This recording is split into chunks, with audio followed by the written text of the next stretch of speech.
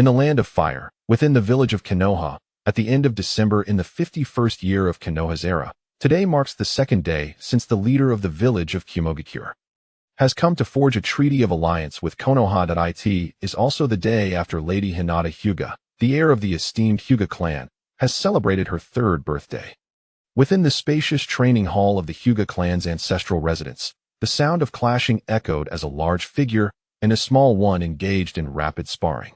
The middle-aged man with shoulder-length hair is none other than Hinata's father, the current clan leader, Hayashi Hyuga. Opposite him, the young girl, barely 3 years of age, is the clan's heir, Hinata. Your footwork is too erratic, Hayashi admonished in a low voice. Yes, father, Hinata replied promptly, steadying her footing and thrusting her right palm forward. Nearby, another pair, a father and son, sat watching intently. The elder was Hisashi Hyuga, the current head of the branch family, accompanied by his 4-year-old son, Neji. Listen well, Neji, Hisashi instructed. You were born to protect Lady Hinata, to safeguard the abilities of the Hyuga clan. Understood, Neji replied, his expression blank, yet his Byakugan eyes reflecting a hint of confusion. Though he spoke with conviction, Hisashi's gaze returned to the petite figure sparring ahead, a flicker of resentment crossing his features, his brow tightening with anger as his veins throbbed visibly. There's a killing intent. Hayashi furrowed his brow, instinctively shielding Hinata with his right arm, his eyes scanning the corners with a grim expression. Swiftly, he formed a hand seal, pressing his thumb against his ring and little fingers, and shouted, Huh? My head. Hisashi suddenly cried out in agony, clutching his head. Neji's heart raced at the sight. Is this what it means to be a caged bird? Feigning ignorance, he called out, Father, what's wrong? Return home. I shall forgive your disgrace today, but do not forget your fate, Hayashi stated coldly as he released the hand seal and turned to exit the room. As Hisashi helped his father up, Neji clenched his fists, watching the retreating figure of Hisashi. Is everything all right? Hinata timidly inquired, confused. I'm fine. Thank you for your concern, Lady Hinata, Hisashi replied as he stood, turning to Neji.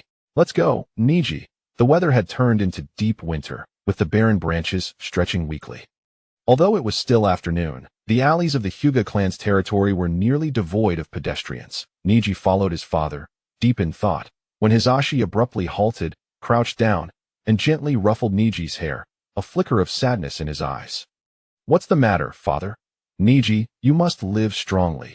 You are the most capable man within our clan to inherit the Hyuga's legacy, Hisashi said slowly. What is it, father?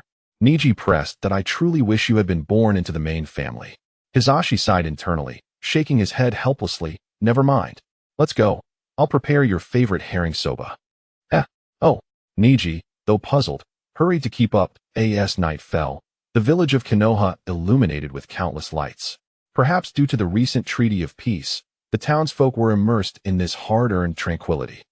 In a dim room on the second floor of the branch family residence, illuminated by the moonlight filtering through the window, Neji sat cross-legged before a mirror, gazing at his small reflection and the pale X-shaped mark on his forehead, a symbol of the caged bird. Though his expression remained calm, the rising and falling of his chest betrayed his inner turmoil. Transmigration to the world of shinobi? The prodigy of the Hyuga branch family. Neji Hyuga, did I not die? This cannot be a dream. As unfamiliar memories surged through his mind, even after a day of contemplation, he found it hard to accept. Damn it! The agony of memory fusion strikes again. As the pain overwhelmed him, Neji clutched his head and rolled in distress, his vision fading to black. Simultaneously, at the Hyuga main house, a faint sound echoed from the second-floor window as a shadow emerged, glancing around to ensure no one was watching. The figure deftly climbed up the tree beside the window, revealing a small child nestled under their arm, young Hinata. Pausing briefly on the tree, the shadow leveraged its momentum to leap onto the surrounding wall, landing soundlessly on the street outside the courtyard. Just as the shadow was about to escape the confines of the main family, it suddenly froze. The back courtyard door swung open with a bang, revealing a middle-aged man clad in a white kimono, standing in the way. The masked figure was startled, and as he raised his hand to strike, the man in white swiftly closed the distance, and before the masked man could react, he felt a sharp pain in his abdomen, collapsing lifelessly to the ground. Quickly seizing Hinata from the fallen figure, Hayashi checked her breathing, relieved to find her unharmed, then furrowed his brow at the lifeless form, bending down to remove the mask. A fleeting glance caused his pupils to constrict in shock, and he exclaimed, "How is this possible?" Morning arrived at the Hyuga residence. Though the branch family's home lacked the grandeur of the main house, Hizashi, as the current head of the branch family and twin brother to the clan leader, enjoyed decent privileges. Upon entering, one was greeted by a small courtyard, several large trees in the corners, a neat two-story wooden house, and a small pond in the back where koi swam happily. Neji stood at the foot of the tree, repeating the gentle fist technique over and over. Now that he had accepted his existence, he resolved to cease lamenting life's misfortunes. He had no intention of delving into the reasons for his reincarnation. Possessing the soul of an adult, he focused solely on how to live better, without being burdened by his past. If life is not good, does it matter which world one inhabits? The suffering endured is ultimately the same, is it not? With a self-deprecating smile, he shouted inwardly, 8 trigrams 32 palms.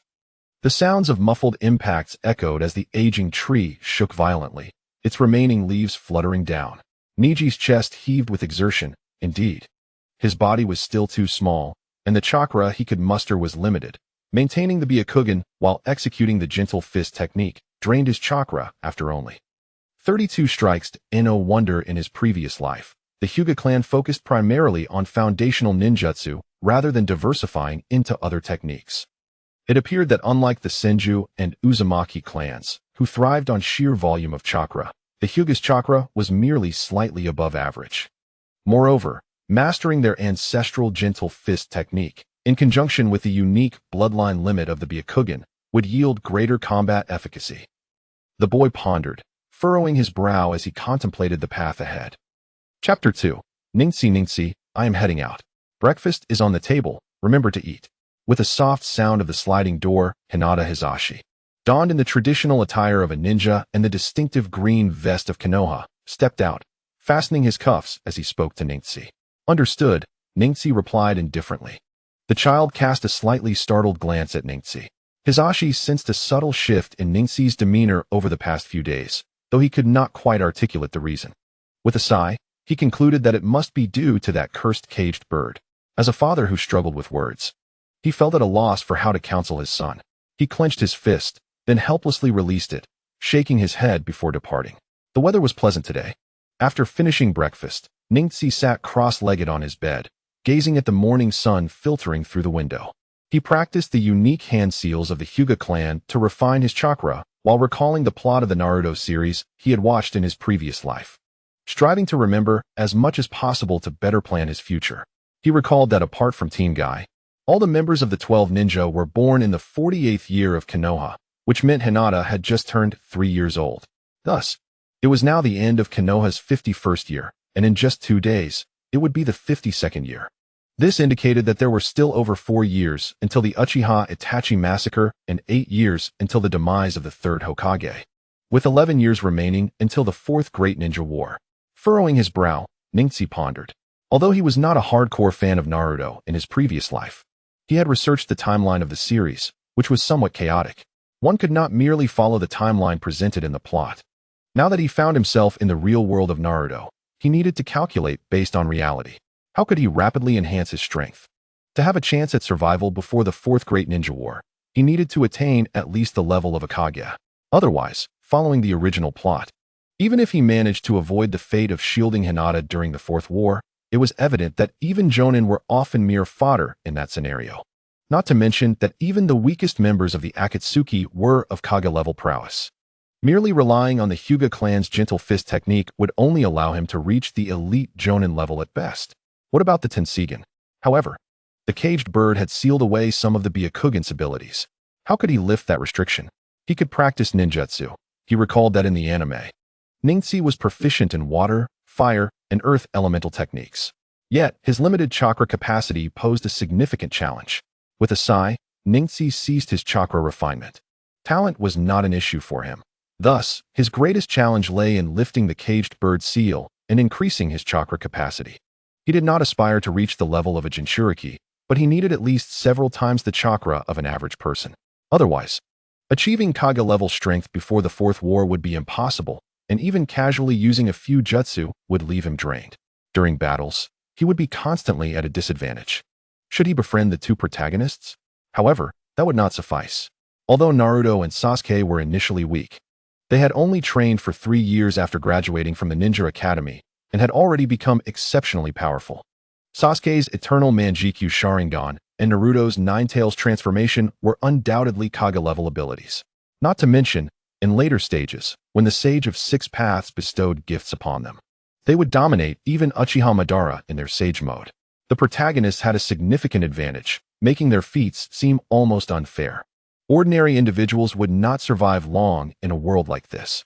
Despite these thoughts, Ningxi, possessing the reasoning of an adult, understood that lamentation was futile.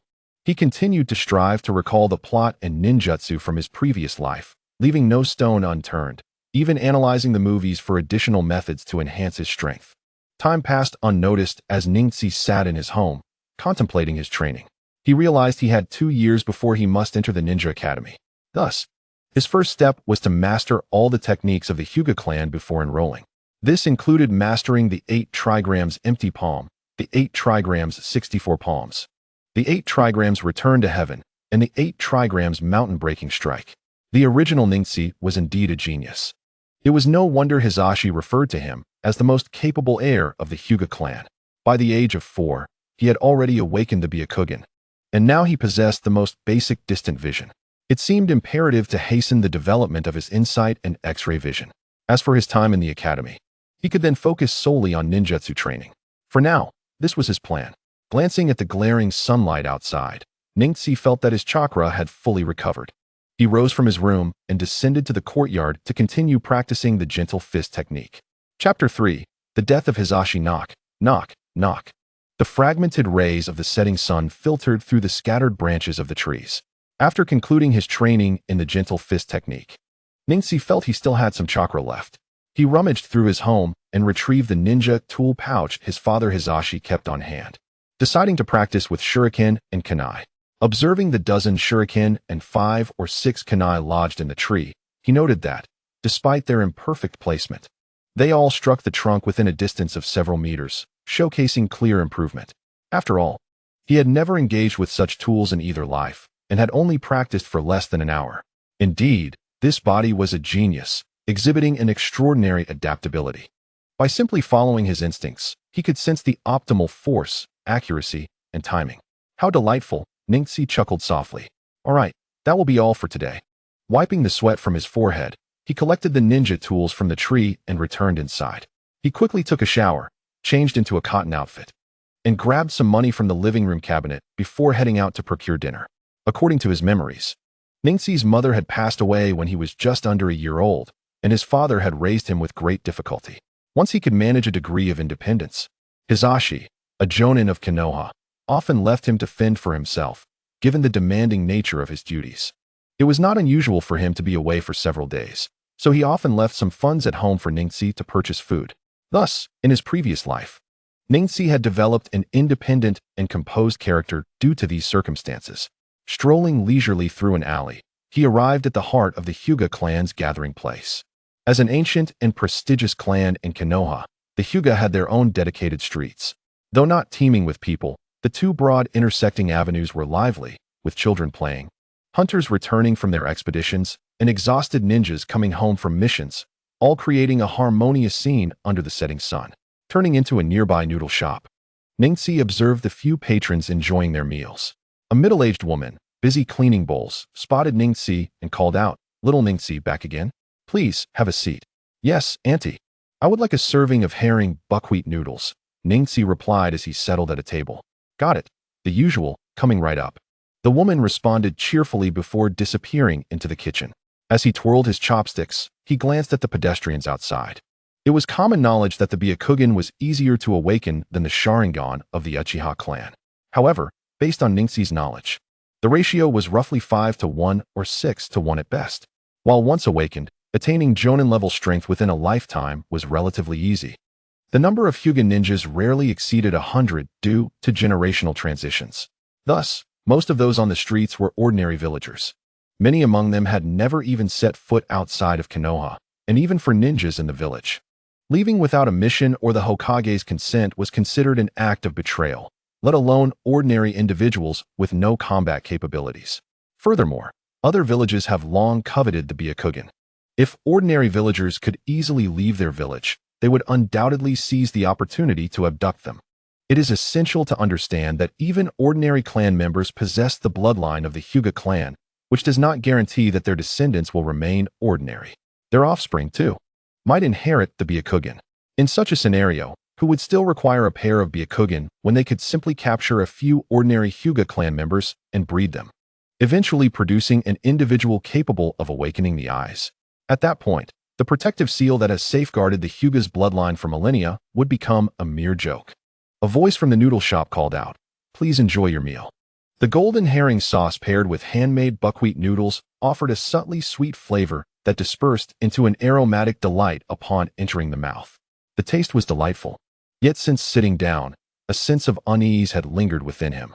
Furrowing his brow, Ningxi suddenly felt a pang of anxiety. This sensation was abrupt and inexplicable. After hastily finishing his meal, Ningxi paid and began to wander aimlessly. He meandered through alleyways and crossed streets, observing the oil-clad figures of the Aburame clan, the aloof Uchiha clan, and the rotund figures of the Akimichi clan, who frequented the various restaurants. He scrutinized the sights of Konoha, each individual and object both strange yet familiar. Unbeknownst to him, he arrived at the banks of the Nanha River. Standing on the embankment, he gazed at the river reflecting the remnants of the setting sun, a shade of crimson. He found himself seated on the withered grass, propping himself up with his hands, staring into the sky with a gaze tinged with melancholy and confusion. Longing surged within him, akin to the waters of the Nanha River. Memories of a past life flooded back. His first time entering a large city, cautious and out of place. Encountering a girl he admired, yet feeling unworthy to meet her gaze. Only daring to observe from afar. After years of work, he had finally saved enough for a down payment on a house, only to mistakenly enter the ladies' restroom, realizing too late that it featured squat toilets and fleeing in embarrassment. Each time he spoke to his family, his mother would incessantly urge him toward marriage while his father sighed in resignation. As the first stars appeared in the sky, the boy looked up, tears streaming down his face. "Whose child are you? Are you lost?" A gentle voice broke through his thoughts. He turned to see a girl of about 8 or 9, bent over with her hands clasped behind her back, her small backpack nearly slipping to the ground. Her large, inquisitive eyes, complemented by a tiny mole at the corner, made her all the more endearing. "No," he replied. "But why are you crying?" she asked, her confusion deepening. "I was just thinking about how the stars, if they were to fall from the sky, would never be able to return. Would the stars and the moon be sad?" Ningxi responded with an expressionless face. "Huh, but the moon hasn't even risen yet," the girl exclaimed, glancing up at the dimming sky, perplexed. After a brief pause without a reply, she looked ahead and noticed the boy had already turned away, hands in his pockets, departing. "Humph, that person is so strange," she muttered in annoyance before humming a tune as she walked away. What was this unsettling feeling? As Ningxi walked along the main street of Konoha, he navigated through the throngs of people out for evening strolls or night shopping, questioning the turmoil within his heart. He turned a corner, intending to take a shortcut through an alley to return home, when he suddenly halted. Voices from a nearby tavern caught his attention. "Have you heard? The leader of the Cloud Ninja who came to our village to sign the alliance treaty died the other day," a burly man with a scarred face said. His eyes glazed with drink. "What? Aren't they still residing in the village? How could one of them suddenly die?" A bewildered lower-ranked ninja inquired. "Shoo, keep it down," the man cautioned, though his voice remained loud. "It is said that Lord Hizashi killed him. Now, the Cloud Village in the Land of Lightning demands the handover of the murderer, or there may be war." "War?" The tavern fell silent. The prospect of losing the hard-won peace loomed ominously.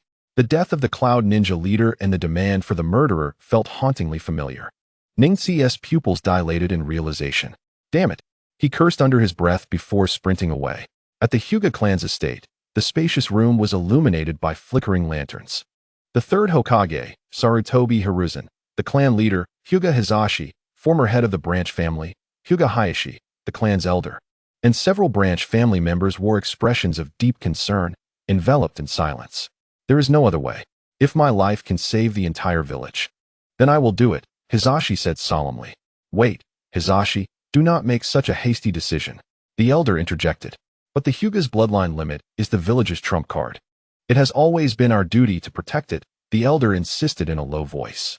Yet, by fulfilling our duty, are we not dragging the village into the abyss of despair? Hisashi retorted. I understand that, which is why the branch family exists, the elder sighed. We will offer the body of Hayashi as your substitute. He has already consented to this. But, Hisashi, sweating profusely, stepped forward. Those ruffians desire the abilities and secrets of the Byakugan. Once Hayashi is dead, the power of the Byakugan will be destroyed by the cursed seal. They will not accept this method. Though they may think so, the Cloud Village's condition is to hand over your remains, the elder pondered for a moment before adding. Feigning agreement to their demands, and then offering Hayashi, who bears a resemblance to you, will leave them without recourse. Coughing lightly, Hisashi closed his eyes in anguish. Torn between choices. On one side lay his own life. On the other, that of his brother, Hayashi. Hisashi, it is time for you to make your choice. The clan has always protected the Hyuga's bloodline abilities in this manner. Even brothers must be severed when it comes to the clan's fate.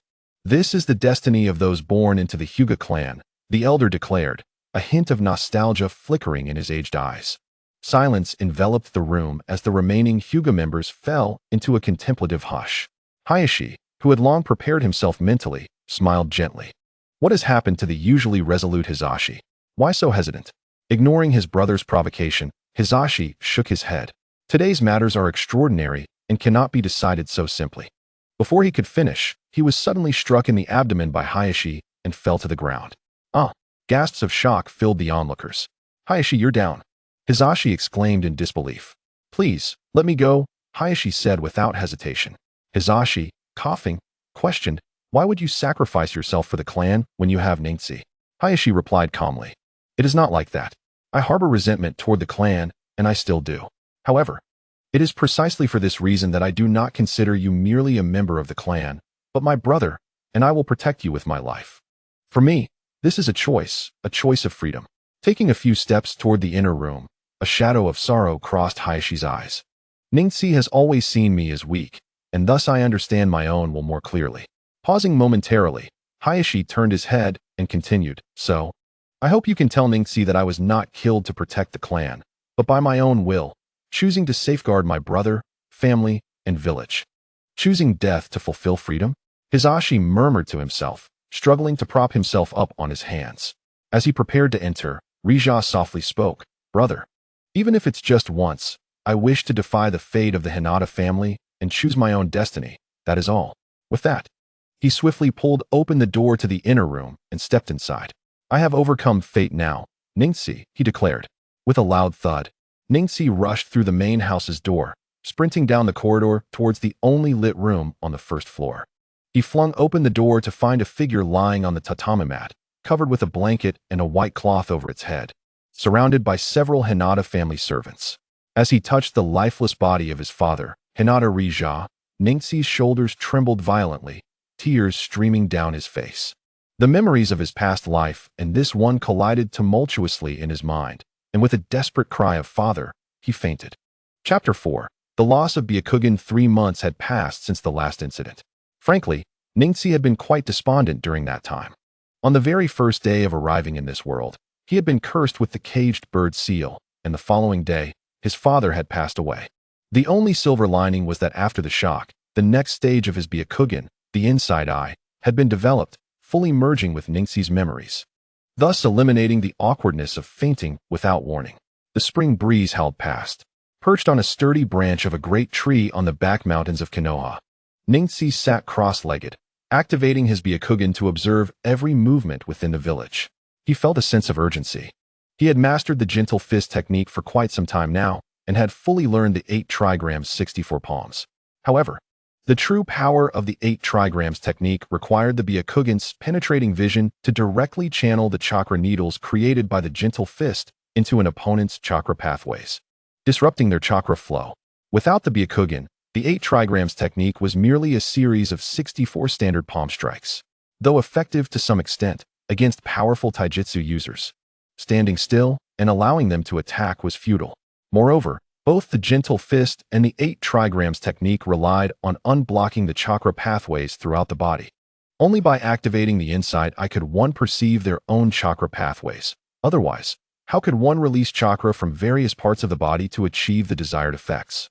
Most jonin could only release chakra through their mouths, palms, or feet to perform ninjutsu, inflicting damage. The inability to release chakra from other areas stemmed from their inability to see their own chakra pathways, leaving them at a loss on how to unblock and train them. Thus, the techniques derived from the gentle fist were exclusive to the Hinata clan. Even if others learned of them, they could not master them. Ningxi's urgency stemmed from this reason. The first stage of Byakugan, which allowed a view of a kilometer radius, and the second stage, which provided a 360-degree perspective, had been developed. He was merely lacking the third stage, the penetrating vision. However, for the past month, despite Ningxi's relentless training with the Byakugan, opening his eyes whenever he had chakra during the day, resting to refine his chakra otherwise, he had yet to unlock this final stage. Consequently, Ningxi's eyes had become somewhat bloodshot from continuously using the Byakugan, and he had exhausted his chakra. He sighed, deactivating the Byakugan, forming hand seals while refining his chakra, and fell into contemplation. Was it due to his age? After all, even prodigies like Uchiha Itachi and Uchiha Shisui had not awakened their Sharingan until 4 or 5 years of age. Itachi had awakened his eyes at 8. Given that his current body was merely 5 years old and had yet to fully develop, perhaps this was the primary limitation. Yet, this was merely conjecture. Since he had unlocked the first 2 stages, why should he be stalled at the third? Clearly, his training intensity was insufficient. After about an hour of recovery, he reactivated his Byakugan, continuing his rigorous training. The reason he chose this location was twofold. First, due to the elevated terrain. The distant sight was more advantageous without the penetrating vision. Second, it allowed him to better observe the village. As is well known, most important institutions within Konoha are concentrated deep within the village, centered around the Hokage building beneath the rock shadow, including the Ninja Academy, Hospital, Yimbiyu gathering points, and route base, among other significant areas. Indeed, there was a slight blind spot behind him, approximately a 1-degree angle where he could not see. Was this the weakness of the branch family's Byakugan? The cursed caged bird seal was designed to mitigate this flaw, yet using the technique required a substantial amount of chakra. Additionally, the technique involved spinning while releasing chakra to deflect attacks. If an enemy obstructed the rotation from the opposite direction, the skill became ineffective. Unlike the main family's Hinata, who possessed a 360-degree field of vision and could defend against attacks from any direction with a single move, requiring less chakra than the technique. Ironically, while the technique was said to be a secret of the main family, it seemed more like a tailored solution for the branch family. With a sigh, Ningxi deactivated his Byakugan, looked up at the sun, then down at his stomach. He rose from the tree and sprinted towards the depths of Konoha's back mountains.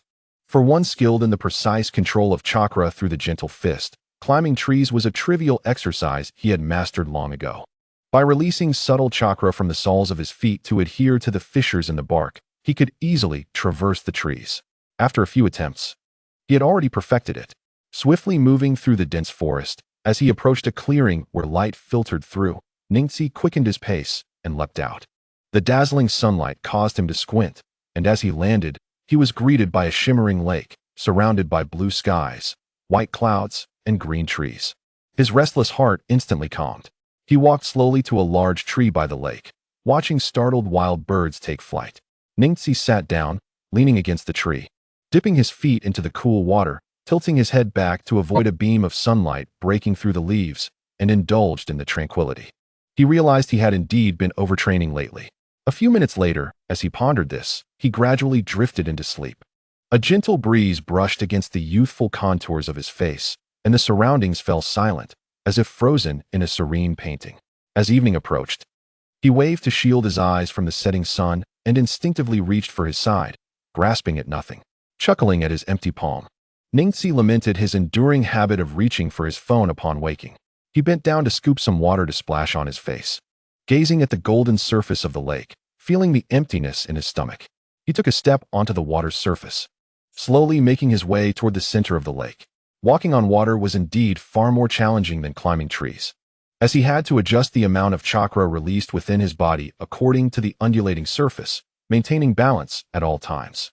He needed to train his body's reflexes to the point where he could walk on water unconsciously. Otherwise, In a battle on the water's surface, distractions could lead to vulnerabilities, giving the enemy an opportunity to strike.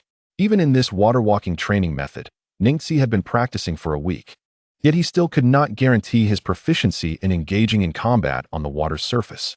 His gaze drifted with the swimming fish, carefully selecting. Too large, too fatty. Too small, too tender.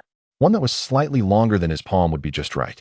After scanning for a moment, he suddenly had an idea and swiftly struck out with both palms at a fish 3 meters to his right and 2 meters directly in front of him, simultaneously calling out in his mind.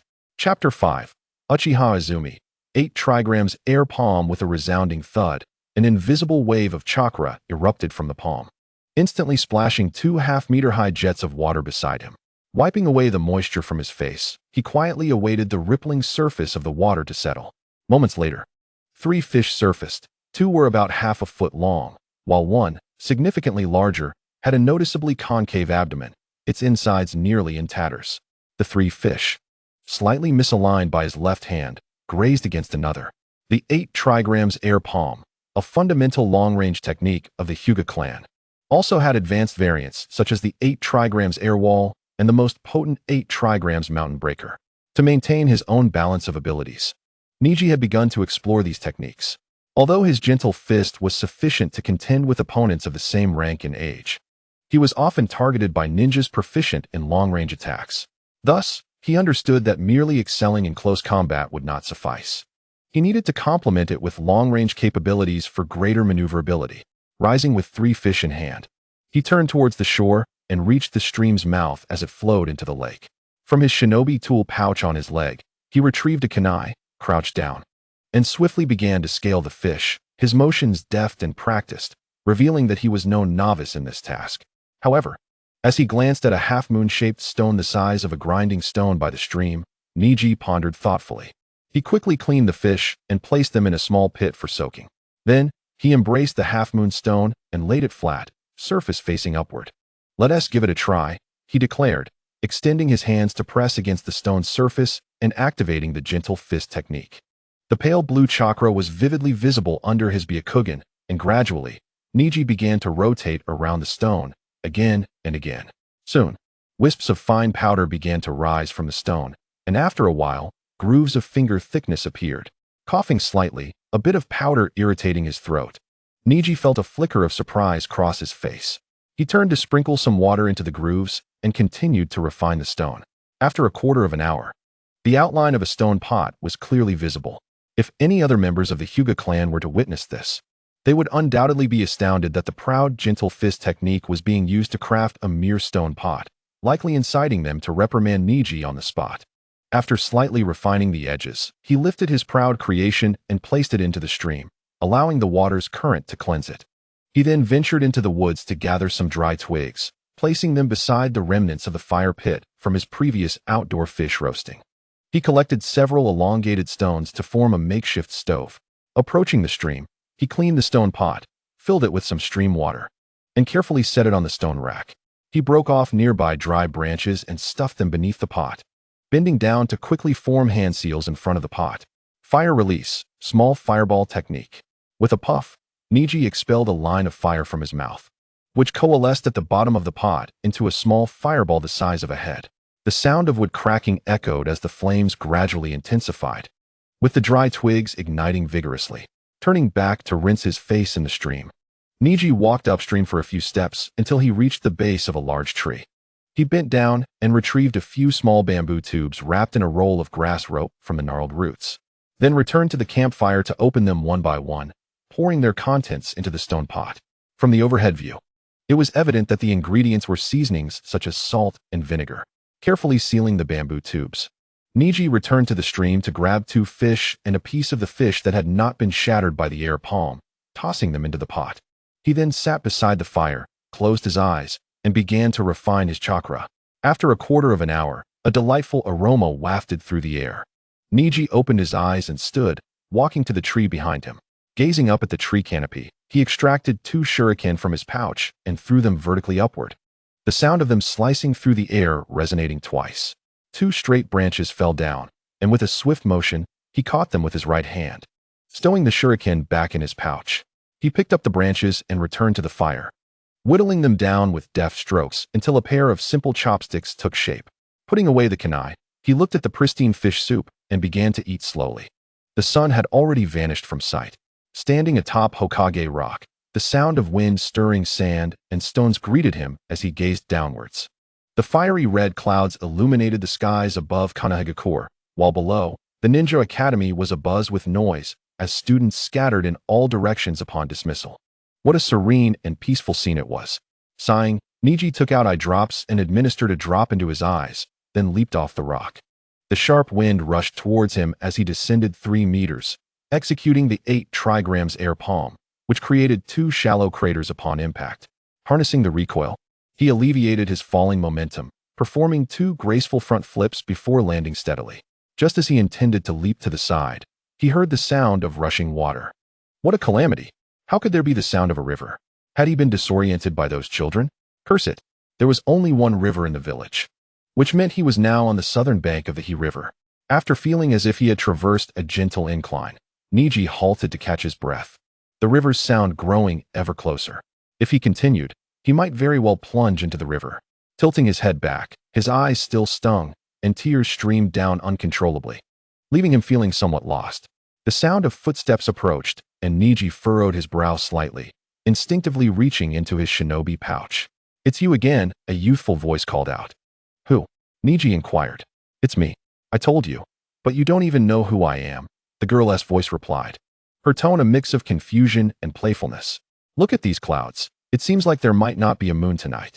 Why are you crying again?" "I'm not crying," Neji stated flatly, retracting his hand from the pouch. "You're lying. Look, your tears are streaming down again," the girl exclaimed. "Who told you that shedding tears equates to crying?" Neji frowned. "Hey, still trying to argue? If you're crying, then what else could it be?" she challenged, unconvinced. "This pair of eyes signifies that I am a member of the Hyuga clan. It's merely temporary blindness due to overexerting my Byakugan," Neji responded. "Byakugan? Have you activated your Byakugan? But you seem younger than me. I haven't even awakened my Sharingan yet," the girl exclaimed in disbelief. "That's nothing remarkable," Neji replied coolly. "Temporary blindness? You won't get lost on your way home, will you?" She chuckled, noticing his expression. "I can tell. All right, let us go. I'll escort you back," she offered. "Is that all right? Can you return alone?" "Well, it might be a bit challenging." "Then it's settled. Let's go." "Ah." Neji felt a bit flustered as the girl took hold of his hand. As they walked, he queried, "Are you from the Uchiha clan?" "Yes, my name is Uchiha Izumi," she replied earnestly. "Uchiha Izumi, I see. I am Hyuga Neji from the Hyuga clan." "Hyuga Neji? Got it," she acknowledged. As they conversed, their figures faded into the distance, gradually disappearing from view. Chapter 6. The All-Seeing Eye. "Is this the residence of the Hyuga clan? It's so lively," Uchiha Izumi remarked, observing the evening crowd. "Have you never been here before?" Neji asked, puzzled. "This is my first time. But why did you buy so many cups of instant noodles?" she inquired, noticing the large assortment in Neji's hands. Neji rolled his eyes. "This isn't enough. With my temporary blindness from overusing the Byakugan, I'll have to survive on instant noodles for at least 2 weeks. Unbelievable. You plan to eat only this?" Izumi's eyes widened in disbelief. "Otherwise, what can I do?" Neji sighed. "Don't your parents take care of you? Are they on a mission? Has it been that long? Is it an S-rank international mission?" She mused in surprise. "No, they are both deceased," Neji replied, shaking his head nonchalantly. "Oh, I'm sorry," she said, the mood turning somber. After a lengthy pause, Izumi finally broke the silence. "You mentioned the second alley behind Aoki Sake house. Just walk right, and you'll find the third to last shop. Are you able to enter by yourself?" Ningxi turned his head and inquired. Chuanmei shook her head, saying, "No, it's too late. I must return home, or else my mother will worry." "Oh, I see," Ningxi replied. "Well, I'm off. Goodbye. I will visit you another day." After Chuanmei finished speaking, she turned and trotted away. Listening to her fading footsteps, Ningxi sighed, slowly placing his belongings outside the door, retrieving his key to unlock it, and then, guided by memory, stepped into his room. "Today is indeed a splendid day," Ningxi mused, sitting on the steps in the backyard, feeling the warm sunlight on his arms and the cheerful chirping of birds in the trees. His forehead was wrapped in several layers of bandages, and his eyes were also bandaged. The bandages on his forehead concealed the marks left by a caged bird, while the ones on his eyes were meant to hold the cooling ointment he had found at home. It will soon be healed, he murmured, reaching up to gently touch the area around his eyes. Though he appeared to be lazily basking in the sun, he was quietly channeling chakra to gather around his eyes, nurturing them. His left hand occasionally coalesced chakra into his palm, gently caressing the area around his eyes, an internal and external process he had devised for himself. While it could not compare to medical ninjutsu, it was effective enough. Otherwise, he would not have persisted for an entire week. If I continue to nurture my Byakugan with chakra every day, will it evolve over time? Ningxi suddenly pondered. It is worth a try, considering the cost is minimal. Knock. Knock, knock. Hey, Ningxi. A series of knocks and calls came from the front door. Who is it? Ningxi raised an eyebrow and responded loudly. It's me, Chuanmei. I've come to see you. Outside, Uchiha Chuanmei stood with her hands behind her back, holding a bag. Oh, the door is open. Come in. I'm in the backyard. Ningxi called out. The sound of the door opening and closing echoed as light footsteps approached. Uchiha Chuanmei, holding the bag, looked at Ningxi, who was sitting on the steps by the pond, and raised an eyebrow. Ningxi, are your eyes any better? Not yet, but I feel they are improving, Ningxi replied, turning to face her. Not better? Then why are you sitting by the pond? Aren't you afraid of falling in? Chuanmei frowned slightly. Well, Ningxi hesitated, then stood up to listen intently before walking towards the pond. What are you doing? Chuanmei asked. Watch, Ningxi said, stepping onto the water with a splash, walking effortlessly to the center of the pond. Wow, are you kidding me? Ningxi, only ninjas can walk on water. You can do it already? Uchiha Chuanmei exclaimed, her eyes wide with astonishment. What's so strange about it? Ningxi replied, returning to sit down and speaking nonchalantly. I just realized you're a genius, just like Itachi, she remarked as she sat down. Itachi? Ningxi inquired. Yes, Uchiha Itachi, the genius of our Uchiha clan, Chuanmei said, her eyes gleaming with admiration. So he is a divine figure, Ningxi thought to himself, squinting slightly. I didn't know. I've never heard of him. Uchiha Chuanmei rolled her eyes. Of course. You wouldn't know yet since you haven't started school. That guy graduated from the Ninja Academy in just 1 year. He even used shadow clones to attend classes. Isn't that infuriating? Chuanmei exclaimed, recalling something that upset her. Indeed, quite impressive, Ningxi smiled. By the way, I brought you honey cakes. Hurry and try them, Chuanmei said, retrieving a bento box from her bag, revealing a row of neatly arranged golden cakes, and presented them to Ningxi. He sniffed the delightful aroma, took a piece, and remarked while chewing, delicious. Thank you. Of course. My mother made them herself, Chuanmei said proudly, lifting her chin. Please thank your mother for me, Ningxi said, reaching for another piece without hesitation. Suddenly, the girl, who was hugging her knees, let out a sigh. What's wrong? Ningxi paused, gazing at her in surprise while chewing on a piece of cake. I heard that Itachi awakened his Sharingan during a mission, but one of his companions also sacrificed their life. I've tried to visit him a few times, and he seems quite down. I'm not sure whether I should congratulate him on awakening it or comfort him, Chuanmei said, playing with her hair, looking somewhat dejected. I see. Do you have feelings for him? Ningxi asked casually. Huh. Chuanmei's cheeks flushed, and she hurriedly replied. How could that be? Though he has great talent, he is rather quiet and aloof, making it hard to understand what he is thinking. He always seems a bit strange. Besides, all the girls in class like him. Isn't it normal for me, as a fellow clan member, to care about him? Really?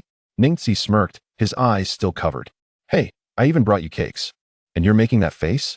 Chuanmei glared at him before her expression fell, resting her chin on her hands and asking, what should I do? After a moment of contemplation, Ningxi said, I think it's best to focus on comforting him. Though awakening the Sharingan is significant, he must be heartbroken and filled with guilt over the loss of his companion. But he ignores me. Chuanmei sighed, playing with her hair again. With his hands propped behind him, Ningxi leaned back, gazing at the sky, trying to align his eyes with the sun to feel its warmth, and softly spoke. Hearts may not always resonate in rhythm, but intentions can surely be conveyed, right? Chuanmei nodded gently. Let us not dwell on that. Let me tell you about something that happened at school last time. Their conversation faded into the distance. A gentle breeze blew, and cheerful birds flew overhead, painting a picture of peace in the village. That night, Ningxi stood before the mirror, unraveling the bandages around his head, slowly opening his eyes to examine his face and scrutinize his white pupils. Unscathed, with a thought, his Byakugan activated, causing the veins around his eyes to bulge as he blinked and infused chakra into them, then lowered his gaze to watch his hands intently. Through the Byakugan's perspective, the pale blue chakra flowed rapidly through his meridians, and he glanced at his entire body, noticing chakra circulating throughout. This was the third form of the Byakugan, the X-ray vision. He raised his head and scanned the walls, observing everyone within a kilometer radius outside. Passers-by, patrolling ninjas. Those resting in their beds, none escaped his sight. Previously, when using only the distant vision, he could see only the silhouettes of people in black and white, along with their movements and expressions. Now, with the X-ray vision, the size and flow of everyone's chakra were distinctly visible. Even the tiniest meridian points were clear as day. What is the essence of a ninja? Ninjutsu, Jinjutsu, and Taijutsu all are grounded in chakra, and under this pair of Byakugan, no chakra can remain concealed. Coupled with the gentle fist technique derived from the Byakugan, the Hyuga clan is virtually invincible in close combat. The claim that they are the strongest taijutsu faction in Konoha is not mere boast. It has been validated through extensive real combat experience. With a sigh, Ningxi closed his Byakugan, closed his eyes, and settled into a meditative posture to refine his chakra. Chakra refinement is a daily practice for ninjas, and hardly any ninja would neglect this aspect. Refining chakra not only increases one's chakra capacity, but also enhances its purity. The so-called hand seal speed essentially translates to the speed at which one can mobilize their chakra in battle. According to Ningxi's understanding, the chakra of a genin is temporarily extracted during an attack, while a chunin reserves half of their chakra in advance during missions. In contrast, a jonin maintains their chakra in a state of vigilance at all times, even possessing combat capabilities if awakened suddenly from slumber. This raises a pertinent question. It is well known that the chakra of ordinary ninjas is stored within their meridians, which can only hold a limited amount. As chakra extraction occurs daily, where is the surplus chakra stored?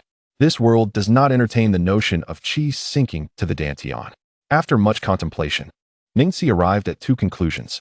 The first is purity. Since the size of everyone's meridians is relatively uniform, the storage capacity is also similar. However, if my chakra is purer than yours, while you expend half of your chakra for a B-rank ninjutsu, I may only require a quarter. Thus, does my chakra not effectively equate to double yours? The second is the critical point, a trait generally possessed only by jonin. Simply put, jonin have honed their chakra refinement to an instinctual level, maintaining excess physical and mental energy at a critical threshold, allowing them to instantly convert it into chakra during emergencies to perform ninjutsu in combat. Young genin diligently refine their chakra day and night, as their physical and mental strength gradually increases with age. If they do not promptly harness their potential, their abundant energy would be squandered, resulting in wasted chakra. Conversely, most individuals who become jonin are already in their middle age, having reached the pinnacle of physical and mental strength. No matter how much they refine, their chakra quantity becomes fixed, and their pursuit shifts towards recovery speed and transformation capabilities. For instance, the third Hokage, in his old age, experienced a significant decline in physical and mental strength, even failing to contend with the resurrected Orochimaru. Of course, this does not apply to Jinchuriki. Ordinary ninjas rely solely on their chakra for combat.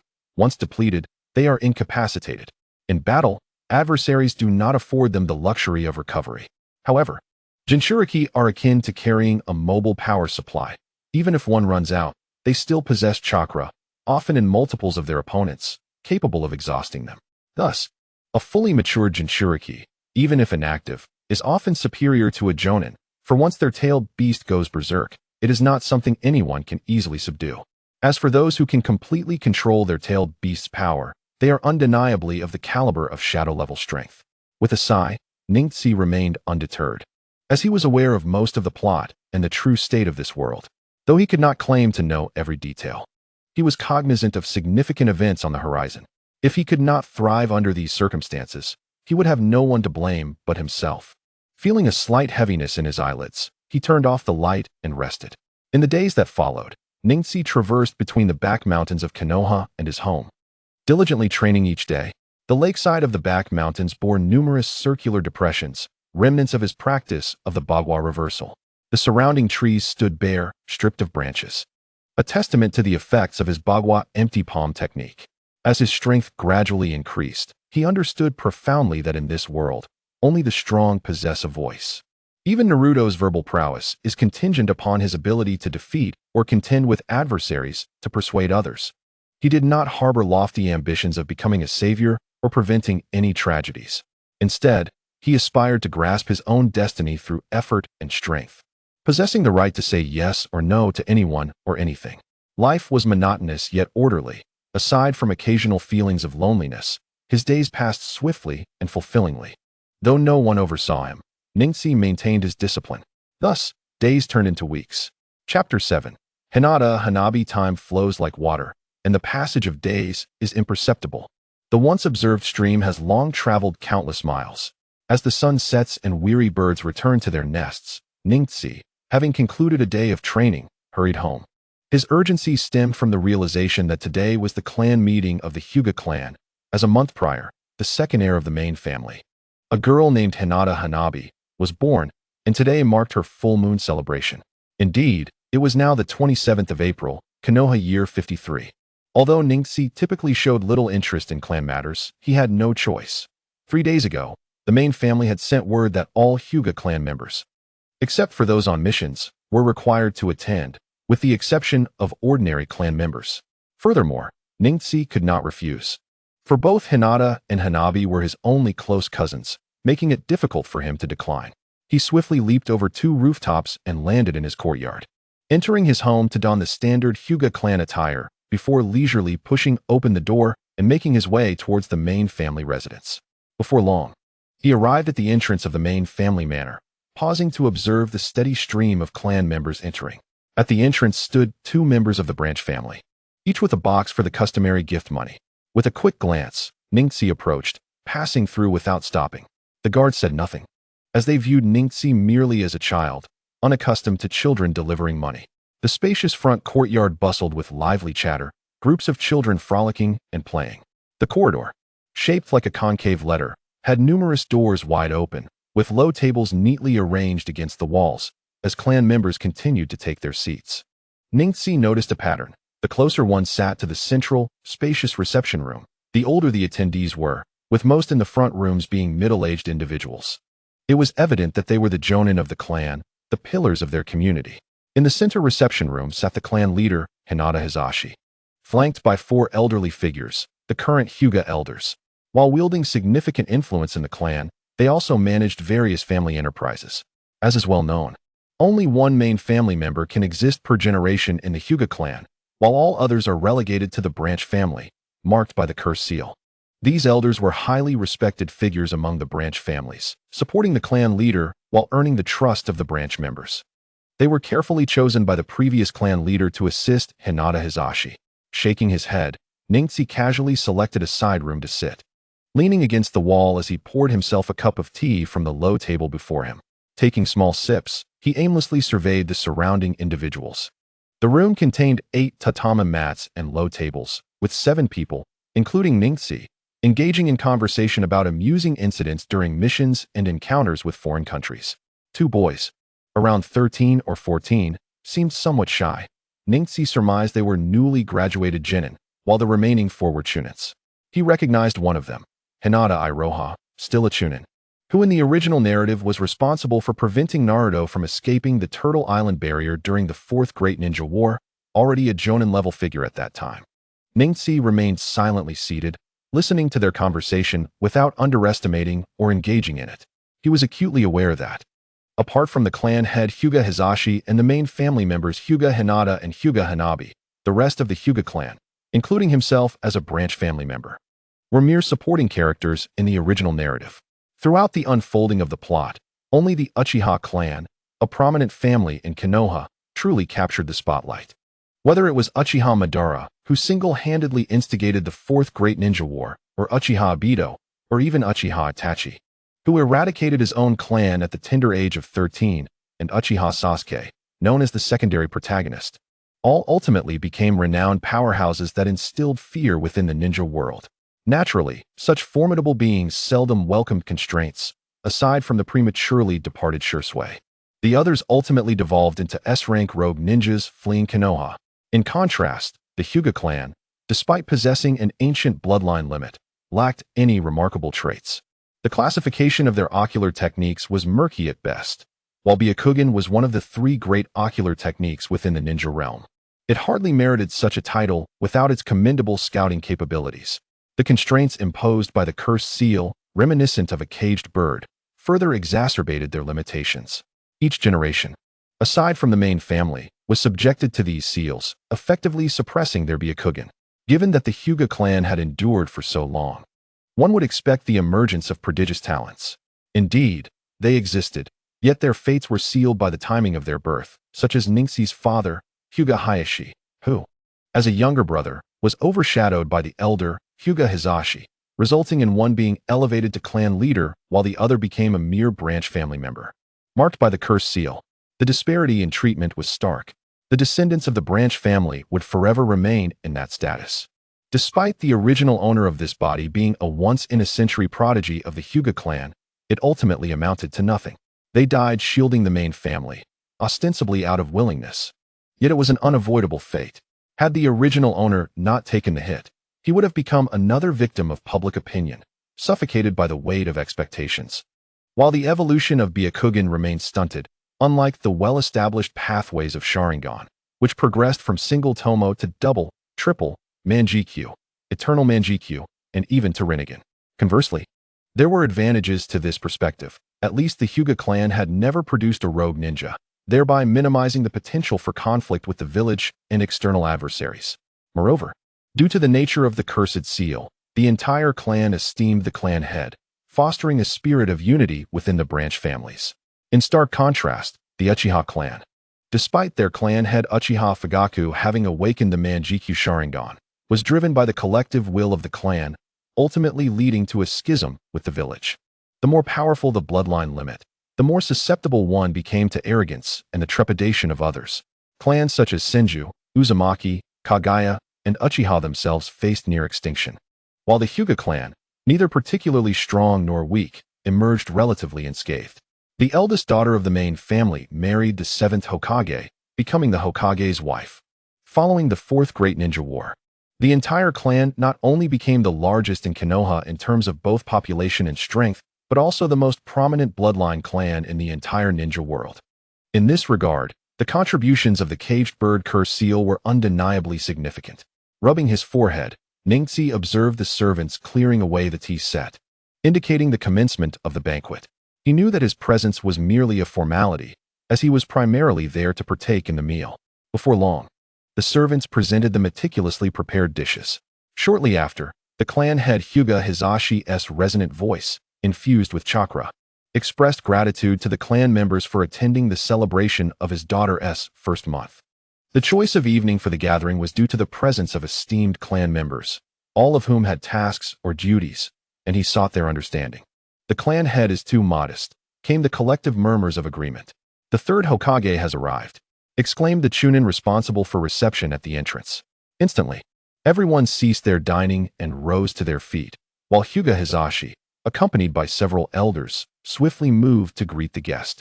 A diminutive elder entered, adorned with a red and white straw hat and a white and red Hokage cloak, flanked by 2 guards. He removed the pipe from his mouth, greeted those around him with a warm smile, and ambled towards the center of the hall. As Ningxi observed the figure of the 3rd Hokage, Sarutobi Hiruzen, fade from view, he returned his gaze to the food before him.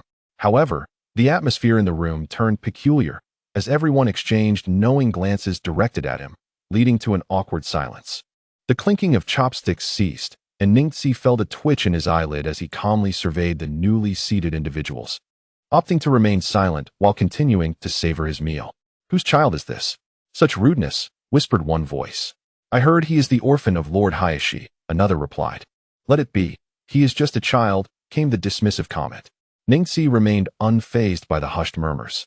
The Hyuga clan, as staunch supporters of the Hokage, held great respect for the 3rd Hokage, Sarutobi Hiruzen, who was known for his approachable demeanor and effective governance, earning the acknowledgement of the majority. To them, Ningxi's actions undoubtedly bore an air of disrespect, a sentiment he could comprehend, yet understanding did not equate to concern. Regardless of his previous life or this one, he had never favored superficial niceties. His disdain for such trivialities had once led to his misfortune, yet now his circumstances had transformed. His environment and survival methods were entirely different. As more guests arrived, including members from the Yamanaka, Nara, and Aburame clans, Ningxi noticed the noisy gathering and furrowed his brow, rising to make his way toward the entrance. Although additional activities were scheduled, he found no interest in them. The gathering of Chunin and their exchanges were beyond his participation. And as for the Genin, he found them laughable. Though he had yet to engage in combat, he had assessed that ordinary Genin posed no threat to him. Raising his head to glance at the streetlights, he pondered as he walked home. He had already mastered the gentle fist technique, including the 8 trigrams 64 palms and the 8 trigrams empty palm, while he intended to find time to practice the 8 trigrams revolving heaven, a technique exclusive to the main family. However, as a branch family member, his Byakugan possessed blind spots, rendering this technique of limited utility to him. The 8 trigrams 128 palms was essentially an upgraded version of the 64 palms, attacking the same point twice. He was still not proficient enough, after all. He had always practiced against stationary targets, although adversaries might be hindered by the continuous assault of the 8 trigrams. Their movement made it significantly challenging to strike the same pinpoint twice. As April drew to a close, he realized that in 3 months, he would turn 6. According to regulations, he was to attend the Ninja Academy, which typically commenced in September. Thus, it appeared that this September, he would embark on his academic journey. Thus, the cultivation of ninjutsu must be prioritized. The more formidable one becomes, the greater the likelihood of survival in future battles. After all, we are entering an era where danger lurks at every corner. To ensure one's safety and freedom, one must rely on their own strength. However, the most pressing challenge at present is how to rapidly enhance one's chakra reserves. Waiting for the natural progression of age to increase one's chakra is far too slow, and I find such an approach unacceptable. Moreover, unless my chakra can be amplified by at least 2 to 3 times, the practice of ninjutsu would be rendered meaningless. Otherwise, training with a chakra amount akin to that of an ordinary person would simply mean a prolonged practice duration, limiting the number of attempts per day. Even if I were to master a plethora of ninjutsu, what is the point if my chakra is insufficient to unleash them? There is little distinction between having ninjutsu and lacking the chakra to execute it. With a gentle push, I opened the door to my home and closed it behind me. I returned to my room, seated myself cross-legged on the bed, and fell into contemplation, having stumbled upon yet another dilemma. Where could I learn ninjutsu? It is well known that the Hinata clan does not practice ninjutsu. Even if there were opportunities to clandestinely learn, no such avenues exist. The scrolls possessed by my clan members are likely spoils of war, most of which have been surrendered to the village. Although I was an avid fan of the Hokage in my previous life, my understanding of ninjutsu was limited to mere names. The few techniques I remembered, such as Doton, Dorin, Suiton, Suijin Hiki, and Katon, Gokakyu no Jutsu, were only etched in my memory due to their simplicity and prominence.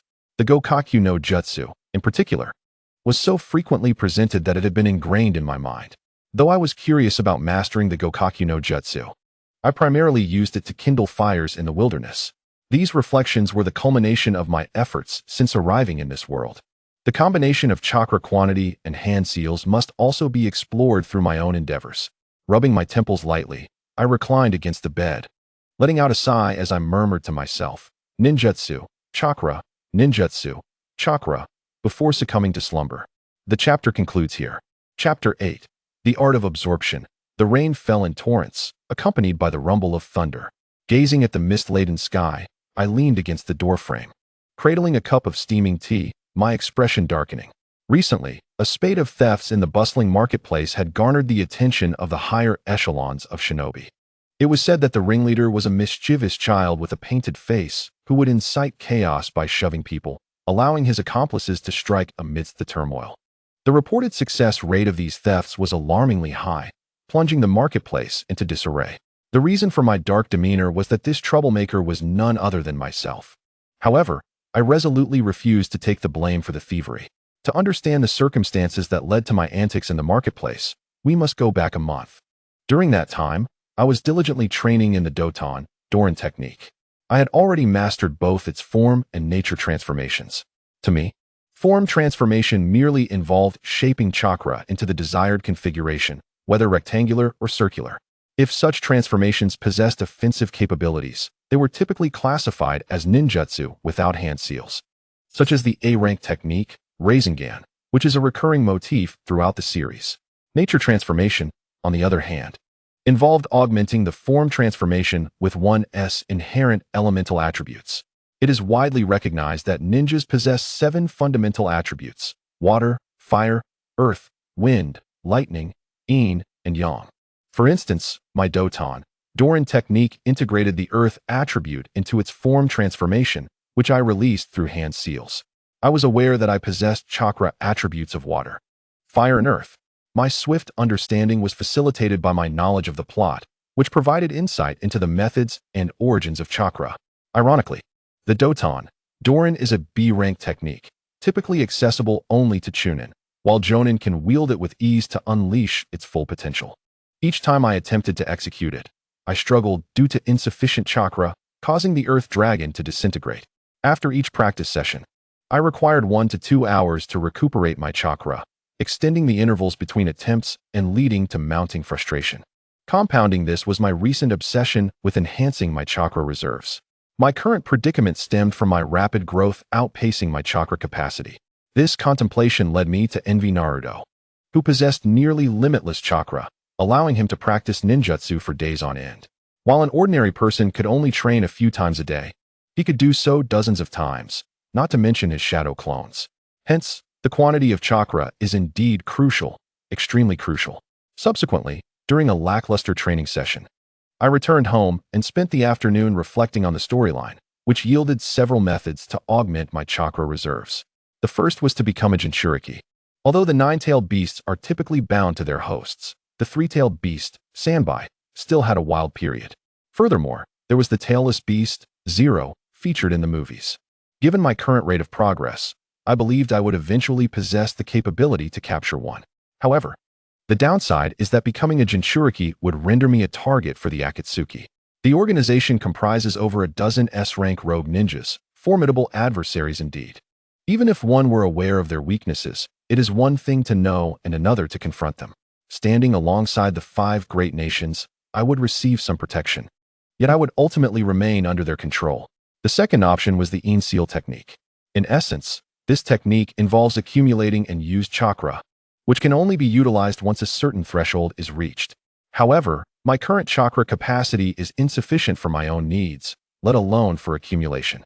Additionally, the scroll for this technique resides in the Hokage's secret chamber, making acquisition exceedingly difficult. Thirdly, there is Senjutsu. Yet, Senjutsu can only be practiced in 3 locations: Myobokuzen, Ryuchi Cave, and Shikatsuren. Setting aside the question of whether I could learn it, Senjutsu fundamentally entails the fusion of natural chakra with one's own chakra. This means that the more chakra one possesses, the greater the likelihood of mastering Senjutsu, the longer its duration, and the more potent its effects. All seasoned Jonin are aware of these 3 sacred grounds, yet few manage to master Senjutsu. The reason is simple.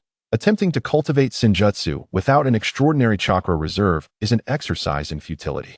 As for the fourth option, I merely entertained a nefarious thought to bind Uchiha Sasuke after Orochimaru took an interest in him and exchange him for the forbidden reanimation jutsu. If he refused, I would have to resort to threats. After acquiring the technique, I could then secretly capture Uzumaki Naruto and perform the reincarnation ceremony. No matter how strong Naruto's consciousness may be, could it withstand the soul of someone who has lived 2 lifetimes? The reincarnated version of myself would possess a noble lineage, a rich background, and an aura of destiny.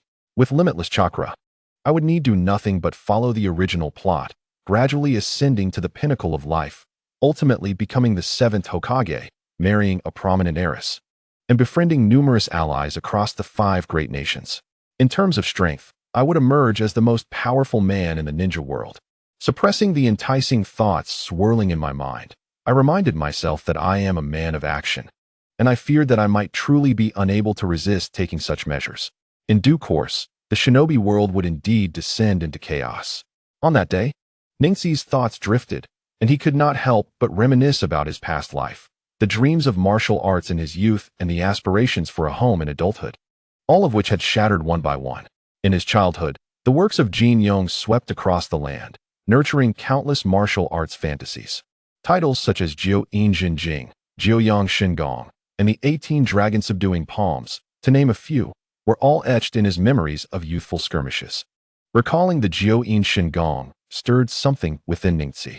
He remembered how he had eagerly watched Tianlong Babu during its peak popularity, eventually purchasing a book from a street vendor to satiate his appetite for the story. He recalled how Duan Yu, upon discovering 36 illustrations for the Jiu Yin Shingong, had only practiced the first two, feeling that absorbing others' power contradicted his principles.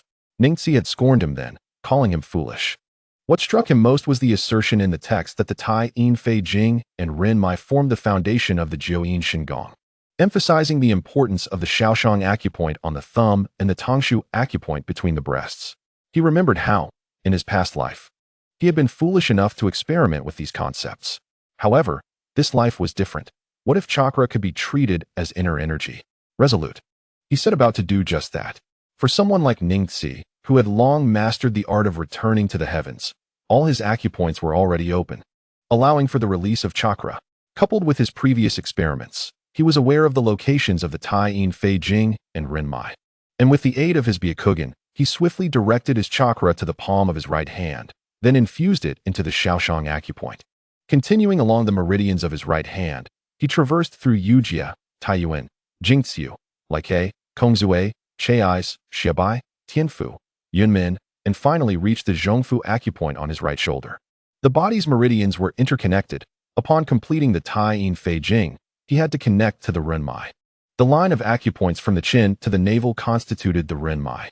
At that moment, Ningxi directed his chakra away from the Zhongfu acupoint into the Ren Mai, flowing down from the Lianchuan acupoint in his throat through Qiantu, Xuanji, Huagai, Zigong, Yutong, ultimately infusing it into the Tangshu acupoint in his chest. After quite some time, Ningxi furrowed his brow, detecting no immediate reaction. Lowering his gaze and using his Byakugan, he confirmed that chakra indeed resided within the Tangshu acupoint. Without further hesitation, he continued to channel chakra repeatedly into the Tangshu from the Tai Yin Fei Jing, imitating the process of absorbing inner energy as described in the Jiu Yin Shingong. After nearly exhausting his chakra reserves, Ningxi discovered that the Tangshu could hold a substantial amount. Just as he was about to rest after having leaned against his thigh, he felt a sudden pulling force from his right hand, as chakra from his thigh was drawn away. Startled, he quickly halted the flow of chakra, wiping the sweat from his forehead. Though somewhat shaken, Ningxi's heart surged with excitement. This method was indeed effective. Thus, in the days that followed, Ningxi ventured into the bustling market to practice his newfound technique. While the majority of people there were ordinary, a few shinobi mingled among them, allowing him to absorb chakra without drawing attention. Ordinary individuals possessed chakra too, albeit in lesser quantities and purity compared to shinobi. For Ningxi, still in the experimental phase, this was sufficient. However, he did not anticipate that a few pickpockets would mimic his actions, resulting in quite a commotion. As the sparse raindrops signaled the impending cessation of the downpour, Ningxi turned back indoors to pour himself a cup of hot tea. Gazing at the clearing sky, he murmured to himself, "This incomplete Jiu Yin Shingong shall henceforth be known as the Shi Xing de Fa." This name stemmed from his findings over the past few days. Indeed, it had proven effective in absorbing chakra, though it lacked the ability to convert it for immediate use. When others' chakra entered his body, it could not be utilized directly, and if the quantity was minimal, it would be assimilated by his own chakra within a day or two. However, if the quantity was substantial, he would need to refine it further before it could be of use. Moreover, the absorbed chakra could not exceed his own reserves, lest he suffer from reverse assimilation, which, while not harmful, would render his chakra unusable for a few days. Was this not akin to the Shi Xing de Fa? After all, the Shi Xing de Fa was derived from the Jiu Yin Shingong, albeit with a lesser proportion. Duan Yu had only practiced 1 or 2 illustrations.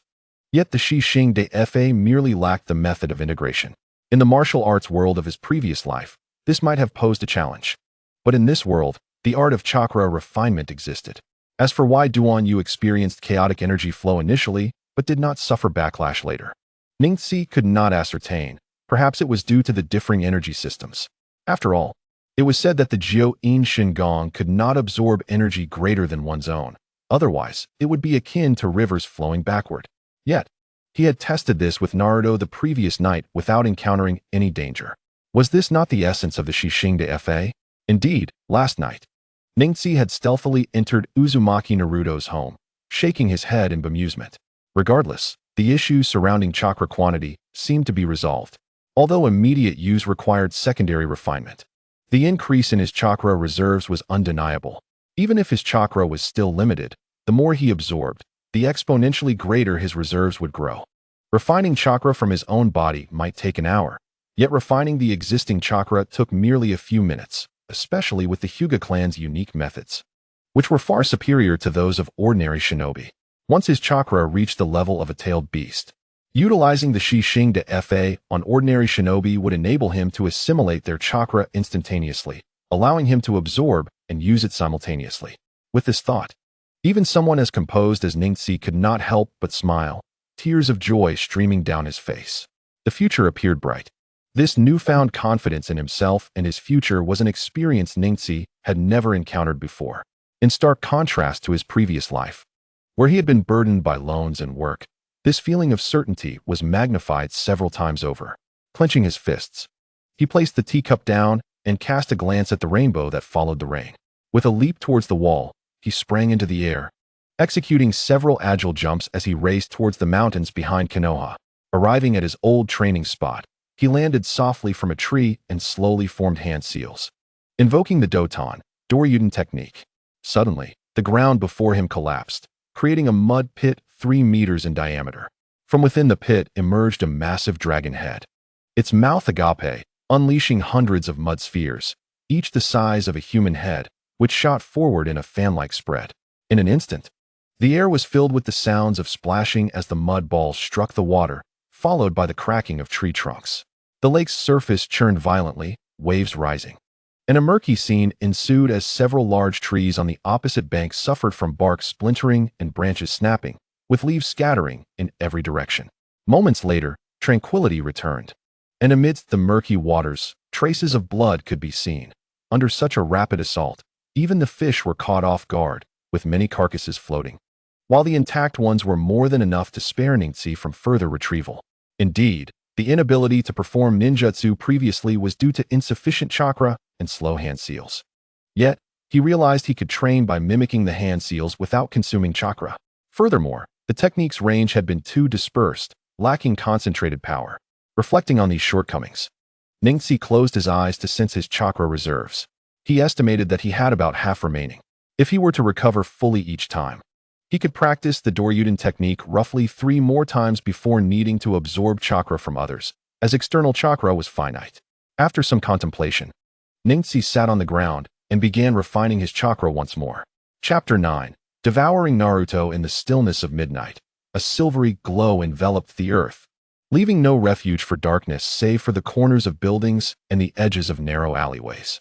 Crickets chirped amidst the grass by the roadside, blissfully unaware of the shadow that leapt over them, continuing their merry serenade.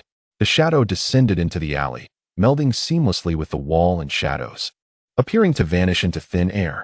Within mere breaths, the shadow emerged from the far end of the alley, its toes barely touching the ground as it darted around the corner of a building, pausing momentarily before scaling the wall with agile grace. After several swift steps, it grasped the eaves and executed a silent backflip, landing softly before continuing its ascent, repeating the process as it moved from the first to the second and then to the third floor. A gentle thud broke the silence as the shadow stealthily approached a window, bending down to observe for a brief moment. The moonlight streamed through, illuminating half of a bed where a small figure lay sprawled in a star shape. It was a boy, bubbles escaping his nose, a nightcap resting beside him, and a shock of bright yellow hair that even the moonlight could not conceal. With a soft tug, the shadow opened the window and slipped into the darkness of the room, waiting silently as the boy continued to sleep soundly. Emerging from the shadows, the figure glanced at the window, and under the moon's gentle illumination, the features of Hyuga Neji were revealed, a handsome yet youthful visage. Turning to gaze at the slumbering Naruto, Neji retrieved a small vial from his pocket, popping it open with a soft pop. He held it beneath Naruto's nose for several seconds before withdrawing it, patiently awaiting a few minutes. After a brief interval, Neji gently nudged Naruto, receiving no response. A second push yielded the same result, though Naruto's rhythmic snoring persisted. With a sigh, Neji settled himself on the edge of the bed, shrouded in the shadows where the moonlight did not reach. He rolled up his sleeves, pressing his left hand against Naruto's thigh, mentally invoking the technique of the Hashikazu no Jutsu. Instantly, chakra from his left hand surged back towards the tanden. An appalling sensation emanated from his palm as Naruto's chakra flowed into him through the thumb's Shoshan point. However, this time, Neji intended to refine the chakra as he absorbed it, ensuring that it would transform into his own upon entering the tanden. To achieve this, he established two barriers of his own chakra at the Yutong and Zigong points, concentrating his awareness on that segment of the meridian to employ the chakra refinement method. Once external chakra traversed this area, it would be converted and refined anew, akin to adding a filter within a water pipe. This focused method allowed for a significantly faster refinement compared to attempting to refine chakra from across the entire body. Thus, when Naruto's chakra reached the Yutong and Zigong points, it only hesitated momentarily before flowing smoothly into the tanden. The sole difference being that it became slightly thinner and took on a deeper blue hue after passing through the barriers. This was a positive sign, indicating that the chakra had become purer after the second refinement. The first refinement occurred when the chakra was forcibly extracted by the Hashikazu no Jutsu. However, this method of simultaneous extraction and transformation could only be applied to those who were incapacitated and unable to move. In battle, one could only absorb chakra without transforming it, as no one in the ninja world dared to refine chakra while engaged in combat. Such recklessness would be tantamount to courting death. Moreover, even during battle, forcibly absorbing chakra could not exceed half of one's total chakra capacity. An excess of foreign chakra would muddle one's own, diminishing its purity and complicating chakra manipulation. It is crucial to understand that the speed of hand seals must be matched by the speed of chakra mobilization. Shaking his head, Neji opened his eyes, internally lamenting the overwhelming nature of the Hashikazu no Jutsu. In just half an hour, the quantity of forcibly absorbed chakra had surpassed 3 times his usual total. And this was merely from one hand's consumption. Casting a glance at the pale-faced Naruto lying on the bed, a flicker of envy crossed Neji's eyes. Truly, the sage's body was remarkable. At just 4.5 years old, Naruto possessed chakra several times that of his peers. The envy was only slight, though. As he refocused his thoughts on the task at hand, were it anyone else, he might worry about draining their chakra to the point of death. As for Naruto, even if he were to burst from the excess, he likely would not perish. Moments later, Neji's expression tightened as he sensed an incoming surge. A dark red chakra suddenly spilled forth from Naruto's body, devoid of any burning sensation, yet bubbling forth like molten lava, enveloping Naruto while a significant amount of crimson chakra surged towards Neji. This chakra was both potent and malevolent, steeped in ill intent. As I suspected, once Naruto's chakra is depleted, the Nine Tails, as his cohabitant, can only release chakra to protect him. Observing the scarlet chakra that had crept up his arm, Neji let out a cold chuckle, thinking, "You wish to burst me? That depends on whether I consent."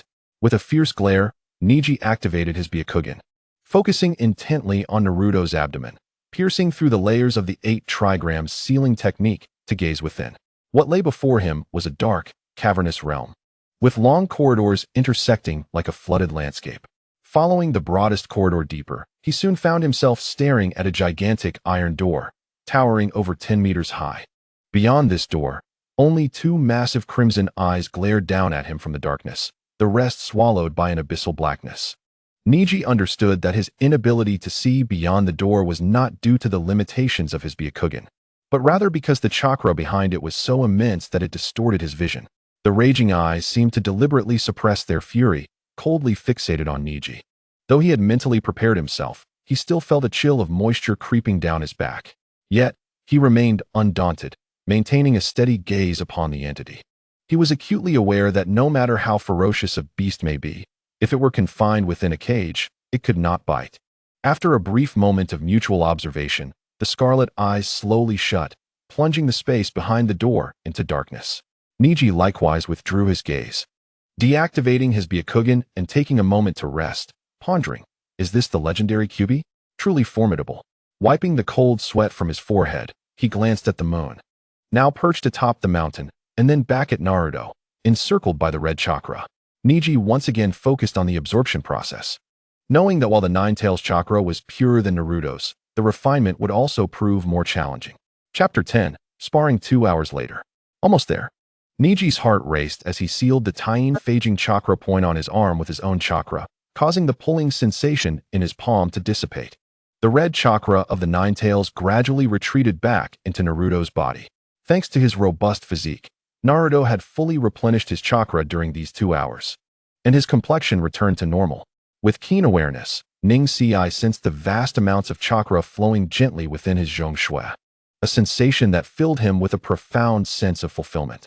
The spaciousness of the zhongshui was beyond his expectations, and curiously, while he could perceive the quantity of chakra within, he could not ascertain the extent of the remaining space. It was no wonder that martial arts novels from his past life boldly proclaimed the limitless potential of chakra, accumulating and growing ever thicker. Akin to the immense northern sea's Tianqi, capable of floating 1,000 li kuan. However, he did not delve too deeply into this mystery. After all, this was the world of Hokage. Even ceiling-tailed beasts within a Jinchuriki's body could create a space for them to reside. So it was not surprising that he had his own space within the zhongshui. Perhaps everyone in this world possessed such a phenomenon, and he was merely the first to discover it. After all, aside from the 8 gates, no one would be foolish enough to break through acupoints. And with so many acupoints in the human body, who could possibly know which held a space? The larger the space, the greater the joy for Ning Ci. Nevertheless, even if it were small, he would not be disheartened, for he had long prepared for such eventualities. Previously, he had lamented the lack of methods to extract chakra, but now that he had found one, he needn't worry about storage. Rising, he smoothed the creases from the bed linens and surveyed his surroundings. Satisfied to find no remnants or traces left behind, he confidently opened the window, gently pulled it shut, and crouching low, hurried down the stairs, racing towards home. Dingling, dingling. He rose to turn off the alarm clock, glancing at the time and realizing it was already midday. With a casual demeanor, Ning Ci rose to wash up. Having absorbed chakra through the night until the morning, he expected to feel invigorated, as more chakra usually equated to heightened vitality. Yet, since he had refined the chakra of others, it was his own mental energy that had been consumed. No matter how robust his soul, the vessel of his body was still too small, and ultimately, his endurance fell short. Taking 2 eggs from the refrigerator, Ning Ci planned to whip up a simple egg fried rice for lunch. Indeed, it was a refrigerator, a peculiar element in the technologically advanced world of Hokage. Ning Ci often found it amusing, for despite the prevailing ancient ambience, the technological advancements were remarkably rapid. After leisurely finishing his meal, Ning Ci changed into a black mesh training outfit and stepped outside. It was the weekend.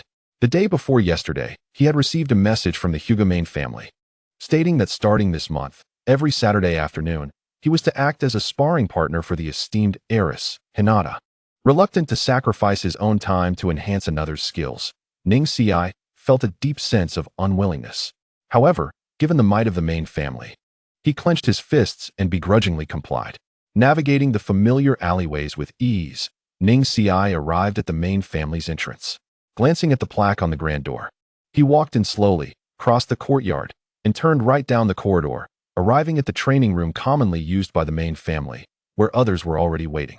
The spacious training ground featured minimal facilities, offering a clear view. In front of him, beneath the display of samurai swords, Hyuga Hizashi and the previous clan leader, now the elder, sat leisurely sipping tea, while Hinata stood gracefully in the center of the dojo. Now that you're here, let us commence, Hizashi remarked casually, casting a glance at Ning Ci. Ning Ci replied softly, striding directly towards the center. Ning Ci and I, please guide me, Hinata said, bowing slightly. Too kind, let us begin. Lady Hinata, Ning Ci replied, his expression neutral as he assumed the starting stance of the gentle fist technique. With a light exclamation, Hinata raised her right palm to strike at Ning Ci's chest. He nonchalantly lifted his left hand, gently deflecting her arm, while simultaneously delivering a light blow to her left wrist, causing her to falter. With a swift motion, his left palm struck her shoulder, sending Hinata tumbling to the ground. Continue, Ning Ci said, retracting his hand. Yes, Hinata replied as she got back to her feet, determination evident in her voice, and rushed at him once more. The sounds of their sparring echoed through the room, resonating with the warmth of the sun pouring into the courtyard outside, where birds chirped joyfully in pursuit of one another, while the invisible passage of time continued to flow gently. 2 hours passed in this manner. Ning-Sei activated his Byakugan, observing the petite figure before him, glistening with sweat. After a brief examination, he deactivated the Byakugan and calmly stated, "Your chakra flow is chaotic and nearly depleted. Let us take a moment to rest." Gasping for breath, Hinata turned her head towards her father, Hyuga Neji, who stood with his hands clasped behind his back in the corner. Upon seeing Ning-Sei suddenly activate his Byakugan, Hisashi furrowed his brow, but upon sensing no malice, he relaxed as Ning-Sei swiftly deactivated it. He then glanced at his daughter, who was staring intently at him, and nodded lightly. "Ha!" Hinata exhaled, beckoning to Ning-Sei. "Come sit over here." Ning-Sei seated himself on the ground of the corridor, cradling a cup of cool tea as he observed the delicacies brought in by the attendants. Reflecting on the favorable treatment enjoyed by the main family.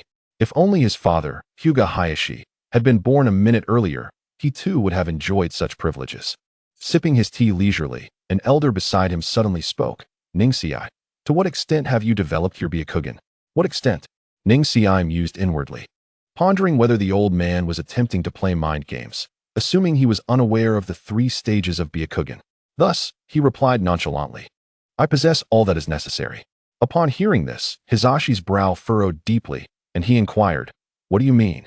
Ning-Sei's eyebrows twitched as he replied, "It means exactly what I said." "Impossible. You lie."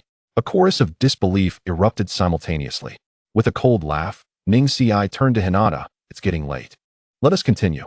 He then turned and re-entered the training room, with a perplexed Hinata following closely behind, leaving the 2 men exchanging glances in silence. End of Chapter 12. The Latecomer Class 1A. Xianzhongrun, Xiao Dao Dingku, Ji Cun Tianyi, Riji Guangbo, and Class 1B. Uchiha Qing Tian.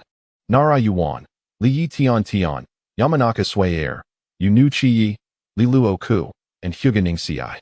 Upon seeing the names of Tian Tian and Li, Ning-Sei knew he had found the right class, and he closed his Byakugan as he stepped towards the ninja school. Crossing the iconic entrance of the ninja school from the original story, he traversed the playground and entered the first floor of the teaching building. He paused briefly in the corridor, glancing around, and spotted the classroom door labeled Class 1A to his right, so he proceeded in that direction, passing by Class 1A's entrance. He entered Class 1B, where only about 10 students had gathered, likely due to the unfamiliarity among them. A few small groups were quietly conversing.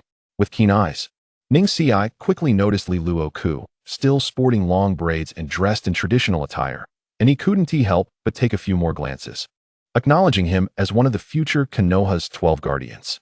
He walked straight to the window side, settling into the first desk in the row. Touching the chair before sitting down, resting his chin on his right hand, he gazed out at the playground, lost in thought. Images from his memories flickered in his mind. This playground had appeared numerous times in the original narrative, featuring characters like Uchiha Obito, Hitaki Kakashi, Might Guy, Uchiha Itachi, and Li Luo Ku, along with future students like Uzumaki Naruto and Uchiha Sasuke. In retrospect, this place could be considered the starting point of all the stories. As students trickled into the classroom, the previously empty room began to fill up, with each class housing nearly 40 students. Ning-Sei recalled seeing on the bulletin board that there were 11 classes for first-year students, which meant over 400 new students enrolled this year. Indeed, Konoha was one of the 5 great ninja villages. It was impressive, yet it was also understandable, considering the high mortality rate among ninjas. Without a substantial reserve of lower-ranked ninjas, the village could not sustain itself, especially with the need to undertake numerous external missions to ensure financial stability. Certain perilous missions, upon failure, often result in the sacrifice of an entire team. The financial rewards frequently do not correlate with the time and energy invested in training, and one must also maintain a substantial number of regular combat personnel to address sudden warfare and assaults.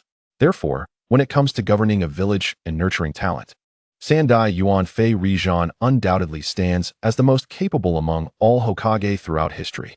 The classroom was somewhat crowded, with the last row occupied solely by Neji, who relished the tranquility. After a short while, a middle-aged man dressed in a green vest entered, clutching a textbook. The chattering students immediately fell silent as the middle-aged ninja ascended the podium and addressed the class, saying, "Hello everyone. From today onwards, I will be your homeroom teacher." My name is Chuan Yidahei, and I look forward to your guidance. At the sound of applause, the teacher, Chuan Yidahei, raised his hand for silence. He then retrieved a sealed scroll from his pocket, unfurling it onto the ground. As he channeled chakra into it, a loud pop resonated, and a neat stack of textbooks appeared on the podium, prompting gasps of astonishment from the students. Now, could the students in the front row please come up to assist in distributing the textbooks? He continued with a smile. Several students in the front row, including Xiao Li, eagerly volunteered to help, rushing to the stage to collect and distribute the books. Children often believe they are unique, and a little encouragement can easily spur them to volunteer and seek to impress, which is entirely normal. Neji observed the textbooks placed on his desk, including Mu Yi Bian Yan Shi, Ji Chu Shu Shui Yi, Huiji Gui Di Li Tu Ji, and Ji Chu Yu Yan Wu Shi In Tu Biao.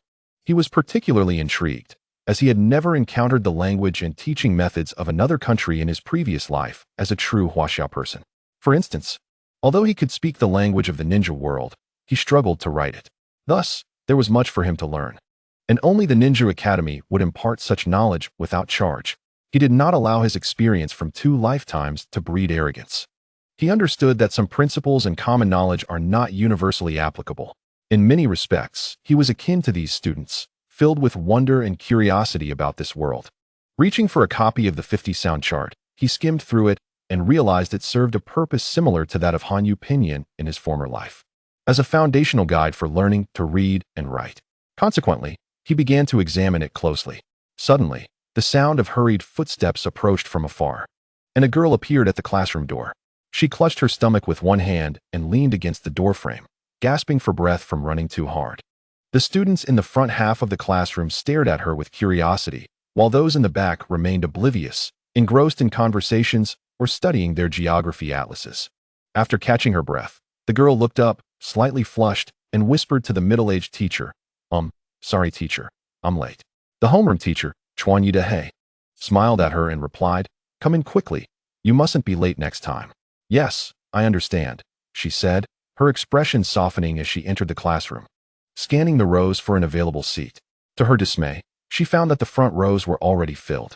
Furrowing her brow, she noticed that the last desks in the left and middle rows were vacant, but as a girl, she felt it inappropriate to occupy one alone. Her gaze shifted to the last desk by the window, and her spirits lifted upon seeing a boy with long white hair, sitting quietly and engrossed in his book. She hurried to the back of the classroom. Excuse me, may I sit here? A voice inquired from beside her. Neji, who was about to turn the page, frowned slightly and turned to see a girl standing there. Her face was slightly flushed, and her dual bun hairstyle bobbed gently. Clad in a pink sleeveless jacket and dark green pants, she nervously asked, clutching the edge of her clothing. Neji assessed her briefly and realized, Isn't this Tian Tian? I hadn't noticed her at first in class. It turns out she was late. He feigned ignorance, nodding slightly and responding nonchalantly, Suit yourself. Li Tian Tian promptly took a seat. As she settled, she turned to him and said, From now on, we will be desk mates. My name is Li Tian Tian. I look forward to your guidance. Neji flipped a page and murmured, Hyuga Neji. Are you from the Hyuga clan? She asked. Her curiosity piqued. Everyone, please rise and introduce yourselves one by one. After the introductions, you may go home, the homeroom teacher announced, gesturing for silence. The students complied and began their introductions in order. My name is Kinyimu Tian. I enjoy. My name is Ma Yi Lu Xiang. I. Atoi Keiko. Uchiha. Chapter 11. Ninja School. On a crisp morning, Neji, with his hair tied in a ponytail, stood before the mirror, meticulously wrapping white bandages around his forehead. Once the green seal was entirely concealed, he tied a knot at the back of his head and then casually removed the hair tie, allowing his long hair to cascade down. He gathered his hair into a single mass, lifting it to the crown of his head while deftly securing it with a hair tie, creating a small braid, then gently releasing it, shaking his head as he scrutinized his reflection. In the mirror, he saw the white bandages adorning his forehead, 2 strands of hair framing his delicate face, which was pale yet handsome. He wore a white short-sleeved jacket and black shorts, with blue open-toed ninja shoes.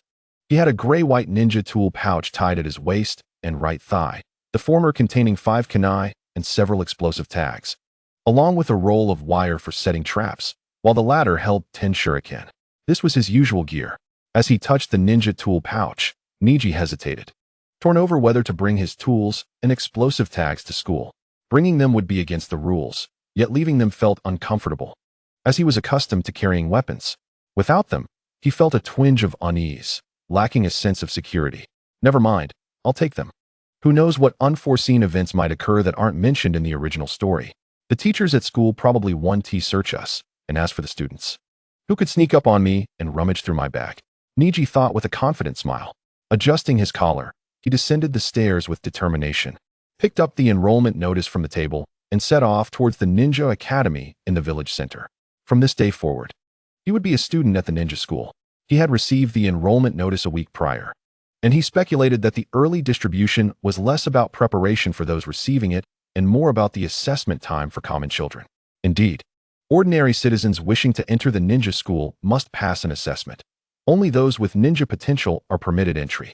The first step to becoming a ninja is to enroll in the ninja school, and only graduates from this institution are recognized as official ninjas, qualified to undertake missions and earn commissions. Although Neji belonged to the branch family, he still hailed from the Hyuga clan. Children from prominent clans such as Hyuga, Uchiha, Akimichi, and Nara are exempt from assessments to enter the ninja school. Each year, as children reach the appropriate age, the ninja school sends out enrollment notices. As a descendant of a prestigious clan, certain privileges are expected. Shaking his head, Neji realized he had unknowingly arrived at the entrance of the ninja school. Casting a glance at the raucous and thronged crowd, he found himself momentarily speechless. Adjacent to the school, a temporary podium had been erected, adorned with a large banner that warmly welcomed the new students. Several seats atop the platform remained conspicuously vacant. While contemplating this, Ningxi sought refuge against a grand tree, wrapping his arms around it and squinting as he awaited the proceedings. Since discovering that the Tanden point could store a substantial amount of chakra, Ningxi had taken to refining and channeling his chakra into it during his idle hours. Although it was not as swift as the consumption he experienced from Naren, the cumulative effect over time was still notable. After all, it was his own chakra, granting him peace of mind, and he aimed to cultivate a habit of self-storage. For one could not rely on consuming Naren indefinitely. Reflecting on this, Ningxi felt a wave of introspection. Through repeated consumption, he had grown acutely aware of the overwhelming quantity of the tailed beast's chakra, a magnitude that inspired trepidation. Each absorption felt akin to a bird quenching its thirst by the riverbank, where a moment's inattention could lead to being swept away by a torrent. Soon, he resolved, when his chakra reached 1/10 of the cubies, he would cease his endeavors. This was not an act of newfound compassion. Rather, the tailed beast served as a strategic weapon of nuclear caliber for every village. As Naren matured, the village's oversight and protective measures would inevitably tighten, and frequent contact could invite significant trouble. No matter how cautious one was, lingering by the river would inevitably lead to wet shoes. Moreover, he sensed an intangible disquiet regarding the continuous consumption of a single-tailed beast. What exactly was unsettling, he could not articulate. Yet the more chakra he absorbed from the cubi, the stronger this feeling became. Suddenly, a cacophony of cheers erupted from the crowd. "It is Lord Sandame. Hail to Lord Sandame." A procession of figures ascended the podium, led by Sandame Hokage Sarutobi Hiruzen, flanked by his advisors, Mido Kazuma and Toka Shorin, escorted by several Umbu personnel, who took their seats upon the dais. Sitting centrally, Sarutobi Hiruzen removed his Hokage hat and raised his hand, signaling for silence. The once boisterous crowd quieted down instantly. He began, "First, I extend my heartfelt congratulations to each of you for entering the Ninja Academy. You are the future of our village, the future of the Land of Fire." Following the Third Great Ninja War, our village lost many of its youthful forces. After years of recovery, we have witnessed improvement. It is my duty as Hokage to ensure your generation flourishes. As he listened to the Sandame Hokage, nostalgic memories threatened to engulf Ningxi. He patted his abdomen and, being on the periphery of the crowd, turned into a side alley. He recalled that crossing this alley would lead him to a street renowned for breakfast. Emerging from the narrow passage, he found the bustling street alive with activity. Each passerby carried a breakfast bag and strolled leisurely. Entering a pancake shop, Ningxi ordered a cup of tea and 2 servings of pancakes, savoring them at a leisurely pace. He took nearly an hour to finish the 2 servings, rose to pay, which amounted to 75 ryo, and retraced his steps. Gazing at the still boisterous crowd, he could faintly hear the Sandame's voice resonating. Wherever leaves dance, fire will burn. The light of fire will illuminate the entire village. When the fire extinguishes, new leaves shall grow once more. Upon hearing these words, Ningxi mused that the ceremony had concluded. And indeed, Sarutobi Hiruzen continued, "All right, everyone, please proceed to register." With that, he descended the platform and headed towards the Hokage building. "Farewell, Hokage-sama. Please take care," came the chorus of voices from the crowd, echoing their sentiments of appreciation. A middle-aged man, purportedly the vice principal, called out, "Everyone, please calm down. Find your name and assign class on the bulletin board, and then proceed to your classrooms to await your homeroom teachers. Parents may leave for now," he reiterated. "Please locate your respective classes and follow your homeroom teacher's instructions." The crowd began to shift, surging toward the bulletin board, a sea of bodies encircling it. Ningxi's eyelids twitched, and he resolutely murmured, "Byakugan," directing his gaze through the throng to meticulously search the bulletin board. Chapter 13. An Encounter with the Umbu Boom. A resounding echo reverberated through the dense woodlands as a figure dashed through the trees. Just as he leaped, a massive tree behind him crashed to the ground with a thunderous thud. Ningxi sprinted forward, and as a lake came into view, he pivoted swiftly. A colossal wild boar charged from beneath a fallen tree, its eyes ablaze with fury, blood splattering from its jaws, a shattered tusk protruding ominously. Seeing its nemesis had halted, it lunged forward with a powerful thrust of its hind legs. In the face of the oncoming beast, Ningxi twisted his waist and executed a backflip, landing steadily by the lakeshore, creating a significant distance between them. He clapped his palms together, interlocking his middle, ring, and pinky fingers, aligning the tips of his index fingers upward and extending his thumbs straight. Pulling them toward his chest, he formed a fist, repeating this motion thrice with great speed while mentally chanting, "Insi, Insi, Insi." Water style, water barrier. With a deep breath, he expelled a jet of water, which soared 3 meters before expanding into a colossal wall resembling a crashing wave. The charging wild boar was instantly toppled, the technique dissipating, leaving a wet patch on the ground as the water flowed away into the surrounding foliage. The boar, dazed from the impact, attempted to rise, but a kunai swiftly embedded itself in its throat, leading to a fierce struggle. The sounds of gasping grew faint until the wild boar succumbed. 2 meters away, Ningxi sank onto a tree stump, wiping away the sweat and catching his breath. After a brief respite, he shed his shirt and approached the boar, extracting the kunai from its throat. He carefully made incisions around its neck and limbs before slicing open its belly and legs, beginning the process of skinning and butchering. After all, in his past life, he had been a rural dweller. The morning slipped away in a flurry of activity. Under the blazing sun, the tranquil lakeside became infused with the scent of blood. A pile of branches formed a makeshift table where neatly arranged pieces of pork basked in the sun, while off to the side, some pig liver and cleaned intestines hung from a tree branch. Nearby, a campfire crackled, encircled by stones, with 2 legs of the boar skewered and sizzling, while several pieces of meat adhered to the inner walls of the stones. The mingling odors of blood and roasted meat wafted through the air.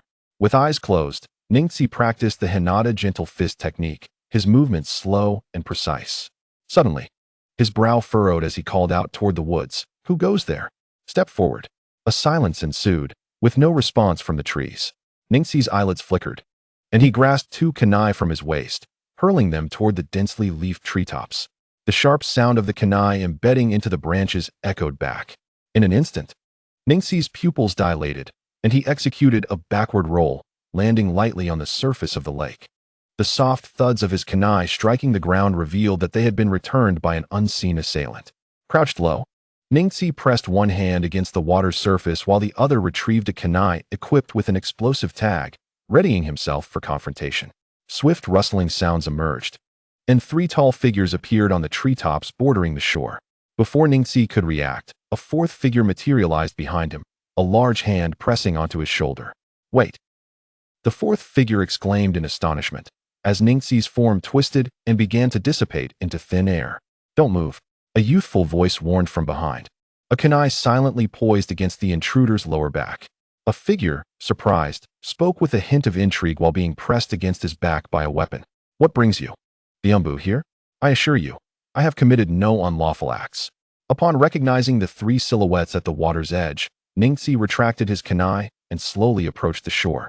calmly twisting the dripping hem of his clothing. Is it a tactic where a shadow lures the enemy on the water's surface while the real body lurks beneath? Waiting for the opportune moment? At your age, such a feat is indeed commendable. The leader of the Umbu, dressed in standard attire and donning a red-patterned cat mask, casually flipped through the meat hanging from a branch, speaking slowly. Ningxi glanced at him, noticing his silver hair, and felt a jolt in his heart as he replied. Is there anything strange?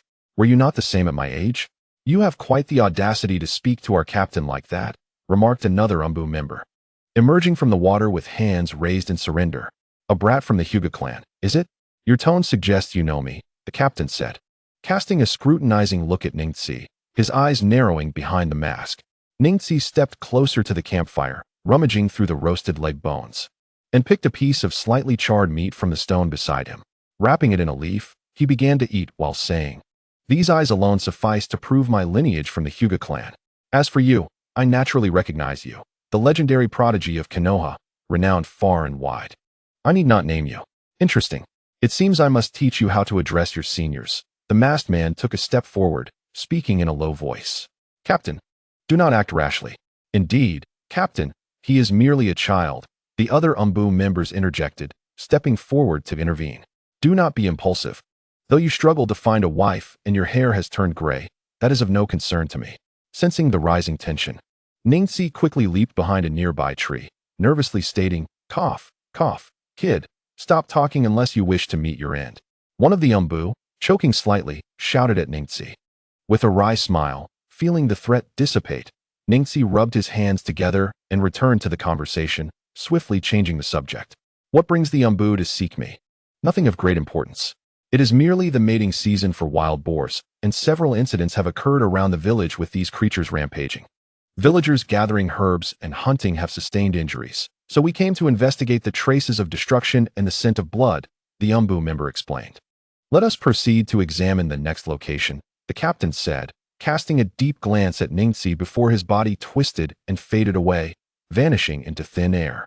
The remaining Umbu members exchanged glances and hurriedly followed suit, with the last one warning, "If there is nothing urgent, it is best to avoid lingering around the back mountains." They too disappeared. Ningxi shrugged his shoulders, his expression calming as he resumed his meal of roasted meat, pondering about Hatake Kakashi. No wonder his gaze is so cold. It appears he is still steeped in darkness. Ningxi's calm demeanor stemmed from his understanding that they were the direct Umbu of the Hokage, who, for the most part, were of good character. Were it the root Umbu instead, he would not have dared to jest with them. Chapter 14, The Sealing Scroll. Glancing at the sun, Ningxi resolved to finish his meal and return home, for he was to practice with the main branch of the Hyuga clan in the afternoon. After swallowing the last bite of roasted meat and tossing the bone into the lake, he noted his increased appetite. Growing at this stage, combined with rigorous training, necessitated ample sustenance to sustain his energy expenditure. After washing his hands by the shore, Ningxi turned to gather the slightly dried and crimson meat pieces that had been hung on the branch, also retrieving the drained entrails.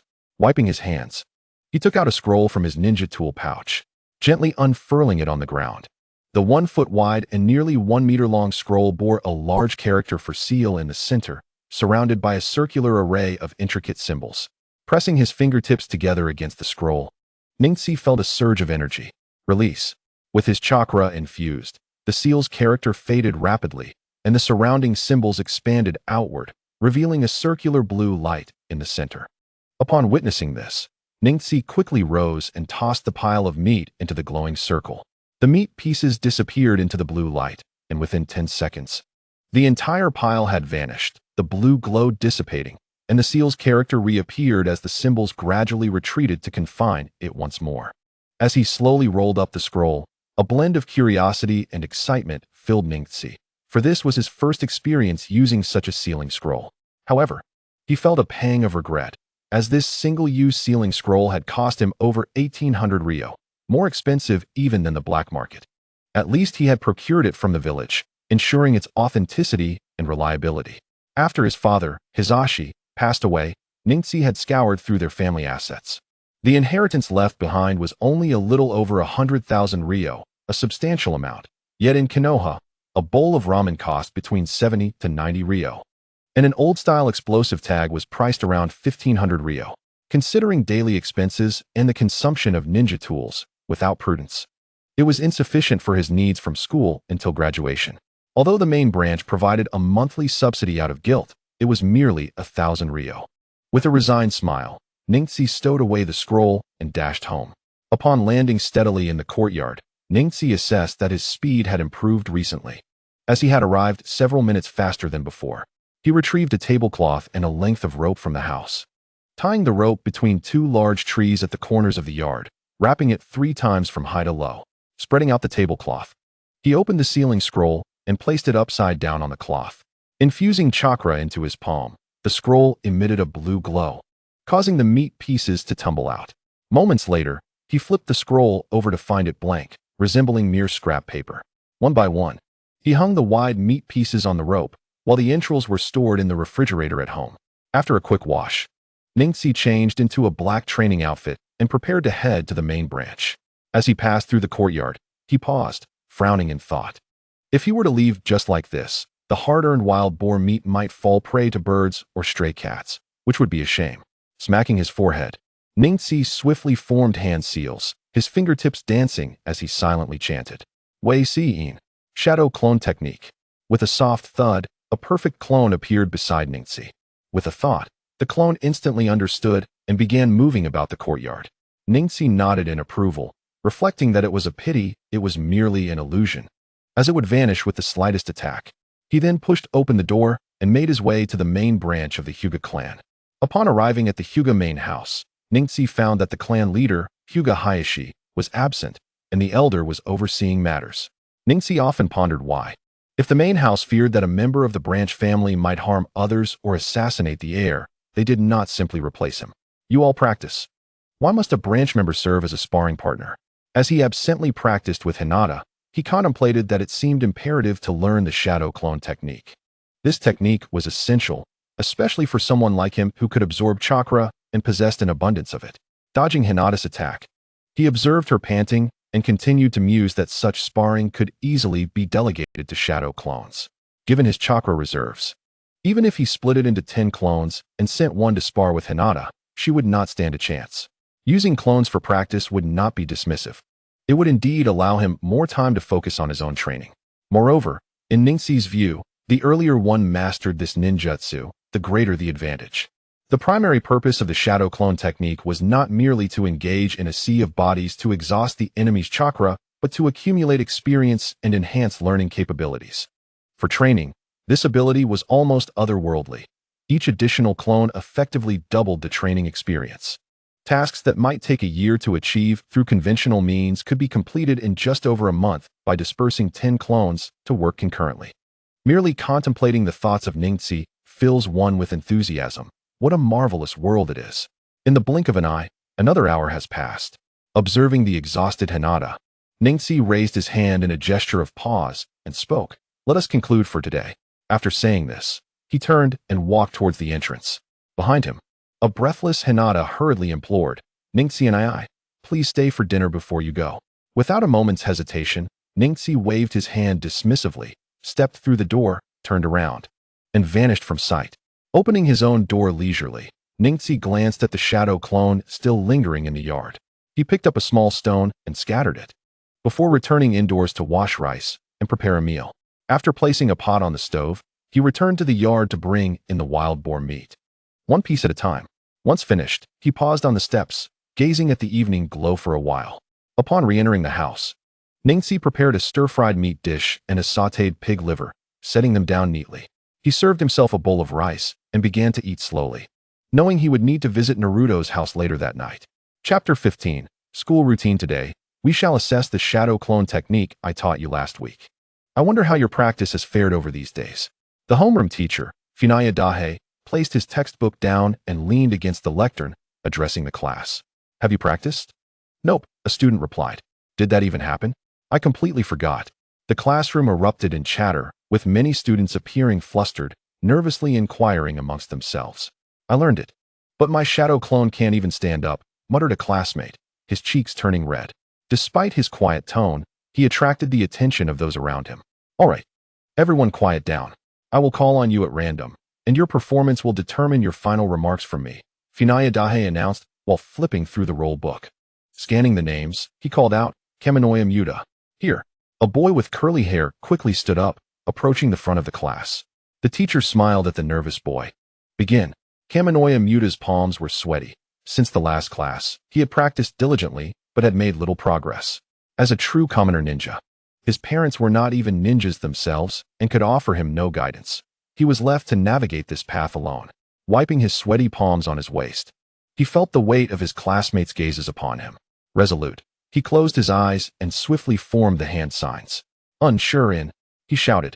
But after 1 or 2 seconds of silence, nothing happened. Opening his eyes, disappointment washed over him. Humph, a commoner remains a commoner. Even if they manage to enter the ninja school, they are still destined for mediocrity, sneered Uchiha Qingtian from the front row. The teacher shot Uchiha Qingtian a disapproving glance before gently addressing Muta. Your hand signs were incorrect. Your left index finger should be positioned a finger's width higher than your right. Keep practicing. I believe you can achieve it. Yes, Kaminoya Muta replied solemnly, returning to his seat. Next, Akimichi Dongfeng. Caught in the act of sneaking a snack, Akimichi Dongfeng quickly wiped his mouth and answered loudly, seeing the teacher's gaze upon him.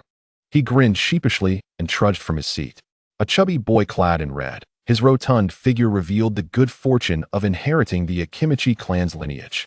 He approached the lectern. With slow, deliberate movements, he formed the hand signs, nodding vigorously upon completion. Suddenly, a light pop echoed, and a mist enveloped the area. Wow! A classmate exclaimed in surprise. As the smoke dissipated, a tall, thin shadow clone appeared beside Akimichi Dongfeng. The clone had small eyes and a large mouth, swaying precariously. Despite its legs being together, its head drooped like a wilting flower, and with a thud, it fell to the ground before vanishing with another pop. Laughter erupted in the classroom, breaking the initial silence. Embarrassed, Akimichi Dongfeng rubbed his round belly, feeling helpless. He had been diligently training. Yet every time he managed to produce a frail shadow clone. Well done, at least you managed to create one. Your chakra control needs improvement, but with practice, you will master it soon, the teacher praised. Okay, the chubby boy replied, returning to his seat. Next, Uniatori, Karaki Keiko, Uchiha Qingtian. Next, Hyuga Neji. Silence reigned. The homeroom teacher, Funaya Dahe, frowned and called again, but still, no response came. His gaze swept across the classroom and landed on the window, darkening his expression. Observing the teacher's demeanor, the other students turned to look, and a sense of schadenfreude spread among them. The teacher's class, and this guy dares to sleep? How amusing. One boy whispered. Umph, he always acts aloof, as if he looks down on everyone. He deserves this, another chimed in. Ningxi, resting his head on the desk, was fast asleep.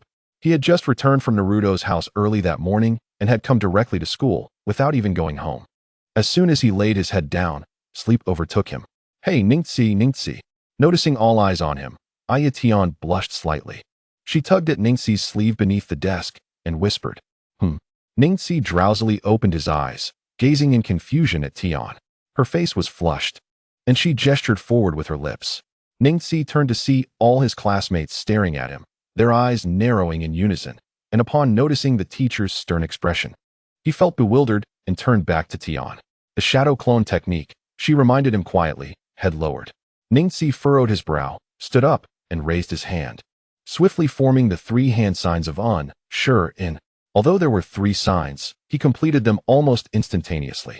With a soft pop, a shadow clone appeared in the aisle beside his desk. Identical to Ningxi, the clone strode confidently towards the lectern, pausing briefly to face the teacher before turning to face the class. The classmates exchanged glances between the Ningxi at the podium and the one by the window, murmuring in excitement. Wow, incredible. That was lightning-fast hand sign formation. I barely saw it. Identical, it can walk and move. This is the most complete clone I've seen. Uchiha Qingtian and Uniatori's clones were also identical, but they couldn't move without disappearing. Ningxi is so cool. Indeed, with a subtle snap of his fingers, Ningxi's clone distorted and vanished, and he turned his gaze back to the teacher. Funaya Dahe, expressionless, marked a red check next to Ningxi's name in the roll book, then gestured for him to sit down, continuing, Next, Mayano Ruka. Seated, Ningxi propped his chin on his hand, gazing out the window, lost in thought. Chapter 16. A desire to learn the shadow clone technique. The bell rang, signaling the end of class, and the students filed out of the classroom one by one. Ningxi also rose to follow. School days slip away easily in moments of distraction, filled with the lively vigor and youthful spirit that he, having lived 2 lives, cherished deeply. The myriad hardships from his previous existence made him treasure the present time even more. Students leaped and skipped, chattering loudly as they departed the school.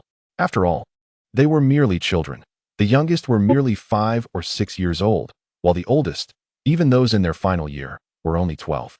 Freed from the constraints of their desks, who would not feel elated? The joy of youth is easily satisfied. Ninja Academy lacks a student cafeteria, as all students reside within Konoha village. Even those from the outskirts, such as the Uchiha clan, can reach home in merely 40 minutes by walking straight through the alleys. During lunch breaks, those living nearby typically return home to eat, while others bring their own bento. The Hyuga clan's residential area is situated centrally within the village, close to the Ninja Academy. Neji, who does not have a habit of bringing a bento, always returns home to prepare his meals, and today is no exception. Upon arriving home, he washed his hands, splashed water on his face, and began cooking. He pondered how to acquire the shadow clone technique while casually preparing a Japanese fried rice. For someone like him, who was not concerned about chakra, this jutsu held immense potential. If he could master it now, he could create a clone to attend school, another to practice ninjutsu, and yet another to train in gentle fist techniques, while his original self could leisurely enjoy a cup of tea at the Konoha library, quietly observing the world. Unfortunately, he lacked the skill. In the original narrative, all who utilized the shadow clone technique, be it Kakashi, Uzumaki Naruto, or Inuzuka Kiba, only performed a single hand sign. Neji initially believed this to be true and attempted to form the necessary hand sign, declaring the technique. To his embarrassment, a gust of wind blew through, leaving him alone with only a few fallen leaves. After standing awkwardly for some time, he was relieved that no one was around to witness his failure. He repeatedly attempted the hand sign, but to no avail.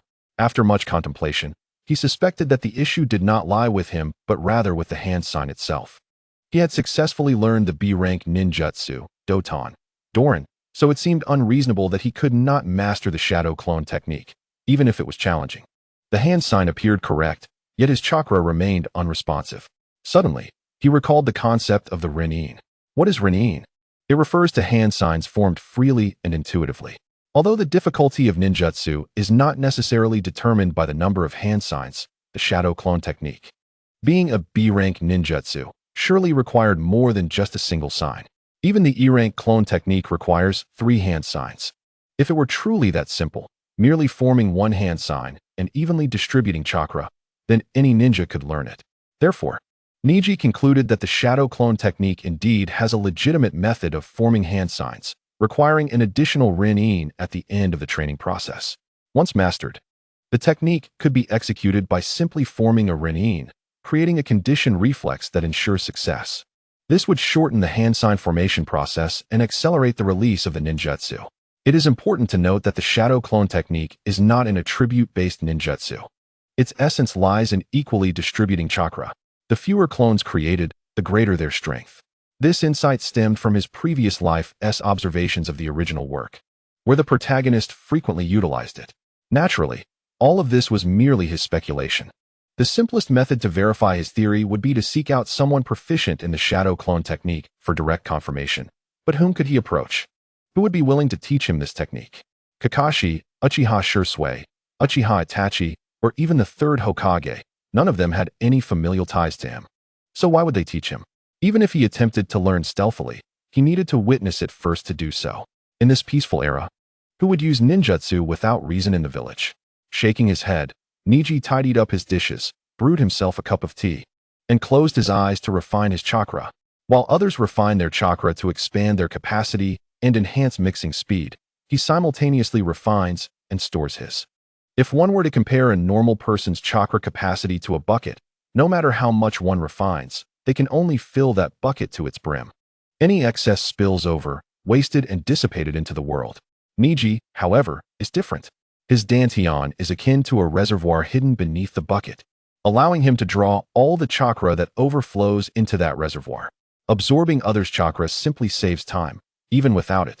His daily accumulation would lead to a chakra volume many times greater than that of an average person.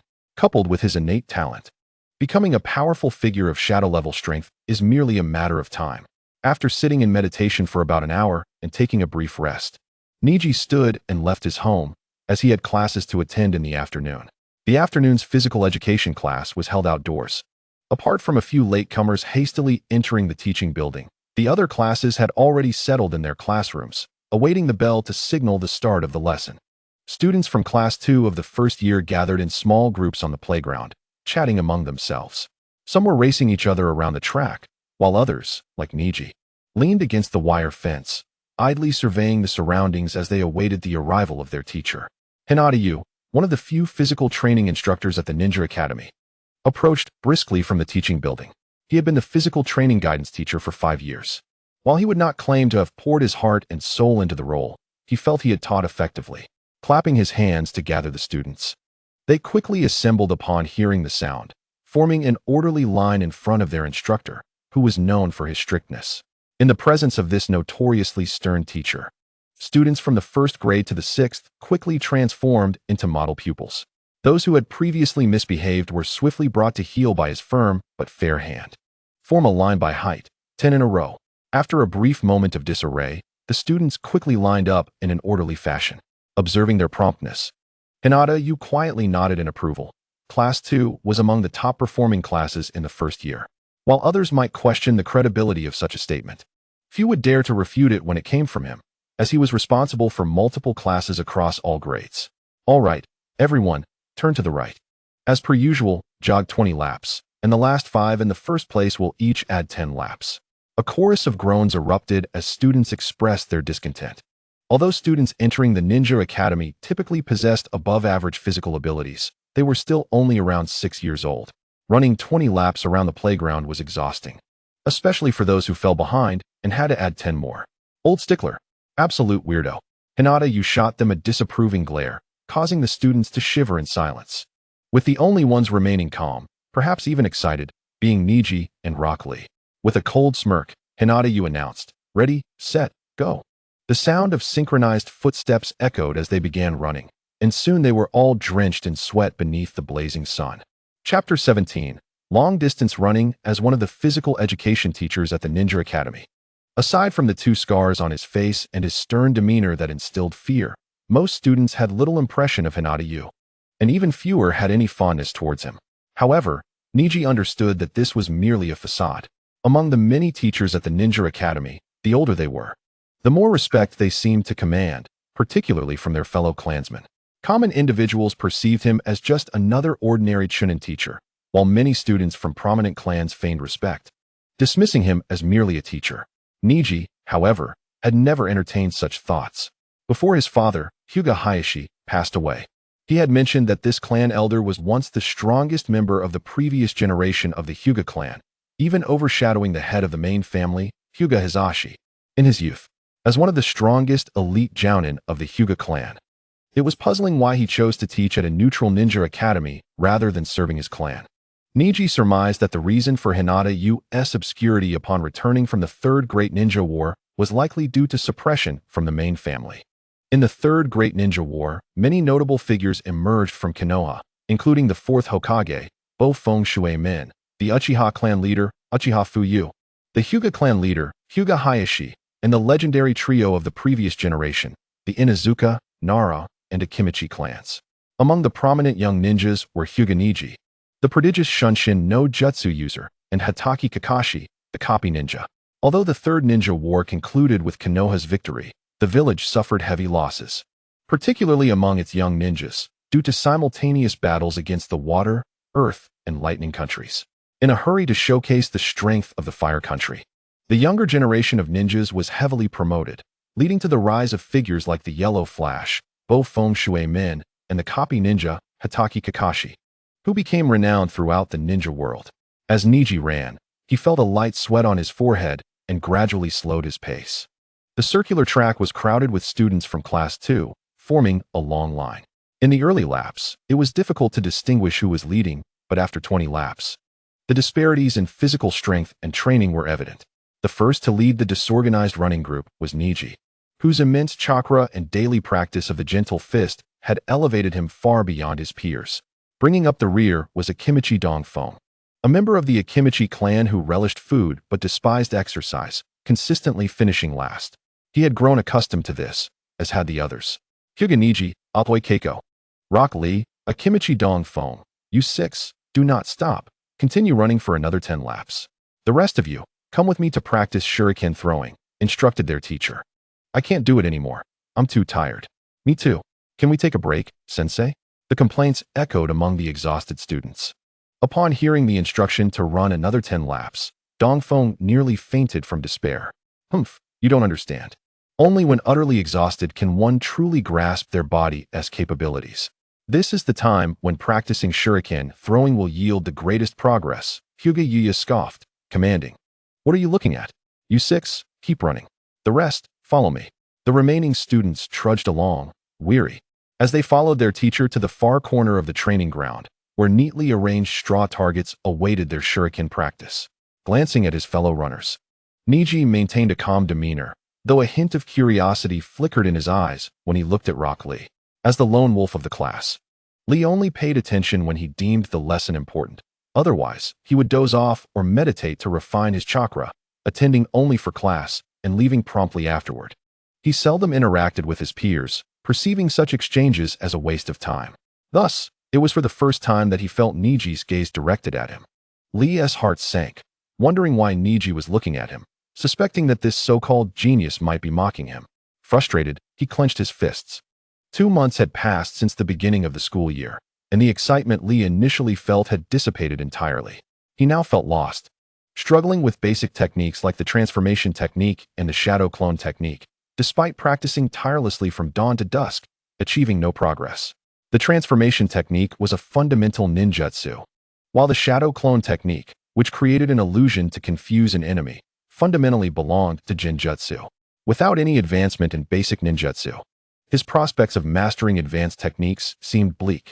He had inadvertently overheard his teacher discussing his lack of talent in ninjutsu and genjutsu. At the tender age of 6, he understood the weight of those words. A student devoid of any aptitude for genjutsu or ninjutsu would inevitably face a future devoid of any such skills, effectively severing his path as a ninja. What should I do? What can I do? He murmured, feeling a sting in his palms as he released his fists. Only he truly understood how challenging it was for an ordinary civilian to enter the ninja academy. Shifting his gaze, Neji was filled with a multitude of thoughts. Rock Lee, a character with immense popularity in the original story who had inspired countless individuals with his laughter and tears, was currently in a true low point.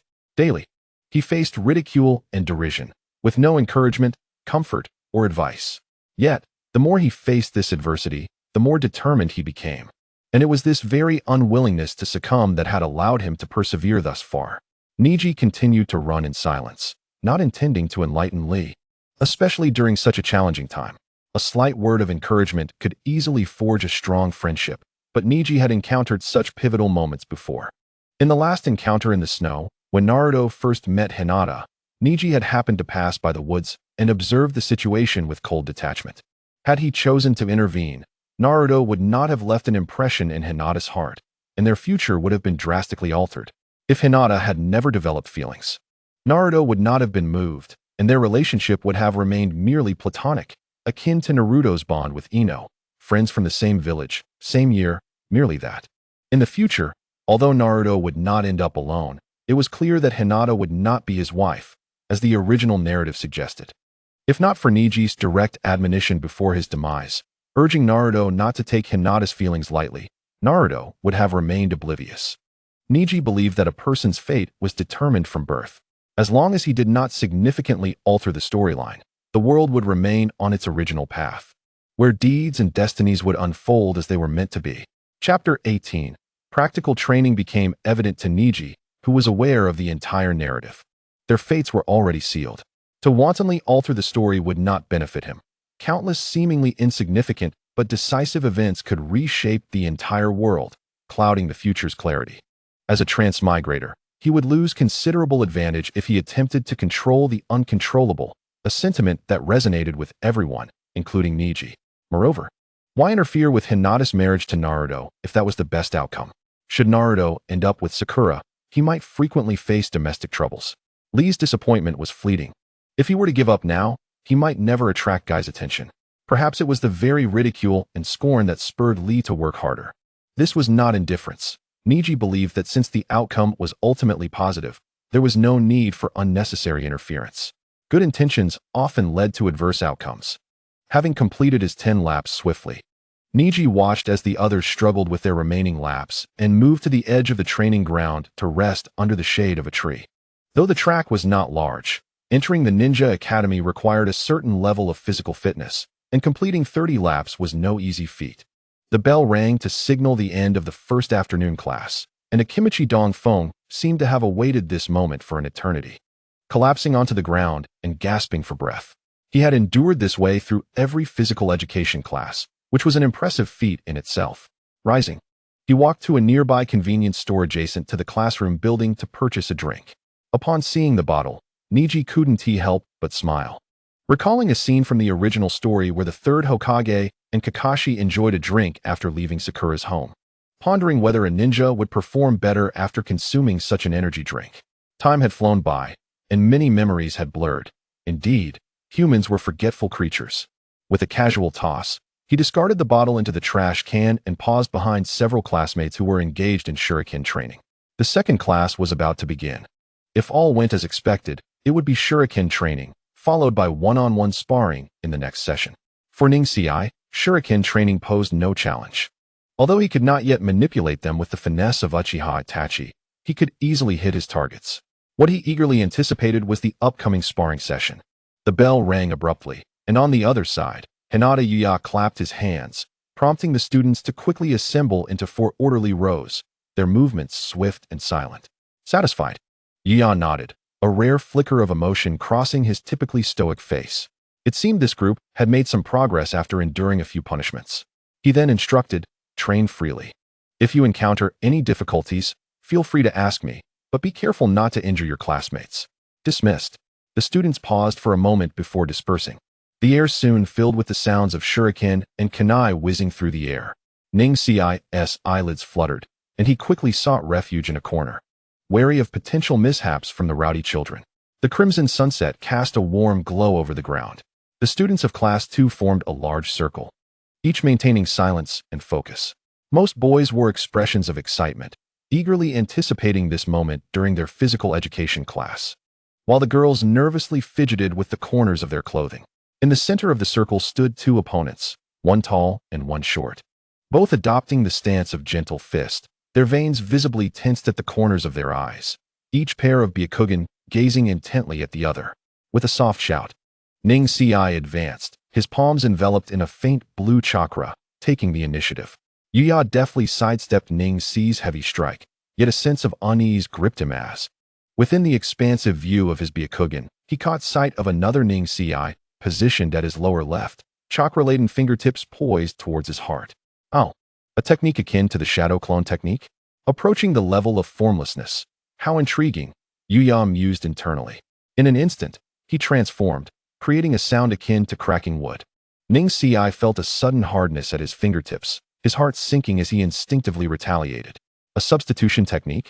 He glanced down to see a shadow before him, quickly crouching to evade a sweeping kick that passed overhead, propelling his right leg into a powerful counter. Yuya, with one foot grounded and the other kicking through empty air, twisted his waist sharply, using the momentum of his kick to propel himself into a graceful spin, avoiding Ningxi's attack and landing smoothly. With a sweeping kick that missed, Ningxi retracted his right leg and quickly rolled backward twice, attempting to create distance. However, Yuya was already upon him, chakra-infused palm striking toward Ningxi's face. How swift! Ningxi quickly raised both hands to block, the impact reverberating through him. Although he managed to deflect the blow, a heavy weight settled in his chest as he realized the strike was a feint. Before he could process this, a sharp pain shot through his torso, and he was sent flying backward. Wow, that was a fierce blow from the teacher, gasped the onlookers, retreating a couple of steps in unison, wary of being caught in the crossfire while granting the combatants ample space. Ningxi arched back, executing a flip to land, leaving behind clear scratch marks on the ground as he slid several meters away. Wiping the blood from the corner of his mouth, he glared at Yuya, determination igniting within him, and charged forward. The sounds of impact echoed as the spectators could only glimpse fleeting shadows colliding, with chakra bursting forth during their skirmish. Bathed in the glow of the setting sun, the pale blue chakra illuminated vibrantly upon contact. Ningxi's Bagua palm failed to connect as intended, being of the same clan. Yuya was intimately familiar with the techniques and secrets of the Hyuga family, fully aware of their strengths and weaknesses. Using the Hyuga style against him would be akin to showing off one's skills in front of an expert. Spotting Yuya's initial Bagua stance, Ningxi swiftly executed a palm strike to the ground, using the rebound to evade Yuya's attack. Just because someone could interrupt his combo did not mean he could disrupt another's. A sigh of resignation escaped him. The gap in experience and skill was simply too vast. Within the range of Yuya's 64 palms, he would have no choice but to endure punishment. Many believed the 64 palms to be ineffective, citing instances like when Ningxi used them against Naruto and still faced defeat.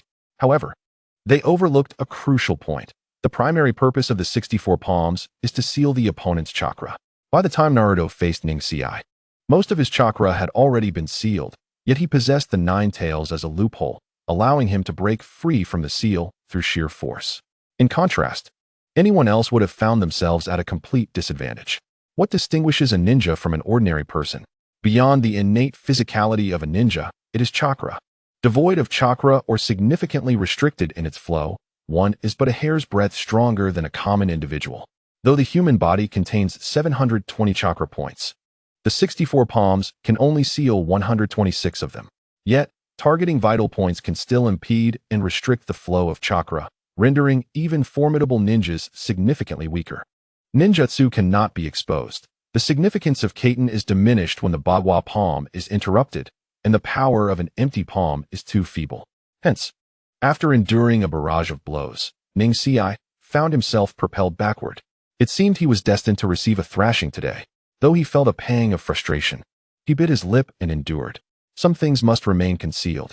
Those who survive to the end are not merely the strongest, but those whose trump cards remain unpredictable.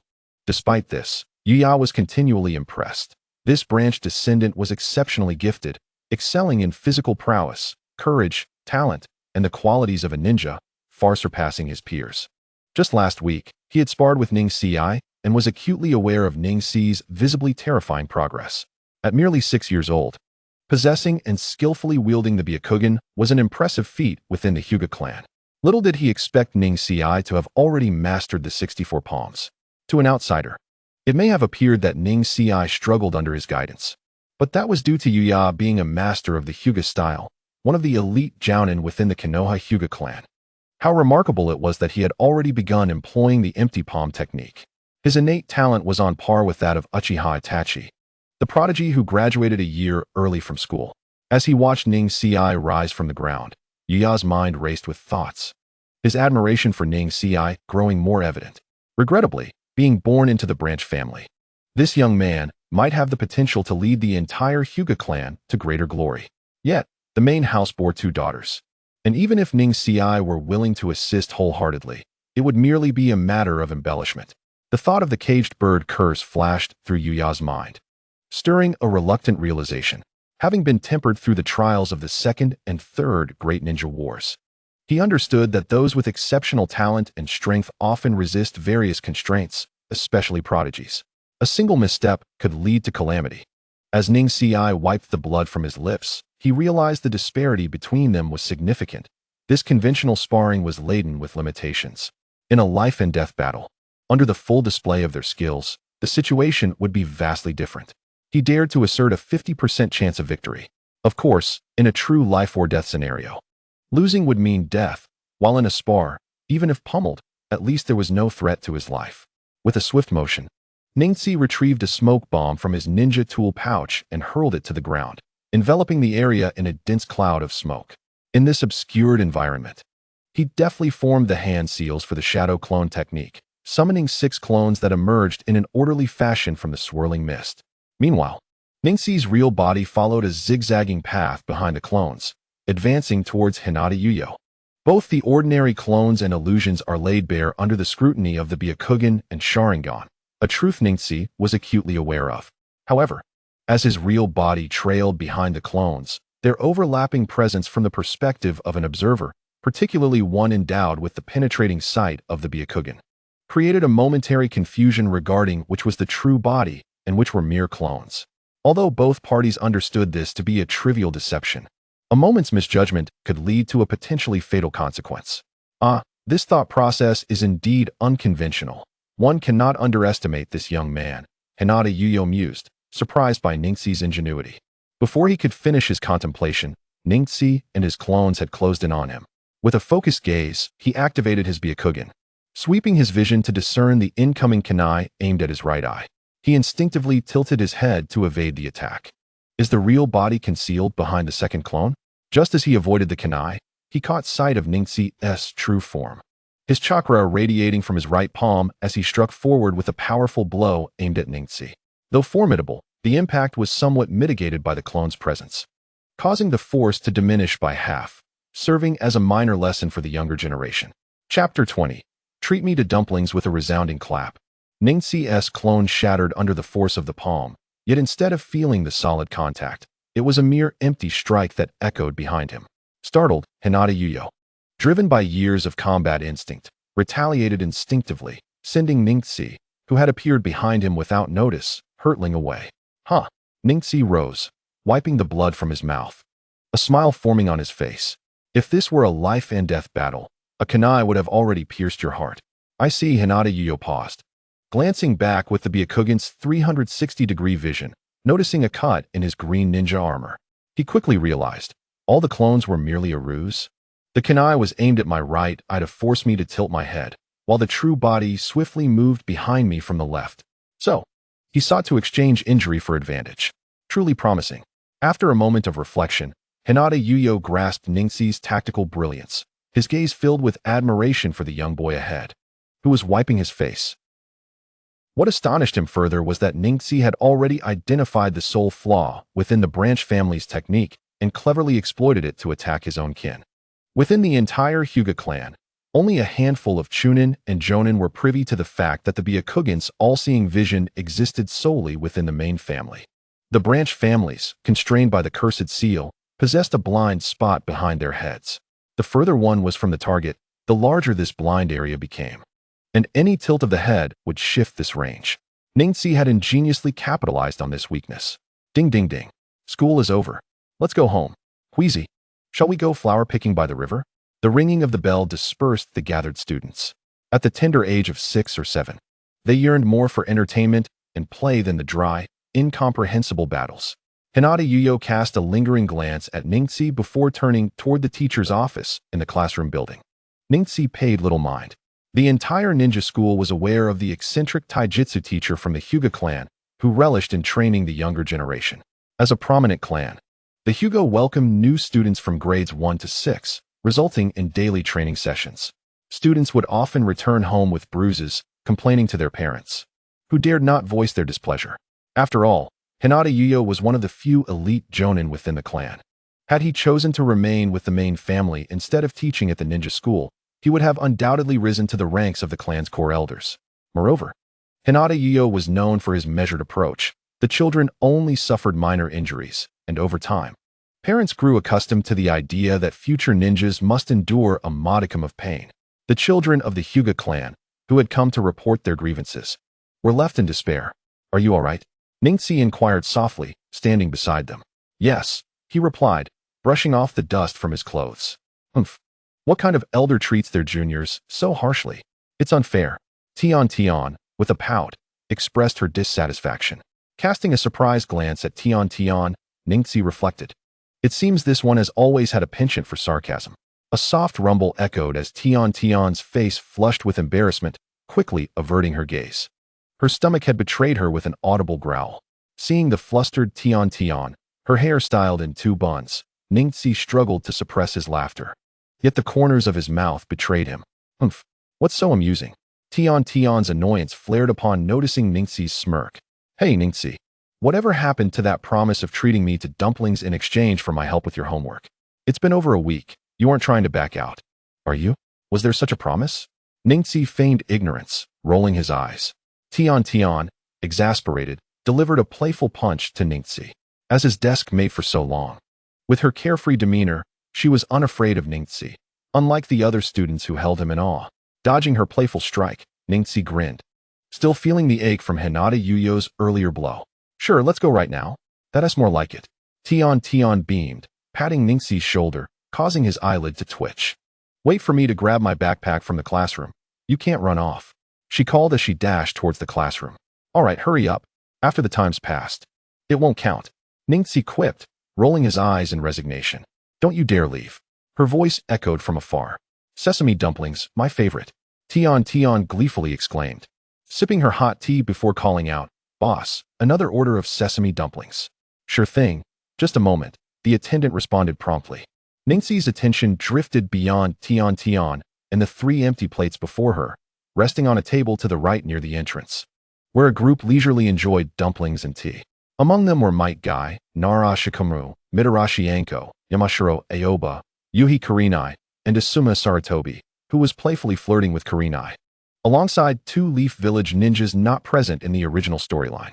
Ningxi suddenly recalled a well-known scene from the original plot, where this dumpling shop was a favored gathering spot for Kakashi and his generation, highly frequented, and most of them had ascended to Jonin, becoming the backbone of the village. All right, let us have Asuma subtly approach the 3rd Hokage first, and then we can all petition Lord Hokage together. Given the 3rd's gentle disposition, he is likely to agree. Due to their proximity, Ningxi caught a snippet of their conversation, which plunged him into contemplation. Chapter 21. The mountain-splitting strike. It appeared that the original timeline of Konoha in the 53rd year had not witnessed any significant events. The assassination of the 3rd Kazekage by Sasori of the Red Sand and the subsequent joining of Akatsuki had indeed occurred during these years. But that was in the land of wind. After pondering for a while, Ningxi found himself without any useful leads, for in the original story, Naruto made his debut in the 1st episode during the 59th year. Yet, it was still only the 53rd year now. In recent years, the intricate narratives have been primarily explored within the Yaojin Chuan and Kakashi Gaiden, with scant appearances in other episodes. As these years represent a rare period of tranquility for Konoha, it was within Kakashi Gaiden that I realized these individuals were deliberating on how to extricate Kakashi from the Umbu. During his last encounter with Kakashi's Umbu team, Neji discerned that Kakashi remained ensnared in guilt over the deaths of Lin and Uchiha Obito. Plagued by darkness in his heart, he had unwittingly joined the Umbu, a division tasked with handling unsavory affairs, leading to a progressively somber disposition over the years. This struggle did not escape the notice of his contemporaries, such as Asuma and Guy, who have been keenly observant, culminating in today's scheme. What are you looking at? Tian waved a skewer of dumplings in front of Neji. Regaining his focus, Neji glanced at the swaying dumplings and remarked, Look, a group of Jonin from our village. Tian turned around and giggled. Why are you already yearning to become a Jonin before graduation, Neji? Rolling his eyes, Neji replied, What are you even thinking? By the way, Neji, do you know Lady Tsunade? Tian suddenly exclaimed, as if recalling something important. Lady Tsunade? I haven't heard of her. What's the matter? Neji feigned ignorance, furrowing his brow. Could it be that you, a true training fanatic, have never heard of her? Tian remarked with a hint of disbelief. She is renowned for her significant contributions during the war, having brought an end to the Second Shinobi World War, and is revered as one of the legendary Sannin. A disciple of the 3rd Hokage, Senju Tsunade, who is the strongest female ninja in our village. Is that so? What else? Neji inquired, discarding the bamboo skewer. With a loud thump on the table, Tian leaped up and declared, My dream is to become a legendary female ninja like Lady Tsunade, proving that women can be powerful too. The dumpling shop fell silent, and all eyes turned towards her. Feeling her cheeks flush, Tian quickly sat down, casting a reproachful glance at Neji. It's all your fault. Now I've embarrassed myself. Neji shrugged, displaying his indifference. Hey boss, another 2 portions of dumplings. Tian's expression grew more furious at Neji's demeanor, prompting her to order yet another serving. Hey, you've already had 4 portions. Why do you need 2 more? I can't eat any more. Neji protested, not out of concern for money, but rather due to his disinterest in sweet delicacies. Who said I was going to share with you? I'm taking them home for dinner. Tian replied, raising her chin defiantly. Neji smacked his forehead. Recalling how Tian had not been so brazen in the original series, Perhaps familiarity had emboldened her. That'll be 440 Rio. The dumpling shop owner cheerfully informed Neji. With a raised eyebrow, Neji paid and headed for the door. For a student of the Ninja Academy, 400 Rio was still a considerable sum. By the way, Neji, what is your dream? Tian called out from behind, clutching her dumplings. As he stepped outside, Neji looked up at the low-hanging sun amidst the evening glow and softly replied, I have no particular dream. I just wish to live well. Tian appeared astonished. How can a young man in his prime have no dream? Sitting nearby, Mike Guy perked up at the sound, turning to Neji with a thumbs up and exclaiming, a young man should always have a dream. Casting a glance at Guy, with his bright smile and distinctive green attire, Neji shuddered slightly and quickly turned to Tian, saying, I'm heading home. See you next week. Watching Neji's departing figure, Tian glanced at Guy before also making her exit. As winter approached, the surroundings of Konoha were adorned with hues of autumn yellow. Occasionally, a gust of wind sent yellow leaves swirling, harmonizing beautifully with the golden sunlight, creating a picturesque scene reminiscent of an exquisite painting. In the back mountains of Konoha, a tributary of the Nanha River flowed past a cliff, its downstream leading to the notorious Forest of Death and the 44th Training Ground. This cliff had been referenced in the original story, where a 6-year-old Uchiha Itachi, pondering the meaning of life, leaped from its edge, awakening midair and landing deftly with a kunai, only to encounter a flock of crows. The rushing river formed a small waterfall, remarkably adorned with sharp, thorn-like stone pillars on either side, their smooth and pointed surfaces defying the imagination of their geological formation. At the base of the cliff stood a boy clad in a white kimono, eyes shut, arms rhythmically thrusting forward, unleashing beams of pale blue chakra from his palms. The sounds of intermittent collisions echoed from the cliff, where a pile of broken stone pillars lay scattered below. Not enough, compress it further, again, Neji intently repeated in his mind. He was engaged in mastering the ultimate form of the 8 trigrams, the Ku-Cho, which is the most potent manifestation of the mountain-shattering strike. According to his understanding, the technique involved concentrating a vast amount of chakra in the palm and then releasing it in the form of an energy column. The mountain-shattering strike was the result of compressing the chakra multiple times beyond its original state. In essence, the final form of the technique would be a chakra beam compressed to the extreme, akin to a laser, with formidable power. However, the chakra consumption increased correspondingly. While theoretically sound, the practical execution proved exceedingly challenging. Each compression doubled the energy and chakra expenditure, so compressing it once required double the original amount, and compressing it twice quadrupled the requirement.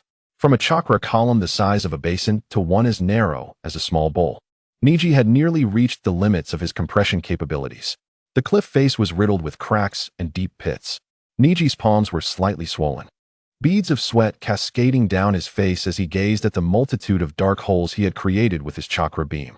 He sensed that if he could compress it one more time to the thickness of his forearm, the technique would be deemed successful, an A-rank knowing ninjutsu. The 8 trigrams mountain-shattering strike.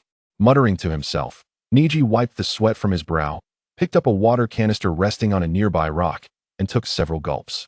He then sat atop the stone, rummaging through his ninja tool pouch to extract a paper wrap, peeling back the layers to reveal 4 pieces of dried meat. He slowly began to eat, having not consumed anything since early morning. As he chewed, his thoughts raced, gazing at the stone beneath him. He was reminded of the scene in the original story where Uchiha Itachi stood on this very rock, surrounded by crows. Recently, Itachi had gained considerable notoriety as Konoha's first individual to participate in and pass the Chunin exams, drawing the attention of many. High-ranking officials in Konoha expressed their relief and satisfaction, for in the few years following the Third Shinobi World War, a new generation of prodigies had emerged, demonstrating that Konoha had indeed recovered, dispelling fears of a significant power vacuum. However, jealousy and ulterior motives stirred among some, who quietly fanned the flames of dissent. In summary, the village was abuzz with diverse opinions, both praise and criticism. Since the Ninetales incident, the Uchiha clan had faced suspicion from certain higher-ups and had been relegated to the outskirts of the village, away from the power center. Yet, the Uchiha clan had entirely taken control of the village's police force. As the most formidable clan in Konoha, their distance from the political center allowed them to thrive, which in turn prompted covert suppression from other factions within the village. The formidable clan leader and captain of the guard, Uchiha Fugaku, stands as a paragon of strength. While the renowned shinobi of the middle generation, Uchiha Shursui, serves as a representative of their prowess. The new generation, represented by Uchiha Itachi, has begun to ascend to greatness. As the Uchiha clan grows increasingly powerful, it has incited a measure of fear and trepidation among a small faction within the village. Naturally proud, the Uchiha clan members respond with heightened intensity to the enmity directed towards them by certain villagers. Following the turmoil of the Nine-Tails incident, the higher-ups ordered the Uchiha to remain dormant, leading many villagers to perceive them as cowardly or even cunningly conserving their strength. Such sentiments, when overheard by the Uchiha, only serve to deepen the existing rift between them and the ordinary villagers, as the ideological divide between the two factions grows ever wider. This long-standing discord is difficult to quell. Shaking his head, Neji let out a hearty belch, discarding the paper wrapper in his hand, and began to refine the chakra within his body. Although his chakra was currently abundant, rendering him unconcerned about depletion, it was derived from consuming Naruto's energy. Akin to drawing from a bottomless well, every use diminished its reserves. Only by treating his own chakra as a source and continuously replenishing it could he maintain a balance, ensuring a steady supply of chakra. A cool breeze swept through, rustling the withered yellow leaves that raced across the river's surface. The mingling sounds of flowing water and falling leaves filled the air, while the young boy seated by the creek appeared tranquil, concealing a soul that was beginning to exude an air of composure beneath his youthful exterior. Half a month later, deep in the mountains behind Konoha, Neji's eyes suddenly snapped open, activating his Byakugan. Instantly, chakra surged around his eye sockets, causing veins to bulge prominently as his gaze pierced through the layers of withered brown foliage, encompassing a radius of 1 kilometer. With a quiet exclamation of 8 trigrams, Mountain Crusher, his right hand thrust forward, unleashing a beam of pale blue chakra that shot forth from his palm. The resounding crashes echoed as the beam pierced through great trees, culminating in a violent collision with a rock wall, sending fragments of stone cascading to the ground. The few remaining leaves atop the trees fluttered down, while dust clouds billowed in the distance. Retracting his hand, Neji's eyes narrowed as he surveyed the scene, murmuring to himself that the technique had penetrated 11 large trees, demonstrating exceptional power. The maximum effective range was approximately 96 meters before the beam dispersed, its strength diminishing thereafter. Truly, it was an A-rank ninjutsu he had finally mastered. A smile graced his lips as he nodded in satisfaction, pleased to possess such formidable long-range offensive capabilities. He mentally cataloged his arsenal of offensive and defensive techniques. Long range, 8 trigrams. Mountain Crusher, 8 trigrams. Empty Palm. Mid-range, Great Fireball Technique. Earth Release. Earth Dragon Bullet, 8 trigrams. Empty Palm. Close Combat, Gentle Fist, 8 trigrams. 64 palms, 8 trigrams. 128 palms. And Defensive, Water Release. Water Barrier Technique, 8 trigrams. Return Heaven. Not to mention the Shadow Clone Technique. Was this truly the result of nearly 2 years of diligent effort? Unbeknownst to him, he had indeed grown stronger. As he gazed up at the overcast sky, he reached out to catch a snowflake. It was snowing. Chapter 22. Shadow Clone Technique in the Biting Cold. The entirety of Konoha village lay blanketed in pristine white snow. A diminutive figure, clad in an oversized hooded coat, traversed the snow-laden streets of Konoha. Curiously, each step left a deep imprint in the snow, gradually fading into obscurity, leaving only the whispering sound of the coat's hem trailing behind. The figure seemed to sense this peculiarity, as they reached behind to adjust the coat, lifting its hem significantly, instantly rendering the once quiet street utterly silent. The sky was gloomy, the sun obscured, and the figure moved silently like a shadow across the snow, leaving no trace behind. Only the breath escaping from beneath the hood served as evidence of their humanity. After a brief passage beneath a bridge, the figure turned into a narrow alleyway, navigating through a series of twists and turns down a lengthy staircase, arriving at a short street barely 100 meters long. The hurried pedestrians, all swathed in coats and masks, passed by as the shops lining the street kept their doors half closed. The figure glanced up at the narrow sky before stepping into a small establishment named Rinnegan Antiquities. The shop was modest, with limited space, its glass shelving displaying an array of antiquated weapons.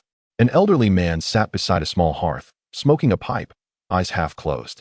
A gentle tapping sound echoed as the figure rapped lightly on the counter, addressing the old man in a hushed tone. "Excuse me, sir. Oh, what can I assist you with today?" The old man replied, rubbing his eyes as he rose with a casual demeanor. The figure lifted their head to reveal a pair of white pupils, speaking softly. "Has the scroll I requested arrived?" A flicker of suspicion crossed the old man's face before he suddenly recalled. "Ah, it's you." "Yes, it has arrived. Been here for some time, actually. I thought you might not want it anymore." Unfazed, the figure remained silent. The old man bent down, rummaging beneath the counter for a while before producing 2 scrolls. Placing them on the counter, he pressed down on one with his frail hand, slowly stating, "Here it is, just what you requested." The figure picked up one of the scrolls, unrolling it to reveal the bold characters shadow clone technique on the side. After inspecting the contents, he found it lacking, thus rolled it back up and nodded in acknowledgement. "The total is 95,000 Rio, minus the 45,000 Rio deposit, so you owe an additional 50,000 Rio," the old man said, his expression neutral. The figure paused momentarily, then retrieved a pouch of coins from within their cloak, placing it on the counter. They picked up the other scroll and turned to depart. The old man glanced at the snow outside, sighed, weighed the pouch in his hand, then set it aside, returning to his chair by the hearth to resume his nap. Walking through the snow was indeed more challenging than traversing water. Emerging from the alley, Neji lifted his hood, feeling the snow engulf his feet once more, reflecting inwardly. The life of a ninja is not a game for the faint-hearted. A B-rank shadow clone scroll costs over 90,000 Rio, a sum that would take an ordinary family years to earn. And this was the black market price. He sighed lightly. Indeed, he had just ventured into Konoha's black market, a hub for external dealings. Nevertheless, the expenditure was necessary. The technique was of paramount importance to him. Aside from procuring it from the black market, he had no other means to learn it. In the shinobi world, there are generally 3 recognized methods to acquire ninjutsu. First, through a Master S instruction, which is the most traditional and straightforward method, allowing for direct guidance and saving learning time.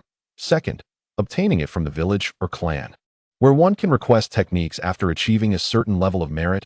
Or third, through underhanded means, stealing, plundering, or purchasing from the black market, employing any means necessary to learn. Neji had no master, no friends, and his father was deceased. The Hyuga clan was known for rarely utilizing ninjutsu, and as for the ninja academy, he had yet to graduate and was not eligible to undertake missions to accumulate merit. As for the closest relative, it was none other than the nominal elder and current clan leader, Hinata. Neji had no intention of seeking anything from him, setting aside the grievances stemming from his father's sacrifice. The first step towards his aspiration for ultimate freedom was to break the cursed seal that confined him like a caged bird. However, doing so would inevitably mean severing ties with his family, a day that would come sooner or later. With that in mind, it was best to maintain a distance from the clan to avoid any potential hesitation that could lead to complications. Pushing open the door, he entered the room, hung up his coat, added a few pieces of charcoal to the small stove, and poured himself a cup of hot tea. Sitting by the stove, Neji took out the scroll and began to study it meticulously. After a while, he murmured to himself, "Is the hand seal for the technique really Z, Shu, Hai, Si, Inrin?" He had always believed that the shadow clone technique, classified as a B-rank jutsu for elite ninjas, could not possibly be executed with just a single Rin seal. His suspicions were confirmed. While the original work showcased numerous characters proficient in the technique, one must not forget that they either hailed from prestigious clans or had exceptional mentors.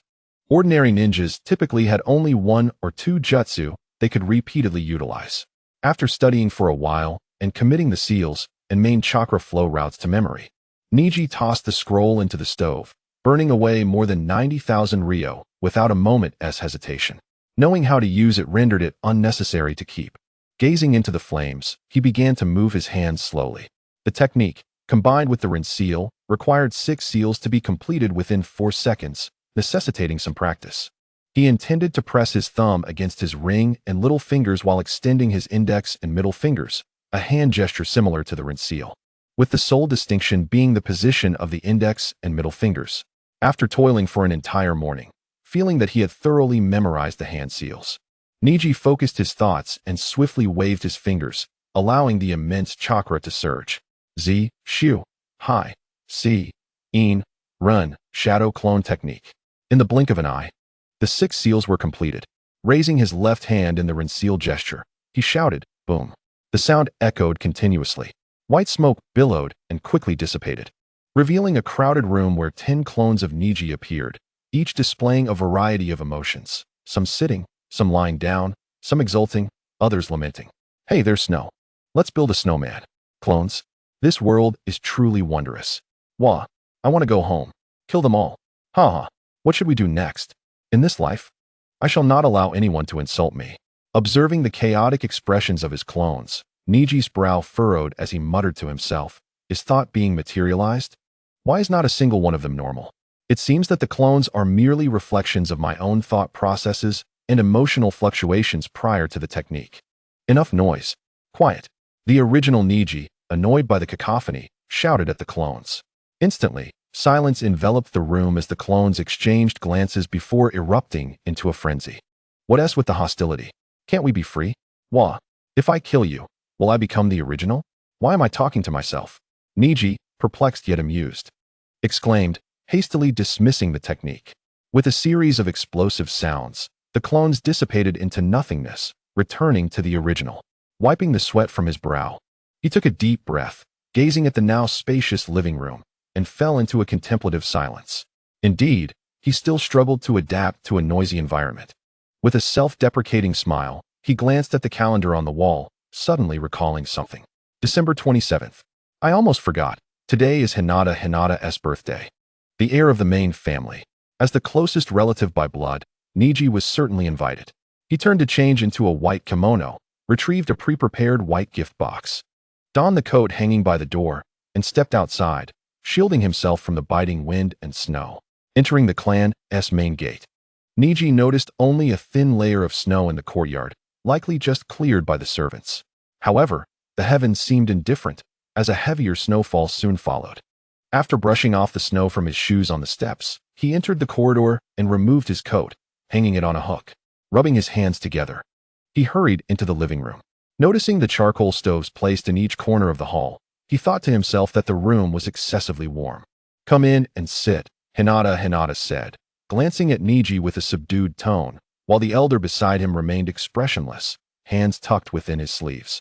Neji approached and sat down, unconcerned about their demeanor. The main family had always projected an air of pride and reticence, steeped in ancient traditions that exuded rigor. Setting down the gift box and accepting a cup of hot tea from Hinata, he expressed his gratitude and quietly sipped his drink. Hinata waved his hand, signaling Neji to refrain from excessive courtesy, then inquired, I heard that you topped your class in the recent semester exams. Neji, surprised, glanced at Hinata and softly acknowledged. Yes, he expected the clan leader to be concerned with such trivial matters. Given Neji's talent, achieving such results seemed only natural. The elder beside him, having set down his teacup, remarked with indifference, with Neji's aptitude, such accomplishments should be expected. Casting a glance at the elder, who had taken the position after the previous clan leader stepped down and was, in effect, his grandfather, Neji maintained a stoic expression. It is different. For many years, the younger generation of the Uchiha clan has overshadowed the Hyuga clan. The sentiments within our clan have become somewhat restless, and external opinions vary widely. If this continues, will the world not only recognize the Uchiha clan of Konoha in the Land of Fire, forgetting the name of the Hyuga clan? Hinata lamented, placing his teacup down. Our reputation is tarnished. Outsiders may think we are declining, with no successors in sight. Humph. The Hyuga clan has endured for so many years. Are we to rely on mere empty titles? The elder scoffed, casting a glance at Neji before continuing. By the way, Hinata, the atmosphere among the various clans in the village has been somewhat strange lately. You must remain vigilant and also keep the ninjas of our clan in check, especially the elite ninjas, ensuring they focus on their duties and refrain from meddling in unnecessary affairs. Understood, Hinata nodded slightly. The howling wind outside intensified as servants entered to clear away the tea set and bring in an array of dishes. Hinata entered wearing a purple kimono, accompanied by Hinata Natsu, who held a baby in her arms. Observing them take their seats, Neji fell into thought. He had heard that the clan leader's wife passed away shortly after giving birth to Hinata Hanabi. It seemed true, otherwise. The young Hanabi would not have been entrusted to the care of Hinata Natsu. Family gatherings should not be absent, which was a pity. Neji sighed inwardly, recalling that she was a gentle and serene woman he had met last year. After the death of his father, Hinata had visited him, bringing with her an abundance of pastries. "Hello, Neji and I," Hinata said, her cheeks slightly flushed as she averted her gaze, softly greeting him. "Hello, Hinata-sama. Happy birthday. This is my gift for you," Neji responded quietly, pushing the white gift box toward her. "What is the gift?" The young Hinata inquired eagerly. "A firefox scarf." "Go ahead and open it," Neji replied. Hinata extended her small hand to untie the bow-shaped wrapping ribbon, revealing a scarf made of fox fur that resembled a slumbering creature. Its soft fur and vibrant colors elicited an irresistible urge to touch it. "How beautiful." "Thank you, Neji and I," exclaimed Hinata, her joy evident as she expressed her gratitude. "Of course. It's beautiful. I trekked over several mountains to capture it, and then spent over 1,000 ryo having it crafted," Neji mused to himself. Hinata was reminded that it was mealtime, as Hyuga Hizashi subtly interjected, "Oh, I understand, father." The chapter concludes here. Chapter 23. The Reincarnation Festival. Shopping. Neji pushed open the door and glanced at the sun high in the sky, stretching lazily. After several days of heavy snowfall, the storm had finally ceased. Water dripped rhythmically from the eaves, and the snow on the walls had nearly melted, yet a thick layer remained in the courtyard. "It's true what they say, snow is cold when it melts," Neji remarked while rubbing his hands together. Turning to the wall clock, he noted it was already 2 o'clock in the afternoon, and he smacked his forehead in frustration, lamenting his tendency to oversleep. Today marked the last day of the year. After today, it would be the 54th year of Konoha. Neji felt he had been overly strict with himself these past 2 years, leading to a habitual self-reproach for merely waking up late. Having rushed over from Naruto's house at the break of dawn, he was exhausted and fell into a deep slumber.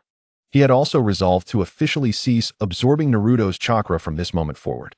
"Kid, I'll remember you," he thought, recalling the furious yet helpless expression of the Nine Tails within Naruto after he had absorbed its chakra earlier that morning. This decision stemmed from concerns for his own safety. Under different circumstances, he would not have hesitated to consume all of the Nine Tails chakra, dismissing any naive excuses of compassion to spare Uzumaki Naruto, a veritable mobile chakra supply station. Each Jinchuriki from the ninja villages serves as a strategic deterrent, and as Konoha's Nine Tails Jinchuriki, Naruto was granted considerable freedom during the reign of the gentle third Hokage, allowing him to develop largely unimpeded. In other ninja villages, however, Jinchuriki are typically monitored closely and subjected to constant surveillance. The reason Naruto did not succumb to complete darkness later on was largely due to the third Hokage's influence. As Naruto matured, the attention from the village's higher-ups and various clan factions intensified, increasing the likelihood of exposure. Should it become known that he possessed the peculiar ability to absorb others' chakra, he would undoubtedly face ostracism and repression from various factions, with the Hyuga clan potentially being the first to turn against him. Neji, having lived 2 lives, understood the intricacies of these matters clearly. Moreover, his current chakra reserves had nearly reached 1/3 of the Nine Tails. What more could he desire? Neji shook his head softly as he mused. When he spoke of reaching 1/3 of the Nine Tails, he referred to a comparative quantity. His chakra came from 3 sources. A portion was self-extracted, another absorbed from Naruto, and the final part derived from the Nine Tails. It is crucial to note that the Nine Tails is a collective embodiment of resentment. Consuming its chakra in large quantities over a short period could easily plunge his consciousness into a chaotic, beastly state if he could not maintain control. The incomplete Beiming divine art he practiced was aptly named the star absorption technique because it possessed the ability to forcibly absorb and store, but lacked the power to transform or eliminate negative abilities. He had always absorbed chakra forcibly, while simultaneously refining it internally, striving for a balance between absorption and transformation. Clearly, the current situation did not afford him the luxury of time and an undisturbed environment to gradually consume chakra, which was another reason for his decision to stop absorbing from Naruto. As he turned to retrieve his coat from behind the door, Neji patted his wallet, sighing. 15,000 ryo should suffice. The family's finances are dwindling. 12,000 ryo was the monthly living allowance provided by the main family, while the remaining 3,000 was what he had taken home.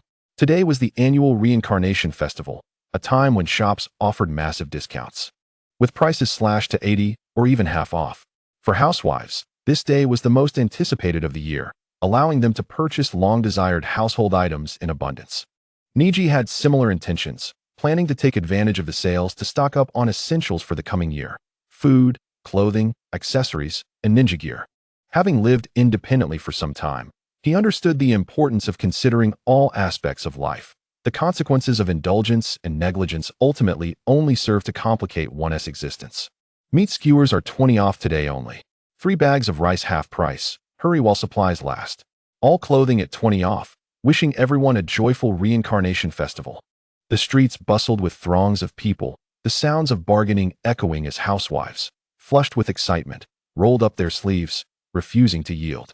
Meanwhile, the normally dignified ninja men wore pained expressions as they trailed behind the housewives, burdened with bags, exchanging sympathetic glances. Neji sidestepped a clerk lugging rice and entered the rice shop. Observing the owner, Akatsuki, who had just seen off a customer, Neji quickly approached, inquiring, "How many bags of rice can I buy for delivery to my home?" The owner, stroking his beard and appraising the boy with the Byakugan from the Hyuga clan, replied with a smile, "Young man, did your adults send you? Tell them our shop delivers 3 bags of rice or more to the home, with a delivery fee of 5 ryo per bag. Orders of 5 bags or more are free of charge." Neji shook his head. "It's for myself. I need 6 bags of takigaki rice. How much will that be?" Akatsuki, surprised, took a moment to calculate and said, 6 bags of kawada rice, half price, totaling 2,416 ryo. Neji double-checked the math in his mind, and finding it correct, he retrieved 25 bills from his pouch and handed them over. Then asked, "How soon will it be delivered?" The owner accepted the money, saying, "It will be delivered by evening at the latest. Young brother, please provide your address." Receiving his change, Neji stated, "The address is Hyuga Clan Land, Mingu Street, number 16. Just leave it in the courtyard." "Understood," the owner noted. Exiting the rice shop, Neji rubbed his brow and navigated through the crowd towards a nearby convenience store, intending to purchase some oil, salt, and spices. The convenience store did not offer delivery, so it seemed he would have to carry everything back himself. Having just taken a break, Akatsuki leaned against the counter, sipping tea. He noticed the young boy carrying boxes from the convenience store had already made several trips and sighed inwardly. Is he an orphan left over from the Ninetales chaos? Such a young age, and he's already managing the household. Neji evaded the crowd and turned into a secluded alley, glancing around to ensure no one was watching. He extended his left hand forward and performed the seal of reconciliation, causing a shadow clone of himself to materialize with a soft pop. The clone took the box of soy sauce from Neji's shoulder, nodded, and dashed off towards home. Neji brushed the dust from his hands and turned to leave as well. Having ample chakra is indeed a luxury. Resting his hands behind his head, Neji emerged from the alley, purchasing 2 skewers of grilled squid from a nearby stall. Eating as he surveyed the street and contemplated his next purchases. The Hyuga clan's residential area also boasted shopping streets. However, he chose to venture into the heart of the village for better deals and greater discounts, where he could find a wide array of goods. With no source of income at present, he was living off the remnants left by his father. Without meticulous budgeting, the remaining wealth would scarcely suffice for him to sustain a living until graduation. Possessing the soul of an adult, he naturally understood the choices he must make. Just look at how miserably Naruto lives, surviving on instant noodles and expired milk. He would not allow himself to descend into such a fate. Unbeknownst to him, he had already wandered onto the street, catching sight of the sign that read ninjutsu supplies at Mandiantang. Discarding the bamboo skewer in his hand, he stepped inside. As the largest and most comprehensive ninja gear store in Konoha, Mandiantang was bustling with customers, although the presence of women was notably sparse. Most of the patrons were male ninjas lingering by the counters, while ordinary folk were absent except for the staff. The higher a ninja's income, the more missions they could undertake, which correspondingly increased the consumption of ninja tools. A ninja typically spends about 1/3 of their savings on these tools throughout their lifetime. Essential high-consumption items include shuriken, explosive tags, kunai, iron wire for traps, as well as food pills, smoke bombs, sealing tags, healing ointments, tents, and bandages, all of which are vital and cannot be overlooked, as neglecting them would be tantamount to playing with one's life. No one capable of becoming a ninja would commit such folly. Being born in a great nation has its advantages. Take purchasing ninja tools as an example. Prices are often lower in larger ninja villages. Given the same materials and transportation conditions, small nations tend to charge more. When quantities are small, the difference is negligible. But during times of war, the total price disparity can reach hundreds of thousands. Why is there such a gap? It is quite understandable. It is well known that 80% of ninja tools and weapons in the ninja world are supplied by the Land of Crafts Ninja Village. For larger nations, especially the 5 great nations, the annual expenditure on ninja tools constitutes a significant portion of their village's budget. To curtail these expenses, the higher-ups of the 5 great nations tacitly suppress the prices of ninja tools, while the Land of Crafts, constrained by the power of the 5 great nations, cannot raise prices or halt the supply of weapons. Otherwise, they would face the wrath of all 5 nations. For larger nations, this is also a strategic move, preserving the village's interests while simultaneously suppressing the Land of Crafts, ensuring that it remains a small nation. The Land of Crafts dares not offend the 5 great nations. But in order to compensate for its losses, it must raise the prices of ninja tools sold to other smaller nations. Consequently, the ninja tools from larger nations, due to their lower procurement costs, are naturally cheaper than those from smaller nations, providing a form of indirect benefit to their own ninjas. Kunai priced at 180 ryo. Shuriken at 120 ryo each, standing before the array of weapons. Ning-Ci contemplated as he gazed at a standard kunai and a cross-shaped shuriken, then turned his attention to a chubby shop assistant who had just finished serving a customer and was wiping sweat from his brow. The portly assistant approached with a professional smile and asked, "Young sir, what do you need?" Ning-Ci pointed towards the shuriken and kunai in the display and inquired, "Is there a discount for the Reincarnation Festival?" "Indeed, there is. The standard kunai and shuriken are each 20 ryo cheaper than usual. How many would you like, young sir?" The chubby assistant replied, rubbing his hands together. 40 kunai and 20 shuriken. Ning-Ci calmly stated after a brief moment of contemplation. The assistant's mouth fell open in surprise. While the quantity requested was negligible compared to what he had sold that day, the boy before him appeared no older than 7 or 8. Shaking his head in astonishment, he reminded himself that this was a world of ninjas. Although the assistant was an ordinary person, working in a ninja tool shop meant he was accustomed to interacting with ninjas daily. He understood that one could not measure a ninja by age, especially in Konoha, where many families had their young members rigorously trained from a tender age. Just by looking into the boy's eyes, he could tell he belonged to the esteemed Hyuga clan. "Very well. Please wait at the front counter while I retrieve your items from the warehouse." The assistant wiped the sweat from his face and instructed Ning-Ci before turning to leave. Surveying the various ninja weapons on display, Ning-Ci strolled towards the cash register on the left. Shortly thereafter, the assistant returned, carrying 2 simple wooden boxes, one large and one small. With a thud, the heavy boxes were set down, and the assistant exhaled with relief. 40 kunai and 20 shuriken. That totals 8,400 ryo. Please check. Bending down, Ning-Ci opened the wooden box, revealing 8 neatly arranged rows of kunai, with the last 2 rows conspicuously empty, indicating that the standard box contained 50 pieces. He recalled that these small cylindrical rods were used to hold the kunai in place, with each kunai featuring a small circular hole at the end of its handle, allowing a ninja's fingers to grip it for more agile handling. Additionally, when setting traps, the iron wire could easily wrap around the kunai, and explosive tags could be suspended from the end to ensure they flew faster and more accurately when thrown. A row of 5 across 8 rows amounted to 40. The last 2 rows were empty, suggesting that a standard box contained 50. After mentally noting this, he examined the other smaller box, running his fingers along the edge of the shuriken, which was indeed as sharp as anticipated, gleaming black without a hint of rust. "How do you find them? Are you satisfied?"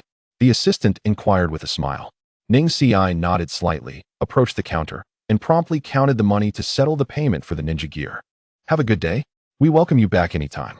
The assistant's farewell echoed behind him as Ning-Ci stepped out of the ninja tool shop. Once again slipping into a secluded alley, he dispatched a shadow clone to return the ninja gear home while he retraced his steps, rejoining the thrumming crowd. With just over 2,000 ryo remaining, he patted the now deflated ninja tool pouch and let out a soft sigh before stepping into a nearby tailor shop. End of Chapter 24. Conspiracy of Ninjutsu. As spring returned to the earth, life blossomed anew. Green buds emerged from the once barren branches. and the delicate mist enveloping Konoha was shattered by the rays of the morning sun piercing through the clouds. In a clearing behind the Hokage rock, a boy dressed in a white kimono was swiftly practicing his palm techniques, the faint blue chakra flickering and shifting around his hands. Not far from him stood another individual, who, with a flick of his arms, sent a kunai and a shuriken soaring through the air, embedding themselves with a thud into the trunk of a nearby tree. Arranged in neat rows, the shuriken and kunai stood upright against the tree, distinctly visible. As a gentle breeze rustled the branches, a white figure appeared atop the tree. Leaning against the trunk with one hand while the veins on his temples bulged, his Byakugan eyes wide open, intently observing the village below, specifically fixated on the three-story Hokage building. As his gaze shifted, three identical figures came into view, revealing that they were all Ningsi. Continuous streams of chakra flowed into his eyes, enhancing his vision to penetrate through the walls of the Hokage building's third floor, entering a dimly lit secret chamber. The chamber was filled with books and scrolls, serving as the repository for Konoha's confidential documents, a trove of various ninjutsu, secret arts, and forbidden techniques collected over the years. It was also the very place that Ningsi had longed to visit. In the dimly lit chamber, darkness enveloped everything. Should someone be perusing documents within, the contents would inevitably fall under Ninji's vigilant gaze. However, although the Byakugan possesses the ability of X-ray vision, it does not grant light to one's sight.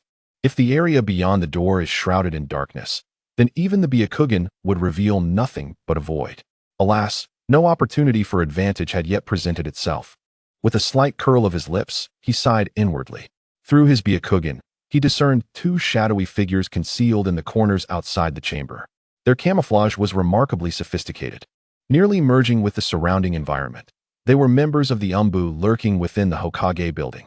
They were well hidden, yet their rapidly flowing chakra betrayed their presence. Particularly under the scrutiny of the Byakugan, where the pale blue glow of their chakra became strikingly apparent. What else could they be but clandestine operatives? Ninji narrowed his eyes, the prominent veins on his forehead gradually fading as he slowly closed his Byakugan. He listened intently, and upon furrowing his brow, he snapped his fingers, producing two sharp cracks. The two shadow clones engaged in gentle fist techniques, and shuriken throwing dissipated into white smoke. In the thicket ahead, three gray figures leaped forth. Were they wolves? No, merely three ninja hounds. Ninji felt a flicker of surprise before dismissing the notion. The three gray ninja hounds, having abruptly realized the presence of someone obstructing their path, sensed an overwhelming aura of danger. Their fur stood on end, and they bared their teeth, ready to confront any threat. "What is it, Grey Maru?" A commanding voice echoed from the woods, followed by a figure darting out. Coming to an abrupt halt, the figure supported herself with one hand on the ground, her right leg bent, and her left foot sliding to dissipate the momentum of her sudden stop. A long, pristine leg contrasted sharply against the lush greenery of the surrounding foliage. As the owner arrived, the three ninja hounds, feeling bolstered by her presence, had their fearful anger diminish significantly. Their bristled fur quickly returned to normal as they barked excitedly, eager to report their findings. Sensing the minimal threat posed by the hounds, Ninji's previously furrowed brow relaxed. The girl standing beneath the tree was tall for her age, around 11 years old. She had short black hair, wore a black tank top and white shorts, and her delicate features bore two purple fawn-like markings on either cheek. At this moment, she raised her chin defiantly, her brows slightly arched, regarding him with a puzzled expression. "Who are you? What do you want? Why are you blocking my way?" As she unclenched her fist, Ninji caught sight of her face, and particularly her white pupils, which eased her initial wariness considerably. Yet, although she recognized him as a villager, the sudden obstruction prompted her to voice her confusion. From the Inuzuka clan? Ninji pondered, observing the hounds and the girl's markings. He was well aware that Konoha was home to many renowned clans beyond those with bloodline limits, and the Inuzuka clan was particularly famous for their exceptional skills in sensory perception and tracking. Noticing that he had ignored her question, the girl frowned, her developing chest rising and falling slightly. From a distance, Ninji, leaning against the tree trunk, did indeed appear to be an obstruction. Aware of this, he smiled wryly. Recalling how he often suppressed his chakra and concealed his presence when sneaking into Naruto's home at night to absorb chakra, he had inadvertently developed a habit of stealth. It seemed his ability to suppress his aura had become rather adept, leading to a misunderstanding that he was intentionally blocking her path when, in fact, she had intruded first. Neji gestured subtly to the left, prompting her gaze to shift. She noticed the neatly arranged shuriken and kunai embedded in a nearby tree, and her understanding dawned. It appeared she had been practicing, while he was the one who had inadvertently stumbled upon her. The girl turned back, observing the boy with his arms crossed and an expression suggesting he was aware yet indifferent. Her brows knitted together. She wondered which Hyuga clan member was so audacious. Humph. Gray Maru, let's go, she declared, raising her chin and striding away. As the three ninja hounds watched their owner depart, they seemed to feel a pang of frustration for not having defended her, and they turned to Neji, barking vigorously. Ninji's expression darkened. His previously suppressed chakra surged forth, emanating a powerful aura that filled the air, causing the nearby branches to rustle violently. The hounds, once proud and defiant, felt their tails droop, and they mournfully yelped before racing after their departing mistress. With his aura reined in, Neji paid them little mind. A golden ray of sunlight bathed his face, prompting him to instinctively shield his eyes. He squinted into the distance, where the rising sun transformed from a fiery red to a brilliant golden hue. Forming a hand seal, he produced two more shadow clones. The tree trunk creaked under the weight of three figures, straining against the burden. Turning to his clone on the right, Neji instructed, "Continue observing the Hokage building below. I have discerned a pattern, yet the elusive gap remains undiscovered. We shall watch a while longer. If no opportunity presents itself, we may have to create one." The clone nodded in agreement, settling against the tree, activating its Byakugan to scrutinize the movements within the crimson edifice below. Neji then glanced to the left, where the other clone promptly understood and descended the tree, moving to collect the shuriken and kunai embedded in the trunk, maintaining distance while repeatedly throwing them with increasingly intricate angles and trajectories. With a soft sigh, Neji reclined against the tree, his hands resting behind his head, leisurely descending the tree trunk as he made his way home. As he strolled through the village, memories of the girl he had just encountered flooded his mind. Suddenly, he realized who she was. Her name was Inuzuka Hana, a somewhat renowned figure within the Inuzuka clan, often referred to as a prodigy. While Gray Maru was the name of her ninja hound, the trio of hounds were known as the Gray Maru brothers. As for distinguishing between Dai Maru and Inai Maru, that remained a mystery to him. In the original text, a scene depicted her as a classmate of Uchiha Itachi, suggesting that she was born around the same time as him, making her roughly 10 years old now, attending the 5th grade of the Ninja Academy. He mused quietly, pondering the rapid physical development of ninjas. When he first saw Inuzuka Hana, she appeared to be around 15 or 16, tall and slender. Yet her actual age was merely 10. Recently, he had observed Uchiha Itachi on the street and had a similar impression, despite being only 10. He already resembled a teenager from afar. Shaking his head to dispel these thoughts, Neji approached his home, pushed the door open, and entered. He picked up the clothes that had blown off the line by the wind and hung them back up before entering the house. Just then, a figure emerged from the kitchen, removing an apron and hanging it up. Wiping her hands with a cloth, she turned to Neji and inquired, "How was your day?" Glancing at his clone, Neji replied softly, then proceeded to the kitchen to wash his hands and face. Returning to the living room, he grabbed a paper towel to dry his hands, and his gaze fell upon the breakfast laid out on the table, stirring his appetite. 2 slices of bread, 2 eggs, a glass of milk, a bowl of congee, and a plate of pickled vegetables. Steaming breakfast was presented, just as it always was. The situation observed led to the shadow clone gently inquiring while picking up a book from the table. Chewing on a piece of bread, Ningxi momentarily lost his train of thought, remarking that it was the same as always, still unable to find an opportunity to infiltrate. The clone raised an eyebrow, pausing with its fingers pinching the pages of the book, and dismissively replied that that place was one of the most crucial locations in Konoha, making it difficult for anyone to infiltrate without repercussions, especially for the elite shinobi of the Umbu. What should be done? Currently, the variety of jutsu at hand was limited, already mastered with ease. To avoid being targeted, the quickest solution was to learn new ninjutsu. After all, the more skills one possesses, the greater the ability to respond. While peeling a boiled egg, Ningxi calmly lamented that it was up to you, but one should not act recklessly. At this moment, the opportunity for discreet training was not something he wished to disrupt. knowing that admonishing the original body was futile. The clone quickly reminded him that it was not yet time. I am aware of that, but with so many uncertainties, how could I know when it would occur? It is prudent to prepare. By the way, have you found anything in the library? After taking a sip of milk, Ningxi asked the clone. Most of the books were merely foundational knowledge.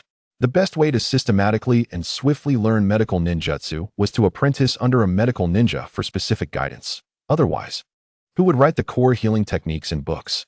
Rubbing his temples, the clone complained that all he needed was something that could save him at a crucial moment. He had never considered saving others. Besides, medical ninjas were scarce, and those with exceptional skills were even rarer. Where do you expect me to find such a person? Ningxi frowned, clearly displeased. The clone rolled its eyes in exasperation and muttered under its breath that saving oneself and saving others were not that different. After all, human anatomy is the same. There must be experimental subjects to accumulate experience on before applying it to oneself for greater assurance. Ningxi furrowed his brow, suddenly finding this clone rather noisy. Upon seeing Ningxi's expression, the clone quickly guessed what the original intended to do and said, all right, you are right. Do not retract me just yet. I have only just emerged, after all. Clones have rights too, you know. I am going to return the books to the library now. Remember to tidy up the table. Do not leave everything for my return. He picked up 2 books from the table. One titled Chakra Microcontrol Guide and the other Fundamentals of Human Anatomy, and hurriedly dashed out the door, not forgetting to shout back at Ningxi in complaint. Watching the departing clone, Ningxi, having just finished his meal, also rubbed his temples before gathering the utensils and heading toward the kitchen. Muttering under his breath about how such a thing could emerge, constantly uttering damn it. It seemed that clones produced later could not be allowed to linger for too long, or else he feared that retracting them might lead to a sudden bout of mental instability. Chapter 25, Transformation as time drew closer. March heralded the beginning of a new school term. Students laden with backpacks began to emerge from every corner, chattering excitedly about their summer adventures or lamenting how quickly the vacation had ended, resulting in a wave of despondency. A few students appeared anxious, their faces flushed with urgency as they suddenly recalled the existence of winter break assignments, scrambling around to copy from others while complaining about the insufficiency of time. Of course, such situations primarily afflicted those who had only just begun their schooling the previous year. The mindset of 4th and 5th graders was the most stable. Having spent several years in school, they had already grasped the ins and outs of campus life and teaching styles. With a nonchalant demeanor, they knew how to find excuses to appease teachers and occasionally take advantage of younger students for amusement. The tall, solitary figures mostly belonged to the 6th grade graduating class. Their expressions calm and indifferent, as they cared little for anything other than the impending graduation exams. Graduation tests have always revolved around the 3 fundamental techniques: transformation technique, shadow clone technique, and substitution technique. For them, while their scores might not be stellar, they were confident in passing the assessment and graduating as genin. Ningxi, with one hand casually tucked into his pocket, blended into the crowd, the only distinguishing feature being that he carried no backpack. Instead, a small white canvas tool pouch was secured at his waist. As the noisy throng crossed the playground and entered the teaching building, the 1st grade classroom was located on the 1st floor, and upon glancing at the doorplate of Class 2, he stepped inside. The raucous classroom remained as noisy as ever. The students competing to share and compare their winter break experiences, raising their voices to win over the crowd. Ningxi frowned slightly, silently passing through them and quietly settling into the last row of seats by the window. The playground outside remained unchanged, with the grass by the window yet to grow tall enough to reach the sill. With a mere cough or a gentle tap on the desk, he could silence the commotion, leaving the students startled and instantly quiet. However, he was not in the mood for that at the moment, as he had already utilized his chakra to isolate himself from the noise upon entering the school. In recent days, he had suddenly realized that rather than endlessly practicing the ninjutsu he had already mastered to perfection, it would be more beneficial to delve deeply into the essence of ninjutsu, the triggers, the formation causes, and a series of fundamental processes. While patiently awaiting an opportunity to infiltrate the Hokage Tower, his thoughts drifted, leading him to ponder what the essence of ninjutsu truly was. It was the power of chakra, a potent energy refined from the spiritual energy and cellular energy within the human body. The reason humans possess chakra is clearly articulated in the original narrative. In ancient times, The celestial being Otsutsuki Kagaya descended upon Earth with a seed of the divine tree, intending to nourish it with the planet's energy to strengthen the tree. However, she faced opposition from the ancient human nations, which united to repel her. In desperation, Kagaya consumed the nascent fruit of the divine tree, transforming herself into the progenitor of chakra, ultimately using this newfound power to conquer the human nations, subjugating all of humanity. After her victory, Kagaya, who was already pregnant, gave birth to 2 sons. The elder, Otsutsuki Hagoromo, later known as the Sage of Six Paths, and the founder of the Hyuga clan, Otsutsuki Himura. Growing up under the care of human servants, the brothers, born with the bloodline of the Otsutsuki clan, possessed extraordinary talents and formidable strength. One day, upon discovering their mother Kagaya's cruel practice of regularly sending humans as sacrifices to the divine tree, they argued with her in vain, leading to a bitter estrangement. After a cataclysmic battle, the brothers ultimately triumphed over their mother, sealing her away with the power of the Six Paths and the Rinnegan. Using the sealing technique known as Shinra Tensei to confine her within the moon, thus creating what is now referred to as the moon. The guilt-ridden younger brother led a portion of their clan to guard the moon, accompanying their solitary mother, while the remaining clan members gradually formed what is now the Hyuga clan over several centuries. The elder brother Hagoromo established the shinobi sect, sharing his chakra with its members, leading all to travel the world to cultivate, distributing chakra to the people in hopes of connecting them and bringing peace to the world. After countless generations of proliferation, the number of humans possessing chakra multiplied, spreading across the globe. Peace reigned for a time, until the birth of the child of the revered Liu Dao Xianren and Daitomu Yui. The elderly Liu Dao Xianren was blessed with 2 heirs, his elder son, Indra, who inherited the sage's eye, and his younger son, Azura, who inherited the sage's body. However, the blissful days did not last long. As Liu Dao Xianren grew more frail, his 2 sons matured, and the once harmonious brothers began to diverge in their philosophies in their quest for the title of the successor to the shinobi sect. The exceptionally gifted elder brother, Indra, believed that only strength could usher in peace. After poring over numerous texts, he discovered that by forming hand seals, chakra could exhibit various nature transformations, manifesting in different forms, each with distinct powers. Thus, ninjutsu was born. As conflicts and contradictions arose, ninjutsu, originally intended for daily sustenance and survival, gradually evolved into a weapon. The frequency of wars escalated, and its power burgeoned, leading to one battle after another. A flurry of thoughts raced through his mind, replaying scenes from the narrative in his memory.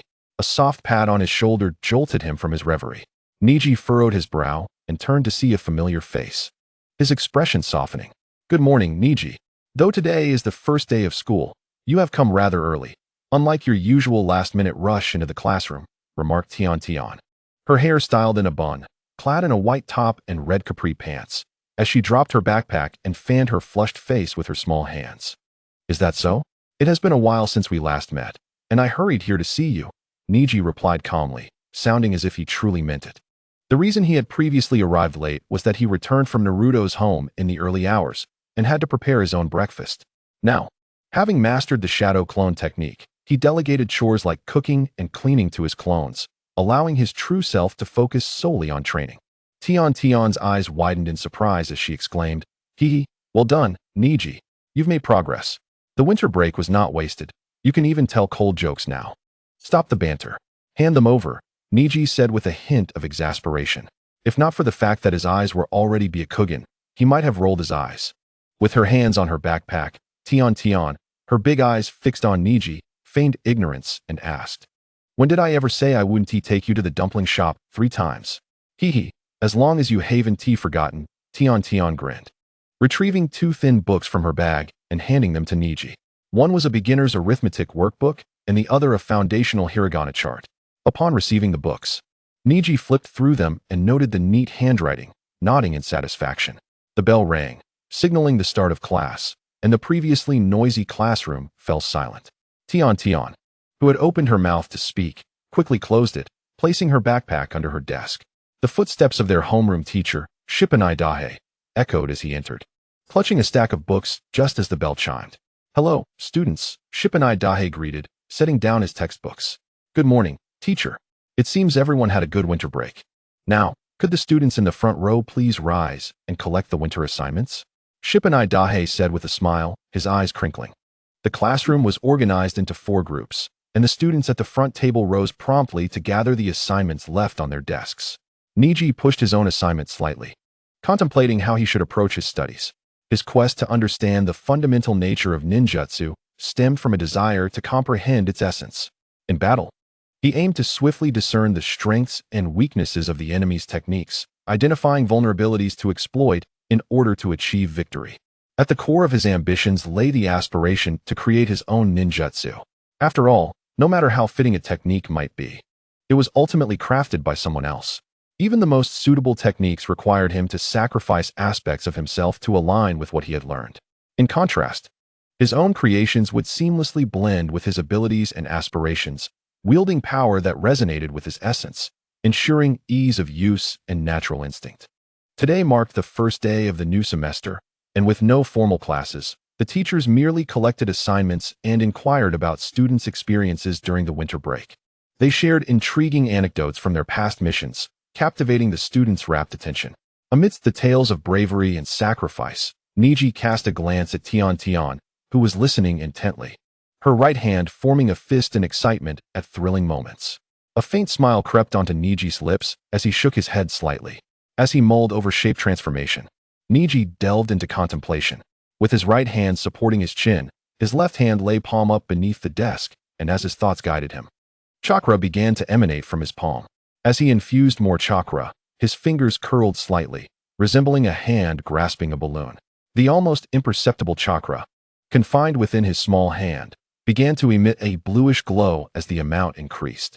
His palm grew heavier, fingers aching, but Neji remained undeterred, continuing to channel chakra into his palm. Leaning back, he perceived that he was cradling a large mass of cotton candy infused with water.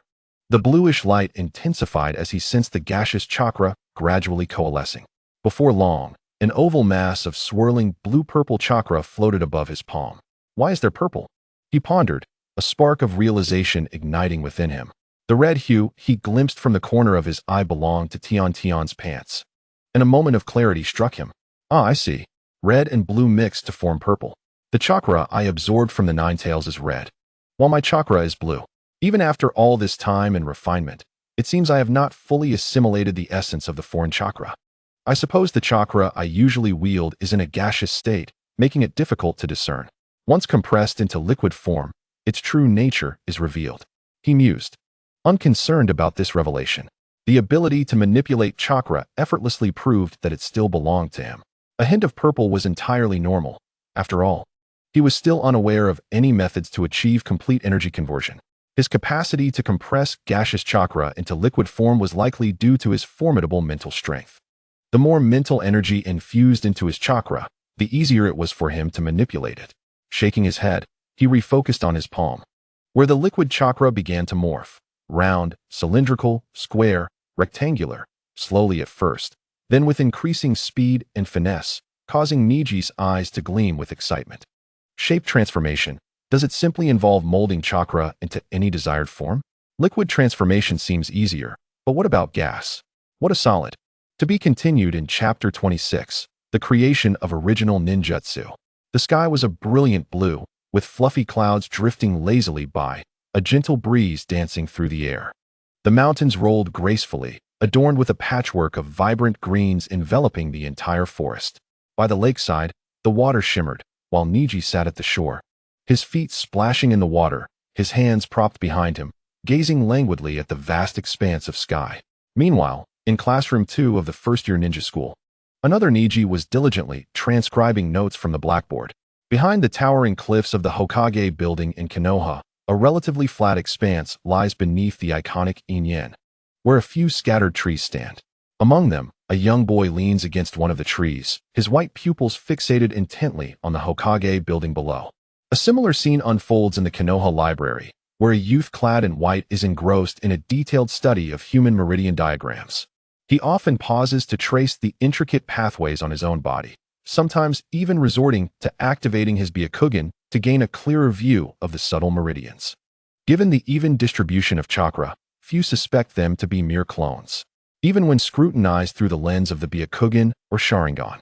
Observers would only regard them as the original, for it is hard to believe that a single individual's clone could possess such immense chakra. Chilled moisture rises from his knees, alleviating the heat radiating from the sun above. He tilts his head back, seeking refuge from the sun's glare in the shade of the tree. Unbeknownst to others, he is the true essence of the being leisurely seated by the lakeside. He exhales softly, casting his gaze to his left hand, where a faint crimson soil clings to his palm. With a mental command, a pale blue chakra begins to surge forth from his palm, instantly dispersing the dirt. The chakra, coursing rapidly through his body's meridians, vaporizes upon exposure to the air. However, under the strong restraint of Ningxi's formidable spiritual power, the gaseous chakra only rises about an inch above his palm before it swiftly begins to liquefy again. From a distance, it appears as though he is holding a blue balloon, with the upper hemisphere filled with liquid and the lower half continuously emitting blue gaseous chakra. Within mere breaths, the chakra in his hand has completely transitioned to a liquid state, and beads of sweat form on Ningxi's forehead. In his palm, a pulsating, oval-shaped mass of chakra, the size of a human head, glows with a cerulean radiance. After a month of refinement, sedimentation, and assimilation, the chakra has shed its purple hue, revealing a brilliant blue that is entirely his own. With a mental command, the liquid chakra begins to morph swiftly. It stretches and flattens as if manipulated by invisible hands. Ningxi's gaze sharpens as the ends of the elongated chakra take form, one side curving into a crescent shape while the other morphs into a short cylindrical stub. The slender, flattened middle section unmistakably resembles a katana forged from chakra. Staring at the chakra sword in his hand for a spell, he shakes his head in resignation. Alas, it boasts appearance but lacks power. After a month of exploration, this item represents his diligent efforts. He has meticulously categorized chakra transformations into 3 distinct forms: gaseous chakra transformation, liquid chakra transformation, and solid chakra transformation. In his view, chakra transformation merely involves reshaping chakra into various forms. For instance, lower-level transformations yield inanimate objects such as knives, guns, and tables, while higher-level transformations can create living entities, akin to the renowned ninja from the land of water, Kisame, who utilizes his mastery of the water element to conjure a shark-shaped chakra. Among these 3 forms, liquid transformation is relatively simple, gaseous transformation is secondary, and solid transformation is the most challenging. The protagonist Naruto's signature technique, the Rinnegan, which has defeated countless adversaries and is central to the storyline, exemplifies a high-level gaseous transformation. The simplicity of liquid transformation arises from its ease of shaping, while the elusive gaseous chakra is difficult to control, and solid chakra is challenging to compress into a tangible form. Ningxi cannot help but chuckle at the liquid chakra sword in his hand, reminiscent of a hollow plastic sword his father bought him in his childhood. If he were to fill it with water, how different would it be from the liquid chakra blade he now wields? With a sudden clench of his palm, the chakra sword shatters, scattering into droplets. Before the droplets can escape his grasp, he swiftly activates his suction technique, drawing upon the acupuncture points on his arm, channeling energy through various meridians. A powerful suction emanates from his palm, causing the splintered droplets to rush back into his hand, flowing through his meridians and returning to his body. After dusting off his palms, he braces himself with both hands on the ground, gazing at the drifting clouds above, his feet skimming the water surface as he softly muses that after a month of relentless training with 10 clones, he has finally mastered the transformation of liquid chakra. Although the mastery of this form seems of little practical use at present, it has significantly enhanced his chakra control capabilities and laid a foundation for future solid transformations. The decision to focus on liquid transformation was not merely due to its manageability, but also because it serves as a bridge to gaseous and solid forms. Ultimately, he must master all 3 transformations. It is well known that the 5 fundamental elements, water, fire, earth, wind, and lightning, pervade the ninja world, and the techniques derived from these elements are the most numerous, predominantly falling into gaseous, liquid, and solid categories. Of course, a few bloodline limits and secret techniques exist outside this classification. Mastering these 3 forms will not only elevate his chakra manipulation to a sublime level, but also enable him to swiftly assess the strengths and weaknesses of enemy techniques during combat. allowing for more effective countermeasures as well as saving significant time in learning new jutsu, especially when it comes to water-based techniques, which are predominantly formed from liquid transformations. Their learning and application will yield far greater efficiency. As his thoughts race, Ningxi's expression grows serene, and his demeanor improves. He now feels confident that, given a scroll containing water-based jutsu, he could master its techniques swiftly. Lower-level techniques might be learned instantaneously, while higher-level water jutsu would merely require a few extra days to refine his hand seals. Moreover, his innate affinity for water, fire, and earth perfectly aligns with the liquid, gaseous, and solid transformations. Suddenly, Ningxi furrows his brow, sensing a slight pain in the soles of his feet. He retracts his left foot from the water, only to discover a small red leech, commonly known as a leech, clinging to his foot. He extends a finger to tug at the leech, but it remains stubbornly affixed. If he were to exert more force, not only would it not detach, but it might also break in two, leaving part of its mouth embedded in his flesh, a troublesome predicament indeed. After a moment of contemplation, a thought strikes him, and he channels a glimmer of blue chakra through his thumb and index finger. Narrowing his eyes, he infuses a hint of his fire attribute into the mix, turning the blue glow into a deep crimson.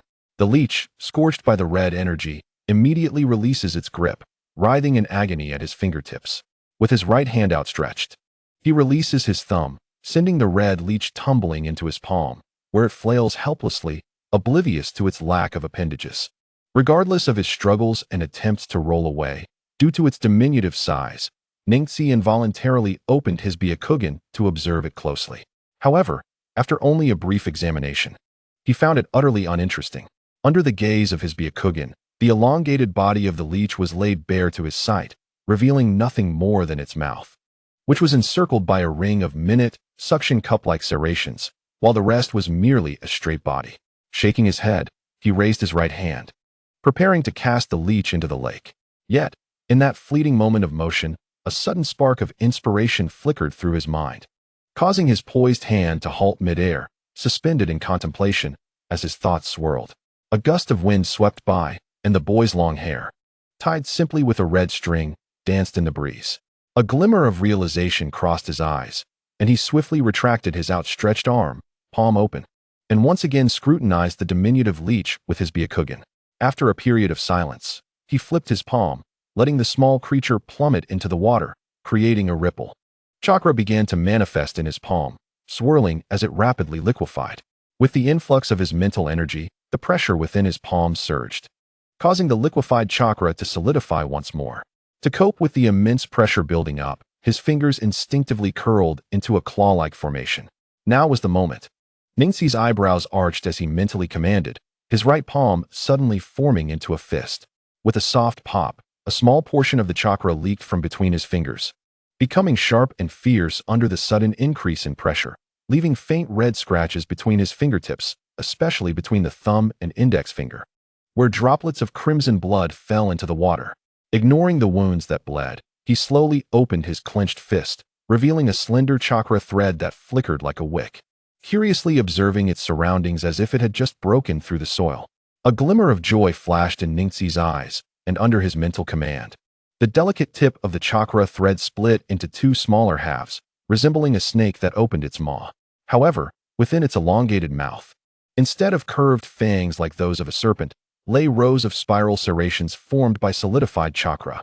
Once again exerting his mental control, the crystalline tip of the thread quivered and shot upwards a few inches, darting forward like a slender serpent hastily emerging from its burrow, penetrating the tranquil surface of the lake without disturbing a single droplet. Ningxi gripped the thread tightly, as if it were a fishing line. For an ordinary person, the chakra thread would have plunged into the water like a fishing hook, with no visibility of what lay beneath, relying solely on instinct. However, as a member of the Hyuga clan, endowed with the visual prowess of the Byakugan, the aquatic landscape was crystal clear to him. He watched as the chakra thread, akin to a newborn snake, meandered through the water, occasionally darting upward or diving down, performing sharp turns and sudden stops, even weaving through shoals of fish until it reached the opposite shore of the lake. The length of this chakra thread depended on his chakra reserves, and with his abundant chakra, distance was not a concern. Retrieving it was even simpler. With a subtle exertion of his chakra, the thread would retract into his body as if drawn back by a fishing reel. After nearly half an hour of practice, his command over it grew increasingly adept, as if it were an extension of his own being. It was time to test its potency. Ningxi mused inwardly, his gaze sharpening as he focused on the lake. Suddenly, the chakra thread dove deeper, nearing the lake bed, where it encountered a school of leisurely swimming fish. The slender thread stirred a slight commotion among some of the fish.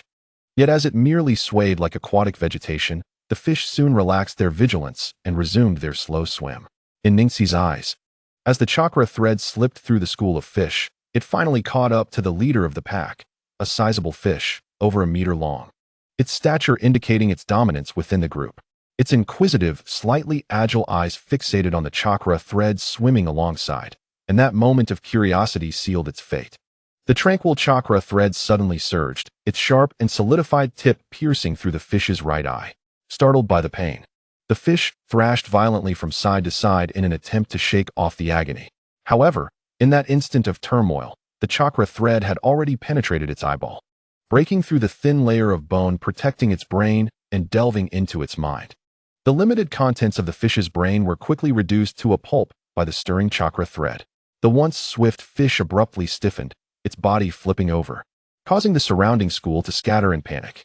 The chakra thread's tip split open beneath its pointed end, resembling a gaping maw with tiny spiral teeth. And with a slight downward motion, it latched onto a fragment of bone. On the shore, Ningxi felt a surge of energy as he began to retract the elongated chakra thread, which tautened, half submerged in water and half suspended above the lake's surface, indicating its considerable weight. Yet, this was no ordinary fishing line. It was a chakra thread condensed to its utmost essence, virtually unbreakable, impervious to standard cutting tools, requiring only specially crafted chakra blades to sever it. Not long after, the great fish was hauled onto the shore, its pale yellow scales revealing its wild nature, while its robust body indicated years of concealment within the lake. With a flicker of thought, the chakra thread that had clutched the fish's bone released its grip, swiftly retracting from the fish's body. The rear section remained in his hand, while the front half, resembling a cobra, lifted its finely pointed head, swaying in the air. With a tremor of his palm, the slender chakra thread quivered, and the minuscule traces of blood remaining on it vanished without a trace. Before him, the blue, elongated thread was slightly thicker than a fishing line, its tip having solidified into a diamond-shaped point. Upon closer inspection, it was evident that the thread was not purely solid. Its exterior was hard and crystalline, while a fine stream of chakra fluid coursed within. Ningxi's eyebrows arched as the quivering thread stilled. The diamond-shaped tip, suddenly cleaved in two as if sliced by a knife, left only a small fragment adhered to the remaining thread, resembling a carnivorous plant with its jagged spiral teeth exposed. With his right arm holding his left wrist firmly, Ningxi pulled up his sleeve to reveal his delicate and fair forearm. Glancing at the upright chakra thread above his right hand, the gaping maw of the thread closed. He cast a final glance at his pristine arm, his gaze sharpening, and the diamond-shaped tip of the thread trembled violently, arching like a serpent before abruptly plunging into his left forearm. A piercing sound echoed, and droplets of blood erupted around him. Ningxi's eyelids twitched as a small bead of blood splattered onto his face. However, he paid it no heed, his temples throbbing as he focused intently on the chakra thread that had embedded itself into his arm. Under the perceptive gaze of the Byakugan, the chakra crystal thread swiftly penetrated the skin, piercing through the muscle of the forearm and burrowing into the meridian points associated with the left hand's chakra flow. This specific acupoint corresponds to the Like point located on the tying lung meridian of the left hand. The strike was both fierce and precise. A sudden impulse surged within him, and an intense suction emanated from his right palm. The acupoints along the hand tying lung meridian, Shaoshang, Yujia, and Like, ignited with a radiant blue light, exuding waves of devouring force. The diamond-shaped head of the chakra thread that had entered the left arm unfurled within the meridian pathway, its sharp halves embedding themselves into the walls of the meridians, effectively locking them in place. Should anyone attempt to pull on the chakra thread from the outside, it would undoubtedly result in the severance of the meridian. The diamond-shaped crystal thread, akin to an open mouth, voraciously consumed the flowing chakra within the left hand, continuously drawing it into Ningxi's right arm. Noticing the distinct sensations emanating from each hand, Ning-Si's brow relaxed, a subtle smile gracing his face. His eyes sparkling with brilliance. The chakra crystal thread withdrew, shedding droplets of blood as it soared back into the air, seamlessly re-entering his palm. He retrieved some gauze from his ninja tool pouch and performed a hasty bandaging of his arm, concluding the matter with little fuss. He decided to name this technique Chaosheng, a fitting designation. Chakra represents the amalgamation of spiritual and physical energy, serving as the latent potential of every ninja. It can be regarded as the essence of life itself. Having created his first ninjutsu, Ning-Si felt a sense of satisfaction, even though it was merely an unmarked C-rank technique. To other ninjas, this might appear as a trivial skill, only marginally more effective than the chakra threads used by puppeteers, which are primarily designed to control puppets. For what purpose could it serve? To gnaw away a small piece of flesh from others, or to set traps akin to the fine threads used to prepare battlefields. For most ninjas, this technique would indeed be of little practical use. Yet, in Ning-Si's hands, it was as if it had been tailor-made for him. When coupled with the Byakugan's penetrating ability and his insight into the minuscule human chakra meridians and acupoints, along with his unique capacity to absorb chakra from others, this technique became a formidable asset. Though currently, Ning-Si could only condense a single chakra crystal thread. In the future, he envisioned the potential to produce dozens, or even hundreds. Not to mention the terrifying devouring ability. Merely piercing someone could be lethal, and even-tailed beasts would tremble at its mention. Previously, Ning-Si could only absorb a ninja's chakra through direct contact, requiring him to engage in close quarters with the opponent, which significantly heightened the risk involved. In the ninja world, treacherous and cunning adversaries abound. Ranged attacks inherently provide an advantage. When possible, one should engage from a distance, for life is singular and precious. Lacking a protagonist's aura, no one would dare to sacrifice themselves for him, nor would anyone recklessly rush to his aid. Shaking his head, he noted that the sun had lost its intensity, signifying the afternoon. He formed a hand seal to create shadow clones, and with a few light sounds, 3 clones stood before him. All were manifestations of himself, and each understood their tasks. The clones exchanged nods, with one taking a kunai handed to it by the original, bending down to grasp the gills of a large fish and dragging it toward the stream to prepare for dinner. Meanwhile, the other 2 turned to a nearby tree to review and practice the newly developed ninjutsu, aiming to condense more chakra crystal threads and swiftly grasp the technique's essence. After all, the shadow clone technique he employed was limited in number, unlike the multi-shadow clone technique, which could produce hundreds or thousands of clones. Mastery of this technique was crucial to free up clones for other tasks. Ning-Si himself settled down in place, beginning to refine his chakra. In truth, creating excessive clones could be detrimental, as the soul is singular, and the final mental burden would rest upon that one soul. Excessive use could harm his brain, particularly for clones like his, which lingered in the external world for extended periods and could develop independent personalities, potentially leading to a split in his own identity. Unbeknownst to him, while Naruto frequently utilized the shadow clone technique in large numbers, it was primarily due to his simple thinking, and those clones existed for only brief moments. Mostly during combat, battle unfolds in an instant.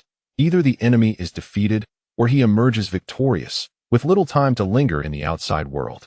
Conversely, Ning-Si had maintained a minimum of 6 clones outside for extended durations since mastering the shadow clone technique. 1 clone attended school, another visited the library for research.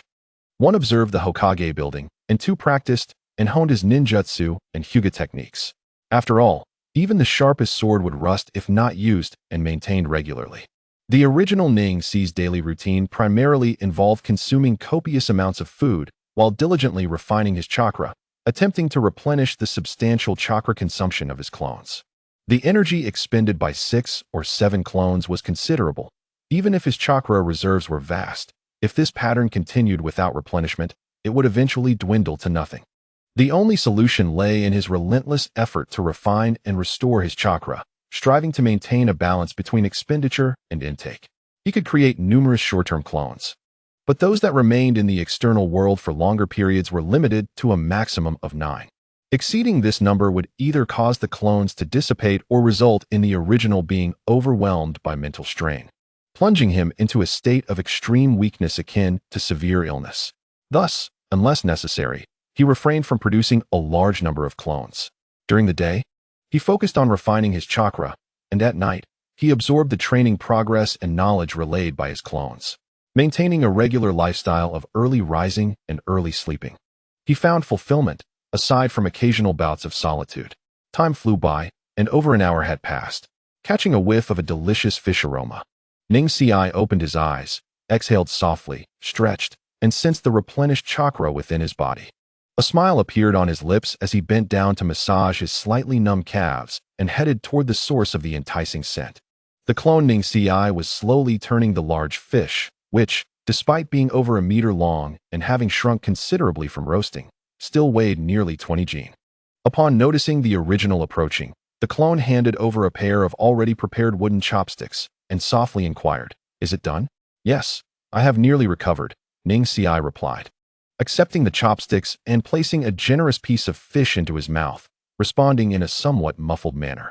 "It's quite remarkable to have created an unmarked ninjutsu," the clone remarked, glancing at the other two clones in the distance who were training and had already conjured 5 or 6 chakra threads. "Indeed, it was unexpected. I had thought the creation of a ninjutsu would require mastery over several forms of transformation first," Ningxi reflected. Realizing the need for extensive knowledge and exceptional chakra control to achieve such a feat following the clone's gaze, he paused, contemplating, should I learn the Rinnegan next? It would allow me to acquire new techniques while also training my ability to manipulate the gaseous form. He nudged the fire with a stick, prompting the clone to inquire further. Chewing on the fish meat, Ningxi pondered for a moment before stating, "There is no rush. I should first master the principles of the new technique, the Rasengan. I am already well versed in it, and it won't run away. My chakra recovery speed is just sufficient to maintain balance. Once I incorporate the Rasengan into my training, I might find myself in a situation where the costs outweigh the benefits." The shadow clone raised an eyebrow, considering this, and then stood up to discard the twig in hand. Brushing off the dust from his palms, he sighed, "Do as you wish. I'm heading back." Hey. Don't rush off. Let us talk some more," Ningxi exclaimed, noticing the shadow clone's intent to leave, and quickly put down his chopsticks, pleading with him. The shadow clone rolled its eyes in response, wearing a contemptuous expression, and said, "Fool." Then, it dispelled the jutsu with a puff of smoke. Ningxi squinted slightly, absorbing the faint memories and mental impact from the return of the shadow clone. He turned the stick that pierced the fish's body, flipping it over, muttering, talking to oneself, "I wonder who the real fool is." As he savored the grilled fish and watched the sun set, weary birds returning home, a sense of daze and confusion gradually clouded his eyes. After sitting in a daze for a while and feeling a gentle breeze, Ningxi shook his head, casting aside the distracting thoughts in his mind. He quickly finished consuming the fish meat, as his recent excessive training and growth spurts had significantly increased his appetite. Soon, only a fishbone remained. Glancing at the extinguished fire pit, he wiped the corner of his mouth, tossed the chopsticks aside, and shouted into the woods, heading home. With that, he dashed away. After a few strides, he leaped onto a large tree, swiftly climbing to the treetops. Gazing at the undulating mountains and the dark red sunset illuminating the dense forest, he let out a loud shout, then bent his body and jumped, leaping from treetop to treetop, rapidly heading towards the village. The two shadow clones left in the forest exchanged glances before hurriedly dispelling themselves into smoke, vanishing within the dense woods. Chapter 28. Uchiha Itachi tap, tap, tap, tick-tock. Outside the window, a light rain fell gently. The torrential downpour that had persisted throughout the night finally showing signs of abating as noon approached. With a pencil in hand, Ningxi gazed blankly out the window. The classroom was silent, with a female teacher at the podium writing down fundamental medical knowledge. The crisp sounds of chalk striking the blackboard echoed, while the students below diligently took notes, with a few lazy ones discreetly dozing off, careful not to snore. Yamaguchi Shizuka was one of the few female teachers at Konoha Ninja Academy responsible for teaching basic medical knowledge, despite Tsunade, one of the legendary sannin of Konoha, proposing during the Second Ninja World War that every 4-person ninja team should include a medical ninja to enhance survival and mission success rates. Her suggestions were repeatedly rejected by the third Hokage. The Second War ended with a bitter victory for the Fire Country and Konoha, and although Tsunade, with her numerous achievements and prestige, could have successfully implemented medical reforms, victory came at a cost. The deaths of her younger brother Nawaki and her quietly supportive lover, Dan, left Tsunade disheartened. Despite being the best medical ninja in Konoha, she could not save her own family and loved ones, watching helplessly as they slowly succumbed to pain. This plunged her into endless sorrow and guilt, leading her to develop hemophobia. The irony of a medical professional fainting at the sight of blood further compounded her self-denial. Consequently, after the war, she left Konoha, distancing herself from a village filled with memories that only brought her heartache. With the departure of the individual pushing for medical reform, Konoha's medical initiatives fell into obscurity, gradually fading from public consciousness. The village retained only a few medical teams for emergencies, and Yamaguchi Shizuka was one of the retired members of a medical team. During the Third Ninja World War, her medical unit was ambushed by Iwagakure, and although she narrowly escaped, she lost her left arm. For an ordinary medical ninja, losing an arm equated to losing the ability to heal others. Thus, she was assigned to the Ninja Academy to teach students basic medical knowledge while also scouting and nurturing students with medical talent to serve as reserves for the medical unit. As she turned to write, the empty sleeve of her left arm swayed with her movements. Yamaguchi Shizuka tossed a piece of chalk, which arced gracefully before landing squarely on the head of a chubby Nara student who had fallen asleep. Startled awake, the chubby student wiped the drool from the corner of his mouth and immediately sat upright, attempting to feign attentiveness. Yamaguchi Shizuka glared at him and said, "After you finish taking notes, make sure to review them several times at home. Memorize the content well. I will conduct random checks in future classes. Those who fail to remember can expect a home visit from me." "Yes, understood," the students quickly replied, nodding vigorously, well aware of the wrath of their temperamental teacher and the dreaded prospect of a home visit. Ding, ding, ding. The bell rang, signaling the end of class. The students, as if freed from captivity, displayed expressions of relief. Eagerly, some began to pack their books and pull out their lunchboxes, preparing to enjoy the lovingly made meals from their parents on the playground or rooftop. In the next class, I will teach you several emergency medical rescue methods and share some case studies. Students who have time may visit the Konoha library to review some books in preparation for our next lesson. Class dismissed. With one hand, Yamaguchi Shizuka closed her textbook and, after giving a few final instructions, was the first to leave the classroom. Once the teacher departed, the classroom erupted into noise. Ningxi neatly stacked his textbooks and notebooks on the shelf by the window before rising to leave. The desks in the first and second grades of the ninja school lacked drawers, resembling small counters with only a tabletop. Students typically placed their bags at their feet and would pack up their books after class. Ningxi had never bought a bag. All his textbooks and notebooks had always been neatly piled on the tabletop against the wall, never taken home, and no one dared to touch his belongings. "Hey Ningxi, my mom made me salmon sushi. Let us eat together," Dang exclaimed, holding up a lunchbox. "No need. The afternoon break is quite long, and staying at school isn't particularly meaningful. I'll head home and make something myself," Ningxi replied, glancing at Dang, who always raised her lunchbox during lunch. "Humph, I knew you would say that," Dang retorted, lifting her chin slightly, and, with a huff, left the classroom clutching her lunchbox. "That tiny lunch of yours is barely enough for anyone," Ningxi muttered to himself as he left the classroom, hands in his pockets. Fluffy clouds floated in the sky. The expanse above was clear and blue. On the small path behind Konoha, Ningxi strolled leisurely, sidestepping a small puddle. Occasionally, a few droplets of water, untouched by sunlight, fell from the branches and blades of grass by the roadside. After the morning's continuous rain, the shadow clone had been reluctant to attend class or practice in the back mountains, leaving Ningxi no choice but to go to school alone. As the afternoon finally brought clear skies, having had a hearty lunch, he sent a shadow clone to attend the afternoon classes while he himself planned to practice in the back mountains. The fresh air and azure sky were invigorating. Compared to the crowded and noisy classroom, he preferred the tranquility of nature. Following the familiar path to his usual training spot, the lake hidden within the dense forest remained as clear and serene as ever, startling a few birds that had come to drink. Ningxi approached the lake, closed his eyes, and exhaled softly, feeling the slight tremor in his left pinky. Bang, bang, bang. A series of sounds erupted behind him, and as the smoke cleared, 5 shadow clones stood in unison behind him, exchanging knowing glances, each silently understanding their shared purpose. Ningxi unfastened the ninja tool pouch from his waist and turned to hand it to one of his shadow clones. with a nod of understanding. The clones each turned and departed in sequence.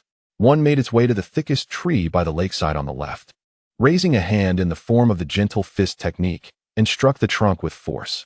The other two headed towards a small open area not far behind, where one secured the ninja tool pouch while the other summoned several strands of chakra crystal wire from both hands, distancing themselves from one another.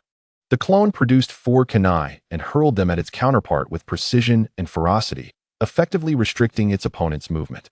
As the kunai soared through the air, the other clone calmly raised its right hand, with blue chakra threads darting forth like unleashed serpents, racing towards the incoming kunai.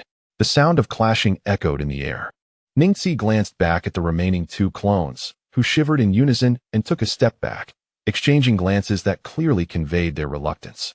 With a sigh, Ningxi tapped his forehead and remarked, "What are you afraid of? The pain you feel will ultimately transmit back to me as well. I shall endure it too."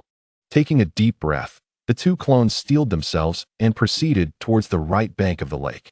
Once they had distanced themselves from the original body, they halted, and with their right hands aglow with chakra, began their training to condense chakra into a tangible form. Observing the 2 clones from a short distance, Ningxi felt a twinge of concern, prompting him to move a few steps to the left, further separating himself from them. Upon stopping, he squinted slightly, noticing that each clone had their right palms facing upwards and their left palms pressed down, with liquid chakra suspended between their hands, rapidly compressing. The chakra, initially the size of a ball, had been reduced to that of an egg, with minute chakra crystals beginning to form on the surface, akin to water slowly freezing in the depths of winter. As the clones continued to pour their mental energy into the process, the dense chakra mass began to coalesce, forming a sphere the size of a thumb, half translucent and encapsulating several droplets of liquid chakra that twisted within. It was this stubborn little mass of chakra that hindered the transformation of all chakra liquid into solid form. The clones exerted more pressure, beads of sweat trickling down their foreheads. Suddenly, 2 loud explosions echoed, shaking the forest and scattering a flock of wild birds into the sky. Ningxi's eyelids twitched as he took a deep breath, striving to suppress the pain surging in his mind. Looking up, he noticed the 2 clones had vanished, leaving behind 2 shallow craters over 2 meters in diameter and disturbed earth around their edges. Each time the chakra was on the verge of solidifying, a violent explosion would ensue. Ningxi still could not comprehend the reason behind it, whether it was due to an imbalance of pressure, insufficient mental energy, or a lack of concentration that led to such occurrences. The explosions were powerful enough to obliterate the clones, hence Ningxi had never dared to attempt it himself, not out of fear of pain, but rather from the understanding of the destructive force involved. If he were to engage, he would undoubtedly sustain severe injuries, which would hinder his training progress significantly. With a deep exhale, he subtly moved his pinky finger, summoning 2 new clones to replace the vanished ones. The clones shot him resentful glances before turning towards the edges of the craters to commence a second round of chakra solidification practice. Since mastering the technique of shadow clones, he had utilized it daily, becoming so proficient that he could perform the jutsu without hand seals.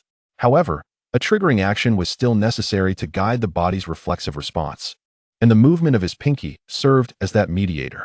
Reaching a large boulder by the lakeside, Ningxi leaned against it, observing the progress of each clone's training. Each time a clone exploded, he would swiftly replace it.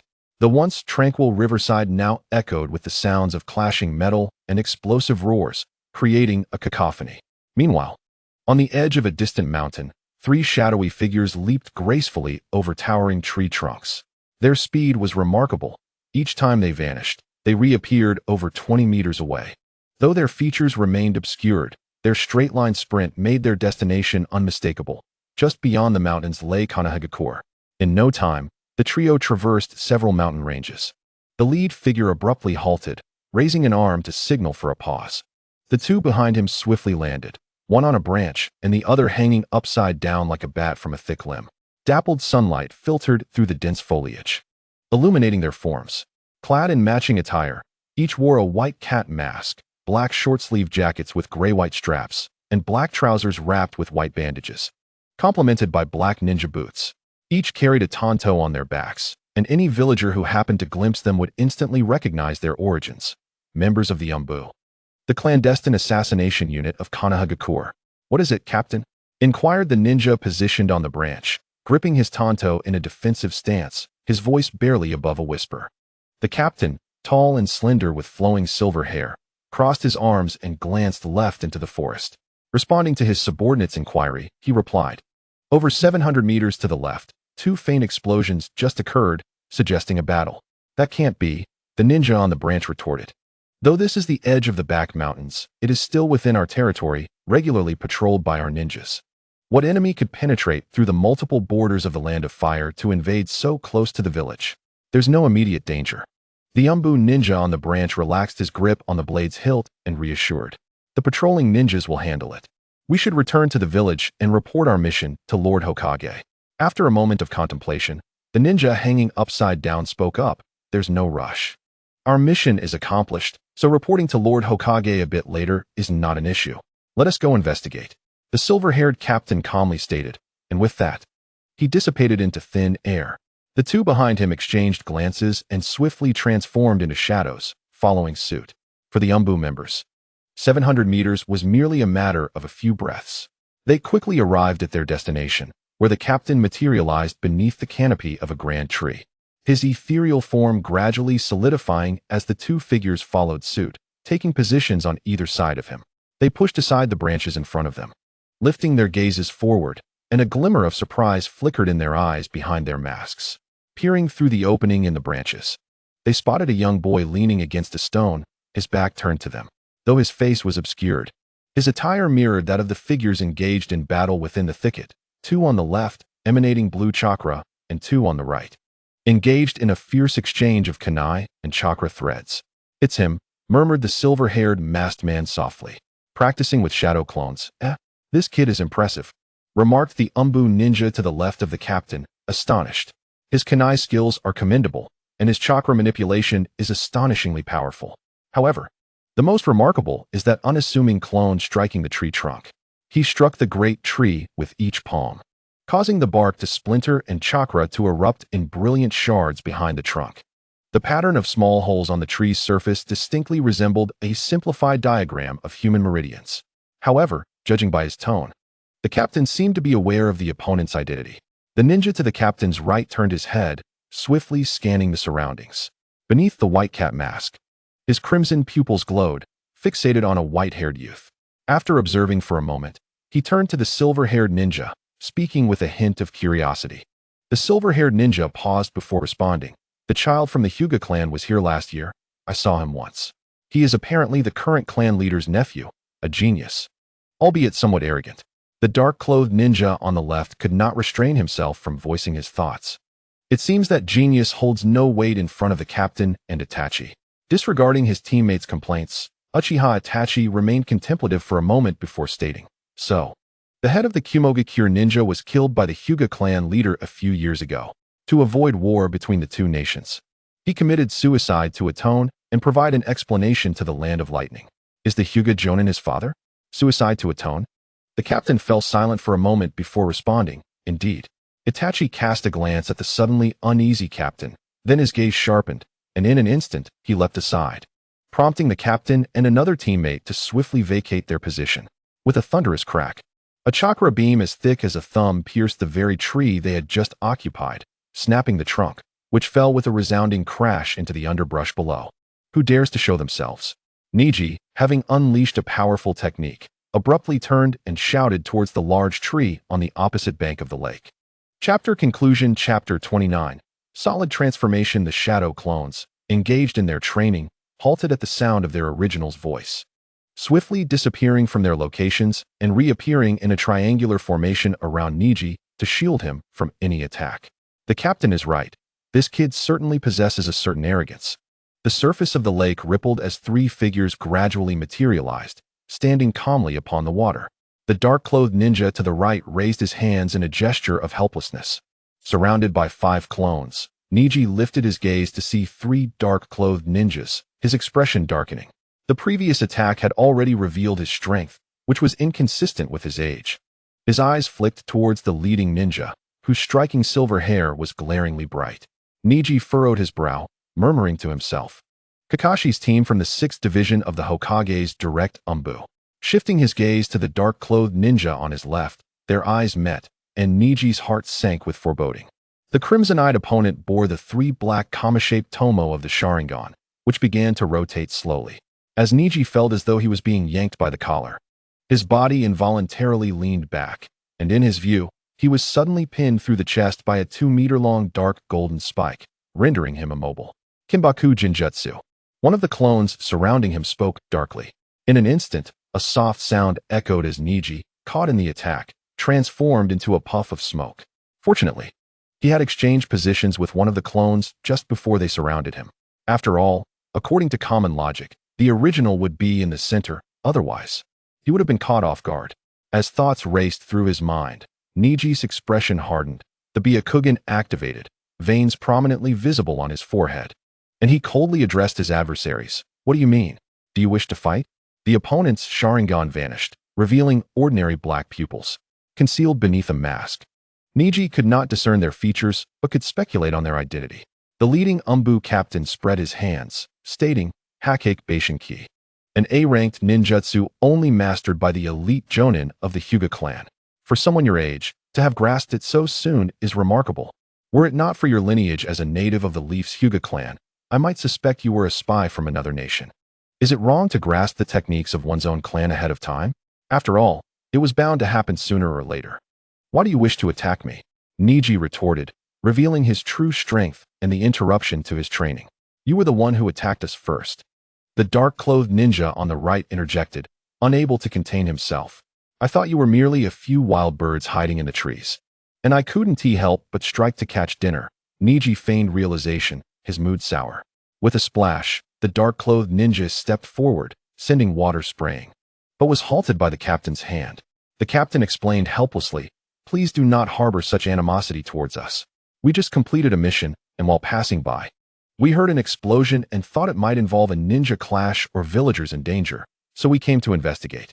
All right, Neji shrugged, indicating his understanding, then snapped his fingers, causing several clones to vanish. Quickly return to school. The knowledge from the Ninja Academy is equally important, the captain advised earnestly. Neji raised an eyebrow and questioned, Aren't the experiences of the clones identical to those of the original? What do you mean? The dark-clothed ninja on the right asked, perplexed.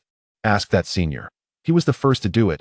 Neji gestured toward the dark-clothed member on the left, realizing he was Uchiha Itachi, and smirked.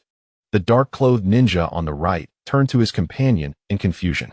He means he used a shadow clone to attend school in place of his original, Itachi explained calmly. Continuing, how did you know my identity? It is said that there is only one Uchiha in the third Hokage Zanbu, and you just used the Sharingan on me. So your identity is obvious, Neji replied nonchalantly. Upon hearing this, Captain Hatake Kakashi fixed his gaze on Neji for a moment before stating, Let us go. Lord Hokage awaits our mission report. The three figures twisted their bodies, becoming ethereal and slowly vanishing from sight. Watching them depart, Neji remained silent for a while before summoning several clones to continue his interrupted training. In the dense forest, the three ninjas swiftly traversed the treetops. With the captain speaking as they raced, Itachi, what are your thoughts? Uchiha Itachi glanced at the captain ahead and replied coolly, He is a genius and a hard-working one at that. This is something the captain is more aware of than I.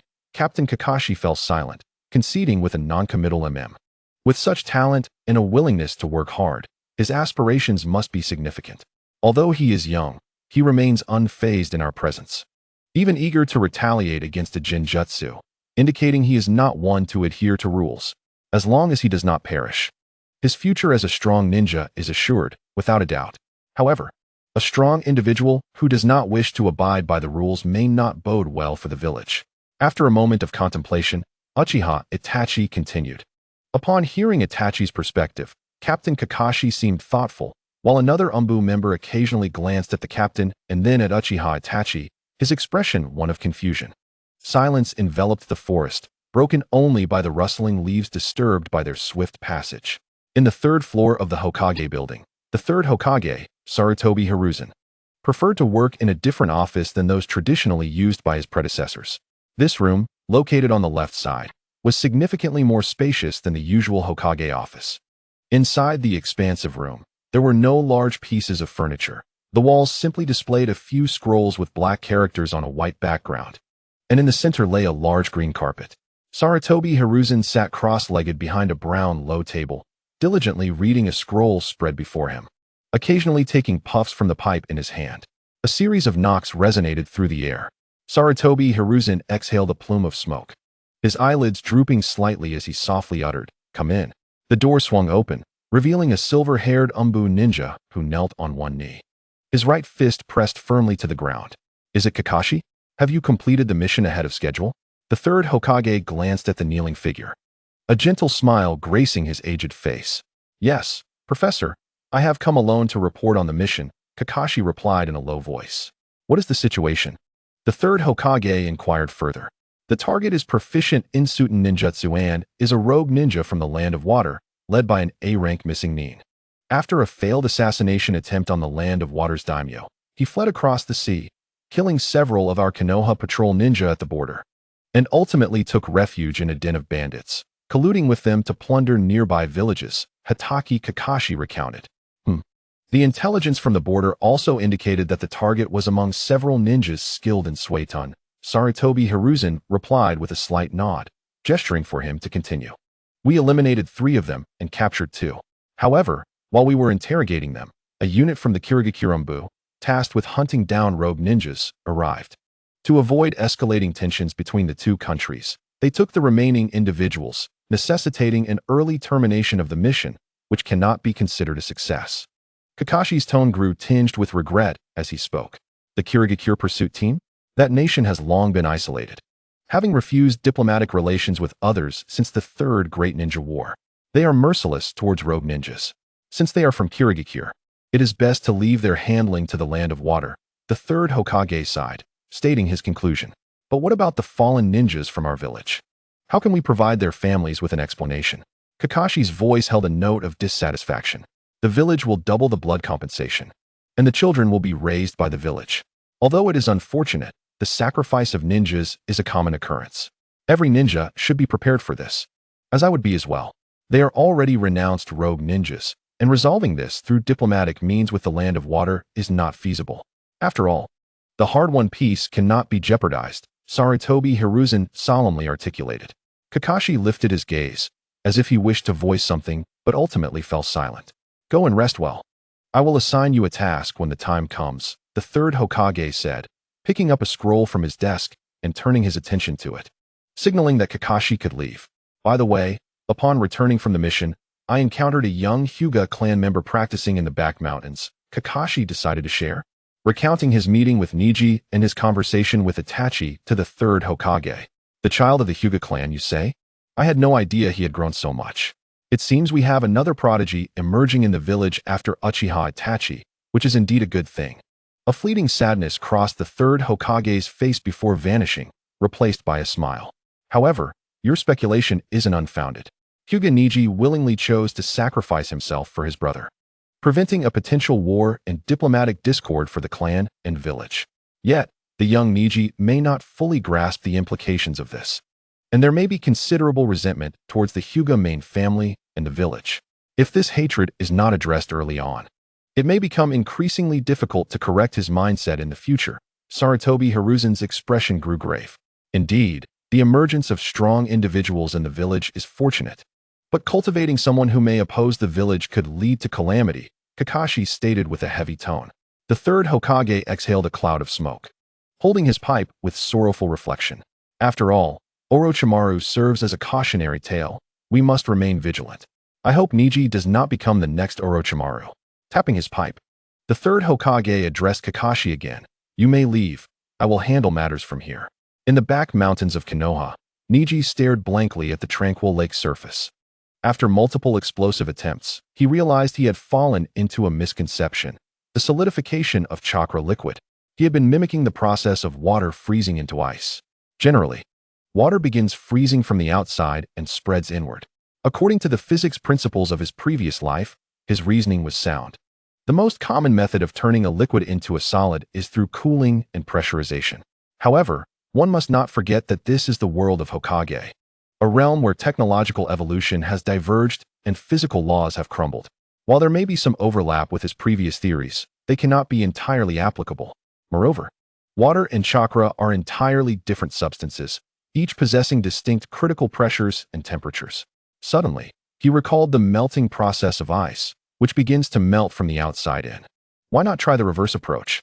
Begin solidification from the inside out. If he is solidifying, why cling to the notion of forming it into a spherical shape? Is it because a sphere evenly distributes pressure, ensuring each surface experiences the same force, facilitating control over the pressure balance? Once solidified, it does not behave like a liquid that scatters due to uneven pressure. If he were to stabilize the core from the inside first, would the overall solidification become significantly easier, preventing explosions caused by internal pressure imbalances? With determination, Neji clenched his fists and turned to commence his experiments without using shadow clones, deciding to take matters into his own hands. After all, a shadow clone's mental acuity and chakra manipulation skills pale in comparison to the original body, thus increasing the likelihood of success. Chakra began to materialize in his palms, a blue mist rapidly liquefying. The chakra liquid, initially the size of a fist, quickly shrank until it was merely the size of an egg. Activating his Byakugan for finer control, Neji observed the center of the chakra mass where a tiny, rice-sized diamond-shaped chakra crystal had formed.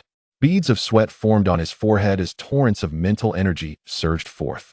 The second chakra crystal began to emerge, followed by the third and fourth, with the oval-shaped chakra liquid now barely larger than an adult's thumb, densely populated with chakra crystals.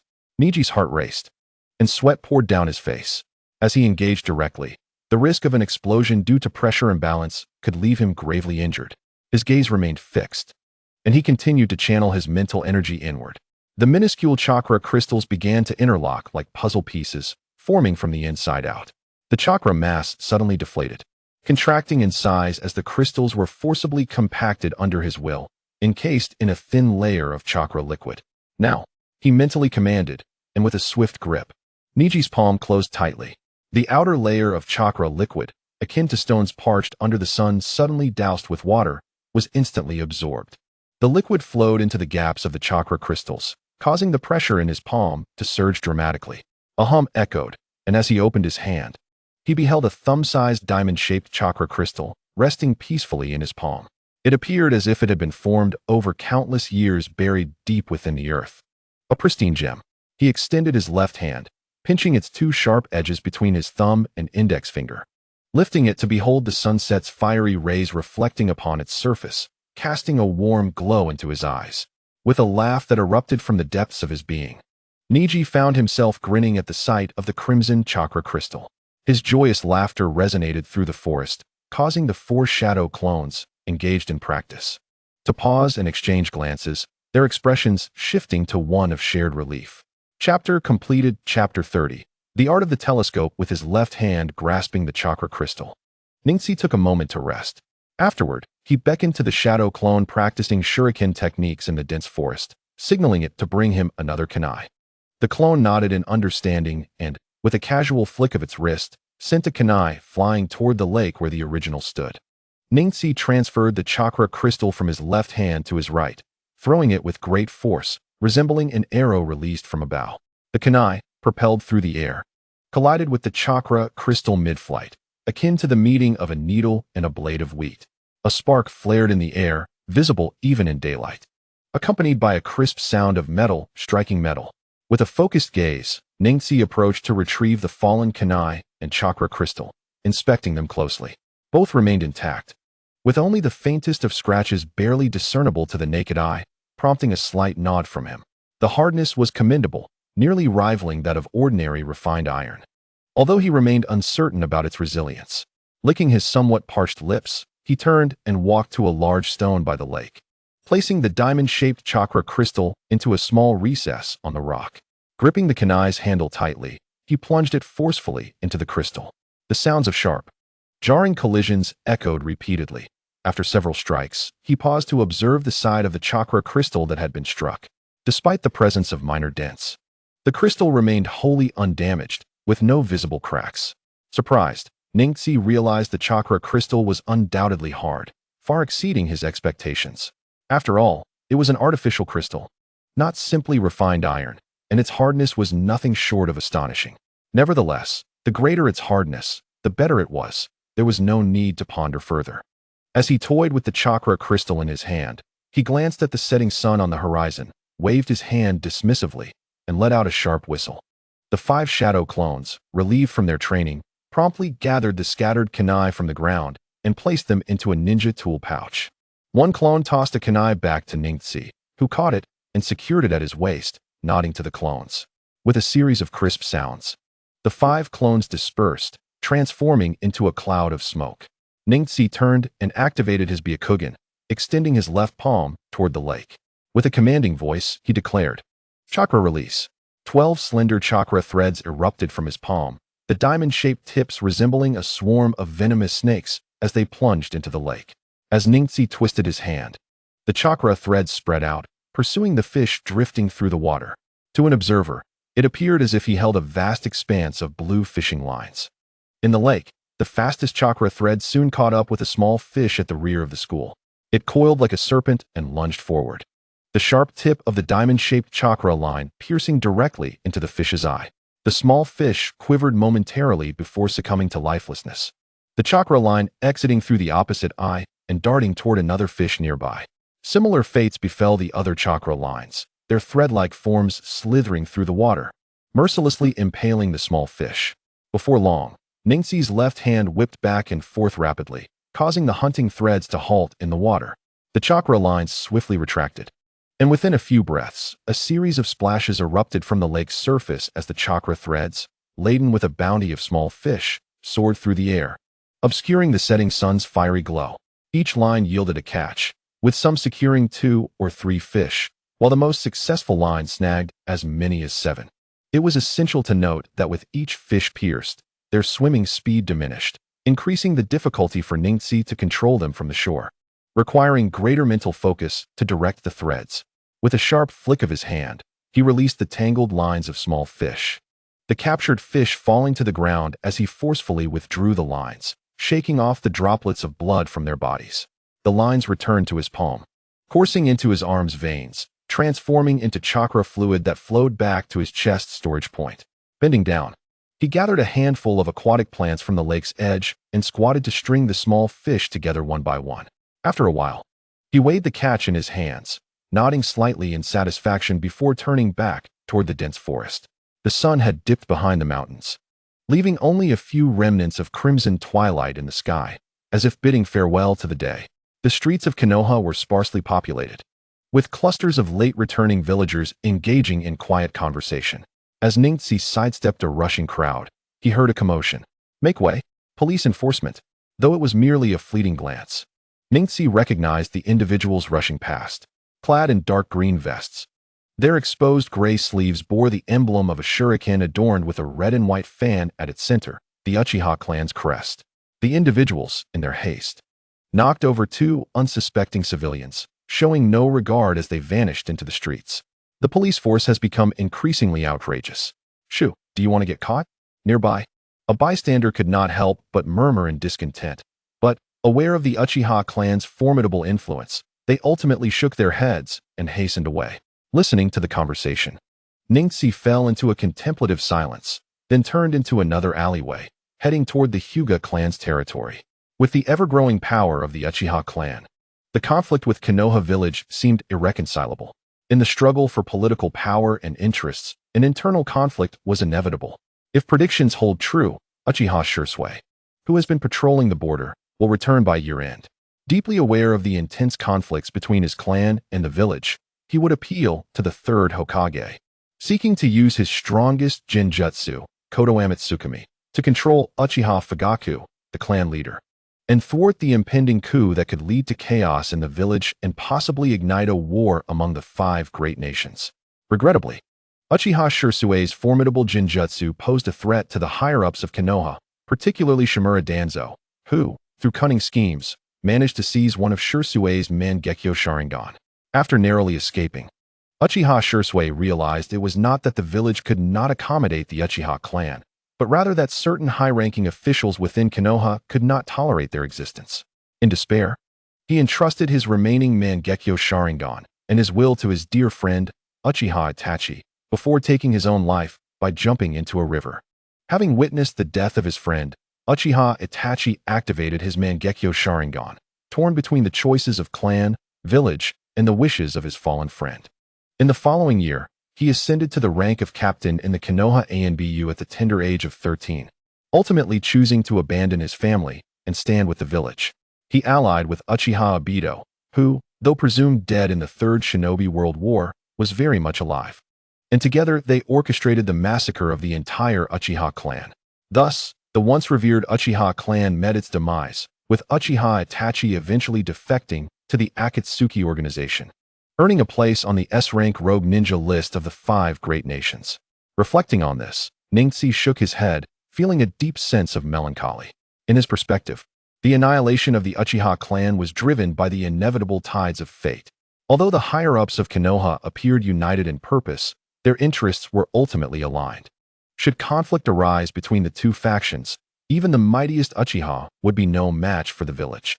The Fire Country S. Konoha, having stood for countless years as the nominal strongest shinobi village, possessed an exceedingly profound foundation. The Uchiha clan, in their ambition to instigate a coup, would find themselves contending against the entirety of Konoha, faced with the elite forces under the leadership of the village's upper echelon, including the Umbu, Root, the Hyuga clan, the Sarutobi clan, the Yamanaka clan, the Nara clan, and the Akimichi clan. The Uchiha would be up against a multitude of elite jonin and countless Konoha ninjas. Regardless of which side emerged victorious, Konoha would suffer grievously, with countless casualties and diminished strength. The 4 great nations, Kumo of the Lightning Country, Iwa of the Earth Country, Kiri of the Water Country, and Suna of the Wind Country, would undoubtedly seize the opportunity to invade Konoha, while smaller nations would also stir up chaos. At that juncture, the so-called alliance treaties would merely be scraps of paper, potentially igniting the 4th Shinobi World War. As thoughts swirled in his mind, the sky darkened. Neji, walking along Mingu Street, caught sight of his home's entrance. At that moment, his gaze sharpened, and he abruptly turned his head, coldly observing the street behind him. After a moment of intense scrutiny, a flicker of doubt crossed his face. Was it an illusion? Shaking his head, he turned back and entered his house. Meanwhile, in the Hokage building, the 3rd Hokage, Sarutobi Hiruzen, sat cross-legged on the floor, gazing at a crystal ball on a low table. He murmured, "Has he sensed me? What a perceptive little fellow. It seems his mental fortitude is quite formidable." The crystal ball revealed Neji's silhouette as he turned to close the door.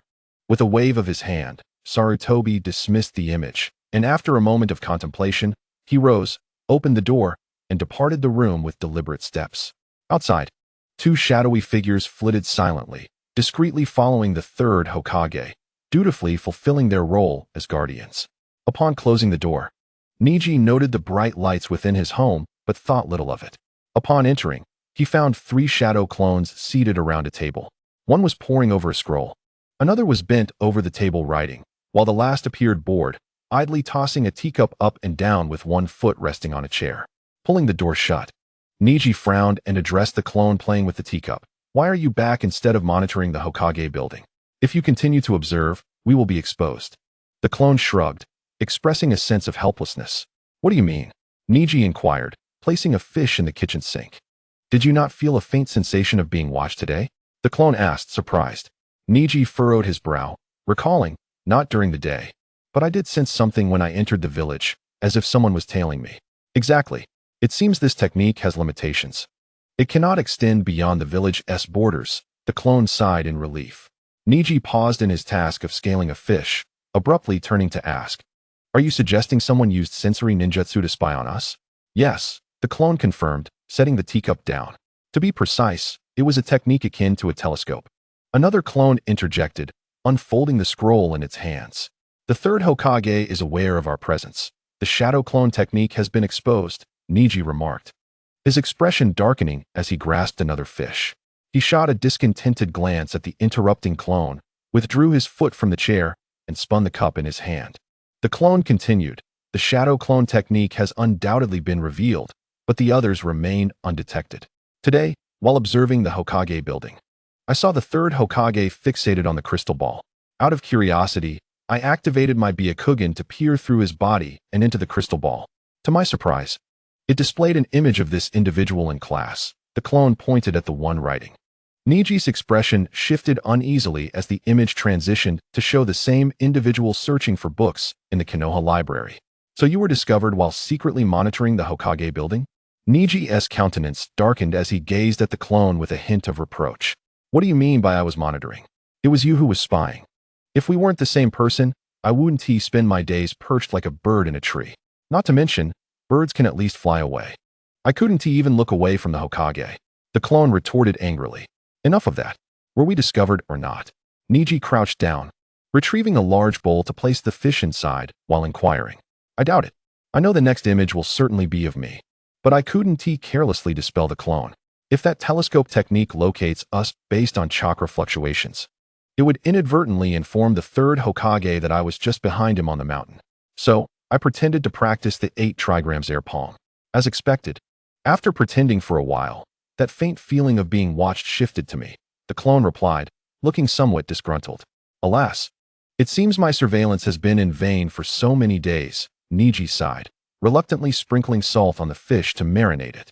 However, after all this observation, I discovered a potential infiltration opportunity, the clone said, lifting its chin with excitement.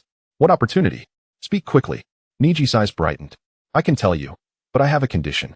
The clone said, grinning at Neji. Neji's expression darkened. He thought to himself, even the clone dares to negotiate with me? Suppressing his anger, he nodded for the clone to continue. There's a fishing gear set at the Dawa fishing gear store that I really like. But it's a bit pricey. Over 1100 Ryo. The clone gazed longingly at Neji. Neji furrowed his brow but eventually nodded again. The clone beamed and continued. The Hokage building is heavily guarded during the day with many personnel coming and going, making it nearly impossible. However, at night, only 2 Umbu are on duty. Although both are jonin with exceptional sensory abilities, one has a habit of smoking. Every 4 hours or so, he steps outside to smoke under a tree, which takes about 6 minutes for him to return. Neji's eyes sparkled with realization. Time is of the essence. We shall act tonight. The clones looked at each other, stunned into silence. Chapter 31. Stealthy infiltration in the dead of night. A full moon hung high in the sky, casting a silvery glow over the entire Konoha village. On the second floor of the Hyuga branch house, Neji sat cross-legged on his bed with closed eyes, exhaling softly as he concluded his chakra refinement process. With a slight tremor in his fingers, 2 shadow clones materialized before him. Observing his clones, he quietly instructed, "Do you understand what to do?" The 2 clones exchanged glances and nodded in agreement. Remember, if you are discovered, immediately dispel the shadow clone technique. Do not engage in combat. We must not expose the original, Neji emphasized with concern. Understood, the clones replied before vanishing in a flurry of leaves, while the pale curtains by the window fluttered gently. 2 dark silhouettes swiftly moved along the base of the wall, their steps light and cautious. The night offered no privilege as they traversed the rooftops. Such boldness would be too conspicuous, especially near the residence of the Hinata clan. The slightest disturbance could attract numerous pairs of Byakugan eyes, capable of perceiving a kilometer away. It is well known that the ninjas of the Hinata clan are plentiful. As they darted out of the clan's territory, a sigh of relief escaped their lips, and their speed increased considerably. After winding through the shadows for several minutes, they leapt onto the branches of a grand tree, gazing ahead to spot the Hokage building. Barely 200 meters away, silently activating their Byakugan, their vision transformed into a grayscale panorama. The Hokage building appeared almost translucent under their gaze, allowing them to sweep their sight from the first to the 3rd floor. Suddenly, their focus sharpened. They discerned 2 hidden ninjas lurking in the corners of the 3rd floor hallway. Thanks to their cloaking technique, they had nearly melded into the walls and surrounding environment, rendering them virtually undetectable to anyone passing by. Regrettably for them, they were up against one of the 3 great ocular jutsu of the ninja world, possessing the abilities of X-ray vision, long-distance sight, and the capacity to perceive the flow of chakra, the Byakugan. While their bodies could be concealed, the chakra coursing within them could not be hidden. Even though their chakra flowed at a sluggish pace, akin to a simplified pale blue anatomical map, it still betrayed their presence, revealing that they were evidently 2 jonin. The 2 shadow clones concealed among the tree's dense foliage remained still, suppressing their presence like a whisper in the night. After a while, the insects below resumed their chirping, blissfully unaware of the hidden chakra. An hour later, One of the shadow clones, Ning-Sei, narrowed his eyes and observed the hidden Umbu ninja on the right side of the third floor making a move. He stealthily advanced a few steps to the window in the center of the corridor, leaping down to the wooden awning of the second floor, vanishing in an instant. When he reappeared, he was seated on a nearby bench at the entrance of the Hokage building. A soft sound of a lighter ignited as he removed his mask, pulled out a cigarette, and took a deep drag, his gaze scanning the surroundings warily. His actions were inherently lazy, and should he be spotted, reprimands from above would surely follow. As he climbed out the window, another Umbu companion glanced at him briefly before returning his focus. Accustomed to such behavior from years of camaraderie. After all, the Hokage building was situated deep within the village, making it virtually impossible for outsiders to infiltrate so deeply. They had guarded this location for so long without encountering any enemies. A few minutes later, he extinguished his cigarette, tossing it into a nearby trash bin, donned his mask, and retraced his steps back to the third floor, once again concealing himself. About 4 minutes later, the two shadow clones exchanged glances and nodded in silent agreement. They clasped their hands together, their right ring and little fingers pressing against their left counterparts, their index and middle fingers extended, forming the tiger seal, and silently chanted within their minds, transformation technique. With two faint sounds, the clones vanished, leaving behind two black cats, who exchanged glances before leaping down from the tree. One heading left and the other right, stealthily encircling the Hokage building. The left cat picked up a discarded soda can from the side of the path, then scampered into the grass beside the Hokage building, lying low. The right cat mimicked the action. As the moon gradually descended, dark clouds drifted by, and 3 hours slipped away in the blink of an eye. A shadow emerged on the third floor, leaping down before vanishing once more onto the same bench to light another cigarette. Simultaneously, the black cats lurking in the grass opened their eyes, climbing the high walls of the Hokage building. Unlike ordinary cats, they utilized chakra flowing from their paws to firmly adhere to the vertical surfaces. The left black cat, clutching a bottle, swiftly scaled to a window on the second floor, slipping inside through a vent-like opening devoid of doors. It gently placed the soda can down in the corridor, remaining motionless, mentally counting down 10, 9, 8, 7, 6. On the other side, outside the wall of the third floor, a black cat waited by a square vent. Suddenly, a soft sound of a collision echoed, though faint. It was amplified in the ears of ninjas, especially those of Jonin. Who goes there? The ninja on the left of the third floor corridor suddenly materialized, dashing towards the staircase leading to the second floor. Almost simultaneously, a black cat leaped in through the third floor window, landing in the corridor and darting forward. 1, 2, 3. Before the fourth door, the black cat emitted a soft sound, instantly transforming back into a human form. He cautiously pushed the door open, then closed it behind him, revealing rows of bookshelves filled with neatly stacked papers, some sealed in folders, others unbound. These were various archives, confidential documents, and precious files accumulated over the years in Konoha. The shadow clone of Ning-Sei paid little heed as he bypassed a row of shelves, approaching the left wall where 2 rows of bookshelves stood. Between them was a gap about a meter wide, and he pressed his right hand against the wall, pushing with force. With a whoosh, a hidden door swung open, and he slipped inside, turning to close it behind him, plunging the room into silence. Meanwhile, the Umbu ninja who had sprinted to the end of the corridor on the second floor, illuminated by moonlight, spotted a black cat climbing out of the window. Lowering his head, he noticed the soda can in front of him, exhaling softly as he muttered, "What? Just a cat." Another Umbu ninja returning from the third floor was scanning the area when a sound reached his ears.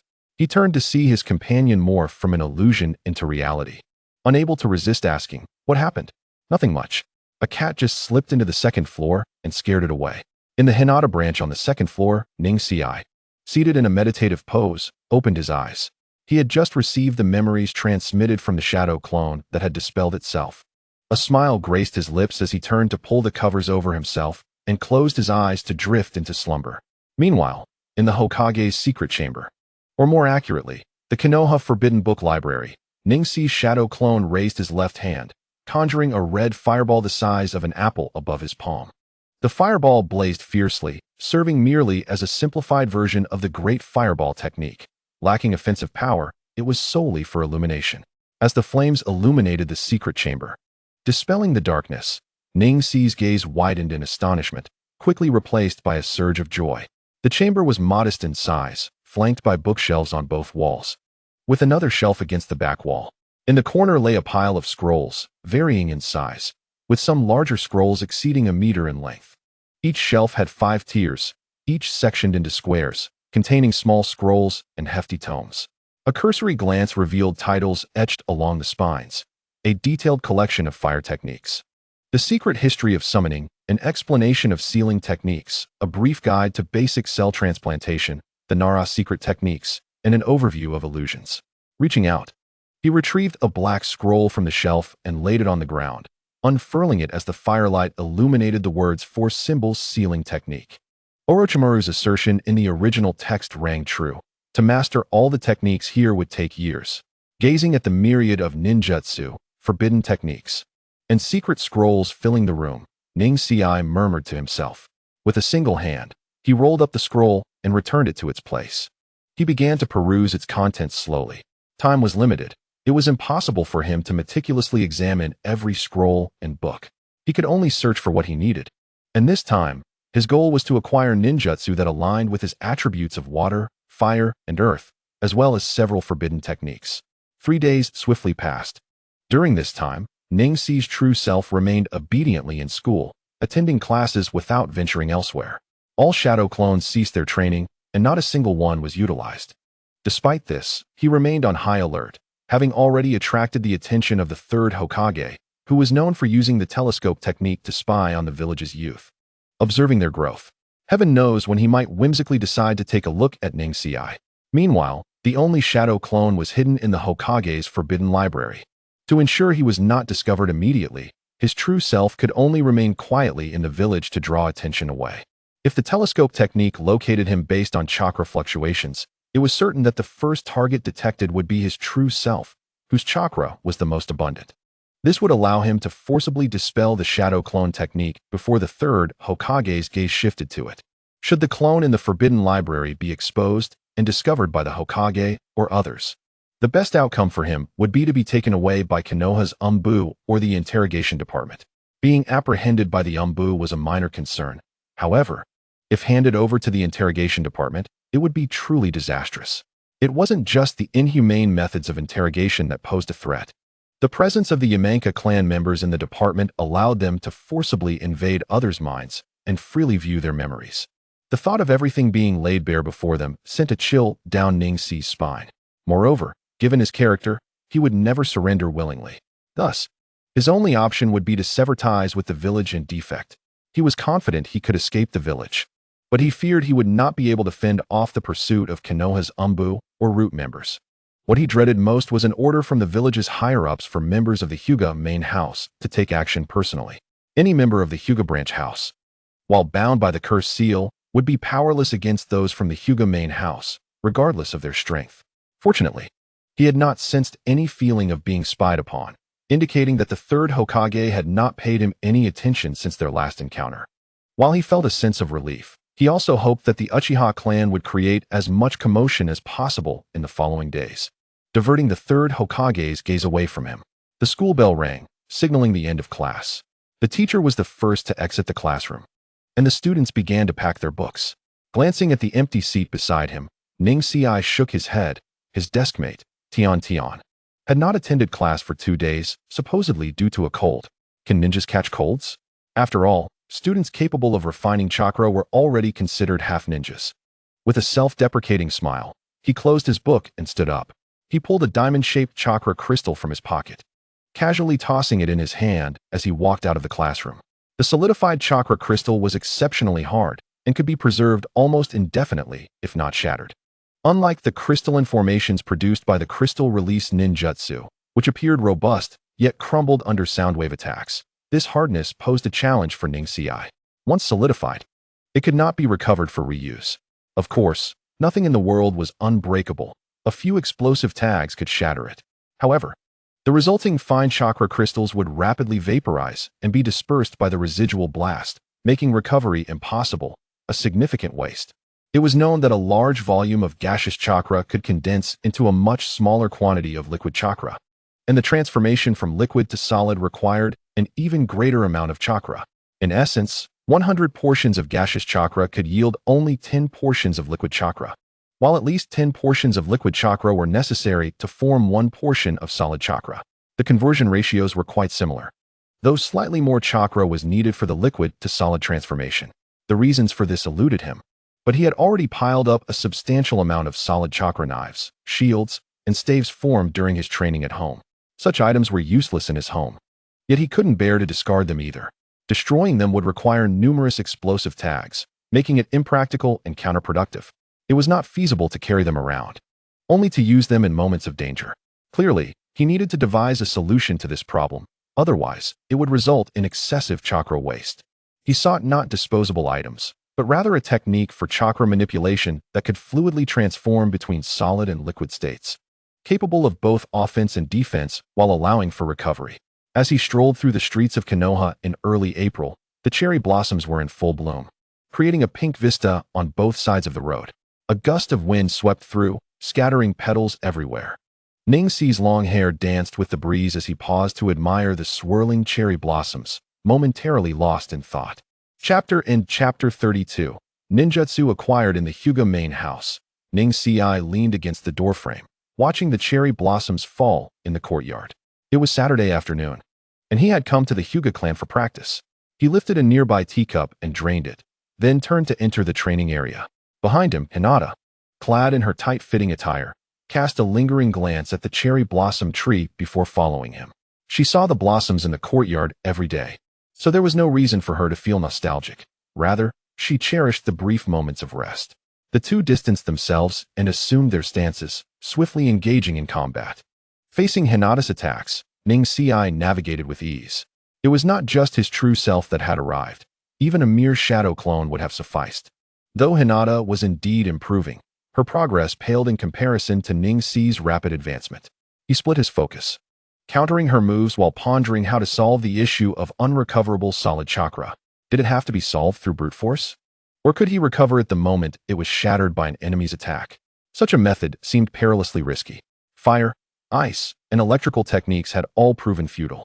The solid chakra crystal was akin to a turtle's shell, impervious to assault, and it was impossible to exploit it from within when there were no apparent weaknesses. Dodging Hinata's strike, Ning-Si's hand paused momentarily, and a flash of inspiration struck him. If there were no vulnerabilities, he could create one. For each solid chakra item he formed, he could leave behind a minuscule flaw, detectable only by the Byakugan. After utilizing the item, if he struck that flaw to shatter it, he could recover the chakra. His eyes brightened with this newfound idea. However, in that fleeting moment of distraction, Hinata seized the opportunity and launched an attack toward his face. Ning-Si furrowed his brow and swiftly grasped her delicate wrist, sliding upward before pressing down, gently dismissing her strike and creating distance between them. He nodded at Hinata, signaling her to continue her assault, while his mind drifted once again. Time passed quickly, and soon their training session came to an end. Ning-Si declined the offer to dine at the clan house and stepped out of the courtyard, the setting sun casting a long shadow behind him. Upon returning home, he eagerly began his experiments. Activating the Byakugan, he channeled chakra and immediately conjured a crystal-clear kunai of blue chakra. He then took a metal kunai from his bag and struck the blue chakra kunai with it. As sparks flew and both sides remained unscathed, Ning-Si nodded, contemplating that the hardness had evidently not changed. Retracting the fine iron kunai, he raised his right hand, bringing his two fingers together. At their tips, a chakra brilliance emerged, akin to the sharpness of a needle, and he forcefully jabbed it into a minute flaw long left on the blue kunai. A crisp sound of shattering echoed, and the blue kunai instantly exploded into tiny diamond-like chakra fragments. Within the vision of his Byakugan, the chakra crystals lost control in midair, rapidly liquefying, with some of the first to disperse, even vaporizing. With a swift motion, he extended his hand, and the pulling force of his palm surged. The disintegrated chakra grains spiraled back towards him, all falling into his grasp, some vaporizing as they were absorbed into his body. Naturally, complete recovery was impossible. It was only normal for some to be left behind. Satisfied, he nodded, having resolved a matter that had weighed on his mind, and his tense spirit finally relaxed somewhat. He lifted his gaze towards the Hokage Tower, where, within the sight of his Byakugan, he noticed the third Hokage engaged in a meeting. Meanwhile, in the forbidden jutsu chamber, just 2 walls away, his shadow clone sat motionless in the corner, aura entirely restrained, with chakra flowing through its meridians nearly at a standstill, even breathing cautiously. He dared not make the slightest movement, as he was too close to the third Hokage. Any minor disturbance in the presence of this strongest ninja of the Land of Fire, known as Sarutobi Hiruzen, would lead to peril. Thus, the knowledge he had stealthily acquired during the day could only be acted upon at night. Shifting his focus, he stepped into the kitchen to prepare dinner. Even when alone, he would not settle for merely tossing something together. Each meal was to be abundant. Unbeknownst to him, on the low table before the third Hokage lay all his documents. And within the depths of his aged gaze, there appeared a flicker of hesitation. The 2 days of Saturday and Sunday passed swiftly, and soon it was the long-awaited Monday. Ningxi arrived early at the classroom, where only 2 or 3 classmates were listlessly chatting in hushed tones. After discarding his milk carton in the trash can, he slowly made his way to his seat. 5 days had passed. Resting his chin on one hand, he gazed out the window at Rock Lee jogging on the playground. Turning to glance at the direction of the Hokage Tower, he felt a sense of unease. 5 days had elapsed, and the shadow clone had yet to return. He dreaded the thought of the clone being lost in the desire for countless jutsu, for any ninja faced with a room full of techniques, forbidden arts, and secret skills would find their intrinsic thirst for knowledge and ambition to become stronger, consuming their very essence. The law of the jungle, as taught by several wars within the ninja world, echoed loudly. Even the renowned peacefulness and strength of Konoha village had been weathered by countless battles. While appearing stable on the surface, beneath it lay turbulent undercurrents, with the desire to become powerful permeating the hearts of all, not to mention the other 4 great nations and numerous smaller countries. Lost in thought, Ningxi suddenly straightened his back. His body tensed as his palm gripped the edge of the desk tightly. Shaking his head vigorously, his eyes flickered erratically, alternating between clarity and obscurity. Just then, his clone finally dispelled the shadow clone technique and returned to his original self, accompanied by an overwhelming influx of memories and the fatigue accumulated over 5 sleepless days. Crashing into Ningxi's mind, after sitting in silence for more than a minute, he finally regained his composure, gently massaging his temples.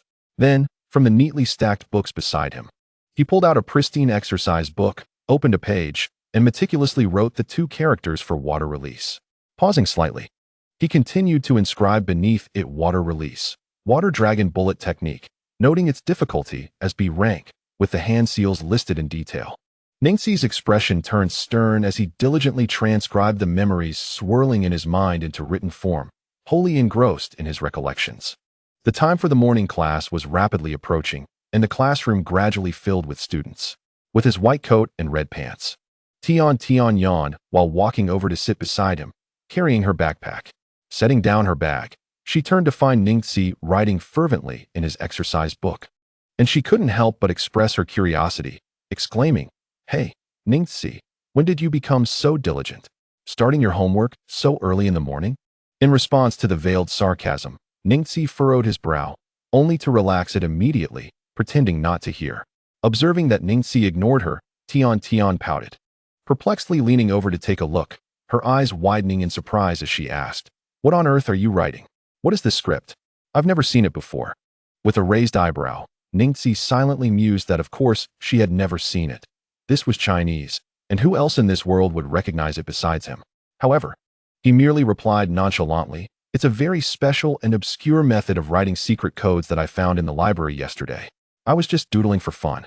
"Oh, is that so? But why do I feel like you're lying?"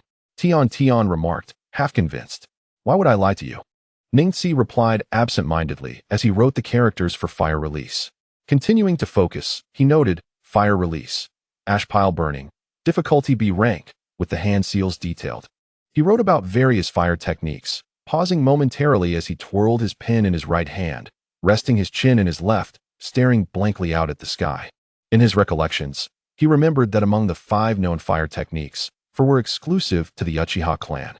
In truth, advanced fire techniques were scarce, with no single S-rank technique existing. The most formidable physical attack, the black flames known as Amaterasu, said to be unquenchable and capable of burning anything, were, in essence, summoned from the sun's core through the Mangekyo Sharingan, categorizing them as a form of summoning technique. Similarly, Jiraiya's Sage Art, 5 Elements technique, known for its destructive capacity, also qualified as an S-rank technique, though it was not solely a fire technique, but a composite of Sage Chakra, fire techniques, wind techniques, and the oil from the toads of Mount Myaboku. Much like how Naruto's Rinnegan and Yamato's Water Release, Water Wall had combined to form the ninjutsu, Hurricane Water Vortex.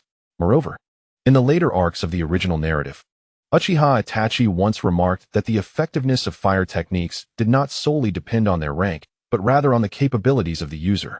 He recalled that during the Fourth Great Ninja War, Uchiha Madara's use of the B-rank Fire Release, Great Fire Annihilation, required 20 ninja from the allied shinobi forces to simultaneously employ Water Release, Water Barrier technique to counter it. This exemplified the vast disparities in abilities among ninjutsu practitioners.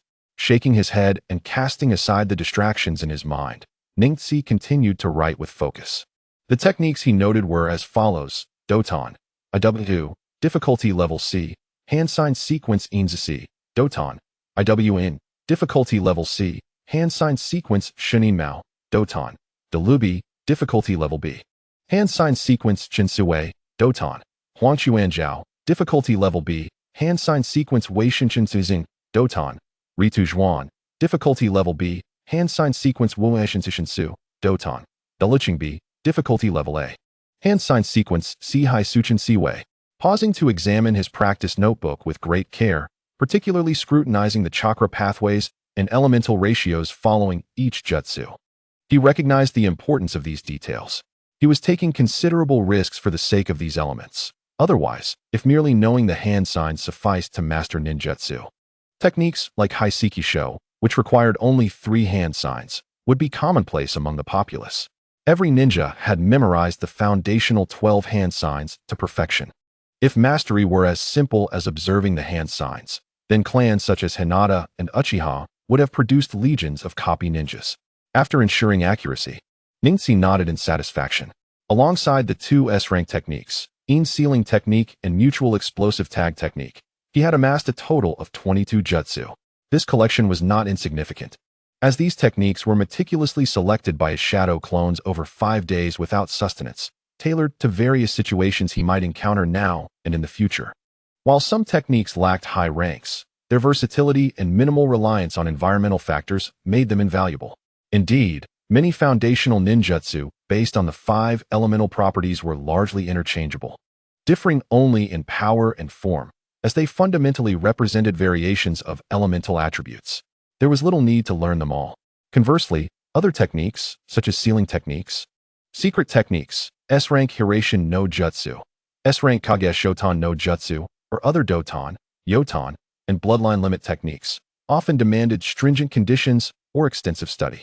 Unless absolutely necessary, the pursuit of such techniques could be counterproductive. Though possessing a greater array of jutsu could enhance adaptability to unforeseen circumstances, every adult understands the limitations of human energy, as the adage "too much chewing leads to choking" serves as a reminder.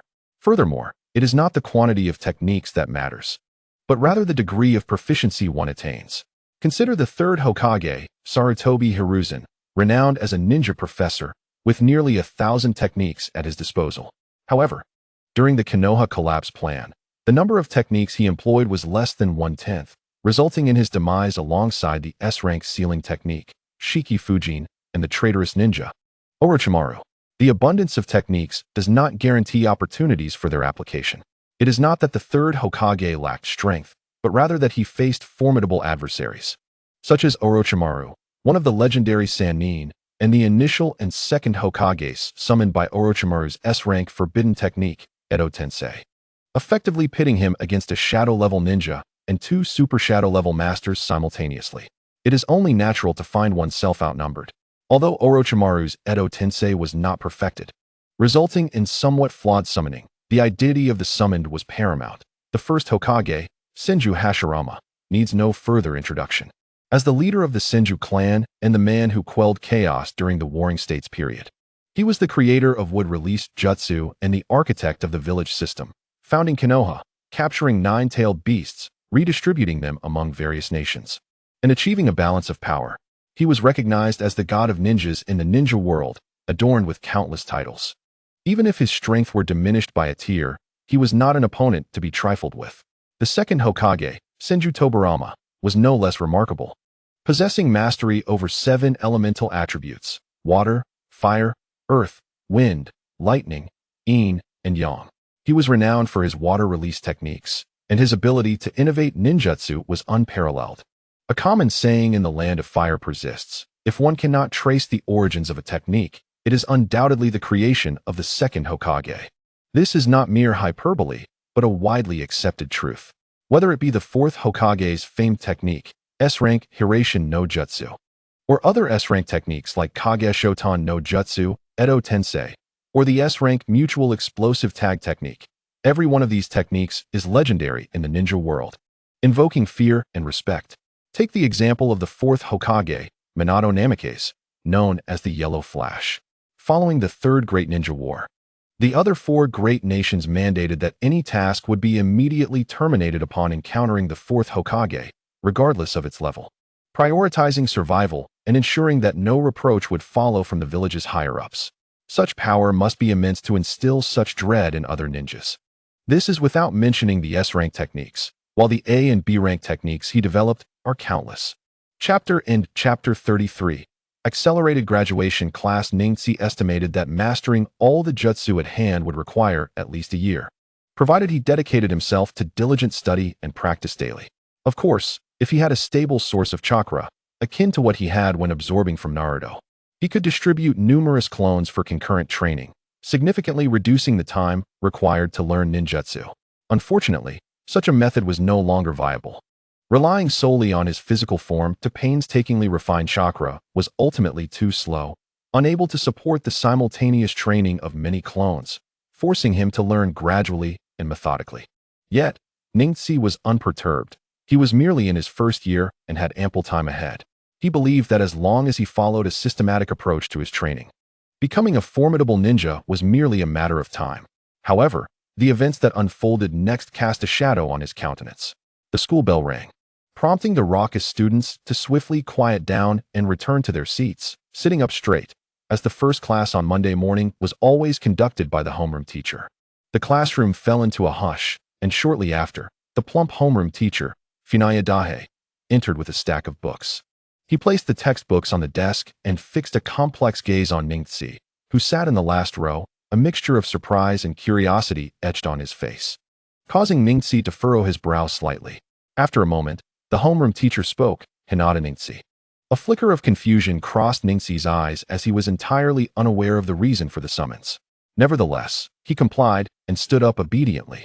By order of Lord Third Hokage, Hinata Ningxi of Class 1, Year 1, is to be promoted to the graduation class of the ninja school effective immediately. Please take your textbooks and report to Class 1, Year 6, Funaya Dahe declared in a solemn tone. The classroom was instantly engulfed in a profound silence, all eyes turning toward Ningxi. How is this possible? Aren't we just first years? As expected of Ningxi, in just 2 months, he'll be a ninja. The classroom erupted into a cacophony of discussion, students expressing disbelief, admiration, and astonishment. Uchiha Aoki clenched his fists tightly, eyes filled with frustration as he muttered through gritted teeth, "Hinata Ningxi." Ningxi's eyes widened in surprise, his mouth agape as he turned to face Ningxi, seemingly at a loss for words. "All right, everyone, please be quiet." Teacher Chuan Yida gestured for silence, then continued, "Although Ningxi has left our class too early, he will always be our classmate, and we will forever take pride in him. Hurry and report to Teacher Nara. Don't keep her waiting." Ningxi nodded, though his expression was rather grim. Just moments ago, he had reassured himself that he had plenty of time, only to find himself suddenly transferred to the graduation class. This unexpected turn of events had completely disrupted his training plans, and it seemed that his tranquil days were numbered. Lowering his head, he gathered his textbooks into his arms and glanced at Tian Tian. Startled, she quickly stood up, stepping aside to make way. It seemed Ningxi remembered something and turned to her, saying, "We've been desk mates for a year. Let me give you a gift." With that, he adjusted his textbooks with one hand, extending his other hand forward. Under the watchful eyes of everyone, a large mass of chakra emerged from his pale palm, swirling rapidly, causing his long hair to sway gently. The chakra quickly liquefied, gradually shrinking until it coalesced into a crystal-clear, azure kunai resting in his palm. The classmates' gazes were filled with curiosity and bewilderment, while teacher Chuan Yidahei at the podium stared wide-eyed in disbelief. "Here you go, goodbye." Ning Ci casually tossed the kunai, which arced gracefully before embedding itself into the wooden desk with a sharp thud. Tian was momentarily stunned, but soon regained her composure and exclaimed, "Oh, thank you." She turned and strode forward, slightly bowing to the dazed homeroom teacher as a gesture of gratitude before Ning Ci stepped out of the classroom. The homeroom teacher regained focus, rapping the podium a few times to address the murmuring students. "Class is starting. Please turn to page 33. Today, we will discuss." Returning to her seat, Tian reached out to pull the blue kunai from the desk, feeling its icy coolness against her palm. She could hardly believe that this object was actually formed from chakra. Her fingers traced the small indentations, and in haste, she flipped the kunai over to discover the 4 elegant characters Li Yi Tian inscribed neatly along the slender handle. Letting out a small sigh, she had initially feared that it bore a crack. Propping her chin on her right hand while holding the kunai in her left, her delicate fingers gently caressed the characters. Lost in thought, she gazed vacantly out the window at the sky. Due to the early morning class, the corridor and stairwell were devoid of people. Ning Ci reached the 4th floor, tilting his head to survey the area. With his keen eyesight, he spotted the door labeled 6th grade Class 1 at the far end of the left corridor and approached it. The door to Class 1 stood ajar, revealing a young female teacher with short black hair, using a slender teaching stick to explain the meanings of special characters on the blackboard to her students. Ning Ci's sudden appearance at the door drew the attention of a few students who were disinterested in the lesson. Their curiosity piqued as they wondered if he had brought any interesting news to alleviate their boredom. After the teacher finished her explanation, Ning Ci lightly tapped the doorframe with his right hand. Upon noticing him, the teacher turned and said, "Hello, I am Hinata Ning Ci from Class 2, Year 1. The moment the young female teacher saw Ning Ci, especially his distinctive white eyes, she immediately recognized him. Adjusting her glasses, she scrutinized him for a few seconds before smiling gently and inviting him in.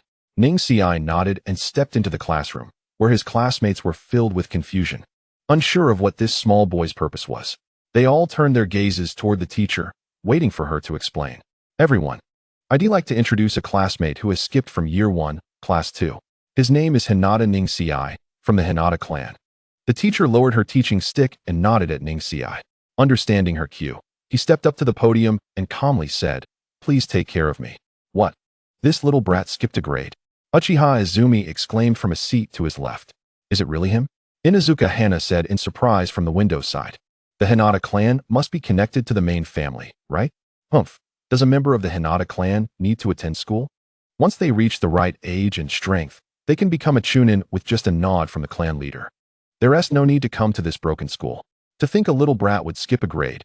How amusing." The students below began to murmur, their expressions a mix of shock, curiosity, disdain, and silence. "This is your textbook. There's an empty seat next to Inuzuka Hana. You can sit there." Teacher Nara Kyuhei pointed to a few books on the podium before indicating the empty seat on the right. Ning Ci nodded, picked up the textbooks, and walked toward his seat. Upon reaching it, he noticed it wasn't by the window, but rather beside the aisle. He frowned slightly but then relaxed. After all, he would only be there for 2 months, so there was no need to dwell on such trivialities. Placing both sets of books on the desk, Ning Ci turned his head to see Inuzuka Hana resting her chin on her left hand, idly twirling a pencil in her right, looking at him with a knowing expression. Her eyebrow arched slightly. Ning Ci glanced at the green-covered book on page 78 and pulled out a similarly colored book, discovering it was titled Konoha Basic Code Analysis. He was taken aback, so this lesson was about code analysis. Quickly flipping to page 78, he noticed the teacher tapping the desk with her teaching stick, signaling for silence. "If the new student has any questions, you can ask your deskmate, and feel free to approach me after class." Seeing Ning Ci nod, she turned back to the blackboard and continued. "Now, observe these 2 codes separately. Their meanings are quite simple. However, it's essential to note that if they appear together, the conveyed information and content will be contradictory." "What does contradictory mean?" "I'm not sure, but the teacher will explain further." "It must be a type of confusion, right?" "They all belong to simple encryption," the students whispered among themselves. Teacher Nara adjusted her glasses and confirmed, that is correct. This is a basic form of information encryption. If you receive a message during a mission stating infiltration successful but also includes these two codes, the actual meaning behind it is infiltration failed. Oh, I see. It's the opposite? Ning Ci nodded slightly in agreement. The class bell soon rang, and the classroom buzzed with noise. Ning Ci, intrigued by the new knowledge the textbooks offered, flipped to the first page and began to study intently.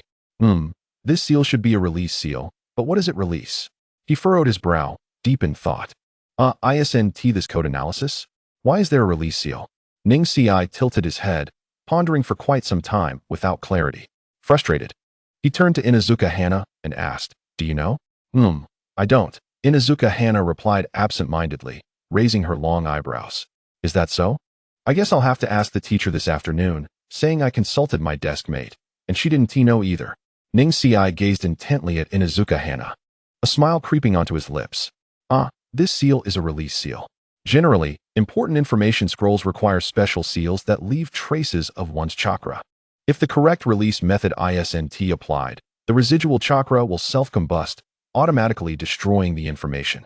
Initially dismissive of Ning Ci's inquiry, Inuzuka Hana found herself surprised by his request for help, having thought he was quite arrogant when they first met. Now, she never expected this annoying boy would seek her assistance. Oh, I see. Ning Ci nodded, indicating he understood.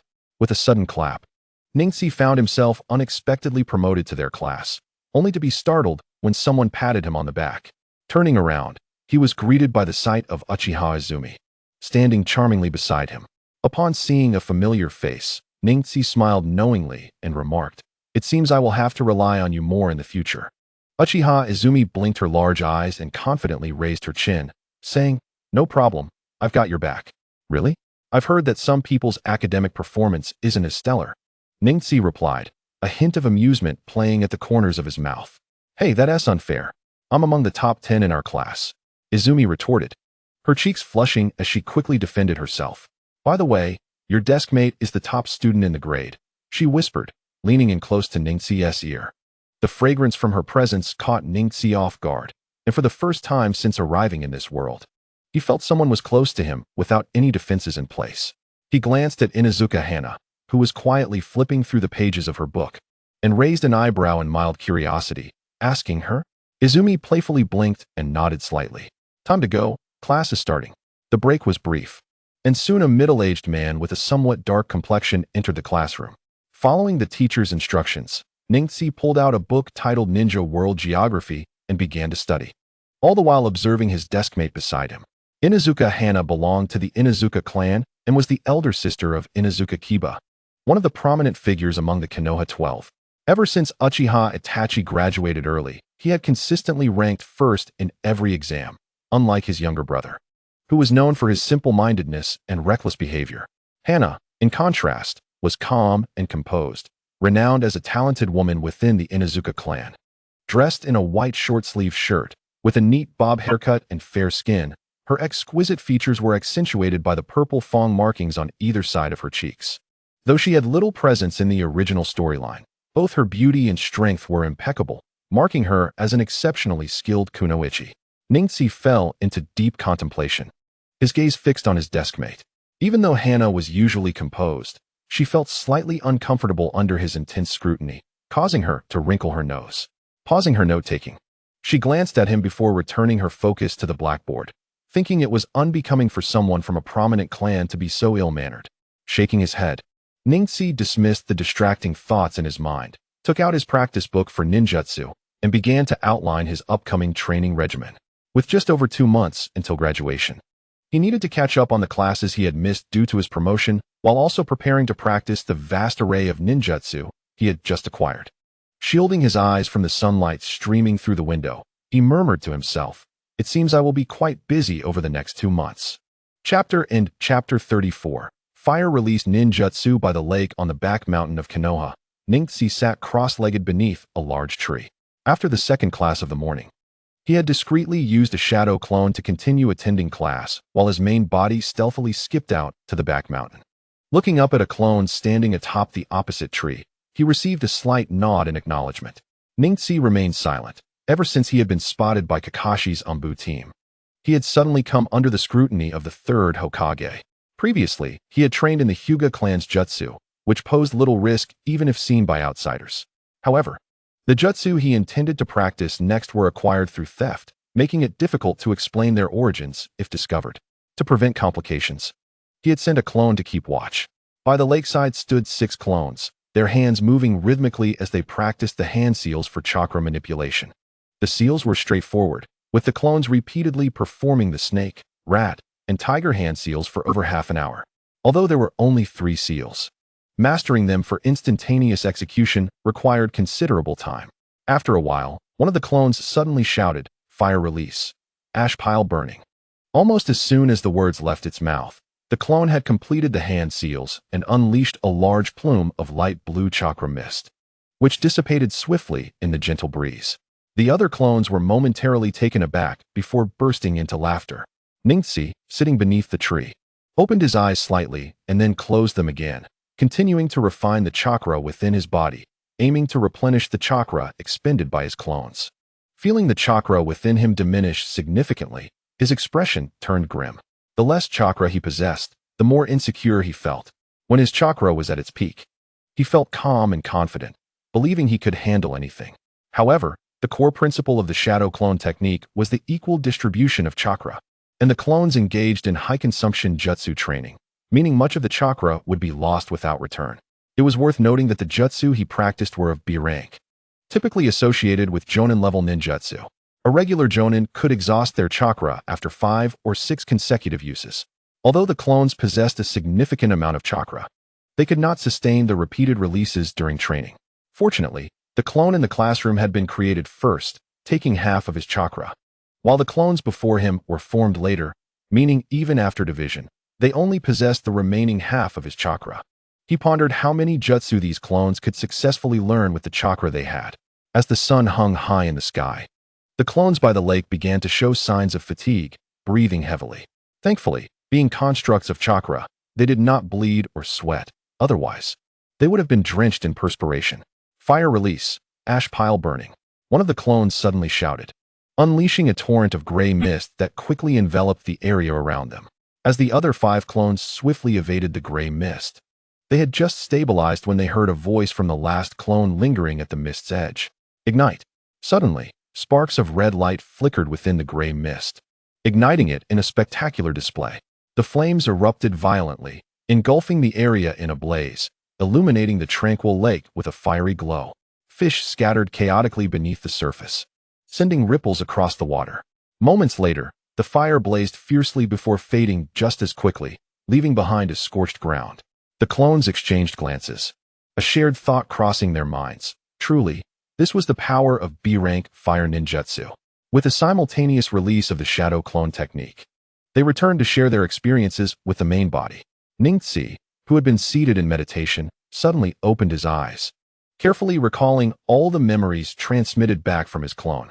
"So that's it," he murmured to himself, realizing that the proportion of chakra mixed with his own fire affinity had been slightly off, and the speed of the hand seals and chakra flow, although seemingly synchronized, were actually delayed by a fraction of a moment.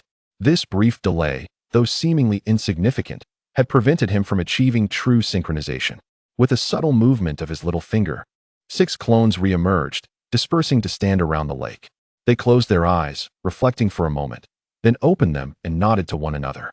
In unison, they swiftly formed hand seals and together called out, "Katon, gray smoke burn." 6 streams of gray mist erupted simultaneously from their respective positions, swiftly enveloping the wide lake surface, which spanned over 100 meters. The commotion was substantial, prompting another clone perched atop a tree to leap away, distancing itself by several meters.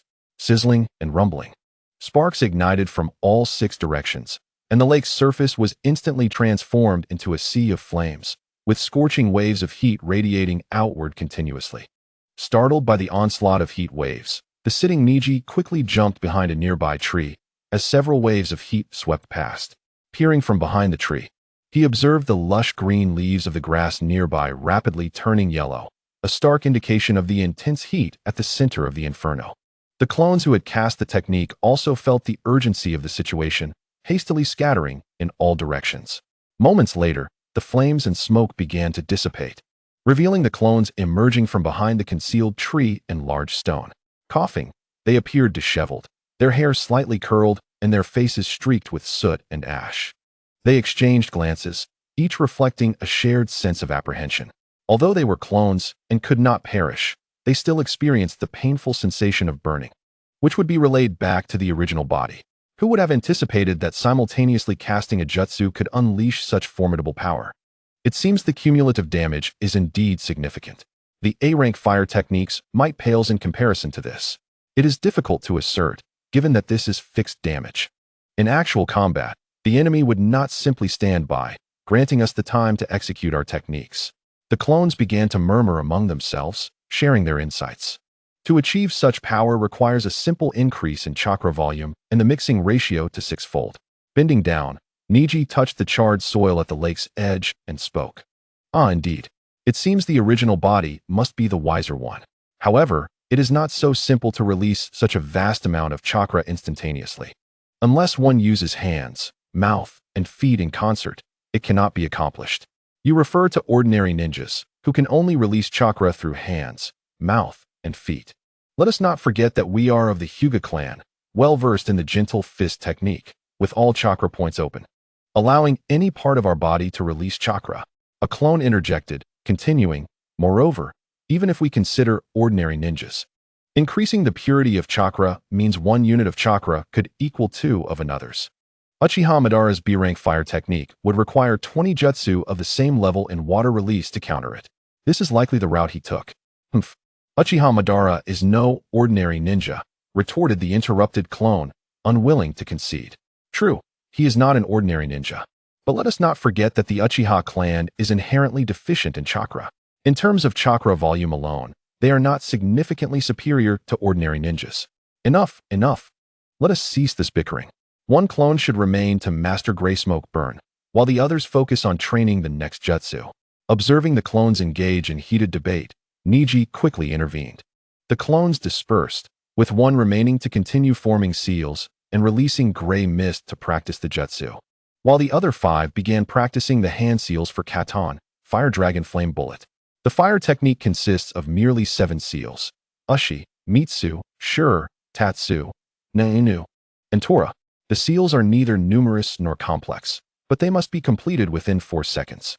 The seals Ushi, Na, and Tora had already been utilized in Gray Smoke Burn. The remaining seals, Mitsu, Shur, Inu, and Tatsu, involve specific hand formations. The Ushi seal requires the hands to be pressed together, with the left ring and little fingers bent to press against the right ring and little fingers. The Mitsu seal involves bending both thumbs, with palms facing towards the chest and the fingertips of both index fingers touching to form a triangle, while the middle, ring, and little fingers intertwine, with the right middle finger on top. The Tatsu seal is relatively simple, requiring the hands to cross and form fists, with the left thumb pressing down on the right thumb and both little fingers aligned. The Inu seal is also not overly complicated. The right hand is raised with fingers spread, palm facing down at chest level, while the left hand's fingertips cross into the right hand, with the left middle and ring fingers pinching the right middle finger and the fingertips curving to press against the back of the right hand, with the left index and little fingers extended. Neji shook his head. The 12 basic hand seals for ninjutsu are quite simple, with straightforward names derived from the 12 ancient time periods. The complexity of these seals is a concern for the clones. While his responsibility as the original body is solely to provide chakra, he had already cultivated a portion of chakra, but regrettably, the clones took this experience with them when they returned, leaving him in despair. Turning back to the dense forest, he gathered a pile of dry branches and placed them beside the fire pit he frequently used.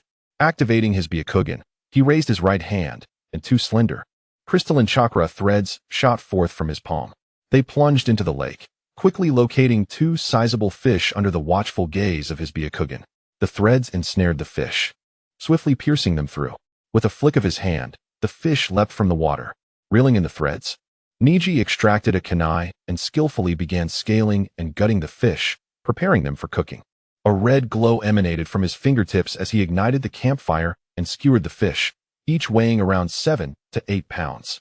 After rinsing his hands by the lake's edge, he gazed into the water's reflection, observing his youthful visage and chuckling softly. Though he had grown weary of fish, it remained the most convenient and economical food source, rich in protein and nutrients. In pursuit of mastering ninjutsu, he required vast amounts of chakra, which stemmed from the body's physical and mental energy. While mental energy could be replenished through rest, physical energy was derived from food. In essence, the more one consumes, the more chakra can be refined. With increased chakra, the speed of mastering ninjutsu accelerates. Thus, he resolved to indulge in hearty meals. Moreover, it was now midday, and he had yet to have lunch. The tender fish cooked quickly, and leaning against a sturdy tree, Neji soon caught the enticing aroma of the meat. Rising, he swiftly devoured the meal, letting out a satisfied burp and patting his round belly, before closing his eyes to refine his chakra. Katon, Fire Dragon Flame Bullet. Watch this. Cough, cough, cough. Haha, let us do it again. As the clones exchanged playful taunts, they secretly competed, each determined to master the technique before the others. The blazing sun shone down on every clone's face, particularly on the one stationed far up in the tree, to escape the sun's glare. It shifted from the tree's tip to the crown and then to the center, finally settling on a thick branch, leaning against the trunk with a leaf in its mouth. Apart from occasionally glancing around for any signs of movement, most of its attention was fixed on its left hand. Perched on its left hand was a small ladybug, formed from chakra. Apart from its larger size and blue hue, it bore an uncanny resemblance to a real insect. Satisfied, the clone nodded, and with a swift grip, it shattered the blue ladybug, which then liquefied and evaporated into nothingness. Looking up at the sky, it mused about what to imitate next, perhaps a bird or a snake, or even a rose. Alas, boredom reigns. Meanwhile, the original Neji sat calmly beneath the tree, his expression seemingly void of emotion. Yet, each clone he had created reflected the truest aspects of his thoughts, personality, movements, and expressions. This chapter concludes here. Chapter 35. Ordinary times. The passage of time is unhurried, and in the blink of an eye, over a month has slipped by. Whether idling away the hours or toiling diligently, each day is but a day. Perhaps youthful time is inherently undervalued. After more than a month of rigorous training, he has finally mastered 5 fire-style ninjutsu: Hui Ji Xiao, Hua Long Yin Dan, Hao Hua Mie Ke, Hao Hua Mie Shi, and Long Yin Fong Gu. All 5 techniques are, in essence, offensive ninjutsu, each possessing its unique strengths and weaknesses. Hao Hua Mie Ke is versatile, serving both offensive and defensive purposes. The high-pressure fire column it emits explosively bursts upon striking the ground, creating a vast fire wall measuring 5 meters in height and 16 meters in width, surging forth with tremendous force. However, its drawback lies in its singular direction of attack, making it vulnerable to ambushes from the sides or behind during its execution. In contrast, Hao Hua Mie Shi boasts a broader coverage area. When executed from a height, the compressed fire column released cascades to the ground like a boulder plummeting into a lake, generating towering flames that roll outward in layers, forming a circle nearly 20 meters wide. This technique is particularly suited for battles against multiple foes, though it poses a risk of injuring allies during team skirmishes, as ninjutsu does not distinguish between friend and foe. Compared to Hao Hua Mie Ke and Hao Hua Mie Shi, which are semi-area and area attack techniques, Long Yin Fong Gu and Hua Long Yin Dan are classified as single-target ninjutsu. Hua Long Yin Dan unleashes a fire column that directly annihilates enemies in a straight line, while Long Yin Fong Gu releases 4 dragon heads composed of flames that encircle the enemy from all directions. Long Yin Fong Gu is immensely powerful, boasting an almost perfect accuracy rate, said to approach 100%. Naturally, its rank is also high, classified as an A-level ninjutsu, with a steep learning curve. Ning Ci managed to learn the first few techniques in merely 4 or 5 days with the aid of 6 shadow clones working tirelessly, whereas mastering Long Yin Fong Gu took over 10 days. To achieve proficiency in an A-level ninjutsu within such a time frame was a source of lament for Ning Ci, who felt he had squandered time. Had others known he accomplished this feat in just over 10 days yet remained unsatisfied, they would undoubtedly scorn him in silence. It is worth noting that even a B-level Jonin technique typically requires approximately 6 months to learn, and some individuals with lesser talent or sluggish chakra control might take over a year without fully mastering it. Generally, an ordinary Jonin may only grasp a few B-level techniques throughout their lifetime. However, not all common ninjas lack prowess. Individuals like Might Guy and Might Dato have forged remarkable and legendary lives through sheer hard work. Yet, such cases are exceedingly rare, as most common ninjas merely struggle to survive within the ninja world. Clan ninjas not only inherit numerous ninjutsu, but also possess exceptional talent, noble bloodlines, and financial stability, along with a depth of cultural knowledge that common ninjas cannot aspire to match. The insights and techniques related to chakra refinement and manipulation that they absorb from a young age allow clan heirs to circumvent countless pitfalls that their common counterparts encounter. For someone of Ningxi's age to reach such heights is entirely normal. Among his generation in Konoha village, he stands as one of the most talented, with his peers known as the Konoha 12 and Ningxi being recognized as the most gifted among them. This places him on par with illustrious figures from previous generations such as Uchiha Itachi, Uchiha Shursui, Hatake Kakashi, and the fourth Hokage, Namikaze Minato. This is not to say that the protagonists, the clumsy Uchiha brothers and Uzumaki Naruto, lack talent. However, in terms of innate ability, Ningxi undoubtedly surpasses them. Uchiha Sasuke, without a doubt, is the top student and a genius of the Uchiha clan. Naruto, though simple-minded, possesses considerable talent, having created his own jutsu, the seduction technique, even before graduating from the Ninja Academy. This jutsu's effectiveness varies from person to person, capable of affecting individuals of all ages, barring minors. In his youth, Naruto's apparent lack of talent stemmed from being a Jinchuriki, unable to fully master the power of the Nine Tails sealed within him. His chakra, a blend of his own and that of the Nine Tails, was not only less pure, but also interfered with his chakra control, preventing him from even mastering the most basic shadow clone technique. Despite their eventual accomplishments and their roles in saving the ninja world, had Ningxi not met an untimely demise in the original narrative, his future achievements might very well have rivaled theirs. The original Ningxi was astute and composed. Even when suppressed by the curse mark, his innate talent remained superior to that of the protagonists. As a member of a prominent clan, his lineage was no less illustrious than theirs, and his bloodline limit was equally formidable. Yet, no matter how gifted one may be, they cannot escape the clutches of narrative fate, much like Nagato, Obito, and Uchiha Itachi. Their fall was not due to their actions against the protagonists, but rather because they impeded the protagonists' paths. However, the present is different. The reincarnated Ningxi will not allow himself to perish early as in the original tale.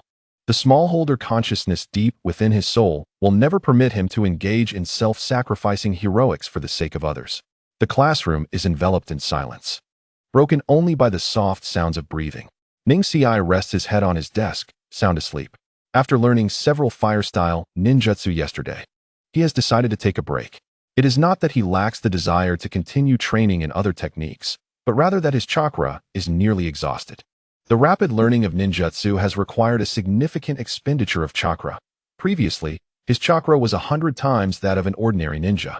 Yet the first shadow clone consumed half of it.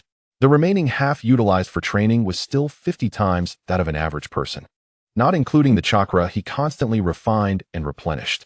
Continuing down this path would lead to a complete depletion of resources. It is wiser to rest and accumulate chakra for a while. He also needs a few days to recuperate. While physical energy can be replenished through nourishment, mental energy can only be restored through rest or sleep. Moreover, the first shadow clone he recalled had only half of its chakra remaining, which is understandable given that it had been active for over a month, commuting daily to school and back home without the benefit of replenishment from the original. After such a prolonged period of rigorous training, both his mental and physical states are far from optimal. Additionally, the vast amount of knowledge transmitted back from the clone over the month has left him with a splitting headache. Even attending class today was a struggle. Had it not been for the negative implications of skipping, he might not have bothered to come at all. He could have easily waited until he felt rested to recall the clone, but with his chakra completely depleted, he is wary of being defenseless in the coming days. What if an unexpected event occurs? Despite having spent a considerable amount of time in this world, deep down, he has never truly trusted anyone here. At least not at present. The bell rings, signaling the end of class. The teacher departs, and Inuzuka Hana closes her textbook and stretches, preparing to leave. However, upon noticing her desk mate sleeping with his head down, her brows furrow slightly. After a moment's hesitation, she calmly calls out, "Hyuga Neji." Calling his name twice and receiving no response, Inuzuka Hana's beautiful brows arch in annoyance as she reaches out with her slender fingers to poke the boy's shoulder a few times. What are you doing? Ningxiai, deep in slumber, stirs at the sensation of being touched, turning his head slightly and managing to open a narrow slit of an eye. Let me through. I want to go out. Blocked and yet so audacious, Inuzuka Hana feels a flicker of irritation. Where do you think you're going? It's not even noon yet. Ningxiai softly complains, yet his body remains unmoving. You may discuss matters after using the restroom, but do not concern yourself with others' affairs. Hurry up and make way. Despite her words, Inuzuka Hana showed no intention of moving aside. Hyuga Neji exhaled heavily, pushing against the desk with both hands, causing his chair to slide back slightly. He straightened his waist, leaned against the desk behind him, and nodded his head, signaling her to pass quickly. Inuzuka Hana, having just celebrated her birthday in April, was more than 4 years older than Neji. Generally, girls mature faster, and in the world of ninjas, many are precocious. At the age of 11, Inuzuka Hana was tall and slender, wearing a white short-sleeved top and black fitted three-quarter pants, with delicate calves clad in blue ninja boots. A soft thump echoed as she nearly maneuvered past Neji, who was half asleep. Just as she was about to lift her left foot to leave, her body suddenly tensed. Her small hands clenched into fists, and her fair face flushed bright red with embarrassment. She quietly seethed, "You shameless Hyuga Neji, you little rogue," before swiftly pointing at him. Neji was momentarily taken aback, speechless. However, glancing around the classroom and noticing no one was paying attention, he quickly turned his head to the 2 male classmates behind him, who were gaping in shock. Their expressions shifted, and they hastily averted their gaze, fearing the boy in the front row. Just last week, under Uchiha Qingming's lead, they had attempted to confront Neji in a narrow alley, intending to teach him a lesson. To their astonishment, this prodigy, who had skipped a grade, proved formidable, leaving them battered and bruised, and even robbing them of their belongings. Embarrassed, they had taken a few days off from school, and when they returned, Neji learned of the incident. In truth, the entire episode unfolded in mere seconds. Inuzuka Hana, being astute, quickly realized that she did not want the matter to become widely known. Thus, even as she berated Neji, she deliberately lowered her voice. It smells quite nice," she remarked nonchalantly before turning back to continue her slumber. "You better remember this," she retorted, her brows furrowing in irritation at Neji's explanation. Reflecting on how he had taken a deep breath, her face flushed a deeper hue, and with a huff, she turned on her heel and departed. Not long after, Inuzuka Hana returned from the restroom with a calm demeanor. Neji, who had barely fallen asleep, was jolted awake by the sound of the chair being nudged. He turned to see Hana, arms crossed, kicking the leg of his chair with her foot. Sighing in frustration, he decided to employ the same tactic as before. However, all he received in response was her cold, indifferent gaze. Reluctantly, he stood aside to allow her to pass. Could it be her? It shouldn't be, the ages don't match. Neji muttered quietly to himself. Unbeknownst to him, Hana, just settling into her seat, felt her ears flush crimson. Her heart raced, and after sitting down, she kept her gaze fixed outside the window. Neji assumed his quiet murmurs would go unheard, forgetting that Hana belonged to the Inuzuka clan, known for their keen senses. His whispers resonated loudly in her ears. Hana felt a wave of turmoil within her, and without needing to see her reflection, she knew her face was flushed. So he truly is a rogue. He knows such things, she thought indignantly. If only Neji could hear her, he would surely protest his innocence. For such matters were common knowledge in his previous life. Unfortunately, in this conservative and stubborn world of ninjas, what he considered normal speech was viewed as prejudice, especially when uttered by someone of his age. As the school bell rang, their homeroom teacher, Naruto, entered the classroom, placing her textbooks down. Adjusting her glasses, she began. "In just over a month, you will graduate. I hope everyone utilizes this time to study diligently." Glancing at the boy slumped over, she continued, "By the way, there will be a simple written test next week. Although it will not affect your graduation, it will influence the comprehensive evaluation on your graduation records. I hope everyone pays attention. Now, please open your textbooks. Let us begin the lesson." Chapter finished. Chapter 36. Graduation Examination in the 6th Grade Classroom. Silence reigned as Naruto walked the aisles with arms crossed, occasionally stopping to observe individual students, nodding or shaking her head. The sound of pencils scratching against paper filled the room. Students furrowed their brows, deep in thought, only to suddenly realize their answers and quickly jot them down. Last week, the teacher had informed them of a simple written test today, which, while not hindering graduation, would affect their scores. When the test papers were distributed, the students felt deceived. Unlike previous subject-specific exams, this one was a mixed assessment. The test consisted of a total of 7 pages, encompassing all the knowledge they had acquired from 1st to 6th grade. No wonder the teacher had smiled while distributing the papers, saying, "Take your time. We have the whole morning." This mixed format test was unprecedented for the students, covering geography, code deciphering, medical knowledge, and calculations involving shuriken trajectories, all intertwined in a single paper, with questions from various grade levels. Particularly, the topics from 2nd and 3rd grades, occasionally mentioned by their teachers, were now vague memories for these 6th graders. Although the exam was said not to affect graduation, none wished for their ninja records to read average performance in written assessments. Most students in their 6th grade class hailed from clans specializing in secret techniques and bloodlines. They had long been aware from their elders or families that after graduation, they would be reassigned into different teams, led by village ninjas on missions. The quality of their graduation grades determined whether their squad leader would be a jonin or a chunin. Moreover, if the leader found their subordinates lacking or unsatisfactory, there was a risk of being sent back to ninja school for further training, a deeply embarrassing fate. Though rare, such instances were not unheard of. 2 students from the neighboring class had experienced this. Although the village boasts a notable number of jonin, the annual influx of graduates from the Ninja Academy far surpasses this figure. Who wouldn't desire to have a jonin as their team leader? Not only does accompanying a jonin facilitate the acquisition of more survival skills, but the safety factor during mission execution is several times greater than that provided by a chunin. After all, most jonin in the village hold significant positions within key departments, leaving only a handful available for leadership roles. Thus, priority is granted to students who exhibit exceptional talent, high grades, and promising potential. It is well known that the training of ninjas across nations prioritizes quality over quantity, and the higher-ups will undoubtedly favor those outstanding students. Ningxi, resting his chin on his hand, furrowed his brow slightly. Although he perceived the exam questions to be of moderate difficulty, as a student who had advanced a grade, he found himself at a disadvantage with certain obscure topics. His time spent learning in class has been rather brief, and he still lacks sufficient knowledge accumulation after a gap of 4 full grades. While he has completed the curriculum for the 6th grade's first semester, this was merely a result of rote memorization, without ample opportunity for flexible application and practice. It seems that sometimes, honing one's skills through practice is indeed crucial. With a slight sigh, Ningxi turned his gaze to his calm desk partner, Inuzuka Hana, who was writing furiously. He couldn't help but marvel at how impressive the top student, who had progressed steadily through the grades, truly was. However, he was not overly concerned.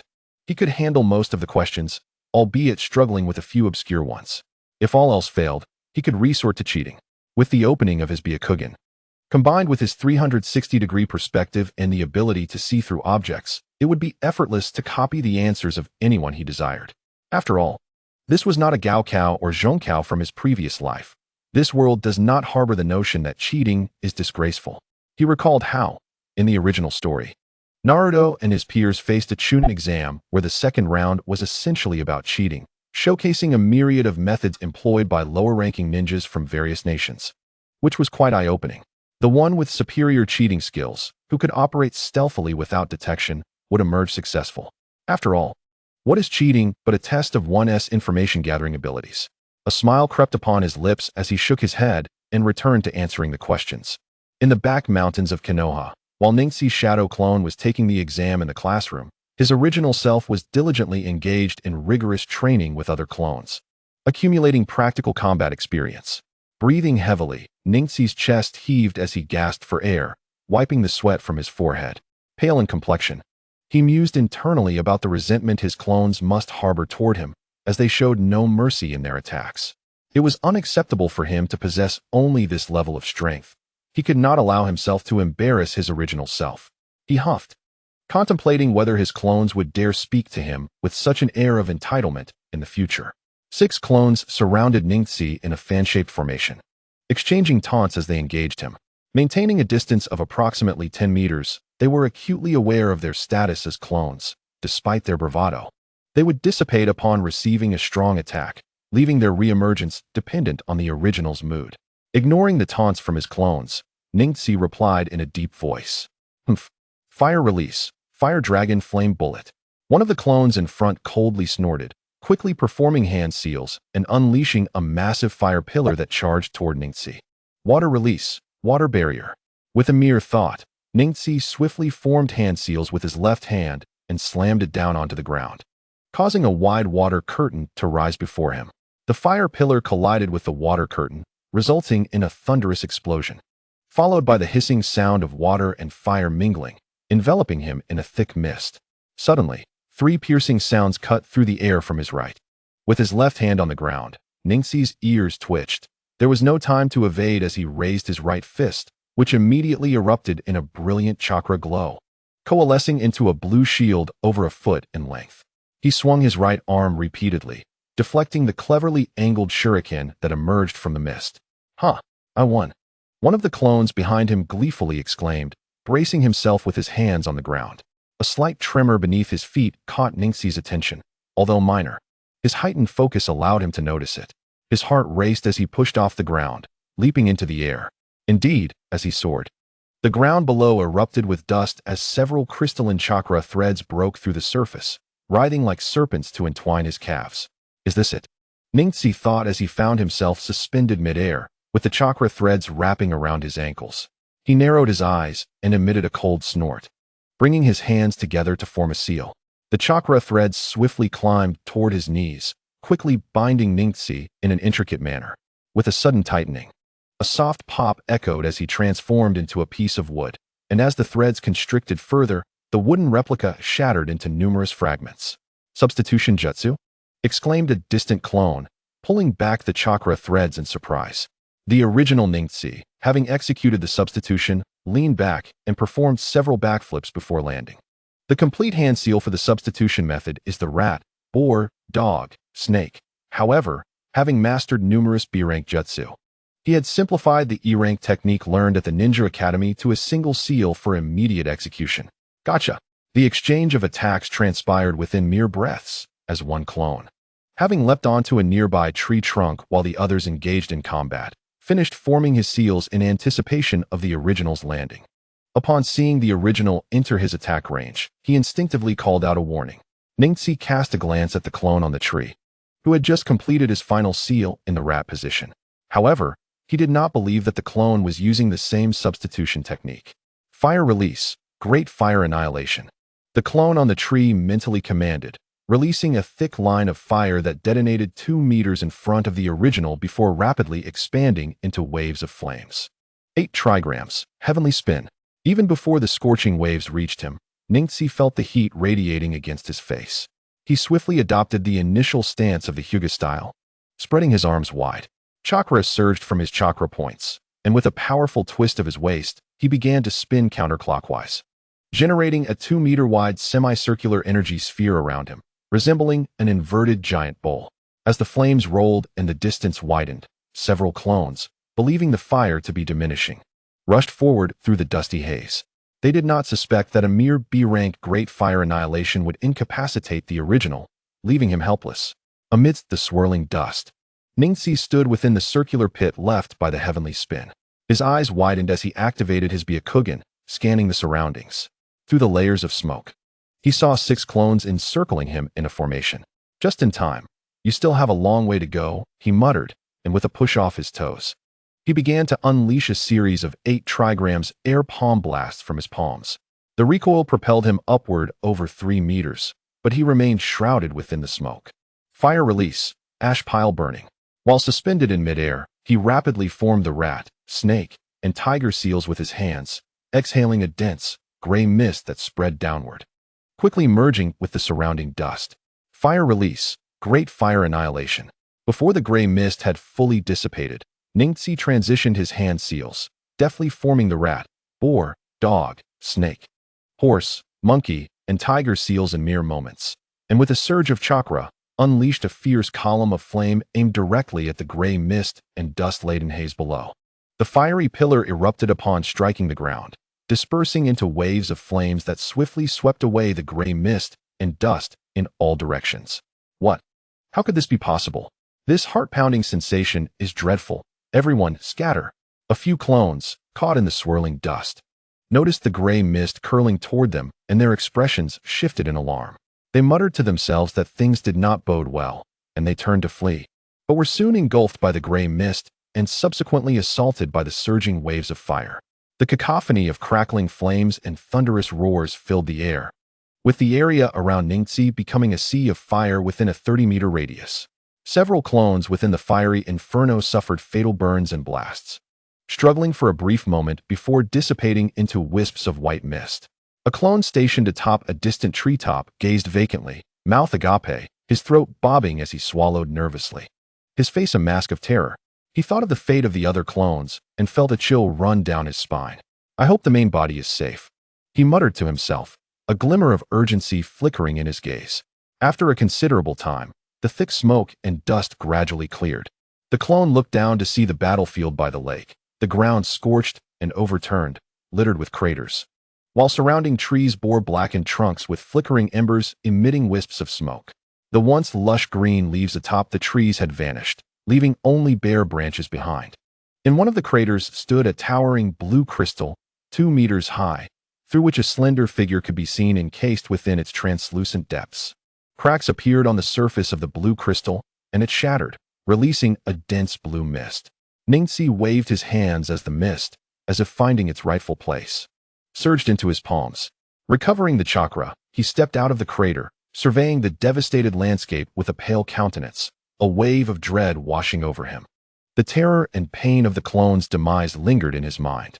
He had anticipated that the combination of the techniques Hui Ji Xiao and Hao Huo Miesher would yield significant power, yet he had not foreseen such devastation. Furrowing his brow, he scanned his surroundings and pondered aloud. Was the second explosion a result of cumulative damage? Indeed, that seemed to be the only plausible explanation. Technically, he had not executed a combined technique, as a combined technique involves the simultaneous release of 2 or more jutsu to achieve compounded or even multiplied damage. His intention had been to first lay down the groundwork with Hui Ji Xiao and then expand the attack range with Hao Huo Miesher, given that both techniques possessed incendiary properties. However, he had not anticipated that the flames would not ignite simultaneously with the gray mist. Instead, an explosive reaction occurred at their intersection, leading to the clones not being burned, but rather obliterated by the sudden explosion. Therefore, it was not an intentional betrayal of the clones. Both he and the clones were equally oblivious to the phenomenon. After all, in the original storyline, he had never seen anyone employ Hui Ji Xiao and Hao Huo Miesher in unison. Moreover, even if it had been attempted, it was unlikely that anyone would collaborate with others. Hui Ji Xiao is a common technique of the Sarutobi clan, while Hao Huo Miesher is exclusive to the Uchiha clan, and the relationship between the two clans has never been particularly amicable. Given the Uchiha clan's proud disposition, it would be improbable for them to join forces with members of the Sarutobi clan. Shaking his head, Ningxi sighed inwardly. Yet he mused that the technique's power might still yield unexpected results against unsuspecting foes. In the afternoon, within a corner of the ninja school's playground, the students of class 6 to 1 were neatly lined up, nodding in acknowledgement as their teacher, Naruto Keiko, adjusted her glasses and opened the attendance register. Names were called out one by one, quickly completing the roll call. Now, we will begin the assessment. This morning we had a written exam, and this afternoon we will conduct a shuriken accuracy test followed by practical combat training. I will evaluate the shuriken and kunai, while the physical combat assessment will be graded by the teacher responsible for your taijutsu training, Hayashi-sensei. Naruto Keiko turned to the expressionless Hayashi, who gave a slight nod. Let us commence with the shuriken and kunai accuracy test. Those whose names I call will step forward in turn, using 10 shuriken or kunai each. I will assign grades based on your accuracy, which will be recorded in your ninja registration book along with the jutsu assessment from a month later. I hope everyone performs exceptionally well. She smiled gently at the visibly anxious students. Hey, Ningxi, aren't you nervous? The first student in the second row was Hyuga Neji, a 7-year-old who stood shorter than the 11 or 12-year-old graduates around him, even shorter than his Uchiha classmate, Izumi. Observing Ningxi's nonchalant demeanor, Izumi whispered, "What is there to be nervous about? I am a genius of the Hyuga clan." How arrogant. Izumi retorted lightly, accustomed to Ningxi's self-assuredness. The shuriken test is different from the jutsu assessment. It requires extensive practice, and you've been in school for less than a year. Not to worry. I should still be able to manage an excellent grade. Ningxi dismissed her concerns, believing that this simple assessment was beneath him.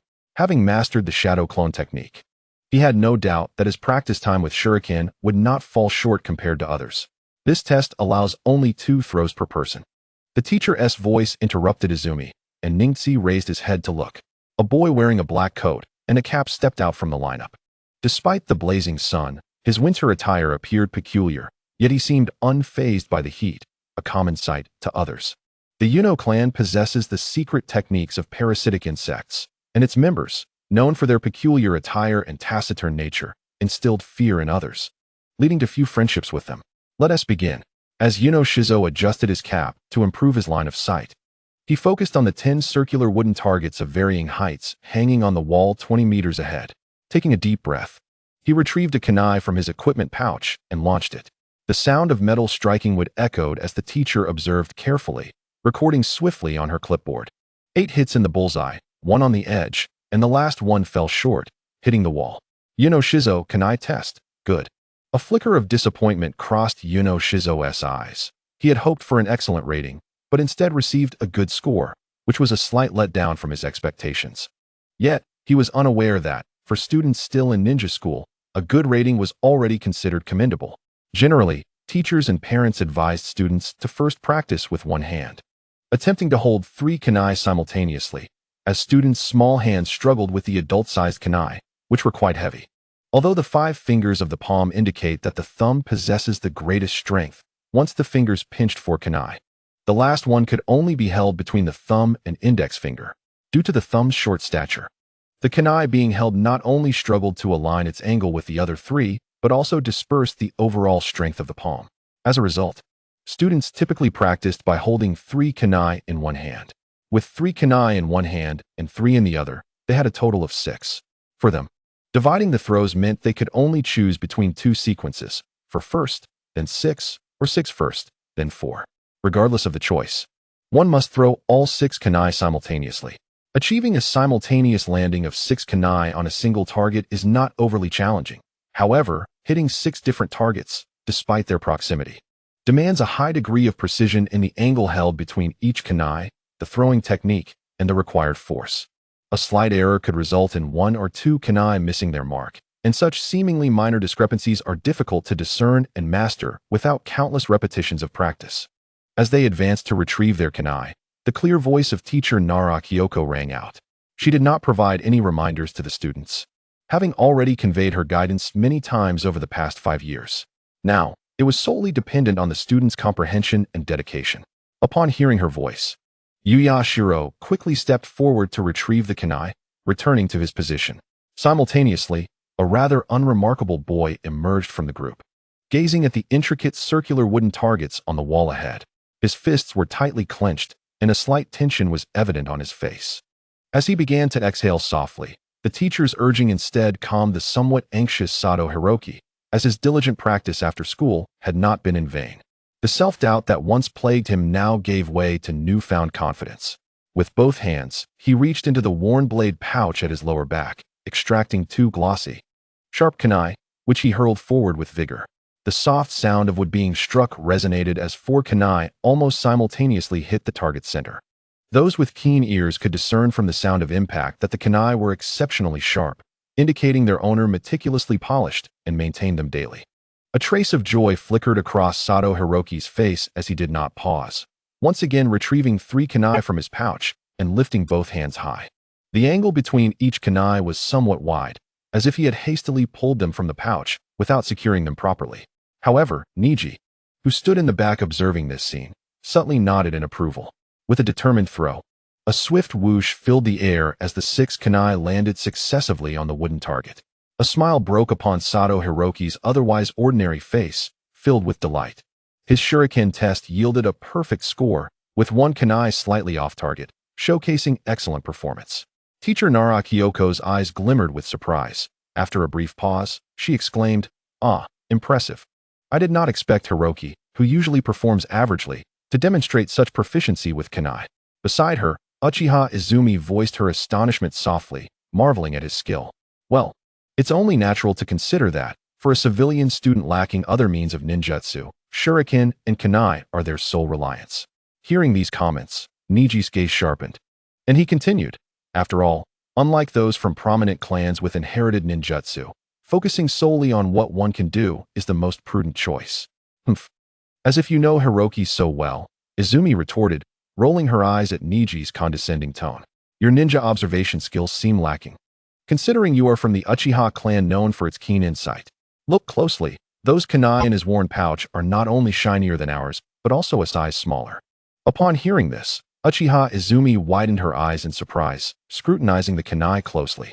It's the result of prolonged honing, Neji gently nodded. As one becomes reluctant to replace their tools, they must continually sharpen them, causing the kunai to gradually diminish in size. Next, Uchiha Aomi, announced teacher Nara Kyoko. The tall, slender Uchiha Aomi, clad in a light blue short-sleeved shirt adorned with his clan's fan emblem, stepped forward, tossing his spiky hair defiantly while casting a challenging glance at the languid Hyuga Neji. Neji raised an eyebrow, rolling his eyes in response.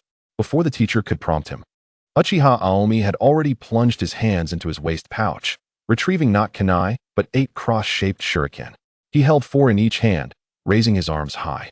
Compared to the versatile kunai, the lightweight shuriken, designed for mid-range throwing, possessed lower lethality, often only inflicting superficial wounds unless coated with poison. Each type of ninja weapon has its own strengths and weaknesses. Shuriken can curve their trajectory based on the angle and force of the throw. The students remained calm, as one kunai weighed several times more than a shuriken, making it reasonable for Uchiha Aomi to hold 8 at once. Go, he commanded, releasing the shuriken with a swift motion. They scattered and swiftly struck the target center. A smirk of pride crossed his face as he reached back into the pouch for 2 more shuriken, tossing them carelessly, yet still hitting the mark. Satisfied, he nodded and turned away, deliberately brushing off imaginary dust from his hands, exuding an air of disdain. Wow, impressive, his classmates exclaimed in surprise. Neji smiled slightly, amused by the word impressive, which phonetically resembled a dish from his past life, akin to a chorus of voices exclaiming stone pot fish. Little did he know that Uchiha Aomi had been watching him closely, interpreting Neji's smile as contempt and mockery, causing Aomi's previously proud expression to darken suddenly.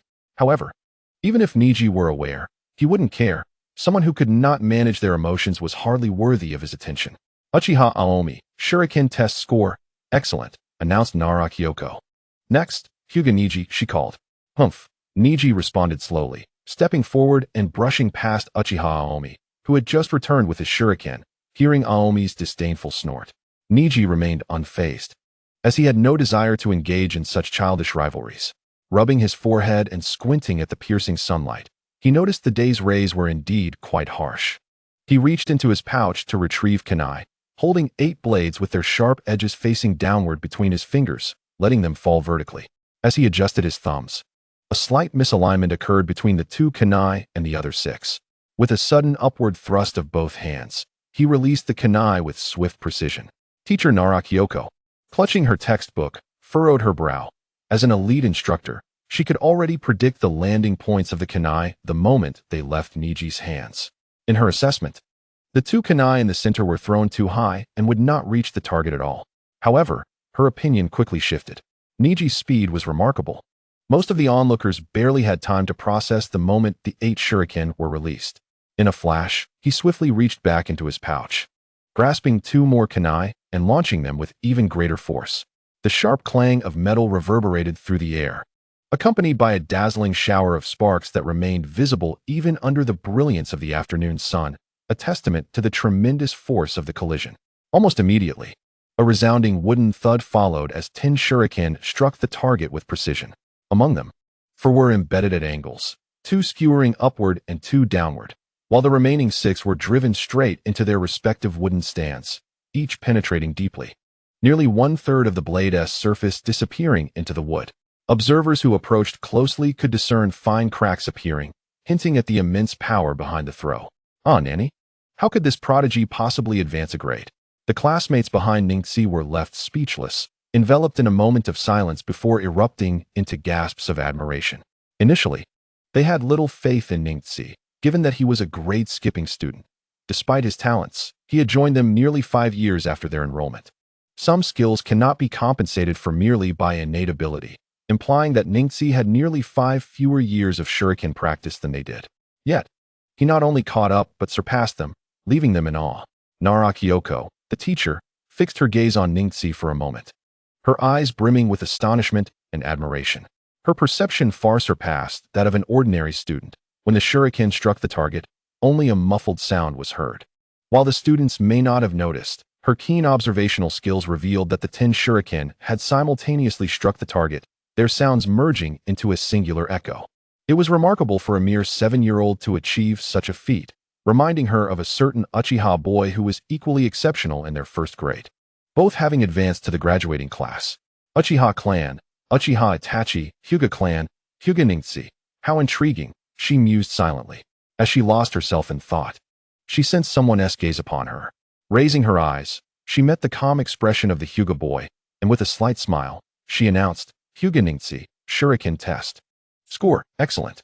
Next, Sarutobi Kosuka, score, good. Next, Shimura Yoda, score, excellent. Time passed slowly as the students took turns in their evaluations. In Chapter 38, the graduation exam, Uchiha Izumi sat on the ground, propping her chin on her left hand while sipping her drink, lamenting the unusually slow passage of time. Since this is an extracurricular activity, there's no time for daydreaming, she reflected, explaining her sensation of time dragging on. Under the shade of a tree, Ningxi leaned back with his right hand supporting his head, casually tossing his empty drink bottle in the air with his left hand, smiling in response. It was just past 3 in the afternoon, and despite the sun's lingering heat, the 37 students had taken 2 full class periods to complete their shuriken test. Unlike some people who slept through the morning classes. You must be quite energetic now, Uchiha Izumi retorted weakly, directing her words at the boy. Clap, clap. Their homeroom teacher, Nara Kyoko, emerged from the classroom, approaching the playground while clapping her hands to signal for everyone to gather, accompanied by their taijutsu teacher, Hyuga Yuya. Hearing her call, Ningxi stood, shaking his slightly numb arms, and tossed the empty bottle toward the corner of the wall. The bottle arced gracefully and landed with a satisfying thud in the trash bin 10 meters away. Let us go, it's time to gather. Graduation is just 2 weeks away. Soon, we'll be free as birds soaring through the sky and fish leaping through the sea. Ningxi remarked with a slight smile to the girl beside him as he walked toward the center of the playground. Uchiha Izumi paused momentarily, then hurried to catch up. The classmates quickly formed neat lines, and the female teacher announced, All right, for our final class, we will conduct practical combat assessments. I now hand it over to you, Hyuga-sensei. Hyuga Yuya took the roster from Kyoko, his expression stoic as he stated, Pairs will engage in practical combat. We will now begin the grouping. When your name is called, please remember your group number. Understood? The students nodded eagerly. First group, Akimichi Shinji, Hyuga Terahana. Second group, Yamanaka Rumi, Sato Hiroki. 10th group, Inazuka Hana, Uchiha Aome. 15th group, Sarutobi Kosuka, Shimura Yoda. 16th group, Nara Junko, Uchiha Izumi. 18th group, Yanoji Shiro, Kurama Nakahiko. 19th group, Hyuga Ningxi and me. Upon hearing this, the students exchanged glances filled with surprise and schadenfreude, turning to observe Ningxi's slightly solemn expression. A fleeting shadow of gloom crossed his face, quickly replaced by an impassive demeanor. Ningxi was not intimidated by facing Hyuga Yuya in practice, having done so multiple times before.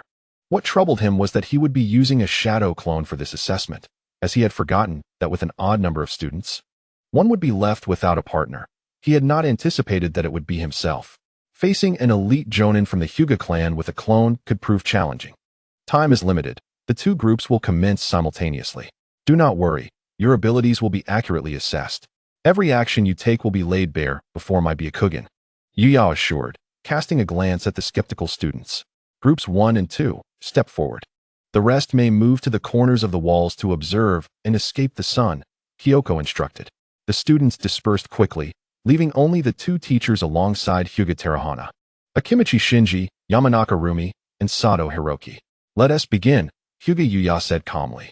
At his command, the 2 groups instinctively distanced themselves, one moving left and the other right. The slender Hyuga Terahana exchanged glances with the stout Akimichi Shinji, who pulled out a shuriken, gripping it tightly. Terahana's gaze sharpened as he assumed a gentle fist stance. a faint chakra aura emanating as he propelled himself toward his opponent. The sounds of their arms clashing soon filled the air. Meanwhile, Sato Hiroki held a shuriken in each hand, adopting a defensive posture as he awaited an attack. Yamanaka Rumi tossed her blonde bangs, her high ponytail swaying. She was no demure character. Sensing her opponent's disdain for women, she resolved to teach him a lesson.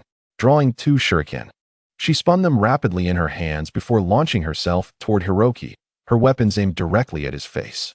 The clash of metal echoed as Hiroki parried with a swift upward motion, sparks flying as he deflected her assault. In a flash, he repositioned the shuriken in his left hand, launching a counterattack aimed at her abdomen. This strike was both concealed and rapid. Yamanaka Rumi furrowed her brow. Realizing his strike was faster than her own, she swiftly transitioned from offense to defense, twisting her wrist to redirect her weapon aimed at his neck downwards, tightening her grip against her abdomen. With a decisive clang, she successfully trapped Hiroki's shuriken with the circular end of her own, using her right shuriken to block his retaliatory move. With a swift motion, she raised her long leg, sending the boy tumbling back. "Wow, that Yamanaka girl is quite fierce," exclaimed the onlooking boys, their excitement palpable. Hiroki, clutching his abdomen, struggled to rise, casting a glance at the calm-faced girl before retreating toward the wall, relinquishing his shuriken. The young girl glanced at Hinata Yuya, saw him nod, and then made her way into the crowd, while Hinata Yuya quickly jotted down a few notes in his notebook. On the other side, the outcome remained uncertain as Akadu Shinji continuously defended against attacks, while Hinata Temahikari exploited his slow movement, circling around him to exhaust his stamina. Leaning against the wall, Neji observed for a while before losing interest and closing his eyes to rest. The class period, neither too long nor too short, swiftly passed 2/3 of its duration. The students' battles, as Neji had remarked, were rather dull. After all, most of them were sheltered children, with 3/4 hailing from prominent clans. Their extracurricular activities primarily revolved around practicing shuriken and clan ninjutsu. They rarely engaged in practical combat or the rigorous training of taijutsu, resulting in encounters characterized by a simple exchange of blows, lacking in offensive strategy and combat techniques. Had Neji continued to watch, he would have understood the true meaning of unwatchable. The training exercises of Group E reached a swift conclusion, largely thanks to Hinata Yuya's timely intervention. Otherwise, given the students' back-and-forth exchanges of offense and defense, who knows how long the match would have dragged on. Among the 30-plus participants, the only highlight was the exchange between Uchiha Aome and Inuzuka Hana, which was commendable. The Inuzuka clan, known for their Nin Beast combination techniques, had developed a strong sense of wildness and aggression over the years, alongside rich experience in taijutsu and practical combat. Conversely, Uchiha Aome, belonging to the current strongest clan in Konoha, faced a challenge with the innate weakness of Uchiha in prolonged battles. To compensate for this shortcoming, his clan placed great emphasis on taijutsu and practical experience. Aome had often been on the receiving end during practice sessions, which bore fruit. Now, he and Inuzuka Hana were locked in a stalemate. It is worth noting that Inuzuka Hana had been the top student for several consecutive years and was a prodigy of her clan, excelling in both theory and practice. Ultimately, victory belonged to Inuzuka Hana. After a prolonged deadlock, Uchiha Aome, with his remaining chakra, unleashed his soul-mastered attack technique, the Fire Release, Great Fireball technique, to resolve the match. Regrettably, Inuzuka Hana deftly employed the substitution technique to evade it. By the time Aome realized this, a sharp shuriken was already poised behind his head. Subsequently, he simply raised his hands, and both sides formed a reconciliation seal. The final match featured Yunoshiro and Kuruma Nakahira. Yunoshiro found himself at a disadvantage, being pressured by his opponent. Frustrated, he thought to himself that the Kuruma clan, like his own Yunu clan, was not known for practical close combat. One specialized in insect manipulation techniques, while the other excelled in illusions. He had expected a mere formality. To his surprise, his opponent was remarkably fierce, leaving him without any opportunity to counter beyond mere defense. Reluctantly, Yunoshiro had to admit defeat. Thus, only Hinata Neji remained. As Yunu and Kuruma exited the field, Neji, having just been roused by Uchiha Izumi, strode towards the center of the training ground, while Hinata Yuya handed the roster to his companion, Kikiko. The two emotionless members of the same clan exchanged glances on the training field. The evening sun had softened its brilliance, casting a gentle warmth that was no longer harsh but rather comforting. Neji rubbed his slightly heavy forehead. Engaging in battle with a superior shinobi was inherently challenging, and against a fellow clan shinobi, the advantage was nearly negligible. To make matters worse, the greatest flaw of the shadow clone technique was its inability to produce secondary clones. Now, he could hardly conjure even a basic illusionary clone to confuse his opponent. Should he receive a single blow from his adversary, he would dissipate and fail. His fingers grazed the bandage on his forehead. Ever since entering the academy, there had been taijutsu classes every week, and he had been sparring with others. After enduring so many beatings, this was likely his last chance to confront them before graduation. If he did not seek to reclaim some dignity now, he would have few opportunities left in the future, as any subsequent encounters would likely not be mere sparring sessions. Once more rubbing his brow and contemplating the mark beneath the bandage, Neji's thoughts swirled. He lifted his gaze to the clan elder standing opposite him and spoke.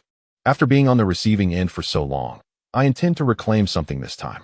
Hinata Yuya's scarred face twitched slightly as he calmly replied.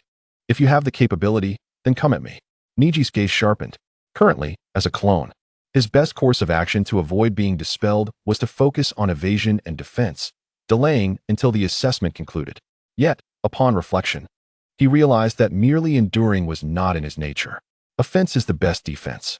Then, Elder, do be cautious, he said, his tone as nonchalant as his opponent's. With that, he swiftly drew out 8 shuriken, launching them forward with a powerful flick of his fingers. As the shuriken flew from his grasp, Neji transitioned into a half-fist position, striking twice forward. 8 trigrams, air palm, he shouted, as 2 air columns burst forth from his palms, striking the 8 shuriken that had just been released. The shuriken, already traveling at high speed, suddenly surged forward with even greater velocity, hurtling toward Hinata Yuya, bending his body.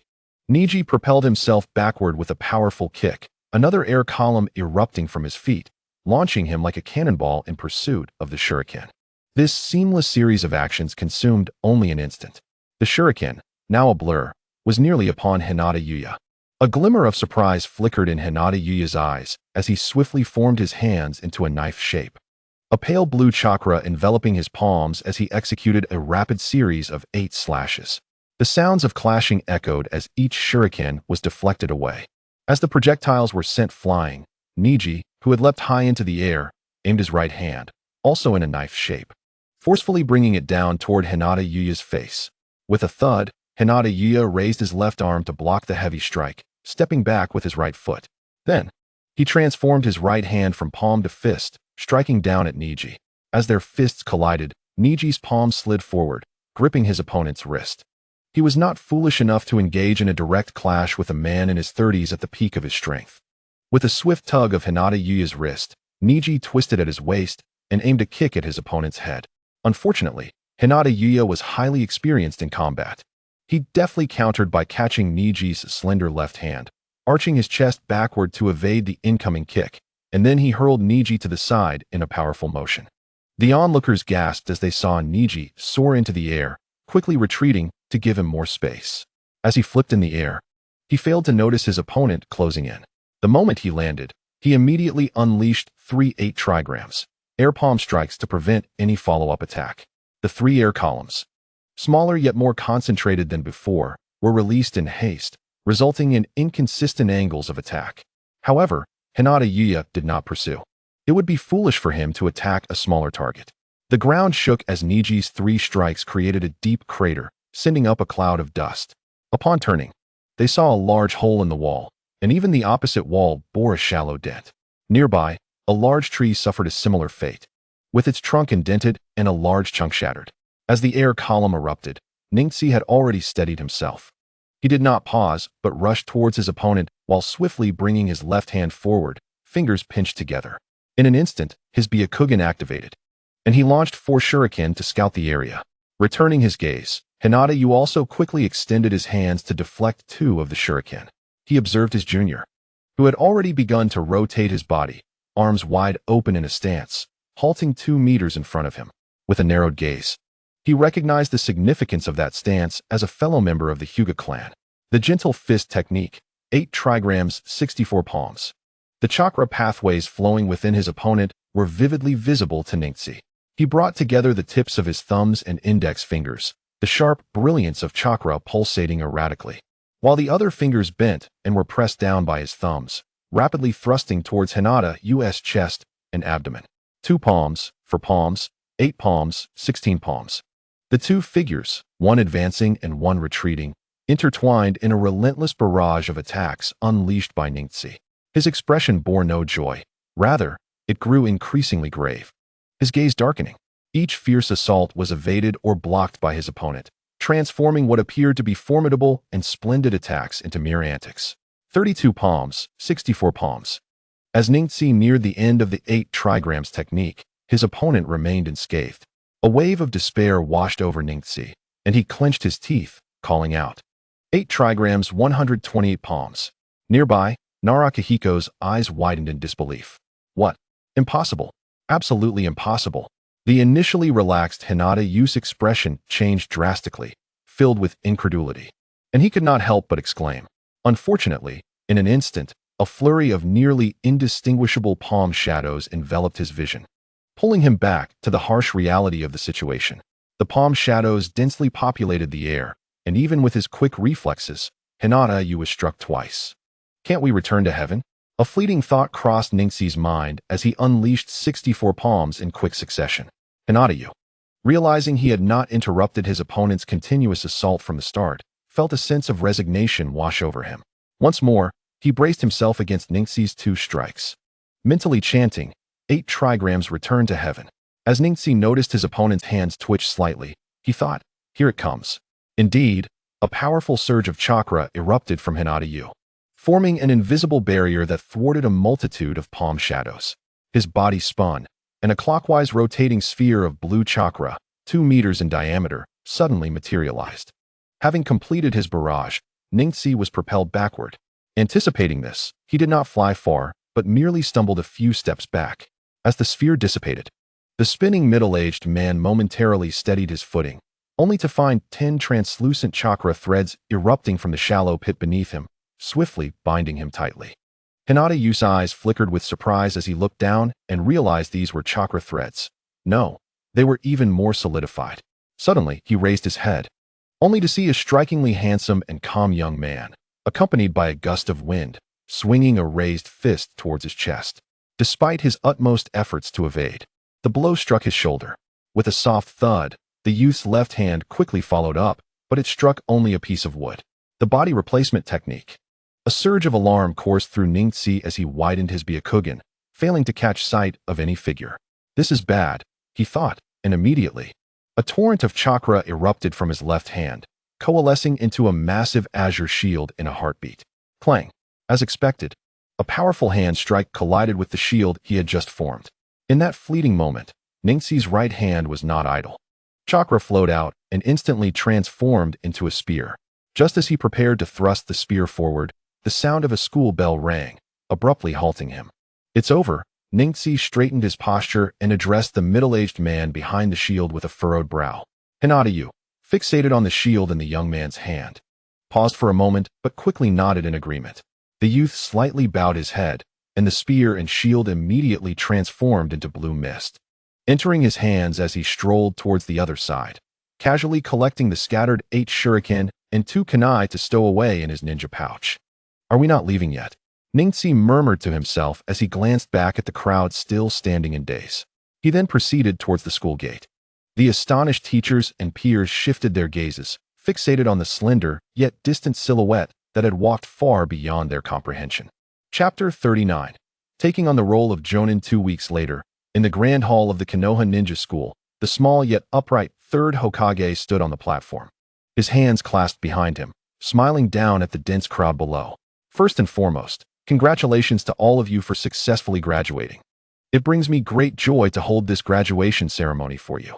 Your successful graduation signifies that our village of Konoha has welcomed a new generation of strength, a guarantee of safety for your loved ones, friends, families, and even the entire village. In the lengthy journey of a ninja, you have taken the most crucial step. From this moment onward, you will stand as ninjas capable of shouldering responsibilities, contributing to the prosperity of our village, the peace of the ninja world, and your own dreams. The ninja world is not peaceful, but we must safeguard the peace within our hearts. The road ahead may not be easy. You will face many sorrows and painful choices. I hope that in those moments, you can transform your grief into the strength to move forward. The Grand Hall, accommodating over 400 people, was not crowded as the students sat upright, attentively listening to the Hokage's address from the platform. Among the crowd, Ningxi stared blankly at the blue cloth band with its silver emblem in hand. A gentle tap echoed. The forehead protector crafted from the finest steel, symbolizing a village and safeguarding the most vital aspect of a ninja. As he rubbed his thumb across the Konoha emblem, a hint of confusion flashed in Ningxi's eyes. Nearly 3 years had passed since he arrived in this world. Now, he bore a second identity, a genin of the land of fire's Konoha village. Unlike those around him, who were filled with joy, he felt a tinge of sorrow. He understood that the more identities he acquired in this world, the deeper his entanglement became, pulling him further from the past life he cherished. What terrified him was that the memories he once held dear were gradually becoming unfamiliar. Time was indeed a terrifying entity. Memories of his previous life had already blurred significantly within just 3 years. Looking up at the lights on the ceiling, Ningxi's eyes reddened, as scenes from his memories flashed before him. In the past, he often recalled his past alone, fearing the fading of memories. But now, he suddenly realized that those who dwell in the past cannot move far forward. "Mom, Dad, I'm sorry. I am still alive, and I will live well." Gripping the forehead protector tightly, he seemed to have made a sudden resolution, the sharp edges of the metal pressing painfully against his palm. Ningxi abruptly opened his eyes, swept back his long hair, and donned the forehead protector. His expression transformed to one of calmness, a subtle shift from his previous demeanor. This difference was subtle. If one were to explain, it would be that his former self had always stood apart from others, creating an unbridgeable gap between him and his peers. It could be described as standing out or as being out of place. But now, that divide had vanished. He felt as if he had seamlessly merged with those around him, becoming a complete part of this world. Is this the famed Hyuga boy who can unleash 128 palms? Behind the third Hokage, seated on the platform, Shimura Danzo, with only his left eye visible, regarded the white-eyed youth below with mounting curiosity. A sense of being watched enveloped Ningxi, prompting him to abruptly lift his gaze. His eyes met those of the other person, and for a moment, they exchanged a calm stare.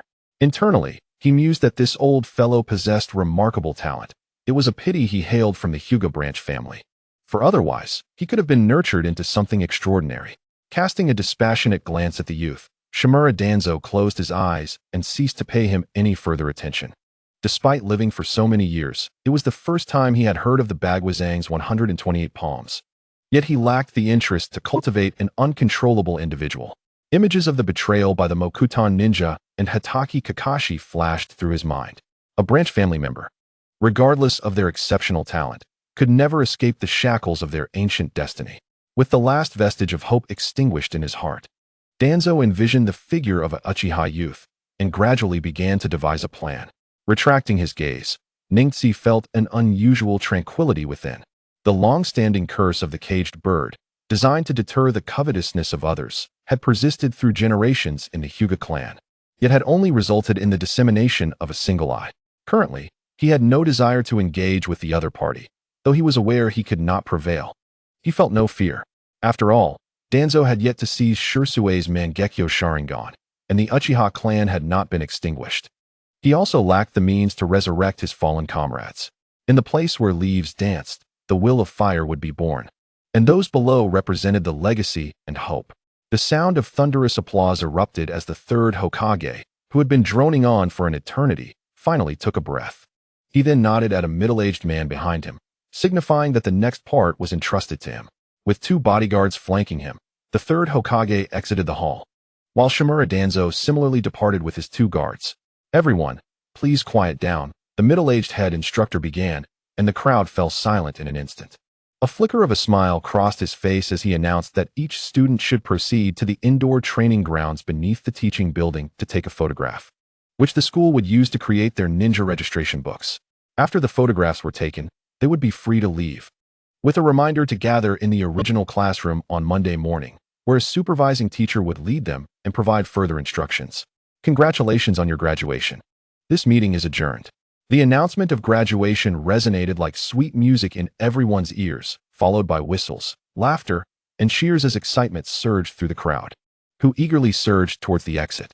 After a lengthy wait in the indoor training area, Ningxi finally completed the photography session, registered his class and name, and then made his way home. Once back in his backyard, he lay there for the entire afternoon, contemplating the potential events that would unfold after graduation and how he might respond to them. The second and third days passed as Saturday and the weekend arrived. He continued his routine of training at the Hyuga household in the afternoon. Due to rumors of his mastery of the 128 palms of the gentle fist, the main family members regarded him with keen eyes, filled with skepticism and disbelief, which Ningxi ignored with disdain. Meanwhile, a small figure had been stealthily observing their practice from an adjacent room, oblivious to his presence. He was surprised to learn that Hinata Hyuga had persistently pleaded with her father, Hyuga Hizashi, to allow her to attend the ninja school. Initially met with stern refusal, her father unexpectedly acquiesced the following day. Ningxi contemplated the small figure concealed behind the door, pondering the implications. He surmised half the truth. The gentle and kind nature of the main family's eldest daughter was not inherently flawed, and had she been born into the branch family or another clan, it would have been even more fitting. Yet, Hinata was born into the Hyuga main family. Unbeknownst to her, as the primary heir of the main family, her excessive gentleness and kindness appeared as weakness and indecisiveness in the eyes of many elders. As Ningxi continued to excel, her situation and pressure would only intensify, especially since he was just 1 year her junior. To outsiders, it seemed that a branch family member could achieve such heights. Thus the main family ought to be even more distinguished. However, Hinata's performance disappointed them. Ningxi's role was akin to that of a neighbor's child in his previous life. The more exceptional the neighbor's child, the more bitter the feelings of his own family, harboring a sense of disappointment in their own offspring. The decision to allow Hinata to attend the ninja school was likely a signal that the main family had begun to shift its focus toward the second heir. Unfortunately, none of this concerned him. His weekly training sessions were vexing enough.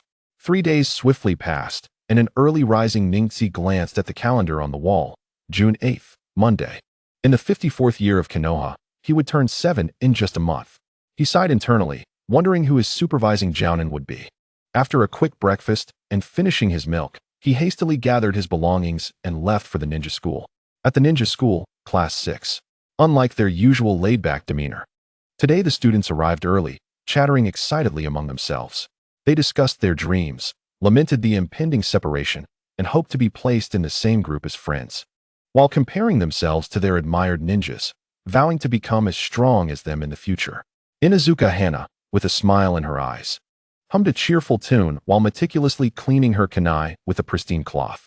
Today marked her farewell to the mischievous boy beside her, and the thought of being assigned to different classes, perhaps not seeing each other for a long time, filled her with joy. Upon taking his seat, Ningxi noticed his new deskmate, prompting a curious expression. "Did you eat honey this morning? You seem particularly cheerful," he remarked. "Humph. I'm just glad to finally be rid of someone," Inuzuka Hana retorted without hesitation. "Hey, not necessarily. Our village is small. While we may not see each other every day, we will still run into one another from time to time," Ningxi countered. "Ah, my dog, Gray, has a keen nose. I can always take a different route," she replied, a hint of amusement flickering in her eyes. Hearing the teasing in her tone, Ningxi narrowed his eyes and said, "My nose is quite sensitive too," and with that, he took a couple of exaggerated sniffs. Inuzuka Hana's face flushed with anger. "Humph, you think you can compete with me?" she challenged. Ningxi merely scoffed inwardly, choosing to ignore her and instead assess his classmates, contemplating who he might end up paired with. According to the original plot, class assignments were determined by the third Hokage, who organized students into teams based on their foundational skills, aiming to create balanced groups. Typically, this involved pairing a highly talented individual with someone less skilled, along with a third member of moderate ability to form a balanced team. This was akin to the future Team 7, comprising the highly talented Uchiha Sasuke, the moderately skilled Haruno Sakura, and the underperforming Uzumaki Naruto. Similarly, Kakashi's former team included the most capable Hatake Kakashi, the well-rounded Noara Rin, and the less proficient Uchiha Obito, adhering to a configuration of 2 boys and 1 girl. Of course, such arrangements were not absolute. The third Hokage also occasionally grouped students with similar abilities together to maximize a specific skill set, as exemplified by Ningxi, Yamanaka Ino, and Rock Lee's team. all of whom excelled in taijutsu and close combat. Meanwhile, Yamanaka Shino, Hinata Hyuga, and Inuzuka Kiba formed an excellent sensory team, given their shared focus on tracking, searching, and perception. Ultimately, it all depended on the third Hokage's whims. After contemplating for some time, Ningxi had yet to discern who he might be teamed with. He decided to set aside such thoughts, for to him, it mattered little with whom he would be grouped. The previously noisy classroom fell suddenly silent as a ninja clad in green armor entered. He cast a detached glance over the students and announced, "Hinata Taiko, Nara Junko. Sato Hiroki, follow me." With that, he turned and exited, while the named trio exchanged glances before hastily following him. The stillness persisted as one after another. Ninjas entered to escort their respective team members away. As the number of individuals in the class dwindled, the remaining ones grew increasingly tense. At that moment, a nonchalant-looking ninja entered the room. This young ninja, approximately 23 years of age, wore a deep blue headscarf and held a slender long needle in his mouth. Known as a senbon, adjusting it slightly as he spoke with an expressionless demeanor. "Uchiha Izumi, Hyuga Neji, Inuzuka Hana, please follow me." Neji and Hana, seated at the same table, exchanged wide-eyed glances before turning to each other. Hana furrowed her brow, while Neji smiled slightly. The trio wasted no time, quickly rising to follow. Upon exiting the ninja academy, Hana gestured, and 3 adult ninja dogs rushed out from the nearby woods, baring their teeth at Neji before joyfully circling around Hana. "Hey, Neji, I didn't expect we would be assigned to the same team," Uchiha Izumi said, her eyes narrowing with delight. Neji absent-mindedly nodded, a sense of doubt creeping into his mind. The pairing of 1 male and 2 females surprised him. He pondered the reasoning behind such a team composition. After all, both Izumi and Hana were outstanding individuals, and he himself was no less remarkable. The combination of 1 male, 2 females, 2 members from bloodline clans, and 1 from a secret technique clan was indeed intriguing. Neji mused, glancing at Izumi and Hana, who was accompanied by her trio of dogs. The group, comprising 1 male, 2 females, and 3 ninja dogs, swiftly made their way to the banks of the Nanha River. After walking upstream for a short distance, they arrived at a small clearing. The young jonin settled onto a long bench and, observing the young individuals standing before him, put away the senbon. "From today onward, I shall be your guiding jonin. My name is Noira Genkan. Please introduce yourselves." Izumi glanced at the stoic figures of her companions and promptly stepped forward. "Teacher, I am Uchiha Izumi. I look forward to your guidance." "I am Inuzuka Hana," she added, casting a sidelong glance at Neji. "Hyuga Neji," he stated, looking at Noira Genkan with a calm expression. "Well, that was quite concise." The young ninja chuckled lightly, then continued, "Now that we are acquainted, you shall be known as Team 9. Prepare your essential ninja tools and assemble here at 8 o'clock tomorrow morning. We will commence our missions then. As for testing your qualifications, that will not be necessary. As long as you do not engage in any violations, there is no need to fear being sent back to the academy." His gaze lingered on the trio, particularly on Neji for a moment, before he added, "This will be our meeting point from now on. I have other matters to attend to. You may disperse." With that, Noira Genkan's figure blurred and vanished. Hana huffed in dissatisfaction before turning to leave with her trio of dogs, while Neji observed the fading figure of Noira Genkan. Lost in thought. Chapter 40. The first mission under a cerulean sky and amidst lush green fields, life flourished. Deep within the back mountains of Konoha, a quartet of individuals accompanied by 3 ninja dogs rested at the base of a large tree. They were Noira Genkan, Uchiha Izumi, Hyuga Neji, and Inuzuka Hana, who had just received a D-rank mission earlier that morning. "Genkan-sensei, we've been walking into the mountains for nearly an hour now. This area should suffice, right?" Izumi queried, retrieving a water cup from her side pouch and taking a sip before addressing the young ninja standing beside her. "This area should be adequate. Gaiwan has informed me that they have detected a significant scent of wild boar," Hana stated, her calm gaze sweeping the surroundings before she affirmed her observation. Noira Genkan nodded slightly. "Let us take a moment to rest and devise a basic strategy. We shall commence our operation in 20 minutes. Neji, contemplating the task of hunting juvenile wild boars, found a place to sit. Although he held little interest in such a low-level mission, he understood the necessity of adhering to regulations, as freshly graduated ninjas like them were limited to executing the simplest D-rank and C-rank tasks. According to village rules, One typically needed to complete at least 9 D-rank missions to qualify for C-rank assignments. D-rank missions were generally straightforward: capturing pets, clearing weeds, retrieving lost items, cleaning waterways, and even assisting in childcare. The rewards for such tasks were modest, primarily arising from the village's own needs, and thus the higher-ups in Konoha hesitated to raise prices, leading many lower-ranked ninjas to refer to D-rank missions as contribution tasks, the meaning of which was unmistakable. D-rank missions were obligatory, leaving no room for refusal, and even high-risk tasks were typically accepted by ninjas. Their first task was to hunt juvenile wild boars. As the peak breeding season for wild boars occurred from April to June, wild boars reproduced rapidly, with litters ranging from 6 to 12 piglets, and some particularly prolific females could bear offspring twice a year. To curb the overpopulation of wild boars and prevent extensive damage to crops in the autumn, numerous missions to capture both adult wild boars and their young were issued during this time. After all, every part of the wild boar was useful. The succulent meat could be consumed, the tusks fashioned into ornaments, and the thick hide processed into various leathers. This mission had been assigned by a renowned barbecue establishment, Kobo Q, which required the capture of at least 10 juvenile wild boars.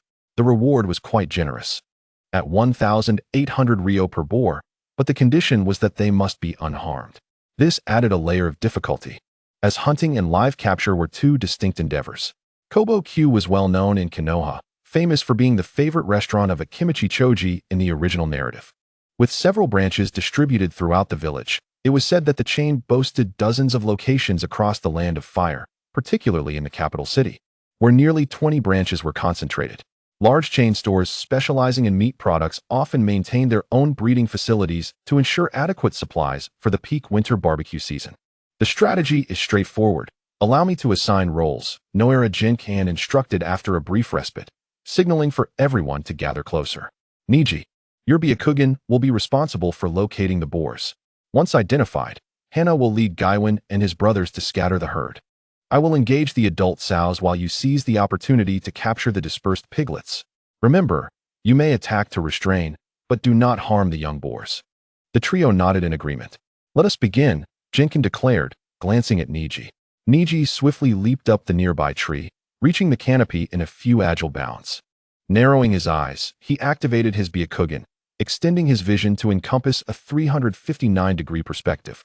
With his age and daily practice of channeling chakra to nourish his eyes, his Byakugan's range had expanded significantly from its original 1-kilometer radius to 3,000 meters. As his vision extended beyond the tall trees and past numerous insects and resting birds, he quickly focused and descended from the tree. There is a wild boar herd approximately 1,300 meters to the northeast, featuring 9 piglets. But there are also 2 adult boars present, he reported.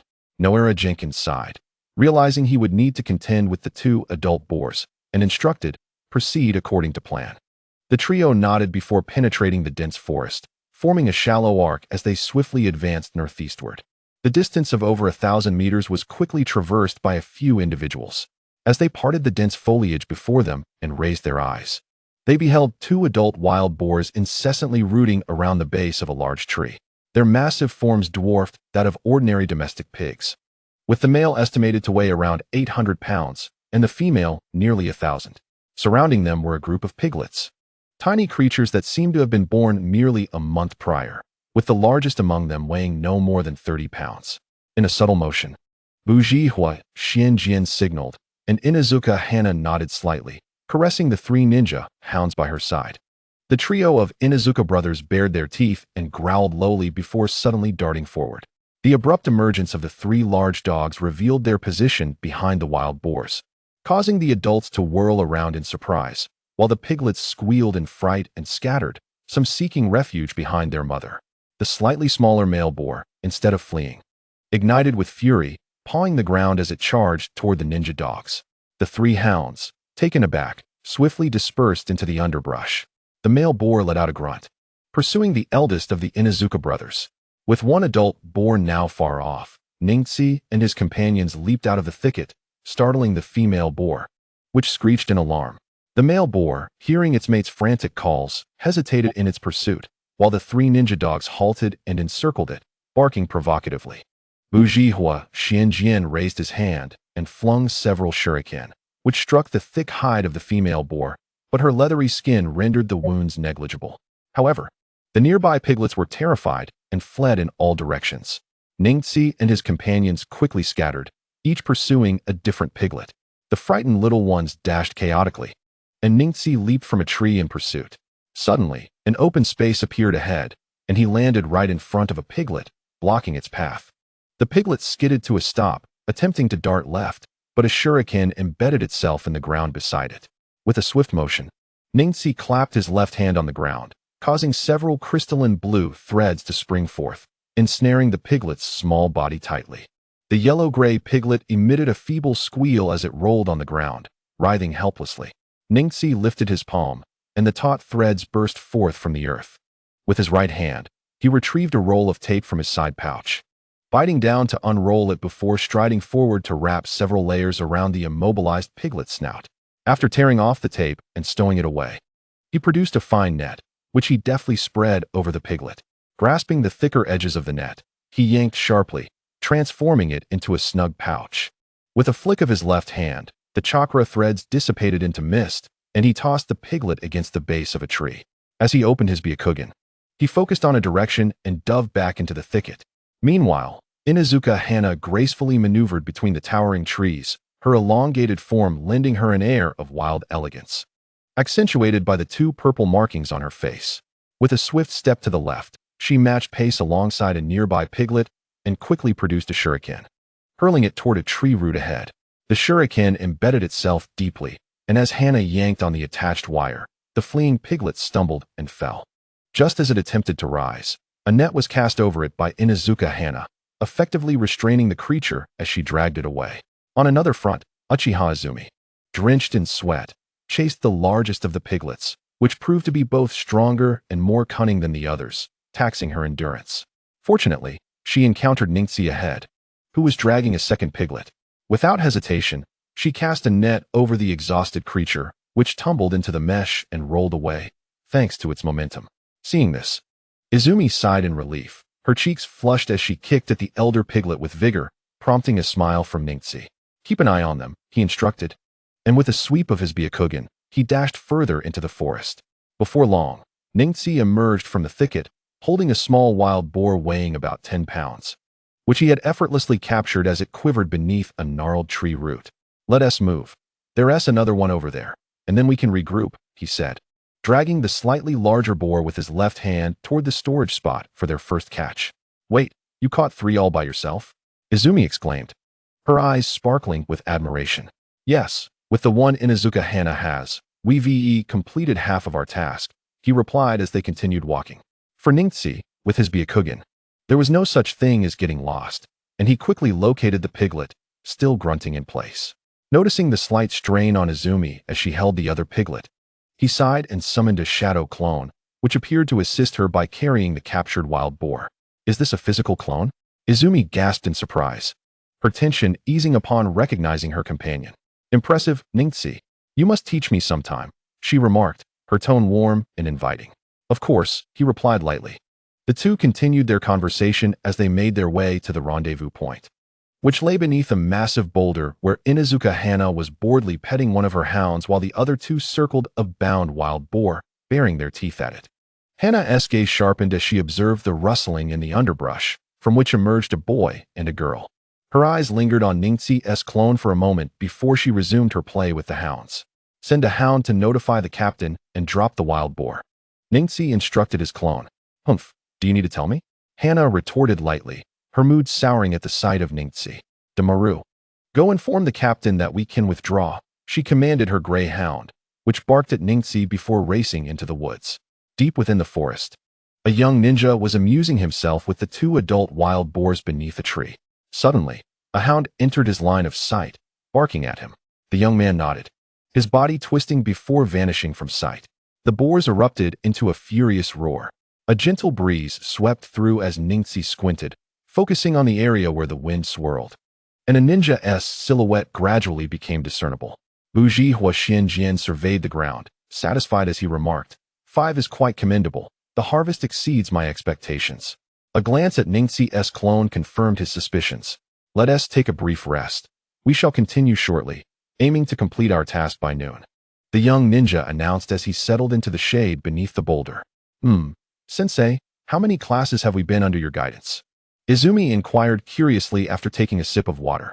A flicker of reminiscence glimmered in his eyes as he shook the 1,000 books in his mouth and blandly remarked, "You are the first batch of students, so it follows that the teacher lacks team-leading experience."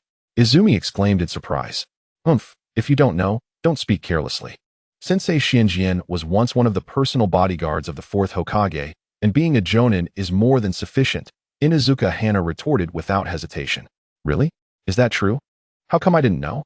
"It's normal that you don't know." The two girls continued to bicker, while the young man remained silent.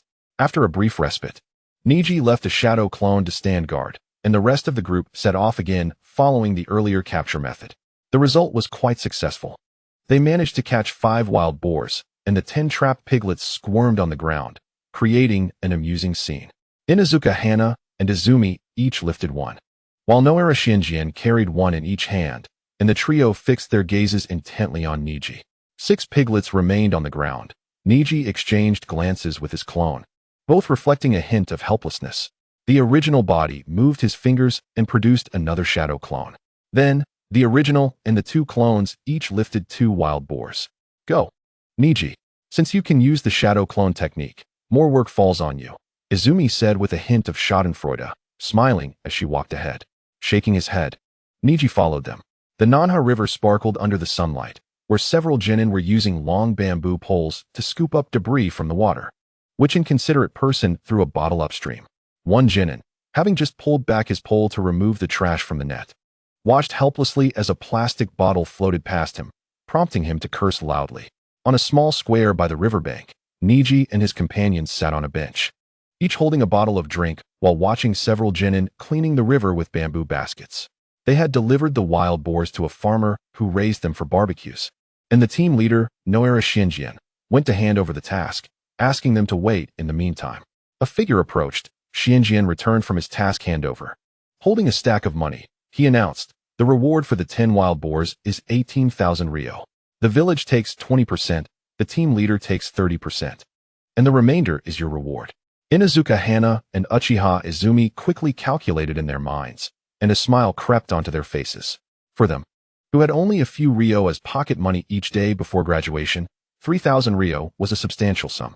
However, considering that the Grey Maru brothers also contributed significantly, "I suggest we each take 200 ryo to compensate," the young ninja Inuzuka Hana stated, fixing her gaze on Neji and Izumi.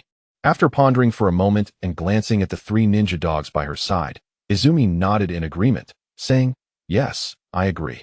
There is a suspicion of division, but it seems to be a test of team cohesion," Neji thought, then nodded in agreement, stating, "That is only right." The 3 of them solemnly accepted the coins from the team leader. Shinjian looked at them with satisfaction and nodded, saying, "All right, today's task is complete. Everyone, return. We will gather here tomorrow." He then turned and strode away. Inuzuka Hana glanced at Neji and the others, waved her hand, and departed with the 3 ninja dogs. "Neji, I've earned my first sum of money." As the 2 departed, Izumi immediately pulled out the coins, counting them with joy. Neji smiled silently. "Mom will surely be very happy. I'm going to buy her a beautiful apron," Izumi said, carefully putting away the money and waving at Neji as she happily left. Watching their departing figures, Neji turned and sat down, resting his chin on one hand as he gazed thoughtfully at the gently flowing river. The chapter ends here. Chapter 41. Combined mission at the entrance of Konoha village. Neji and his 3 companions registered their travel records under the watchful eyes of the eternal gatekeepers, Kamizuki Akiyuki and Tetsu. Each stood at the gate, backpacks in tow, looking prepared for a journey. After completing 9 trivial D-rank tasks, they were finally embarking on their first C-rank mission, which was a large-scale combined task. The climate in mid-June was very mild, even without the morning sunlight. They did not feel cold. "It's the first time I've traveled far in over 10 years. Just thinking about it excites me," Uchiha Izumi said happily to Neji. Neji softly replied. "Will this mission be dangerous?" Izumi asked with a hint of concern. "Generally speaking, C-rank missions rarely involve combat, and it is unlikely that other ninjas will appear. At most, we might encounter some mountain bandits," Inuzuka Hana coldly remarked, crossing her arms at the gate. Noara Shinjian nodded in agreement. Soon, two more teams approached the gate. Leading the left team was a stout man carrying a massive blade, while the right team was led by a tall Hyuga clan ninja. Upon closer inspection, the stout man was unfamiliar to Neji, but he recognized the Hyuga ninja, a special jonin from the branch family, Hyuga Hakuri. After swiftly registering, the stout man greeted Shinjian, saying, "Hey, Shinjian, long time no see. I didn't expect you would also take on the role of a guiding teacher." Shinjian, shifting the 1,000 books in his mouth, replied with a hint of resignation. "There's no choice. This batch of genin is somewhat numerous, and there aren't enough teachers to lead them." Senior Akadu Hongwang, Izumi quickly greeted. The stout man nodded and then turned to the leader of the other team, saying, "Hakuri, your team just finished a mission yesterday. Aren't you planning to rest a bit?" Jonin Hyuga Hakuri replied indifferently, "The mission takes priority. We are ninjas, not ordinary people. A night's rest is quite sufficient." After speaking, he nodded at Neji as a form of greeting. "Now that everyone is here, let us set off. We must reach the borders of the Fire Country at Banshan Town within 2 days. Time is somewhat tight," Hakuri calmly stated, glancing at the genin they brought along. Akadu Hongwang and Noera Shinjian nodded slightly in agreement. "Let us go." The 3 leading jonin took the lead, rushing down the main road, followed closely by the 9 genin. The 12 of them set out towards the coastline of the Fire Country. This C-rank mission involved escorting a large quantity of precious seafood from Banshan Town on the coastline to the Lord's castle in the Fire Country. Due to the large quantity and high reward, while the danger level was low, it required many to watch over the goods, prompting the higher-ups in Konoha to dispatch 3 ninja teams to execute it simultaneously. After a short while on the main road, they veered into a dense forest. Although the main road was easy to traverse, it led to various small towns in the Fire Country. To reach Banshan Town within 2 days, they had to take a direct route. The Fire Country, one of the 5 great nations, is vast, even with the excellent leg strength of ninjas. It would be challenging to arrive on time without taking a straight path from Konoha, located in the center of the country. The special jonin deliberately slowed their pace to accommodate the genin, while the genin secretly competed, unwilling to fall behind, especially in front of their 4 female companions. Among the 3 teams of genin, besides Neji's team, the other 2 consisted of a male-female pairing of 2 males and 1 female. Moreover, all 4 female genin were quite attractive, particularly Inuzuka Hana, whose tall figure and striking beauty drew the gaze of 2 genin, who frequently turned back to glance at her while running. Unfortunately, Inuzuka Hana remained indifferent, merely furrowing her brows slightly. After nearly 4 hours of continuous running, one of the genin finally broke into a sweat and gasped for breath, unable to continue. The 3 leading jonin, seeing this, decided to let everyone rest for half an hour on a nearby plain, replenishing their chakra while having lunch. Ninjas venturing outdoors often carry bento boxes, particularly the lower-ranked ninjas who have grown accustomed to this practice during their time in school. They tend to subconsciously bring their own meals, as the taste of bingliangwen is something they struggle to adapt to. During a break, everyone takes out their lunches, which, despite being called bento, consist merely of 2 simple rice balls, while the 3 leading jonin quietly chew on bingliangwen. Ningxi has never quite gotten used to food like rice balls, let alone bingliangwen. He quickly consumes a piece of dried red meat and closes his eyes to recover his chakra, as do the others. The remarkable endurance and physical strength exhibited by ninjas stem from the continuous circulation and consumption of chakra within their bodies. After half an hour, they open their eyes and continue their journey, traveling until evening when they finally stop to make camp by a small stream in a desolate area. After roasting a few wild fish around the campfire, the 3 jonin share some insights on chakra refinement and ninjutsu training before settling down for rest. The next morning, they set off early and, by the afternoon, arrived at the outskirts of Banliang Town. The weary travelers exhaled a sigh of relief upon sighting the coastal town. After arranging for the group to rest at an inn, the 3 jonin departed to meet with the task supervisor for discussions regarding the mission. Ningxi placed his backpack down and decided to stroll around the seaside town. Looking up, he observed that the town formed a natural circular harbor with only 2 narrow streets. The lower street almost encircled the sea, connecting at the end to the vast harbor. According to the map, the northeastern direction of this harbor leads to the land of waves, while the ocean across the harbor lies adjacent to the land of water, one of the 5 great nations. As dusk approached, fishing boats began to return, creating a bustling scene at the dock, where crates of seafood were being unloaded. After enjoying the sea breeze, Ningxi returned to the inn, nodding at Izumi and Inuzuka Hana, whom he encountered while wandering the streets. That night, silence enveloped the group, with even the sounds of insects outside being discernible to those who listened closely. The following morning, the group assembled and arrived at a massive wooden building outside the town, where they were left speechless. Before them, nearly 40 horse-drawn carriages were lined up outside a large rectangular wooden warehouse. Instead of standard carriages, these vehicles carried enormous rectangular boxes, wrapped in a thin layer of iron, while workers inside the warehouse continuously loaded crates of seafood mixed with ice into the large boxes. Upon noticing the approaching group, a portly man urging the workers hurried over, stating that it would take some time to finish loading the goods, and requested the three jonin to wait a while. "No need to worry about us, Mr. Chiodao," replied the cheerful Akadu Akihikari. The man nodded and returned to his work. "Are all these carriages filled with seafood?" "The quantity is staggering," remarked a lower-ranked ninja in awe. Banliang Town serves as the largest seafood supply base in the Land of Fire, and this seafood is not ordinary. Most of it comprises famed luminescent shells and green abalone, muttered Neji Hench. Ningxi, however, was not interested in these delicacies. His curiosity lay with the technology within the ninja world, as he observed numerous electric wires outside the large wooden warehouse, indicating that it was a quick freeze cold storage. Yet the transportation method remained primitive, horse-drawn carriages. Moreover, each carriage had a black box connected to the large boxes inside. Could that be a battery? Ningxi felt a wave of dizziness and incredulity wash over him. After a brief wait, the loading was completed, and 10 wandering samurai emerged from the warehouse, each wearing wooden clogs and samurai attire, with long swords slung at their waists. They positioned themselves on either side of the caravan, clearly acting as guards. At this moment, Sanlang Chiatai approached and announced that they could set off, entrusting the journey to the group. "It's merely our duty," replied Hyuga Bailey calmly, then walked towards the front of the caravan, with the lower-ranked ninjas quickly following suit. "Then we shall guard the middle of the convoy," Akadu Akihikari stated, and Henge nodded, waving goodbye to Ningxi and the others as they moved to the rear of the convoy.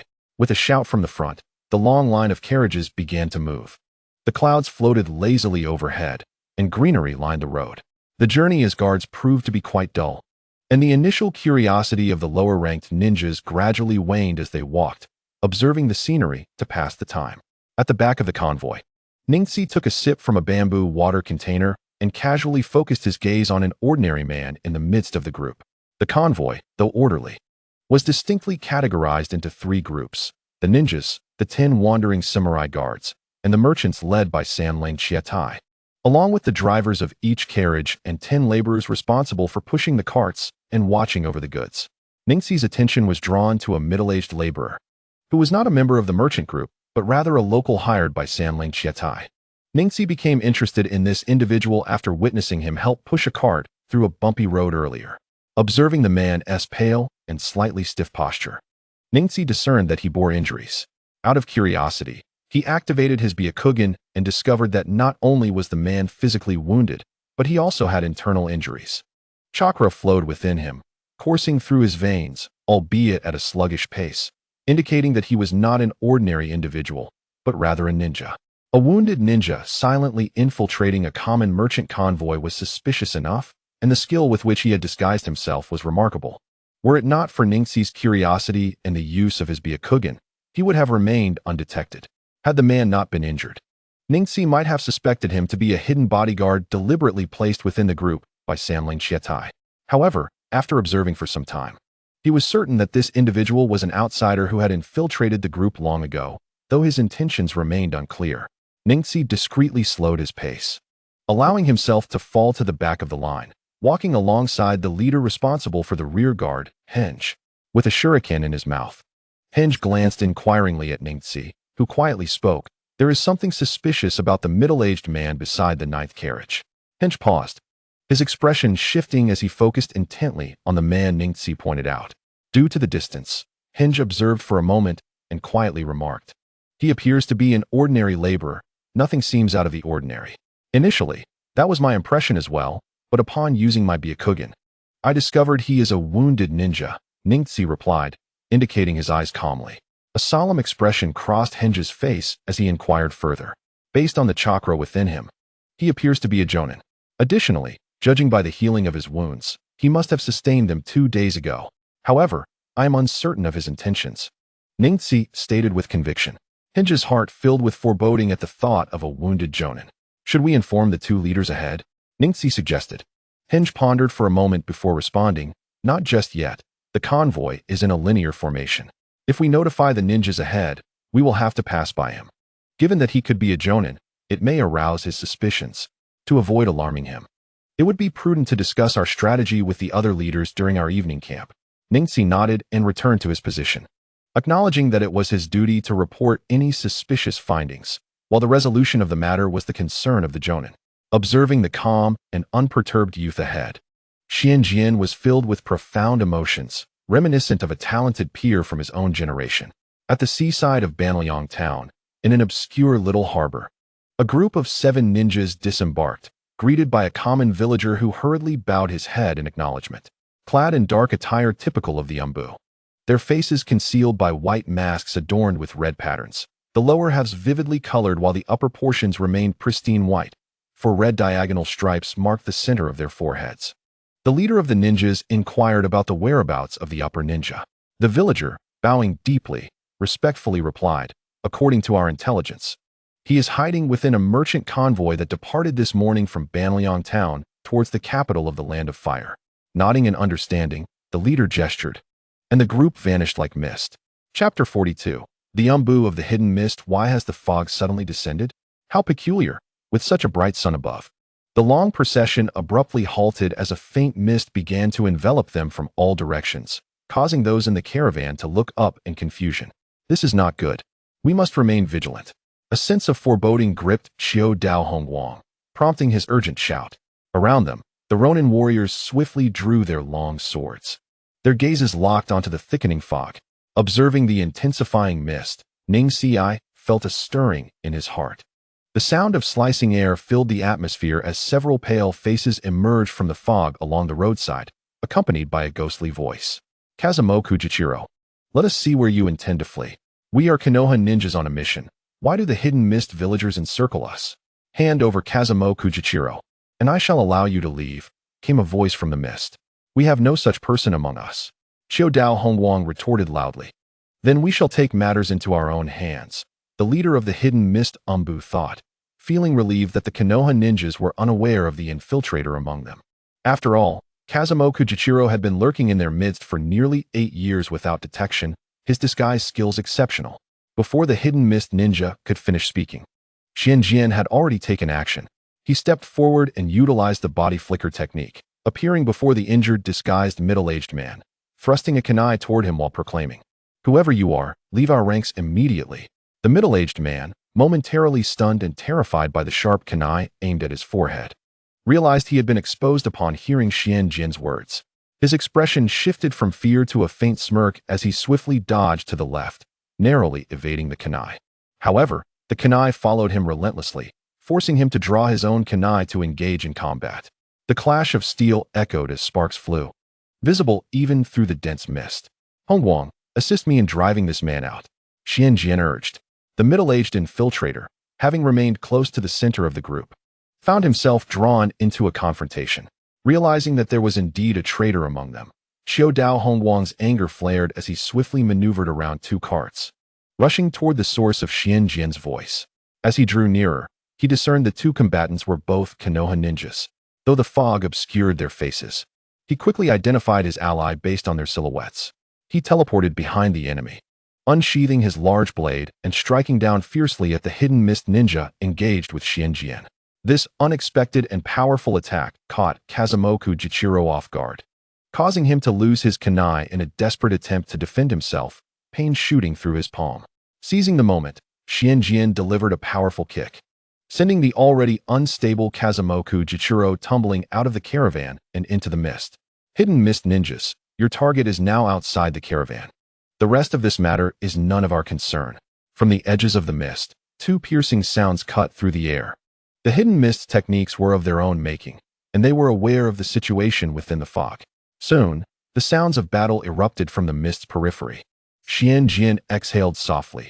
At the moment of the enemy's appearance, Ning Ci, through his Byakugan, had observed and quietly informed him of the presence of 7 individuals, all at least Chunin level.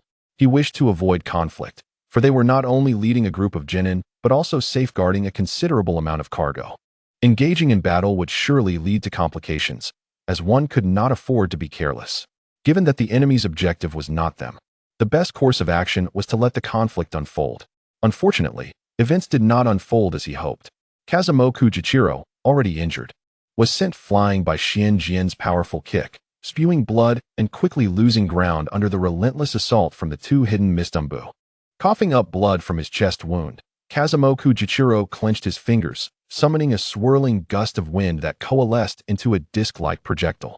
With a swift motion, he launched 6 wind discs toward the enemy, one of which collided with a kunai thrown by a hidden mist umbu, slicing it in half. The hidden mist ninja was taken aback, but quickly retaliated, forming hand seals with instinctual prowess. Water release, water barrier technique. A formidable wall of water surged from the ground before him, rising to a height of 3 meters. The spinning wind discs crashed into the barrier, only to be dissipated by the overwhelming force of the water. Kazimoku Jichiro, undeterred, unleashed more wind discs, recognizing the water barrier was faltering. Now, a voice called from behind him. Another hidden mist ninja, with a firm grip, hurled 2 intertwining streams of water, which surged toward Kazimoku Jichiro like serpents.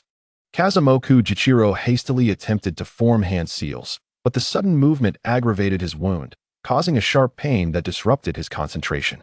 In that fleeting moment, his seals failed, and the incoming streams collided violently with his chest.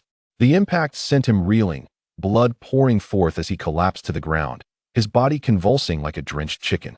His chest, already injured, suffered additional blows, and as his vision blurred, he felt his life slipping away. It seemed he would not survive until reinforcements arrived. A flicker of regret crossed his eyes. Yet, even in death, he vowed not to let the Konoha ninjas have it easy. A recollection ignited within him, and his gaze hardened. Ha ha ha, listen well, Konoha Jonin. The Hidden Mist Village harbors 2 spies within your ranks, Itu Shuichi and Fujiwara Chiya, seeking death. A chorus of alarm erupted from the Hidden Mist Umbu leader and Hinata by Lee. Cough, cough, cough. The intelligence scroll has been concealed within the carriage. As for which carriage, you are left to search at your leisure. Like a fleeting moment of clarity, Fumu Jichuan lay still, gazing vacantly at the sky above the mist. Suddenly, he struck his chest fiercely with his right hand. He understood that the hope of being revived was exceedingly slim. Even if he fell into the hands of Wuin and Konoha, the outcome would be nothing short of tragic. With a dull thud, Fumu Jichuan's gaze gradually dimmed. Hinata Bailey's expression darkened. The 2 names thrown out by the adversary in their final moments had ensnared them in this conflict. To ensure the safety of their own spies, the members of Wuin's Umbu would undoubtedly not relent easily. It seemed that battle was unavoidable, and an ominous feeling settled in Noera Genkan's heart. The gaze revealed beneath the Umbu captain's mask was equally foreboding. He too was reluctant to engage with the Konoha shinobi. Regrettably, not only was the scroll in the adversary's possession, but the village's long-hidden intelligence operatives had also been exposed. Eliminate all Konoha personnel, he proclaimed, taking the lead and rushing towards the stout Akimichi Koko.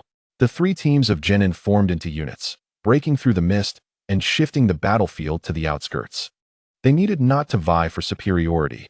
Their sole responsibility was to delay and restrain while preserving their lives. With a resounding shout from Akimichi Koko, he brandished his great sword and turned sharply to charge into the thick fog, followed closely by the Umbu captain. As long as they could hold off the enemy, the Jonin would ultimately return to rescue them. Noera Jinkan, having spoken, spat forth a sunbon towards the front and vanished into the mist. Ningxi exchanged glances with his companions. Unable to discern north from south within the fog, they arbitrarily chose a direction and charged forward in a straight line. They sought to escape the dense mist. Although the enemy was formidable, their numbers were insufficient to hinder the Konoha ninjas' retreat. Hinata Bailey's Byakugan widened. The Konoha ninjas' escape from the mist aimed to diminish the advantage of the Wuin shinobi.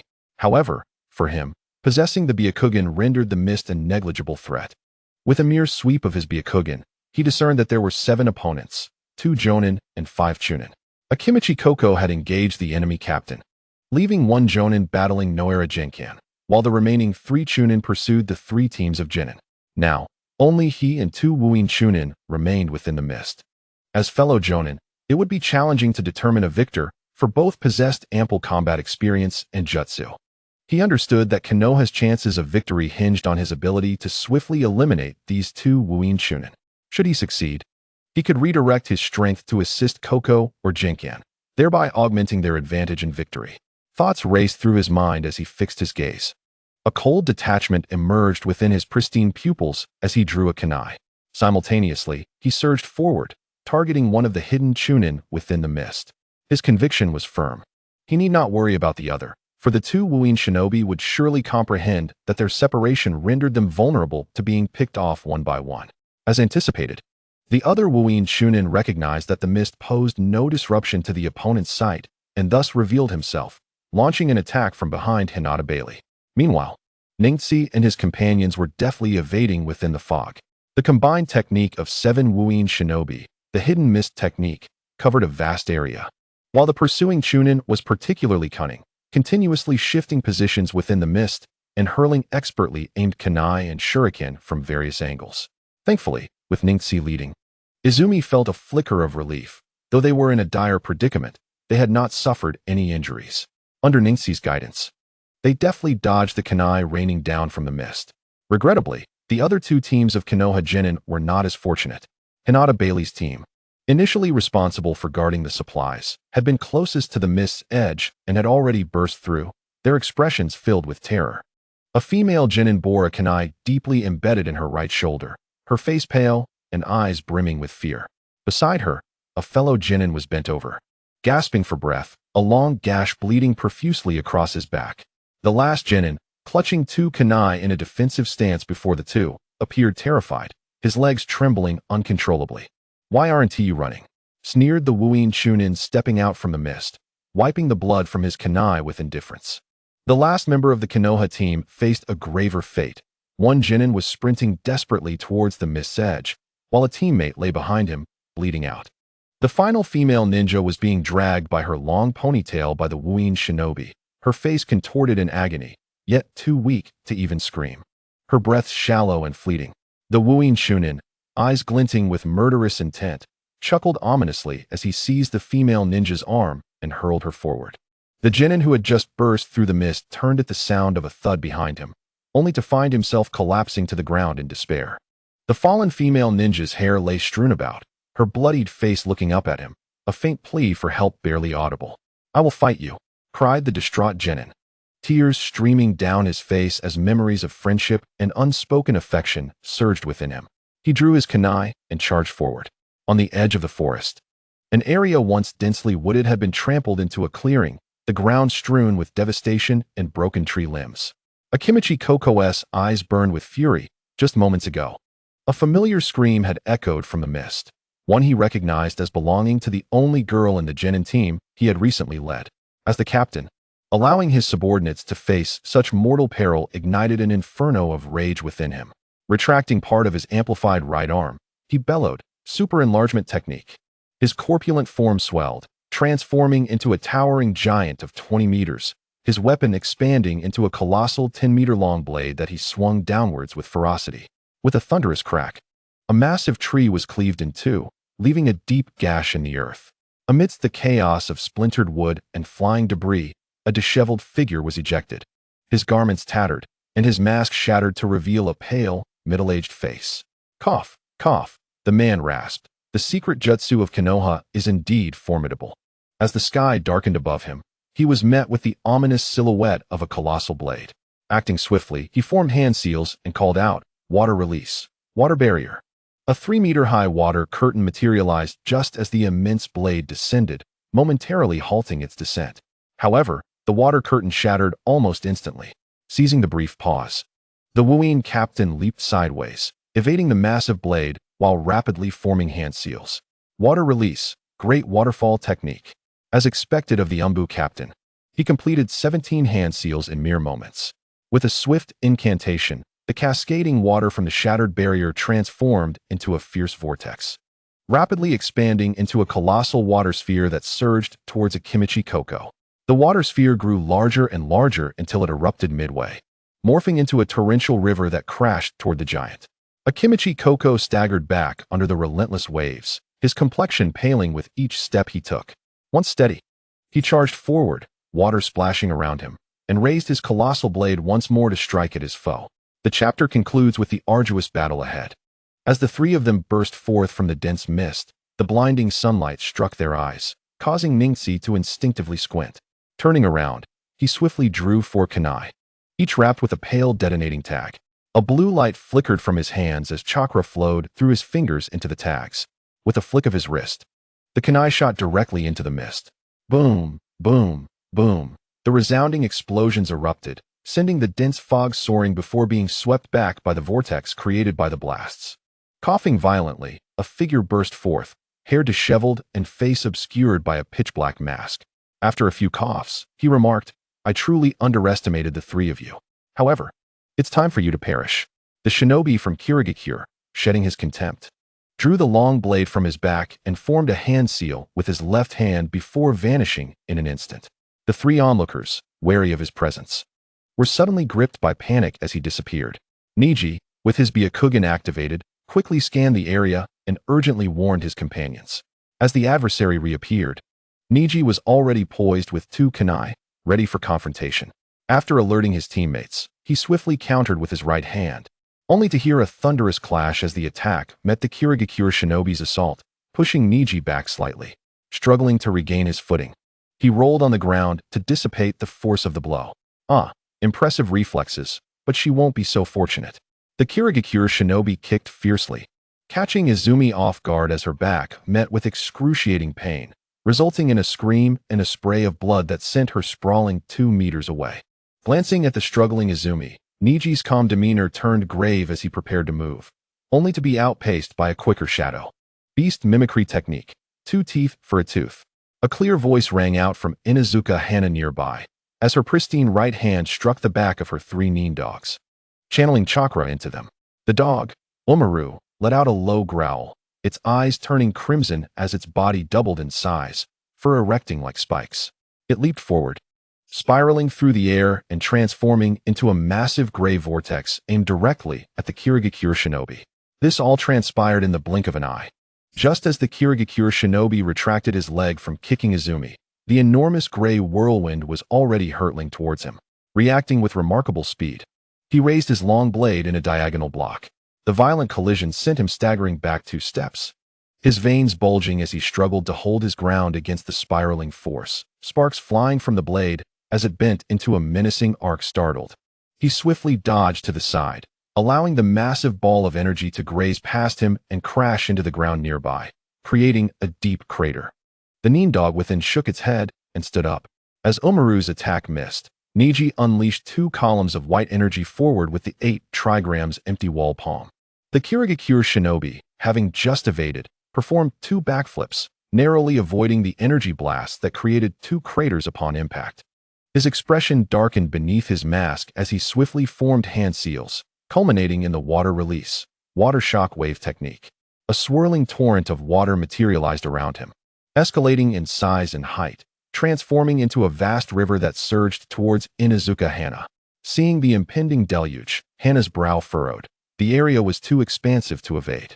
With a sinking heart, she pressed her hands onto her nin dogs, channeling chakra and calling out, "Beast mimicry technique. 2 teeth for a tooth." The 2 nin dogs grew larger, leaping towards the colossal wave. Their anguished howls echoed as they collided with the water, only to be sent reeling back by the force of the impact. And Hana was swept away by the torrent. The Kirigakure shinobi did not pause after executing the water shock wave. He began forming hand seals again, noticing that the Konoha genin had also completed his technique. A massive fireball, 3 meters in diameter, shot towards him. With a decisive motion, he slammed his hands down, conjuring a great water curtain to intercept the fiery assault, resulting in a cloud of steam and smoke. In the midst of the chaos, he utilized the body flicker technique to vanish from sight. Soaked from the water, Hana had just regained her footing when a shadow, wielding a hand blade, appeared before her. Startled, she raised her hands in defense, but the strike was merely a feint.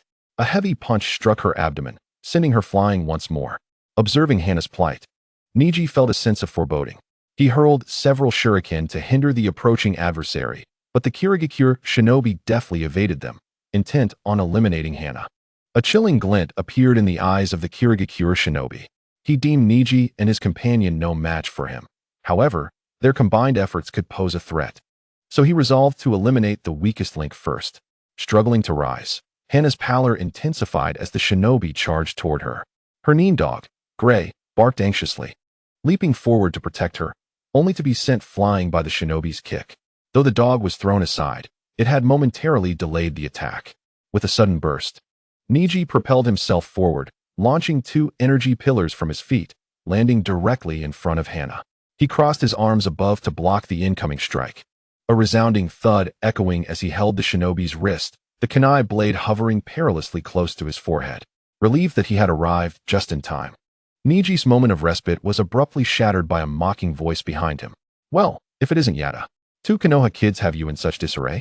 A figure, masked in crimson, emerged behind Hana, raising a kunai aimed at her neck. Instinctively, Hana turned to face the frail figure before her, a wry smile creeping onto her lips. This scene crystallized in Neji's Byakugan's vision. Seeking death? He bellowed, thrusting forward with urgency. He pivoted, grasping Hana and twisting his body, causing the kunai directed at her to pierce his back instead. Pain shot through him as a trickle of blood dripped from his mouth onto Hana's face. Just as the kunai threatened to strike again, Neji rotated sharply, invoking the reversal heaven technique. His body spun rapidly, chakra erupting from his tenketsu and forming a 2-meter-wide sphere of energy. With a resounding crash, 2 Kirigakure shinobi were flung away by the sudden appearance of the spinning sphere. If you seek death, I shall grant it to you, Neji stated, halting the spinning sphere and releasing Hana from his grasp.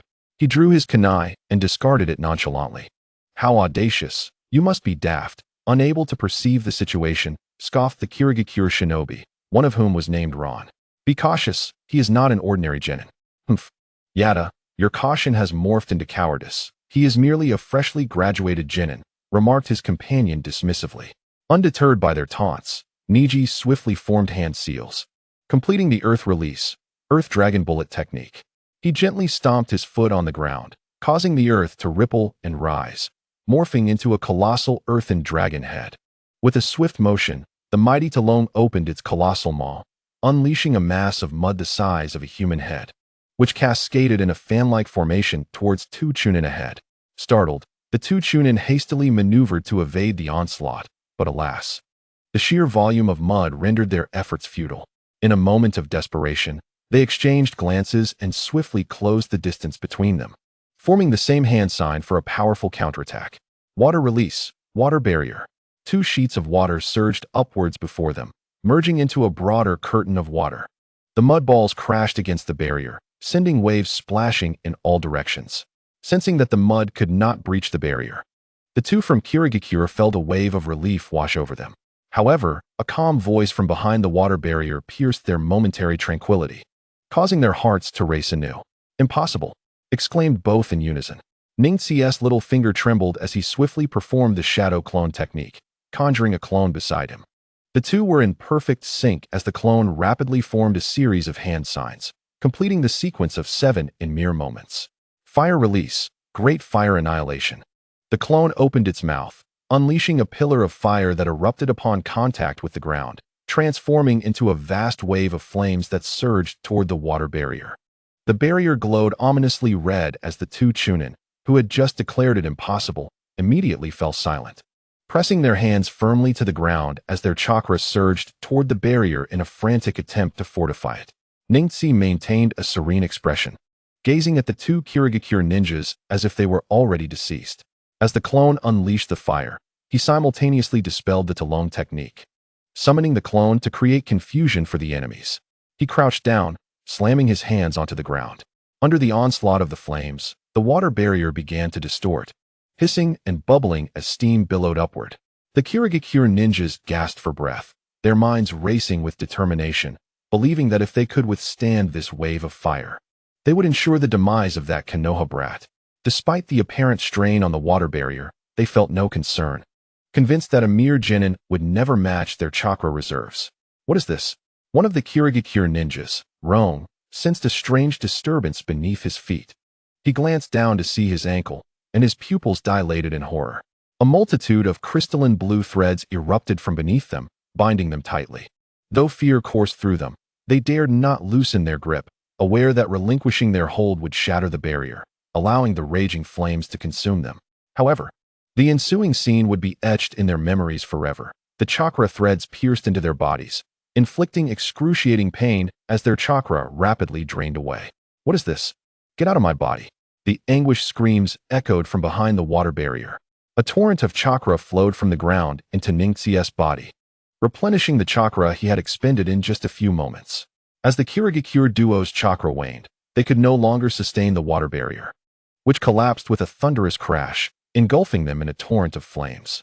As the cries of despair faded, the surroundings fell eerily silent. Wiping the sweat from his brow, Ningxi summoned his clone back, turning to glance at the astonished Inuzuka Hana before striding towards the unconscious Uchiha Izumi. He touched his nose, exhaling a sigh of relief. Uchiha Izumi was not dead, merely unconscious. Ningxi settled down against a nearby tree, feeling the dampness on his back, though the pain was considerable. He felt a sense of relief. Fortunately, when he had twisted, the kunai had entered at an angle, resulting in a larger but not particularly deep wound, sparing his organs. Regrettably, his backpack had been left in the cart, but he remembered the small roll of bandages and a vial of hemostatic powder in his ninja tool pouch. He muttered to himself as he removed his outer garment, slicing through his undershirt with a kunai, discarding it, and pouring some hemostatic powder onto his wound. If only I hadn't dispelled the clone, he sighed inwardly. I'll help you, said Inuzuka Hana, her pale face slightly damp from the residual water. Ningxi looked up in surprise as she approached, her white short-sleeved shirt and black capris completely drenched, clinging to her form and revealing her graceful silhouette. Thank you, he murmured as she moved behind him, noticing the bloodstains on his back. She furrowed her brow, pulling out a wet handkerchief to carefully dab at the edges of the wound. Ningxi flinched slightly at her touch, but remained silent. Why did you take that hit for me? Hana asked softly. Ningxi replied coolly, we are comrades in the same team. If I hadn't intervened, you would have perished. Besides, I do not wish to lose a fighting member. Facing two opponents alone would place me at a distinct disadvantage. Taking the vial and bandages he offered, Hana asked again, aren't you afraid of death? Feeling a sharp sting from his back, Ningxi inhaled sharply, why wouldn't I be afraid? Yet sometimes, the value of life and freedom outweighs the fear of death. With a sigh, he reflected on the preciousness of life, knowing that those who have never faced death could never truly appreciate it. He gazed up at the azure sky, contemplating. End of chapter 44, The Retreat of the Mist Ninjas. As the mist that had enveloped the caravan began to dissipate, without the support of the Kirigakure Chunin, Hyuga Neji exhaled a sigh of relief upon seeing the two fallen Chunin. However, as he raised his Byakugan, his heart tightened at the sight before him. Peering through the thinning trees, he spotted two battlefields ahead. The most striking was that of a towering giant, bellowing with fury, surrounded by two figures incessantly darting around to attack. In the midst of the conflict with the Kirigakure ninjas, Akimichi Koka bore a pallid countenance. Having exhausted his chakra after multiple uses of the multiplication technique, initially holding his own against the leader of the Kirigakure ambush, he was suddenly ambushed by a Chunin, suffering a grievous wound to his arm. Koka's situation was dire. And what of the supporting Chunin? Could it be that a subordinate team had already perished? A sense of dread washed over Hyuga Neji as he glanced to the side. In another battle, Noara Jinkan was also struggling, though not in immediate danger, merely managing to fend off his opponent while the Kirigakure Jonin, aside from the team leader, appeared to be in complete control. It seemed only a matter of time before Jinkan would be forced to retreat. The Kirigakure squad numbered 7, with 3 ahead and 2 eliminated. There were still 2 unaccounted for. Hyuga Neji's mind raced with questions as he turned to observe the samurai on either side of the caravan, their eyes wide with fear as they watched the mist gradually lift. With his Byakugan, he pierced through the cart, spotting 2 genin squads sprawled at the mist's edge, motionless on the ground. Anger ignited within him as he clenched his fists. His gaze shifted again, landing on his fellow clansman, Hyuga Neji, before he vanished from sight. Racing towards Ningxi's position, Ningxi meticulously tended to his wounds before assisting the unconscious Uchiha Izumi. Gently nudging her, he watched as her delicate brows furrowed, and she languidly opened her eyes, questioning, what about that mist ninja? Noticing the flicker of fear in Uchiha Izumi's eyes, Ningxi quickly reassured her, "Do not worry. I have already defeated him. Are you three unharmed?" Ningxi abruptly turned to see Jonin Hinata Hayakuri standing a short distance behind them. A fleeting glance from Hinata Hayakuri sharpened his focus as he spotted two charred corpses lying not far ahead. With his astute nature, he swiftly deduced the identities of the two fallen. He cast a deep gaze at the three genin before him, particularly scrutinizing Ningxi for a moment before stating, "The situation may not be entirely optimistic, but fortunately, you have not failed. Victory still resides with our Konoha." He continued, "Inuzuka and Uchiha, you two are to attend to the care of the other genin comrades, while Ningxi, you shall accompany me to support the other two captains." The two female genin promptly responded. Ningxi nodded, rising to follow Hinata Hayakuri. "Thankfully, your squad did not falter. Otherwise, our Konoha might have suffered catastrophic losses," Hinata Hayakuri remarked, a hint of trepidation in his voice. Ningxi, with his keen intellect, understood the implication. Although the current mission of Konoha was not formidable, the sheer number of genin was considerable. The Mist's seven-man squad, even if composed of merely chunin, faced a disadvantage due to their insufficient numbers. After the leak of information, the Mist's leader had audaciously threatened to eliminate their 12-member team. Their sole advantage lay in swiftly defeating the 9 genin led by Ningxi, thereby supporting their remaining comrades to encircle and eliminate Konoha's 3 jonin. In their estimation, these newly graduated genin from the academy, lacking any combat experience, were utterly unworthy of concern. The reality proved this notion correct, as the other 2 Squad 6 genin were swiftly vanquished upon engagement. Had it not been for Ningxi's presence, their squad would likely have met a similar fate, now that they had already lost 2 members. It was reasonable to conclude that the scales of victory had tilted in favor of Konoha. "We must hurry. Captain Akimichi is in danger," Hinata Hayakuri exclaimed. Upon hearing this, Ningxi activated his Byakugan, peering ahead with a tightening chest. "I will proceed ahead," Hinata Hayakuri stated, activating the body flicker technique and vanishing from sight. Akimichi Hongwang knelt half-heartedly, propping himself up with his large sword, gasping heavily. His body was a tapestry of wounds, and sweat poured from his chubby face. Fortunately, his ample flesh mitigated the severity of the injuries, preventing any fatal wounds. As he rolled to evade an attack from the Mist's leader, he heard a sinister laugh from behind. Another chunin had appeared, lurking behind him. For this cunning and treacherous Mist chunin, the typically composed Akimichi Hongwang could hardly contain his rage. The opponent never engaged him directly. Instead, they struck from behind the Mist jonin's assaults, resulting in the majority of his wounds being inflicted by this foe. The Mist chunin, grinning wickedly, thrust a kunai toward Akimichi Hongwang's back. "Do not think you can escape my bagua empty palm." Just then, Hinata Hayakuri burst forth from the thicket, leaping high into the air and unleashing a powerful blast of chakra from his right hand. The semi-transparent column of energy struck the unsuspecting Mist chunin, eliciting a scream as he expelled a mouthful of blood and was sent hurtling away. Hinata Hayakuri swiftly positioned himself in front of Akimichi Hongwang, adopting a defensive stance. "Are you still able to fight?" "Heh, I can hold on for a few more minutes," the stout Akimichi Hongwang replied with a grin, wiping the blood from his face and unsteadily rising. "Ningxi, can you hold that chunin for a few minutes?" Ningxi, just stepping out of the thicket, paused momentarily, quickly surveying the scene before nodding affirmatively. With that, Hinata Hayakuri's Byakugan suddenly narrowed, and he hurled a kunai at the Mist's ambush captain, charging forward in pursuit. Useless fools, unable to dispatch mere genin. The expression beneath the mask of the Mist's ambush captain darkened ominously. The moment the 2 members of the Hinata clan entered the area, he surmised that his subordinates were likely doomed. However, there was still an opportunity. The injured Akimichi Hongwang posed little threat. The newly arrived Hinata jonin was nearly depleted of chakra, and with the cunning of his opponent, dispatching the young Hinata would be effortless. With a slight tilt of his head, he dodged the incoming kunai, kicking a broken branch toward his adversary. Hinata Hayakuri's brow furrowed as he punched the branch aside, but the delay allowed the Mist captain to gain considerable distance. The Hinata clan's prowess in taijutsu was renowned throughout the ninja world, and the Mist captain was not foolish. He had long anticipated this and would not allow his opponent to close the gap and force him into close combat. To counter a taijutsu expert, the most effective strategy was to create distance and launch ranged attacks, employing ninja tools, hidden weapons, or ninjutsu to suppress the enemy. Realizing the gap had widened, the Mist Captain felt assured and swiftly performed a B-rank ninjutsu, Water Release, Water Surge. The sound of rushing water echoed as swirling currents enveloped him, transforming into a torrent that surged toward Hinata Hyakuri. Sensing this, Hinata Hyakuri unleashed dozens of Bagua empty palms, the intangible energy columns colliding with the waves. The thunderous sounds of impact filled the air as water splashed everywhere, with shards of the waves scattering in all directions. Regrettably, while the energy columns were relentless, they merely punctured the surface. Despite dispersing much of the water, half of it still surged toward Hinata Hyakuri, who was forced to retreat to evade the dwindling onslaught.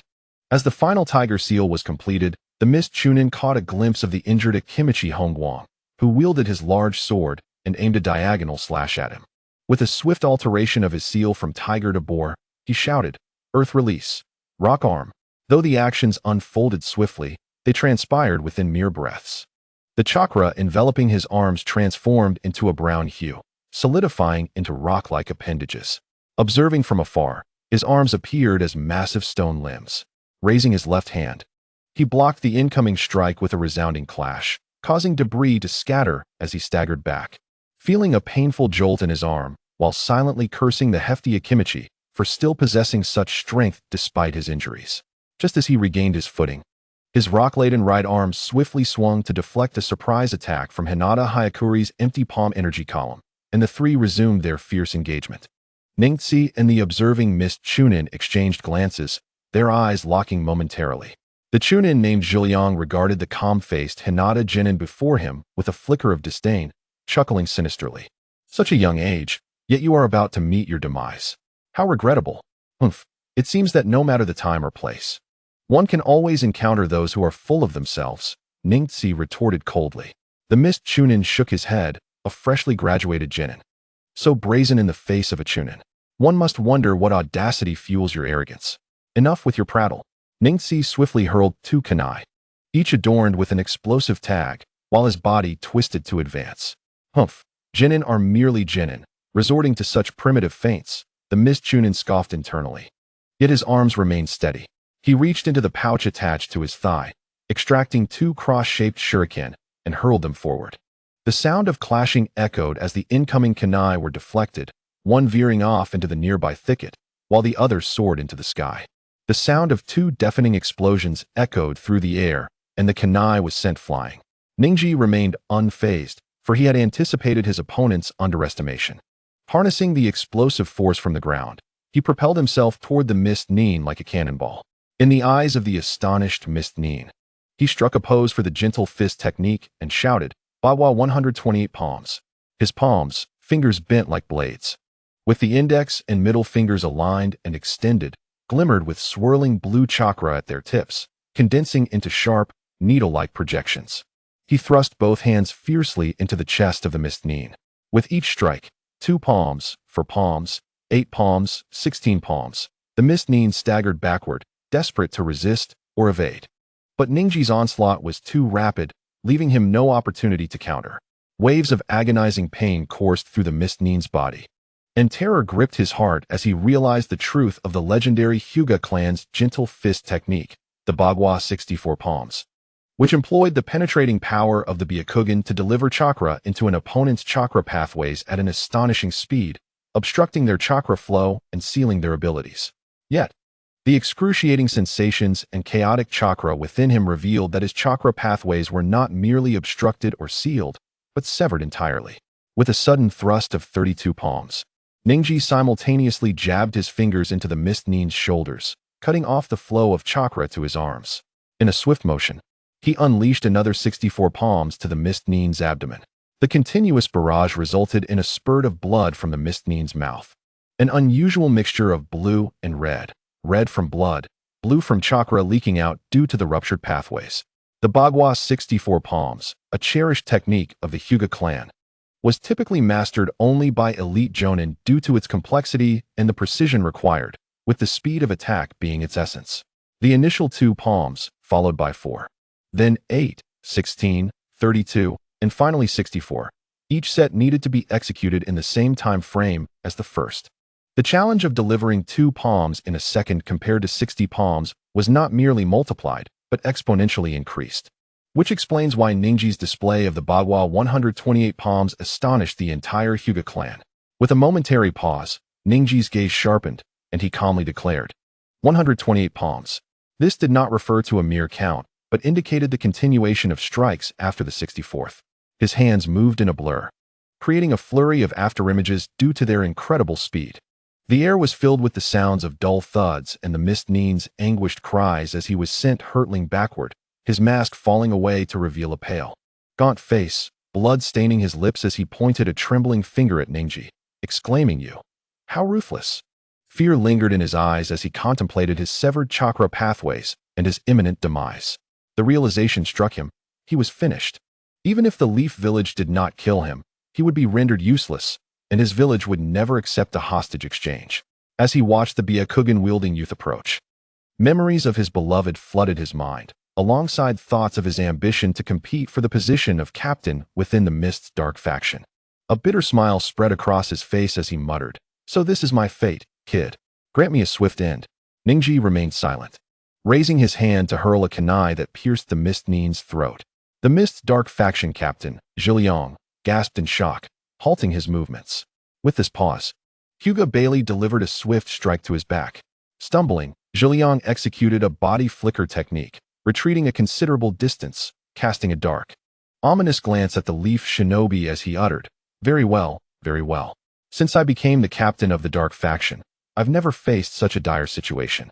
I will remember you, Leaf Shinobi."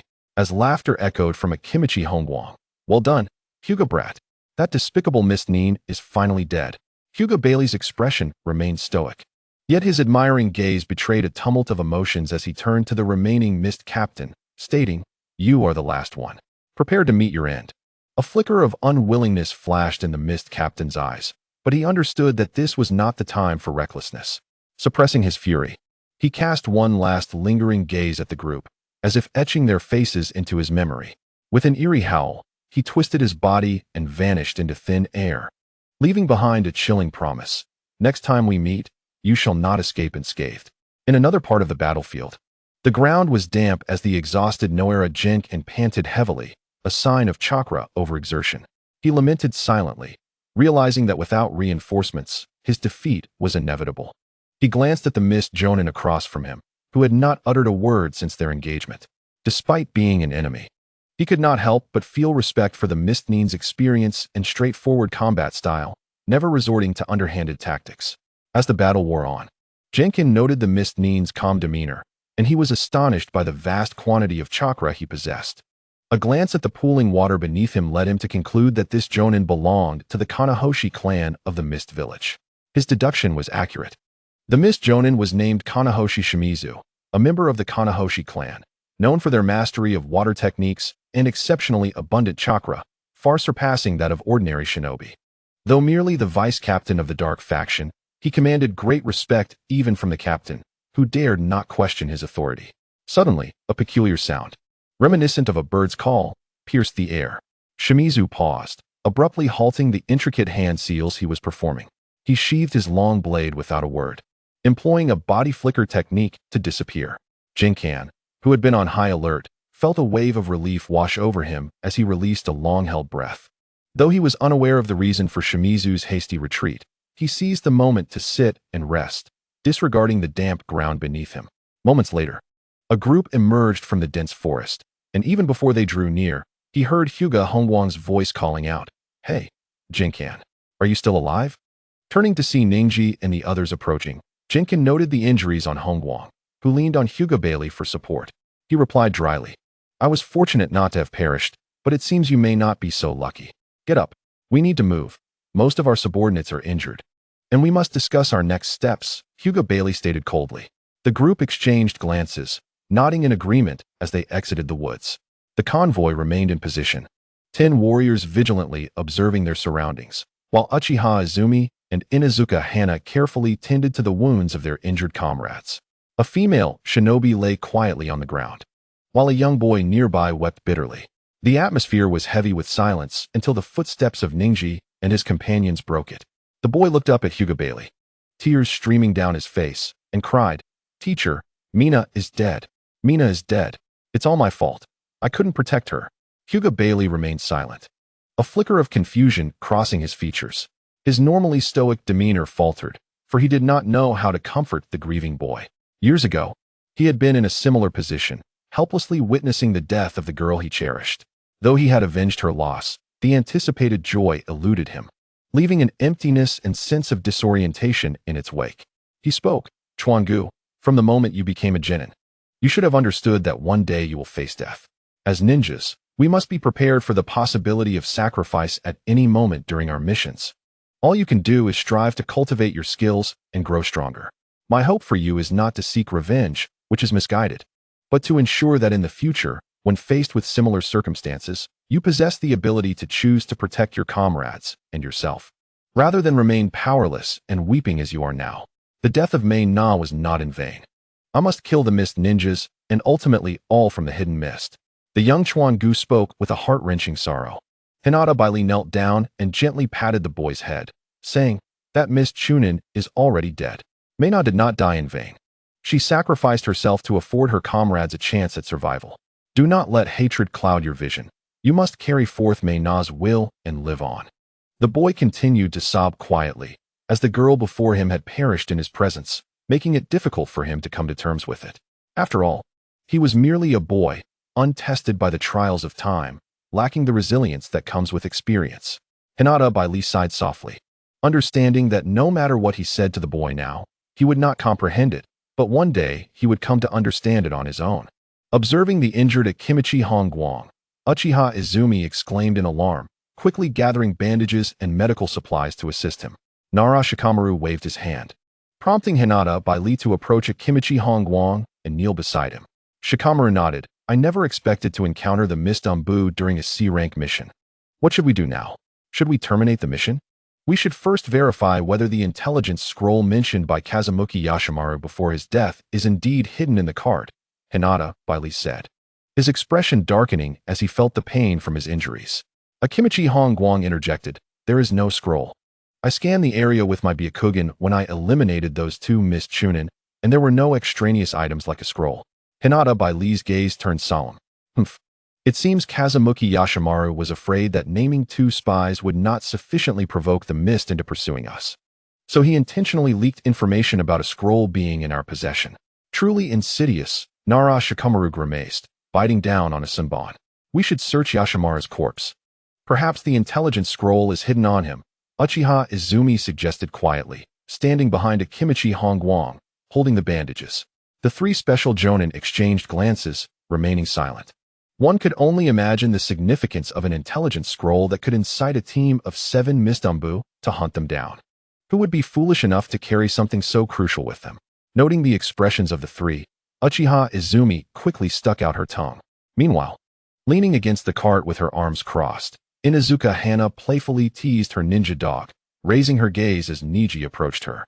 Neji bent down, stroking the head of his dog, Gaiwan, and softly said, "If anyone asks, tell them that I eliminated those two Mist Chunin with my Great Fireball technique. As for the Earth Dragon Bullet and Great Fire Extinguishing techniques, just pretend you know nothing about them. You can share whatever else you like." Inuzuka Hana furrowed her brow, about to refuse, but reconsidered, remembering that he had saved her life. She tucked a strand of hair behind her ear and said quietly, "I can help you conceal your strength, but you must tell me why you wish to hide it." Neji glanced up, noticing her unwavering gaze, and thought to himself that she was trying to bargain with him. He replied coolly, "There is no reason. A person possessing abilities beyond their years arouses suspicion, vigilance, and investigation from others. I merely wish to avoid trouble. Surely, you understand this with your intelligence. Is that truly the case?" Inuzuka Hana asked, her beautiful eyes fixed on Neji, a hint of a smile playing on her lips. A flash of helplessness crossed Neji's face. Indeed, intelligent women were not particularly endearing. "Believe it or not," he said, clapping his hands and turning to leave. As he walked away, Inuzuka Hana felt a swell of curiosity within her. The mission cannot be terminated. The priority lies with the task, Hinata Bailey stated firmly, leaving no room for refusal. "Very well. Our team remains intact and has not sustained significant injuries. We shall continue with the mission. Bailey, You are to protect Hongguang and the other injured and return to the village to report to Lord Sandame. He will decide how to proceed. Nara Shikamaru pondered for a moment before proposing a compromise. However, 2 mist ninjas have escaped. What if they have not left, but are following us or returning to summon reinforcements? Your team would not be able to withstand those 2 mist ninjas alone. Moreover, we have not traveled far from the seaside. We are currently farther from Konoha than from the hidden mist. If they send someone after us, they might arrive before our reinforcements. Akimichi Hongguang quickly interjected, shaking his head in denial. Observing the debate between the two, Hinata Bailey furrowed his brow deeply. Nara Shikamaru continued, although we are within the borders of the fire country, you are all injured. In your current state, you would not be able to handle a group of bandits or rogue ninjas, let alone the hidden ninjas from other countries lurking within the fire country. Thus, for your safety, Bailey should remain with us. We are not waiting idly. We can rest and recover on the cart while making our way towards the central fire country, inadvertently shortening the distance to Konoha. Akimichi Hongguang opened his mouth to retort, but was interrupted by Hinata Bailey. Enough, it is decided. Let us depart now. I will borrow a cart from Jietai. With that, he turned to leave. Under the gaze of all, Hinata Bailey produced a sealing scroll and sealed away the body of the girl named Mei Na. The young Chuan-gu wiped his tears and followed the others onto the cart, and the group waved farewell. Grasping the reins, Hinata Bailey turned the cart around, cracking the whip as the horses neighed and galloped away. They needed to return to a fork in the road 10 miles away, taking another official road straight to Konoha. As the castles of the fire country's daimyo and Konoha lay in opposite directions. Let us hurry. We have 4 days of journey ahead of us. The remaining 3 nodded in agreement as the merchant, Jietai, called out to the drivers. The long caravan began to move. As time passed, the ninja world proved to be anything but peaceful. Just 2 days prior, they had clashed with the Mist Chunin, and the very next evening, they encountered a band of mountain bandits. According to mission regulations, ninjas dealt with ninjas while samurai handled bandits. Among the 20 or so bandits, there were no rogue ninjas. So Neji and his team refrained from intervening, as it was unnecessary. These ordinary bandits were merely desperate individuals, and they stood no chance against the 10 roaming samurai. After a brief skirmish, the bandits abandoned their weapons and fled. After calming the frightened horses, the caravan continued its journey peacefully. Under the blue sky and drifting white clouds, Neji lay atop the last cart, idly gazing at the clouds while chewing on a blade of grass. Accustomed to a life of either training or refining chakra, he found himself struggling with the monotony of being idle on a cart, which felt painfully slow to him. With so many secrets weighing on him, he could not practice ninjutsu in plain view and could only silently endure the tedium. Alas, the life of a ninja is not easy, for the sake of missions. They run throughout the ninja world every year, and one cannot fathom how many pairs of shoes they wear out in a year. With a sigh, he watched the birds flying overhead, lost in thought, wishing he could soar through the skies as well. If only he could summon a great bird like Deidara. He could go wherever he pleased, saving time on travel while also having the advantage of height to suppress enemies. The thought filled him with envy. Yet few ninjas possessed the ability to fly. According to the original story, the second Otsutsuki, the third Otsutsuki, Deidara, Sai, and the Star Ninja from the Star Village, Xia Rixing, were among those who could fly, either directly or indirectly. Reaching the level of Lu Dao naturally requires no further elaboration. Flight is merely a fundamental application of Liu Dao's power. However, the essence of Lu Dao remains a distant aspiration for Ningxi, a fact he is acutely aware of, which is why he refrains from dwelling on it. The second and third Otsutsuki were capable of flight due to the application of the Doton, Chojigen no Jutsu, which alters their weight. Deidara's creation of flying birds stemmed from his unique secret ninjutsu, while Sai's ability was rooted in his artistic ninjutsu, and Shiari Xing utilized the peacock mystique. Currently, Ningxi is unable to acquire the Doton, Chojigen no Jutsu from a Wagakure, and the other ninjutsu employed by his companions are exclusive to them, making it impossible for anyone else to learn them. However, the peacock mystique from Xingyin village could serve as a reference.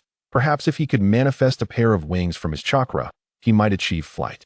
This notion was the only method Ningxi could conceive at present, as he still held confidence in his chakra manipulation abilities. Yet, he had never attempted to shape his chakra into the form of wings. After a moment of contemplation, he moved his pinky finger and silently summoned a shadow clone. The clone nodded, leaped from the carriage, and swiftly ventured into the dense forest, soon returning with a small bird in hand. The clone presented the bird, then vanished in a puff of smoke. The tiny creature struggled in Ningxi's grasp, and he gently held its wings open, meticulously examining each feather's length, thickness, and distribution while pondering how he might replicate the shape of wings using chakra. Utilizing his Byakugan, he scrutinized the internal skeletal structure of the bird, then released it, allowing it to fly free. As the caravan advanced slowly, time seemed to march in tandem with its rhythm. Whenever Ningxi encountered flying birds along the way, he would have his clone capture them for observation. Gradually, he discovered the distinct anatomical structures of each species. Their bodies and wings were uniquely suited to facilitate their own flight. Even if two different birds exchanged wings, neither would be able to soar. Akin to how human organs are exclusively suited for humans, making internal replacements a challenge. Moreover, the more flying birds he observed, the stronger his intuition grew. Even if he meticulously replicated a bird's wings in both internal and external aspects using chakra, he felt it would not be enough for flight. Nevertheless, he remained undeterred, his eyes sparkling with determination. He was in search of a commonality, a fundamental essence shared by all flying birds. Once he identified this element, he was convinced that flight would no longer be a mere fantasy. As dusk descended, the lengthy procession came to a halt, and campfires began to flicker to life as they prepared for rest and meals.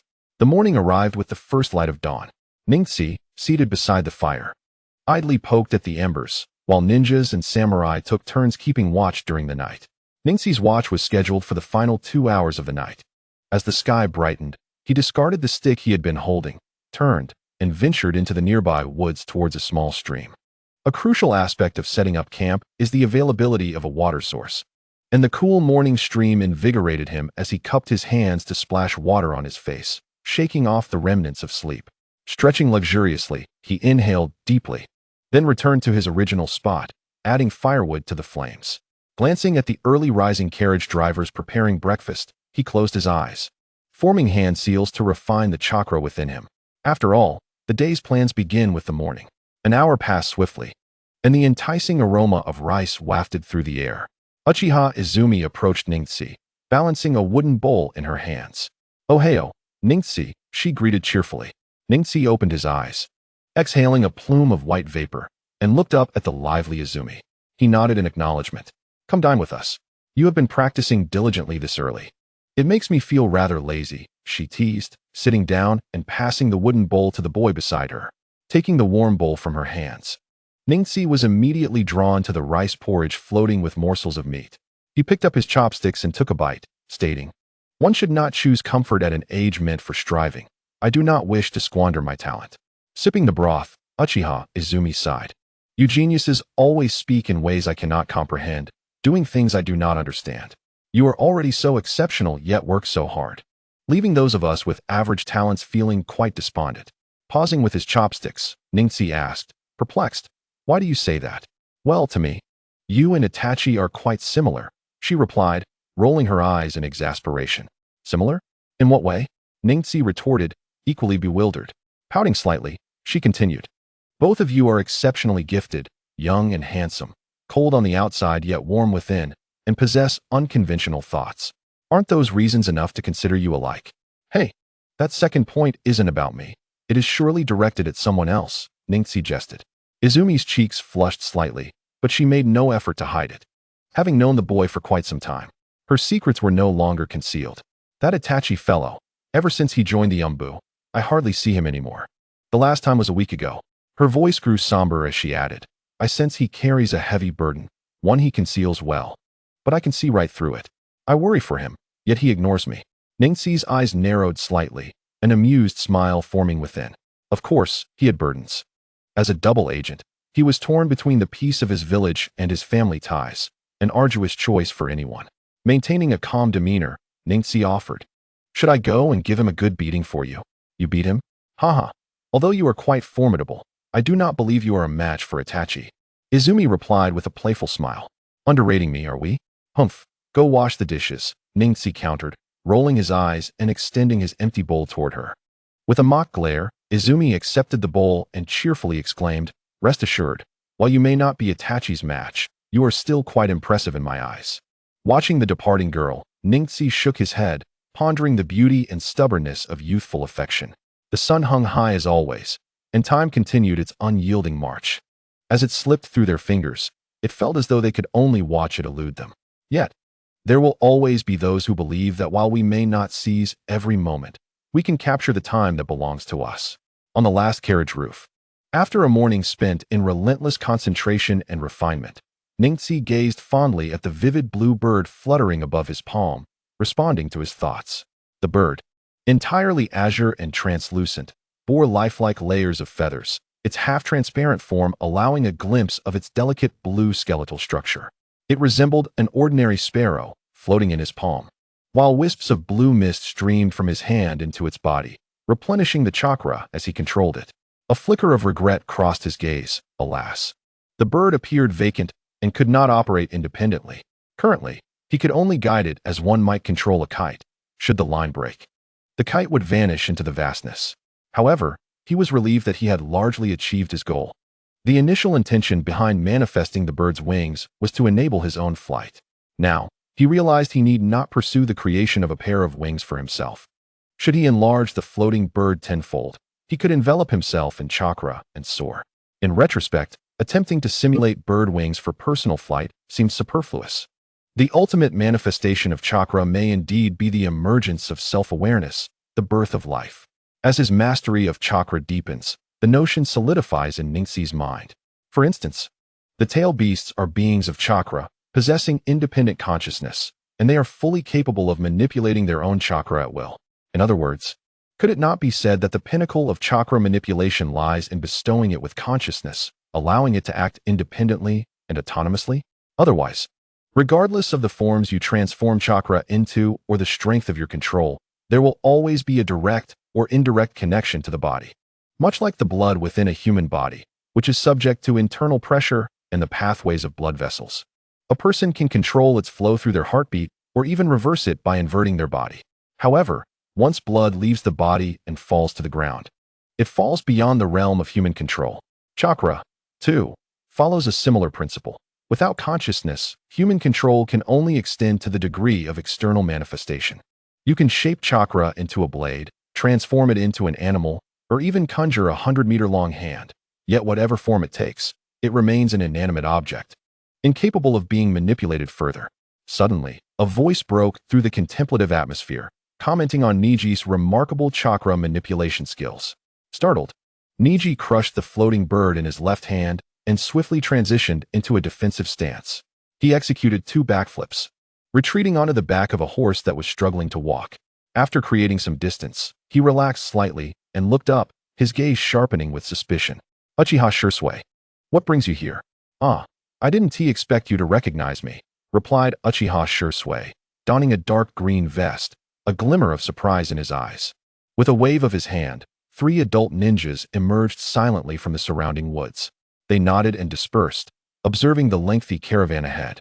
Shursui settled atop the cart and explained, after completing our patrol mission at the border of the Land of Fire, we encountered Hyuga and the injured Akimichi Koka on our way back to the village. Concerned about the time it would take to summon reinforcements, they entrusted our team to come and assist you. Neji nodded at this information, lowering his defensive posture and returning to his seat, grumbling, "You appeared so quietly behind me. You nearly gave me a heart attack." It was evident that Shursui, despite his elite reputation as a jonin, possessed strength akin to that of a Kage. He had approached without Neji sensing a thing. Had Shursui intended to assassinate him, he would have met his demise without ever knowing. It seemed he still had much to learn. Calming his racing thoughts, Neji scrutinized this legendary figure before him. The young man had an unremarkable face, round and gentle, his demeanor radiating warmth, as if a smile were permanently etched at the corners of his mouth. Haha, when we approached from behind, I noticed you were deeply engrossed in your training, so I refrained from interrupting. However, witnessing your adept chakra manipulation compelled me to speak, he remarked. By the way, what purpose does the bird you conjured serve? A new ninjutsu, perhaps? Neji furrowed his brow, finding Shursui somewhat too familiar. Yet he preferred this demeanor over the arrogance of other Uchiha. He replied, "It serves no real purpose. I merely wondered if, since birds can fly due to their wings, we ninjas could also fly by forming wings from chakra. Indeed, there is a possibility," Shursui mused, tilting his head thoughtfully. Flight and freedom. Such an extraordinary concept. Neji remarked that success would depend on the results of his training, expressing his uncertainty. Flight demands a rigorous command of chakra, and I still lack the confidence, he sighed. Observing the discontent etched on Neji's face, Shursui offered a gentle smile. Some things cannot be resolved merely through talent. They require time and perseverance to yield results. As long as you do not give up, the passage of time will reveal the answers. Neji paused, reflecting on these words, possessing the soul of an adult. He grasped their meaning. He nodded, then shook his head, stating, waiting is too passive. While accumulation can yield results, it also necessitates talent. Talent is merely the advantage of being one step ahead. What a stubborn and sharp-minded youth, Shursui remarked with a hint of admiration before rising to his feet. Training cannot be rushed. Premature growth may not always be beneficial. Sometimes, accumulation is meant for a more profound eruption. Captain Gunma has called for me. I must take my leave. Neji glanced up to see Nara Shikamaru waving from atop the cart ahead. He acknowledged Shursui with a slight nod, indicating he could go. By the way, what is your name, young man of the Hyuga clan? Shursui inquired. Hyuga Neji, came the response. Shursui nodded, encouraging, keep at it. I eagerly await the day you soar through the skies. With that, he stepped forward and vanished in a flash of Shunshin, reappearing at the front of the long caravan. Neji's pupils widened as he noted the remarkable distance Shursui had covered with a single technique. An ordinary jonin could only traverse a mere 20 to 30 meters. Yet Shursui had effortlessly exceeded 100 meters. His prowess was indeed well-deserved. Neji's envy of Shursui's Shunshin technique surged. He found himself captivated not by the ordinary technique, but by Shursui's unique version, which created numerous afterimages, each indistinguishable from the real form. Engaging with him was a perplexing challenge, as one would mistake the real body for an illusion and vice versa. In the interplay of reality and illusion, an adversary would be left vulnerable, ultimately succumbing to Shursui's skill. Shursui's strength often overshadowed his identity as an Uchiha, causing others to overlook his rare and formidable Sharingan. Renowned for its potent Genjutsu and the ability to summon the legendary Susanoo, a technique that harmonized offense and defense. Regrettably, this remarkable individual met a tragic fate. Having fallen victim to a treacherous ambush orchestrated by Shimura Danzo, leading to disillusionment with his clan and the higher-ups of Konoha, culminating in his suicide by river. His death failed to instigate any meaningful change, serving only to grant the Uchiha clan a brief respite of survival. The Uchiha and Konoha could never coexist peacefully. The leadership of Konoha lived in fear of the Uchiha clan's potential. The elders of Konoha, including the third Hokage, Shimura Danzo, and others, had grown old, both in body and mind. They found themselves caught in the awkwardness of unwillingness to relinquish power while harboring distrust toward the next generation. Among their successors, the most distinguished were the legendary Sanin's disciples. Unfortunately, Orochimaru defected, Tsunade succumbed to her phobia of blood and left the village, and Jiraiya, with his wandering spirit, was ill-suited for leadership. Had the Uchiha clan been allowed to develop in peace for a few years, who in Konoha would stand against Uchiha Fugaku, Uchiha Shursui, or Uchiha Itachi? At that time, the other prominent clans in Konoha would likely find themselves estranged, harboring more animosity than camaraderie. Their respect for the Konoha leaders resting solely upon the third Hokage. The Uchiha clan's greatest misstep lay in its lack of leadership. As their strength grew, some members became somewhat arrogant. Without capable leaders, their fate rested solely in the hands of Konoha's higher-ups, who dictated the narrative. While the clan's arrogance ignited conflicts with outsiders, rendering them the common enemy of the village. Could the Uchiha and Konoha truly not coexist? Such a notion is but a jest. The Uchiha clan faced only two adversaries throughout their existence, one being themselves, and the other, the ever-fearful and divisive Shimura Danzo of Konoha. The third Hokage, Sarutobi Hiruzen, is not as benevolent as he appears. In his eyes, the lives of the entire Uchiha clan are worth less than the scant friendship he shares with Shimura Danzo. Neji, who lay languidly in the carriage, shook his head. Uchiha Shursui had just told him that time would eventually provide answers, and that accumulation is meant for a future eruption. While this notion holds truth, unexpected events often arrive ahead of schedule, and no one is willing to believe in you or grant you the time to develop. A person may boast of a brighter future, strength, or wealth, but who would truly believe in them or offer them that time? The uncertainties of the future are overwhelming, and people tend to focus solely on the present, on what one currently possesses. Ironically, once people discern your potential, rather than rejoicing, they instinctively seek to suppress and obliterate it. The reason Neji deliberately concealed his strength was precisely this, a faint cold smile gracing his lips. Regardless of the world, human nature remains bound to its inherent flaws. What future was Uchiha Itachi's sacrifice of his clan's lives meant to secure? Merely the survival of his younger brother and a coveted position for the Uchiha clan once Uzumaki Naruto ascends to power, nothing more. With the clan extinguished, and the sole heir being female, what good is a high-ranking position? Shaking off his turbulent thoughts, Neji rose to refine his chakra. Chapter 47, Mission Accomplished. Under the escort of Uchiha Shisui and his companion, the journey ahead remained uneventful. As the sun set, the shadows of the caravan elongated, and the weary travelers ahead were met with bursts of jubilant cheers. Neji lifted his gaze to see the outline of a grand city emerging in the distance, with other caravans and crowds converging onto the main road leading to the daimyo's city. A sigh of relief escaped him. They were finally nearing the end of their mission. The lengthy caravan halted not far from the gates of the daimyo's city.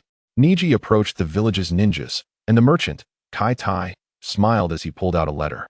I appreciate your assistance along the way. Without your unwavering escort, this cargo would have suffered tremendous losses. Here is the mission handover letter. Please keep it safe. It is our duty, Mr. Kai Tai. No need for pleasantries, replied Rinnegan, accepting the envelope graciously. Well, I must unload the cargo now. If you need anything, please find me at 1106 West Street. I will be sure to treat you well. Understood. Mr. Kai Tai, please attend to your business. Neji acknowledged as the merchant nodded and signaled for his team to proceed. The lengthy procession slowly entered the daimyo's city and then vanished from sight. What shall we do next? Neji inquired as the group gazed toward the daimyo's city. Rinnegan turned to Uchiha Shisui and pondered for a moment. It is getting late. If we hurry back to Konoha tonight, we will have to camp in the wilderness. Since you have endured several days of hardship, let us rest in the daimyo's city tonight and set off for the village in the morning. Uchiha Shisui nodded in agreement. Let us proceed, Gunma said, leading the way. The daimyo's city, as the economic and political center of the Land of Fire, exuded unparalleled prosperity. As Neji and his companions entered, they found the broad main street bustling with an incessant flow of people, with shouts and laughter echoing from the restaurants and taverns lining the road. Approaching evening marked mealtime and leisure, with busy individuals wandering the streets or indulging in merriment, creating a lively and exuberant scene. The streets' billboards lit up one by one, and the essence of Japanese culture permeated every corner. Observing this city, more vibrant than Konoha, Neji felt a wave of curiosity wash over him. After a brief walk, Rinnegan adeptly turned down a side street filled with inns and lodgings. They entered a modest establishment named Jumokuya, where Gunma requested 4 ordinary guest rooms. Receiving the keys, he cheerfully announced, 2 to a room, Izumi and Inuzuka Hana in one, Neji and I in another, and Captain Shisui. You will have a room for 2 as well. Pausing, he added, everyone, please rest up. I will head to the food street across the way. Later, I will treat everyone to dinner as a gesture of gratitude for Shisui's team. No need for such formality, Gunma. Helping one another is only natural. We will head upstairs first, Uchiha Shisui replied with a warm smile, not one to be overly sentimental, and he ascended the stairs. His 3 Chunin companions nodded slightly and hurried after him. You 3 should also go rest, Neji remarked, taking the captain's backpack and keys before heading upstairs. Rinnegan waved them off and exited. Neji, let us explore the daimyo's city later, Izumi whispered as they climbed the stairs. Is that wise? We are unfamiliar with this place, and what if the captain cannot find us later? Neji frowned slightly. Don't you wish to go? Izumi asked, her eyes sparkling with excitement, while Inuzuka Hana turned to look at him as well. Very well, but we can only wander for an hour. We must return after that, Neji considered. Hee. I knew you wanted to see the daimyo's city too. See you soon. Izumi chirped, opening the door to her room and turning back with a smile. Neji nodded and opened the door to the adjacent room. The room was spacious and tidy, with 2 neatly arranged sets of bedding in the corner. Neji placed his backpack on the low table and went to the nearby bathroom for a shower. After changing into fresh clothes, he quickly washed and hung the soiled ones. Shaking out his damp hair, he poured himself a cup of tea, opened the window, and sat down, sipping tea while observing the bustling crowd outside. Before long, a knock sounded at the door. Upon opening it, he saw Izumi, who eagerly exclaimed, "Let us hurry. I've informed Shisue-senpai, and they will wait for us to have dinner together." Neji nodded, glancing at Inuzuka Hana, whose expression remained calm, before closing the door and following them downstairs. The three strolled leisurely to the main street, where Izumi asked a passerby for directions. The daimyo city is famous for its flour pastries. My mother has mentioned it several times, so I must bring some back, she said, bouncing with excitement. Soon, they arrived at a pastry shop, which was small but bustling with a queue of over a dozen people even in the evening, indicating how many must have lined up during the day. Watching the long line, Izumi and Hana frowned momentarily, then Izumi's eyes sparkled as she patted Niji's shoulder. "Hee, Neji, since we are such good friends, could you help us hold our place in line? We want to explore nearby." Neji glanced at them and reluctantly agreed. "All right, but hurry back, given the queue. It should be our turn in no more than half an hour." "Hee, you are indeed a good friend. Let us go, Hana, we'll check out nearby." Izumi cheerfully led Hana away. Shaking his head, Neji turned to queue. Though the daimyo city was bustling, having seen true metropolises in his previous life, he felt that it was not as remarkable as it seemed. As the line dwindled, soon enough, Hana and Izumi returned, giggling and carrying several bags. Neji inquired, "What did you buy?" They simply smiled and shook their heads, causing Neji to chuckle softly, knowing it was just some items for girls. "What flavors would you like?" A middle-aged female attendant at the pastry shop inquired with a smile. Neji turned to Izumi, who, while handing over money, requested 2 boxes each of sakura cake, matcha cake, and jasmine tea cake. "Oh, and add 1 more box of sweet water lily cake." The attendant nodded and retrieved 7 boxes of pastries from behind the counter.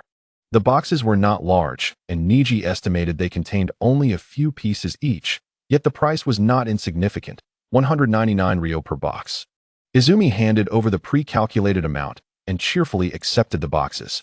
In a casual manner, Qianjia Hua Dao suggested 4 boxes to me, to which I responded nonchalantly that I would also take 5 boxes of different flavors. The two of us promptly settled the payment and turned to leave. Upon returning to the inn, we spotted the Uchiha Shisui squad and Neji Huaxianyan waiting in the not-so-spacious lobby. Exchanging glances, the 3 of us hurried upstairs to stow our belongings before following the others out. The 8 of us traversed through a narrow alley and soon arrived at a bustling food street, where delightful aromas lingered in the air, stirring our empty stomachs. "Welcome, esteemed ninja guests," Neji Huaxianyan announced as we entered a 3-story restaurant named Man Kulai, responding to the greeting from the staff at the entrance. We proceeded directly to the pre-reserved private room on the 2nd floor. "Wow, Xuanyan-sensei, you are truly generous," Quan Mei exclaimed joyfully. The spacious and simply decorated private room was adorned with a large table laden with a feast of large shrimp, fish, and an array of wild game and fresh vegetables, their vibrant colors igniting our appetites. Ningxi nodded, realizing that our captain had spent quite a fortune this time. As we settled into our seats, 2 staff members hurried over to set the table and pour drinks. Uchiha Shisui lifted a cup of sake towards Xianyan, saying, "Captain Xianyan, this is quite the expense." Xianyan raised his cup in return, smiling. No need for such formalities among friends from the same village. The 2 drank heartily, and Xianyan continued, "I assume everyone is hungry by now. Let us eat without reservation." "Thank you, Captain," we expressed our gratitude. And the atmosphere was filled with warmth as we dined and shared tales from our recent missions. We continued until the late hours, then returned to the inn to rest. The following morning, we set off early. The daimyo city and Konoha village were located in the central region of the Land of Fire.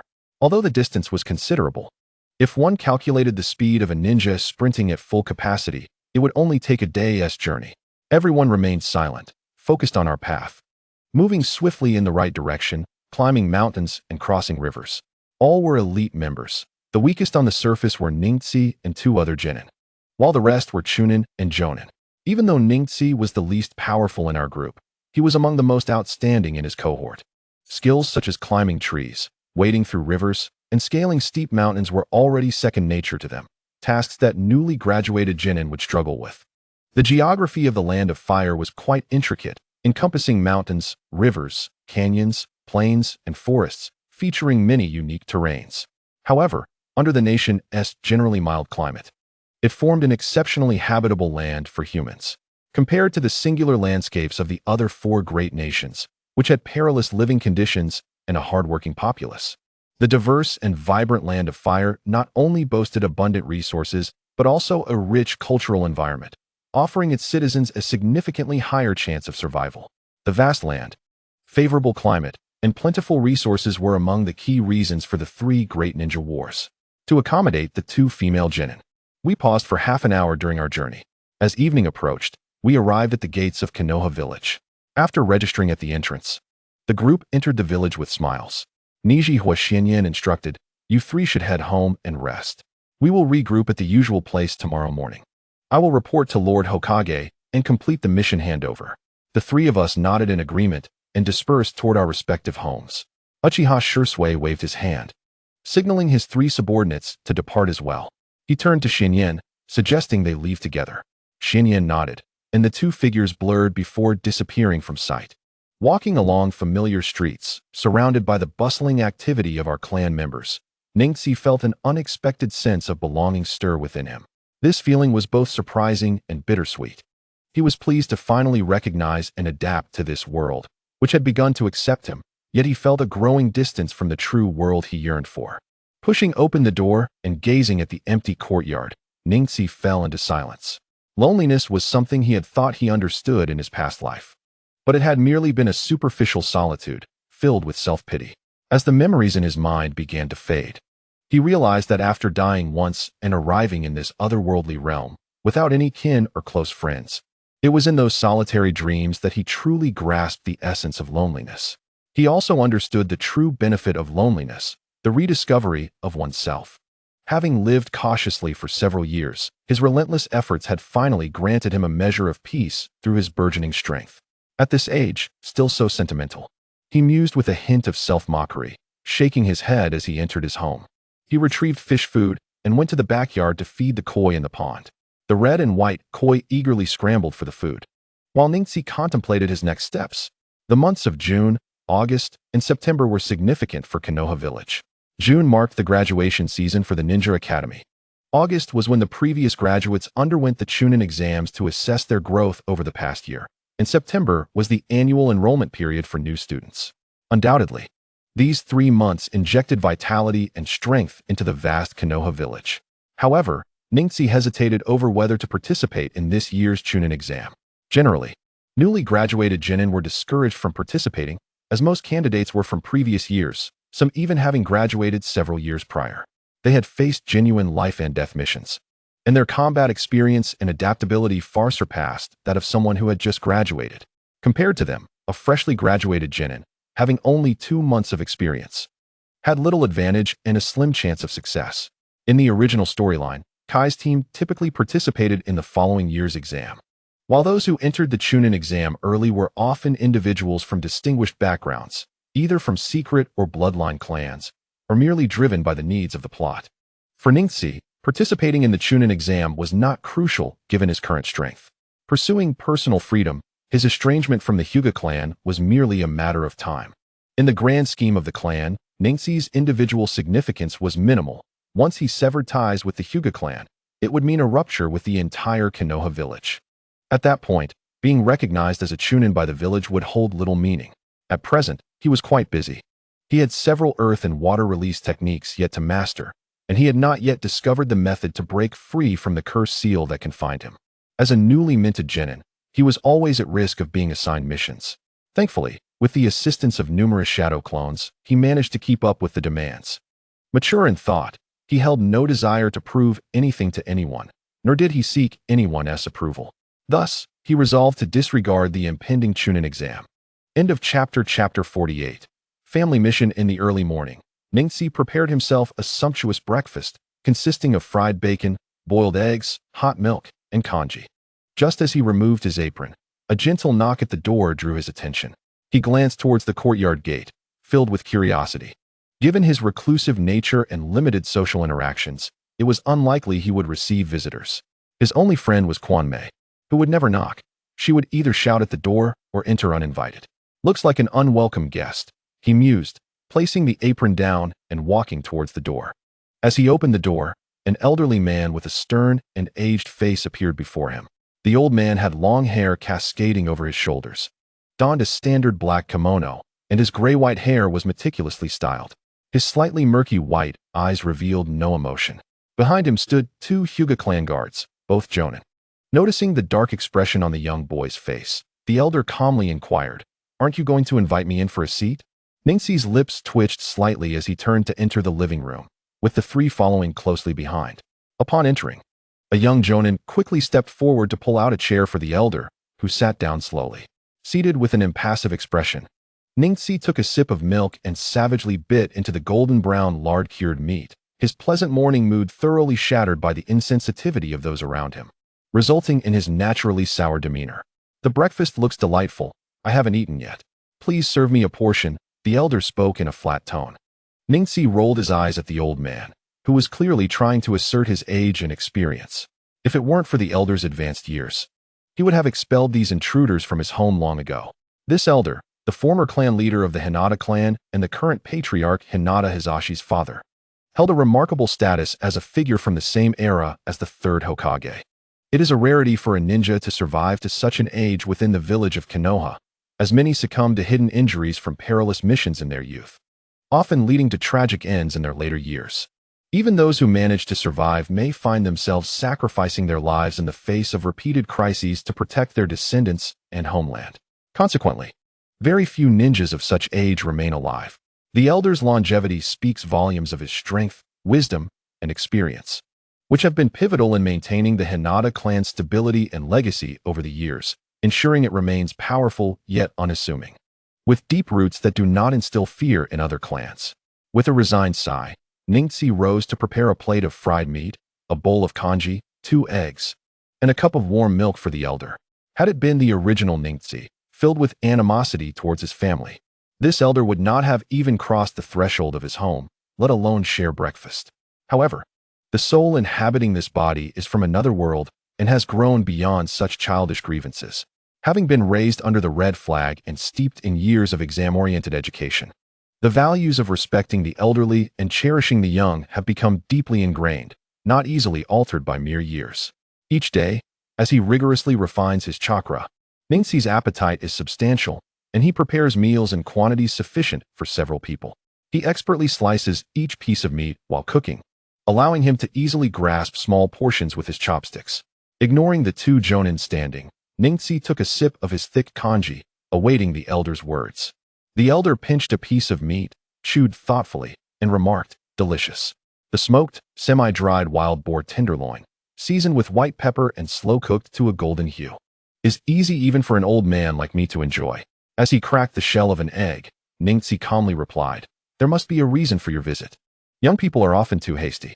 The elder sipped his warm milk and continued, "On your first C-rank mission, you successfully eliminated 3 chunin from the hidden mist. And not just any chunin, but those from their umbu. Had these words not come from Haku, I would scarcely believe it."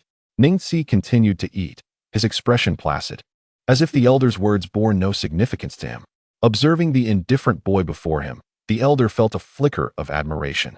Throughout his long life, having witnessed numerous young prodigies in the First, Second, and Third Great Wars, he had seen individuals of noble birth, brash youth, confident pride, and those who endured hardships with quiet resilience. Yet, this boy seemed to possess an obscure depth that eluded his aged gaze. Ningxi's exceptional talent and intellect were undeniable, and even the elder had to concede that if he were to solely acknowledge these attributes, he would be underestimating decades of his own seasoned experience. What truly captured the elder's attention was the boy's remarkable talent expressed with tempered restraint, cleverness devoid of pretense, and a maturity in handling matters that belied his tender age of merely 8. Such qualities would enable him to thrive in the turbulent world of ninjas, achieving great success in due time. The emergence of such a junior within the clan filled the elder with both joy and concern. He could sense the boy's yearning for freedom and independence, even if it was deeply concealed. With a soft sigh, he carefully stated, "The chunin exams are approaching. You are aware of this, I presume?" Ningxi picked up the last piece of meat on his plate and replied, "I know, but I am not particularly interested." "That is precisely why I am here," the elder continued calmly. "For a prominent clan to endure through the ages, Mere discretion and concealed strength are insufficient. Prolonged low-profile existence leads outsiders to question the clan's vitality, fostering a spirit of challenge and contempt. A gifted young individual is enough to dispel such misconceptions, demonstrating that the clan remains strong and has capable successors.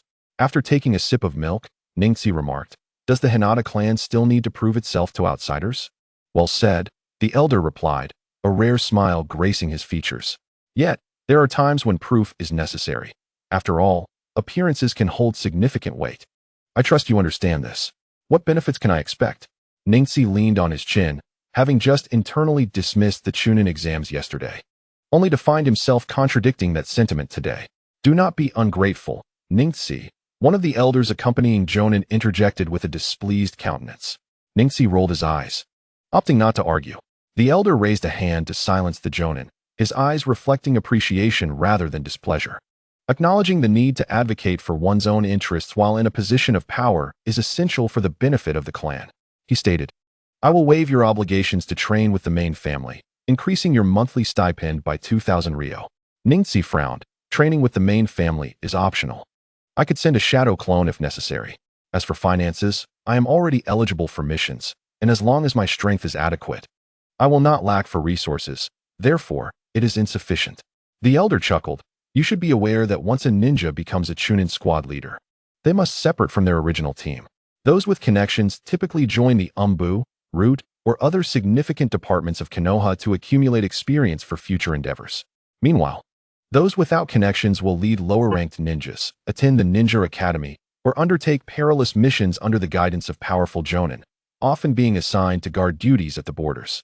I can promise you that upon your ascension to Chunin squad leader, you shall have your choice of any department within Konoha, even the Hokage's personal guard." The elder's tone remained calm, yet it radiated a formidable confidence. Ningxi harbored no doubts about the elder's words, given the Hinata clan's strength and heritage. Combined with the elder's current influence, even Shimura Danzo would begrudgingly concede to grant a position if requested. "Agreed," the elder nodded, rising to depart. As he watched the elder leave, Ningxi fell into contemplation. The elder had come prepared, and refusing his offer would be unwise. After all, he was currently a member of the Hinata clan and needed to survive in Konoha. A direct refusal would come across as arrogance and could provoke unnecessary trouble and gossip within the clan. In essence, he remained vulnerable, lacking the strength to challenge or confront. Hastily clearing the table, Ningxi set off towards the meeting point, anticipating that the rewards from yesterday's mission would be distributed by the time he arrived. With a flicker of excitement in his heart, he walked toward the banks of the Nankagawa River. "Good morning, Ningxi. You are quite late," Izumi exclaimed, waving her hand while complaining as he approached the small square by the river. "Apologies, I was delayed by some matters," Ningxi replied, a glimmer of regret in his eyes. "Ningxi, the reward for our last mission was 5,000 ryo. A full 5,000 ryo," Izumi said gleefully, clutching the money. "Come, here is your share." As the words of Neji Huoguan echoed, Ningxi extended his hand to accept the stack of money. Glancing at the currency in his grasp, he tucked it into his pocket. Neji Huoguan spoke again. "I have already taken on the task. It is a sea-level mission, requiring us to venture deep into the back mountains of Mida search for a medicinal herb known as mandala flower. Here is the image of the herb for your perusal. If there are no objections, let us depart at once." With that, Huoguan retrieved a photograph from his chest pocket and presented it before Ningxi and his companions. The individual responsible for issuing tasks would submit the task details and deposit on the same day. The organizers would classify the tasks accordingly and announce them the following day, allowing ninjas to freely claim them. The mandala flower is one of the primary ingredients for producing Bing Liang Wan, Inazuka Hana remarked, gazing thoughtfully at the green leaves and white flowers depicted in the photograph. Huoguan nodded in acknowledgement and stowed the image away. "Captain, I would like to trouble you with a request," Ningxi said after a moment of contemplation. "What is it?" Huoguan inquired, puzzled. "I wish to obtain a recommendation letter for the Chunin exam." "Why? Are you intending to participate in the Chunin exam? Only graduates from previous years are eligible to compete," Izumi exclaimed, her eyes widening in surprise. Izumi's observation was indeed correct. "The reason I did not mention this matter is precisely due to that consideration," Huoguan explained. "The Chunin exam is rather complex, with participants consisting of graduates from previous years, many of whom possess formidable strength, some even at the Chunin level. They may have failed to pass due to the written exam or other reasons. Although Ningxi, your strength is impressive, your experience is still insufficient. Moreover, Izumi and Hana's capabilities do not qualify them for participation. Indeed, Ningxi, you may not be aware that our Uchiha clan has over a dozen genin set to participate, some of whom have already awakened their Sharingan, Izumi advised. I intend to participate alone, Ningxi replied resolutely. The trio's eyes widened in astonishment. Huoguan regarded Ningxi with a serious expression. Participating alone presents a significant disadvantage. Chunin are typically at the squad leader level, and the exams will undoubtedly include tests of teamwork, meaning you would have to face off against 3 opponents alone. Are you still determined to proceed? Ningxi nodded, indicating his understanding. Why not wait a year to accumulate more experience? With the combined strength of the 3 of you, passing the Chunin exam would be a mere formality. Huoguan urged once more. Participating in the Chunin exam is a task assigned to me by my clan, Ningxi replied, a hint of resignation in his voice. Understanding the intricacies of familial obligations, Huoguan fell silent. I see. The Chunin exam is next week. I will procure a recommendation letter for you under my name, he promised. Thank you, Captain, Ningxi expressed his gratitude. After a brief silence, Huoguan sighed. Once this mission is completed, you should focus on training at home to adequately prepare for the Chunin exam. During this period, I will only take on D-level tasks, which I believe Izumi and Hana can easily manage.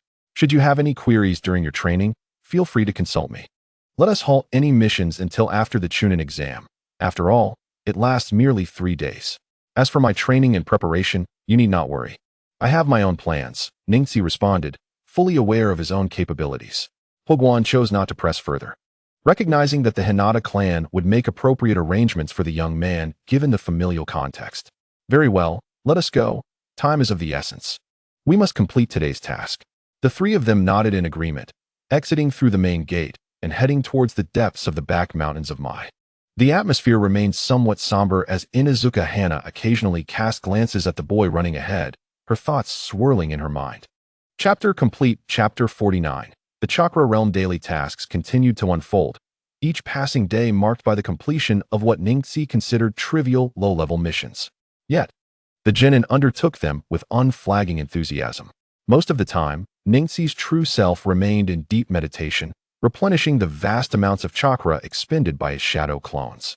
By the lakeside in the back mountains, Ningxi's clones diligently practiced various skills: physical combat, reaction training, the review of ninjutsu, and the exploration of flight techniques. Among them, one clone, isolated from the duo-based pairs, was enveloped in a brilliant azure chakra, its enormous wings flapping tirelessly, yet failing to take flight. Reminiscent of a fledgling bird that had recently left its nest, lost from its parents. Nearby, another clone was thoroughly enjoying itself. Delicate blue chakra mist emanated from around its body as it extended a hand. The chakra transformed into a petite shield that floated before it. With a snap of its fingers, the hovering mist coalesced into a sharp, blue shuriken, which began to spin rapidly around Ningxi, as if it were a devoted guardian. A swift motion of his hand sent the whirling shuriken scattering into a burst of blue mist, which did not dissipate, but instead morphed into elongated sword tips. These swords, devoid of handles, required no grasp. With a mere thought, Ningxi commanded the flying sword tips to whirl around him at high speed, accompanied by a piercing whistle. As he clenched his right fist and pulled back his right arm, chakra surged forth, coalescing into a massive, glistening fist. He struck forward decisively, colliding with a sword tip that passed before him, sending it hurtling backwards to embed itself into a tree 10 meters away. The slender blade sank deeply into the trunk, nearly half its length disappearing. 6 breaths later, the sword tip gradually disintegrated, transforming into blue mist that vanished into the ether. 6 seconds. It seems that the current control of external chakra can only be maintained for 6 seconds. After this duration, the will contained within the chakra dissipates, rendering it a formless entity, the clone mused. Shaking his head, he lost himself once more in the swirling blue mist around him, manipulating it into various forms, sometimes a blade, sometimes a shield, occasionally a colossal hand, and other times a clenched fist. The sensation of controlling objects from afar was utterly enchanting, igniting a spark of fascination in his eyes. Why can humans manipulate chakra? Or rather, What gives humans the ability to control chakra? This is a question worthy of deep contemplation. For those who were born into this world, pondering such matters was a challenge, as they accepted it as a given. Much like Ningxi's previous world where no one questioned humanity's ability to wield technology. Chakra, in ancient times, did not exist within the human body. It was Kaguya Otsutsuki who descended from the heavens, bringing chakra with her. She planted the god tree to absorb the natural energy of the ninja world, transforming that energy into chakra that she could consume, known as the chakra fruit. After consuming the chakra fruit, she bore a child, Otsutsuki Hagoromo, the progenitor of ninjutsu. Recognizing humanity's frailty, Hagoromo established the shinobi sect, distributing his chakra among its members, and journeying the world to gradually impart chakra to ordinary individuals. This is the origin of chakra. Hagoromo sowed seeds of chakra within the ancestors of all ordinary humans. Through the passage of time, those small amounts of chakra, those seeds, absorbed the strength of the human body, growing ever more potent as they spread through generations of human lineage, ultimately merging with humanity itself, forming a substantial presence of chakra within the human body. The scale of this presence varies. Some possess only a meager amount of chakra, while others are born with an abundance. Additionally, some individuals experience mutations in their chakra, resulting in elemental affinities such as ice release or fire release. When these mutated chakra attributes converge, they give rise to what is known as bloodline limits. When chakra accumulates within the human body to a sufficient degree, allowing for the release of ninjutsu, those individuals identify themselves as ninjas. This is the origin of ninjas. The ability of humans to manipulate chakra stems from the fact that chakra is a manifestation of one's own spiritual energy, infused with individual will. Humans do not directly control chakra. Rather, they govern the will inherent within their chakra to achieve indirect manipulation. While understanding human chakra is relatively straightforward, the concept of natural chakra presents a more complex challenge. Ningxi's shadow clone paused its actions, thoughtfully stroking its chin and conjecturing that this so-called natural chakra might be the collective will of countless deceased ninjas. Although their individual wills have faded, their chakra persists, diffusing throughout the world, coalescing into what is recognized as natural chakra. As these thoughts swirled in Ningxi's mind, a chilling hypothesis emerged, sending shivers down his spine. It struck him that chakra might be akin to a parasite, residing within humanity, gradually growing stronger by siphoning human power, all while humans willingly contribute through their own efforts. This notion left Ningxi breathless. What if the Sage of Six Paths had ulterior motives from the beginning? Perhaps he distributed chakra not to unite humanity, but rather to foster his own strength by nurturing his chakra within human hosts, only to reclaim it one day. Quickly dismissing this terrifying speculation, Ningxi reassured himself that such a scenario was implausible. The Sage of Six Paths had perished, and even if he had once bestowed gifts upon Naruto and Sasuke, those were merely remnants of chakra shaped by his will long before. Furthermore, the sage's actions in the original narrative indicate that he was not one to pursue power at any cost. Such ambitions would be more fitting for Indra or Uchiha Madara. The sage, being of such high caliber and might, would undoubtedly find such actions beneath him. Even if the sage had harbored such intentions from the outset, it would ultimately be futile. Chakra has been passed down through generations of humans, and with each cycle, the essence of humanity has claimed it as their own. Even if the original seed of chakra contained the sage's will, it has long since been cleansed by the myriad of human wills, rendering it unrecognizable. After all, the Sage of Six Paths is no longer alive. Even the strongest of wills cannot withstand the ravages of time. With this self-assurance, the shadow clone concentrated, allowing chakra to surge forth from every pore of its body, creating a delicate mist of chakra that enveloped a 2-meter radius around it.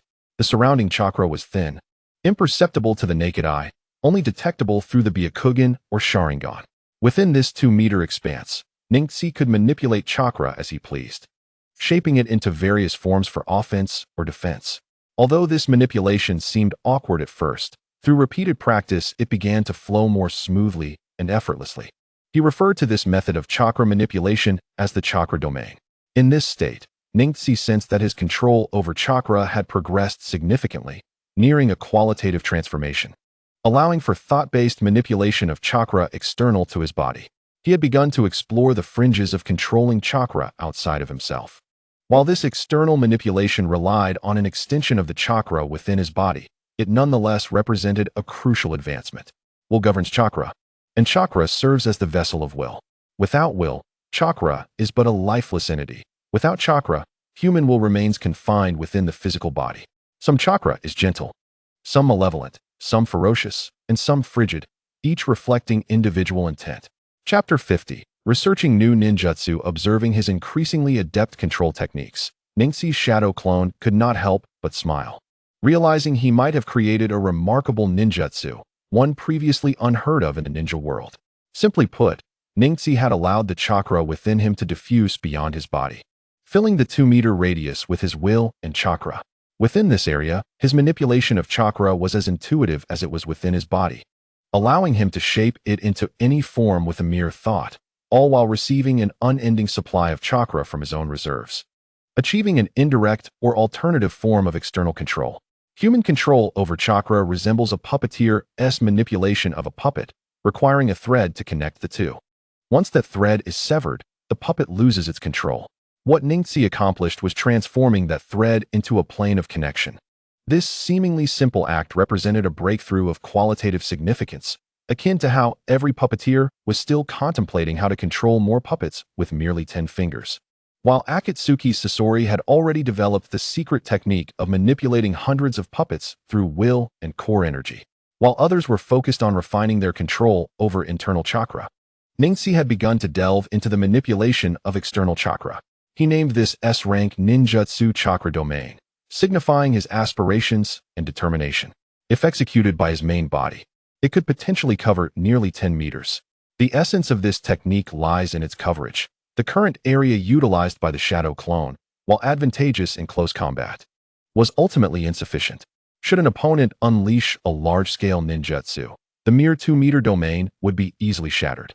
However, if employed by his main body to encompass 10 meters, all within that range would be suppressed, including Ningxi's own attacks and the interference of his chakra against that of his opponent. Within this interference, opponents would find it exceedingly difficult to employ ninjutsu.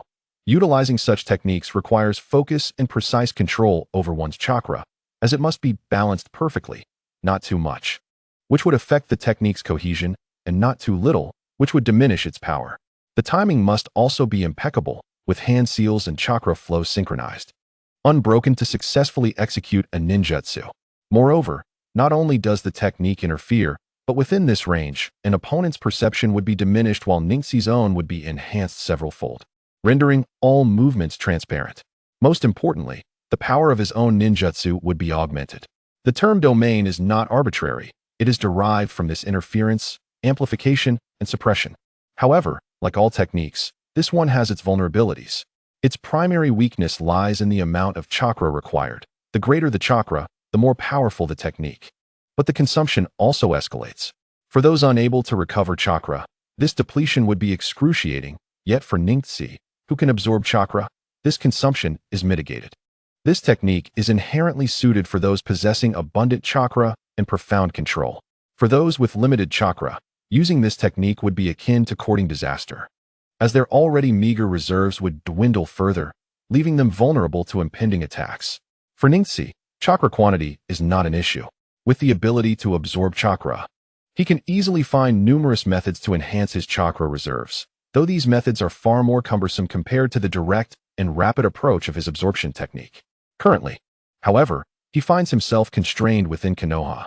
Unexpectedly, he has achieved such a significant breakthrough, creating a new ninjutsu. The shadow clone felt immense joy at this accomplishment.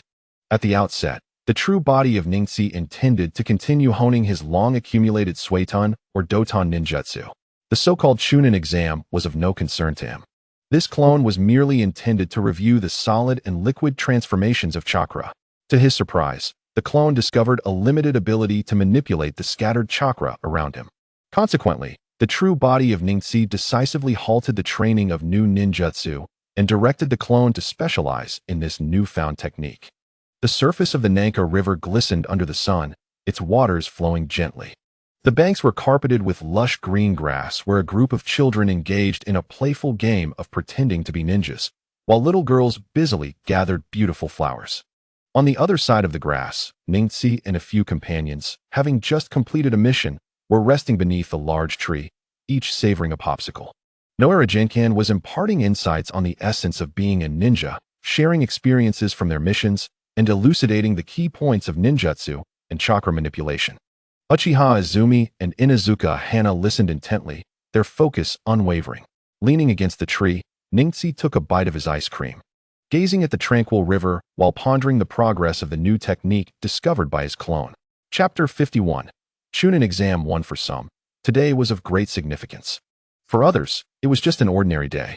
For those genin who had accumulated sufficient strength and trained for over a year, today was a day to prove their efforts. For those who had previously participated in the Chunin exam and faced failure, today was a chance to reclaim their honor. To Hyuga Neji, however, today was merely another day. After methodically finishing his breakfast and meticulously washing his dishes, he dried his hands and stood before the mirror, silently reflecting on his slightly taller, expressionless visage compared to the past. He touched the green caged bird mark on his forehead, donned his forehead protector after adjusting it, and then retrieved a red string from his pocket. With his left hand, he gathered his long hair at the back of his waist and gently tied it up. With a soft sigh, he turned to leave the house, pulled the door shut behind him, crossed the courtyard, closed the yard gate, and headed towards the alley.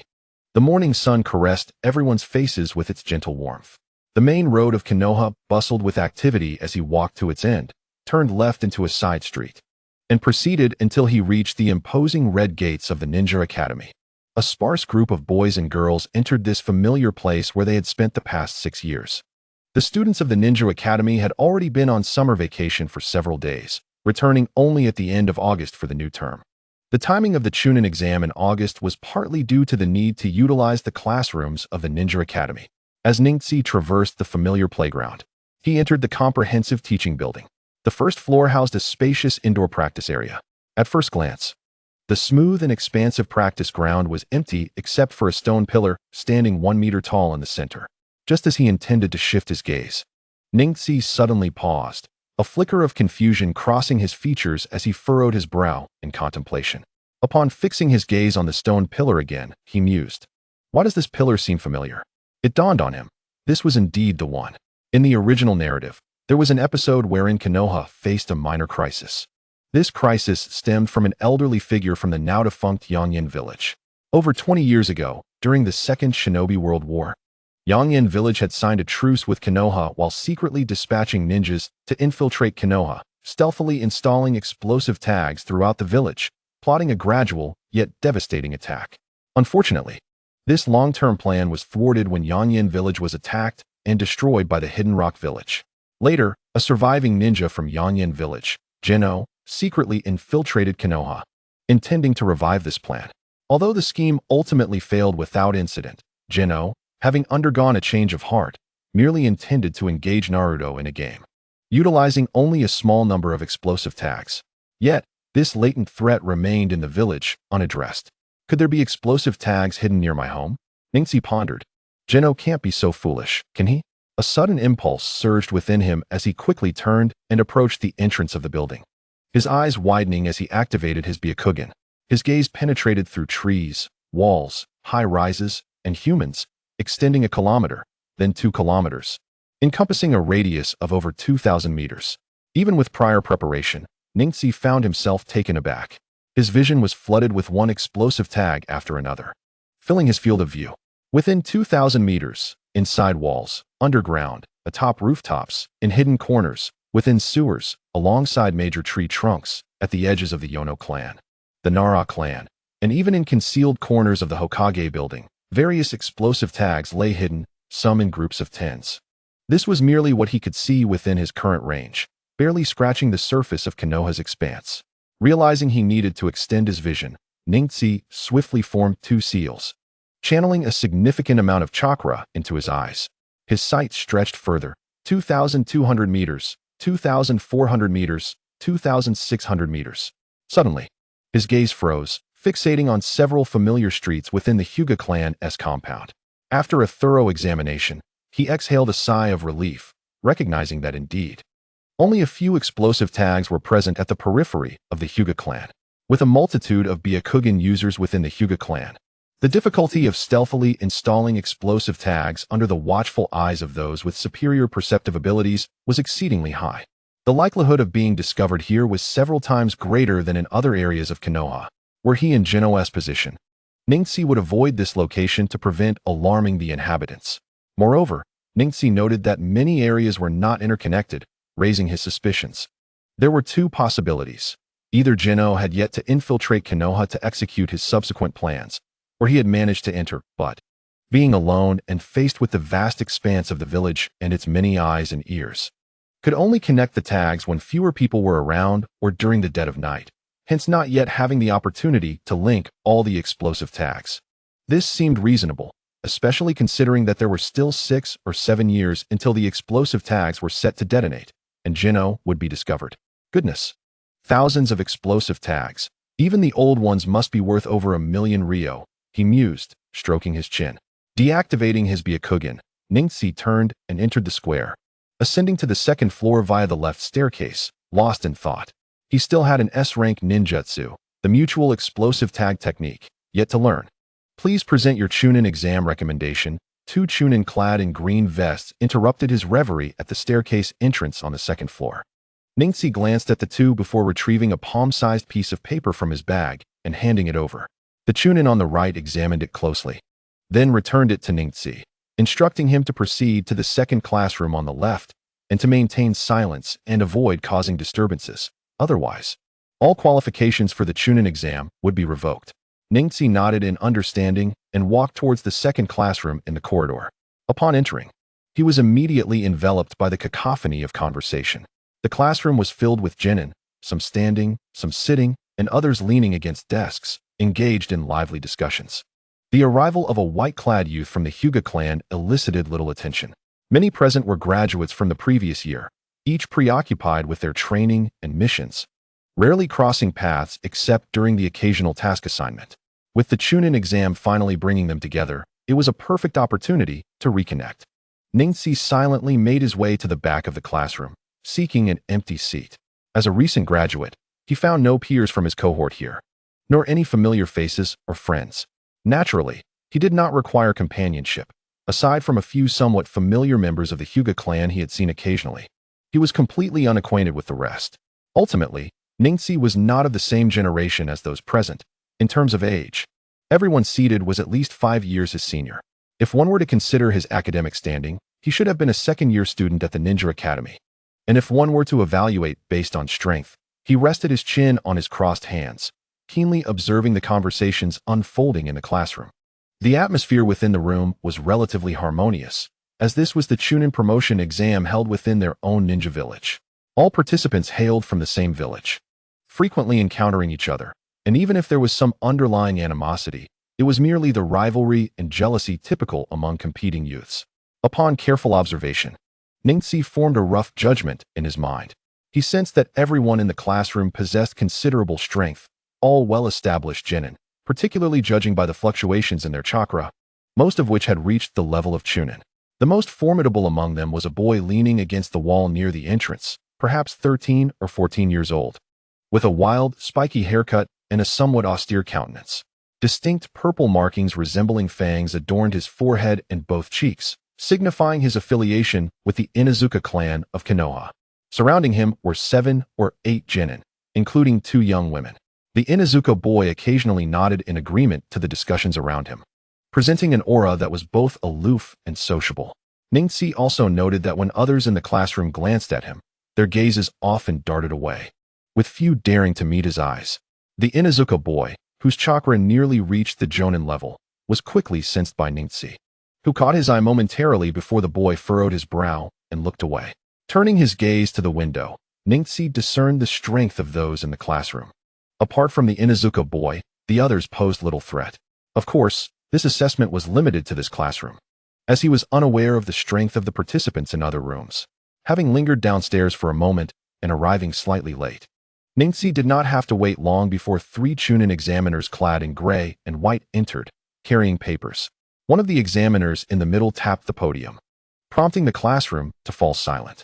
He then instructed everyone to form groups of 3 with their teammates and find a seat together. The crowd was momentarily taken aback. They were not breaking up the teams to prevent collusion, but rather grouping them together? Had they heard correctly that the written exam would be conducted in teams, meaning that he and his two companions were to share a single test paper? The examiner clarified. Such an examination format. Yes, it was unprecedented. Would they have to write their names on the paper as a trio? Either they would all pass together, or the entire team would fail. Murmurs of discussion arose among the crowd, with some faces lighting up in amusement, as teaming up for the exam meant that those who struggled with theory would gain an advantage. No wonder the desks were arranged in pairs of 3. It all made sense now. It was commonly said that the Chunin exams favored teamwork, but Ningxi thought to himself that this arrangement was extremely disadvantageous for him, as lacking teammates meant he had to tackle a test designed for 3 individuals alone. Once everyone settled into their seats, the examiner behind the podium nodded and, upon scanning the room, paused in surprise before addressing one student, inquiring about his missing companions who seemed to have scattered to other classrooms. Everyone turned to look, spotting a boy from the Hyuga clan seated alone at the right side of a trio of desks, appearing quite solitary amidst the group teams. Ningxi frowned and stood up, stating with resignation that only he had registered for this Chunin exam as part of their team. Laughter erupted from the crowd, with some expressing sympathy for the unfortunate boy who had encountered such a predicament during his first attempt. It was merely a matter of bad luck, after all. Who would have anticipated that a traditional individual exam would suddenly transform into a group test? It seemed that luck was indeed a component of strength. The thought of a group test where 3 individuals shared a paper was daunting, and the gazes of the others turned to the boy with pity. The middle-aged examiner shook his head, gesturing for the 2 other examiners to quickly distribute the test papers. Clearing his throat, he announced that the exam was out of a total of 100 points, with 80 points required to pass, and that they had 1 hour to complete it. During this time, they could discuss quietly but should refrain from loud noise. He urged everyone to manage their time efficiently. Once the papers were in hand, the participants immediately focused on their tests. The expressions of those who had initially felt sorry for Ningxi quickly morphed into grimaces as they delved deeper into the questions, their faces growing increasingly pale. The first question inquired about the name of the wife of the daimyo of the Land of Fire. The second question asked who, besides the production of military rations, could also make the blue agave flower.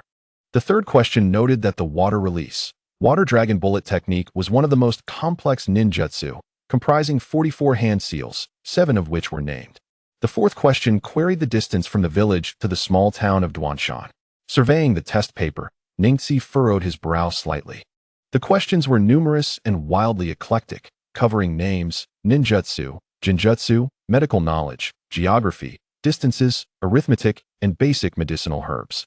If the team exam was meant to assess a squad's coordination and distribution of tasks, the content of the test evaluated the entire group's knowledge base and practical experience. Interspersed within were obscure references, such as the first question regarding the wife of the daimyo of the Land of Fire. Were it not for having overheard Uchiha Izumi mention it once, he would have been entirely unaware of her identity. Ordinary ninjas, especially male genin, seldom concerned themselves with the identity of the wife of the daimyo. Shaking his head, Ningxi inscribed his name on the paper and began answering the questions. As time ticked away, 2 examiners roamed the classroom with their clipboards, occasionally knocking on desks to remind the discussing teams to lower their voices. Ningxi maintained a calm demeanor as he wrote swiftly and legibly. When confronted with particularly obscure questions, he silently activated his Byakugan, peering through the backs of those in front of him to glimpse their answers. In the world of ninjas, there was no concept of cheating. It was termed intelligence gathering. Although Ningxi was exceptionally talented, he had not been in this world for long. Compared to these homegrown genin, who were older than him, he lacked familiarity with numerous common knowledge and experiences, and being alone in the exam left him with no advantage. Half an hour later, after meticulously reviewing his answers and ensuring nothing was overlooked, Ningxi closed his test paper and made his way to the door. An examiner, noticing him standing up, hurried over to collect his paper. The first person to leave always instilled a sense of urgency in others. As they saw Ningxi departing, many wore expressions of confusion, quickly replaced by smiles, as they likely assumed he had given up, given the difficulty of the questions. The chief examiner seated behind the podium glanced at Ningxi as he approached the exit and said flatly that he should wait in the indoor training area below, as the results would be announced half an hour after the exam concluded, urging everyone to be patient. Ningxi nodded and departed, entering the corridor, which was empty and silent. Descending the stairs, he reached the edge of the indoor training area, leaning against the wall with his eyes closed, waiting. In secret, he began to refine the chakra within him, replenishing what he had lost over the past few days. Since returning from a mission outside the village, he had engaged in various training activities, including flight ninjutsu, chakra fields, and daily task training, resulting in significant chakra depletion. He had lost nearly half of the chakra he had painstakingly accumulated. Although the accumulation of knowledge may seem slow, it thrives in a steady and enduring manner. One by one, ninjas began to descend the staircase, and the once tranquil training hall was filled with the buzzing sounds of conversation. As the examination approached, the number of participants increased, and they began to inquire about the solutions to various questions. When they heard affirmations from others, their hearts swelled with joy. However, upon hearing incorrect answers, they would lament their misjudgments. The noise escalated, prompting Ningxi, who had just been refining his chakra, to open his eyes in consternation. He rubbed his nose, a fleeting expression of helplessness crossing his face. Reluctantly, he ceased his refining process and observed the gathering crowd. The number of participants in the Chunin exams was considerable, despite some individuals still being in the examination room. Over 100 lower ninjas were already present in the spacious hall. The chaotic fluctuations of chakra filled the entire space. After a brief scan, Ningxi discerned several chakra signatures that surpassed all others. To his left, slightly behind a crowded area, stood a young man from the Oil Girl clan. Clad in a black coat and wearing a large black mask that obscured all but his piercing dark eyes, he emanated a formidable chakra aura that seemed to overshadow the erratic energies around him. Turning his gaze towards the center, Ningxi noticed a towering figure amidst the throng. Most of the surrounding ninjas were merely 14 or 15 years old, with the tallest barely reaching 1.56 meters. Yet this individual stood at an imposing height of 2 meters. He appeared as a giant among children, drawing immediate attention with his robust physique. He could be described as both stout and strong, presenting an image of rotundity, particularly accentuated by the large circular symbol emblazoned on his red clothing, which bore the character for food, unmistakably marking him as a member of the Akimichi clan. Due to the oppressive aura of his massive frame, few dared to approach him. Save for 2 teammates. He carried a short-handled giant axe, a rare weapon, which contributed to the perception of him as overweight, yet his physique, evidenced by the taut lines of his attire, suggested a body sculpted with hard, rocky muscles rather than mere fat. Ningxi's attention shifted, sensing 2 or 3 more powerful presences weaving through the crowd. However, obstructed by the throng, he could only vaguely perceive their auras. Only by activating his Byakugan could he penetrate the crowd to identify their sources. Cough, cough. Everyone, please be quiet, commanded a voice from the balcony on the 2nd floor.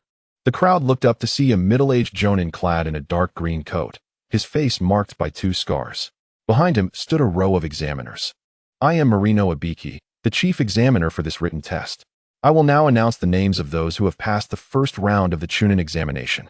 As he rapidly recited the names, Miyamoto Shinji, Kojima Yoshiko, Sarutobi Hiruzen, Uchiha Hade, Akimichi Tashin, Nara Kyushi, and Yazaki Juina. The scars on his face seemed to animate, particularly the long mark that ran diagonally from the corner of his left eye to his chin, resembling a writhing centipede from a distance. Those whose names have been called may remain. The rest, please exit immediately. Most individuals wore gloomy expressions, slowly departing the training hall in silence, returning to their daily tasks, resigned to accumulate strength for the next year's Chunin examination. In what had been a crowded training ground with nearly 200 lower ninjas, only about 60 remained. The remaining participants submitted their Chunin exam recommendation letters, and Marino Ibiki instructed them to report at 2 o'clock in the afternoon at the entrance of Training Ground 44. Door 12. With a wave of his hand, the 2 examiners behind him moved swiftly to the 1st floor of the training hall. The remaining individuals stepped forward to submit their recommendation letters before departing with their teammates. Ningxi approached to hand over his recommendation card, then turned to leave. Shielding his eyes from the glaring sunlight outside, he mused that he would prepare grilled eel for lunch before the afternoon session. As he stepped out of the ninja academy, he walked towards the street, intending to buy an eel. In the afternoon, under the blazing sun, the area around Training Ground 44 was filled with towering ancient trees, with the 12th entrance providing a rare open space where groups of youths stood scattered across the sparse green grass. Nearby, 3 tables and benches sat empty beneath a tree, with a sign reading Chief Examiner prominently displayed. A young man with long hair and dressed in white approached from a distance. 2 Chunin responsible for maintaining order raised their hands to stop him. Name? Hyuga Neji, he answered calmly. The Chunin on the right held a stack of red papers, rifling through them until he pulled out one, comparing the photograph on it to the young man before him. This is you. You may enter. The 2 examiners stepped aside, allowing him to proceed.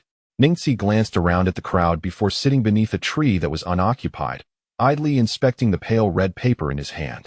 The content of the paper was straightforward, his name accompanied by a 1-inch photograph, below which was his ninja registration number, a unique identifier assigned to every graduate of the Ninja Academy. To the left was a record of tasks completed and their respective ranks prior to participating in the Chunin examination, 2 C-rank tasks and 9 D-rank tasks. To the right was a basic strength evaluation diagram, shaped like a pentagon, with each vertex representing different aspects of a ninja's abilities: ninjutsu, taijutsu, jinjutsu, bloodline limits, and chakra capacity, providing a vague indication of the ninja's strengths. If one hailed from a secretive clan, the section would be marked with secret. If a common ninja, it would read none. Flipping the paper over revealed a much simpler format.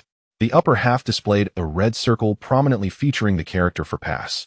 The lower half contained 3 rows of small text: first round of Chunin exam, second round of Chunin exam, and third round of Chunin exam. The first row bore a red stamp marking it as pass, with the notation of excellent following the first round.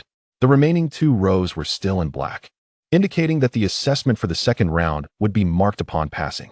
A gentle breeze rustled the leaves, prompting Ningxi to look up, not far ahead. At the examiner's table beneath the tree, 3 figures had suddenly appeared, clad in black ninja attire with green vests. The middle figure wore a dark green vest, while the 2 flanking him donned lighter shades. Ningxi instantly recognized them. This trio could pose a challenge. I must give it my all, he murmured. The young ninja on the left, wearing black sunglasses, belonged to the Konoha Intelligence and Communication Departments, a special jonin named Yamashiro Oba. The middle-aged ninja, with short hair tied back and scars above and below his right eye, sported a small goatee and was known as Naruto, an elite jonin and leader of the Konoha jonin class. The ninja on the right bore a burn-like scar beneath his left eye and was also a special jonin of Konoha. These 3 were no ordinary individuals. They were prominent figures known for their recurring appearances in the original narrative.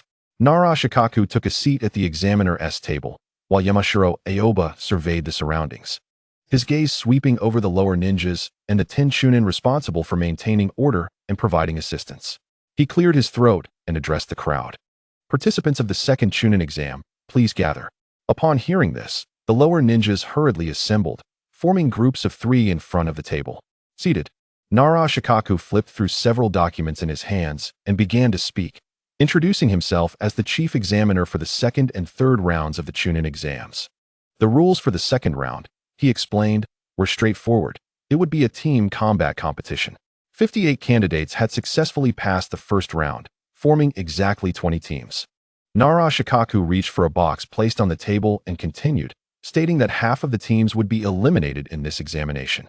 Inside the box were 2 sets of papers, each marked with the number 10, which would determine their opponents and the order of appearance through a draw. Upon hearing this, the attendees nodded in understanding. The team that drew number 1 would face another team that also drew number 1, thus being the first to enter the fray. This system of examination was fair and based entirely on luck. However, a curious genin inquired, how can 58 individuals form 20 teams? Naruto glanced at Neji, who stood a short distance away, before responding, each individual participant in the Chunin exams is considered a team. What? Someone is participating alone, exclaimed a teammate, incredulous. Can one person really change the tide? Who is this bold individual? They must be quite young to enter the Chunin exams alone. I'm not sure, but I believe they belong to the Hyuga clan, came the reply. It's obvious that whichever team encounters him will be fortunate. Of course, it will be our team, scoffed another. With your pathetic team, you dare to speak? Retorted another voice. I hope we don't draw the same number, otherwise you will learn who the real inferior team is. As discussions ensued, Neji furrowed his brow momentarily before returning to a calm demeanor. Observing the expressions of schadenfreude and delight directed at him, a faint smirk of derision appeared on his lips. "Teams, please send a representative to draw from the box," announced Yamashiro Aoi, rapping his knuckles on the table. The participants nodded and sent individuals forward in turn to draw lots. Neji stepped up, placing his fingers into the box and retrieving a slip marked with the number 5. Clutching the paper, he turned away to allow the next person to draw. The others quickly finished and returned to their original positions. Nara Shikaku spoke again. "The second round of the Chunin exams begins. The first group, please step forward and enter the practice arena for combat." At the entrance of the 12th practice area, 2 Chunin pushed open the wire-meshed gate. The 2 teams that had drawn number 1 stepped out from the crowd, exchanging glances before proceeding through the gate. "Poor Aizu, he has to face Inuzuka Shino. He is likely to lose," lamented a genin. "Surely not. Aizu is from the Sarutobi clan. His fire release techniques are quite formidable," countered a teammate. "I know that. But Inuzuka Shino is the strongest of his generation in the Inuzuka clan, possessing 7 wolf ninja beasts." 7 wolves?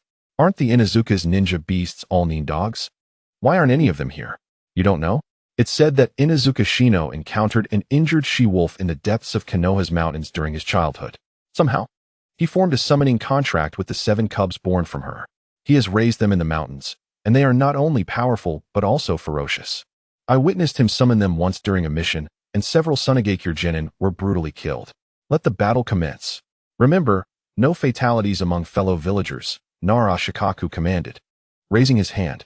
Within the confines of the wire fence, the 2 teams of 6 retrieved their ninja tools, locking eyes with one another before launching into action. The sound of clashing kunai echoed amid the sparks flying. The second round of the Chunin exams had officially begun. Chapter 55. Akimichi Tashin, the fire release. Fireball technique erupted from Sarutobi Aizu, his cheeks puffing as he formed the seals with fervor, unleashing a torrent of sparks that surged forward. The audience outside the wire fence stiffened, some sharp-eyed individuals noticing sparks landing on a nearby tree trunk, instantly creating fist-sized scorches. Yamashiro Chuji utilized a series of shadow clones to confuse his opponents, but upon contact with the flying sparks, they dissipated into smoke. Inuzuka Shino and his team retreated rapidly to escape the technique's range. Among the trio, Shino was the quickest, nearly escaping the technique's reach. The slowest was Chuji, who stood momentarily stunned after his clones vanished. "Too quick. We don't have time," exclaimed Akimichi Ino, her brow furrowed. With a swift motion, she yanked Chuji backward just as he was about to be engulfed. As she formed 3 hand seals, she called out, "Wind release, wind burst technique." A gust of wind swirled around her feet, rapidly forming a small tornado that drew in the oncoming sparks. After several rotations, the flames extinguished, leaving only a swirling calm. The grass beneath them rolled back, revealing a series of small blackened craters. Chuji's face twisted in pain, despite being saved. A spark had burned a hole in his sleeve and left a small patch of crimson on his arm, sending waves of searing pain coursing through his mind. Seeing Aizu's spark attack thwarted, his teammates did not remain idle.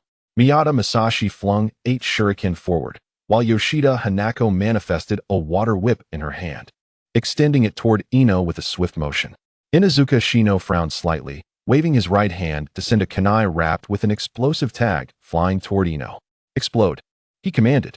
With a resounding bang, the explosive tag detonated, sending the 8 shuriken flying and dispersing the water whip.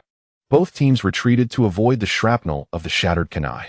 Shino bit his thumb and formed seals before slamming his hands to the ground, shouting, "Summoning technique."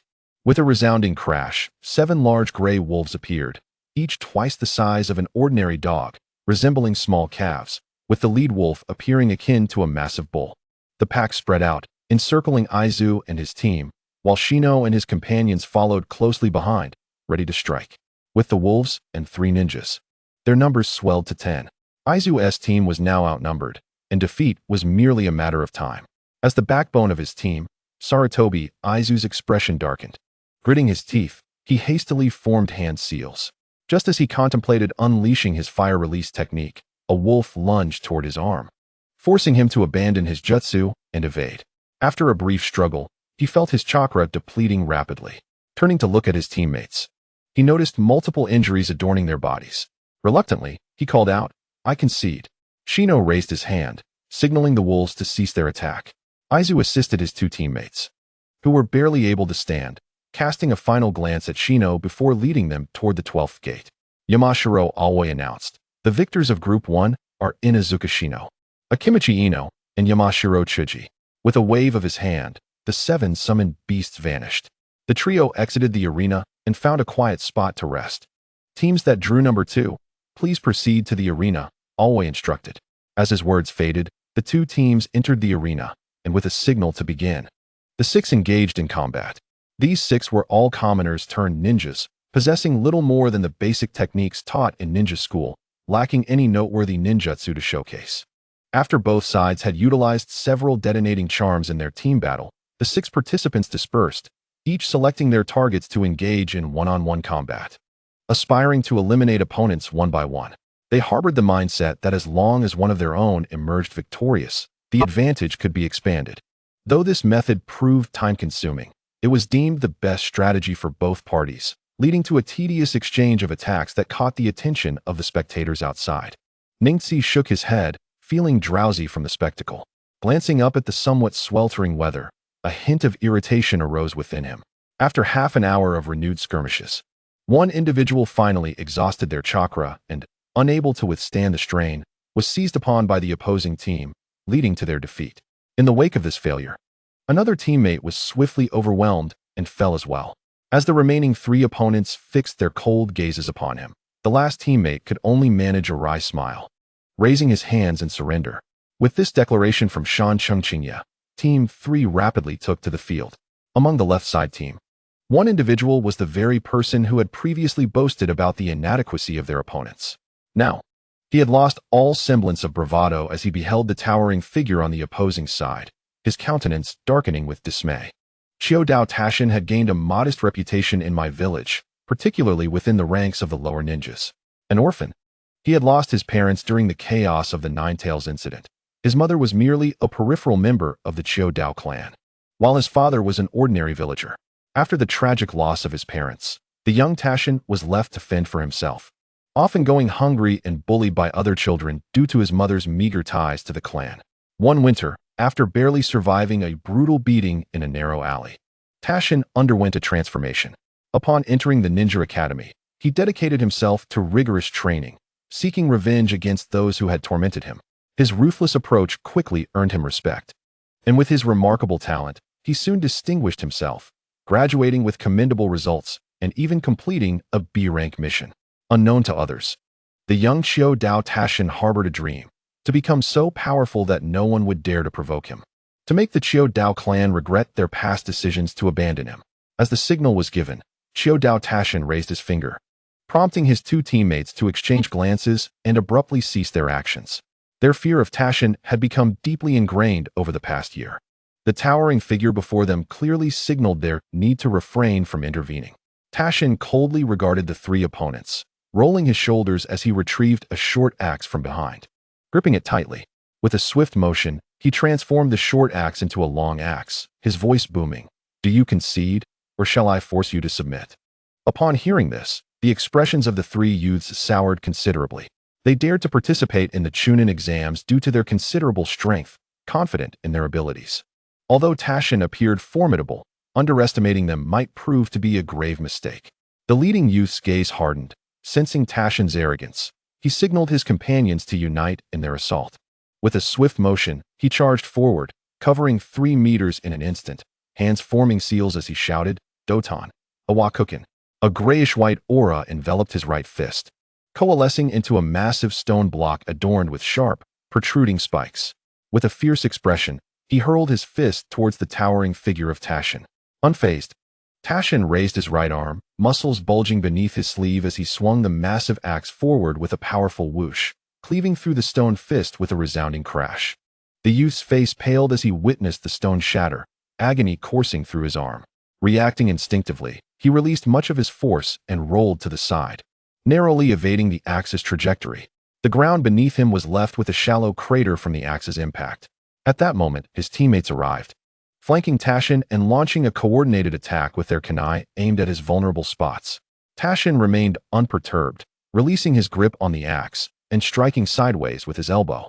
The youth attacking from the right was soon met with terror as he realized that his fully extended arm and kunai were no match for Tasshin's powerful elbow. A crushing force struck his chest, sending him flying. Simultaneously, Tasshin raised his left fist, revealing two circular metal rings that clashed against the kunai of the youth on his left. As the left side youth stood momentarily stunned, Tasshin retracted his right arm and delivered a heavy blow to the abdomen of the now reacting opponent, causing him to spew blood and fall unconscious. As he withdrew his fist, the once threatening youth crumpled to the ground, breathless. Tasshin, coldly observing the remaining youth who had previously evaded his attack, directed his gaze toward him.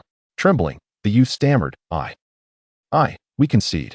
His arm throbbed with numbness, and he could hardly believe the outcome had not been worse had it not been for his quick reflexes. The overwhelming strength he had just faced was terrifying, and the thought that Tasshin had not even unleashed his full potential sent a chill down his spine. Glancing at his fallen teammate and the other severely injured, he felt a strange sense of relief. As the medical team rushed to assist the defeated, Naruto regarded Tasshin's imposing figure without reproach. It was better to be injured by a fellow villager than to fall to outsiders, he announced. The victor is Chio Dao Tasshin, Naruto Yasaki Juana. The next team with the number 4, please enter the arena. As Shikaku's voice faded, Tasshin and his teammates exited the arena, parting the crowd as they passed, who eyed the formidable figure with a mixture of awe and fear. The remaining 2 teams subsequently entered the field, and upon Shanxing Qingye's command, the battle commenced. Ningxi observed the towering form in the distance, lost in thought. The third match consisted of a team of civilian lower ninjas against a squad composed of members from the Hyuga and Uchiha clans, along with another civilian lower ninja. After a stalemate lasting over 10 minutes, the battle concluded under the combined might of the Hyuga's Byakugan and the Uchiha's fireball technique. In their youth, civilian ninjas often found it exceedingly challenging to triumph over clan ninjas, as their jutsu were scarce and difficult to acquire. Without the means to purchase techniques from the black market or to earn sufficient trust from higher-ranking ninjas to be taught, their only hope lay in accumulating enough merits to petition the village's higher-ups for training. Until when can one truly stand on equal footing with the members of esteemed clans? After all, ninjutsu, secret techniques, and bloodline limits are the culmination of generations of relentless effort from a family, something that a mere commoner ninja cannot easily surpass through mere diligence. Had Lee Loaka not encountered Mai Kai, despite his utmost efforts, he would have remained in obscurity, either succumbing to despair or exhausting himself in the pursuit of fruitless endeavors. For an individual, no matter how hard they strive, if they cannot glimpse hope, 10 or even 20 years of arduous training would yield little. If such dedication exists without hope, it is merely folly. The victor is Hyuga Neji. A common ninja's path is not devoid of possibilities. Rather, it is the challenge of discovering one's own path. Neji contemplated this notion affirmatively within his mind. Yamashiro Ali, with a furrowed brow, called out with more emphasis. Neji, realizing the urgency, lifted his gaze to see Yamashiro always glaring at him, stating, "It's your turn." Neji nodded and stepped into the arena. The boy Naruto frowned slightly. Chapter 57. The use of new ninjutsu. Before him stood a boy clad in white with long hair. The 3 brothers across from him exchanged glances, and the eldest, Shimizu Tuchi, smiled and remarked, "What luck? Out of 20 teams, we encounter this kid. It seems that fate is on our side." Indeed, the second brother agreed. "This exam will be a walk in the park." The youngest brother, nodding in affirmation, added, "This kid has simply drawn the short straw." The 5th round of the team battles commenced, and Yamashiro always observed from a nearby tree, ready to assist at a moment's notice. "Kid, considering you're about to hand us points, here's your chance. Concede now, and spare yourself the pain to come. Don't come crying to us later." Tuchi tossed a shuriken, feigning sincerity, yet the smirk on his lips betrayed his true disposition. Neji, arms crossed, coldly regarded the self-important trio and replied, "If you wish to perish, do so quickly. Do not waste my time." The brothers were taken aback and then erupted in fury. "We intended to give you a chance to concede, but now it's gone. Your arrogance suggests you lack discipline. We shall teach you to respect your seniors. Indeed, prepare to face your end." The brothers, in a fit of rage, hurled 8 shuriken towards Neji. 24 shuriken whistled through the air, yet Neji remained unfazed. As if oblivious to the assault, thinking this would be an excellent opportunity for the brothers to test his new technique. Chakra surged within him, and the fabric of his clothes began to flutter, animated by an unseen force. Fine threads of chakra emanated from his body, enveloping a 10-meter radius around him. With a snap of his fingers, 6 shields, each the size of a human head, materialized 2 meters ahead of him, rotating around him in an orbit, deflecting the incoming shuriken with a series of metallic clinks. The brothers were taken aback, pondering the nature of this ninjutsu. The eldest, Shimizu Tuchi, gritted his teeth. Let us attack together. I refuse to believe this kid can withstand a 3-pronged assault. With that, the trio drew 2 kunai each, advancing towards the young boy in an attempt to overwhelm him. Neji shook his head. The moment they stepped into his 10-meter range, they had already lost. He gestured forward, and the floating shields shattered into countless fragments, which swiftly coalesced into 20 crystalline blue chakra needles, each sharp and glimmering, poised to rain down upon the advancing brothers. Realization dawned on the brothers, and they exchanged anxious glances. Hastily, they formed hand seals and shouted, "Wind release, vacuum blade." Neji swung his right hand downward, unleashing the 120 blue needles that shot forth like a torrential downpour towards the trio. The brothers, having completed their seals, pushed their hands forward, only to be met with confusion as their ninjutsu failed to activate. Terror replaced their bewilderment as they beheld the oncoming storm of blue needles, their lips trembling in a desperate plea. "No, no, please." The sounds of piercing flesh echoed as 3 agonizing screams erupted. The brothers, now riddled with blue needles, especially in their arms which they had instinctively raised to defend themselves, found their limbs bleeding profusely, their clothing drenched in crimson. As they shrieked, they feebly grasped at the needles embedded in their bodies. The heart-wrenching wails grated on Neji's nerves, and he waved his hand again, summoning 3 oversized blue kunai that hurtled towards the struggling trio. Regrettably, the brothers were preoccupied with the agony of the needles. Each needle was half the length of chopsticks, penetrating deeply into their flesh. Thus, they could only focus on their torment, neglecting the oncoming kunai. Neji furrowed his brow. He had no desire to kill, as that would complicate matters. He clasped his hands together, and as the kunai approached the brothers' foreheads, the sharp tips shattered, leaving only the rounded ends to strike their foreheads with a thud, knocking them unconscious. A single decisive move led to an effortless victory, achieved by catching them off guard. Neji waved his hands, causing the grass beneath him to shake, and an unseen azure mist began to swirl towards his palms. As the quantity increased, a blue glow enveloped his hands, swiftly restoring him to his former state. In an instant, 3 figures appeared beside the fallen Shimizu brothers. The battle had concluded in mere moments, with barely over 2 minutes passing since the brothers' banter turned into combat. The peculiar transformation of Neji's ninjutsu left the observing jonin momentarily stunned. Had they not sensed Neji's non-lethal intent, they would have intervened at the first shriek. Nara Shikaku crouched, extracting a blue needle from Shimizu Tuchi's body.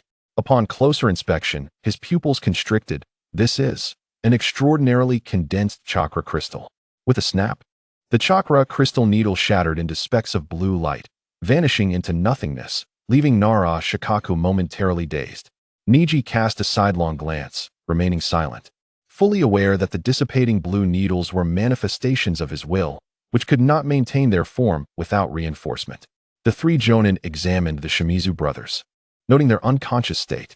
Although they bore no fatal injuries, a delay would result in fatal blood loss, prompting them to signal the waiting medical team to enter and carry the brothers away. Turning back, the 3 jonin fixed their gaze on the young boy, who met their stares with a calm expression. Moments later, Nara Shikaku broke the silence, declaring, "The victor of this match is Hinata Neji." Neji nodded and walked toward the exit, unfazed by the myriad of gazes upon him, returning to his original position to await the next round of examinations.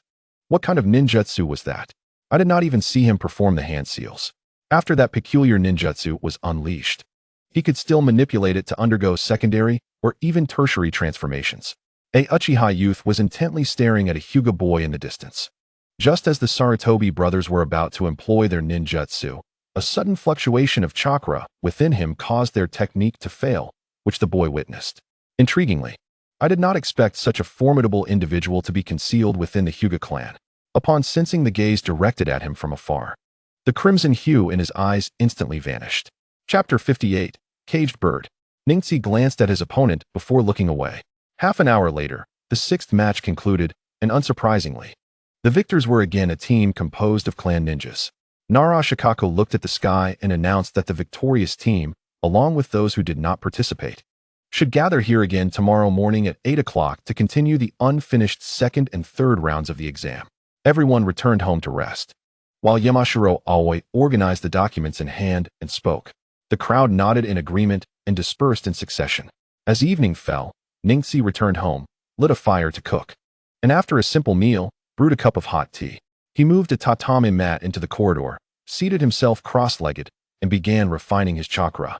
The sky darkened progressively, and after exhaling a long breath, he retracted his hand seals, rubbed his slightly stiff legs, and with a slight tremor of his fingers, 2 shadow clones silently emerged. He instructed the clones to retrieve only the exposed and undamaged explosive tags, disregarding those embedded in the walls and floor. The 2 clones nodded slightly and turned towards the gate shrouded in darkness, while Ningxi re-entered the house, turned on the light, and brewed another cup of tea, gazing vacantly at the illumination. Once this Chunin exam concludes, I shall commence my training in Suiton. Presently, he held disdain for ordinary B-rank ninjutsu, as even basic B-rank offensive or defensive techniques were less convenient than his chakra solidification and transformation. Take Doton, Dorihiki for example. Its defensive strength could hardly rival the chakra giant shield manifested through Ningxi's solid chakra. Most Doton techniques were primarily defensive, and Konoha lacked advanced Doton skills. Although the village possessed a variety of ninjutsu, it did not specialize in any particular elemental type. Even Suiton was only developed into several sophisticated forms due to the influence of the second Hokage, which is not surprising. Common ninjas without bloodline limits or secret techniques find it challenging to access A-rank or S-rank ninjutsu, while those with bloodlines or secrets often disdain low-level elemental techniques. Unless one reaches the Jonin level and has mastered a second nature transformation, they would rarely consider practicing a second elemental ninjutsu. The reason for pursuing Suiton is that it is the only B-rank technique he can currently learn, as he does not lack low-level offensive and defensive methods.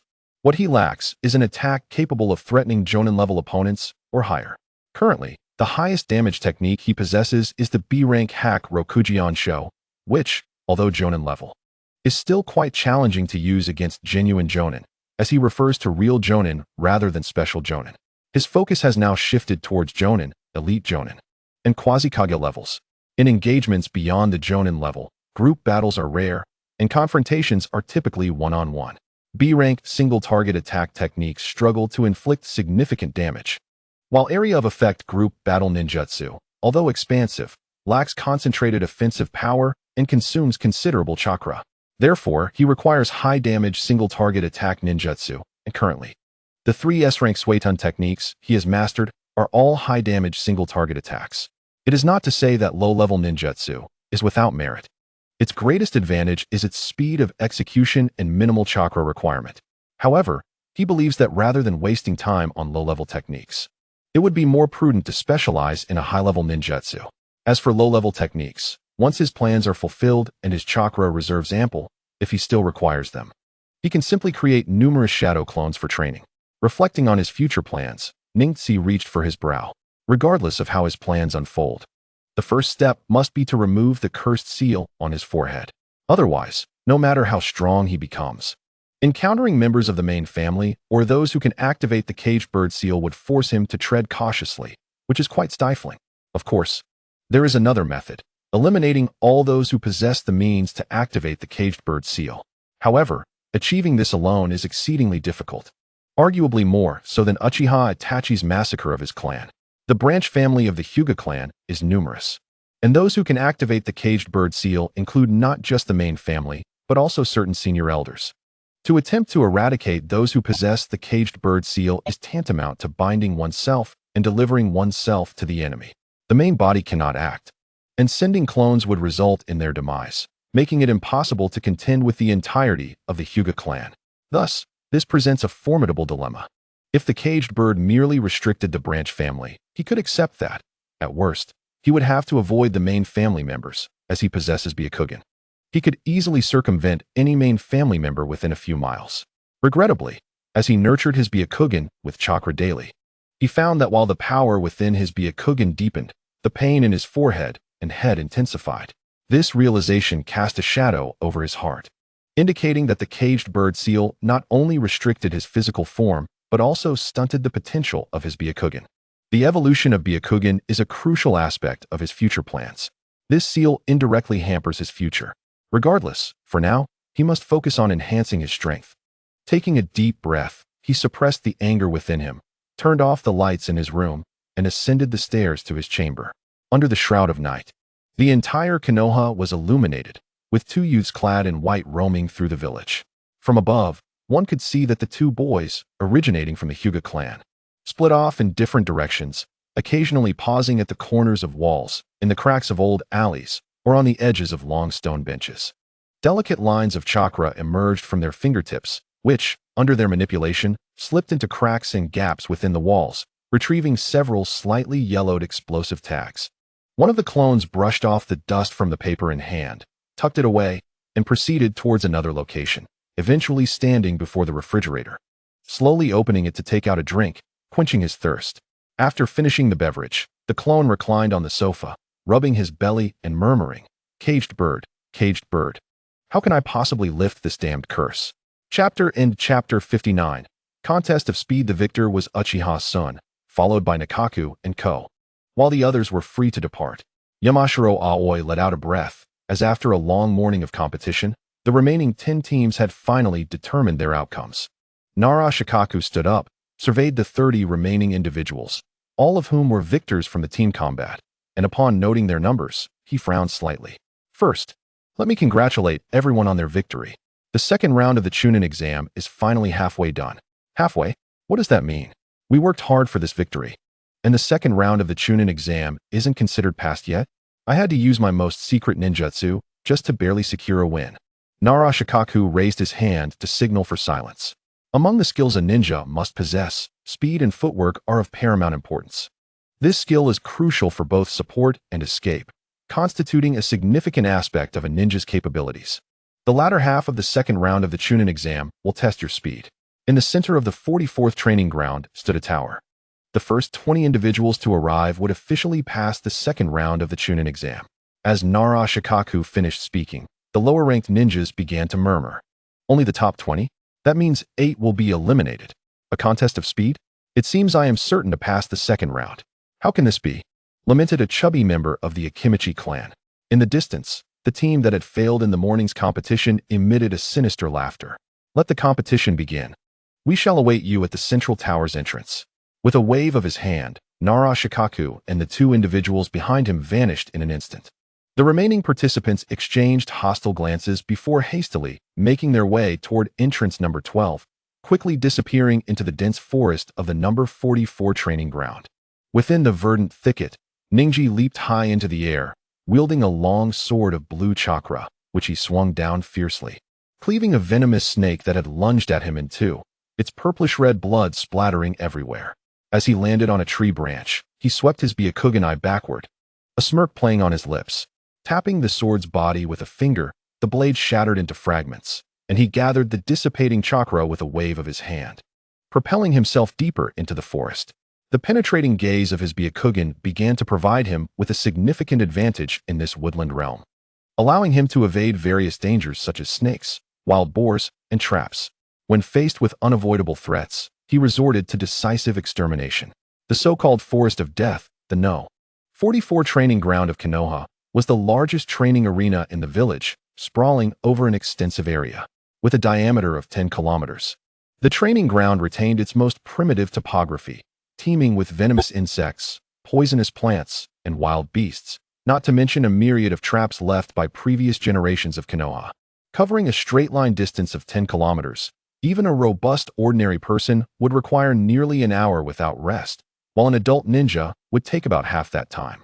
Not to mention the various dangers that would significantly delay their progress. As Ningji advanced, having avoided 2 traps and incinerated a large brown python with his fire techniques, he traversed a bamboo grove and arrived at a clearing. Raising his gaze to the towering structure at the center of the clearing, he noticed 3 adults clad in green vests standing at the entrance, waiting. Approaching the trio, the bespectacled Aoyama Shinkage glanced at his watch and remarked, 31 minutes and 41 seconds. Impressive speed. Even with the Byakugan's early warnings, you were still nearly 10 minutes behind us, said the stoic Aizawa Raito on the right. Nara Shikaka nodded, fully aware that such a speed was formidable. It was essential to note that they had taken a safer route and possessed the body flicker technique, which naturally set them apart from ordinary chunin. Looking at the young man before him, Shikaku extended his right hand with a smile, saying, "Well done. You are the first to pass the second chunin exam. Please present your recommendation letter." The boy nodded, retrieving a palm-sized, pale red slip of paper from his pocket and handed it over. Shikaku accepted it, swiftly scribbled a note with a red pen, and returned it to the white-clad youth. Upon receiving the paper, Ningji glanced at it and saw a prominent red circle with a large red character in the center, accompanied by smaller black characters reading second round, and a red line crossing out the latter, inscribed with the word excellent. As the boy tucked the paper away, Shikaku gestured for everyone to wait, estimating that it would be quite a while longer. Ningji silently positioned himself behind the three, observing the elite ninjas ahead with a sense of calm detachment. After 9 minutes, he suddenly lifted his head, narrowing his eyes as he focused on the depths of the forest. Shikaku remarked softly, "The second participant has arrived. I wonder who it could be." The forest rustled, and a boy with short hair, marked with a purple tooth-shaped symbol on his cheek, burst forth, flanked by several giant wolves. Upon encountering the blinding sunlight, the boy squinted and took a deep breath, turning to the wolves. "Thank you. You may return now." With a loud noise, the giant wolves dissipated as they released their summoning technique. The boy turned his gaze toward the group below the tower, and his expression froze in surprise upon spotting the white-clad youth among the three elite ninjas. Inuzuka Shichiro was taken aback. He had assumed he would be the first to arrive, only to find someone had beaten him to it. Locking eyes with the boy ahead, he realized it was a member of the Hyuga clan, which explained the earlier surprise. He strode confidently towards the group, addressing the central elite ninja with a smile. "Hello, Uncle Nara." "Ah, Shichiro. You are certainly much stronger than your father was at your age," Nara Shikaka praised. "Thank you for the compliment, Uncle." Inuzuka Shichiro beamed, handing over his recommendation letter. Shikaku quickly noted the word excellent and returned the document. Taking it back, Shichiro approached Ningji and whispered, "Hey, your Byakugan is impressive." Ningji merely raised an eyebrow, glancing at the boy who towered over him, who seemed to take pride in his lineage. He closed his eyes, recalling their first encounter during the initial chunin exam. He had thought Shichiro had a haughty demeanor, but it appeared his true nature had surfaced rather quickly. Contemplating the character of another member of the 12 young ninjas, he shook his head, disinterested in the competitive banter of youth. Noticing that Ningji was ignoring him, Shichiro chuckled to himself. "Oh, look at you, acting all aloof. If I hadn't encountered 3 giant pythons first, I would have definitely arrived ahead of you." Undeterred by Ningji's silence, Shichiro began to boast about his summoning mean dogs and critique the other participants in the chunin exam. After 5 minutes, the third individual arrived. A boy from the Uchiha clan, Uchiha Shin. His expression remained calm and unreadable as he silently handed over his letter and leaned against the wall of the tower. "Humph." Shichiro scoffed upon noticing the Uchiha's reluctance to join their group. A minute later, a tall figure entered the clearing, Akimichi Tashin, who stowed away his massive axe and glanced to the right, spotting a boy from the Yuno clan clad in a black coat and mask entering the area almost simultaneously. The two exchanged nods and walked towards Ningji and the others. Gradually, more lower-ranked ninjas arrived, filling the clearing beneath the tower. Despite the growing crowd, an air of silence prevailed as everyone awaited the arrival of their companions or teammates. Shortly thereafter, the 20th participant stepped into the clearing, prompting Nara Shikaku to declare the second round of the chunin exam officially concluded and the third round to commence. "Everyone follow me." Aoyama Shinkage and Aizawa Raito pushed open the grand doors behind them, leading the group of 23 into the tower. Crossing a short stretch of dark stone path, they entered the first level of the tower, a vast square measuring nearly 40 meters in length and width, its surface laid with smooth greenish-blue stone slabs. At the far end of the square stood a colossal stone statue of an arm, its hands clasped together. The forearms stretched out across the expansive square as if laid flat on a table, the enormous fingers nearly brushing the ceiling of the hall. Gazing at this familiar scene, Ningji smiled, recalling the memories of 6 years ago, when the figures of the 12 young ninjas would gather here. He had once been one among them, now arriving here 6 years ahead of his peers. Aoyama, please proceed with the information registration, Shikaku instructed. Aoyama nodded, swiftly moving to the elevated corridor on the right before disappearing through a door. Nara Shikaku continued, stating that the first round of the Chunin exams tests team knowledge. The second round assesses team strength, and the final round evaluates individual combat prowess. As Chunin are already at the level of team leaders, an exceptional Chunin must possess a vast reservoir of knowledge, excellent teamwork and leadership skills, as well as outstanding personal combat abilities. Only a ninja with exemplary comprehensive skills can be entrusted with significant tasks by the village. There are 20 participants in the third round of the Chunin exams. 2 individuals will be randomly selected to engage in battle. The 10 winners of the first round will proceed to the second round, and the 5 victors will continue until the champion of this Chunin exam is determined. Nara Shikamaru paused momentarily before announcing that there are 7 available Chunin slots, meaning that the victors of the first round will have the opportunity to become Chunin. The more victories one attains, the greater their chance of success. Do you all understand? The young boys and girls nodded in agreement. The rules were straightforward and simple, clear to all, and they instinctively clenched their fists, standing just a step away from becoming Chunin. If they passed this opportunity, they would have to wait until the following year to participate again. I hereby declare the third round of the Chunin exams officially commenced. We shall now randomly select the combatants, Nara Shikaku announced loudly, his gaze fixed on the electronic screen mounted on the wall to his right. The names flashing on the screen suddenly paused, revealing Yanaka Toraheim versus Yamanaka Shoji. Combatants, and I shall remain. The rest may proceed to the corridors to observe, he stated nonchalantly. The crowd promptly dispersed, moving towards the staircases on either side, leaving only 3 individuals behind.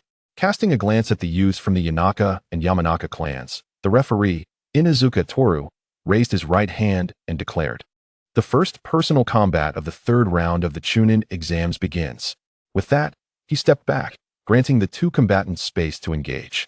Yamanaka Shoji charged towards his opponent, fully aware of his clan's strengths and weaknesses. The Yamanaka clan excels in mental attacks, while their physical and ninjutsu skills are merely average. Thus, he aimed to test his opponent's mettle in close combat. He leapt into the air and delivered a powerful kick, prompting Toraheim to swiftly dodge and retreat to create distance. Utilizing the inertia from his missed kick, Shoji twisted his body midair and aimed a second kick at his foe. Toraheim, retreating, swiftly produced shuriken from his sleeves and hurled them forward. Shoji narrowed his eyes, deftly kicking 2 shuriken aside while drawing a kunai from behind his waist. And with a series of clangs, he deflected 2 more. As he landed, he crouched and spun around to dissipate his landing force, thrusting his kunai upward towards Toraheim's throat. Toraheim tilted his head back, using his right hand to counter with a reverse grip on his kunai, aiming for Shoji's advancing arm. Yamanaka Shoji smirked, loosening his grip so that the kunai, propelled by inertia, grazed Toraheim's cheek, while he deftly avoided the Yanaka boy's counterattack. With a powerful kick, he sent Toraheim flying backward. As Toraheim soared through the air, a flash of determination crossed his eyes. With a thought, a swarm of translucent bugs erupted from his sleeve, silently surging towards the approaching Yamanaka boy. Ducking low, Toraheim executed a backflip, landing far away as he reflected on the force of Shoji's kick. Just as he sensed the swarm closing in, Shoji, startled, halted in his tracks and threw a black pill forward, which exploded into a cloud of purple smoke. He stumbled back as the swarm of bugs rushed into the mist, quickly falling to the ground. This was no smoke bomb, but rather a toxic smoke bomb. Witnessing a significant portion of his bugs perish, Toraheim displayed no signs of remorse as he raised his sleeve, releasing another swarm to scatter across the arena. The illusion technique. Nara Shikaku's art emanated a subtle chakra wave from Toraheim, enveloping the entire arena silently. Humph, a mere low-level illusion, and you dare to claim victory? Truly ignorant. Shoji scoffed as he retreated. Is that so? Then you shall experience it yourself. Pointing forward, the swarm of insects trembled, responding to the chakra wave that surged through them, amplifying the effect of the low-level illusion into a powerful assault on Shoji. His body quivering, Shoji's eyes dimmed as he collapsed to the ground, panic replacing his earlier bravado. He flailed his arms, crying out in terror, "Don't come near me. Please, I didn't do anything. Spare me." His screams echoed throughout the arena, leaving the onlookers in stunned silence. The Nara technique merely invoked one's most terrifying memories through a low-level illusion, yet its impact was astonishing. Neji, activating his Byakugan, focused intently on the translucent swarm in midair. Understanding dawned upon him. The bugs had an amplifying effect on the illusionary technique, rendering a low-level illusion into a formidable one within this confined space. On the ground, Shoji's face turned ashen, his cries of despair continuing unabated, evidently unable to escape the illusion. Inuzuka Toru sighed, moving swiftly to Shoji's side and pressing his fingers to the boy's forehead, commanding, "Release." Shoji's body ceased its convulsions, his gaze slowly sharpening as he recognized the figure of the cloaked boy before him. Fear flickered in his eyes as he acknowledged, "The victor is Yanaka Torihime." With a calm demeanor, Torihime adjusted his black mask, waving his hand to summon the remaining bugs back into his sleeve. He then proceeded towards the right corridor.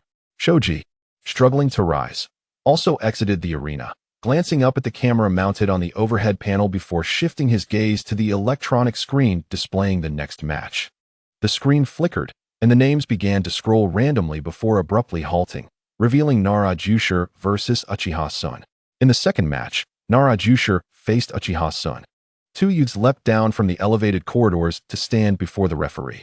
Inuzuka Toru assessed the pair and declared, "Prepare to begin."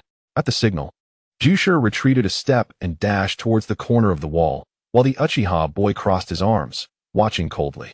As Jusher reached the corner, he turned and pressed his hands to the ground, softly uttering, "Shadow tendrils." From the shadows at the corner, 3 black tendrils emerged, resembling serpents as they lunged towards the boy in the arena. 3 elongated black shadows instantly arrived before Uchiha Sun. He swayed his body to the left and right, evading the underground shadow, but unexpectedly, one of the shadows on the ground suddenly split apart, curling around and rising like a vine, swiftly launching an attack towards him. He fell backward, and the 2 shadows crossed over his chest. In the distance, Nara Joshi furrowed his brow, channeling chakra into his hands. At the same time, the other 2 black shadows split again, transforming into 4 sharp shadows that surged forward like black serpents aimed at the young boy ahead. As Uchiha Sun fell backward, he supported himself with both hands, performing consecutive backflips, while the 4 black shadows relentlessly pursued him. With each flip, he narrowly avoided them, the sound of the floor shattering echoing around him.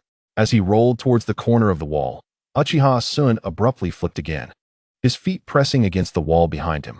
With a powerful push, he launched himself forward, causing the 4 shadows to crash into the wall, creating several shallow dents. The boy soared forward with arms outstretched, each hand clutching 2 shuriken, and forcefully threw them, sending 8 shuriken flying toward the opposite corner in a buzzing arc. Nara Joshi glanced left and right, noticing shuriken flying towards him from both sides. He released his right hand and supported himself with his left, extending his left arm straight while tapping his feet against the wall behind him.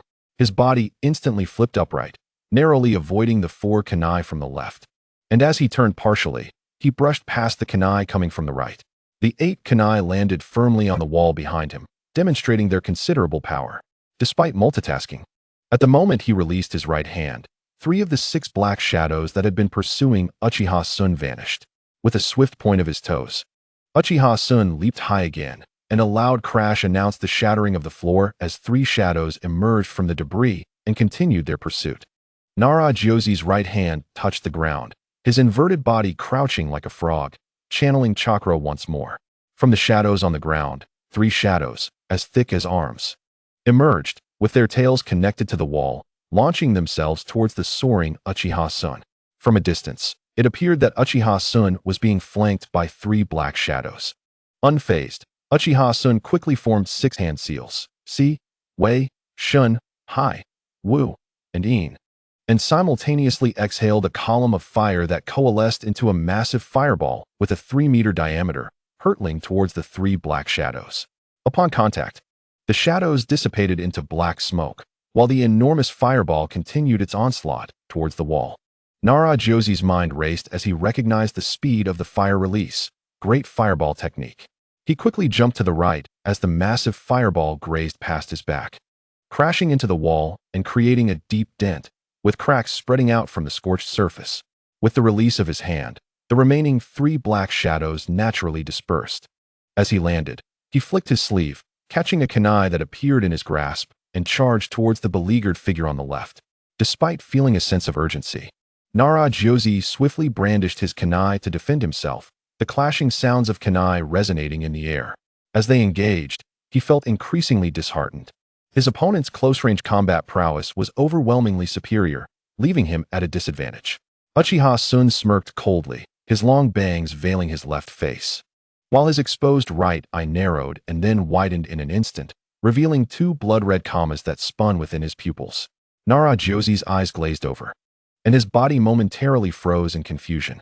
Seizing the opportunity, Uchiha Sun thrust his foot forward with force, sending Narajosi flying backward. In a sudden movement, Uchiha Sun's figure aligned with that of the flying boy, and with a powerful punch, he struck down the airborne Nara, causing him to crash to the ground and spit blood, subsequently losing consciousness. With a flick of his right hand, Uchiha Sun coldly regarded the figure of Narajosi, who had suddenly appeared beside him. Narajosi, with the absorption technique, furrowed his brow and crouched down to check Narajosi's breath. With a wave of his hand, two medical personnel rushed out from a door on the right side of the plaza, swiftly assessing the boy's injuries, noting 2 fractures in his chest and exhaustion of chakra, requiring immediate assistance. Narajosi nodded, and the medical team promptly lifted the boy and returned through the door from whence they came. Narajosi turned to Uchiha Sun, declaring him the victor. Chapter 62. Hinata's Genius. The next match commenced as Uchiha Sun turned towards the nearby staircase. The electronic screen on the wall began to scroll before stopping to display Hyuga Neji versus Hinata Riko. Following Narajosi's announcement, the 2 young boys leaped down from the right balcony, landing steadily before approaching the young ninja. Interesting, it's a clash between 2 members of the Hinata clan, the onlookers remarked, engaged in conversation. Facing each other, Neji raised his head slightly, gazing at the boy opposite him, who towered over him. Hinata Riko, who are you? He inquired. Hinata Riko hesitated before responding. Riko is my younger brother. By the way, I've heard him mention you, his classmate who skipped grades. That explains why you seem somewhat familiar. So you two are brothers, Neji remarked, understanding dawning upon him. Are you ready? Narajosi asked, eyeing the 2. They nodded in acknowledgement. Then let us begin. With that, the young man vanished from sight. The arena was open, and the 2 boys, one tall and one short, simultaneously spread their hands, assuming the initial stance of the Hinata clan's gentle fist technique. Please be gentle, Neji stated calmly. I wouldn't dare. I'm eager to see what kind of abilities a training partner for the main family possesses, Hinata Riko replied, narrowing his gaze. You'll find out soon enough. Neji twisted his feet and slid forward, launching an attack. Hinata Riko swiftly countered with 2 rapid strikes to Neji's wrists, interrupting his offensive. He twisted his waist and slightly tilted his chest to evade a downward knife hand strike. Neji, maintaining a calm demeanor, extended his left palm, aiming a thrust at Riko's chin and throat. With a sudden knee lift, Hinata Riko aimed to strike Neji's wrist, taking advantage of the height difference. Neji silently scoffed, instantly transforming his extended left palm into a fist. As he retracted his arm, he struck downward with his elbow, resulting in a dull thud as their limbs collided, causing both to stagger backward. The gentle fist technique is essentially a unique combination of physical prowess and chakra manipulation, with both elements complementing each other. The advanced techniques practiced by the main family are known as the 1,000 hands, while the branch family mainly trains in the 100 hands. Mastery of the 100 hands encompasses a complete set of techniques from the 1st to the 100th, representing the so-called gentle fist technique. The 1,000 hands technique involves repeating the 100 hands techniques 10 times, with the main family's execution being more authentic. The Hinata clan is renowned for their taijutsu, with the cornerstone of their skills being the 1,000 hands technique. Almost all ninjutsu has been developed based on this foundation, and the 100 hands technique offers a balance of offense and defense, easily overwhelming ordinary ninjas who lack proficiency in physical combat. As their heels struck the ground, the 2 engaged once more, the sounds of their clashes echoing incessantly. A pale blue chakra surged from their exchanges, both being members of the same clan. Their gentle fist techniques mirrored each other as they adeptly transitioned between offense and defense, finding opportunities to counterattack. After several minutes of intense engagement, Ningxi gradually found himself at a disadvantage. From a distance, it was evident that his defensive maneuvers far outnumbered his offensive strikes. With each successive wave of his hands, his techniques began to lose their fluidity, lacking the seamless transitions exhibited by his opponent. Ningxi sighed inwardly, acknowledging the brevity of his training in the gentle fist technique. He had scarcely practiced or reviewed it after initially opening all his chakra points, having devoted far more time to mastering ninjutsu. His adversary, having trained in the gentle fist for several times longer, rendered Ningxi's efforts overshadowed in prolonged combat. Suddenly, a surge of chakra coursed through his hands, allowing him to forcefully push his opponent away. With his left arm extended downward and his right arm raised high, he swiftly adopted the stance for the Baguazhang technique. A substantial amount of chakra surged into his eyes, causing the veins at his temples to bulge as his Byakugan activated, revealing the minutest details within his field of vision. Hinata Riko smiled internally. Ningxi was lacking in the gentle fist, but the Baguazhang was similarly not widely known by many. This marked his second participation in the Chunin exams last year. He had been defeated in the first round by a devious question posed by Sanayabiki. His late grandfather, a respected elder from the branch family, had imparted the Bagua 64 palms to him before his death, and he had mastered it over many years. He had hoped to shine in the previous Chunin exams, but misfortune had befallen him, depriving him of the opportunity to showcase his skills. As he opened his Byakugan, he mirrored the Baguazhang stance. The Bagua 64 palms possessed a method of countering through the same technique, using offense to negate defense. Talent meant little when one was still young and had trained for a comparatively short time. Years of diligent practice could not be surpassed by mere natural gifts, thought Hinata Riko with a cold glint in his eyes. Ningxi easily perceived the chill in his opponent's gaze. A discerning observer would note the subtle differences in their Byakugan. Ningxi's eyes were more crystalline and luminous, while Hinata Riko's, though pale, lacked transparency. Two palms of the Bagua 64 palms. They both cried simultaneously. With a resounding clash, their fingertips met, transmitting tremendous force to one another, causing the greenish floor beneath them to crack. 4 palms, 8 palms, 16 palms, 32 palms. From a distance, it appeared that their hands had vanished, replaced by a flurry of palm shadows. The two dense arrays of palm shadows collided violently, each strike countering the other. As the 64 palms progressed, beads of sweat began to form on Hinata Riko's brow. With a silent exclamation, he felt his chakra depleting rapidly, pouring frantically into his hands. 64 pale blue palm shadows erupted in a continuous stream, his gaze fixed intently on the boy just 2 meters ahead. Suddenly, his pupils contracted. Ningxi also moved his hands with fervor, unleashing 64 pale blue palm shadows simultaneously. A heaviness settled in Hinata Riko's heart as his face darkened. Although the continuity of their attacks seemed nearly identical, this slight difference revealed that Ningxi had mastered the Bagua technique far more thoroughly than he. Both being members of the Hinata clan, the technique of chakra point sealing proved almost useless. They engaged in a contest of fingers transformed into palms, their dense shadows clashing and canceling each other out in an instant. Sensing the waning of his chakra, Hinata Riko breathed a sigh of relief, believing that his opponent's reserves must be nearly exhausted as well. 128 palms. A calm voice rang out, causing Hinata Riko's heart to leap into his throat, nearly escaping his lips. His eyes widened in disbelief, exclaiming, "Nanny, impossible." Before he could utter the words of surrender, a torrent of pale blue palm shadows engulfed him completely. As the shadows dissipated, a battered boy lay unconscious on the ground, his face bruised and bloodied, eyes wide open, garments tattered. In the expansive first floor of the tower, silence reigned as the onlookers displayed expressions of shock. The victor, Hinata Ningxi. Chapter 63. Mutual explosive tags. As battles concluded, individuals began to emerge, and the 10 contenders for the first round became evident. Yono Taikitsu, Uchiha Sun, Hinata Ningxi, Akimichi Tezhan, Inazuka Shino, Nara Shikaku, Hinata Kori, Kurama Kazuo, Nagayama Masaki, and Tsujikawa Kazuchi. The selection for the next round of the Chunin exams would take place among these 10. Nara Shikaku glanced at the clock on the wall, noting that the day was drawing to a close.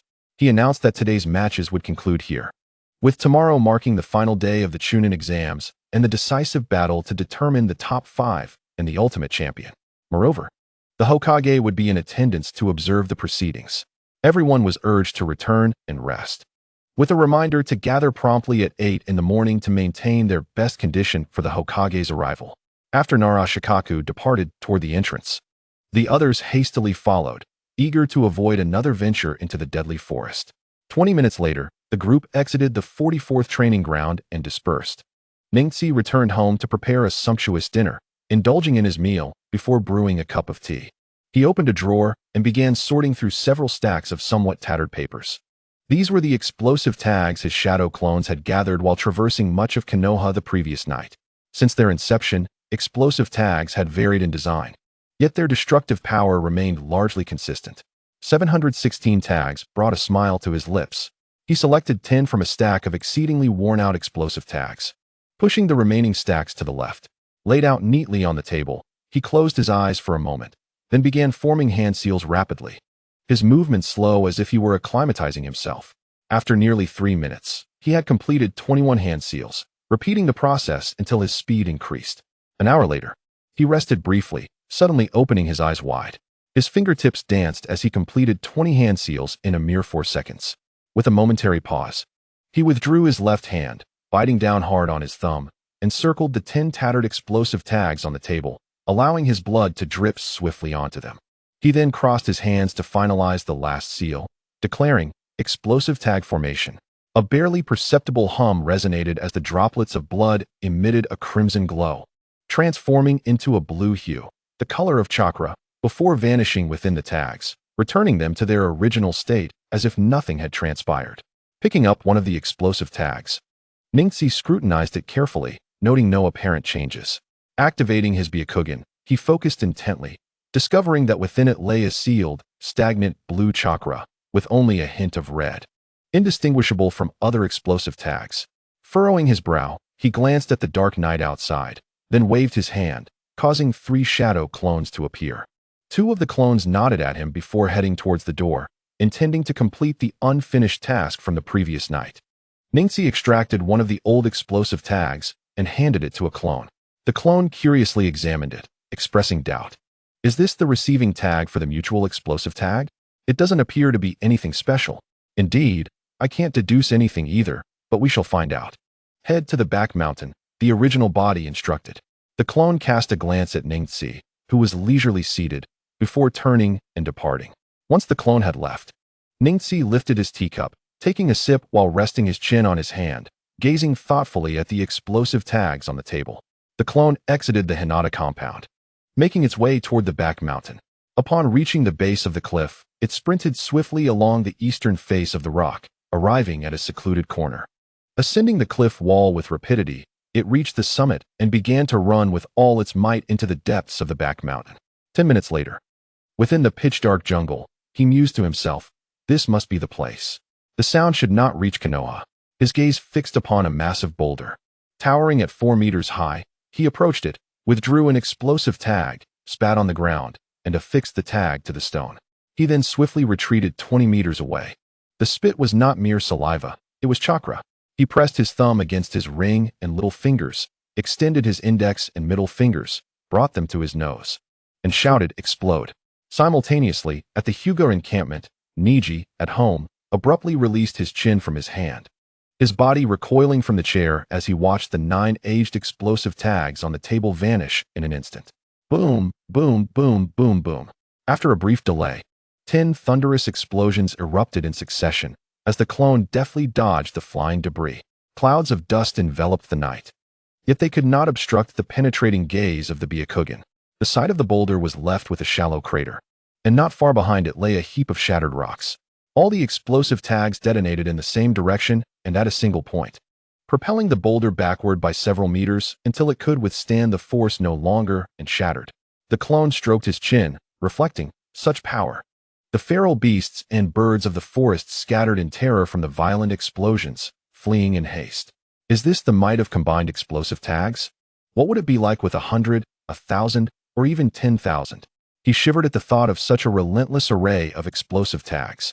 As a cool night breeze swept through, the clone shuddered and quickly formed a hand seal, dissipating into a cloud of white smoke. Back at the Hyuga branch, as Neji received the images and thoughts transmitted by the clone, a smile crept upon his lips. He gathered the explosive tags on the table, organizing them into stacks of 100, with the remaining incomplete sets combined into stacks of 10. Soon, he had neatly arranged 4 stacks of 123 stacks of 10, while the remaining 76 tags, with various designs, were consolidated into a single pile. Some of these tags bore similar designs but differed in subtle patterns, making them hard to distinguish at a glance. The origins of the explosive tags were quite varied. The 5 great nations produced their own, while many smaller nations, and even some prominent clans or individual ninjas crafted theirs.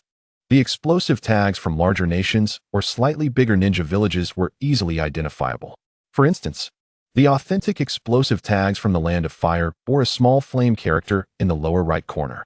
Among the 4 stacks of 100 that Neji had arranged, each bore a small yang character in the lower right corner, unmistakably indicating they were from the long-extinct Yangyan village.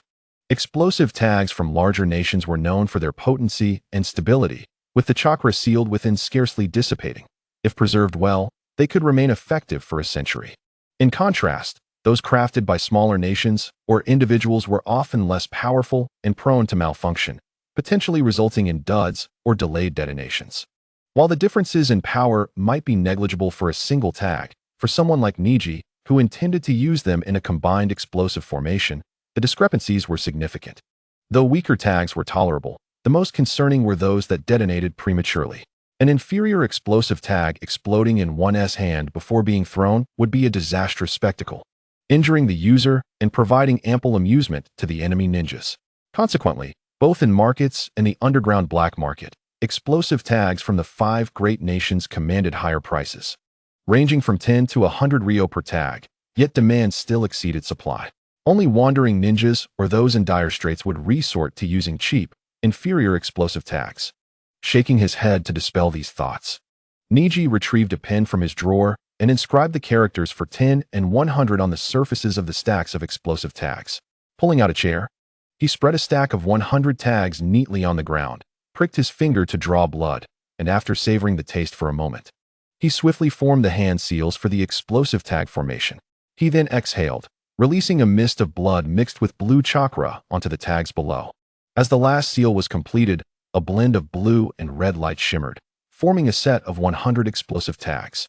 He gathered the tags, stacking them neatly once more, isolating the one marked with 100 from the rest.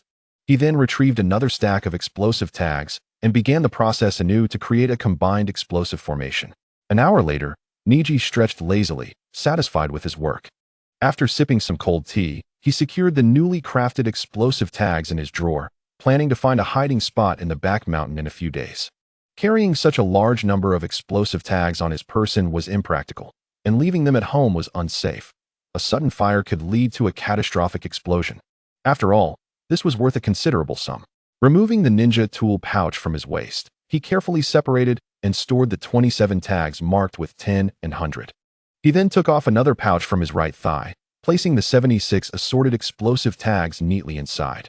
As he pondered the fate of his clone, he exhaled softly. Activating his Byakugan, his vision spread outwards from the Hyuga clan, soon revealing 2 clones. One clone was on the 3rd floor of the Ninja Academy, carefully extracting an explosive tag from the crevice of the podium. The other clone was at a crossroads within the territory of the Aburame clan, pulling an explosive tag from a trash bin, wrinkling his nose in distaste, before striding down the street and disappearing into a dark alley.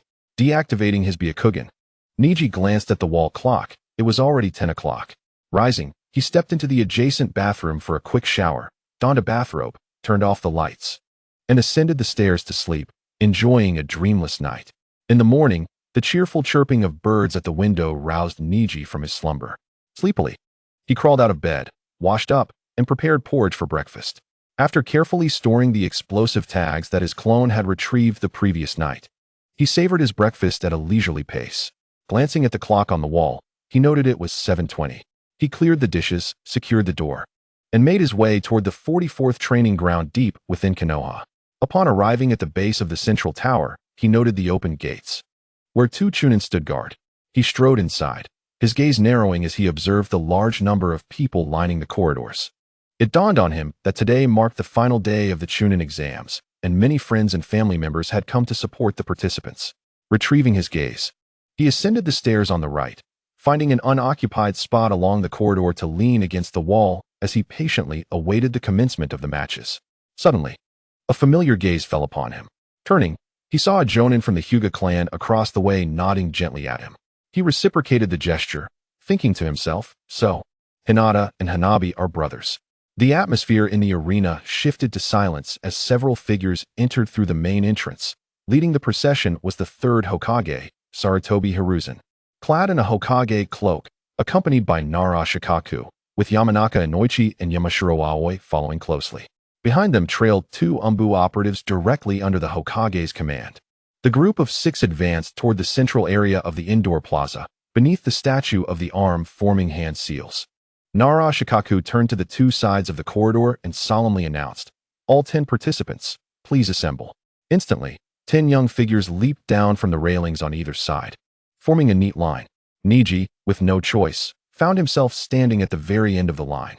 A diverse group of individuals stood together, with the most towering among them being the robust Shodao Tashin, while the shortest was undoubtedly the serene Neji on the far left. With his delicate features and calm gaze, he appeared to belong to an entirely different age group when standing among his peers.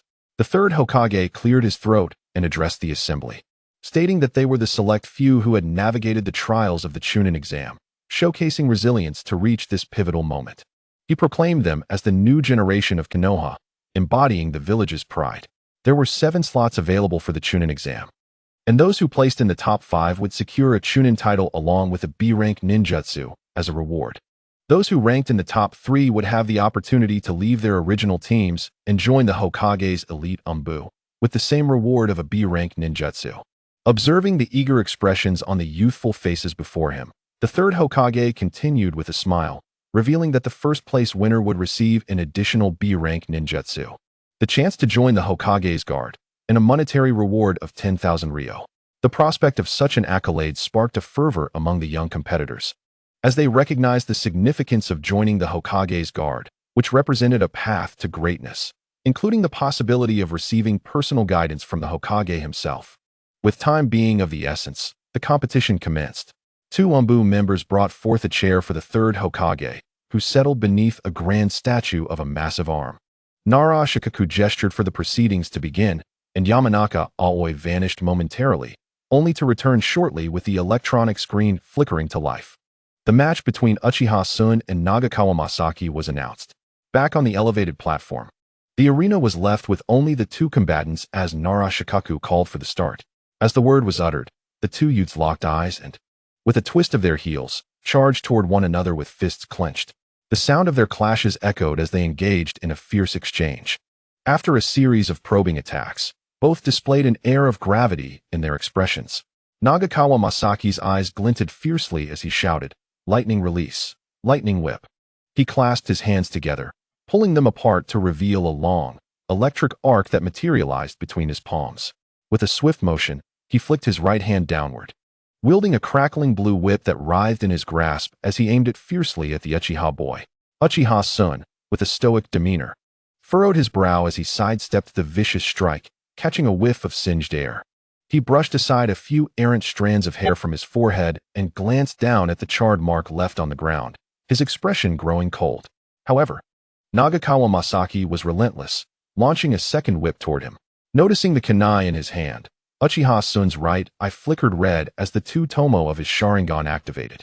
He deftly evaded the onslaught of the electric whip, appearing calm amidst the chaos as Nagakawa Masaki flailed his arms in a frenzy while Uchiha Sun maneuvered gracefully beneath the electric barrage. After a moment, sensing the rapid depletion of his chakra, Nagakawa Masaki's composure faltered as he scoffed, "All you do is dodge. It seems the Uchiha are not as impressive as I thought." As he dodged another crackling whip, Uchiha Sun paused slightly, prompting a glimmer of hope in Nagakawa Masaki's eyes. With a flick of his wrist, the whip lunged toward Uchiha Sun's abdomen, and in that moment, he thought to himself that a member of a prominent clan could not withstand provocation. Yet, the glimmer of hope quickly shifted to terror as Uchiha Sun, with his long bangs obscuring his left eye, raised his left hand to brush aside the hair from his face, revealing a glimmer of red in his right eye. In an instant, Nagakawa Masaki let out a piercing scream as the lightning whip dissipated in his grasp. and he looked down in horror to see a massive golden spike piercing through his abdomen. Waves of pain and fear overwhelmed him as he gasped, "I concede. I concede. Please, help me."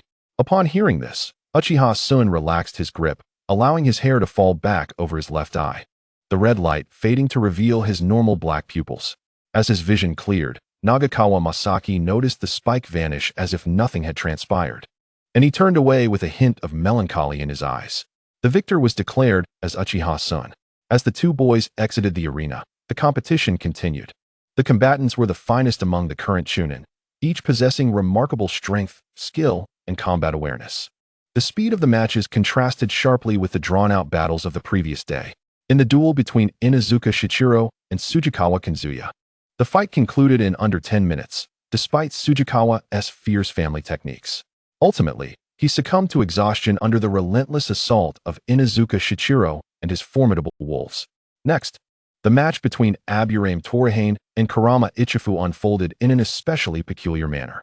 Both contestants were masters of Genjutsu, remaining motionless as they engaged in a silent battle of hand seals, each attempting to outmaneuver the other's illusions.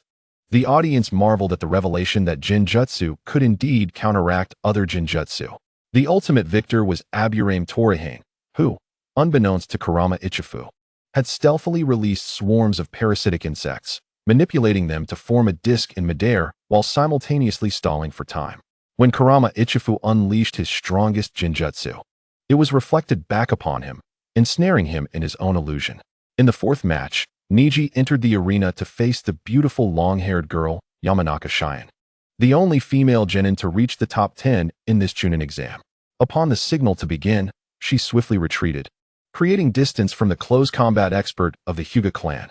With graceful agility, she completed her hand seals and summoned a whirlwind around her, stepping back to avoid its reach.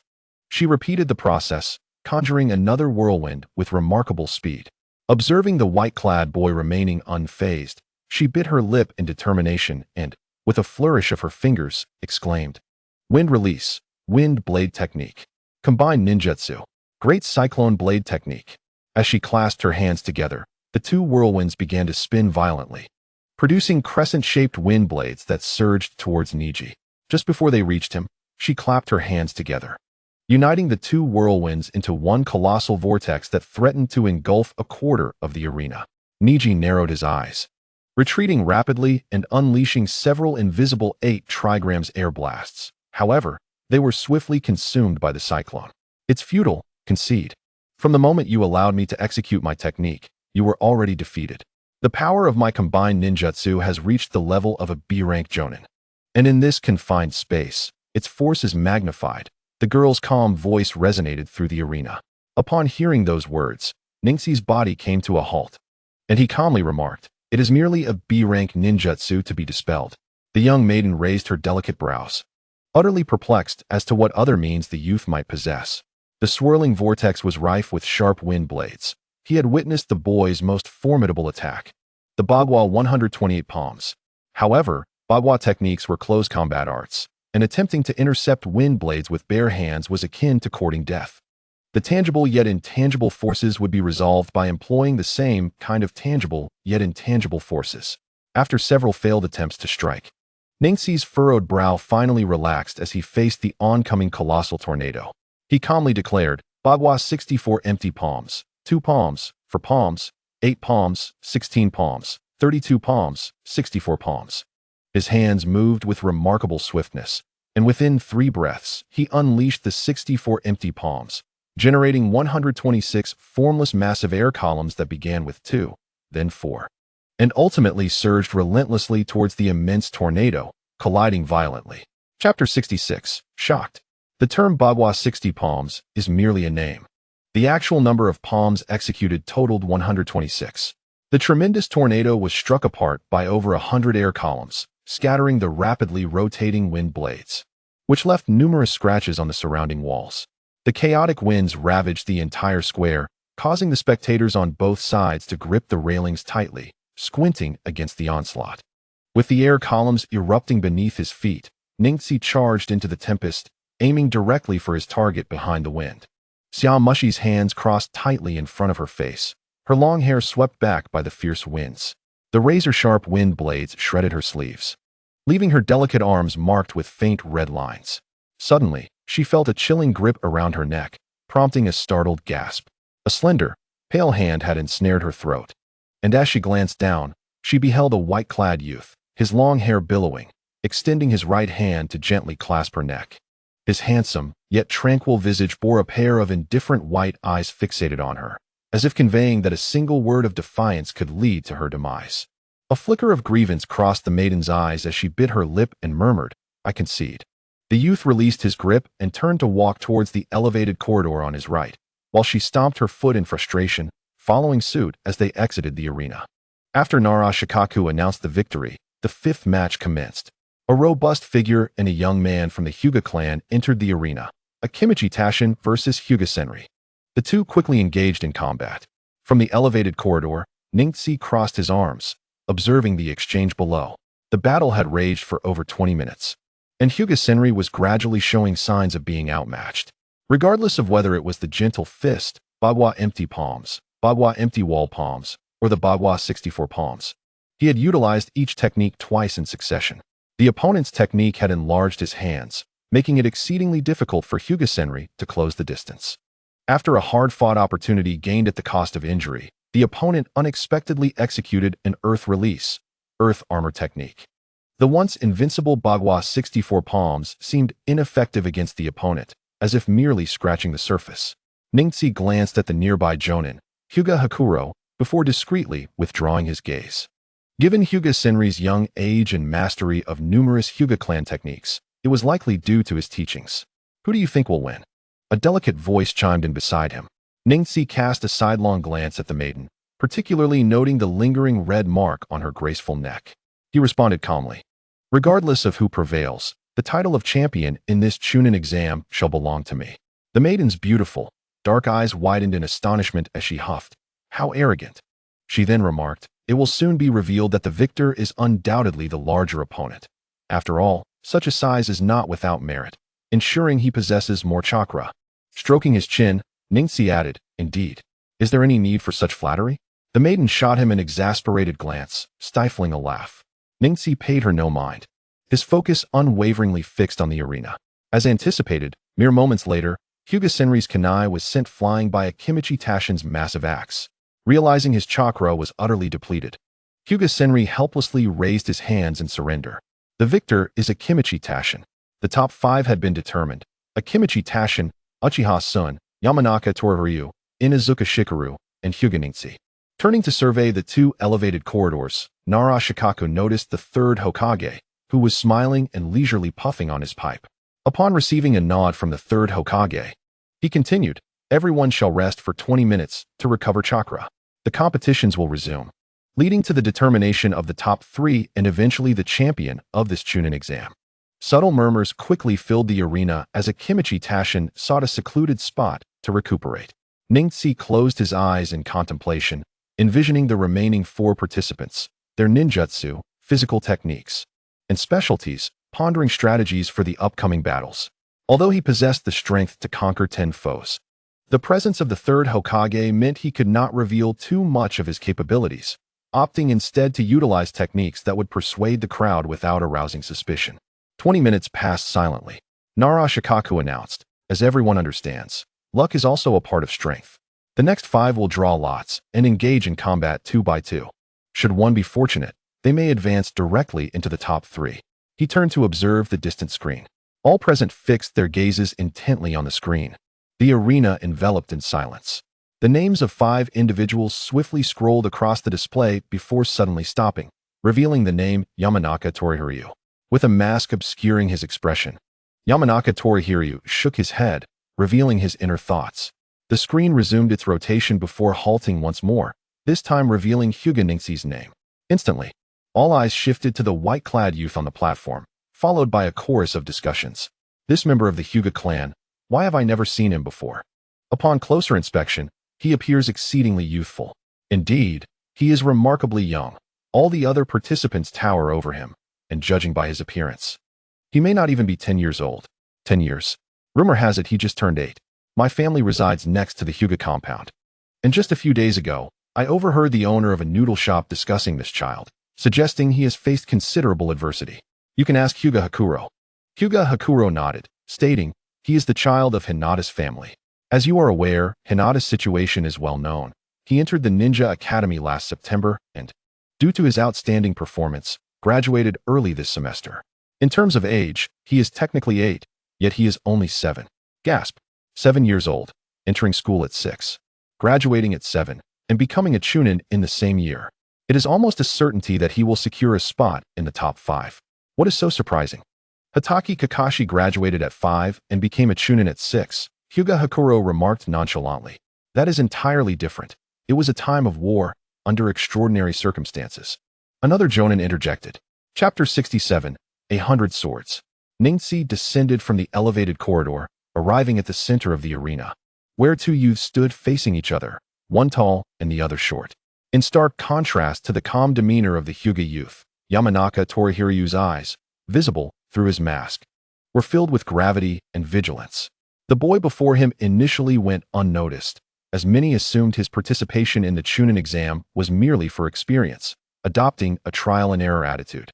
Yet, little did they realize that he had traversed the competition unscathed, advancing from the first round to the finals, astonishing Yamanaka Torihiryu, who prided himself on his observational skills. Even a faintly absurd thought emerged in his mind. The strongest contender in this Chunin exam might very well be this youth, who barely qualifies as a boy. This conjecture was not without merit.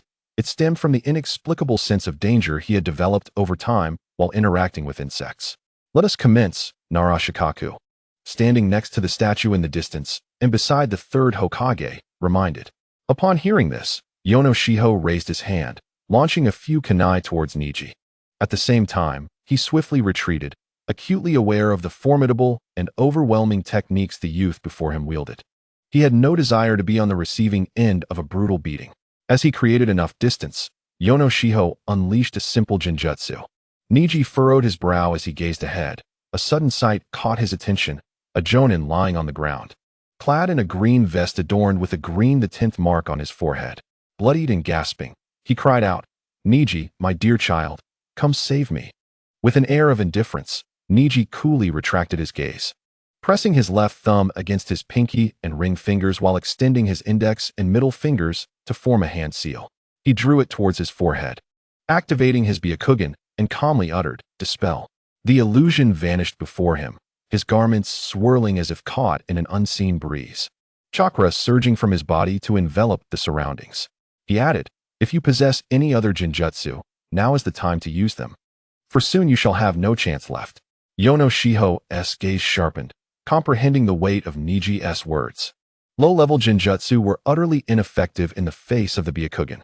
He spread his hands, releasing a swarm of translucent parasitic insects that buzzed chaotically throughout the plaza. As he quickly formed seals again, he called out, Genjutsu, phantom killing technique. The two genjutsu seamlessly intertwined in his hands, and he proclaimed, double ninjutsu, 100 shadows killing technique. What an exquisite illusion.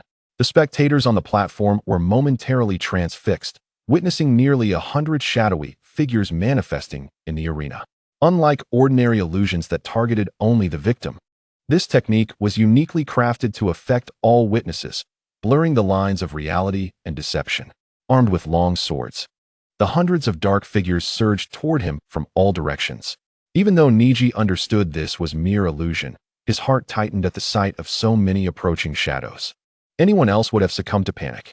He launched two kunai, piercing through one of the shadows, which twisted momentarily, only to revert to its original form, continuing its relentless advance. The spacious indoor plaza felt somewhat cramped as the multitude of figures swiftly encircled him. A flicker of interest crossed Neji's mind. He realized the true strength of this technique lay in its ability to exploit the flicker of hope within the hearts of observers. Even knowing it was an illusion, who would dare stand still and allow it to strike? What if it concealed a few true offensive clones or lethal weapons amidst the throng? As expected, while Neji struck at the nearest shadows, several cleverly aimed kunai shot forth from the crowd, threatening to injure him. His Byakugan's wide field of vision saved him from harm. Navigating through the chaos, he executed the 8 trigrams empty palm, piercing through one shadow after another. It seemed as if they could never be vanquished, and to his annoyance. Yono Shiho had even transformed into one of the shadowy figures, achieving the deceptive balance of reality and illusion. This is my most powerful technique. You are destined to lose. Yono Shiho's voice echoed amidst the crowd, deliberately obscuring his location. Yet, despite his bravado, he could not help but admire the composed demeanor of the youth under siege, who remained unflustered and collected. With the 8 trigrams return heaven technique, Neji pivoted and unleashed a counterattack, chakra surging forth to form a massive, 2-meter-wide sphere of light that violently spun, tearing apart over 20 shadows encircling him. In the brief moment of respite, as he heard Yono Shiho's confident proclamation, a smirk of derision crept onto Neji's lips. There were countless ways to break this technique. A simple fire technique could resolve it, though revealing such an ability was imprudent. However, crafting his own ninjutsu was entirely within his means. With a sardonic twist of his mouth, his calm voice resonated through the arena. Such naive confidence in mere illusionary projections. The chakra field manifested, and an inexplicable wave of energy coursed through the area, causing the 100 shadows to falter and tremble as if resisting an invisible force. What is this? How can such an invisible power suddenly arise, disrupting my chakra flow? Yono Shiho was momentarily taken aback, muttering to himself amid the sea of black figures. Without uttering a word, Neji swiftly waved his hands, delicate strands of chakra cascading from his fingertips. He then called out, "Ninjutsu, 100 sword execution." With a soft chime, dozens of crystal blue long swords materialized in the expansive arena, numbering no less than 100. Each sword was a meter long, lacking hilts, boasting only sharp, elongated blades. Annihilate. Neji directed a finger skyward, sending the 100 swords soaring into the air, swirling chaotically as if possessed. Above, a rain of insects began to fall, and one by one, the shadowy figures dissipated into nothingness. In mere moments, the ground was littered with the remnants of insect carcasses, and Yono Shiho's figure materialized, eyes wide with disbelief as he gazed at the flying swords above. A voice echoed in his ear, and dozens of sword blades angled toward him, then halted abruptly, pinning him down from all directions.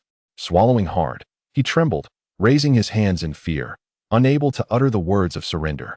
With a snap of his fingers, the surrounding blades shattered into azure mist, swirling around him as a gentle breeze filled the arena. The chakra that had previously dispersed returned to him, rekindling his resolve. As he turned to step away, passing by Yono Shiho, he remarked coolly, "Your so-called strongest technique is merely the projection of those parasitic insects. A few explosive tags would suffice to dismantle it."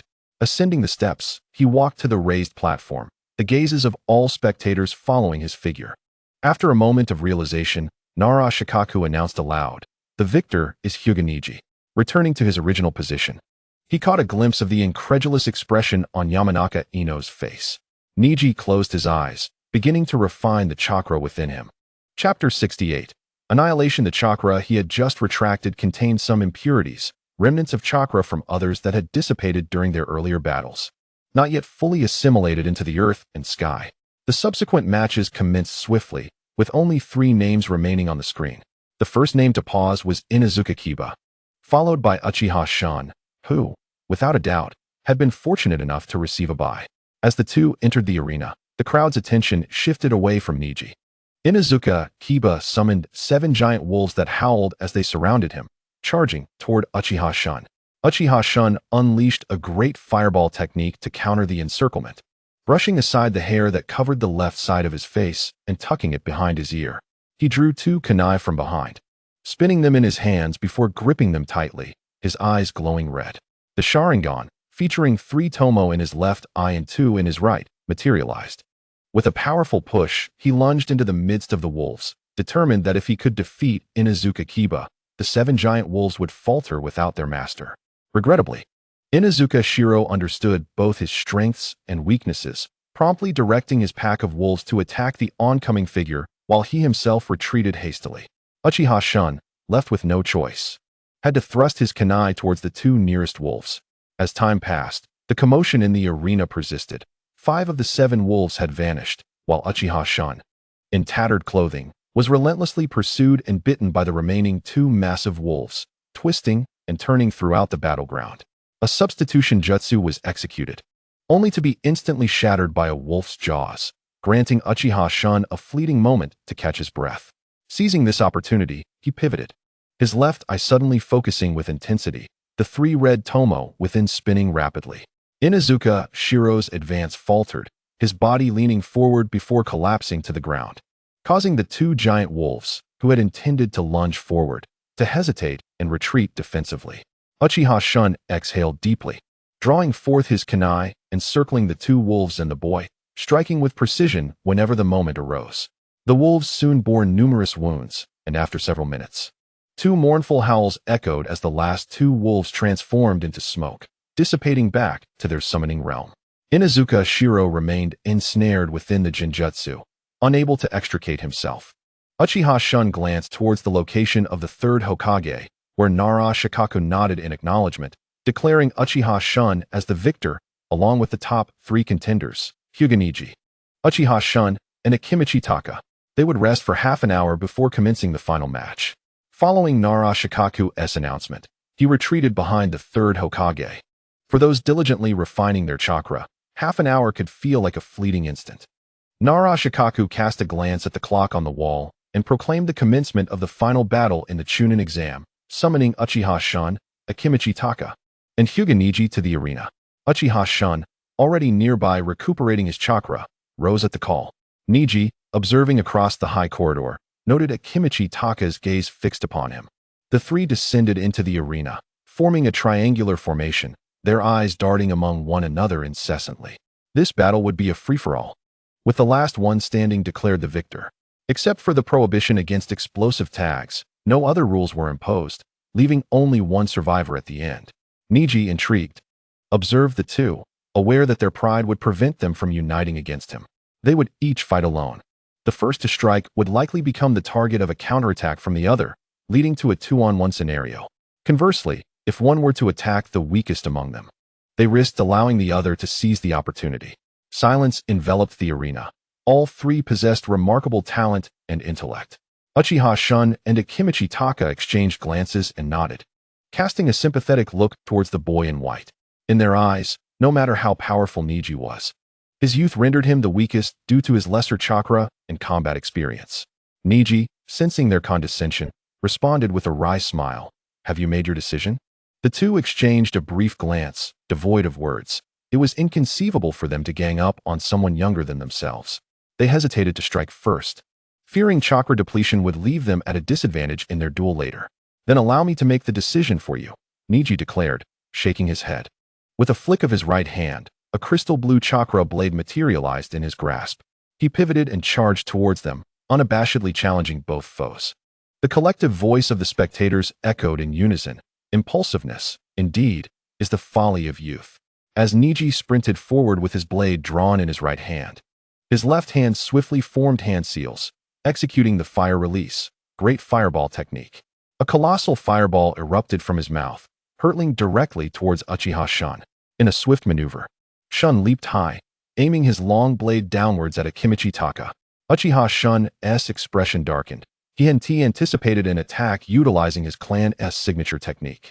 He retreated hastily, summoning a great fireball of his own to counter the assault.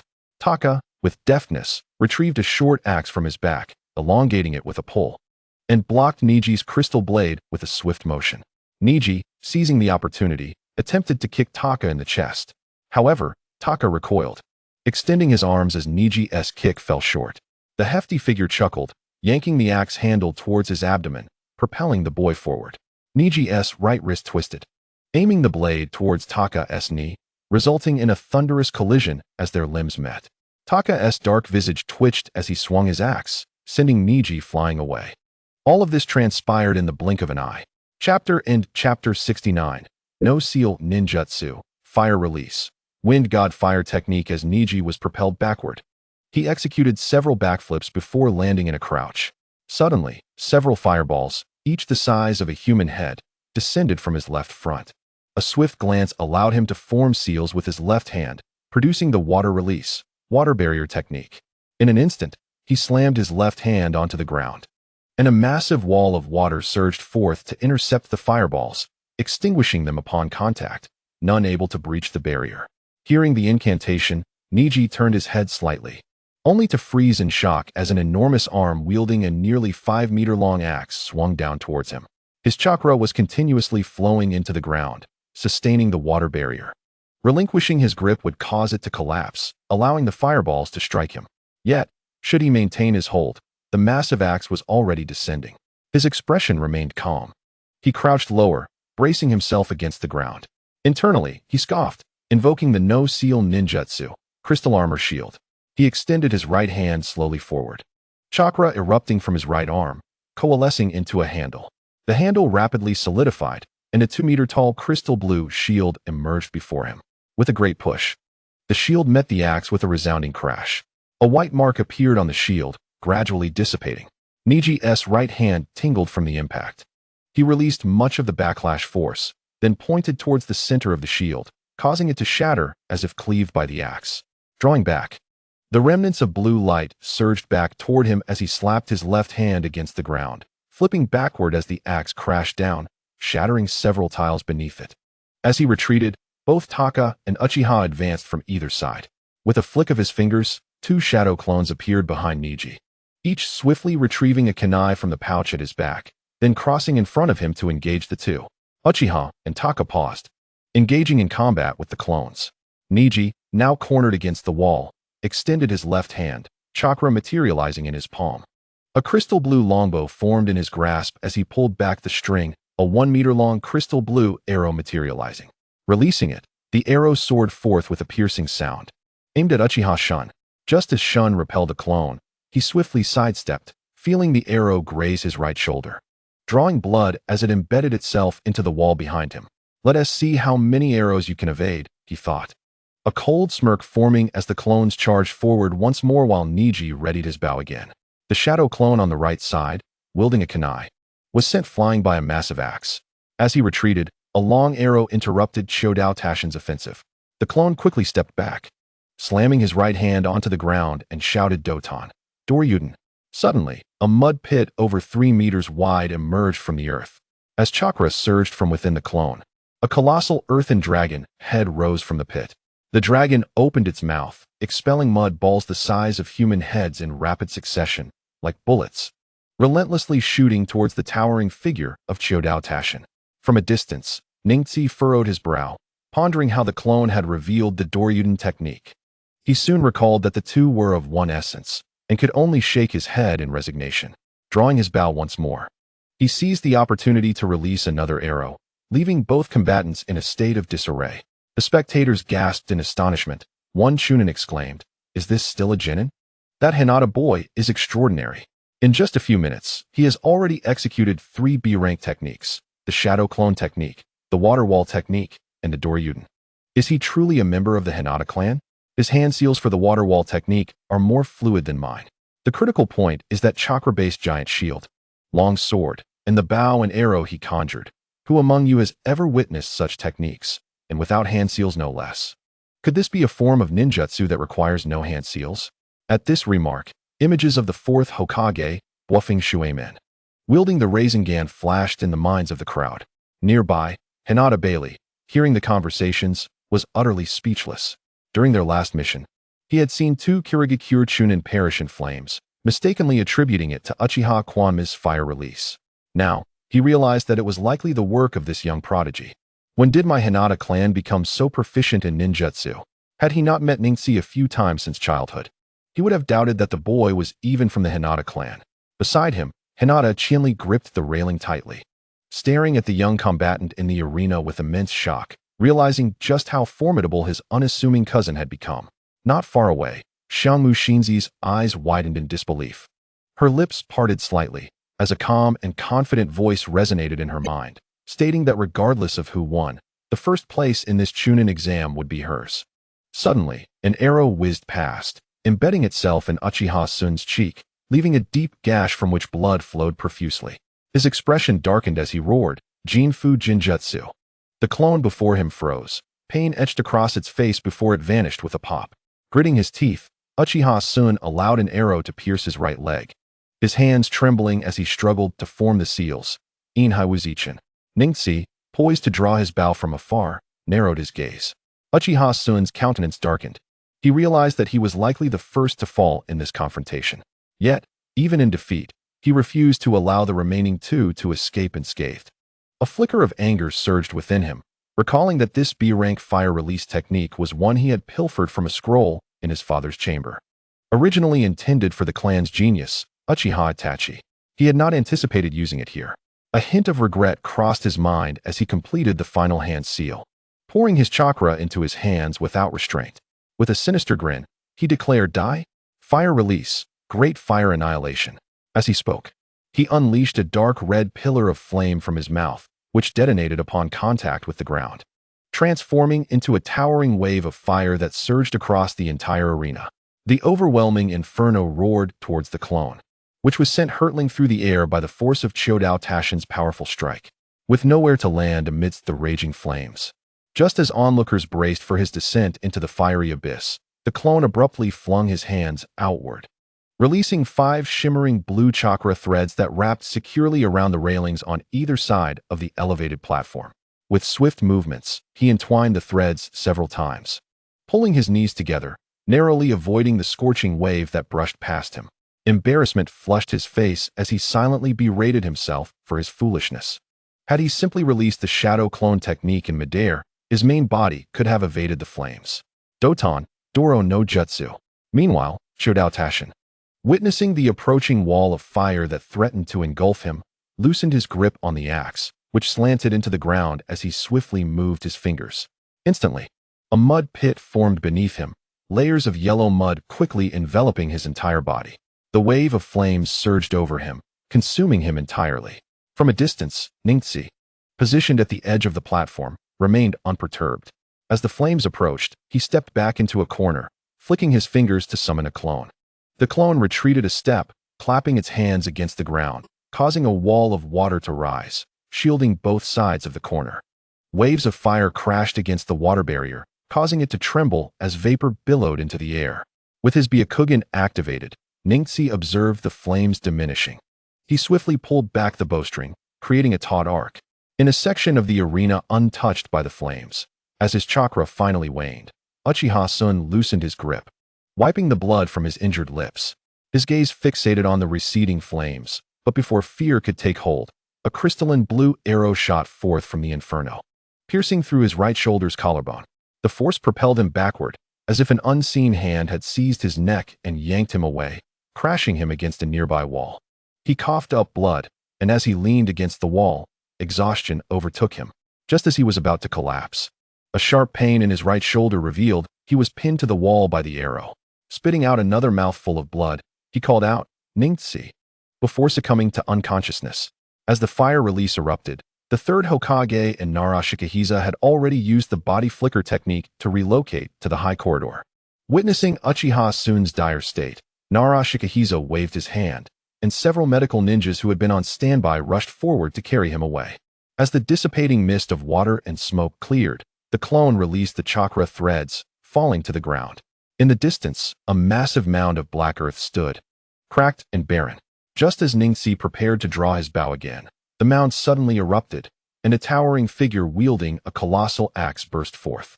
Chobai no Jutsu. The clone moved to intercept, but was sent flying along with the stone slabs beneath them by the swing of the giant's axe. Chodao Tashin, stepping forward, crossed an impressive distance of 8 meters, wielding his axe as he charged towards Ningxi. Taking a deep breath, Ningxi raised his hand and released an arrow that shot directly at Chodao Tashin. In a swift motion, Chodao Tashin caught the arrow with his left hand, squeezing it so forcefully that it did not break. Momentarily taken aback, he tossed it back in the direction it had come from, sidestepping the incoming arrow. Ningxi tapped his bow, causing it to disintegrate into specks of light that he absorbed into his hand, pivoting and charging towards the giant. With a cold sneer, Chodao Tashin brought his massive axe down towards the diminutive figure before him. The impact shattered the stone slabs, creating a half-meter deep, 3-meter-long fissure in the arena. As the axe lifted, Ningxi found himself elevated by the blade, using his toes to kick off the axe towards Chodao Tashin's thick neck. However, a hand as large as a shovel swatted him down effortlessly, sending him crashing to the ground. As he finally steadied himself upon landing, the initial stance of Bagwazang was just being raised when a shoe tip, resembling a small boat, came flying toward him. Ningxi, with no other choice, hastily evaded it. The scene in the arena was rather peculiar. A colossal figure wielding a broad axe swung it viciously, the sound of his heavy footsteps resonating through the space. The spectators felt the ground tremble beneath them, akin to an earthquake. Despite the giant's immense strength, evident from the cracks he left on the ground and walls, his movements were somewhat sluggish. A diminutive figure, armed with shuriken, nimbly darted around the gaps in his vicinity. Minutes passed, and the ground lay in disarray, riddled with pits and fissures, leaving almost no intact floor visible. Chodao Tashin's darkened visage flushed slightly. His chakra was depleting too rapidly. Even though his chakra reserves far surpassed those of others, he could not sustain this pace. The youth before him was exceedingly cunning, avoiding direct confrontation like a slippery eel, weaving around him effortlessly. Glancing at the minor wounds on his legs and waist, he realized that despite his numerous powerful strikes, none had landed on his opponent. With a forceful smash of his broad axe onto the ground, debris flew, forcing the evasive youth to retreat repeatedly. Chodao Tashin shrank his massive form, releasing the multiplication technique to revert to his original size. Ningxi's eyes gleamed as he charged forward, slipping to evade a horizontal swing from his adversary's axe. With a straightened posture, he unfurled his Bagwazang stance and shouted, "Bagwazang, 128 palms." His hands did not form palms, but instead extended his index and middle fingers, which radiated sharp chakra brilliance. The spectators felt the tremors again as the giant continued his slow but formidable onslaught. The small figure with shuriken persistently maneuvered around him. Ningxi aimed to strike the vital points. Given the giant's massive size, the distance between his meridians had increased, complicating the precision of his strikes. A direct Bagwazang attack appeared feeble against such a colossal body, like a toddler attempting to hit an adult. As Ningxi unleashed 2, 8, and 16 strikes, Chodao Tashin, holding the gigantic axe, was forced to retreat step by step. He sensed the chakra within him becoming sluggish from the impact, particularly apprehensive about the overwhelming force of the final palm strikes. He thought to himself that he absolutely could not allow this youth to seal away his chakra. Releasing his grip on the axe, he braced himself against the subsequent 32 strikes from the youth while rapidly forming hand seals, exclaiming, "Doton, the Wagakure no Jutsu."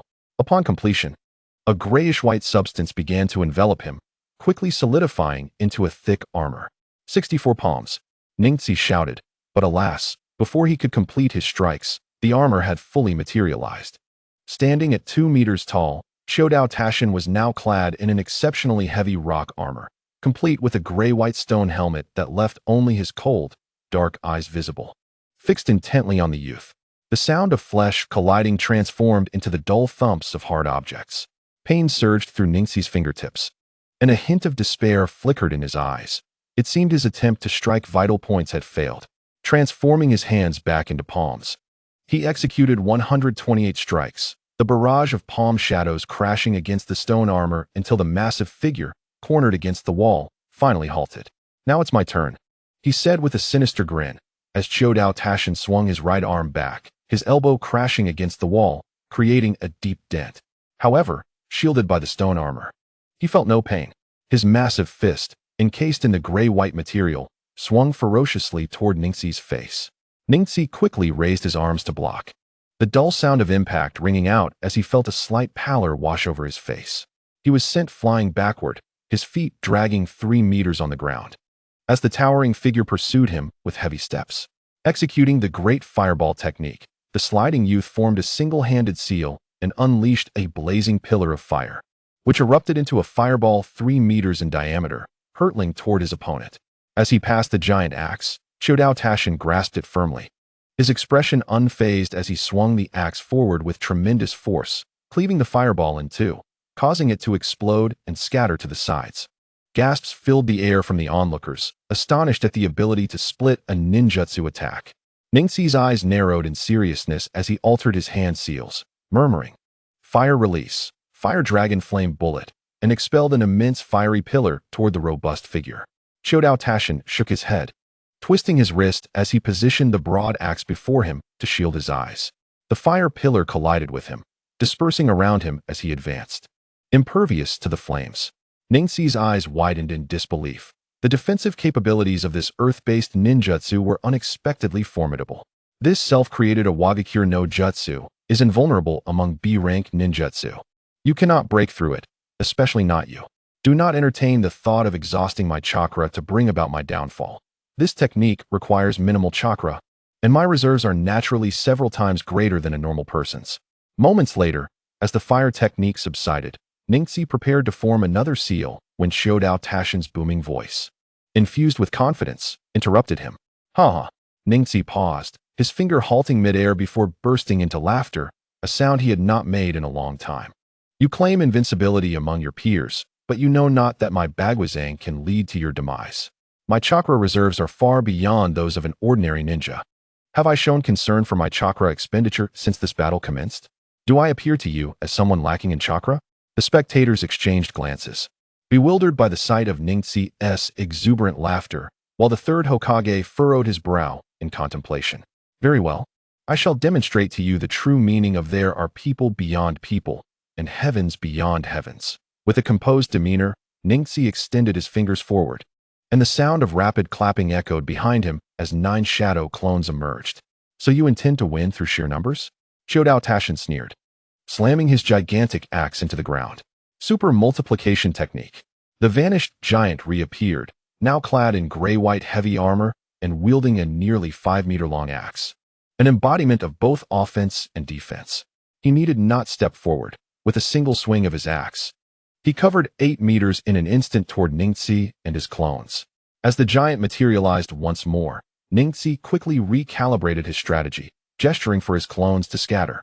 4 of them released a crystalline blue chain from their palms, which the other 4 clones caught. The 8 clones dashed in all directions, the chains extending further.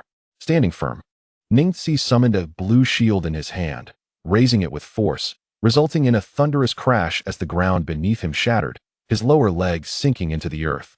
The power of the opponent's strike was evidently overwhelming.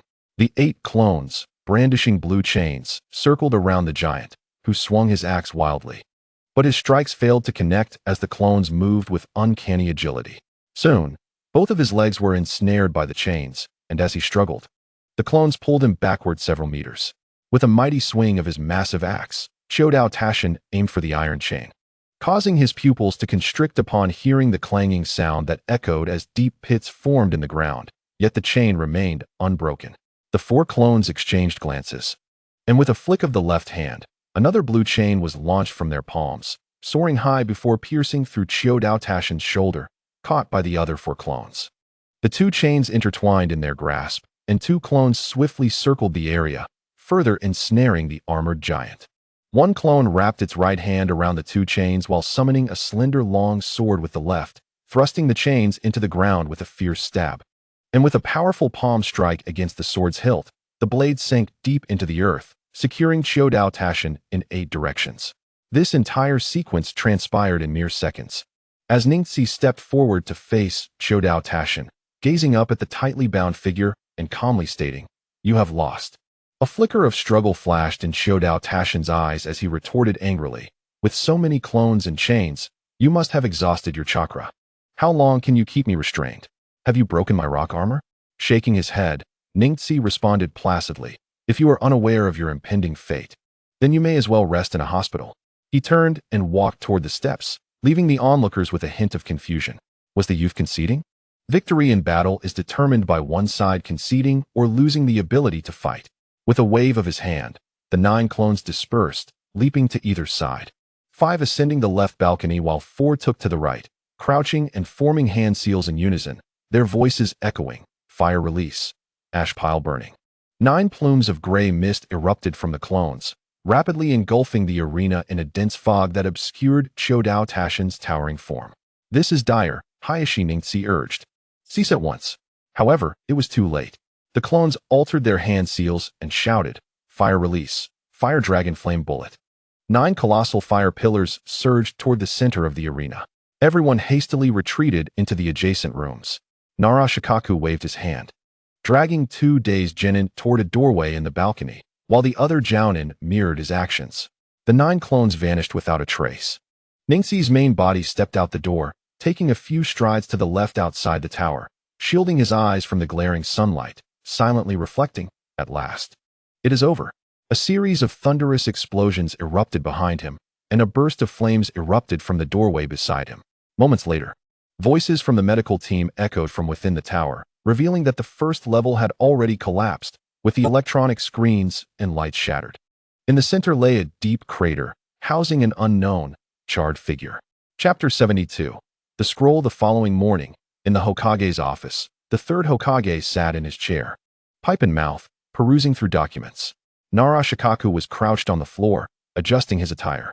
6 young figures stood in a row in the office, their eyes forward. Being the selected participants for this Chunin exam, Uchiha Sun, Yamanaka Torihon, Inazuka Shiran, Hyuga Chiharu, Hyuga Neji, and Nara Mitsuki. The scrolls you require have been distributed. Here are your Chunin uniforms, 2 sets for each of you, Narashikaku announced, rising and handing out the pristine green vests. From this day forth, you are officially recorded as Chunin. I hope you will continue to strive diligently, steadfastly working for the peace of the village and yourselves, honoring the garments you wear. The third Hokage exhaled a plume of smoke, speaking gravely. As for you, Hyuga Neji, you have destroyed the exam venue and severely injured your comrades. The reward of 10,000 ryo that was to be yours is now revoked for the repairs of the arena. Do you agree? The smallest figure in the office nodded slightly. Very well, you may leave. Yes, the group responded in unison, departing one by one. Neji toyed with the scroll in his hand as he walked toward the stairs, the Hokage building enveloped in silence. The other 4 boys cast furtive glances at the youth, a flicker of unspoken fear crossing their eyes. No one spoke, nor did they offer congratulations. Upon exiting the Hokage building, the other 4 boys quickly dispersed, seemingly eager to distance themselves from Neji. Neji smirked, preparing to leave when a crisp female voice called from behind. Hey, what jutsu is in your scroll? How about we exchange and take a look? Surprised, Neji turned to face the only female Chunin from this exam, responding calmly, body flicker technique. The girl's dark eyes brightened as she lifted her scroll, suggesting, let's exchange for a moment. After a brief pause, Neji nodded. Summer Mitsuki smiled, pointing to a nearby bench. Over here. The 2 walked to the bench and sat down, exchanging scrolls and lowering their gazes to read. Upon unfurling the scroll, Neji was met with the words wind release, 1,000 faces of wind, causing him to freeze momentarily, disappointment flickering in his eyes but swiftly concealed. The girl, noticing his reaction, spoke apologetically. Oh, I forgot to mention mine is wind release. I haven't seen your scroll yet. Here, take it back. As she handed it over, Neji waved dismissively. It's fine, go ahead. I have no shortage of jutsu. Reflecting on the boy's achievements from days prior, she nodded in agreement but hesitated, asking, you really don't mind? Just be sure to memorize the contents quickly, he replied. Thank you. Summer Mitsuki smiled at him and promptly opened the scroll to examine it closely. Bored, Neji flipped through the scroll in his hands. Although it held no value for him, he quickly memorized the hand seals and chakra flow routes. After carefully rolling the scroll back up, he glanced at the girl beside him, furrowing her brow in concentration. He refrained from interrupting her. Resting the scroll behind his head and leaning against the stone bench, he gazed at the rustling green leaves above, closing his eyes as thoughts swirled in his mind. It was already late August. By early next month, Naruto, Sasuke, and the others would be starting school. The year was more than halfway gone, and he must master water release and flying techniques before the year's end. Earth release could wait. He would address it later. Once he completed the jutsu, he would focus on gathering information to devise a way to break the caged bird seal. This was a significant challenge. It seemed he would need to visit the Hokage's library and the Hyuga clan's main house, as well as the study of the branch family elders. The summoning technique, Rashomon, was a formidable defensive jutsu that he could conveniently acquire. When the 5 layers of Rashomon were unleashed, they could withstand even-tailed beast bombs. Though ultimately ineffective against the 9 tails, they could still defend against the lesser-tailed beasts. Besides, there were so few tailed beasts that encounters were rare. This technique would suffice for defending against ninja attacks. Rashomon had 9 layers. When he infiltrated the Hokage's secret chamber, he had assumed the 5 layers of Rashomon used by the first Hokage was the pinnacle. He had no idea there were 9 layers, which piqued his interest in learning it. Unfortunately, Rashomon was a summoning technique that required signing a contract on a summoning scroll. The last time he infiltrated with a clone, it lacked blood, so he had to temporarily abandon the idea. Gathering strength and finding a solution to the seal would lead to his departure from Konoha. At that time, He could traverse the ninja world, absorbing chakra and evolving his Byakugan, soaring high and swimming freely in the vast ocean. His nostrils flared slightly as the crisp breeze, mingled with the scent of grass and a hint of the girl's fragrance, filled his senses. Ningxi felt as if he could already smell the essence of freedom. As he opened his eyes and sat up, he turned to gaze at the girl beside him, who was curiously staring at him. With a gentle smile, she inquired what he was pondering. Ningxi, returning her smile, replied, "The sky is high, allowing birds to soar. The sea is vast, permitting fish to leap." In that moment, the youthful boy's face radiated an unusual vigor, his eyes sparkling with brilliance as he took his leave with purposeful strides. "Hey, you left your scroll." As she watched the boy's retreating figure, the girl was momentarily taken aback and hurriedly called out, "I've memorized the content. It's of no use to me, so I'm giving it to you." Hearing the distant sound, the girl glanced at the scroll in her left hand and on the stone bench beside her, furrowing her brows in contemplation. What is "the sky is high, allowing birds to soar, the sea is vast, permitting fish to leap" mean? Unfortunately, apart from the refreshing breeze, there was no one to respond. In the evening, at the entrance of the Konoha Barbecue restaurant, a boy clad in white with pale eyes entered, greeted by a lively atmosphere within. Frowning slightly, he was about to inquire with a nearby staff member when he heard someone calling from afar. "Hey, Ningxi, over here." Looking up, he noticed Uchiha Izumi waving at him from a small booth, prompting him to approach. "Ah, the strongest chunin of our class has arrived," Uchiha Izumi exclaimed cheerfully to Ningxi. Taking a seat, he nodded to the Jonin Nara Shikaku and Inuzuka Hana, then turned to the girl beside him and asked, "What do you mean by the strongest chunin?" "Hey, the boy from the Hyuga clan, with 9 shadow clones, unleashed 9 great fireballs, nearly collapsing the entire central tower. It's been the talk of the village. So, if you're not treating us to this celebratory meal, who will?" Izumi playfully slapped Ningxi on the shoulder, grinning widely. Chapter 52. The strongest chunin. Today marks September 1st in the 54th year of Konoha. Early autumn brings a slight chill, and the once lush green branches of Konoha now bear sporadic hints of yellow. At the entrance of the Konoha Ninja School, a throng of hundreds has gathered. A tapestry of various clans, with parents escorting their children. Not far off, atop a roof, Ningxi held a few oil sticks wrapped in paper in his left hand and a cup of homemade soy milk in his right. Initially intending to have breakfast at home, he suddenly noticed the calendar on the wall and recalled that today was the first day of school for the 9 strongest of Konoha, prompting his spontaneous visit. Taking a bite of the oil stick, he observed in the distance a pair of boisterous parents engaged in loud conversation next to a girl with short red hair, who nervously clutched her clothing while conversing quietly with a girl sporting a light yellow ponytail, her hands tucked into her pockets. They were the close friends Haruno Sakura and Yamanaka Ino, one seemingly delicate and the other cool yet warm-hearted. Little did Sakura know that today would mark the beginning of challenges in their friendship. Nearby, Nara Shikaku and Akimichi Choji were reminiscing, flanked by 2 boys, one plump, clad in red and incessantly munching on chips, while the other, thin and disinterested, stood with arms crossed, yawning in boredom. Feeling the weight of a gaze upon him, Nara Shikaku turned to see a white-clad boy snacking on the roof, offering a slight nod before whispering something to Nara Shikamaru beside him. Curious, Shikamaru glanced at the boy atop the roof, smirking slightly before turning back, only to receive a light reprimand from Shikaku. Although the distance prevented Ningxi from hearing their words, he could deduce from Shikamaru's expression that trouble was afoot. In another direction, Hinata held the hand of a little girl dressed in a kimono, her large, beautiful eyes revealing pure white pupils. Hinata Hizashi's absence was anticipated for the main branch of the Hyuga clan. Sending an heir to the Ninja Academy was tantamount to relinquishing their claim, a somewhat embarrassing act. From this day forth, Hinata's identity as the main branch heir would effectively become a mere formality. Unbeknownst to the little girl, she curiously surveyed an empty space within the throng. This conspicuous void drew attention, revealing a boy with short yellow hair dressed in a white short-sleeve shirt adorned with a red whirlpool symbol. He stood there, hands tightly clenched, head lowered, obscuring his expression. Nearby adults, engaged in quiet conversation, occasionally cast disdainful glances at the blond boy, their contempt unabashed.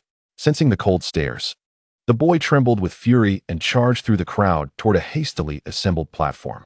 The throng fell silent. Ascending the platform, he proclaimed, "Hello everyone. I am Uzumaki Naruto, the future Hokage. Just you wait. With that, he dashed off the platform and sprinted toward the entrance of the Ninja Academy. The once quiet crowd erupted into noise again.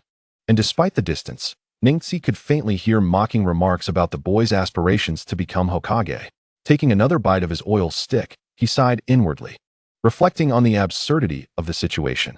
Shaking off his thoughts, he shifted his gaze to a corner where a tall, indifferent father and son stood. The middle-aged man, donning sunglasses and a green coat, wore an expressionless face as he stood in the shadowy corner, while the boy beside him mirrored his attire, hands tucked in his pockets. Sipping his warm soy milk, Ningxi chuckled to himself at the Konoha version of the Matrix, pondering the lack of presence of the Yamanaka clan. His eyes brightened as he spotted a familiar face. Inuzuka Hana, gently adjusting the collar of her impatient brother, Inuzuka Kiba. To his surprise, the usually aloof Hana exhibited a tender side.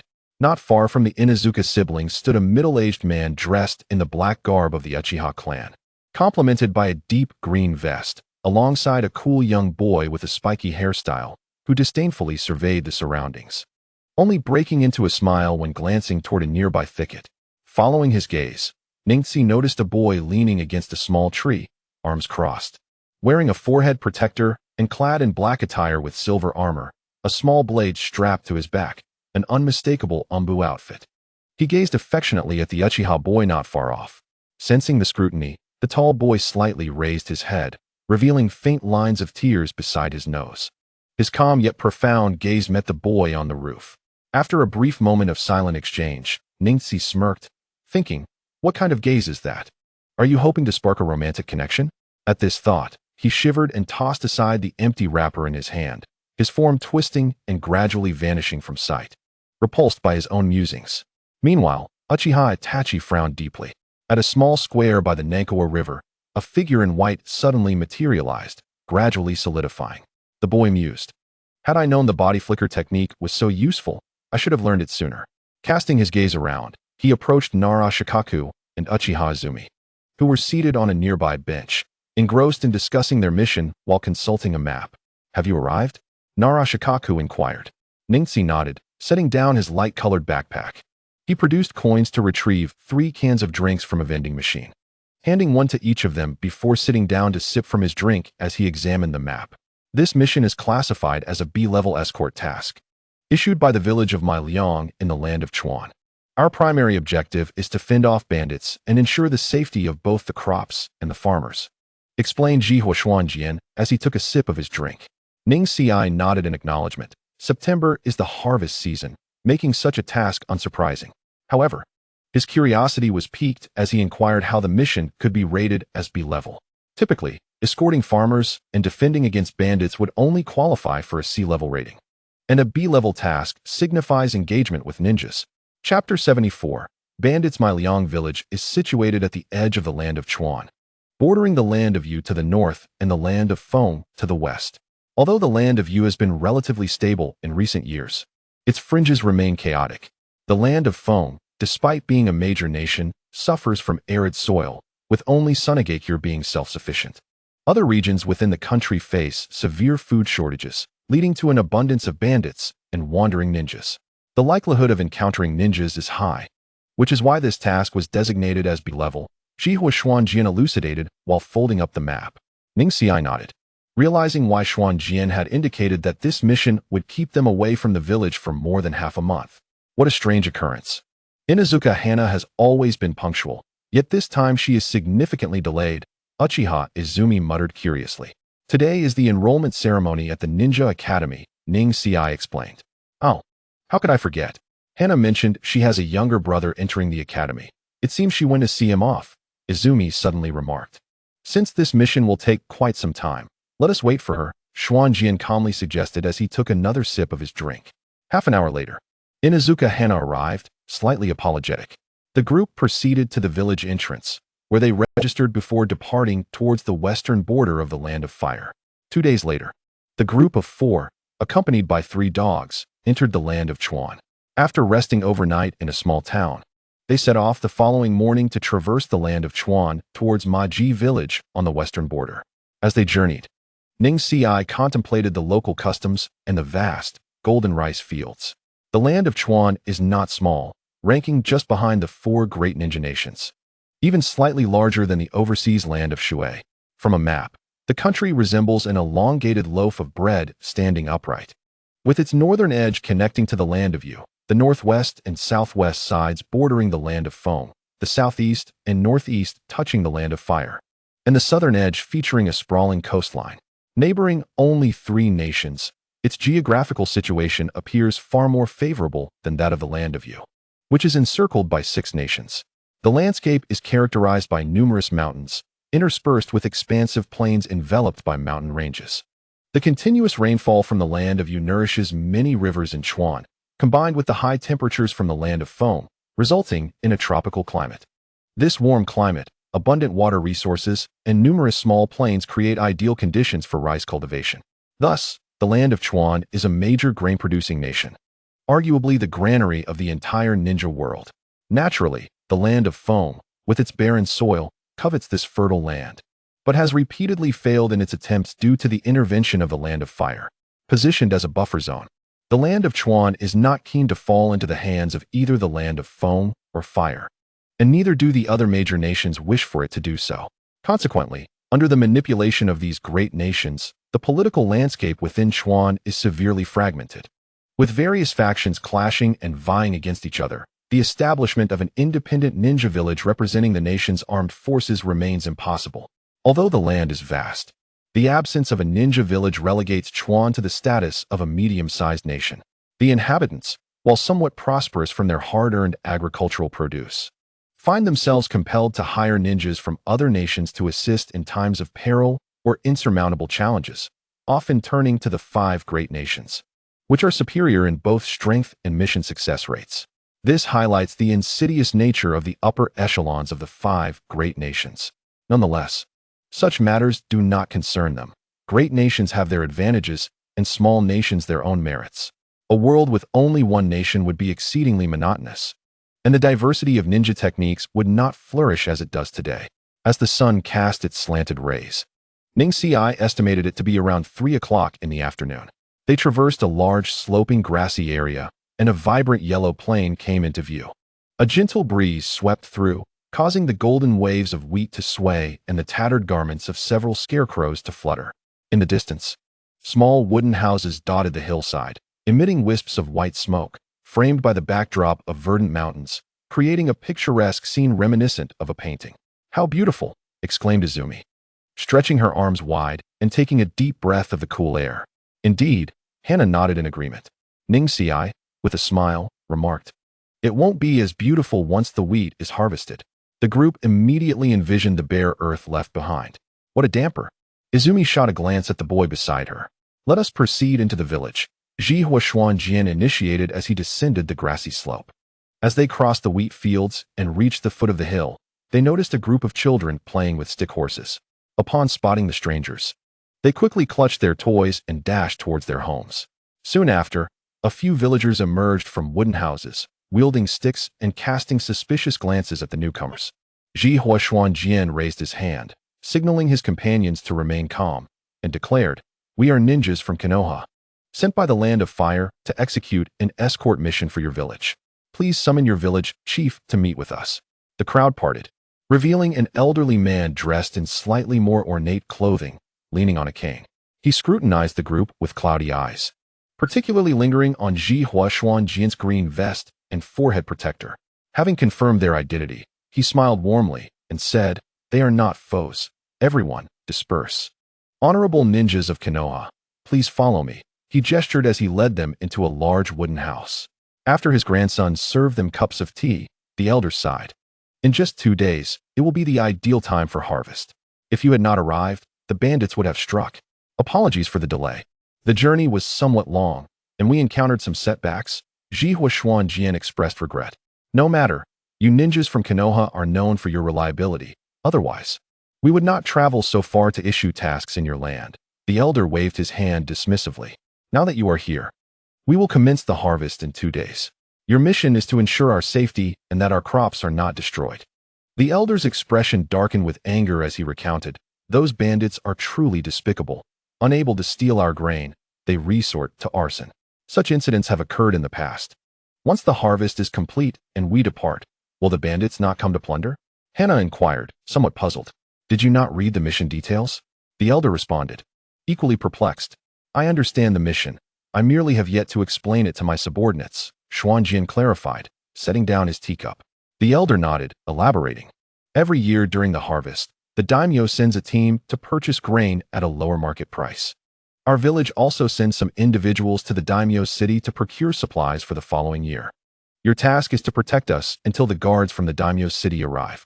Upon hearing this explanation, Ning Ci and his companions felt a sense of clarity. Procuring supplies serves as a means to expend surplus wealth. Otherwise, once the grain is transported away, they would still be at risk from bandits and robbers. Converting it into supplies ensures safety, as no one would expend effort to steal mere cloth and farming tools. After some casual conversation, the elder arranged for them to rest in an adjacent empty room. Chapter 75. The traders strike in a gorge at the border of Kuni and Kuni. A tumultuous and murky river surged from Kuni. Not far from the riverbank stood 6 young boys clad in white. They collectively formed a series of hand seals. Yu, Wei, Cho, In, Wei, Cho, In, see you, In, and simultaneously chanted in their minds, Mizu Doton, Mizu Dampa. As they exhaled, columns of water, each as thick as a thumb, erupted from their mouths, arcing over the river to strike the cliff face 20 meters away. The high-pressure water columns collided with the rock, shattering fist-sized brown stones that tumbled into the river below. As the boys tilted their heads slightly upward, the water columns began to ascend the cliff, leaving increasingly faint grooves on the stone. Atop the 100-meter-high cliff stood a white-clad youth, observing the wavering water columns below, which had begun to bend under the strain of their own weight. Shaking his head, he withdrew his gaze and scanned the surroundings at the base of the cliff, where several clones were coughing and sputtering, their faces flushed. The water columns below abruptly fractured, sending splintered streams crashing into the murky depths. The clones wiped the water from their mouths, exchanging glances as they silently counted 20 more meters. If the water columns could reach the top of the 100-meter cliff, they could easily sever it with a mere gesture. Yet achieving this S-rank water technique was already a significant accomplishment. As a potent long-range ninjutsu, it typically had an effective range of about 50 meters. And to extend its reach to 100 meters was no small feat, indicating the impressive power of the high-pressure columns within the shorter distance. This was their 3rd day in Kuni, and in that time, the clones had advanced their mastery of Mizu Dampa at a remarkable pace. Thanks to their abundant talent and chakra, as well as their understanding of liquid form transformation and multi-layered techniques. After a brief respite, the clones once again formed hand seals to refine their ninjutsu. In my Ryu village, villagers toiled in the fields, rolling up their sleeves and pant legs under the scorching sun, their bodies drenched in sweat. Despite their sunburnt faces and cracked lips, joy at the harvest shone through.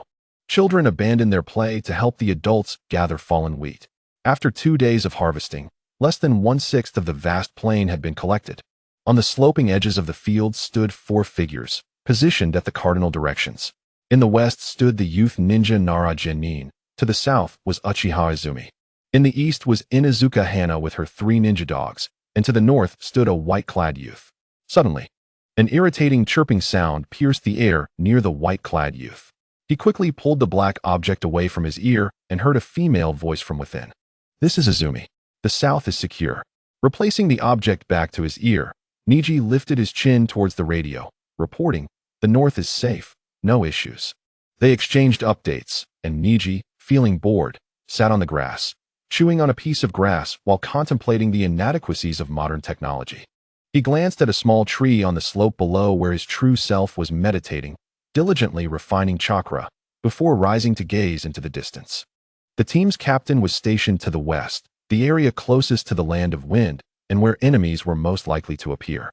Neji was responsible for the north, closest to Kuni, the area where danger was most imminent. The 2 girls were assigned directions that appeared the safest. But one must not forget that while Kuni lacked a ninja village, it certainly did not lack ninjas. In fact, Kuni housed numerous small ninja clans and even more wandering ninjas. Each year, many rogue ninjas from the 5 great nations and beyond would escape to this land, seeking to exploit its vulnerabilities. Though powerful rogue ninjas were indeed few, most found refuge under the auspices of daimyos, generals, or wealthy families, enjoying a life of luxury. However, the ranks of weaker, lesser skilled rogue ninjas, often former peasants who had learned a few tricks from wandering masters, were far more numerous. They roamed freely, seizing opportunities for theft and violence without regard for future consequences, embodying the essence of short-term gain. As time passed, the sun dipped lower, painting the sky with fiery hues. Just as the group believed they had endured another safe day, the Captain Jinin's voice resonated with urgency. Robbers are approaching, approximately 25 in number. Their strength is currently unknown. Assemble quickly. Upon hearing this, the three sprang into action, racing westward. Neji cast a glance at his indifferent true self before his body flickered and gradually vanished. Doton, Doryu Taiga. On a slope, a band of mountain bandits armed with large swords surveyed the area from atop their horses. A middle-aged man in gray clothing, bearing a scarred face, formed hand seals as he began to cast a technique. At his command, the earth beneath them churned, and columns of mud and stone erupted, hurtling towards the young ninjas, blocking their path. Katon, Hosenka no Jutsu. Jinin swiftly evaded the incoming attacks, forming hand seals and unleashing a massive, oval-shaped fireball that obliterated one of the mud pillars, targeting the middle-aged rogue ninja. With the Shunshin no Jutsu, Neji arrived first, locking eyes with the middle-aged ninja. His gaze fixated on the scarred forehead protector, underestimating his opponent. The middle-aged rogue altered his hand seals, raising a mud pillar from beneath him to narrowly evade the fireball. Leave the ordinary bandits to you, Jinin instructed without turning back. Neji nodded slightly, and with a flicker, he vanished, reappearing before the bandits. The bandits, initially poised to mock him, froze as they recognized that this was not the same fearful child they had encountered before. Just as the bandit leader, a bald man wielding a large sword, opened his mouth to speak, the youth vanished again. In the blink of an eye, he stood firmly atop the horse's head, locking eyes with the bandit leader. Startled, the leader swung his sword horizontally, but the youth was much faster. A swift kick landed on the bandit's jaw, sending him reeling backwards, blood and teeth spilling forth. Before the fallen bandit could hit the ground, Neji's foot struck his chest, propelling him towards another bandit like a wolf plunging into a flock of sheep. "He's gone. Look out, he's behind you," cried another bandit, his eyes wide with terror as he turned just in time to receive a vicious hand strike to the back of his head, collapsing to the ground. Amidst anguished screams, the youth's unpredictable movements and speed rendered the ordinary bandits powerless, and as one after another fell, panic swiftly spread among them. Chapter 76. Rogue Ninjas. In the blink of an eye, 24 bandits were reduced to merely 8 standing, while the rest lay unconscious or moaning in agony. The remaining bandits exchanged glances, fearful of the rogue ninja engaged in battle nearby. They dared not flee, so they gritted their teeth, brandishing their blades and clubs, charging towards the white-clad youth with a cacophony of shouts. As Neji observed a bandit charging toward him with his eyes closed, he couldn't help but chuckle inwardly at the naivety of this newcomer to the bandit life. With a flicker of movement, he surged forward. Ninjutsu, Sunban aim. Jinin unleashed a torrent of Sunban needles from his mouth, transforming the slender projectiles mid-air into hundreds that whistled through the air towards the rogue ninjas. Yanshidao's heart raced as he swiftly altered his hand seals. Before him, several mud pillars erupted from the ground, effectively shielding him from the relentless rain of shuriken. The piercing sounds of impact filled the air, and just as the middle-aged man from a Wagakure felt a sense of relief, a calm voice resonated behind him. "Katon, in Butsu." Startled, he turned around to witness a massive fireball filling his vision. The heat was palpable against his skin, and before he could react, the fireball struck his back with tremendous speed. A scream escaped his lips as he collided with the mud pillars he had yet to disperse, rendering him unconscious. Meanwhile, Ningxi dispatched the last bandit with a kick, brushing off the dust from his hands. "Well, that's done," he remarked. Accompanied by the ninja dog, Inuzuka Hana, and Uchiha Izumi, they reached the hilltop and gazed at the fallen figures below, both expressing their astonishment simultaneously.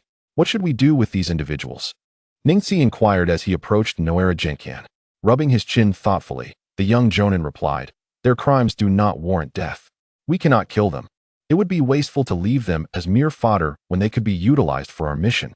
Let us awaken them and release them." With a raised brow, Ningxi suppressed his initial desire to plunder the bandits, forming hand seals instead. He unleashed a jet of water that splashed upon the ground, exploding into a torrent that surged through the unconscious bandits, startling them awake. Get lost. The bandits, startled, quickly aided their injured comrades and hoisted their severely wounded leader. Stumbling away in haste, one bandit attempted to retrieve a horse, but Ningxi furrowed his brow. Leave the horse. The bald leader, his mouth still bleeding, gritted his teeth and gestured dismissively to his oblivious subordinate. Should I ever hear news of Meryu village's destruction, I will scour the entirety of the land of rivers to find you, Noera Jenkin threatened. The fleeing bandits hesitated momentarily before hastening their retreat, disappearing over the hill. Ningxi nodded, acknowledging Ginkan's seasoned approach. To preempt any potential retribution from the bandits against the villagers, he had wisely issued a warning. Let us take a horse each. Ningxi chuckled. After the mission, we one team need to run back. Uchiha Izumi smiled at the prospect of commandeering a bandit horse, but sighed. But I don't know how to ride. Neither do I, but we have time to learn, Ningxi replied as he mounted his horse, giving it a gentle kick to set off toward Meryu village. Jenkin chuckled softly. Let us return for a meal, and mounted his own horse, pursuing the departing youth, leaving the two girls in a state of astonishment. As night descended, the group rested in a single room after dinner. Noera Jenkin tended to the fire, glancing at his watch before announcing, "It's dark now. As per our usual arrangement, I will keep watch with Izumi for the first half of the night, and you two will take over for the latter half." Ningxi and Izumi nodded in agreement, as they had been following this routine for several days now. With their limited numbers, it was impractical for everyone to guard the fields at night. Thus, two would keep watch while the others rested, ensuring the villagers' safety. Uchiha Izumi gazed at Ningxi with her large eyes, blinking at him. Ningxi rolled his eyes and summoned a shadow clone, which appeared with a resigned expression upon its face. Izumi giggled, pointing toward the door. Let us go.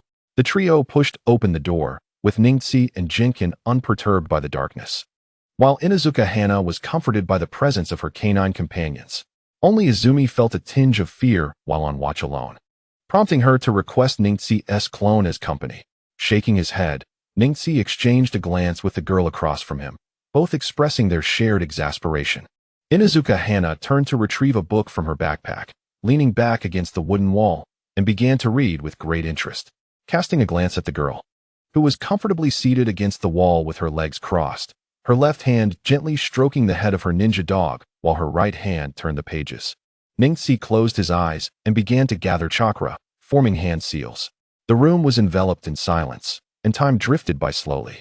The crackling of the firewood broke the stillness, and Hana rubbed her weary eyes, closing her book.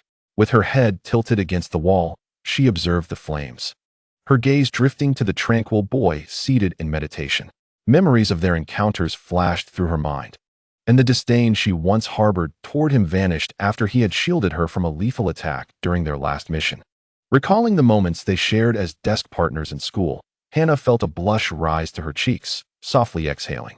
He came from a noble lineage, possessed extraordinary talent, was handsome, powerful, and displayed a tenacious character. Upon reflection, she realized that the boy before her seemed devoid of any flaws. Was there truly such a thing as a perfect person? A flicker of doubt crossed her mind as drowsiness washed over her, and she gradually succumbed to sleep. After a while, Ningxi opened his eyes, stretched, and quietly exited to relieve himself. Upon his return, he added more firewood to the flames, stifling a yawn as he glanced at the slumbering girl.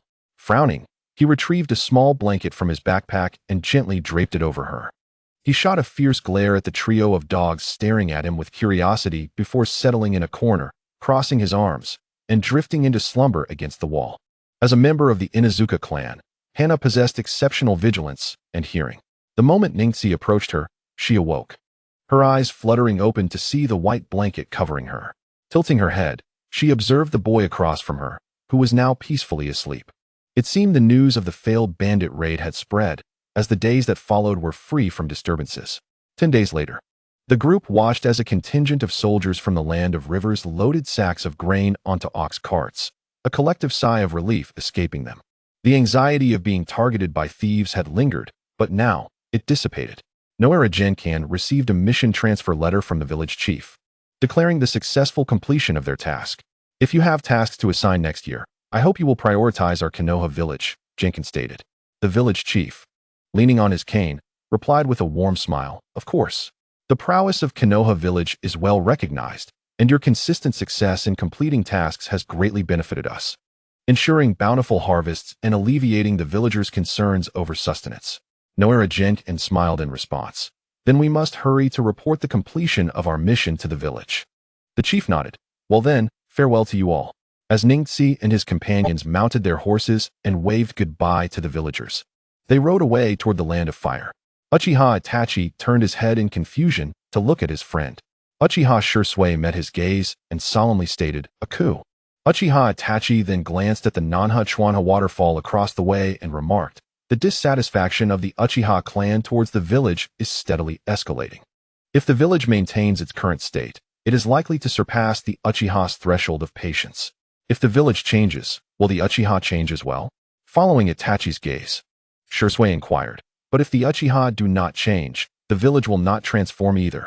As long as both sides continue to distrust each other, the situation will only deteriorate further. Itachi replied calmly, I wish to eliminate this mutual suspicion. Uchiha Shursui clenched his fists tightly. Do you believe that is possible? Uchiha Itachi slightly furrowed his brow. Uncertain, but it must be attempted. Should the Uchiha instigate a coup, it will only lead to a tragic conclusion for both parties. A cold wind swept past the spiky-haired youth, his garments fluttering incessantly. I too oppose the coup, but to prevent it, unconventional methods must be employed. The youth's bangs fluttered, concealing his left eye, while his exposed right eye radiated determination. I understand, but you should refrain from acting rashly, Shursui warned. Why? After a moment of silence, Shursui continued. Some members of the police force harbor doubts about you. They have instructed me to monitor you. Uchiha Itachi's eyes narrowed sharply, becoming tranquil once more. So, I must act to thwart it. Do not worry, Itachi, the situation will improve. A gust of wind swirled as the two stood silently at the cliff's edge. Meanwhile, 4 kilometers away, on the other side of Konoha, near the back mountain of Hupu, several figures were gasping heavily at the water's edge. One shadow clone took a deep breath, calming the furious heartbeat within. Though it possessed no heart, the sensation of exhaustion was palpable. After a moment of contemplation, his fingers suddenly danced. The 12 hand seals were completed in less than 4 seconds. His right hand formed a tight fist while the left palm pressed down upon the back of the right hand, concluding with the final seal. His hand struck the ground forcefully, chakra surged rapidly, and a faint sound of earth breaking echoed. Instantly, 2 rows of sharp, spiraling water columns erupted from the ground, reaching 3 meters high, interlacing and crossing like large bamboo shoots suddenly favored by time. Or as if a giant mouth hidden beneath the earth was revealing 2 rows of interlocking blue fangs. The water columns expanded forward, extending 20 meters to a massive stone weighing nearly 300 pounds. The stone, not particularly tall at about 80 centimeters, seemed to reach its limit as 2 thick spiraling water columns erupted from either side, their pointed tips colliding forcefully. If a person were standing there, they would surely be pierced. The rows of water columns surged past the shadow clone's feet, colliding violently and scattering across the ground. However, rather than disappearing, they rapidly coalesced beneath the massive stone, forming a water pool 3 meters wide. From the rippling pool, a colossal water column suddenly emerged, as thick as a person's embrace. The 300-pound stone was sent soaring, and the pool continued to swirl vigorously, with fist-sized droplets shooting forth like bullets towards the descending boulder. The stone's descent was abruptly hindered, as the relentless water spheres struck it at odd angles, yet the stone stubbornly continued to fall under the influence of gravity. Chun, si wu yu. The clone's hands left the ground, standing upright, and with a swift clap, he formed the next seal. After a brief motion, he twisted his wrist, retracting his thumbs and forming another seal. In an instant, he completed the intricate sequence of hand gestures, all within 2 seconds. While the falling stone had only descended a meter.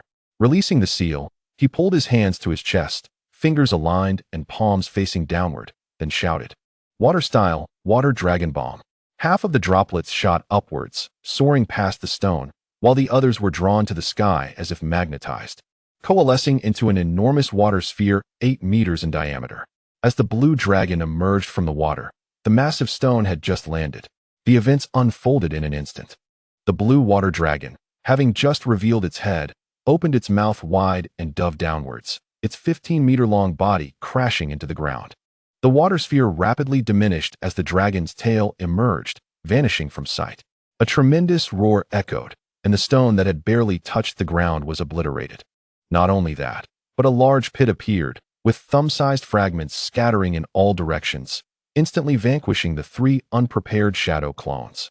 The murky water in the pit swirled violently before sinking into the earth, disappearing entirely. What the?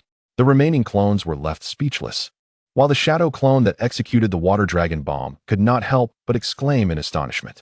In the distance, Neji sat meditating to refine his chakra, picking up a small stone that had just flown by, exhaling softly. Release. With a hand seal, all remaining clones transformed into smoke and vanished. He closed his eyes, carefully absorbing the information relayed by the clones, particularly the memories of the clone that had successfully executed the S-rank water-style water dragon bomb. I see, he murmured, recalling the 16 hand seals for the technique, realizing that the first 12 were technique seals, while the last 4 were control seals. After a moment of reflection, he opened his eyes and murmured, "A timely heavy snowfall has arrived, marking the end of the 54th year of Konoha. The snow in the Land of Fire seems to fall with remarkable regularity, always arriving in mid-December or at the end of the month." The courtyard door was tightly shut, but the door of the Hyuga household stood wide open, filled with warmth. The living room table had been moved aside, and a large charcoal stove was placed in the center of the room. An iron pot atop the stove was steaming vigorously as he, dressed in a thin long robe, rolled up his sleeves with his left hand while using his right to pick up a thin slice of meat from a nearby plate and dipped it into the pot. After blowing on it a couple of times, he stuffed it into his mouth. He was dining alone on hot pot, leaning back in his chair. He raised a small cup of sake from a nearby stool and took a sip, gazing at the swirling snow outside. He suddenly recalled that although he had only been in this world for a little over 3 years, he had already witnessed 4 heavy snowfalls. Had it been winter when he arrived? He remembered that day as the second day after the birthday of the Hyuga heiress, the day he was cursed. And that night the first snowfall began. Though brief, it had been quite heavy, and his adoptive father's suicide to save his brother occurred on the 3rd day. He recalled that even 7 days later, the snow had yet to melt, and he had just returned from paying respects to his father when he coldly observed Hinata being bullied in the woods, witnessing the decisive moment when Naruto intervened and was subsequently beaten up. Time had flown by, and 3 years had passed. Taking another sip of sake, he murmured, slightly inebriated. Casting a fleeting glance at the calendar adorning the wall, it was evident that January 6th of the 55th year still belonged to the winter season. During this time, tasks were scarce, typically undertaken only by those ninjas in dire financial straits or those who found themselves utterly alone and without kin. The rest of the ninjas mostly lingered at home, cherishing the warmth of familial companionship. Time, as it often does, seemed to pass swiftly. After participating in a grand procurement for the Reincarnation Festival, he spent a week before attending a fireworks display, marking the transition into February. Early February could still be regarded as winter. Although sunlight bathed the land, the biting cold lingered. Tasks began to surface gradually. Yet they were swiftly claimed by the upper and middle-ranking ninjas, leaving the lower-ranked teams waiting at home for a substantial influx of tasks that had accumulated over the winter. Ningxi, however, remained unhurried, commuting daily between his home and the lakeside of Mai's rear mountains, having mastered 3 S-rank water techniques, Suijin Hiki, Suryuden, and Daidosujin. He diligently explored the intricacies of flight ninjutsu within the realm of non-printed techniques. Although he had just begun to glide, he still required time to truly soar. In those tranquil days, he did not squander a single moment of time. The village appeared calm on the surface. In the evening, 2 miles west of the Konoha Shadow Rock, stood an abandoned temple nestled halfway up a mountain. At the entrance, 2 statues loomed, each towering 8 meters. The left statue, with 3 heads and 6 arms, bore 4 eyes on each head. Its uppermost 2 hands held a long staff. The middle 2 formed hand seals, while the lower 2 hands clutched a staff in the left and a trident in the right, its visage fierce and menacing.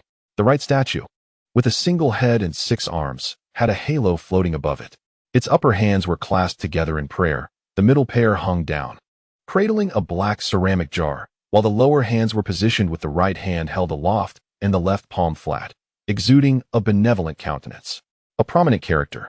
The kanji for ninja hung above the temple entrance, leading to a brown gravel courtyard where an elderly man and a young man stood facing each other. Is there something amiss, Lord Danzo? The assembly is about to commence. The young man inquired respectfully. What would you do if you employed the Sharingan on Fyake? Persuaded the Uchiha, yet the village remained unchanged? Danzo, leaning on his cane, his head wrapped in white bandages revealing only his left eye, squinted as he spoke.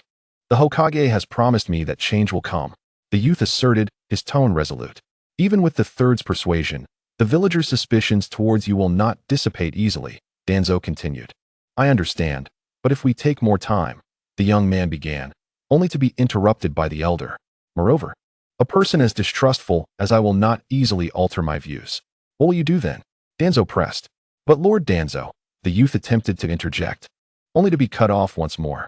At that moment, will you also employ the Konoha Tsukimi against me? Danzo abruptly lifted his head, his exposed left eye dark and intense. Locking onto the young man. The young man began again, yet before he could finish, Danzo flung aside his cane, lunging forward, his left hand aiming for the youth's eye, declaring, I shall take your Sharingan. Startled, the youth felt his own three-tomo Sharingan flash red. Danzo, caught in a jinjutsu upon lowering his head, found his wrist seized by the youth. Apologies. It's merely a basic jinjutsu. You'll awaken shortly. With that, the young man turned to leave. However, after just a couple of steps, he noticed Danzo, ensnared in the illusion, grasping at the air with his right hand before suddenly becoming transparent and vanishing. With a resounding thud, Danzo reappeared before the youth, delivering a powerful blow to his abdomen.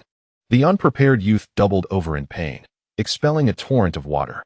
3 thunderous strikes echoed as the bewildered youth was met with 3 heavy punches to his left cheek, right cheek, and chin, a gnarled hand seizing his hair and lifting him high.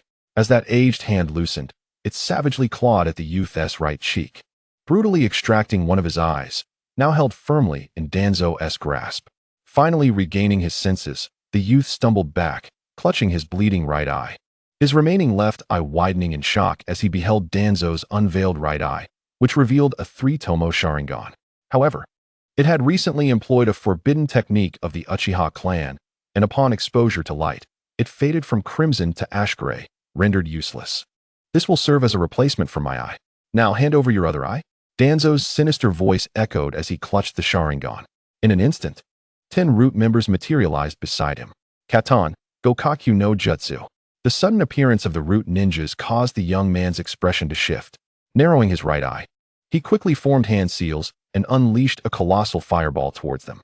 His Gokakyu no Jutsu manifested in a vibrant orange hue, starkly different from the typical red fireballs, appearing significantly smaller yet resembling a miniature sun. The orange fireball, merely the size of a basin, sent shockwaves through the air upon its emergence. Suetun, Suiro no Jutsu. The 4-root jonin in front of Danzo, taken aback, swiftly stepped forward, directing their fingers as 4 massive water columns surged forth to collide with the fireball. The ensuing explosion sent torrents of water cascading, enveloping the entire courtyard in a dense mist. Moments later, as the mist dissipated, the youth had vanished as well. Shunshin no Jutsu, one of the root ninjas exclaimed. Follow, Danzo commanded darkly, and the 10 root ninjas vanished in unison. Near the Uchiha encampment, a young Umbu ninja, adorned with a white cat mask, leaned against a large rock, arms crossed, seemingly waiting for something. As branches rustled above, a few green leaves fell. Is it Shirzue? The Umbu ninja suddenly inquired, lifting his gaze. Come here. A voice resonated from above, prompting the Umbu youth to swiftly pursue. The sound of rushing water echoed as 2 figures stood at the edge of the Nange River Gorge. The young man perched at the cliff's brink gazed solemnly at the waterfall cascading below. The Uchiha coup is now unstoppable, should Konoha descend into civil war. The other 4 great nations will undoubtedly seize the opportunity. War has become inevitable. I had intended to use Konoha Tsukimi to avert the coup, but Danzo has taken my right eye. After a brief pause, with blood streaming from his right eye, the young man turned to Uchiha Itachi, reiterating, he does not trust me.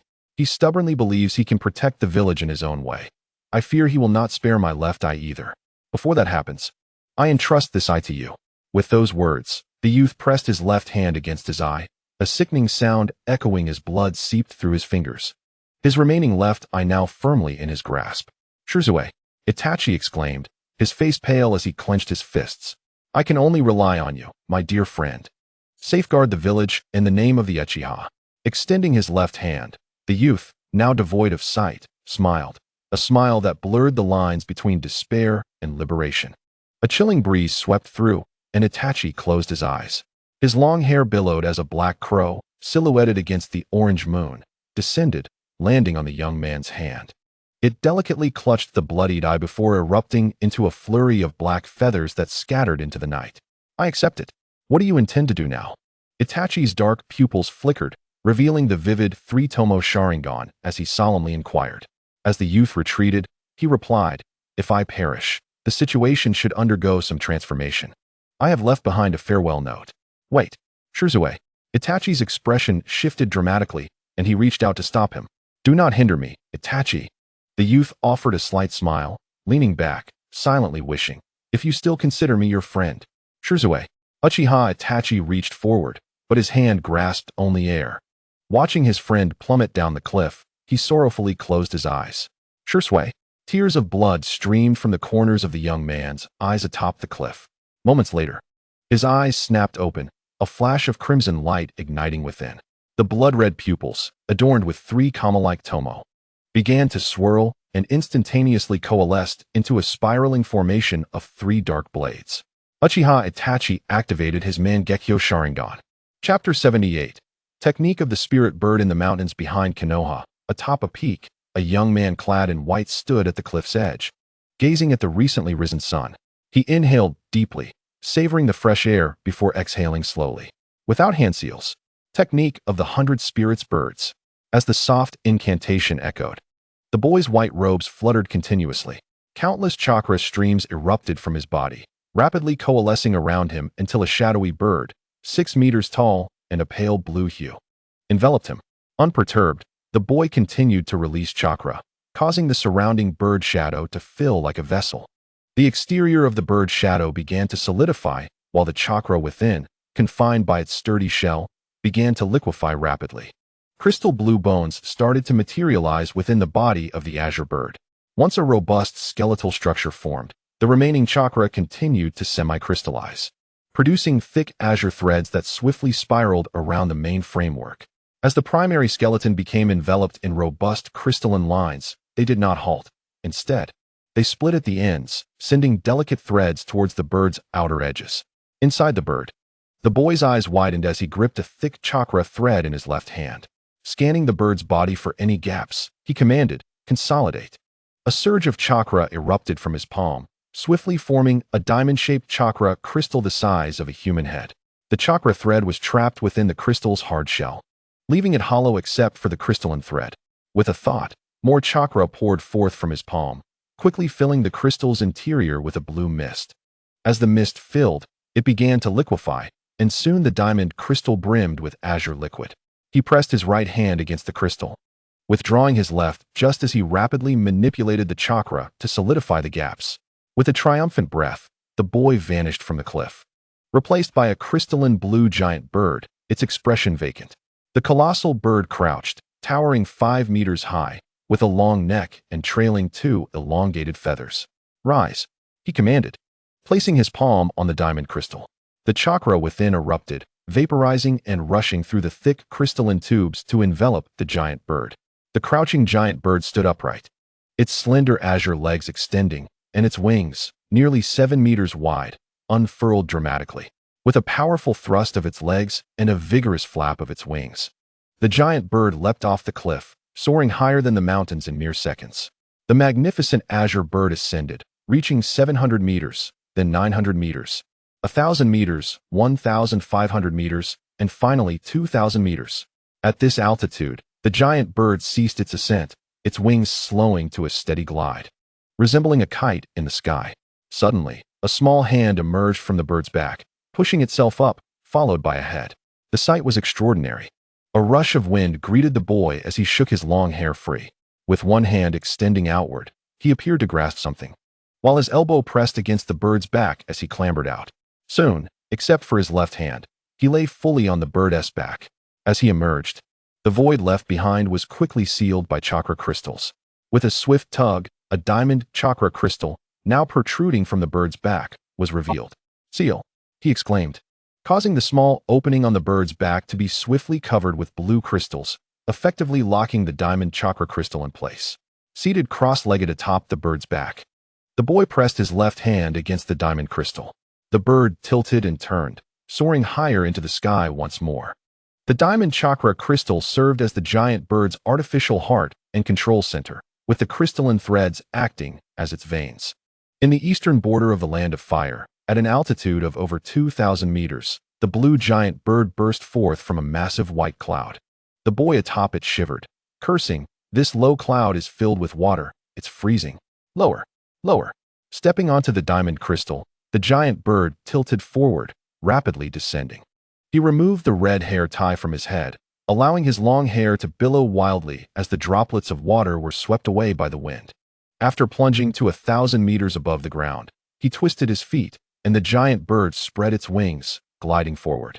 Minutes later, a damp sea breeze, tinged with a salty scent, enveloped him. "The ocean! I can smell the sea!" he exclaimed. "Oh, is that the land of waves?" The boy gazed curiously at a massive island near the coastline. Unbelievably, in less than half a day, he had traversed from the heart of the Land of Fire to the eastern Land of Waves. What incredible speed! "Charge!" With excitement surging within him, he pointed, and the blue giant bird soared from the coastline into the vast sea. High above the endless ocean, lying on the bird's back, Neji felt a profound tranquility. He glanced at the distant blue sea, then back at the white clouds above, pondering, "I cannot fly any further. If I go east, I will reach the borders of the Land of Water. However, tonight I can feast on seafood." His left hand brushed against the partially exposed diamond chakra crystal, and the blue giant bird spiraled before suddenly turning back, flying low over the sea. With his right hand outstretched, he summoned a large blue crystal box, approximately 1.5 meters in height and width, to appear atop the bird's back. Taking a deep breath, he pressed the diamond crystal, and the giant bird plunged into the sea, splashing back into the air with the box now filled with seawater. The bird's speed momentarily faltered before resuming its course. Hovering over a deserted small island, the bird circled the area before gliding close to the water's surface. With his Byakugan activated, he scanned the depths for a moment. With a flick of his hand, several chakra threads shot from his palm into the water. Moments later, he pulled his hand back, reeling the chakra threads in, bringing forth a large golden crab, nearly the size of a small basin, from the depths of the sea. With a smile, he tossed it into the large box behind him, only to be startled by the sight of a lobster. Half an hour later, the blue giant bird reached the coastline, where the boy sat cross-legged on its back, holding the diamond crystal. Behind him were 3 semi-transparent blue boxes, the largest containing various crabs of different colors, each roughly the size of a small basin, bubbling in the water, while the bottom was filled with assorted shellfish. The 2 smaller boxes, each measuring about 1 meter in length and width, contained 2 dark red lobsters, each 1 meter long, awkwardly curled within the semi-transparent confines.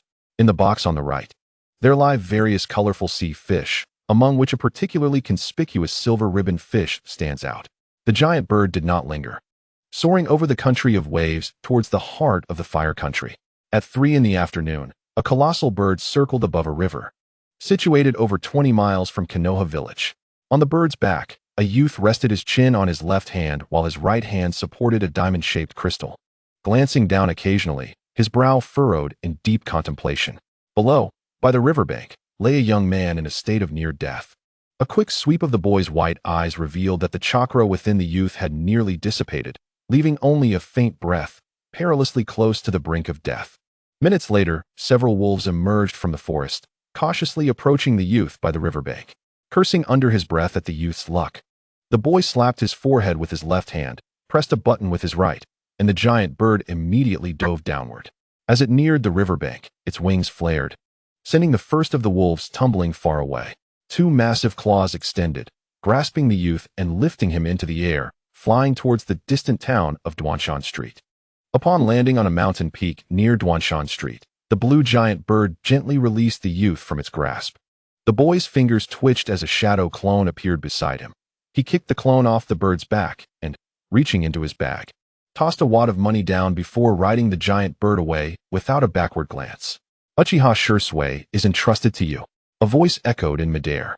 Stumbling to regain his balance, the clone hastily caught the fluttering bills, staring in shock at the figure of its original receding into the distance. After a moment of silence, the clone looked down at the oblivious youth, gritted his teeth slightly, and proceeded to carry him towards the nearby town, visible at a glance. In Konoha village, above the Hyuga encampment, a blue giant bird plummeted from a height of 1,000 meters. Moments before reaching the ground, it spread its wings wide, flapping several times to land steadily in its own courtyard. The spacious yard suddenly felt a bit cramped as the bird lightly tapped the corners of a translucent box, causing several blue crystals securing the box to shatter. 3 large boxes slid off the bird's back, crashing heavily onto the ground. With a firm press of his palm, the boy directed the blue giant bird to walk against the wall towards the backyard, finding an open space where it crouched, its massive body immobilizing as its head touched the ground. Jumping off the bird's back, the boy made his way to the front yard. The giant bird, formed from crystallized chakra, would not vanish until he dismissed it, lifting the transparent lid of the box and gazing at the seafood within. The boy scratched his head in slight dismay. He suddenly realized he had no knowledge of preparing seafood. Shaking his head, he turned and entered the house, drank some water, took a shower, and began to refine his chakra. As today's chakra expenditure was considerable, merely conjuring that blue giant bird consumed a quantity equivalent to several jonin. After half an hour, a knock sounded at the door. Neji, who had just closed his eyes for a brief moment, frowned slightly and rose to leave the house. Heading towards the gate, pulling it open, he impatiently asked, "Who is it?" "Hey, Neji, where did you go this morning? I've been to your house twice already." Uchiha Izumi complained. "Oh, I was training in the back mountain. What's up?" Neji replied, realizing it was Uchiha Izumi. "Sensei Genma asked me to notify you that there's a mission tomorrow to the land of tea, and he said not to wander around." Izumi responded. "All right, got it." Neji nodded as he leaned against the door. "Well then, I'm off." "Wait." The girl halted mid-turn, looking at the boy with curiosity. The boy furrowed his brow and asked, "Can you cook seafood?" The girl shook her head. "No, why do you ask? Take a look for yourself." The boy rubbed his brow and stepped aside, gesturing towards the yard. As she caught sight of the 3 large boxes, her eyes widened in surprise. She walked around them a few times, feigning annoyance. "Well, Neji, you have such good stuff, and you kept it hidden. I've shared pastries with you multiple times, but I just called you. It's a pity you can't cook." Neji replied helplessly. Pointing at a large lobster, Izumi asked with curiosity, "Such fresh seafood. There's none sold in the village. Where did you get it?" "It's a secret." Neji chuckled. Izumi shot him a playful glare, then suddenly exclaimed, "Hana. Inazuka Hana can cook seafood. I went to her brother's birthday last year." "Then it's up to you. Go find her, and we'll have a grand feast tonight." Neji squinted, cautious of the girl's somewhat cold demeanor towards him. "Sure. I have nothing else to do. Should we invite Sensei Genma too? It would be great for our team to gather," the girl asked with a cheerful smile, her hands clasped behind her back. "Do as you wish. We won't finish it all anyway." The boy shrugged. "All right. I'll take care of it." The girl turned with excitement and left. Shortly after, a short-haired girl appeared at Neji's doorstep, dressed in a white short-sleeved shirt and white shorts, her casual home attire accentuating her long, fair legs. Standing at the entrance, she slightly furrowed her pretty brows, hesitating. Having just returned from the kitchen after placing the ribbon fish inside, the boy was taken aback upon seeing her and smiled. "What's this? Are you standing at the door to guard my house?" "Humph." The girl snorted, stepping inside. "Where's Izumi? Why isn't she with you?" Neji asked as he reached in to fetch the fish. "She went to find Sensei Genma. His house is a bit far on the village's edge. It might take her 20 minutes or so to arrive." The girl replied calmly. "By the way, can you check if any of this seafood is inedible?" He pointed to the boxes. The girl approached the 3 large boxes, bending down to inspect them for a while. She pointed at the bottom box. "The 3 sea snails at the bottom are not edible. They are poisonous." Then she pointed at the smaller box. "That golden fish is also inedible. It's not poisonous, but its flesh is incredibly fishy and almost impossible to remove. It's just for looks. The rest is fine." Nodding, Neji replied, "All right. Let us move them to the kitchen." Soon, the 2 transferred the fresh seafood into the kitchen, leaving only 2 large lobsters in the yard. As they approached the box containing the lobsters, the 2 creatures, sensing impending doom, suddenly thrashed violently, splashing a large amount of water. Neji swiftly avoided the spray. But the unsuspecting girl was not as quick, getting drenched on her upper body. The girl stood stunned, while the boy stared wide-eyed. The thin white shirt she wore became soaked instantly, clinging to her body, nearly transparent, outlining the curves of her form. Her face flushed red as she shot an indignant glare at the boy. The boy raised his hands in surrender. "Shall I fetch you a change of clothes?" "Then hurry up." She bit her lip, fuming. The boy quickly returned with a white outer garment, which she took before heading inside. Sighing, Neji gazed at the two lobsters in the box, muttering, "You lot just refuse to die, don't you?" As the evening sun dipped low, the aroma wafted throughout Neji's courtyard, where a large table was laden with over a dozen plates of seafood, particularly the two golden lobsters in the center, enticing enough to make one's mouth water. Gathered around the table, Uchiha Izumi smiled brightly. "I won't hold back. Let us dig in." With that, she rolled up her sleeves and immediately began tearing into the large crab before her.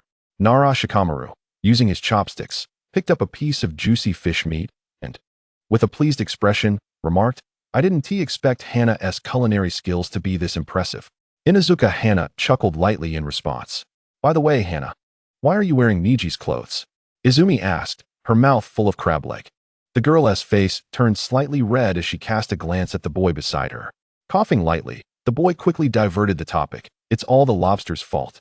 Come, let us swiftly eliminate those two." "Humph. Could it be that you, Ningxi, are feeling a tad nervous?" "Impossible. The atmosphere is relaxed, filled with light-hearted conversation and the aroma of food wafting throughout the courtyard." Chapter 79. Impure World Reincarnation. A massive blue bird descended near the gates of Konoha, where a group of 4 individuals and 3 dogs leapt down from its back. A youth clad in white gently patted the bird's head, and with a swift motion, he retrieved a scroll from his ninja tool pouch, laying it out on the ground. With a single hand seal, he invoked a sealing technique, and a flash of white light enveloped the bird, causing it to vanish. The group then turned their attention towards the village of Konoha. "This mission has been the quickest we have ever completed. The round trip from the land of tea, coupled with our task, took less than 3 days. That's a foreign land. If only every mission could be completed with such efficiency. Before long, we would all be wealthy." Uchiha Izumi exclaimed, delighting in her thoughts. The others, even Inuzuka Hana, who was typically calm, couldn't help but roll their eyes at her enthusiasm. "Indeed, Ningxi's flight technique has saved us a considerable amount of time on the journey and helped us avoid many dangers on the ground. However, this technique must consume a significant amount of chakra, right?" Nara Shikamaru inquired. "Yes, it does consume some chakra, but considering my own chakra reserves and recovery speed, it is negligible," the youth replied thoughtfully as he walked briskly. "True, Ningxi possesses a vast amount of chakra throughout our numerous missions. It seems he has never run low during battle." "Hey, Ningxi, just how much chakra do you have?" Izumi, in a moment of realization, turned to the boy beside her with curiosity. "A lot.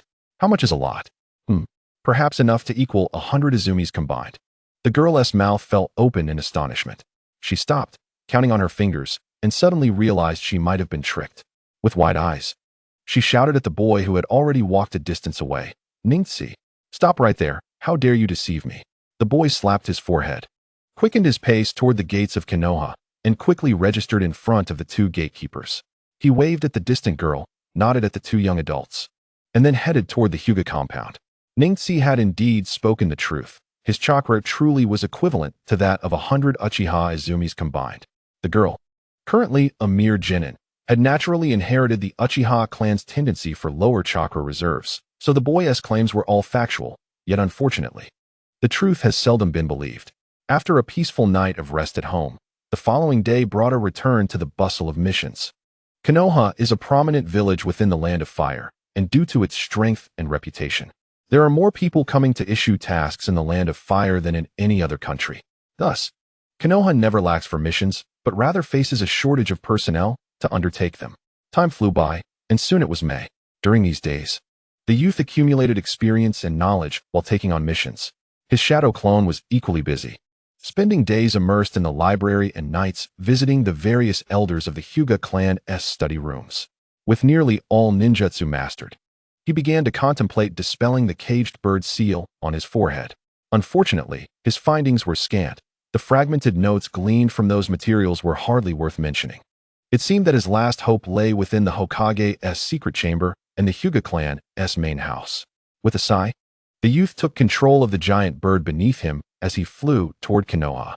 These 2 days marked a respite from missions, and with no meat left at home, he was reluctant to visit the butcher.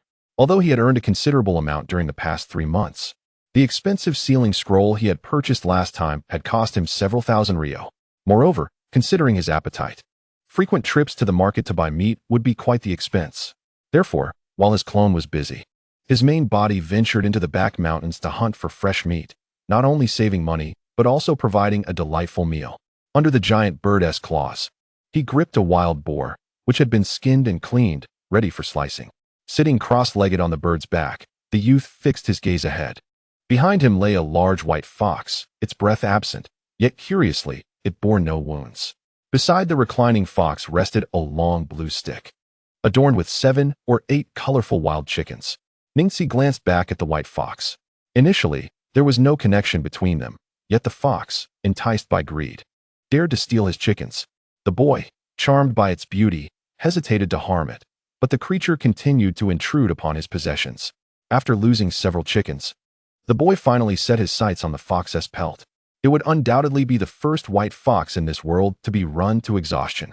To ensure he obtained the most pristine fur, he refrained from direct confrontation and relentlessly chased the greedy and self-important white fox until it collapsed from fatigue.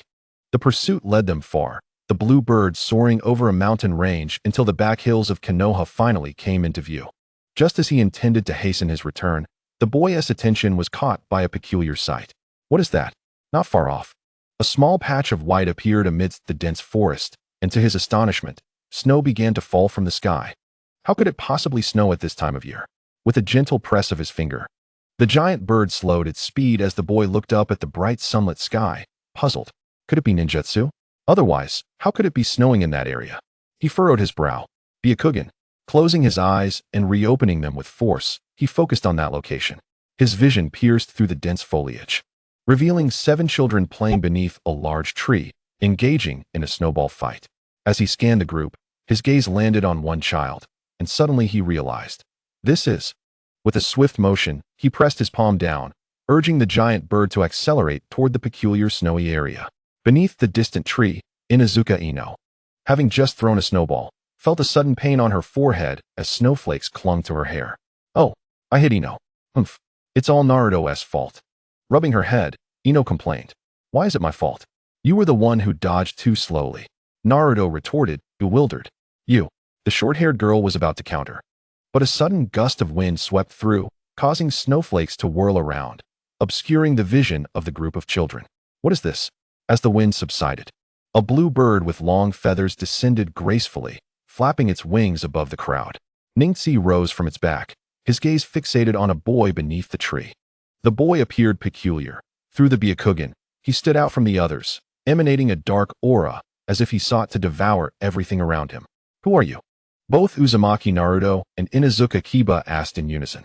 You are Hyuga Neji. Nearby, Nara Shikamaru tilted his head, recalling the person his father had pointed out for him to study diligently when he entered the ninja academy. Ningxi on the bird's back ignored the others, focusing intently on the boy dressed in brown hair, wearing a yellow hat, a greasy brown cloak, and wooden sandals. As the boy felt Ningxi's gaze, a flicker of fear crossed his eyes, and the falling snow began to diminish. A ghost? A flash of realization struck Ningxi. His fingers trembled, and a shadow clone appeared, taking hold of the giant bird, while Ningxi himself vanished, reappearing right in front of the boy. With a swift motion, he threw a sharp kunai toward the boy's shoulder. Stop! Stop! What do you want with Yuta? Several anxious voices cried out in unison. The boy, gripped by fear, shrank back, and the kunai narrowly grazed his shoulder, tearing a small piece of flesh along with his clothing. Wah! The boy burst into tears, and suddenly, a torrential downpour fell from the sky above him. What is happening?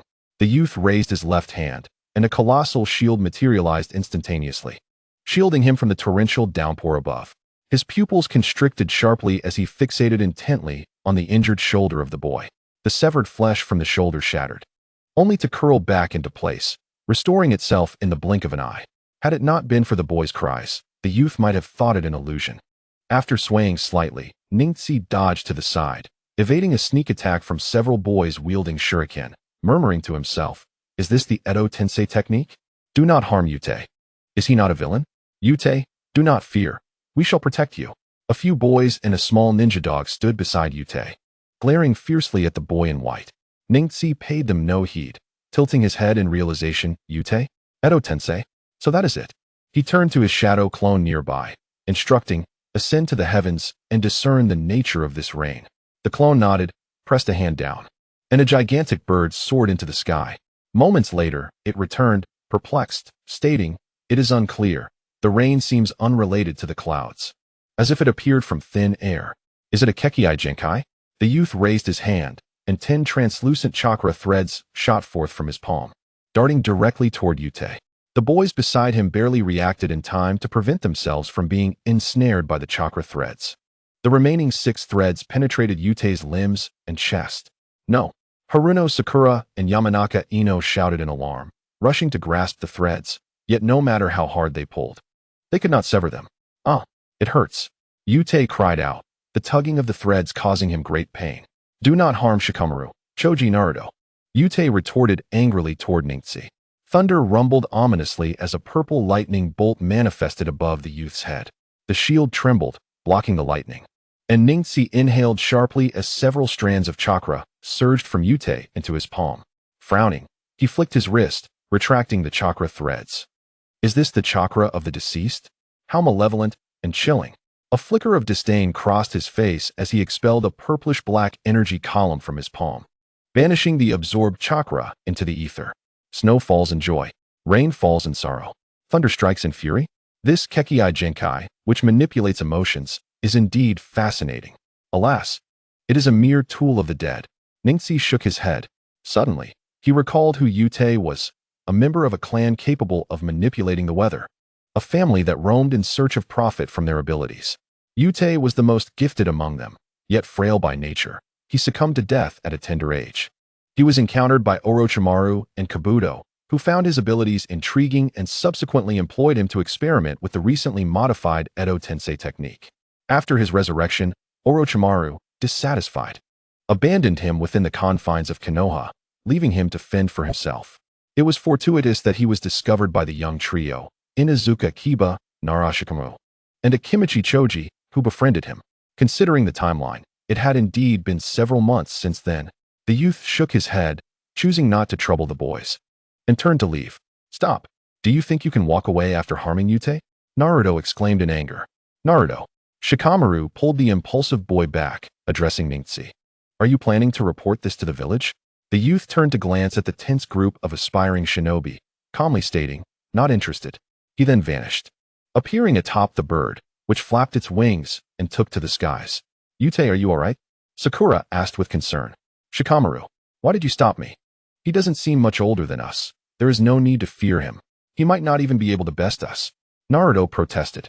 Inuzuka Kiba, usually impulsive, refrained from joining Naruto's outcry this time. Shikamaru shook his head, offering no explanation, and approached Yutei. In Konoha, a large bird soared from the back mountains directly to the Hyuga compound, landing in the yard. The villagers on the street, accustomed to the sight, noted that it belonged to a youth within the clan. Unloading the boar and the creatures from the bird's back, the youth guided the blue giant into the backyard before entering the kitchen to gather large bowls and utensils to prepare the ingredients. Meanwhile, outside Konoha, in a modest house within the quaint town of Shanshan, a boy in white emerged from the kitchen carrying 2 plates of small dishes, placing them on a somewhat cramped table in the living room. He called out to the only bedroom, blind Jonin, "Come out for dinner."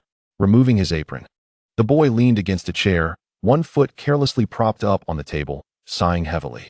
A young Jonin with closed eyes slowly emerged from the inner room, dressed in a plain, coarse garment, skillfully navigating around the furniture to reach the table.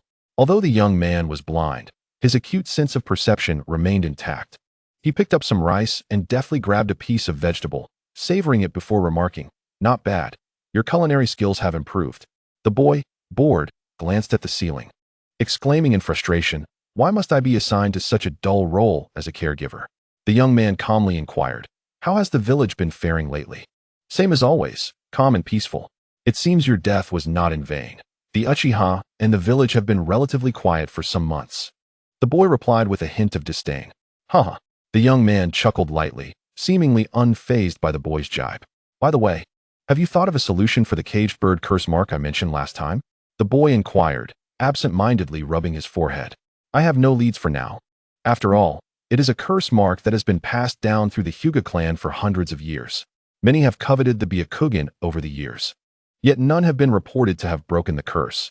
It cannot be that simple. The young man paused, a hint of helplessness flashing across his face. Upon hearing this, the boy's anger flared, and he slammed the table, declaring, Humph. Then hurry up and think of something. I have spent thousands of ryo on your food and lodging these past few months. I will not serve idle people. The young man shook his head, not bothering to engage with the boy. After all, he was merely a shadow clone, and it was evident that beneath the bravado, the boy's heart was not unkind. Though his eyes were blind, his spirit remained unclouded. Chapter 80. The Method of Resolution in the Dead of Night. A small figure darted past the window of the Hokage building, reappearing 20 meters away in a mere instant, vanishing once again. In the Hyuga branch, the boy opened his second-floor window, shedding his clothes and burrowing into bed. The room was engulfed in darkness, and a pair of bright eyes fixated on the ceiling. Lost in thought, unable to find slumber. At dawn, by the expansive lake at the back of Konoha, the boy practiced his hand seals. He was already adept at various seals, but the foundational 12 shinobi hand signs could be combined in countless ways. Encountering new jutsu and combinations necessitated further practice to ensure fluid connections, allowing for instantaneous execution during casting. The rear mountains were tranquil. Yutei, whom he had encountered previously, had vanished, reportedly captured by the Umbu, only to escape with the help of Shikamaru and Naruto, subsequently disappearing from the village. The youths paid little mind to this, as Yutei was ultimately a mere remnant of the dead, brought forth by the Edo Tensei. After a while, having mastered the hand seals, the boy turned, narrowed his eyes, bit his left thumb, and drew a line across his right palm, quickly forming the 5 seals of the pig, dog, rooster, monkey, and horse. 2 seconds elapsed, and he forcefully slapped the ground, exclaiming, summoning jutsu. Rashomon. A resounding hum echoed. A series of black, tadpole-like symbols erupted from his right hand, spreading in all directions. Then came the thunderous boom of an explosion. A veil of white smoke enveloped the surroundings as a colossal gate, measuring 20 meters in width and 40 meters in height, slowly rose from the ground. As the mist dissipated, the lake's surface darkened, revealing the gate, which stood majestically on the broad shore. From a distance, one could perceive a grim gray face with wide, bulging eyes and a gaping mouth, grinning menacingly. The door frames resembled facial hair and long tresses, each strand of vivid crimson, sharp and robust. Atop the gate was a black-tiled roof shaped like an eave, with 2 large black bells hanging like earrings on either side. Ningxi altered the hand seal in his grasp, exhaling a robust pillar of fire, which, upon its release, transformed into a 2-meter-wide and over 10-meter-long blaze that charged toward the giant gate. With a resounding crash, the gate remained unscathed. After deploying several B-rank ninjutsu, the youth nodded, stating that any technique below A rank could be thwarted. He declared, and with another explosive sound, white smoke billowed forth, causing the giant gate to vanish. The summoning technique was resolved. What remained was to validate the thoughts in his mind. The youth turned and sat down, his fingers dancing as 4 shadow clones materialized around him, instinctively aware of their creator's thoughts. They formed a square formation around him, keenly observing. Focus closely. The clones instructed in unison before shouting, Byakugan. 4 pairs of Byakugan eyes simultaneously opened, directing their gaze toward Ningxi's head. Through the penetrating vision of the Byakugan, they delved directly into his mind. After a brief moment, one clone exclaimed, "What is this?" Ningxi inquired. "A circular ring." "A circular ring?" "Indeed. A faint blue chakra ring is ensnaring the brain like a tightening spell. Had your chakra not surged unexpectedly just now, I would have never detected it. Observe closely." Ningxi commanded, his thoughts urging the chakra to fluctuate wildly. The clones fixated their gaze on his head. "It has appeared. I see it. I also see it. The chakra ring is actually rotating slowly." Another clone gasped. Moreover, beneath the edge of this blue ring are tendrils resembling root systems. Ningxi's expression darkened as he probed. Root systems? Connecting to where? The clone's gaze shifted downward, paling as it murmured, to the brain. Over a dozen blue threads seemed to sprout from the brain, linking to the ring. Two of the threads are thicker, and their connection point is not the brain. Is that so? Let me take a look.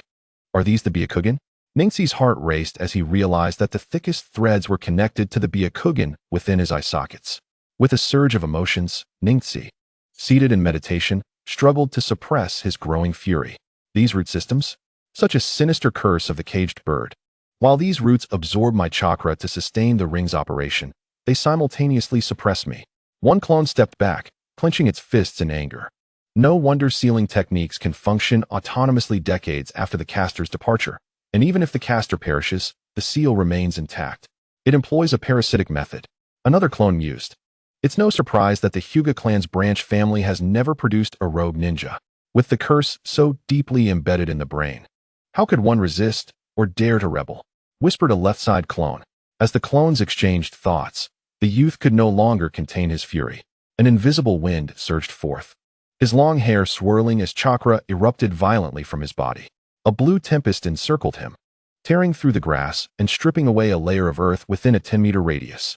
What is this? Suddenly, a clone behind Ningxi exclaimed, prompting the other 3 clones to retreat rapidly, dissipating with a series of explosions. With his eyes closed, Ningxi absorbed the memories relayed by the clones, and vivid images of his brain flooded his mind, confirming their observations. Clenching his fists tightly, he felt the nails pierce his palms, drawing forth droplets of blood. What is this? The tempest of chakra ceased as the memories unfolded. He saw what the clone behind him had glimpsed moments ago, when his chakra spiraled out of control. The clone instinctively glanced downward, catching a fleeting glimpse of blue, red, and yellow lights emanating from the lower part of his brain. Though the lights vanished almost instantly, they had been captured by the clone's keen vision. This should have no relation to the caged bird.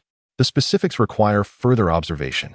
Thinking of the curse, Ningxi's expression darkened once more as he gazed at the lake, falling into deep contemplation. The sun hung high in the sky, swiftly reaching its zenith. A group of youths gathered beneath a large tree by the lake, each one identical to the other. Ningxi, tending to a fish roasting over the fire, listened intently to the fervent discussions of several clones nearby, his eyes flickering with uncertainty. Despite contemplating throughout the morning, he could not devise a strategy against the curse of the caged bird. Reluctantly, he summoned a host of clones for a collaborative discussion, believing that the combined intellect could yield unexpected solutions. Apart from his original self, there were 7 clones, while 2 others were engaged elsewhere, one buried in books at the Konoha library and the other accompanying Noera Hikari on a mission. It seems our final hope lies with the Hyuga main family, one clone remarked, furrowing its brow. We cannot place all our hopes in the main family.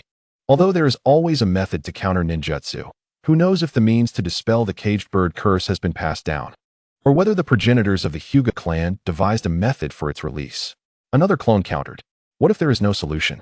The primary utility of the caged bird curse is to protect the Byakugan, and secondarily to control the branch family, thereby suppressing their innate talents. If I were the progenitor, I would never consider a method for release. I would wish for this technique to remain unsolvable, allowing the main family to maintain control over the branch family. The bloodline limit would never be disseminated. Another clone shook its head vehemently. You are all overthinking it. In my view, we should eliminate all members of the main family and the elders who control the caged bird curse, without the ones who cast the seal and manipulate it. What difference would it make? The only thing left would be an unsightly mark on the forehead. A clone declared with cold disdain, eyes glinting with murderous intent. Kill them all. One nearby clone rolled its eyes in disbelief, responding with scorn. The main family and branch family elders possess control over all members of the Hyuga clan. If the pawns perish, who will remain to command? Do you wish to annihilate the entire Hyuga clan? Furthermore, let us not discuss the feasibility of such an endeavor. Can the original even approach the main family? The moment he appears before them, it is akin to offering himself for disposal. Even if we were to eliminate them, what benefit would it yield? The clone radiating murderous intent was not naive. It scoffed. Ninjutsu has its range limitations. The caged bird curse likely does as well. The clones do not possess the curse. The ability to use Byakugan is merely a remnant of the ocular power after they are separated. As long as the original remains at a safe distance, he can remotely command the clones to carry out the massacre. As for the benefits, Are the eyes of the main family and centuries of accumulated resources not worthy? Another clone shook its head. This approach is a last resort. The costs do not justify the potential gains. To bear the weight of infamy for such a trivial return is hardly worthwhile. This is the shinobi world, a realm of the survival of the fittest. Unlike the past, we cannot afford to be concerned with morals or reputation. The clone, filled with murderous intent, retorted dismissively. Allow me to finish. The opposing clone shot it a displeased glance before continuing. Releasing oneself from manipulation is merely an ancillary concern. Our primary objective is to eliminate the constraints that the caged bird curse imposes on the original S talents and the evolution of the Byakugan. What good would it do if all the members of the main family perished? If the curse remains unbroken, the original will still be subjugated by the caged bird. This issue remains unresolved, and we would only invite further complications. Moreover, I believe that once the Byakugan evolves into the Rinnegan, it will likely require a significant amount of ocular power to continue its advancement. The demise of the Hinata clan signifies that upon the death of the branch family members, their Byakugan will automatically be extinguished. Do you truly believe that the few pairs of Byakugan possessed by the main family can sustain evolution? The clone, previously consumed by murderous intent, now appeared contemplative. After a brief pause, a spark ignited in his eyes as he exclaimed, "The moon! Isn't there a plethora of Byakugan left behind by the branch of the Otsutsuki clan on the moon?" The clone across from him could not help but roll his eyes, dismissing the ramblings of this impulsive contrarian. Surely, he was aware of the Byakugan on the moon, but without breaking the curse seal. How could a multitude of Byakugan be of any use? Moreover, could he contend with the Otsutsuki on the moon without breaking the seal? It seemed prudent to prepare for dual contingencies. First, to hope that the main family possesses a solution, allowing for either stealthy acquisition or forceful seizure. Second, to delve into sealing techniques. For the more knowledge one possesses about sealing, the greater the likelihood of devising a solution. Once he finished speaking, the clone glanced at the original, who was preoccupied with flipping fish, and offered a comforting remark. In this world, there is no flawless ninjutsu. Every technique has its vulnerabilities. Vulnerabilities? The last silent clone's eyes lit up as thoughts raced through his mind, and he slapped his thigh, bursting into laughter. All the clones and the original were momentarily taken aback, turning to look at him. "I've thought of a solution." Suppressing his amusement, the excited clone continued. "What solution?" Several clones asked in unison. "Vulnerabilities." "Vulnerabilities?" The clones exchanged confused glances. "Be direct." The original, Neji, impatiently urged. Ignoring the original, the clone spread his palm. Chakra manifesting as a crystalline blue kunai appeared in his hand. He pinched the small circular end of the kunai with his left thumb and flicked it with his right finger, causing the blue kunai to tremble and subsequently shatter into scattered crystalline light. "Do you understand?" He smiled, gathering the dispersed light back into his hand, looking at everyone expectantly. The other clones exchanged bewildered looks, while the original Neji furrowed his brow in contemplation. "Alas, why are you all so dim-witted, being mere clones?" The clone slapped his forehead, sighing in exasperation before continuing. "The caged bird curse seal seems to operate flawlessly without vulnerabilities, so we shall create a vulnerability for it." Pausing for effect, he elaborated. "Why does the circular mechanism in the brain continue to function? Because it constantly absorbs our chakra to maintain its operation. What if the chakra it absorbs suddenly transformed into someone else's chakra, or even a mix of multiple foreign chakras? The instability from these mixed chakra sources could lead to its eventual collapse." One of the clones exclaimed, "But what if the absorbed chakra is different, causing the jutsu to determine that the user is deceased and thus automatically destroys the Byakugan?" Neji, who had just taken a bite of fish, suddenly posed this question. "Exactly. Only when a ninja dies does their chakra dissipate into the universe. The caged bird seal can automatically destroy the Byakugan after the death of the branch family member because it cannot absorb chakra, thus concluding that the individual has perished, triggering the technique to activate." One clone noted, eyes wide with realization. "Indeed, if that's the case, it would be a true waste of the Byakugan." The clone who proposed the solution smiled, not at all irritated, and said, "I anticipated you would ask that. Who told you that someone else's chakra is not ours? How do you think gray chakra comes to be? It is the mixture of black and white." He continued, "The original can draw in foreign chakra and refine it a second time. We do not need to fully refine it. We only need to purify the will within the foreign chakra until it poses no threat to us. Then mix it with our own chakra and allow the technique to absorb it. In this manner, the chakra appears to be our own, yet it is not entirely so. Enveloped by various chakra, it must absorb, and I refuse to believe it will not break. After all, it is merely a fixed operational technique, not a living being. The clone scoffed. Hearing this, all the clones felt a wave of relief. Although the most significant challenge remained unsolved, they had at least identified a direction for resolution. Now that we have a lead on the caged bird seal, let us discuss the significance of the red, blue, and yellow lights that appeared on the small brain. Red, blue, and yellow lights? Neji prompted. Reflect upon your memories. You all summoned yourselves after witnessing the previous events, so the experiences should be shared. Indeed, the group fell silent once more. Red, blue, yellow. Fire, water, earth. One clone suddenly exclaimed. Could these lights represent our own elemental affinities? Chakra affinities? Perhaps. We shall soon ascertain the truth. Before long, the sounds of ninjutsu clashing echoed by the lakeside. Chapter 81. The no-seal ninja. The red, yellow, and blue colors indeed possess chakra attributes. Upon realizing this, even Neji found himself momentarily lost in thought.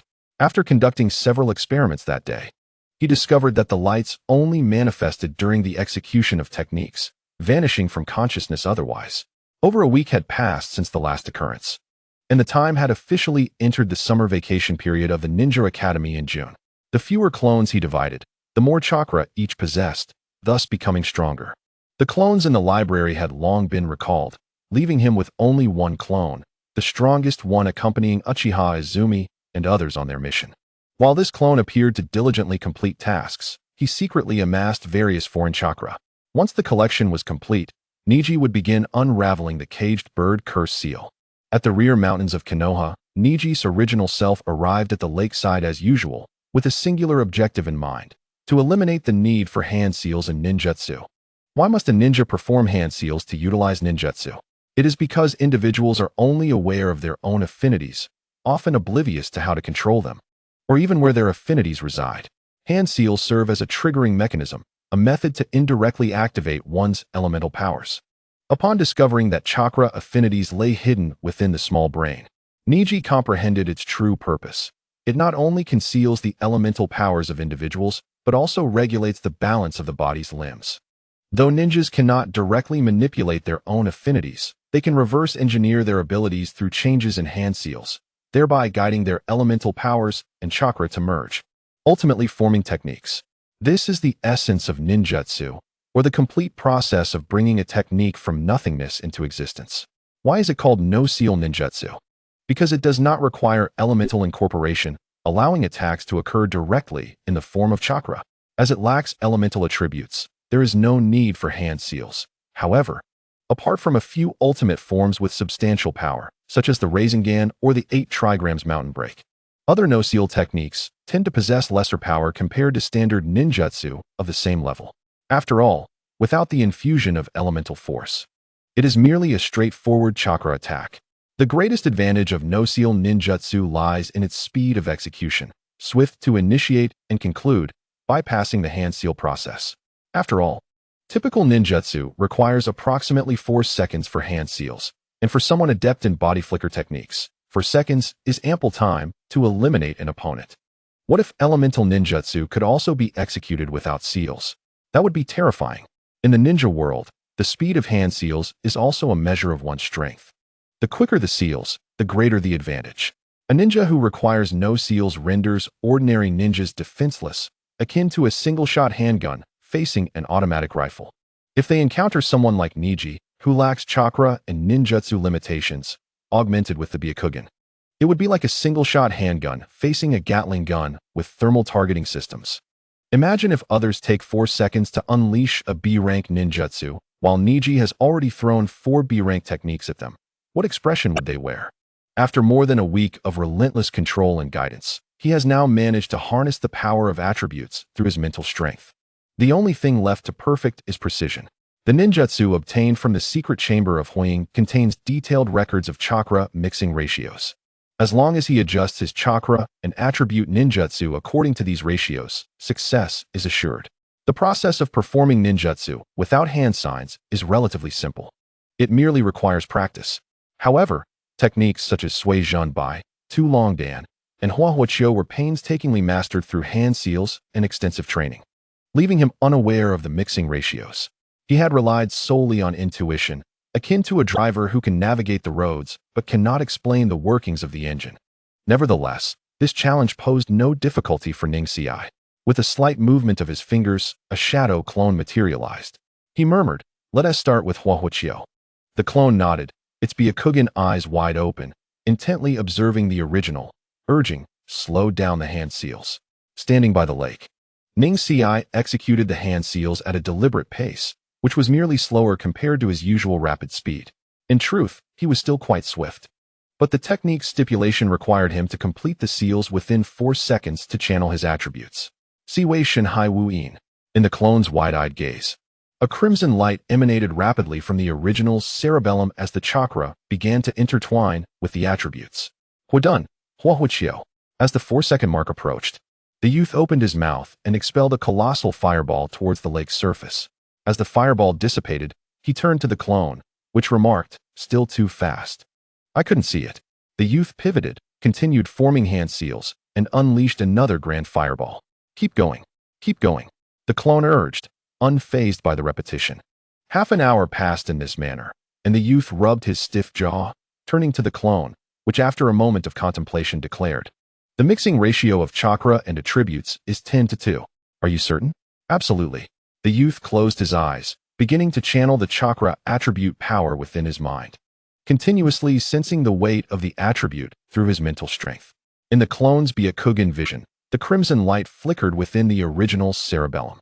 After a brief pause, Ning Xiai opened his mouth and suddenly expelled a puff of black smoke. Noticing this, his brow arched, and he resumed his focus. Oh! Moments later, he opened his mouth again, and a fiery line erupted from within, ultimately coalescing into a massive fireball 3 meters away on the lake's surface. Success, he thought, maintaining a calm demeanor, and then seated himself once more to meticulously reflect on the preceding process. 10 minutes later, the youth sprang to his feet without uttering a word or making a gesture. He suddenly opened his mouth and swiftly expelled 4 fiery bursts from left to right. Boom, boom, boom, boom. 4 massive fireballs appeared in succession on the lake's surface, each emerging with a 1-second interval. Due to the proximity, the 4 3-meter diameter fireballs clustered together, casting a crimson hue across the entire lake. For seconds, for times, calculating in his mind, the youth nodded in satisfaction. Although the continuous use of the technique resulted in a slightly shorter duration due to the absence of follow-up power, the potency remained intact. If he released them simultaneously from both palms and his mouth, this issue would be resolved. "Next, Tu Long Dan," he declared, and the clone nodded in acknowledgement. As afternoon approached, the youth successfully discerned the chakra mixing ratios for Tu Long Dan and Sui Zhunbai, subsequently mastering them without hand signs. In the days that followed, he visited the rear mountain daily for the purpose of mastering ninjutsu without hand signs, progressing from Huadun to Sui Dun. As the level of ninjutsu increased, especially for the A-ranked Huadun, Long Yin Fang Gu, and 3S-ranked Sui Dun techniques, each required nearly 3 days for him to achieve mastery without hand signs. He remained undeterred, recognizing that higher-level techniques possessed greater power, necessitating a larger volume of chakra attribute mixing, which made controlling attributes manifold more challenging than merely manipulating chakra. By the end of June, he had completely mastered all hand-seal ninjutsu, including the sole technique of summoning he had acquired. Moving forward, even when learning the earth and basic water techniques, he would commence his training directly from the point of no hand signs, thus becoming a practitioner of ninjutsu without hand signs. Ning Xiai from the Hyuga clan would one day echo throughout the ninja world like the legendary copy ninja Kakashi. In early July of the 55th year of Konoha, the mission of the Xianjian squad was abruptly halted. "And that is the outcome," Uchiha Izumi said with a smile. "All right," Ning Xiai mused, stroking his chin while observing Inuzuka Hana, who was petting her dog, and the Uchiha girl before him, sighing with resignation. Due to Ning Xi's addition of the flying bird, the efficiency and speed of the Xianjian squad's mission completion had far surpassed that of other teams. With the upcoming Chunin exams on the horizon, Nara Shikamaru announced a temporary halt to missions, allowing Inuzuka Hana and Izumi to prepare for the imminent Chunin exams. Originally, Nara Shikamaru planned to provide meticulous guidance to the two in the days to come, but unexpectedly found himself appointed as the deputy examiner for the Chunin exams. Consequently, he was compelled to entrust the two to Ning Ci while he focused on preparing for the various exam-related matters. Casting a glance at the clone who had brought the two to the rear mountain of Konoha, Ning Ci asked, "How would you like to train?" Inuzuka Hana turned to Ning Ci with a calm expression but remained silent, while Izumi clapped Ning Ci on the shoulder and exclaimed, "I have no idea. My success in the Chunin exam depends entirely on you." Ning Ci rolled his eyes in exasperation, replying, "I don't really have much to teach you." Hearing this, the two girls remained silent, gazing at him. Shaking his head, the youth said, "All right, let me think." He settled against a large tree, occasionally glancing at the two as their thoughts flowed. The two girls had excelled academically in school, possessing ample theoretical knowledge. And after over a year of practical training through missions, they also had sufficient real-world experience. Their shuriken techniques were superb, and they could easily climb trees and walk on water, proving their chakra control was commendable. Inuzuka Hana had the secret techniques of the Inuzuka clan, while Uchiha Izumi had awakened her two-tomo Sharingan during previous combination missions. Moreover, their taijutsu was not lacking either. So what were they missing? A limited chakra reserve and a lack of diverse ninjutsu skills. Suddenly, Ning Ci comprehended Nara Shikamaru's intention in sending the two to seek his guidance. It was about mastering refined chakra control and learning ninjutsu. The youth looked up at the two girls and inquired, "What is the attribute of your chakra? Water, fire, wind, earth, lightning?" Uchiha Izumi and Inuzuka Hana replied in turn, "Lightning."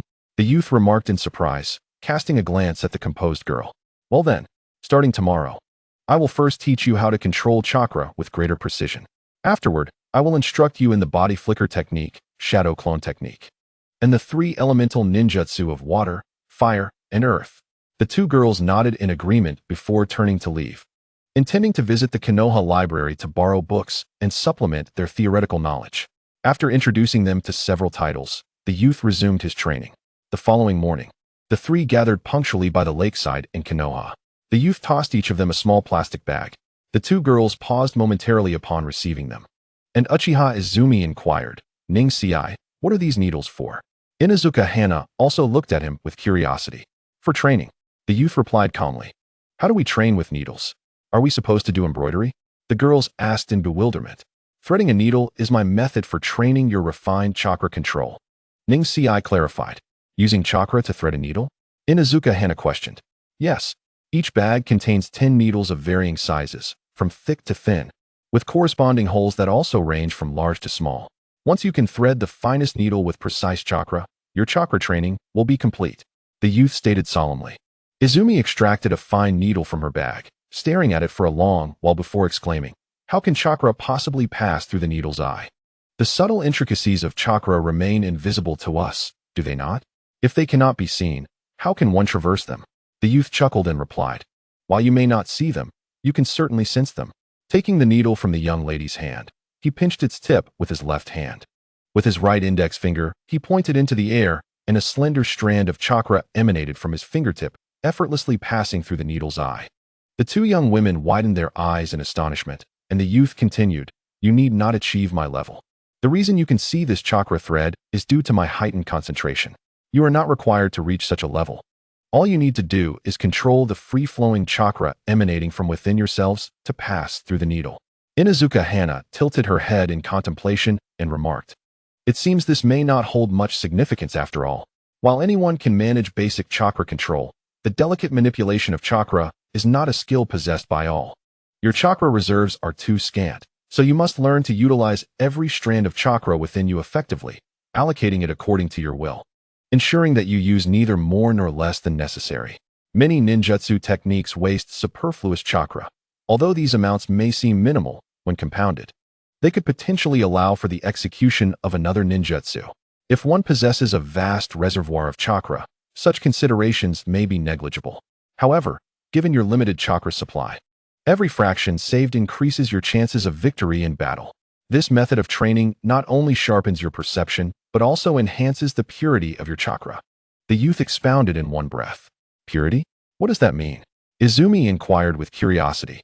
It is akin to the difference between a barrel of water and a barrel of ice, or a raw mineral and a refined iron.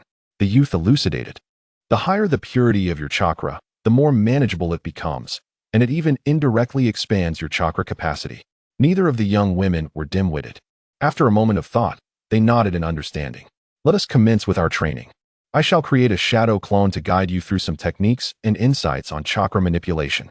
Upon finishing his words, he flicked his finger, and a clone materialized. While he himself moved aside to sit beneath a tree, he took out an old practice book used for recording ninjutsu and began to study it intently. Currently, he only knew basic Suiton and Doton techniques such as Suijin Hiki and Doryuden. Since he intended to teach the two young women ninjutsu, it was essential that they each possessed both offensive and defensive techniques. Otherwise, he would feel remiss in instructing them. Higher-level techniques were too complex for them to grasp in a short time, while C-rank techniques lacked utility. Thus, he resolved to learn a few B-rank Suiton and Doton techniques on the fly to impart to the two of them. As a gentle breeze rustled the leaves, two figures, one clad in black and the other in white, continuously brushed past each other, occasionally vanishing for a moment only to reappear several meters away. The lake's surface rippled gently, while wisps of smoke curled up from a makeshift stove made of stones at the base of a tree, where a large stone pot bubbled, releasing a tantalizing aroma into the air.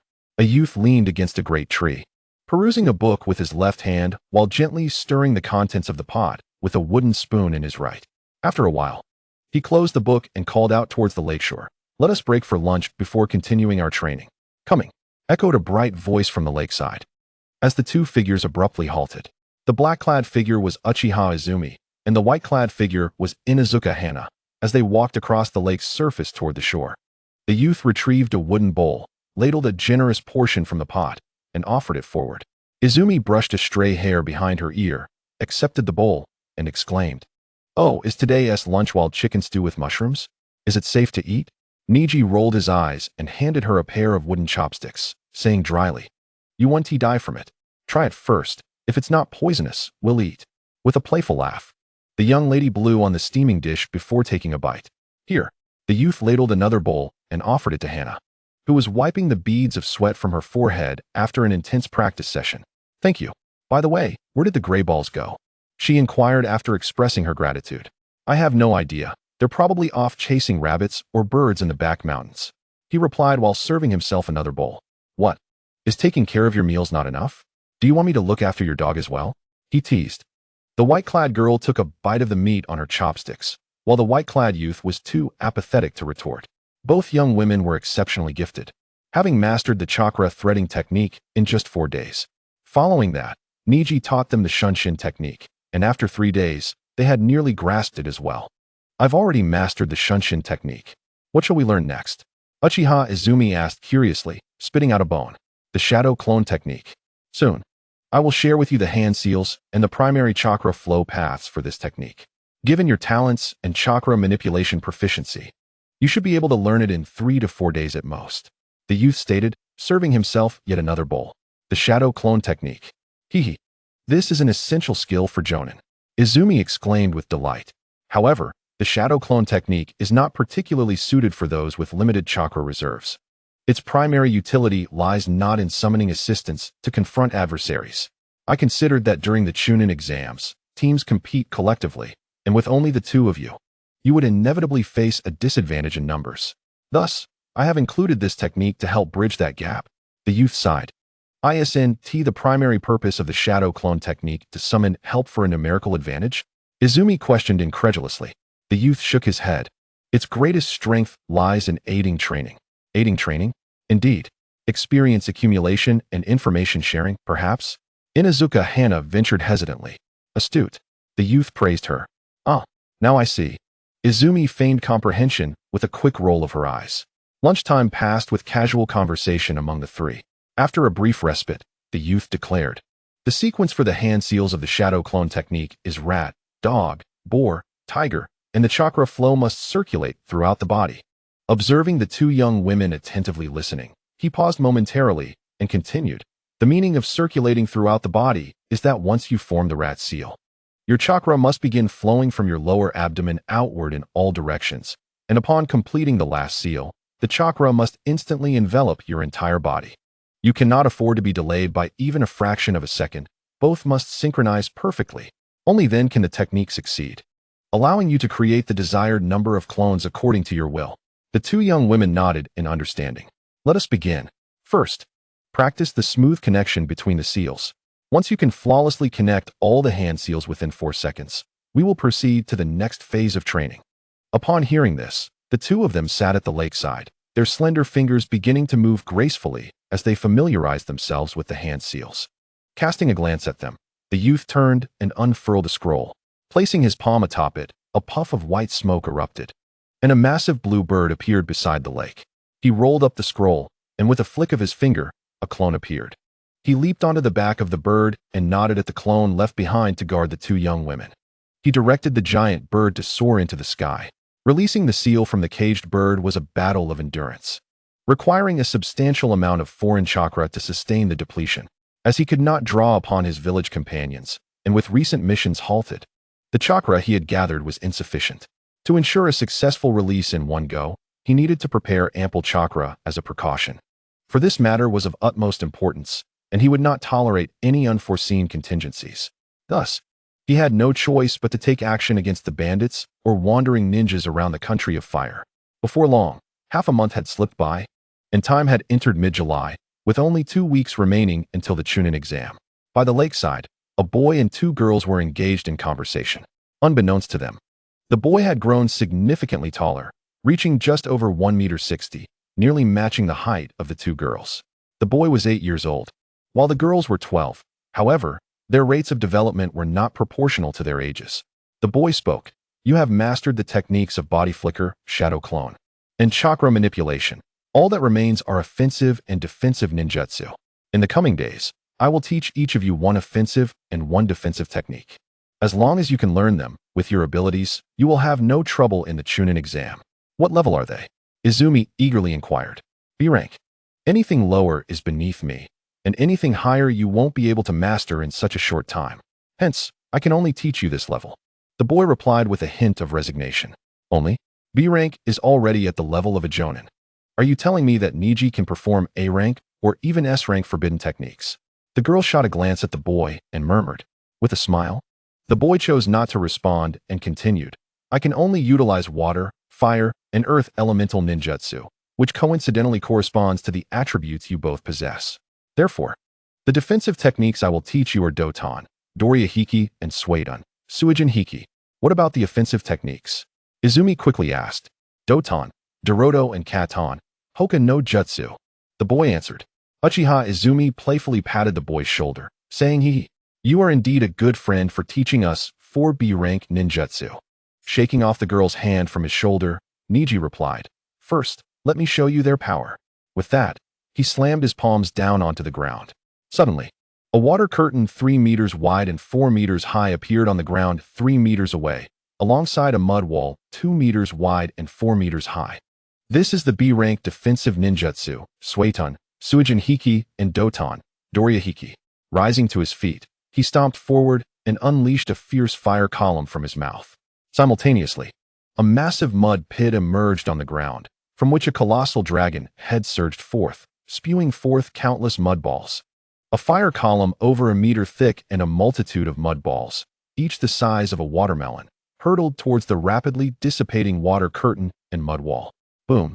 Hiss. This is the B-rank offensive ninjutsu, Katon, Hoka no Jutsu, and Doton, Naruto.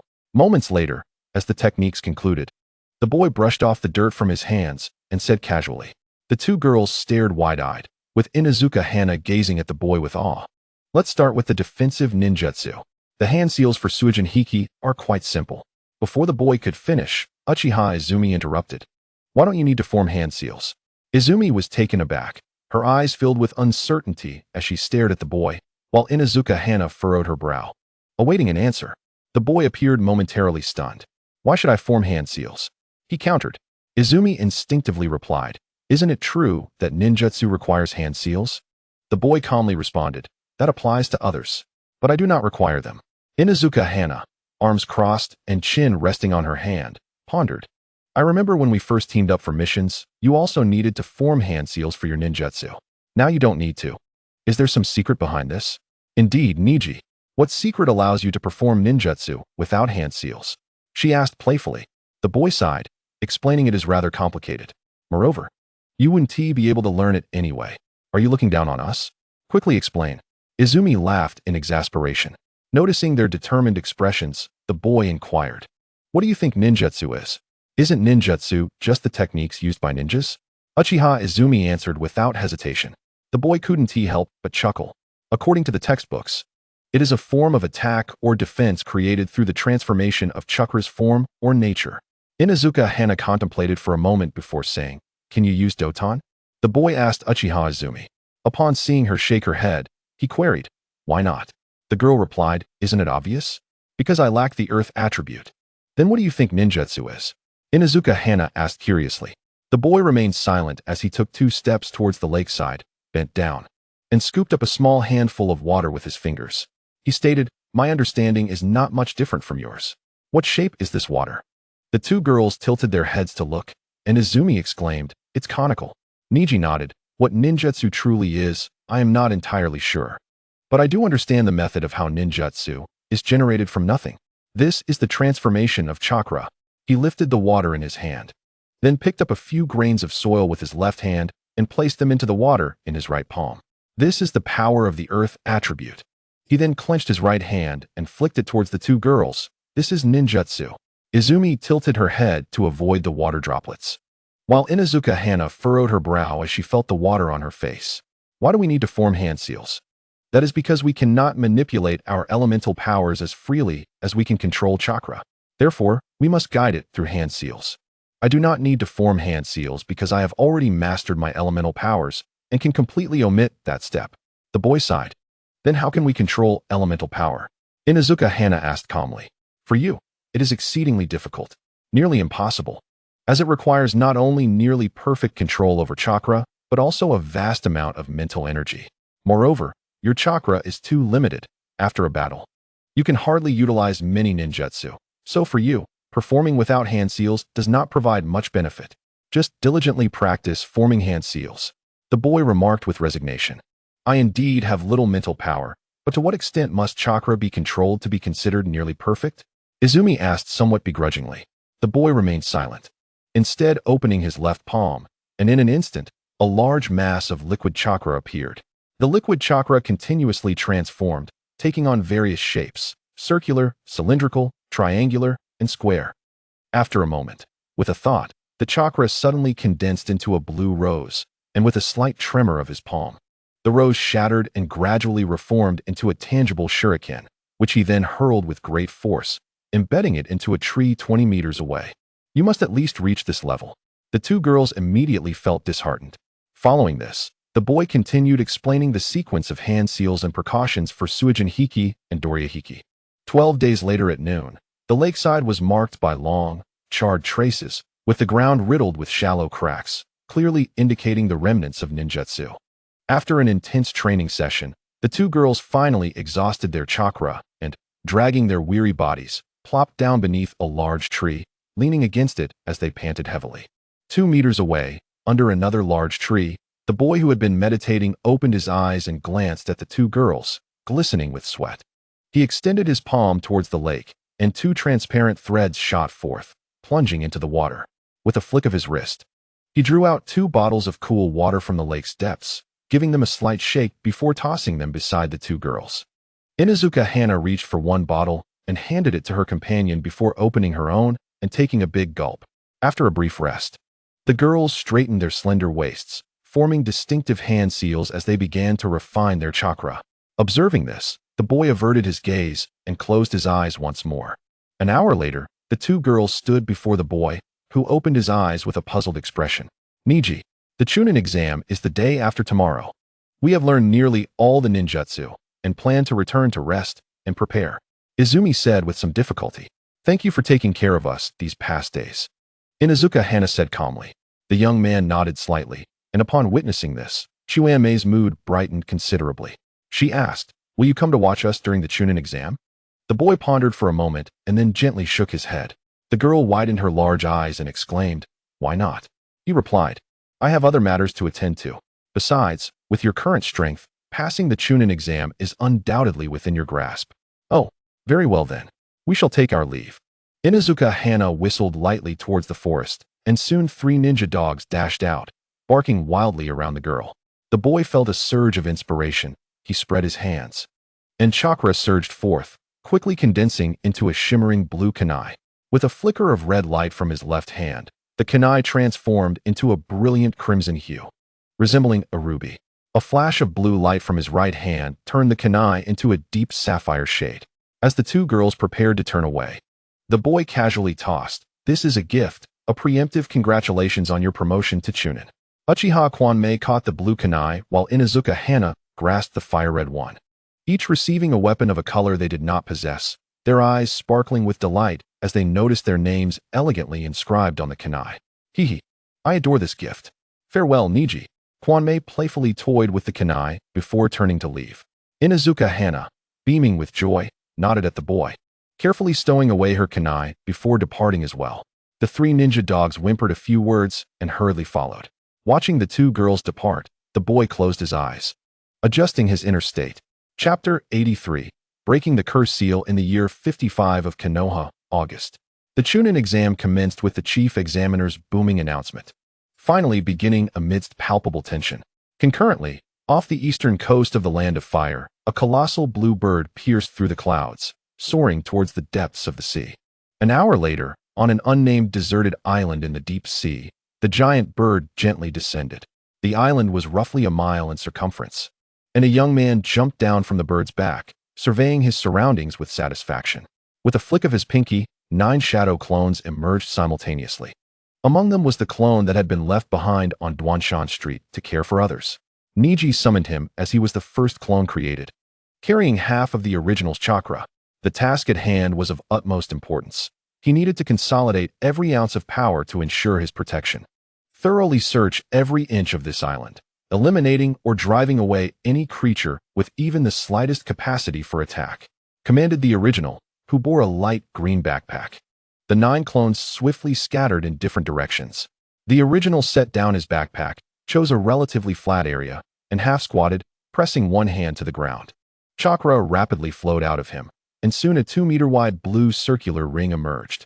As he infused chakra into it, a thick layer of crystalline material began to form, rising like a wall until a semicircular blue crystal structure was shaped, resembling a house made of ice blocks.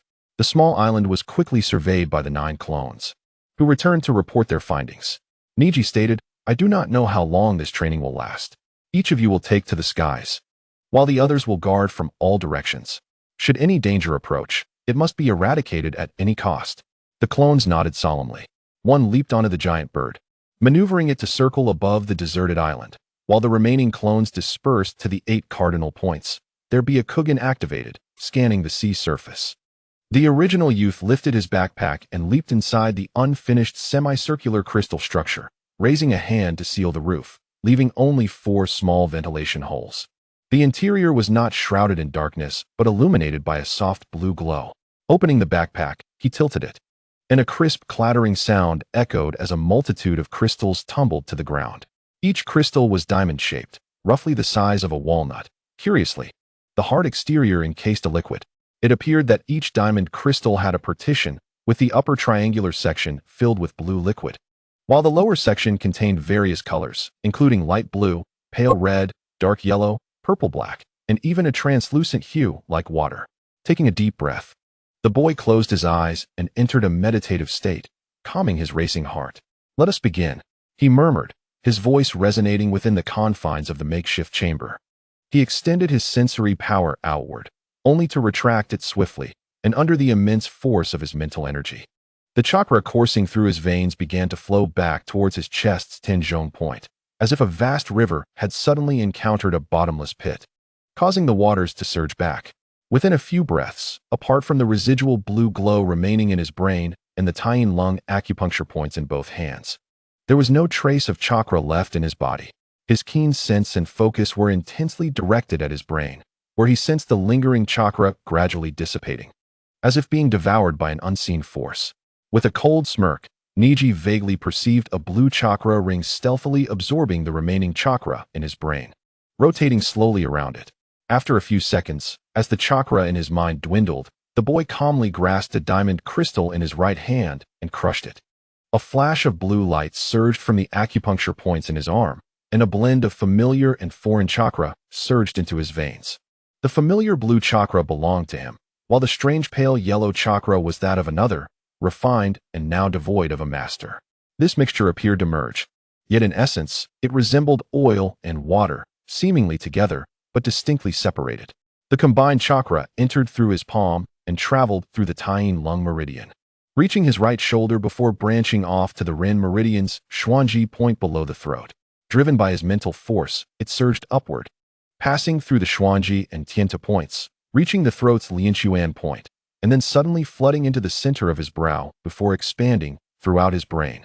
At that moment, the chakra in his mind was completely consumed by the ring, only to be replenished by the newly infused chakra, which distributed evenly around his brain, while the delicate threads resembling roots rapidly absorbed chakra to sustain its operation. After a portion of the pale yellow chakra was drawn in, the operating ring trembled slightly, but continued its function without any disruption. Sensing this development, the boy exhaled a sigh of relief. I was worried you wouldn't partake. As long as you dare to consume it, this method proves effective. A thought crossed his mind. He felt akin to a person dealing with a stray cat that sneaks into his home to steal food, unable to catch the cunning feline. He could only discreetly lace the food with something. Time flowed slowly. Aside from crushing a diamond crystal every half hour, the boy remained utterly motionless. Were it not for his steady breathing, one might assume he had perished. This method of breaking the caged bird curse seal had a singular, simple objective: to exhaust. The chakra supplied to the ring could not diminish. If it did, the technique would deduce that the user was on the brink of death. Should the supply falter even momentarily, the technique might conclude that the user had perished, triggering a rapid destruction of the connected Byakugan. Moreover, the foreign chakra could not be absorbed excessively, lest it burst, akin to a carnivorous animal accustomed to meat suddenly choking on a mouthful of grass, unable to chew or swallow, leading to its demise. The chakra ring resides in the most vulnerable part of the human body, the brain. Any minor attack or injury inflicted here will be magnified countless times. No dangerous elements, whether internal or external, are permitted to manifest, should he be affected at this moment, causing the ring to trigger prematurely or collapse. The consequences could range from the destruction of his eyesight to immediate death or a state of idiocy. The sun hung high in the sky, casting a serene tranquility over the vast ocean. The blue sky was devoid of clouds, and in this expanse, a few white seagulls soared gracefully. After drifting over the sea for quite some time, they finally spotted a place to land. With joyous cries, they flew toward the isolated island. However, just as they prepared to descend, they suddenly let out piercing screams. Several beams of light, as thick as a thumb, shot forth from the island, causing the seagulls to plummet into the sea. The beams appeared and vanished instantaneously, like a fleeting illusion. The leading gull, which had been flying the fastest, met a dreadful fate, struck by 3 beams simultaneously. It did not have time to emit a cry before being reduced to mere fragments scattered across the sky.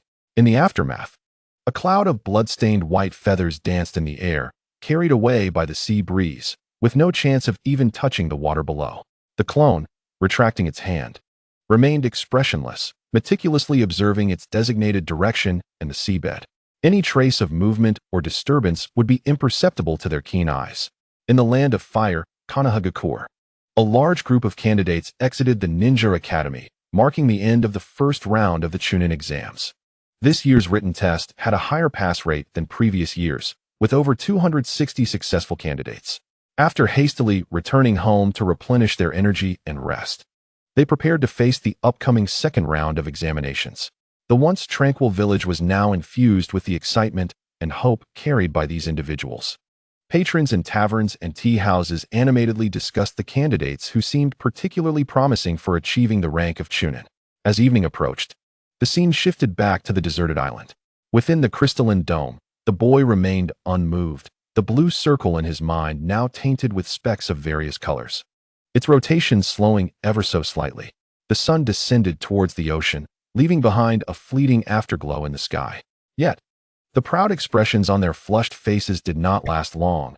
As the merciless night swept in, bringing with it a blanket of stars. Under the cycle of day and night, 2 days and nights swiftly passed. At dawn, as the sun broke through the water along the coastline, the clone facing east was suddenly enveloped by countless rays of morning light. He squinted, his expression seemingly calm, yet his anxious pupils betrayed his restless heart. He glanced back towards the center of the island, forcing himself to suppress his inner turmoil. Anxiety and tension were futile now.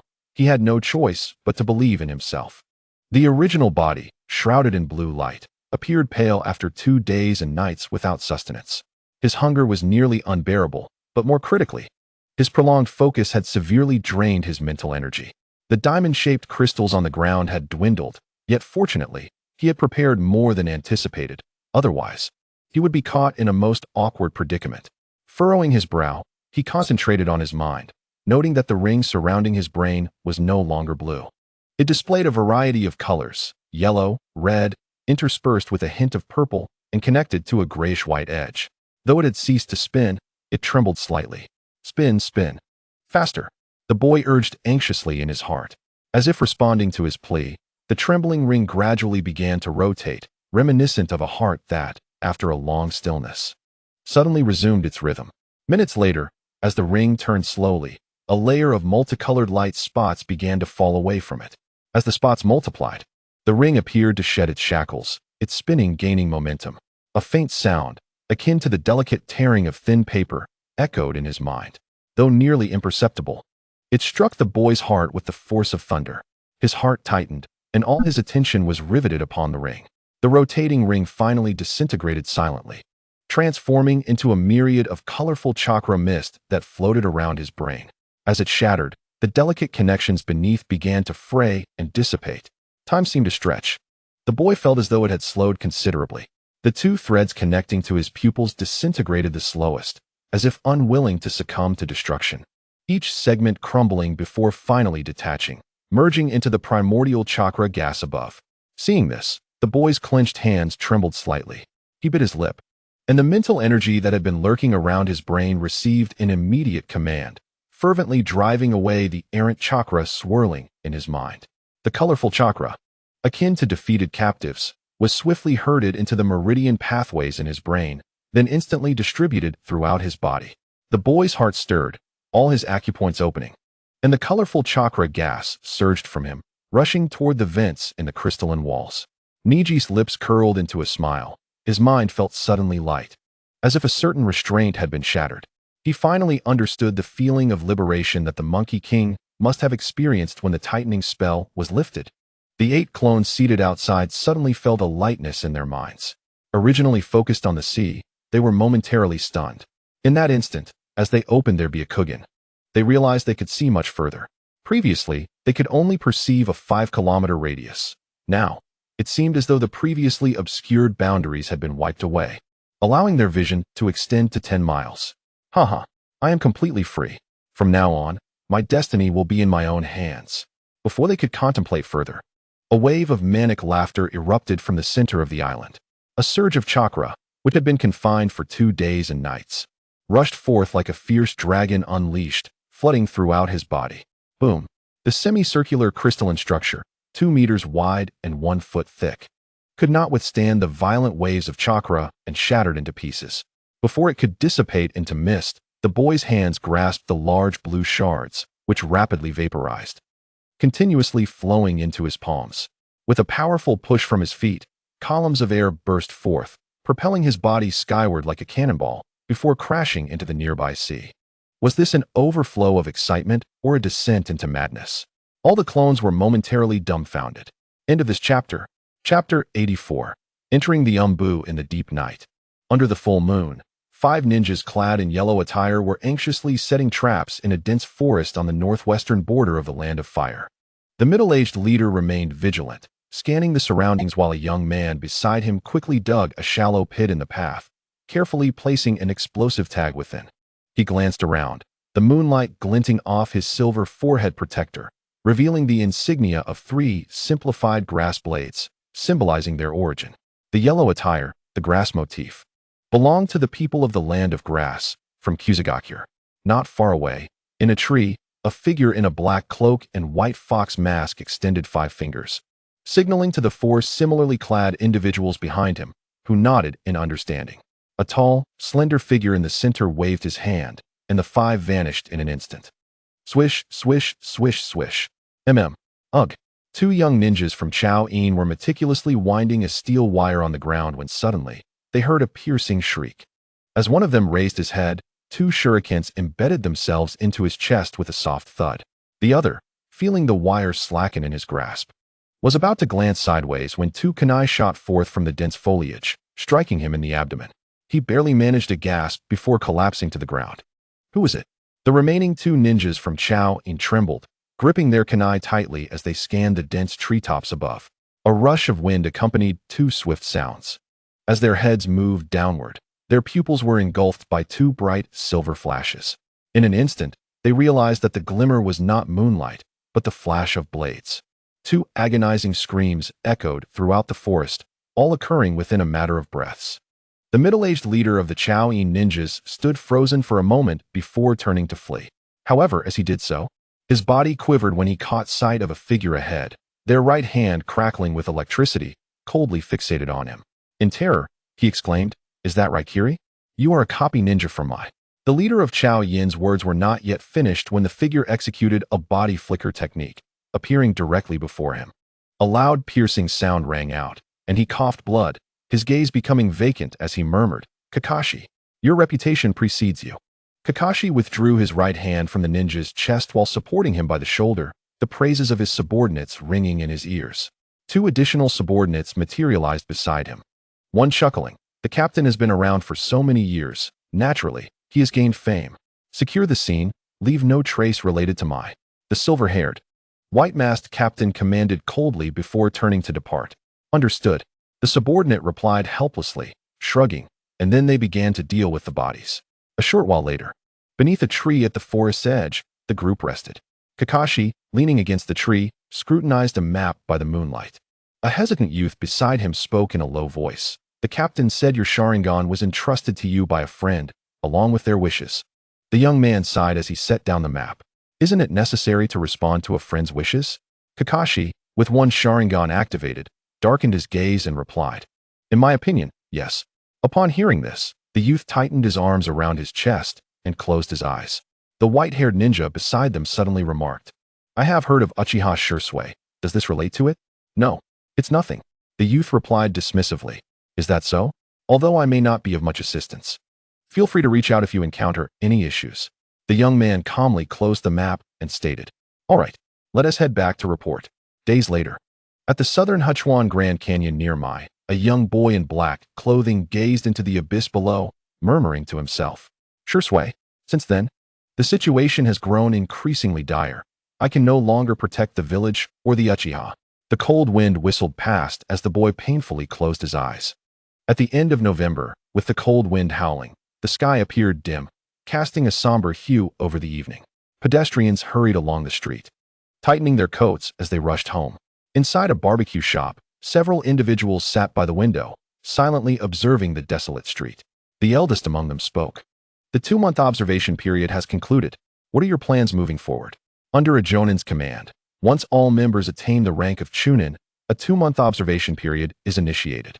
If they successfully pass this period, the team will disband, and each member will seek their own path, as Chunin are already at the squad leader level. The village cannot indefinitely protect anyone until they reach Jonin status. My mother mentioned that there is a shortage of staff in the beast taming and therapy class, so I plan to join and assist her. Inuzuka Hana quietly stated, taking a sip of hot tea. "What about Narame?" Nara Shikamaru inquired, turning to face her. Hesitating, the girl poked at her bowl of rice and replied, "I'm not sure. I want to join the code department's decoding class. But my mother wants me to become a teaching assistant at the educational department's ninja school." Both the decoding class and being a teacher's assistant fall under logistical support roles, which are highly safe and stable, Shikamaru stated solemnly. The 2 girls nodded, turning their attention to the white-clad boy who was slicing meat. "Hey, Neji, what about you? Which department do you plan to join?" Mei gently nudged the boy with her elbow. "Me?" The boy paused with his chopsticks before continuing. "Let us talk about it next year. The year is almost over." "Indeed." Neji is the top of the Chunin exam and a prodigy. Any department would be eager to have him. Mei sighed, lamenting their own need for assessments. What about the teacher? Will you continue to lead the lower ninjas next year? Inuzuka Hana asked the young man beside her. I haven't received any orders yet, but I might be summoned to serve as a direct bodyguard for the third Hokage. Shikamaru replied quietly. Yes. I heard the teacher was once a direct bodyguard for the fourth Hokage, and after the fourth sacrifice, he became a jonin. Is he finally returning? Uchiha Mei said happily. As the piercing cold of the night descended, lights flickered on throughout my village, banishing the darkness and chill. The group left the barbecue shop, exchanged farewells, and each tightened their clothing before heading home. Upon passing an intersection, the boy glanced up at the dim streetlight, his round, translucent white pupils resembling jade staring into the sky, faint traces of tears forming at the corners of his eyes. Is this the natural chakra? The boy murmured, gazing at the pitch-black sky. Within his Byakugan's vision, faint blue lights occasionally appeared in the gray-white sky, only to be carried away by the gentle breeze. Few and far between. Shifting his gaze around, he observed the various individuals in the surrounding houses, some lying down, others sitting. The one commonality being the diverse colors of chakra emanating from them, transforming into specks of light that drifted from their bodies before dissipating into the sky. After blinking, the boy lowered his head and walked home. Ever since he unlocked the seal of the caged bird, his Byakugan seemed to have broken free from its constraints, and his ocular prowess surged, enabling him to perceive the natural chakra flowing through the world. This revelation filled him with delight, but regrettably, it was merely natural chakra. He could only watch it float away, powerless to grasp it. If only he could capture it. He sighed inwardly, realizing his Byakugan had reached its pinnacle. He was the first in countless years to unlock the caged bird seal, and the only one to continuously nurture his eyes with chakra daily. His Byakugan's purity was never inferior to that of the clan heirs. In fact, it might be even higher. After all, the bloodline was of the same rank. And his father and Hinata Hizashi were brothers, though he was born later and marked by the seal, which only restricted his Byakugan and did not hinder the bloodline inheritance.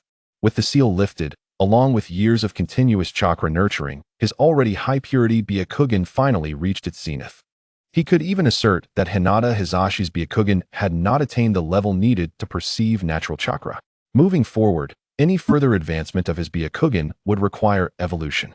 Shaking his head, he entered the house, turning off the lights to rest.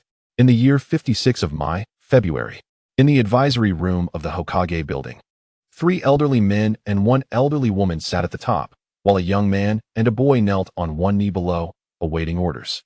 The elder seated in the high chair was the third Hokage alongside high-ranking advisors Shimura Danzo, Mito Gaidon, and Nara Shikaku. Half kneeling on the ground was the captain of the 6th Umbu squad, Uchiha Itachi, and his subordinate, with a bandage wrapped around his head, revealing one left eye. Danzo spoke solemnly. With the increase in missions, we have decided to establish additional Umbu teams. Itachi, you will be the captain. Understood, Uchiha Itachi replied calmly. I do not object, but you are indeed quite young. How old are you? The sole female advisor, Zhuanqin Xiaochun, squinted as she inquired. 13 years old. The boy replied, bowing his head. Many have become jonin at even younger ages. Shimura Danzo turned to Zhuanqin Xiaochun to elucidate. Mito Minyan, on the right, adjusted his reading glasses and remarked. He became a captain in the Umbu after just 2 years. He is the youngest captain within the Umbu.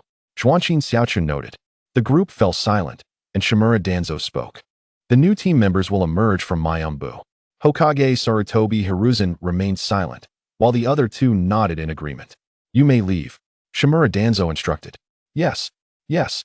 The 2 bowed and exited the advisory room. Once outside, Hatake Kakashi asked, so, you will be reassigned to Lord Danzo's Umbu? I suppose so. Uchiha Itachi replied after a pause. Don't get caught up in the political strife of the upper echelons. Kakashi cautioned after a moment of silence. Captain Kakashi, thank you for your guidance these past 2 years. Itachi bowed respectfully. Hey, you're merely changing departments. You're still a Konoha ninja. It's not like you're leaving the village. Kakashi waved his hand and turned to leave, leaving the youth in silence. Since Uchiha Itachi is departing, who will fill his position? Mito Minyan inquired. Frowning in the advisory room. Perhaps Yuyan. Zhuanqin Xiaochun suggested with a smile. Let's keep Yuyan in his original team. I already have someone in mind for that position. Saratobi Hiruzen interjected suddenly. Who? The other three inquired, narrowing their eyes. The top scorer from last year's Chunin exams. Saratobi Hiruzen replied with a serious tone. Shimura Danzo furrowed his brow and hesitated. Hinata Neji? The third Hokage nodded. I believe I have heard of him, but he seems rather young. I heard he just turned 9. Zhuanqin Xiaochun remarked, displeased. There's nothing to be done. During the Chunin exams 2 years ago, I promised that anyone in the top 3 could directly join the Hokage's Anbu. I initially thought they would need years for their entire team to become Chunin and then disband before reporting to the Anbu. I did not expect him to advance so quickly. Exhaling a puff of smoke, the third Hokage sighed in resignation. Very well. It's your Anbu. You may decide. Shimura Danzo replied sternly, not wishing to quarrel with Saratobi Hiruzen over the affiliation of a potentially insignificant Anbu member. Now let us discuss matters concerning the Uchiha clan. Saratobi Hiruzen interjected, cutting off the 2 other advisors who were preparing to speak. Zhuanqin Xiaochun and Mito Minyan exchanged helpless glances and nodded. 2 days later, at the entrance of Konoha's 3rd training ground, 2 figures were conversing beneath a tree on the grass. He is only 13. Are they really going to appoint him as the Anbu captain? A young Anbu ninja leaned against a wooden post used for shuriken practice, unable to believe it. Indeed, he is far from an ordinary ninja. Hatake Kakashi, dressed in Anbu attire, remarked with a hint of admiration. Even with the Sharingan, promoting someone to captain at 13 is indeed exceptional. The young ninja replied with resignation. As footsteps approached, the 2 turned to see a young boy, small enough that he barely reached their shoulders.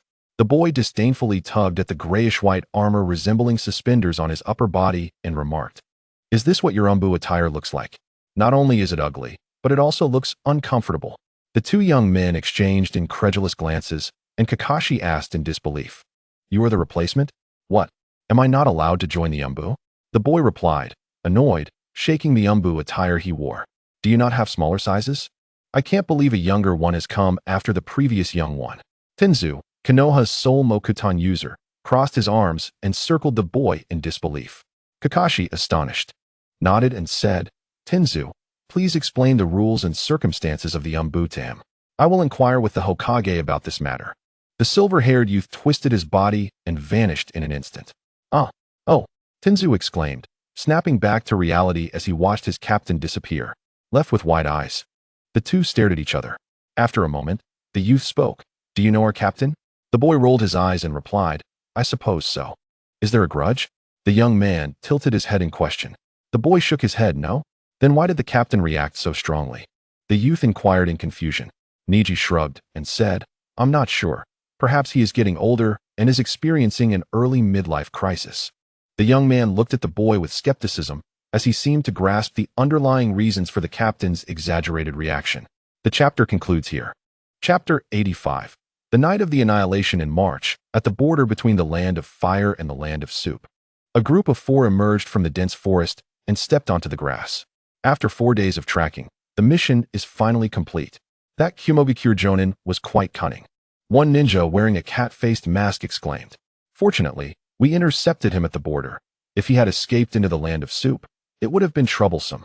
Another ninja clad in black with a white back armor and a fox-faced mask complained. The leader, a white-haired ninja with a cat-faced mask, glanced at the last slender figure and said solemnly, "It's a pity we couldn't capture him alive. We could have obtained more valuable intelligence. It's all Niji's fault for acting too quickly." A beam of light pierced through the enemy's heart before we even had a chance to react. The cat-faced ninja huffed. The slender boy at the back, concealed behind a mask, rolled his eyes and calmly remarked, "The mission order was to eliminate the target. By the time we surrounded him, he had already crossed into the land of soup. And remember, the small territory of the land of soup is just beyond the land of lightning. Who knows if there are any Kumogakure ninjas waiting at the border for him? At least the body we sealed remained intact. If only Captain Haichi from the intelligence division were willing to take action, there should be some gains," the fox-faced ninja suggested. As they crossed the grass and reached the top of a slope, the white-haired leader said, "Kid, release your bird. We are heading back to report." The boy dressed in Anbu attire and carrying a small tanto twitched his eyelids at the command, finding it somewhat distasteful. He shrugged and replied, "Yes. Yes, Fisheye Captain." Afterward, he produced a scroll and unraveled it, summoning a large blue bird from thin air. The group leaped onto the bird's back, and the leader ignored the boy's cheekiness. While the cat-faced ninja behind him sighed, "Kid, in all my years in the Umbu, I've never encountered someone who disrespects Captain Kakashi like you." The boy shrugged and replied, "Well, now you have. You, hold on tight."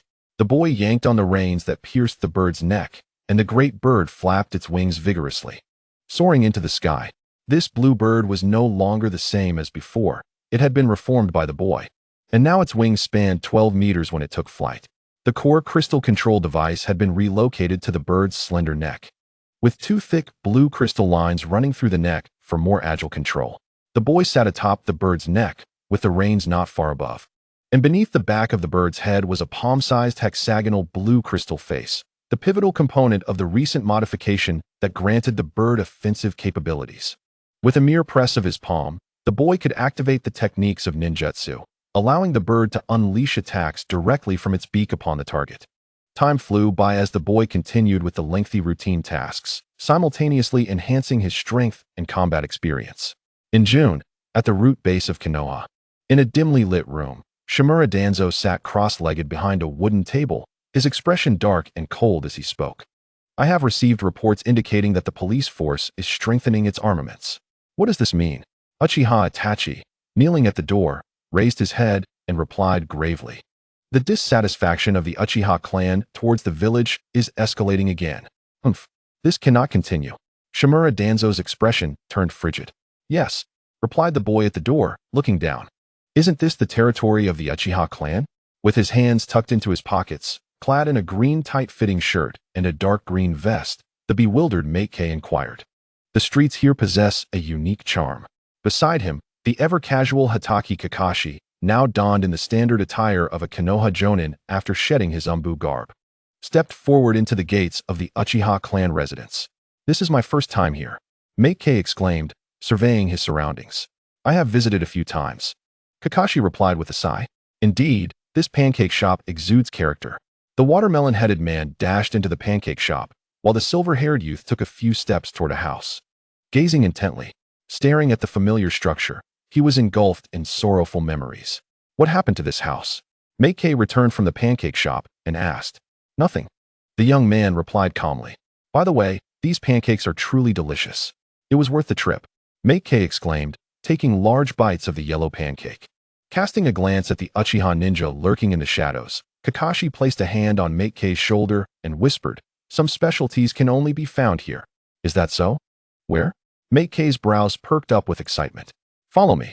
The two advanced forward. The South Hachuan River meanders past the Uchiha compound, where a vast sloping grassy area sprawled beside the riverbank. A wide stone staircase ascended, culminating in a torii gate, a structure common at the entrance of every shrine. Stepping into this realm equated to entering the domain of the divine. The two men stood in the square at the entrance of the shrine, and with arms crossed. Meikei inquired about the tall red gate. "What is this place?" "This is the South He Shrine, where the Uchiha clan's guardian deities are worshipped," Kakashi, with one hand in his pocket, replied. Upon hearing this, Meikei lowered his gaze. "I do not believe in religion." "Don't say that. How about drawing a fortune?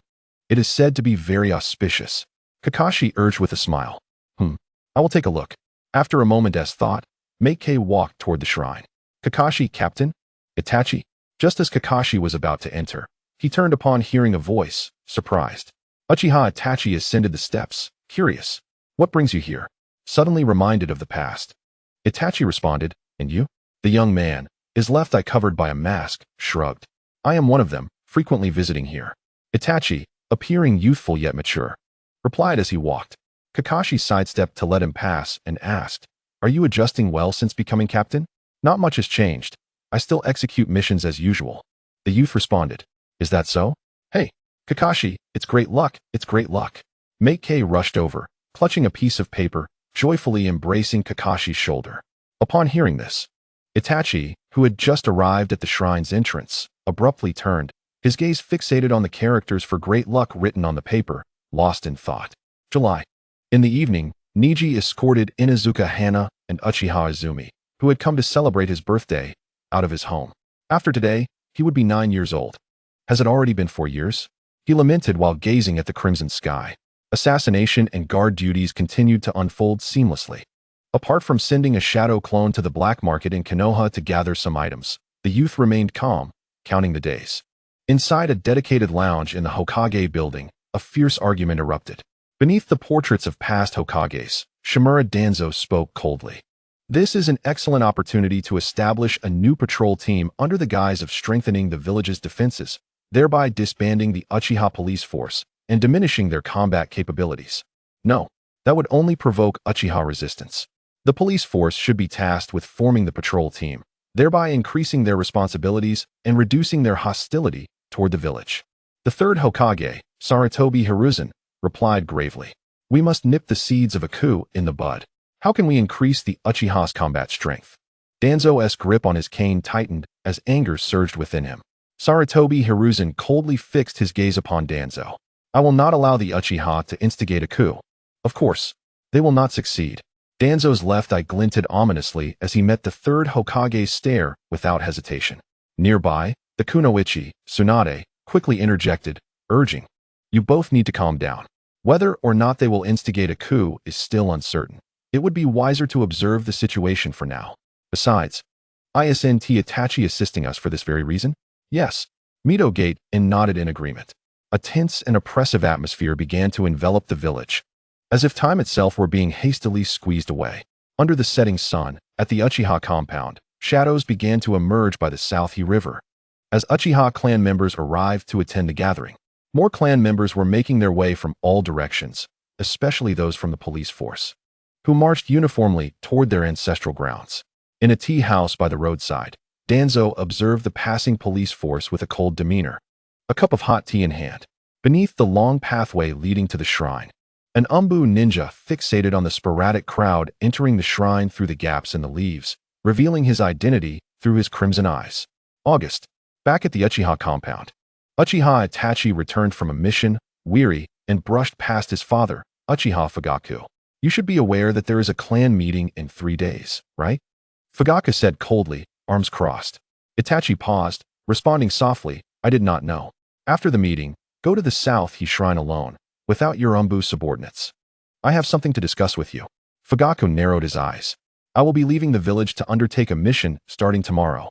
Itachi replied calmly, lowering his head as he continued walking. Do not evade. Fugaku sighed softly. Evade? What am I evading? Itachi shuddered, turning back to question coldly. Evading the fate of being an Uchiha. At this, Itachi furrowed his brow. Remember, I will be waiting for you. With that, Fugaku departed without waiting for his son to respond. 3 nights later, in the South-Hi Shrine, the Uchiha clan's assembly concluded, and the clan members began to leave the shrine sporadically, while 3 figures lurked in the nearby trees. The leader, seeing that no one emerged from the shrine, spoke calmly. You remain here on standby.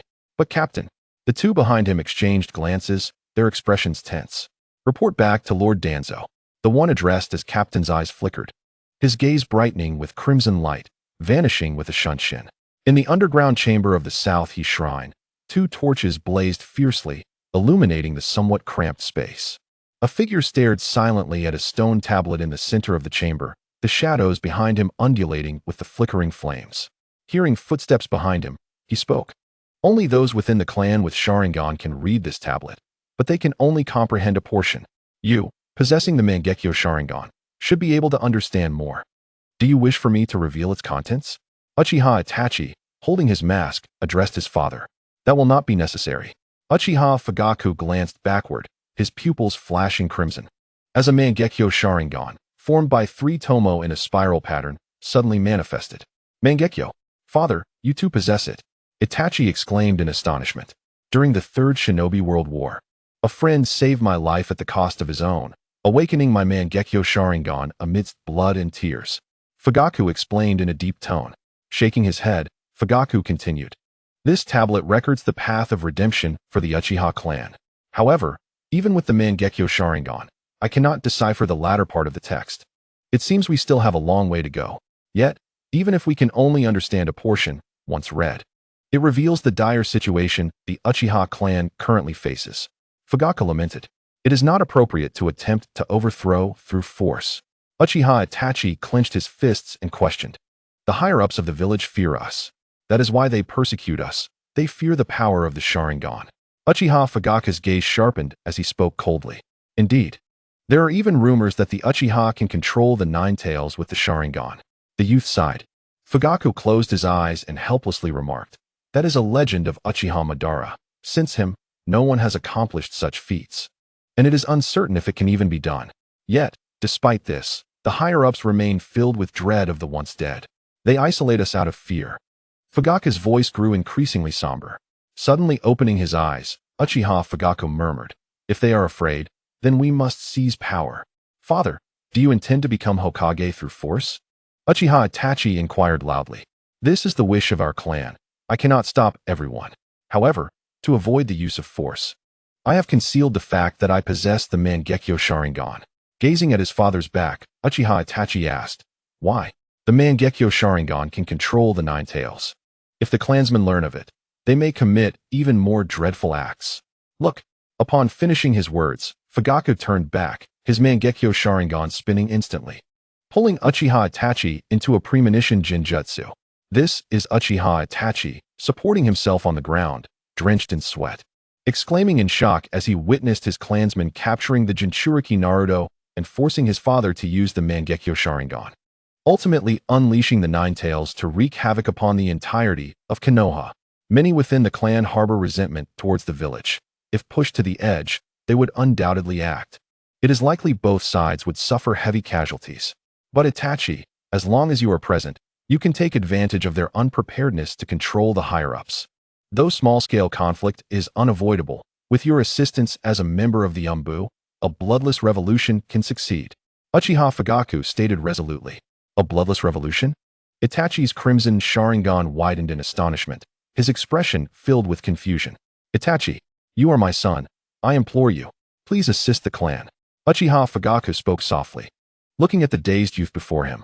That night, within a concealed office in the Hokage building, the third Hokage and 3 advisors sat solemnly in their seats. Uchiha Itachi knelt on one knee below, stating in a deep voice, "The Uchiha clan has decided to initiate a revolution in Konoha." A moment of silence enveloped the room. And after a while, Shimura Danzo spoke. "The situation is urgent. We must strike first before they act. The Uchiha were once comrades. I wish to resolve this through communication, not force. I will contemplate countermeasures." Sarutobi Hiruzen sighed, speaking calmly. "The Hokage has spoken." The others fell silent. End of the chapter. Chapter 86, The Night of Annihilation. Despite the third Hokage's eloquent words, he will ultimately choose to protect Konoha at a crucial moment.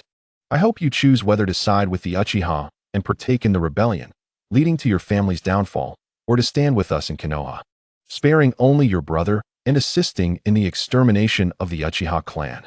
At the western mountains of Konoha, in front of the temple where Uchiha Shursui was deprived of his eyes, Shimura Danzo coldly addressed the youth before him. "Exterminate the Uchiha." The youth trembled at the words, his pupils constricting. "To protect the village, we must, by all means, suppress the situation before chaos erupts. The only ninjas capable of undertaking this responsibility are the Uchiha and the double agents of Konoha. Itachi, no one else can fulfill this role. Do you accept this mission?" Danzo squinted as he awaited the youth's response. The youth fell silent, the sky darkened, and a series of thunderous roars split the heavens, illuminating the stone plaza and revealing 2 figures hidden in the shadows. September soon arrived. On a high tower not far from the Ninja Academy, a young man in black leaned against a lightning rod, anguish evident on his face, his eyes filled with indecision. The village, the clan, the ninjas. Is the struggle merely for the sake of struggle? The village, the clan. What should I do? He sighed deeply, turning his gaze to the distant figures playing on the school playground. 2 students were competing in a race. The short-sleeved, black-haired youth reached the finish line first, coldly lifting his head, while a short-sleeved, yellow-haired boy behind him gasped for breath, finally leaping to the finish. The yellow-haired youth's eyes flashed with dissatisfaction, and he quickly covered it up. "I wasn't taking it seriously this time." "You were already serious, right? Fool." The black-haired youth replied dismissively.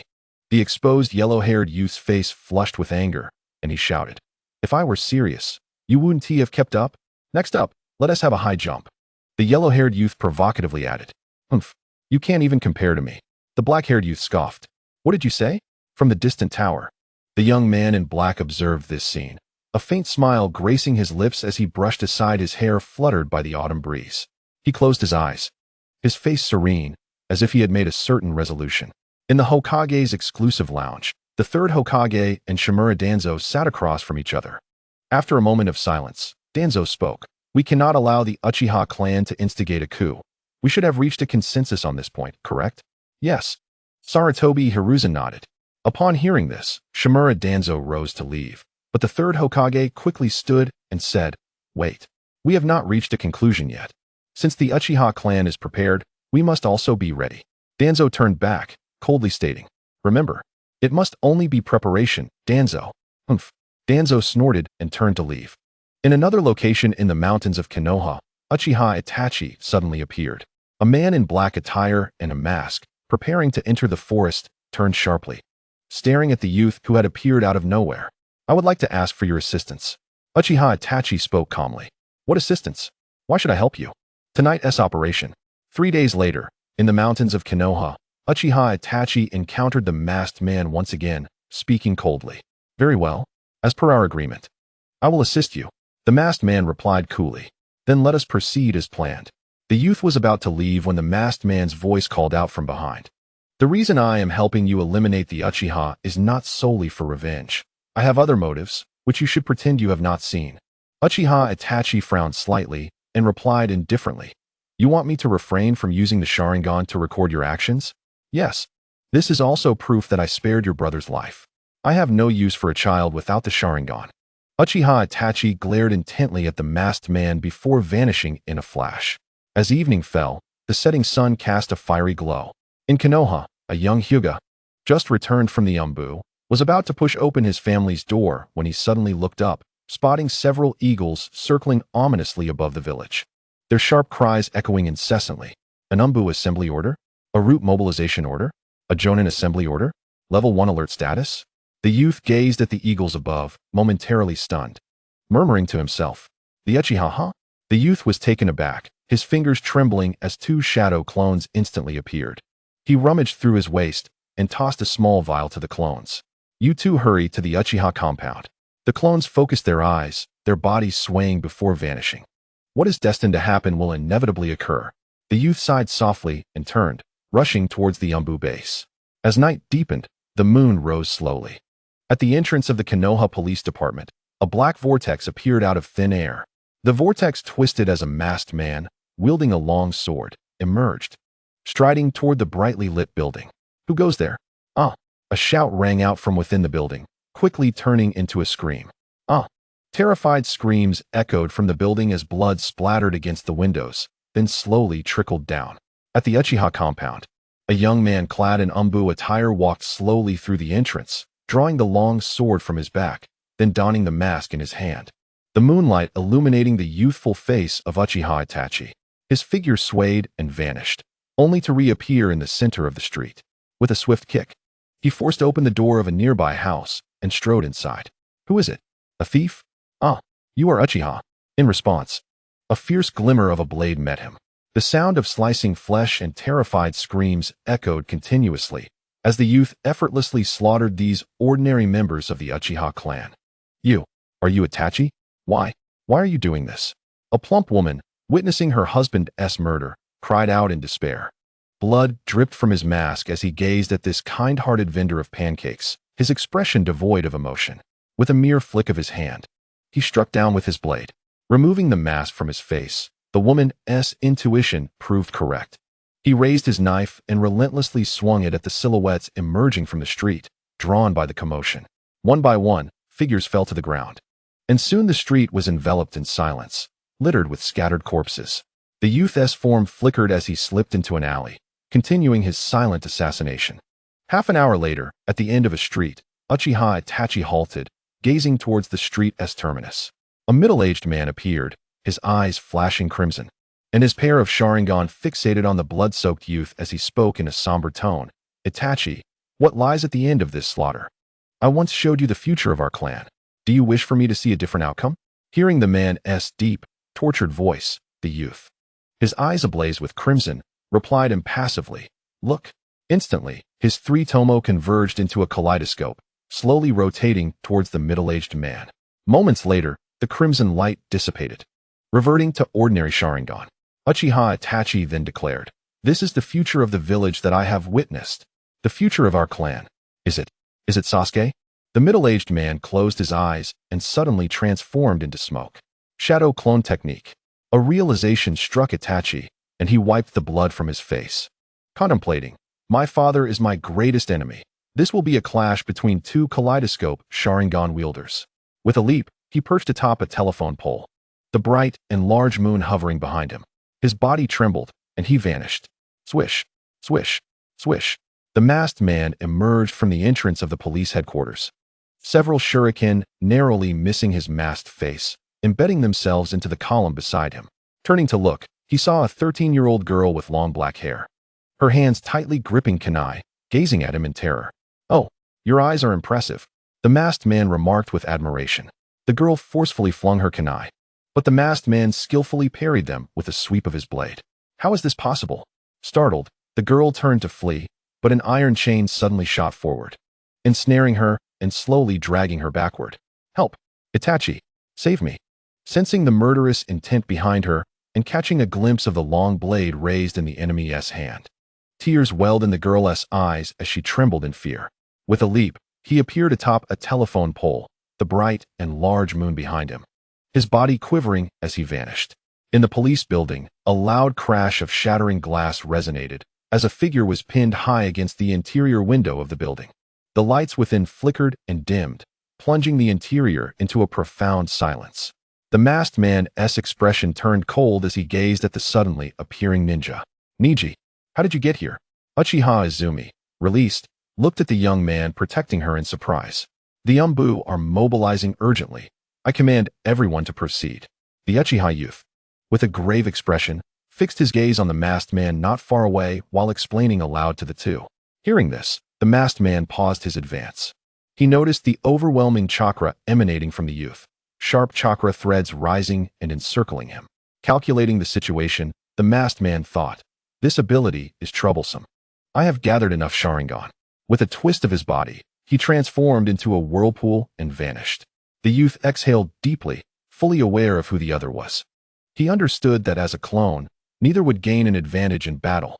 It was impossible to eliminate the masked man, and allowing him to escape was the wisest choice. He first warned the other verbally that a multitude of Umbu personnel were on their way, urging him not to act recklessly. Secondly, he revealed his immense chakra presence and the swirling chakra threads around him, making the masked man realize that this ability posed a significant threat. Attempting to kill him and silence him would require considerable effort. If the confrontation were to drag on until the arrival of the Leaf's numerous Umbu, he would find himself in a state of being besieged. Thus, weighing the pros and cons, the masked man chose to retreat. "Who is he? And why is he killing our Uchiha?" A shaken Izumi hurriedly inquired. The youth shook his head, offering no explanation, but instead asked, "How did you end up here?" "I just returned and passed by the police headquarters when I heard screams, so I intended to check it out. I didn't expect the enemy to be so formidable. Had it not been for your arrival." Neji the girl trembled as she spoke. "This is bad. I don't know if there are any more enemies in the clan." Suddenly realizing something, she rushed back towards the Uchiha compound. Sighing deeply, the youth lamented. He struck the turning girl, rendering her unconscious, and swiftly cradled her in his arms before vanishing into the dark alley. At the Uchiha compound, Uchiha Itachi instantly appeared in a courtyard. He gently opened the door to the only room lit by candlelight, peering inside, only to be startled to find it utterly empty. "There are no traps here. Come in." His father's voice suddenly echoed. Taken aback, he turned towards another dark room nearby and walked over. His father opened the door, revealing two figures kneeling on the ground with their backs to him. Uchiha Itachi trembled as he murmured, "I do not wish to harm my own son." Uchiha Fugaka stated calmly. With a whoosh, a blade was drawn. Fugaka murmured, "So, you have chosen their side? Father, mother." The youth, tears streaming down his face, held the knife tightly. Uchiha Makoto stared blankly ahead, saying, "Itachi, we understand. Itachi, promise me, take care of Sasuke." The grip on the knife trembled violently as the youth's tears flowed even more profusely, his heart filled with sorrow. "Do not fear. This is the path you have chosen. Compared to you, our suffering will last but a moment." Even with differing views, I remain proud of you. Uchiha Fugaku appeared to suddenly embrace life and death, comforting his eldest son. The youth, hands gripping the knife, was soon overcome with sobs. The heavy sound of blades piercing flesh echoed within the room. As the boy practiced shuriken throwing, he found himself surprised by the late hour. Outside, Uchiha Sasuke dashed through the streets towards home, suddenly glancing up at a nearby telephone pole, murmuring that he thought he saw something. Shaking his head, he looked ahead at the ground strewn with corpses and whispered in confusion, "What is happening?" In a state of alarm, he rushed home, anxiously forcing open his parents' door, only to be met with the sight of his fallen mother and father, and his brother, Uchiha Itachi, standing by the window. "Brother, why? Why did this happen? Who did this?" The boy cried out in anguish, clenching his fists in desperation. Suddenly, a shuriken embedded itself into the wooden wall behind him, silencing his terrified voice instantly. "My foolish younger brother," Itachi said, his Sharingan activated, as he unleashed the Jinjutsu Tsukuyami upon Sasuke. "Stop! Don't show me this!" Sasuke screamed, as horrifying images of the Uchiha clan's slaughter and fond memories of his parents replayed in his mind. With a thud, the boy collapsed to the ground, tears streaming down his face, his confusion deepening as he pleaded, "Why, brother? Why must you?" "To measure your potential," Itachi replied coldly. "To measure my potential? Is that truly why you would kill everyone?" Sasuke's eyes widened in disbelief. "It is of great importance," Itachi stated flatly, stepping over Sasuke's body as he prepared to leave.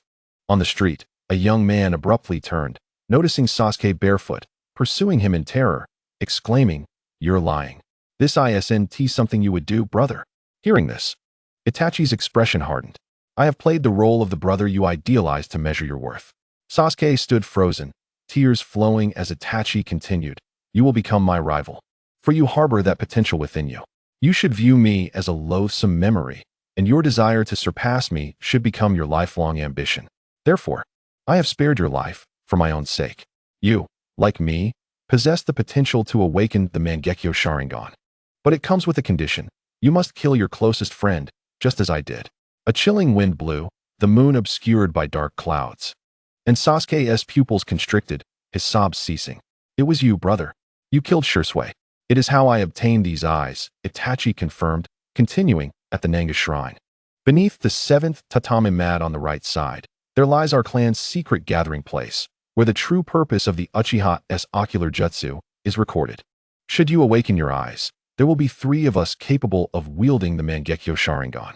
This gives your existence a purpose." With a sinister smile, Itachi took a step, causing Sasuke to startle and shake his head. "You are of no value to kill now, my foolish brother. If you wish to kill me, then hate me, despise me, and live an ugly life, constantly evading, until the day you possess eyes like mine, then come before me." With that, Itachi cast a sidelong glance, and Sasuke fell into unconsciousness, ensnared in the Jinjutsu. Itachi vanished, leaving the scene.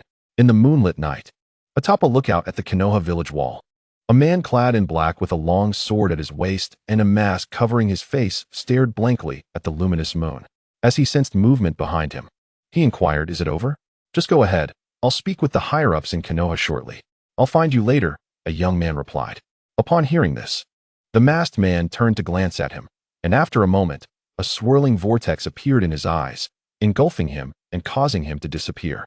Once the masked man departed, Uchiha Itachi trembled and knelt on the ground, his hands clutching his face, struggling to contain the pain within, though his shaking shoulders betrayed his inner sorrow. "It's so tragic.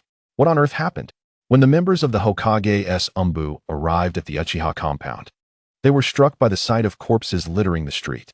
Nearby, Neji furrowed his brow, gently revealing the body of an ordinary person. Noting the precision of the killer's blade, which had pierced through the heart, activating his Byakugan, he surveyed the surroundings, relieved to see that both of his clones were absent. In such dire circumstances, the presence of any other individual could lead to being unjustly blamed for the tragedy. Most of the Umbu members were concentrated in this area, making escape nearly impossible. "Search for survivors," the third Hokage commanded, his expression grave. The Umbu members dispersed, and soon, a masked member named Yuzuki Yugao discovered a boy's body by the roadside. She reached out to check for breath and called out, "I found a survivor." The third Hokage's expression lightened slightly, and he quickly ordered, Take him to the medical team. 10 minutes later, Kakashi appeared before the third Hokage, solemnly reporting. Aside from one survivor, everyone else has been killed. A heavy silence enveloped the area as Sarutobi Hiruzen remained speechless. Recover all the bodies. I mean all of them. Don't leave anyone behind. The third Hokage sighed, giving another command. The surrounding Umbu members nodded, producing sealing scrolls to begin sealing the corpses. Who could have done this? One member of Team 6 pondered aloud, lifting a body. It was Uchiha Itachi. Shimura Danzo approached, continuing, Itachi harbored deep disdain and hatred for his clan, which led him to murder Uchiha Shisui and seize his eyes, igniting a conflict within the Uchiha clan, resulting in this tragedy. That guy? Impossible. A white-haired Umbu ninja murmured in disbelief. Casting a glance at the dazed Kakashi and the somber-faced Danzo, a boy with a fox mask tucked in the corner smirked, a hint of mockery in his eyes. Enough dawdling. Let us get to work, Sarutobi Hiruzen said, his irritation evident. The Umbu members jumped into action, hastily dispersing further away, while Danzo, leaning on his cane, approached Hiruzen. Now everything has been resolved. Resolved? You don't understand. This is a massive issue that has lodged itself in our throats. The third Hokage replied coldly, glaring at Danzo. It's just a minor inconvenience, Danzo scoffed. Observing Danzo's dismissive demeanor, Hiruzen stated icily, Danzo, I can no longer overlook your authoritarian ways. From now on, I am revoking your position as Hokage advisor. But Hiruzen, Danzo began, only to be interrupted. If you argue that this is for the village's sake, remember that the Uchiha are also part of the village. Additionally, disband your root members. I will soon decide on your fate, and until then, you are under house arrest. With a shake of his head, the third Hokage turned and departed, leaving Danzo in silence as he too walked away. Two root members clad in black cloaks appeared at the alley's mouth, bowing to avoid detection. And once the third Hokage had left, they hurried to catch up with Danzo. Lord Danzo, the body count doesn't add up, one of them remarked. What? Danzo halted in his tracks, his tone icy. The members of the right root branch continued, revealing several inexplicable missing bodies. With a squint of his left eye, Tuanzong glanced to the left, where a root member, under a mask, exposed a pair of blood-red Sharingan glaring at him. He then threatened, I have seen everything. And from now on, I will always be watching. Should you dare to lay a hand on Sasuke, I will leak all the village's secrets to enemy nations. After uttering these words, the figure on the left swelled, transforming into countless black crows that vanished from sight. Clutching his cane tightly, Tuanzang's face twisted in rage as he exclaimed, Bastard! On the street at the entrance of the Uchiha compound, bodies were meticulously arranged in neat packages. Even though all the sealing scrolls had been used up, over 30 corpses remained. If this stemmed from Itachi's hatred, then his resentment ran deep. As there was only one survivor, sighed a member of the Umbu. Move them out, commanded the white-haired captain, Kakashi. A few nodded and began their task, while another bald Umbu quietly remarked, Though we are Umbu, this mission is too brutal. The group fell silent, unsure whether he referred to the corpses or to Itachi, who once belonged to the root under Tuanzong and was not a direct member of the 6th Umbu team under the Hokage. After a flurry of activity, they finally transported the bodies to the department responsible for handling corpses just before dawn. With a wave of Kakashi's hand, they disappeared, hurrying to their respective homes. All understood that at first light, news of the Uchiha clan's annihilation would swiftly spread from Konoha to the entire shinobi world, and the sole perpetrator, Itachi Uchiha, would be officially renowned throughout the realm. Weary upon returning home, Neji pushed open the door and glanced at the lit living room. Frowning, he observed two shadow clones seated at the table, and beside them, the girl Uchiha Izumi was slumped in sleep on a chair. Irritated, he remarked, It's nearly dawn. Why haven't you taken her away yet? Do you intend to leave her here? The clone on the left shrugged, gesturing towards the other clone with a lifted chin. I've been back for a while, just waiting at home for him. Neji then turned to the clone on the right, asking, Did you get the items? The clone nodded, tossing a small glass vial towards the original. Catching it, Neji peered inside at the pair of eyeballs submerged in a translucent liquid. After a thorough examination, he carelessly tossed it back, saying, Give it to that blind man. The clone catching the vial raised an eyebrow. This is the last remaining pair of Mangekyo Sharingan. Are you sure you want to hand it over to Uchiha Shisui? What if we need it in the future? The original shook his head, dismissing the clone's greed. Considering our strength in the future, having or not having the Sharingan makes no difference, and I have no interest in implanting arbitrary things into my body. What if we need it for research later? The clone persisted. Rolling his eyes at the troublesome clone, Neji replied, I don't believe you only obtained this pair of Sharingan. Perhaps those mysteriously missing Uchiha Jonin corpses were your doing. The clone chuckled, admitting that he had delayed his return to acquire several pairs of Sharingan and seal a few corpses. Tossing the small glass vial, he pretended to be magnanimous. Fine. The eyes of Uchiha Shursui are still in this world. Let us lend him this pair for now. Both the other clone and Neji simultaneously rolled their eyes. Neji stated, after moving bodies for several hours, I'm heading to take a shower. The sun is about to rise. So you hurry and take Izumi and the eyes to Duanshan Street. By the way, you don't need to come back. Just comfort Uchiha Izumi there. Once she wakes up, who knows what will happen. The clone holding the vial widened his eyes and asked, you mean me? The other clone smirked. Aren't you the one who delayed so long? If it weren't for you, I would have sent her out long ago. You go on your own now. Ignoring their banter, Neji headed towards the bathroom. As the dawn broke, a dark red sunlight enveloped the entirety of Konoha. In an abandoned, towering structure within Konoha, pipes intertwined, and the red morning light streamed through the gaps. The third Hokage, Sarutobi Hiruzen, stood in a beam of sunlight, his stooped figure with hands clasped behind his back, his face etched with deep wrinkles, as if suddenly aged. He began, you must have something to say by coming here. I have dismissed all the guards. You've taken the trouble, a shadowed figure replied, half kneeling in the darkness. The aged figure sighed. First, I must thank you. This way, Konoha has avoided civil war, and the village has maintained its peace. The figure in the shadows remained silent. Yet, I have always regretted not finding another solution. The third Hokage continued, his expression sorrowful and filled with regret. I am deeply sorry, came the quiet response from the shadows. With another sigh, Sarutobi Hiruzen added, the one who should apologize is I. From now on, Konoha will regard you as a traitorous ninja who has slaughtered your entire clan. You will be wanted, and the pursuit will be merciless. As the sun gradually ascended, the angle of light illuminated the figure in the shadows, revealing a young man. His eyes dimmed as he spoke. That is natural. What do you plan to do from now on? The third Hokage turned to ask. I have allied with a group calling themselves Akatsuki. I have decided to stay by his side to prevent him from violating his vow. So, you intend to join Akatsuki? Sarutobi Hiruzen pondered aloud. The young man did not answer directly, but continued, to protect Sasuke's life. May I request a promise from you? Third Hokage? Your brother will maintain the status quo, attending school like other children and growing to become a ninja of Konoha. I can assure his life will be worry-free. But the hatred in his heart towards you is beyond my control, the third Hokage said, adjusting the Hokage hat atop his head with resignation.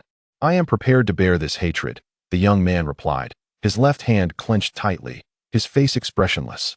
The two fell silent for a moment, and the elder lamented. Let us go? The barriers surrounding the village will not change. If you are concerned about Sasuke, you can return any time to check.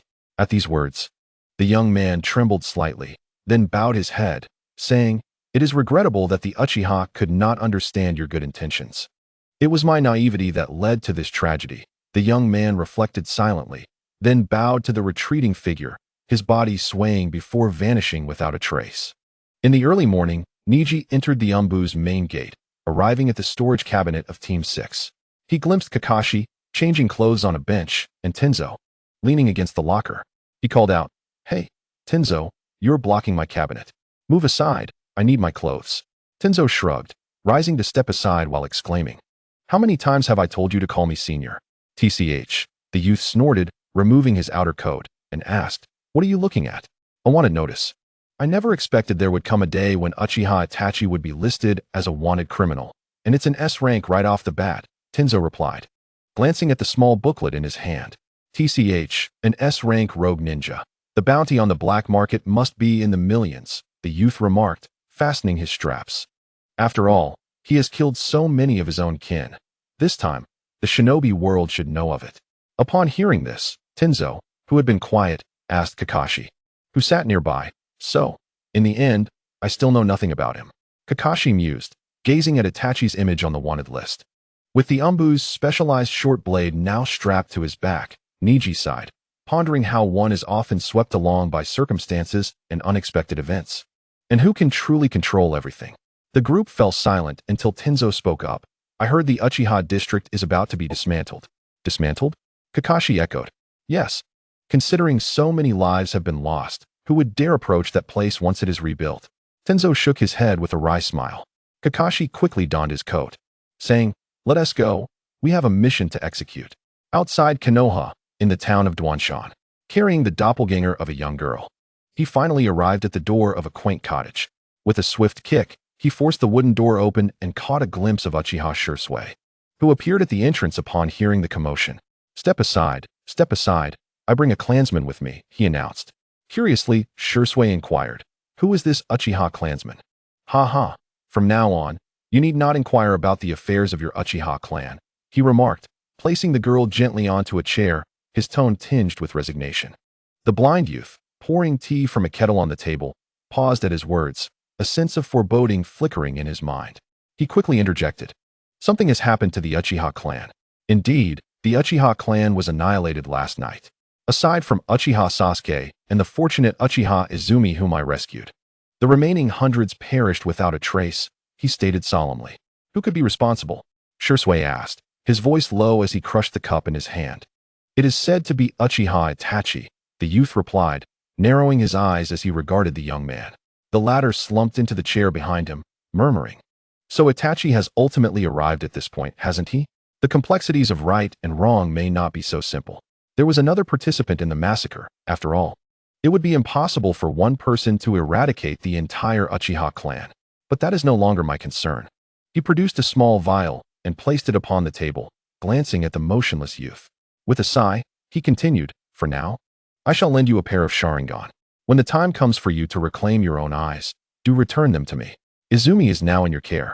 The village is no longer safe for her. Unlike Sasuke, she lacks the deterrent of Itachi's presence. Certain higher-ups in the village may dare not act against her. The decision to stay or leave is yours alone.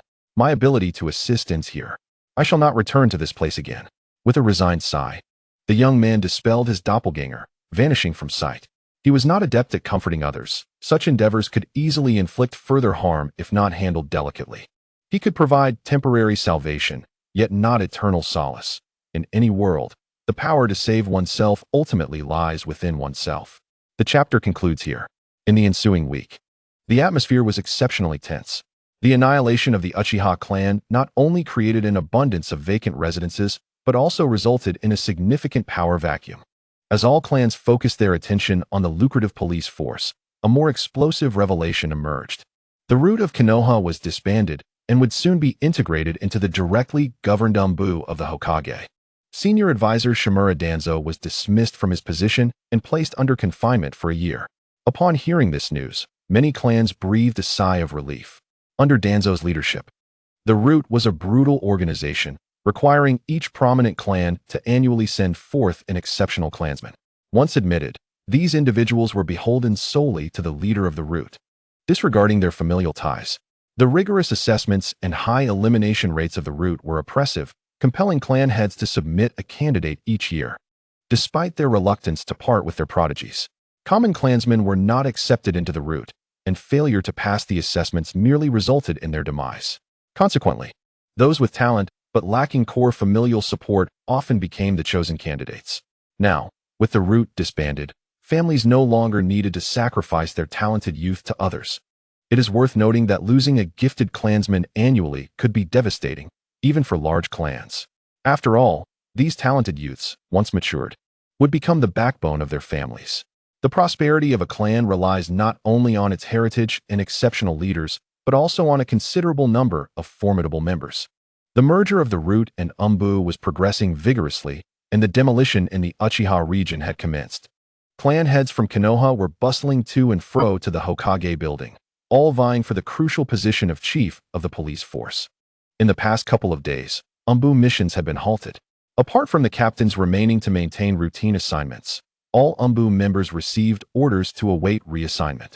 It was rumored that this merger would necessitate the establishment of 10 additional Anbu teams, opening up 10 more captain-level positions. Many seasoned Anbu members who had served for years began to strategize and anticipate their opportunities. It is essential to note that the captains of the Hokage's Umbu differ significantly from the previous root captains. The latter had only 2 subordinates, whereas the former would have 4. It was said that with this merger, each team would also expand by 2 members, bringing the total to 7. A group composed of 7 jonin or special jonin would be a formidable force wherever they went, even if some teams included a few chunin. They would still be exceptionally talented youths capable of rivaling special jonin. During this rare moment of respite, Neji remained unhurried, commuting daily between the lake by the back mountains of Konoha and his clan. Occasionally, he would soar on a large bird across the land of fire. He understood that regardless of how the Umbu and police force were shuffled, his aspirations for promotion were futile. After all, his qualifications and age were too insignificant. Even the intervention of the Hyuga clan leader would bear no fruit.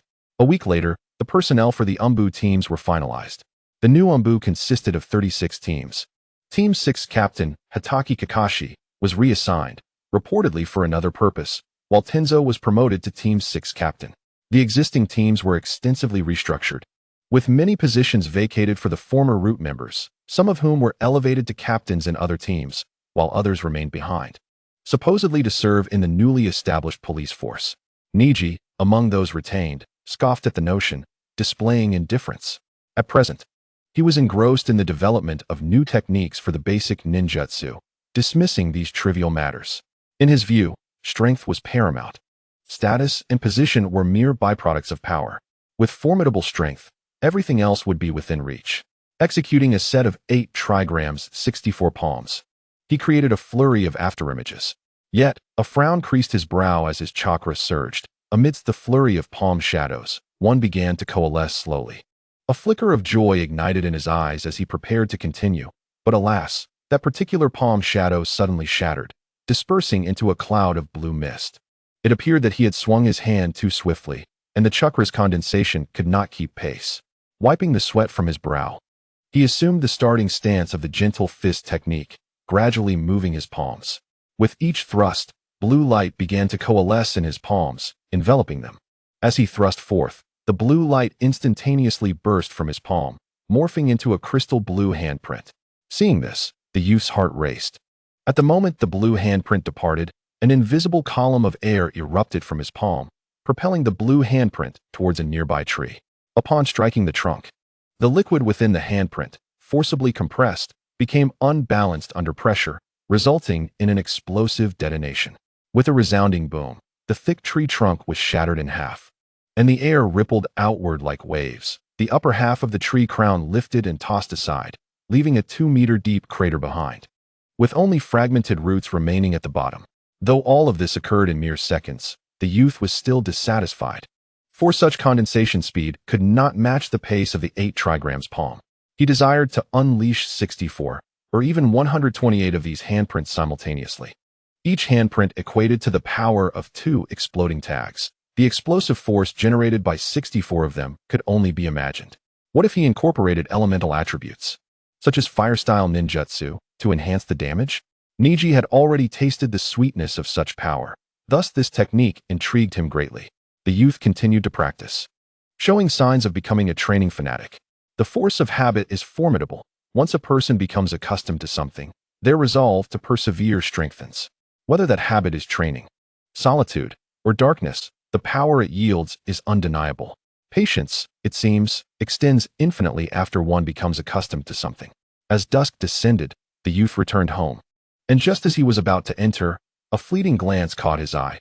A letter was slanted in the small mailbox beside the grand entrance.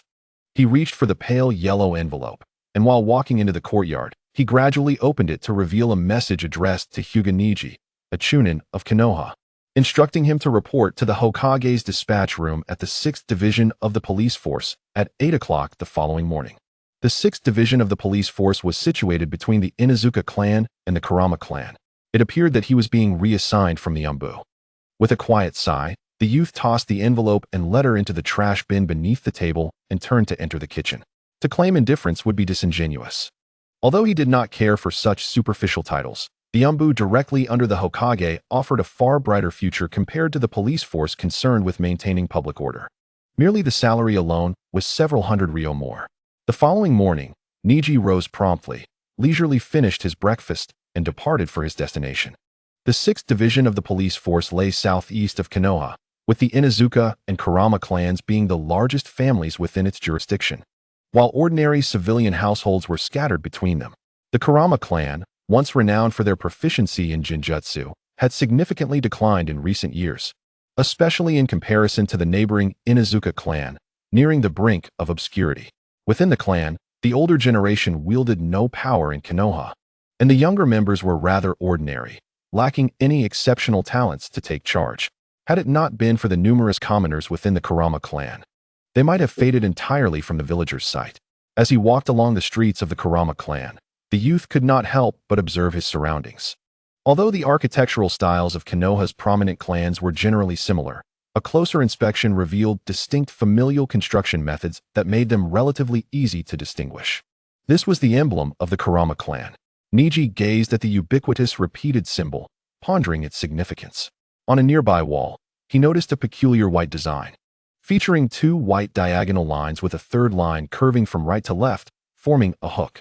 As he turned to survey, he found this identical design adorning the entrances and walls of each house, further solidifying his suspicions. Exiting the Kurama territory, he arrived at an intersection, where he noticed a 3-story building at the center. He frowned slightly at the large letters on the outer wall, which boldly stated Konoha Police Force, with the smaller words Northeast 6th Division below. His frown deepened at the immense blue shuriken symbol above the lettering, as it was intermingled with a fan emblem, the insignia of the Uchiha clan. Given that the Uchiha clan had held the reins of the police force for generations, it was unsurprising that their emblem was still incorporated into the insignia of the security forces. Logically, following the Uchiha clan's demise, the police force's emblem should have been altered. Why was it retained? Was it to intimidate or to mourn? Shaking his head, the youth stepped into the empty police division building. The first floor held a registration hall, with rows of fixed seats neatly arranged inside. Upon entering, he was taken aback to see 17 individuals standing in the hall, all clad in green vests, most of whom appeared to be Chunin-level youths judging by the pale green hue. What astonished him further was that, upon his entrance, numerous pairs of eyes turned to him, and 12 individuals possessed eyes identical to his own. How could there be so many members of the Hyuga clan here? His frown deepened as he noticed the hostility and disdain in the gazes of the few ninjas who were not from the Hyuga clan. The youth scoffed inwardly, casting a glance at those ninjas before making his way into the crowd. Neji has arrived. Quickly gather around. A young ninja descended the staircase from the 2nd floor. Sensing the tense atmosphere in the hall, he glanced down at the documents in his hand, then raised his gaze, noticing a boy with white hair and white eyes smiling at him. Hyuga Byakuren, is it not? I thought he was a jonin. What is he doing here? The youth pondered, stepping forward to find a random seat among the others. Hyuga Byakuren, holding a stack of documents, seated himself at the central registration desk. Surveying the individuals who had taken their seats, he casually flipped through the files before speaking. I am Hyuga Byakuren. Most of you should know me. Following discussions among the village's higher-ups, I have been appointed as the captain of the Konoha Police Force's 6th Division. Apart from the youth, who looked somewhat surprised, the other young ninjas maintained calm expressions. Neji cast a sidelong glance at the others, realizing that he was the only one unaware of the internal news. And the vice-captain of the division will be Hyuga Neji, Hyuga Byakuren added, casting a meaningful glance toward the youth. Surely, this cannot be right, he thought, momentarily taken aback, as waves of thoughts surged within him. Why me? Neji hurriedly inquired. As if anticipating his question, Hyuga Byakuren shook his head. This is the order of the elder. The elder of the Hyuga clan, the former clan leader. No wonder those ninjas had looked at him askance. They must have thought he was a favored relative. This implied that the 6th Division was firmly within the grasp of the Hyuga clan, a result of political maneuvering with the village's upper echelons. Otherwise, how could the elder dare appoint someone so inexperienced to such a position? But why would he do this? To win him over, to compensate, or perhaps to set him up for failure? The youth felt a mix of confusion but nodded in compliance. Regardless of his intentions, he possessed the strength to handle it. Since it was an appointment from the Hyuga leadership, there would be no dissent among the clan members present. After all, under the governance of the upper echelons, the cohesion of the Hyuga clan was unmatched by the Uchiha clan. Even if the other ninjas harbored resentment, they could not stir up significant trouble in a division dominated by the Hyuga clan. There are 20 individuals in the 6th Division, including me, making 21. Two chunin responsible for clerical work will not arrive until tomorrow. Please come forward to receive your exclusive arm badges and the regulations of the Konoha police force. Captain Hyuga Neji announced, bending down to lift a cardboard box from his feet, gesturing for the personnel to approach. The ninjas in the front row stepped forward one by one, receiving a blue arm badge and a small booklet. As he examined the blue badge, he noted that the emblem mirrored that of the division's building, albeit in a smaller scale. The center of the shuriken was no longer adorned with the Uchiha fan, but instead bore the Konoha symbol, with the words Vice Captain of the Division inscribed below. It seemed the emblem on the building was merely commemorative, while the badge in his hand represented the true insignia. You, like me, are all newly appointed members of the police force. Everyone is aware of the Uchiha incident. Thus, the higher-ups have issued a directive that we should not follow the previous enforcement protocols and behaviors of the Uchiha. We must adopt a gentler approach in our enforcement and treat the villagers kindly. However, we cannot be lenient with those who deliberately cause trouble, steal, or commit crimes. He continued, the entire northeastern region of the village falls under the jurisdiction of our 6th Division, apart from a few scattered civilian households. The dominant clans are the Inuzuka and Kurama. It is crucial that we manage our relationships with them appropriately. Gazing at the attentive crowd, Hyuga Neji raised the folder in his hand and added, these are the unresolved cases left by the Uchiha clan before their downfall, along with records of dangerous individuals. I will place them on the 2nd floor, and I urge everyone to review them at your convenience and commit their appearances to memory for future reference. The assembly nodded in understanding. That will be all for now.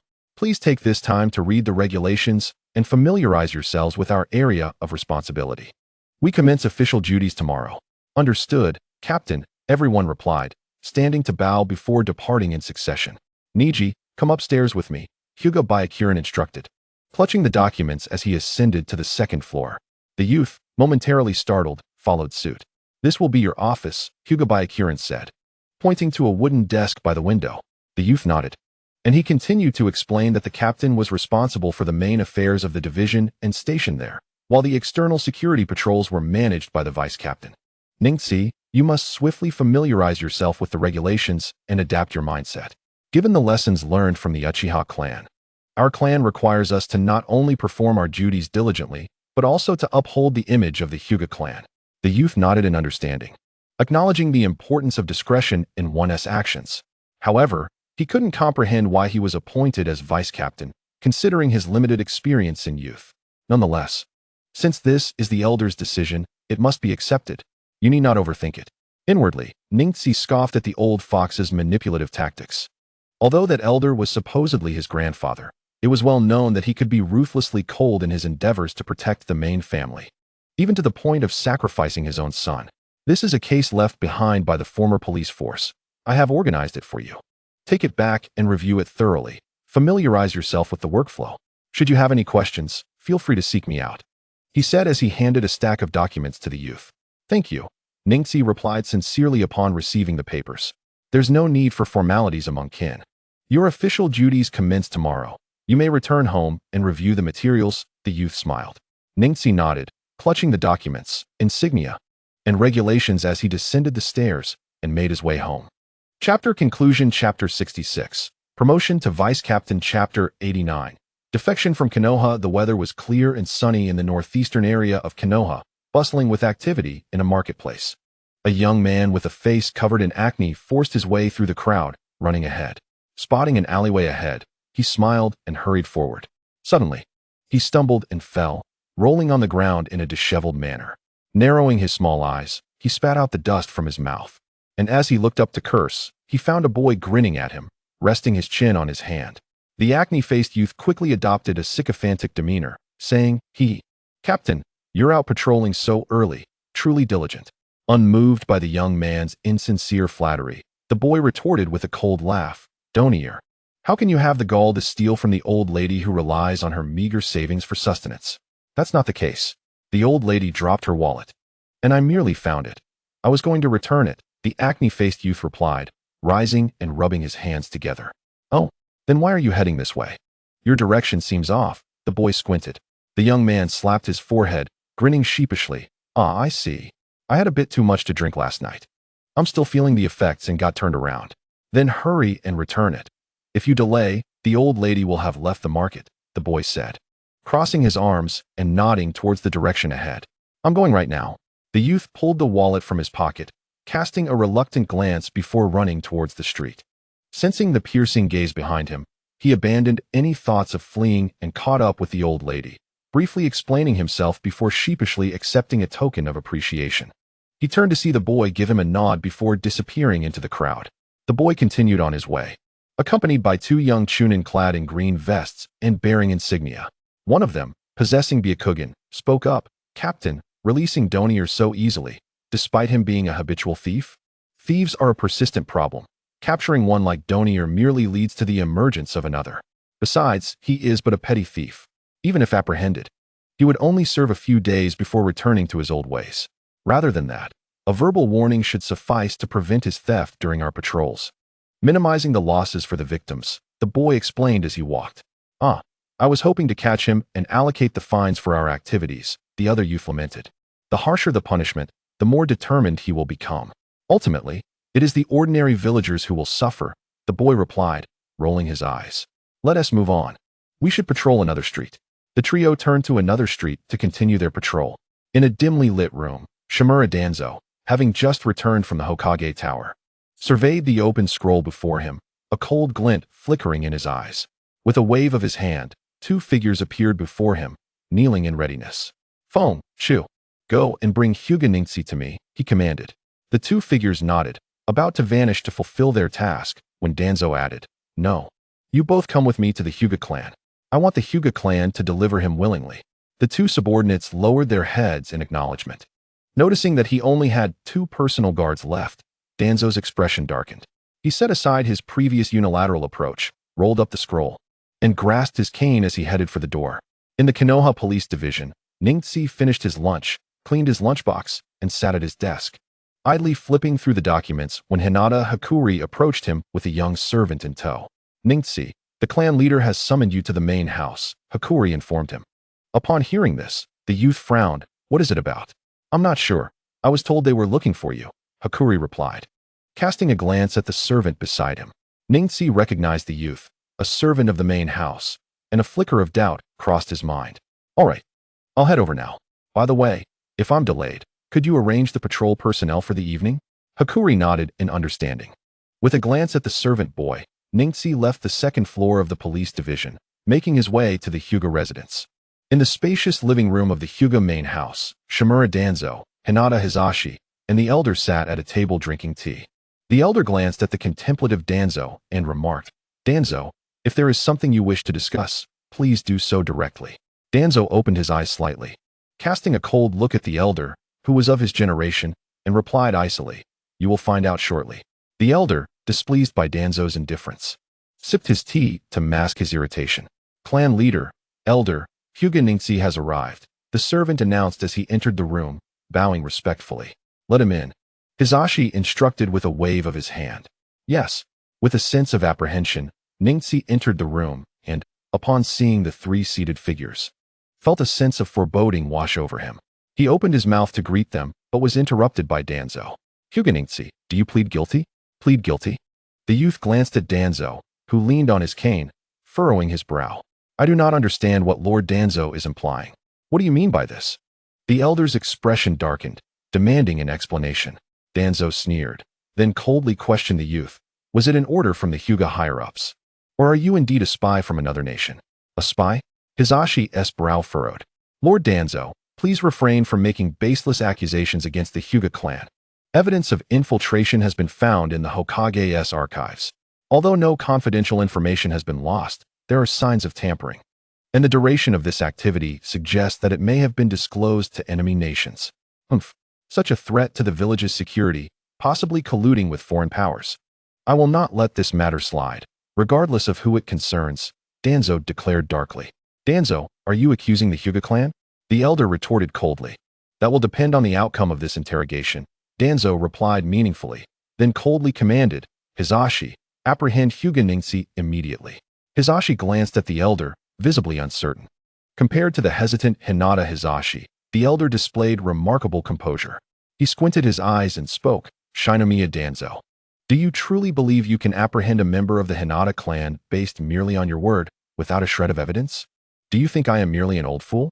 A hint of derision flickered across Danzo's face as he waved his sleeve, causing a green scroll to unfurl on the table. Blood-red names appeared in succession upon the scroll: Senju Hashirama, Orochimaru, Hinata Neji. Both Hinata Hizashi and the elder were taken aback, their gazes fixating on the last crimson name, their expressions shifting dramatically. So it is true. My infiltration of the Hokage's secret chamber has been revealed. Neji's keen eyes darted around the room, swiftly grasping the unfolding situation. Hizashi raised his head, staring blankly at the calm youth, who neither offered explanations nor denied the accusation. Disappointment flickered in Hizashi's eyes. Now, you may hand over the individual, Danzo coldly reminded them. The elder, with cloudy eyes, fixated intently on the youth, responded with a grim expression: if you must take someone, then let it be the interrogation department, or the Umbu, or even the Hokage himself who handles this matter. Danzo, do not forget that you are no longer an advisor to the Hokage and possess no authority. Do not presume to dictate matters concerning the Hinata clan, he warned.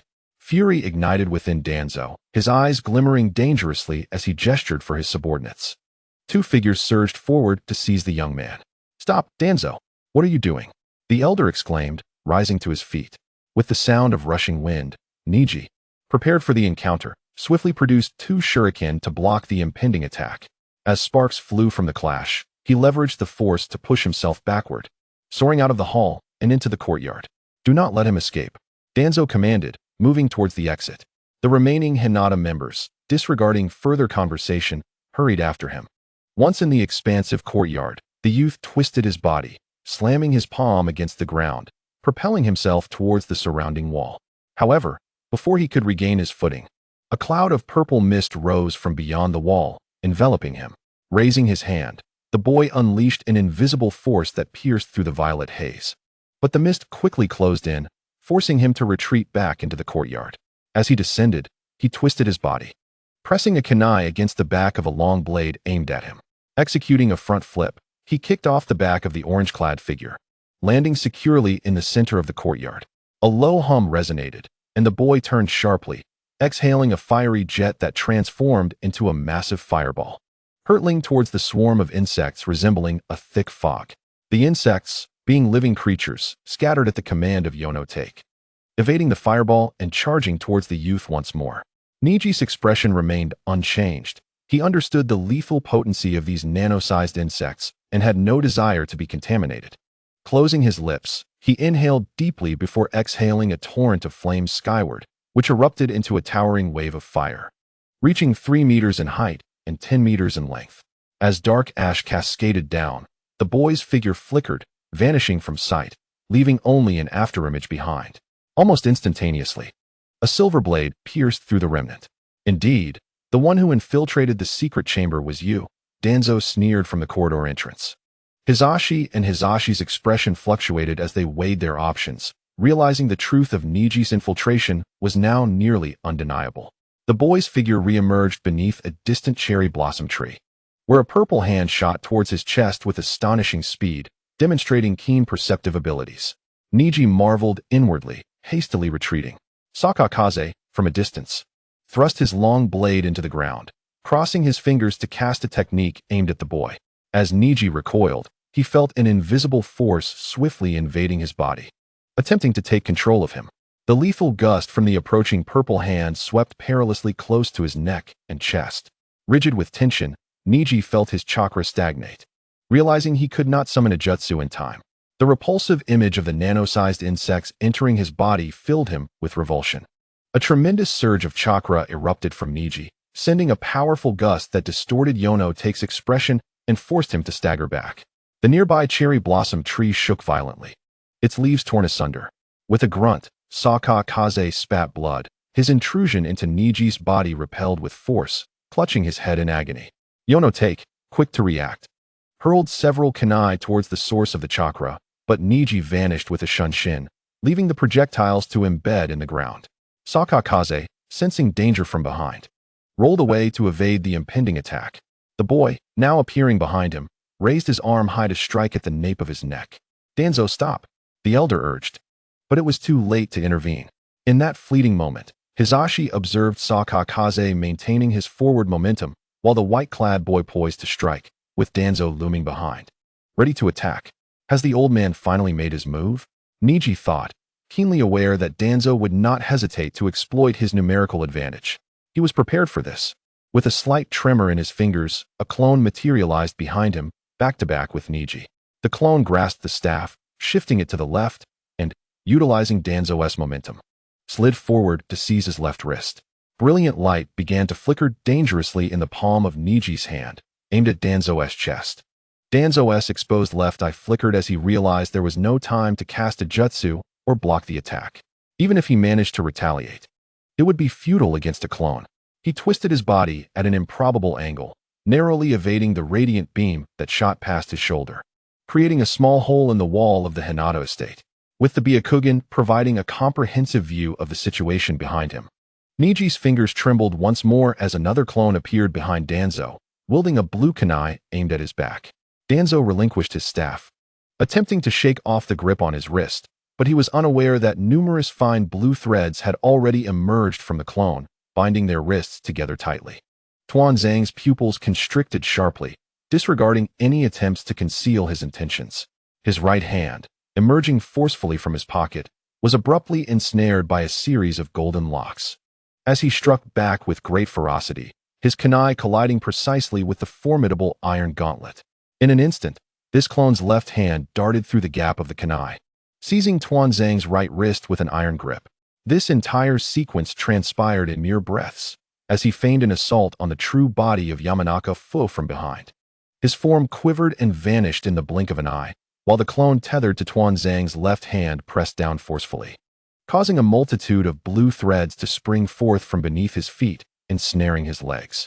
Tuanzang, startled, glanced down, only to witness the true body reappearing behind him, delivering a swift counterattack as he lowered his gaze. With a powerful swing, the hand, shaped like a knife, became enveloped in a slender, azure luminescence. A muffled cry of anguish echoed through the air. Tuanzang twisted his waist sharply, executing a half-circular sweep with his left hand, causing two clones to dissipate into thin air. Meanwhile, his true body swiftly retreated to the expansive courtyard of the Hyuga clan. The chapter concludes here. Chapter 90, S-Class Water Release. A muffled thud reverberated as Tuanzang's right arm, partially clad in sleeves and partially restrained by golden locks, crashed onto the stone path leading from the entrance to the Hyuga household. Near him, the astonished voice of Yamanaka Fu broke the silence. "Very well, I underestimated you," Tuanzang remarked darkly, casting his gaze upon the severed limb on the ground, his expression inscrutable. A hint of derision flickered at the corner of the young man's mouth. "Without your right arm, I was never afraid of you. With your right arm gone, you are but a shadow of your former self, akin to losing half a life." His initial motives had never centered on ending Tuanzang's life. Every feint and genuine attack had been orchestrated around that arm, which housed 10 resurrection coins, 10 Sharingan eyes. Tuanzang was reluctant to utilize the Sharingan he had seized from Shursui to invoke Izanagi for survival.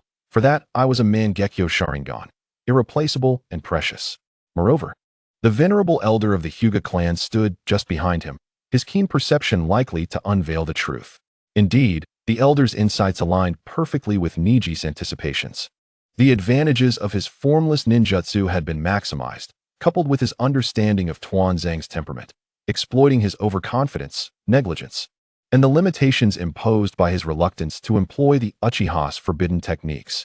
Seizing the opportunity, he decisively severed Tuanzang's right arm. Exchanging glances, the elder of the Hyuga clan and Hyuga Hisashi understood that Neji had forged an irrevocable enmity with Tuanzang. Furthermore, given Neji's infiltration of the Hokage's secret chamber to steal forbidden techniques and confidential materials, the Hyuga clan's efforts to protect him had become increasingly futile. Neji's mind raced with thoughts, yet his body remained unyielding. He raised his left hand, sweeping it to the right, as a column of fire erupted from his palm. Just moments before, Yamanaka Fu, who had rolled to the side, attempted to rush in for an attack from the left, but was met with the searing flame. The sound of crashing echoed as the wall of the Hyuga estate crumbled under the force of the assault. With a forceful stomp of his right foot, Neji tore through his garment, his body enveloped in violet hues, while attempting a close-range assault against Yamanaka Fu, who now found himself facing a colossal dragon head rising from the ground. The mud dragon opened its jaws, unleashing a barrage of mud balls that cascaded towards him. The wall on the right side of the Hyuga estate erupted with numerous large holes, ultimately succumbing to the relentless onslaught. Having evaded dozens of attacks, the youth finally neared his target, only to be momentarily distracted by a shoe sole appearing before his eyes. Before his brain could process the danger, a sharp pain struck his chest as he was propelled forward, colliding violently with a fractured section of the wall. Turning to face the entrance of the living room, he calmly addressed Tuanzong. "You have 20 seconds left. Now is the time to employ the forbidden technique within your right eye. There is still a chance." Upon hearing this, Tuanzang's pupils contracted sharply. His left hand clenched tightly as he hoarsely inquired, "Who exactly are you? You once claimed I was a spy from another nation. Take a guess," the youth replied with a hint of mockery, internally counting down the seconds. 6, 5. He felt a wave of relief wash over him, for Tuanzong, even if he sacrificed his right eye, could not restore his severed arm. This meant that he could only employ wind release techniques and summoning arts, while the four-symbol seal was beyond his reach. Tuanzong, valuing his life, would not dare to engage in a mutually destructive confrontation, nor did he possess the means to do so. "Regardless of your identity, you shall pay for my severed arm," Tuanzong declared, invoking the wind release vacuum sphere. With a single-handed gesture, he expelled a series of semi-transparent spheres, each the size of a fist, which rapidly expanded to the size of basins, spinning violently as they hurtled toward the youth. The simplicity of executing a one-handed hand seal was a testament to his decades of experience as a seasoned ninja. Neji, with his mind racing, stepped forward, summoning a towering earthen wall 3 meters high and half a meter thick to rise from the ground before him. The sound of impact resounded as cracks appeared upon the earthen barrier. Just as it seemed on the verge of collapse, the vacuum sphere projectiles abruptly halted. Tuanzong squinted, then leaped high into the air. A beam of light, as thick as a thumb, pierced through the earthen wall, passing beneath his elevated feet. Nearby, Hyuga Hizashi and the elder swiftly dodged to the sides as the beam shot between them, cleaving the living room table in half, demolishing the Hyuga estate, and shattering the back wall. A bewildered middle-aged villager carrying a wooden bucket, who had been observing the commotion, found his bucket shattered. Stunned, he looked at the deep crater in the ground and fled towards the street in terror. With a mighty leap, Tuanzong stood atop the eaves of the Hyuga residence, expelling a whirlwind from his mouth that instantly split into numerous blades of wind, each 3 to 5 meters long, slicing through the courtyard. The youth, evading to the sides, leaped onto the roof of the main gate of the estate, but the courtyard wall lacked such agility, as it was cleaved into fragments by the vast wind blades, collapsing with a thunderous roar. The commotion drew the attention of nearby villagers, who hastily retreated to report to the Konoha police force. Some even rushed towards the Hokage building, while the ninjas stationed at the Hyuga residence, whether on mission or resting, swiftly made their way toward the source of the disturbances. Realizing the wind blades had been evaded, Tuanzong brandished 4 shuriken, infusing them with chakra before hurling them with force, simultaneously shouting, "Hyuga Hizashi, why do you not capture this Konoha traitor at once?" Tuanzang's expression remained unchanged. He understood that this was the central area of the village, and the longer he delayed, the slimmer the chances of capturing this youth. If he were to prolong the confrontation by another 10 minutes, no matter how formidable the opponent, unless the previous Hokages were resurrected, there would be only one path left: death. Regrettably, the main branch had been reluctant to intervene, and Tuanzong had lost his authority. While the head of the clan, Hyuga Hizashi, ostensibly held command, the true power still lay with the previous elder, whose will dictated their actions. The old man would never acknowledge his own faults. He likely wishes to protect the future of his family. Otherwise, as soon as the Zong family takes action and the caged bird curse seal is activated, this defected ninja from the Hyuga clan would undoubtedly find himself inescapably doomed. "Ningxi, if you abandon your resistance now, there is still a chance for redemption," said Hyuga Hizashi in a solemn tone. "Currently, there is merely suspicion regarding his theft of village secrets, leaving room for explanation and clarification. However, if Ningxi continues to fight, the accusations of being a traitor and a spy from another country will become irrefutable. Ningxi, relinquish your struggle. The clan will undoubtedly protect you. Even if you truly did steal confidential information, I will ensure your life remains unharmed, echoed the hoarse voice of the elder from the Hyuga clan throughout the courtyard. For shurikens, empowered by wind release, flew with razor-sharp edges, while the youth unleashed a column of fire that morphed into a massive fireball, colliding with the four wind-imbued shurikens. The resulting explosion sent fragments flying, neutralizing each other.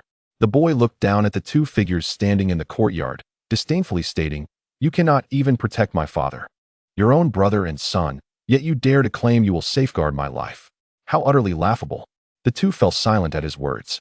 Suddenly, shadows appeared on the rooftops surrounding them, and aside from a few clad in umbu attire, the rest bore the unmistakable white pupils of the Hyuga. What is happening? How did Hyuga Neji end up battling Lord Danzo?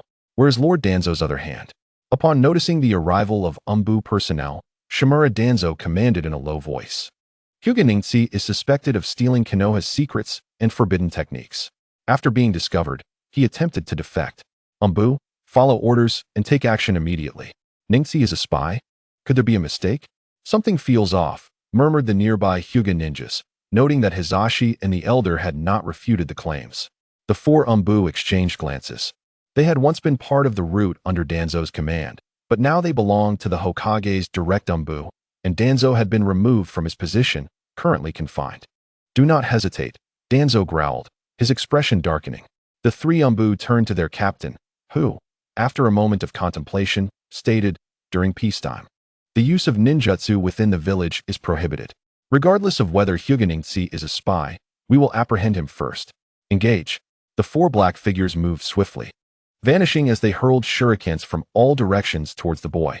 Neji raised his hands, forming them into a blade-like shape, as a pale blue chakra enveloped his palms, executing a dazzling series of slashes. Under the perspective of his Byakugan, he successfully deflected all the shurikens, his left arm manifesting a blue chakra armor that blocked a small blade aimed at him. With his right hand, he grasped a kunai aimed at his wrist. As a figure materialized behind him, the boy forcefully pushed away the two beside him, his left heel driving into the ground, shattering several black tiles beneath him. He executed a powerful upward kick, sending the figure that was attacking him flying, then twisted his body and unleashed a fire column towards the rear. The figure struck by the fire burst into flames, disintegrating into burning splinters. Sensing a shift beneath him, the boy pivoted left, dodging a long blade that pierced the roof tiles above him. He glanced at the hole where he had just stood and saw the umbu, now 2 meters away, forming a triangle around him. Just as he was about to retrieve a kunai to throw, he felt movement beneath his feet and quickly leaped upward, avoiding a pursuing umbu who lunged at him with a blade.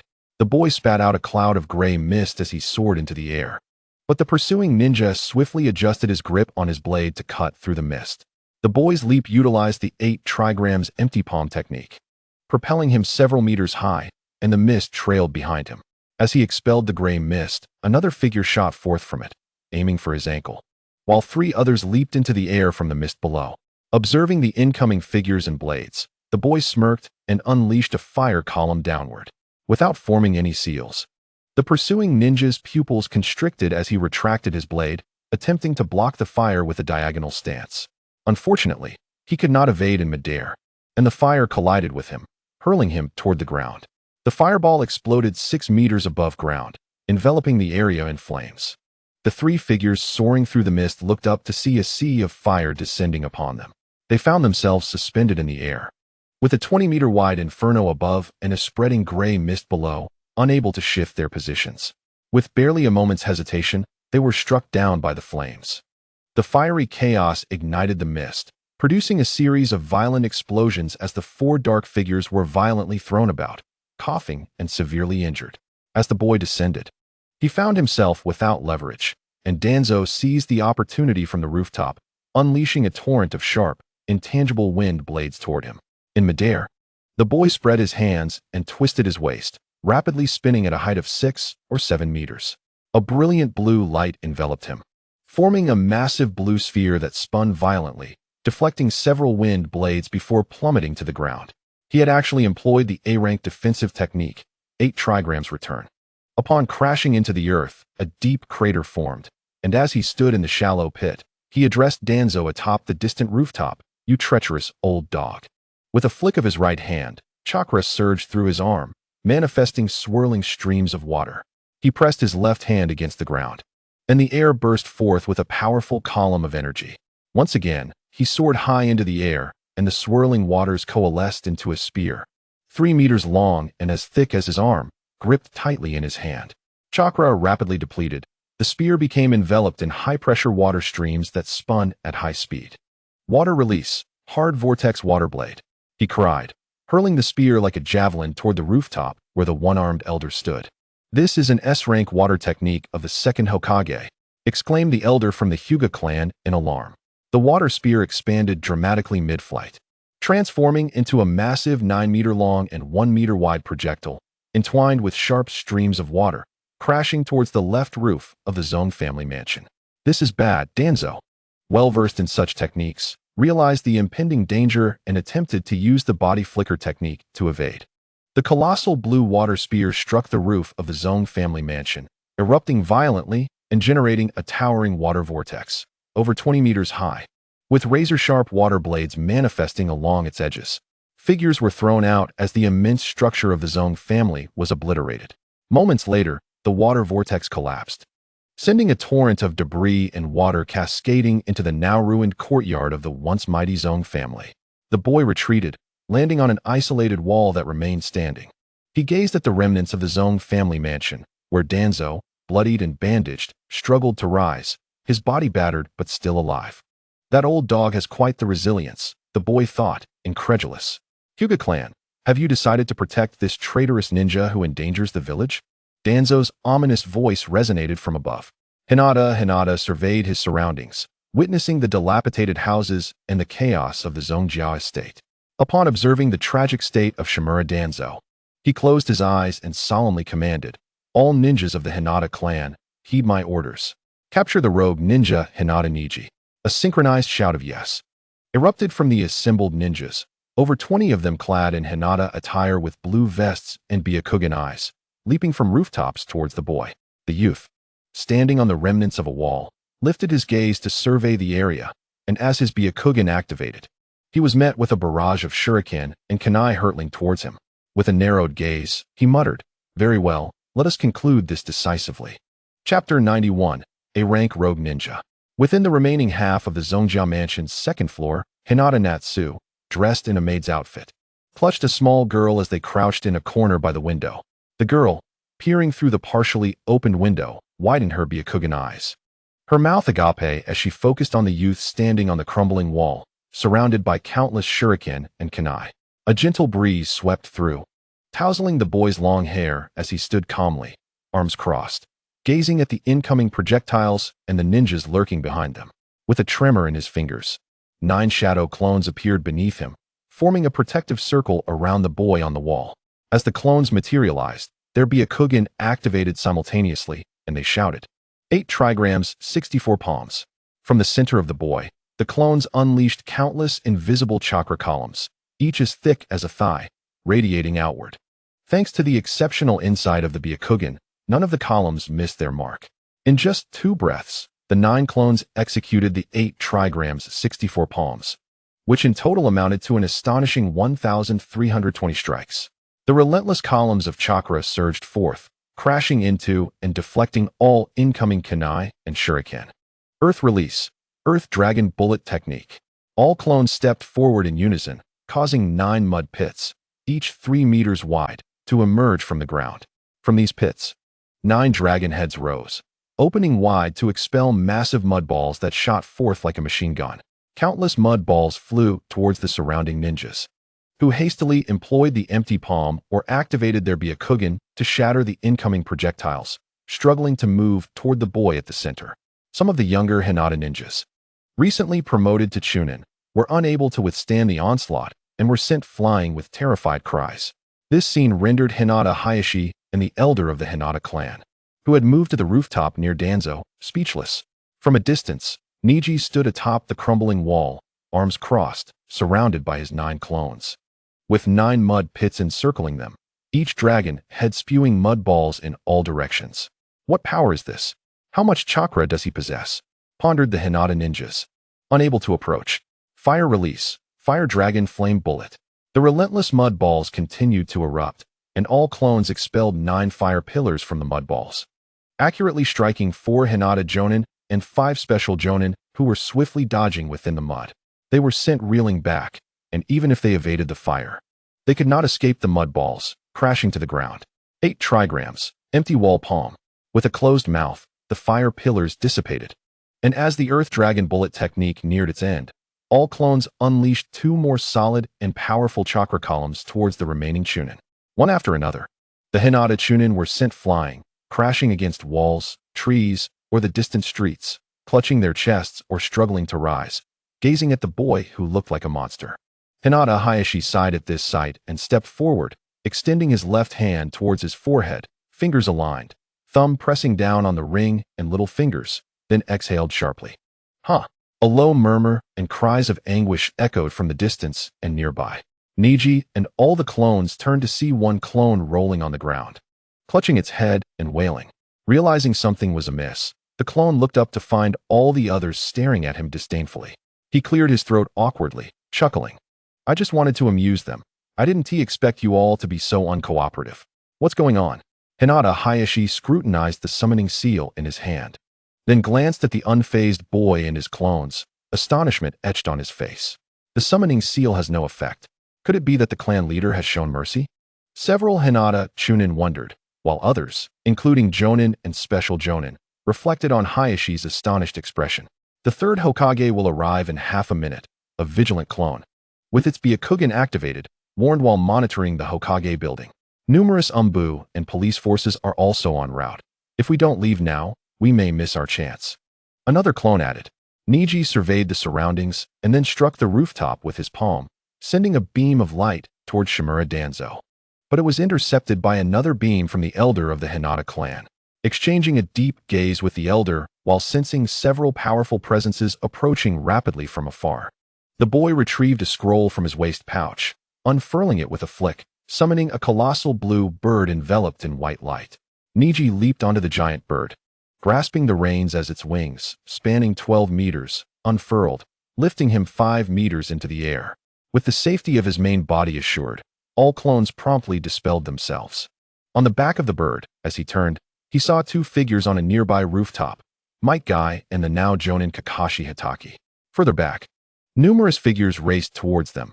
Yuhi Kurenai, Sarutobi Asuma, Nara Shikaku, Yamanaka Inoichi, and a host of other Jonin.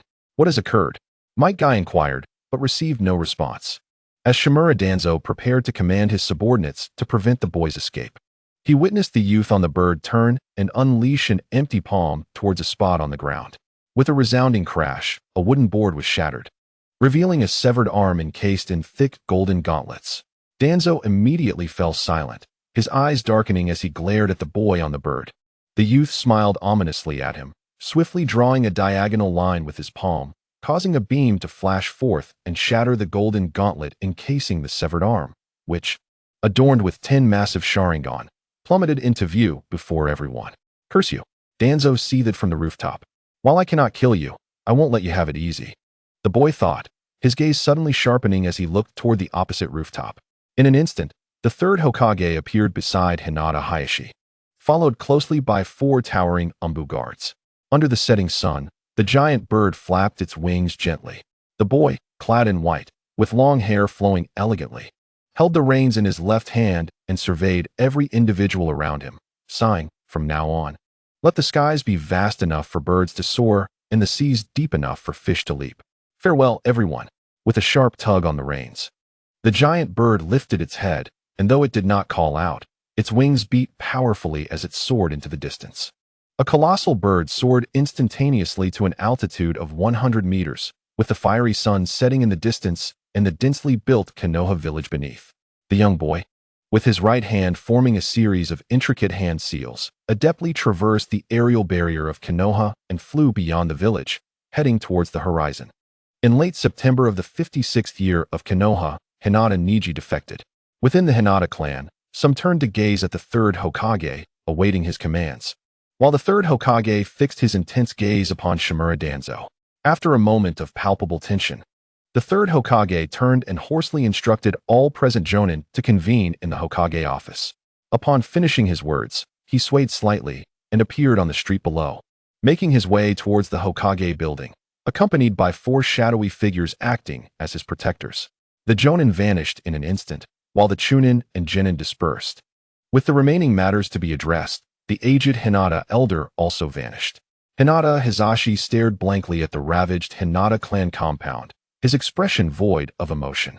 The giant bird continued its ascent, passing over Shanshan Street, where the young boy Byakugan scanned the area and, as anticipated, found that Uchiha Shursui and Uchiha Izumi were no longer present. After a moment of silence, he sighed softly, adjusted his direction, and headed southwest, realizing that the land of fire no longer offered him sanctuary. Regrettably, he had left behind several tens of thousands of ryo, unable to take them with him. Fortunately, he carried a few thousand ryo with him, or else even sustenance would become a challenge. Shaking his head, he pulled the reins, flying toward the setting sun until he vanished from view. In the Hokage office, Sarutobi Hiruzen gazed out the window, exhaling a plume of smoke as he absorbed the unfolding events from the gathered individuals. Weary, he stated that Hinata Neji should be placed on the A-rank wanted list, and he would promptly dispatch a team of Umbu for pursuit. Given that he was a member of the Hinata clan, they should also send a team to assist in the apprehension. As for Danzo's actions, the Umbu would detain him in the hospital for investigation, with further punishment to follow once clarity was achieved. A promise would be made to provide an explanation to all. The Hinata elder's expression remained unperturbed, fully aware that the last statement was directed at him. "You may leave," the third Hokage sighed. The group departed, and after a brief silence, the Hokage gestured, summoning an Umbu operative who immediately knelt, awaiting orders. "Investigate the origins of the Sharingan on Danzo's arm and the wood release cells." The figure vanished in a blur. While others focused on the dense Sharingan adorning the severed arm, the keen-eyed third Hokage noticed the mottled white beneath.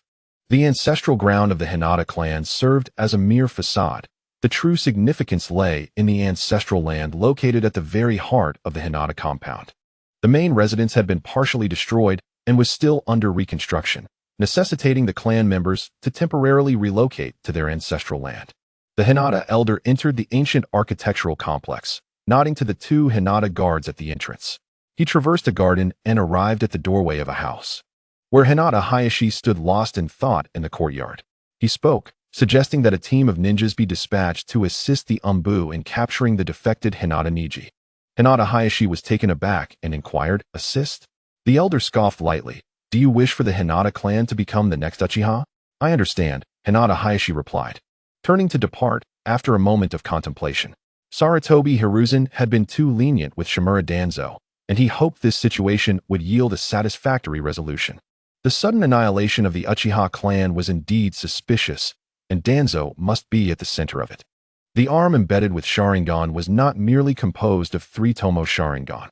He sensed the presence of wood release as well. It was unexpected that Neji could also perceive it and had decisively severed it. Otherwise, the outcome could have been dire. The combination of wood release and Sharingan suggested that Danzo's ambitions were significant. Gazing at the dimming sky, the elder's murky eyes deepened in contemplation. As a contemporary of the third Hokage, his age belied an experience and wisdom that was not to be underestimated. His mind's eye conjured numerous forbidden techniques associated with the Sharingan and wood release. Could it be that Danzo intended to control the Nine Tails? The Hinata elder's gaze sharpened, and a ludicrous yet plausible idea took root in his mind.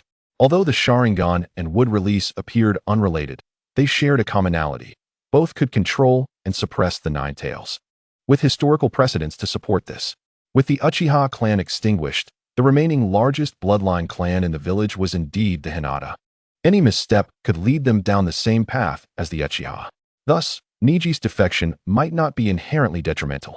One must not rely solely on the village and a singular location for the continuation of the clan. Yet, he pondered how Neji had managed to break the seal of the caged bird. Sighing, he reflected on how he had lost understanding of him since he turned 3. He had initially intended for Neji to join the police force, eventually rising to the position of chief, allowing him to protect and assist the clan. However, plans often falter in the face of change, leaving him remorseful towards Hizashi. As the cool wind began to rise, the elder shook his head in melancholy and retreated into the room. "Do you know what transpired with the Hinata clan today?" A disdainful voice from a middle-aged man interrupted. "What do we commoners know about the affairs of the major clans?" "I'm not sure," only heard the continuous rumbling, likely indicative of battle. Impossible. Who would dare create such a disturbance within the Hinata clan? Hush. I tell you, there's word that among the Hinata clan, someone is a spy from another country. Once discovered, fierce combat ensued, and one fled. A young man with small eyes lowered his voice while holding a cup of wine. Ha, Jin-san. You're just fabricating tales again. The Hinata clan has never had a traitor since our establishment in Konoha. Be careful, or you'll find yourself on the receiving end of their wrath, a burly man retorted, taking a large gulp of his drink. Believe it or not, the truth will surface in a few days, the young man scoffed, glancing at the scarred giant. Outside the tavern, the streets of Konoha were illuminated with yellow lanterns, bustling with pedestrians. A white-haired youth, his hands in his pockets and a mask covering his face, passed by the tavern. Hearing the discussions within, he paused momentarily before continuing on his way. Within a month, 2 of the subordinates I led have defected, 1 S rank, 1 A rank. I truly am a derelict superior. Ultimately, I was unable to fully comprehend or understand any of them. A fleeting shadow crossed his singular right eye, and the green-armored, silver-haired youth veered off the main street into a narrow alley, melding into the darkness.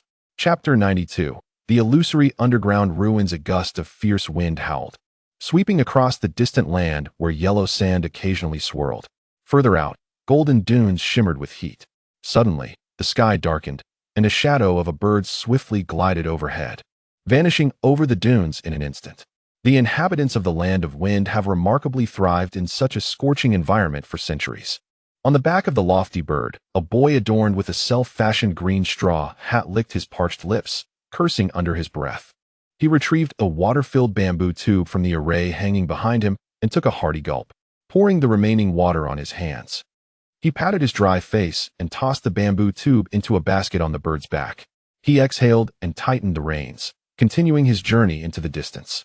Had the theft of ninjutsu from the Hokage's secret chamber gone unnoticed, or had it escaped Danzo's scrutiny, I would likely still be leisurely seated in the Konoha police office, enjoying the shade. With a steady course, perhaps in the coming years, I could even ascend to the position of village leader or Hokage. With a soft sigh, he adjusted his slightly sun-bleached straw hat, suppressing his thoughts. At last, amidst the boundless desert, the boy encountered a small oasis. With a sudden tremor of his hand, the rapidly flying azure giant bird dove sharply upwards and then spiraled downwards, landing gracefully at the water's edge. The young boy, glancing at the modest 10-meter-wide pond nestled within the oasis, turned and leaped off the bird's back, making his way toward the water's edge. He retrieved a bamboo tube from the basket and filled it with water, bending down to wash his face. Suddenly pausing, he swiftly grasped the water with his left hand while simultaneously drawing a shuriken from his waist with his right, flinging it behind him. With a soft splash, the sound of the shuriken embedding itself into the soft sand followed almost instantaneously. Raising his left hand from the water, the boy caught sight of a grayish-white serpent over a meter long, firmly clutching its neck. The snake, feeling the pain, coiled tightly around the boy's arm. Your foolishness is proportional to your audacity.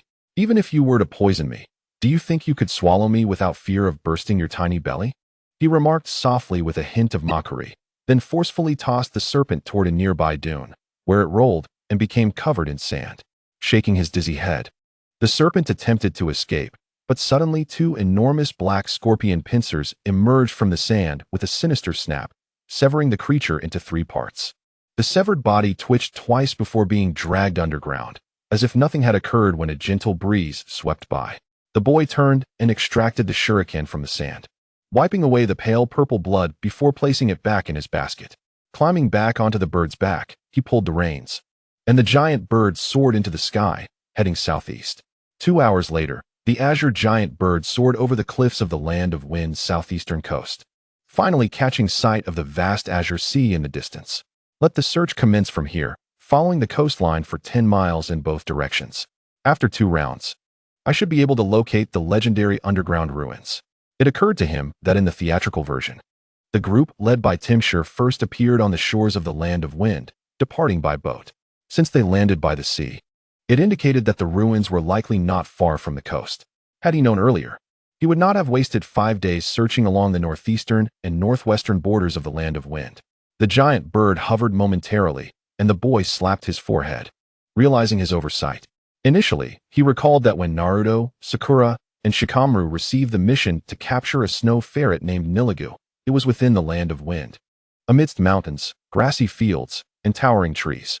The Land of Wind predominantly consists of desert, so he instinctively thought of the borders neighboring other countries for such terrain. With this thought in mind, upon leaving Konoha, he journeyed westward, traversing the Land of Rivers, and searched along the northern border of the Land of Wind, passing through the lands of rain, birds, bears, craftsmen, and shadows, covering all the northeastern and northwestern neighboring nations. After 2 fruitless searches, he had no choice but to traverse diagonally across the Land of Wind towards the southeastern coast, intending to search along its lengthy shoreline once more. Unfortunately, with limited information and vague descriptions of the terrain in the original work, he could only rely on the most rudimentary method of investigation. Shaking his head, he opened his Byakugan, instantly revealing a 10-mile radius below. Pulling the reins, the giant bird turned, gliding smoothly along the coastline towards the southwest. 2 days later, under the blue sky and barren wilderness, winding canyons stretched in the distance. A shadow of a bird suddenly halted, as the boy with Byakugan fixed his gaze intently on the dark valley beneath the cliff. Through the layers of mist and gray-brown rock, he discerned an underground ruin, which manifested vividly in his vision. A flicker of joy crossed Neji's face as he pulled the reins, causing the giant bird to fold its wings and dive. Descending through the thick fog, the cool air at the valley's bottom sent a shiver through the boy, who had been exposed to the sun for too long. Glancing upwards, he noted the valley's obscured summit, shrouded in darkness. Despite knowing it was midday with the sun at its zenith, the blinding rays struggled to penetrate the dense mist. No wonder this site had remained hidden for centuries. Who would have imagined that beneath this seemingly bottomless canyon lay the birthplace of a vast empire that once dominated half a continent? Except for the descendants of the empire. Perhaps only he, who harbored knowledge of the narrative, understood the significance of this forgotten place. With a sense of nostalgia, the boy approached the ruins within the canyon. Glancing at the entrance adorned with arches reminiscent of a pyramid, and touching the collapsed colossal columns. Selecting an archway, he ventured into the mountainside. With a burst of fire, a fireball the size of a human head illuminated his path. A broad stone corridor appeared before him, and after examining the now faded murals on the walls, he shook his head and proceeded deeper. The sound of footsteps echoed clearly in the silent stone passage. After walking for a while, the boy reached a crossroads, smirking at the irony of a maze that would confound ordinary people. For the Hyuga clan, with their penetrating vision, it was merely a jest. For him, it was even more so. As he activated his Byakugan, the layout and paths of the 10-mile radius materialized in his mind. Venturing down the left corridor for half a minute, he turned into another passage, twisting and turning until he arrived at an exceptionally spacious square. This is another canyon. I just traversed the previous one. Looking up at the sky once more, the boy confirmed his thoughts. His gaze shifted to a circular area in the center of the square outlined by black lines. After a moment's pause, he stepped inside. Crouching down, he examined the circle closely with his Byakugan. Rising, he tapped the center of the circle several times with his toes, then stomped his right foot forcefully, causing the blue ninja boot to sink 20 centimeters into the ground, revealing a square pit. Twisting his body, he rotated his right foot counterclockwise, producing a muffled thud as the massive circular floor in the center of the square suddenly rotated. Good, at least I won't have to break the floor to jump down, he thought as the rotating stone slab abruptly halted, then shifted slightly in the opposite direction, before slowly descending like an elevator. After a minute and a half, the slab reached its lowest point and came to a stop, perfectly aligned with an arched doorway below. Stretching his hand forward, the darkness ahead was illuminated, revealing an underground plaza. The high, 20-meter dome above was architecturally sound, and surrounding walls were carved into 4 layers of stone chambers, with stone corridors hanging like terraces.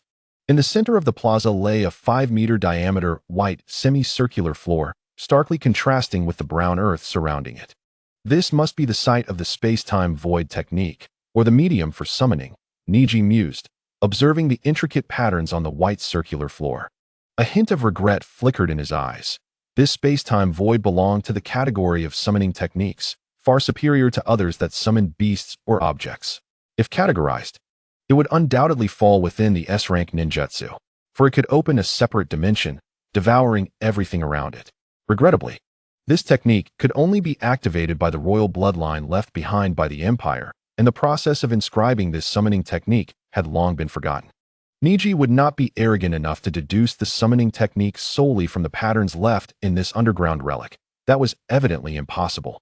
As the youth circled the underground square, he retrieved several candles from his bag and ignited them one by one, placing them in the ancient candle holders affixed to the surrounding pillars. The pitch-black square was instantly illuminated. With a flick of his wrist, the fireball in his left hand vanished. Upon raising his gaze, the youth's eyes widened in astonishment, filled with profound shock. His attention was not drawn to the ancient arched dome above, but rather to the bioluminescent green underground lake beyond it. With a slight stagger, he approached the edge of the square, raising his hand to unleash several angled palm strikes. The ceiling erupted violently, massive stones crashing down. After a succession of strikes, a 2-meter-wide circular hole appeared in the dome, revealing a flowing expanse of luminous green liquid. Beneath the ancient ceiling barrier, the lake seemed to be contained by an invisible force, preventing it from spilling forth. The youth sighed in relief at this sight. With both hands thrusting towards the ground, he unleashed 2 powerful palm strikes, sending the debris in the center of the square rolling towards the corners. He approached the center, gazing intently at the exposed green area. Inhaling deeply, the gas wafting from the lake invigorated him immensely. The sheer life force emanating from this released gas was staggering. A fervent glimmer ignited in his eyes, tinged with a hint of greed.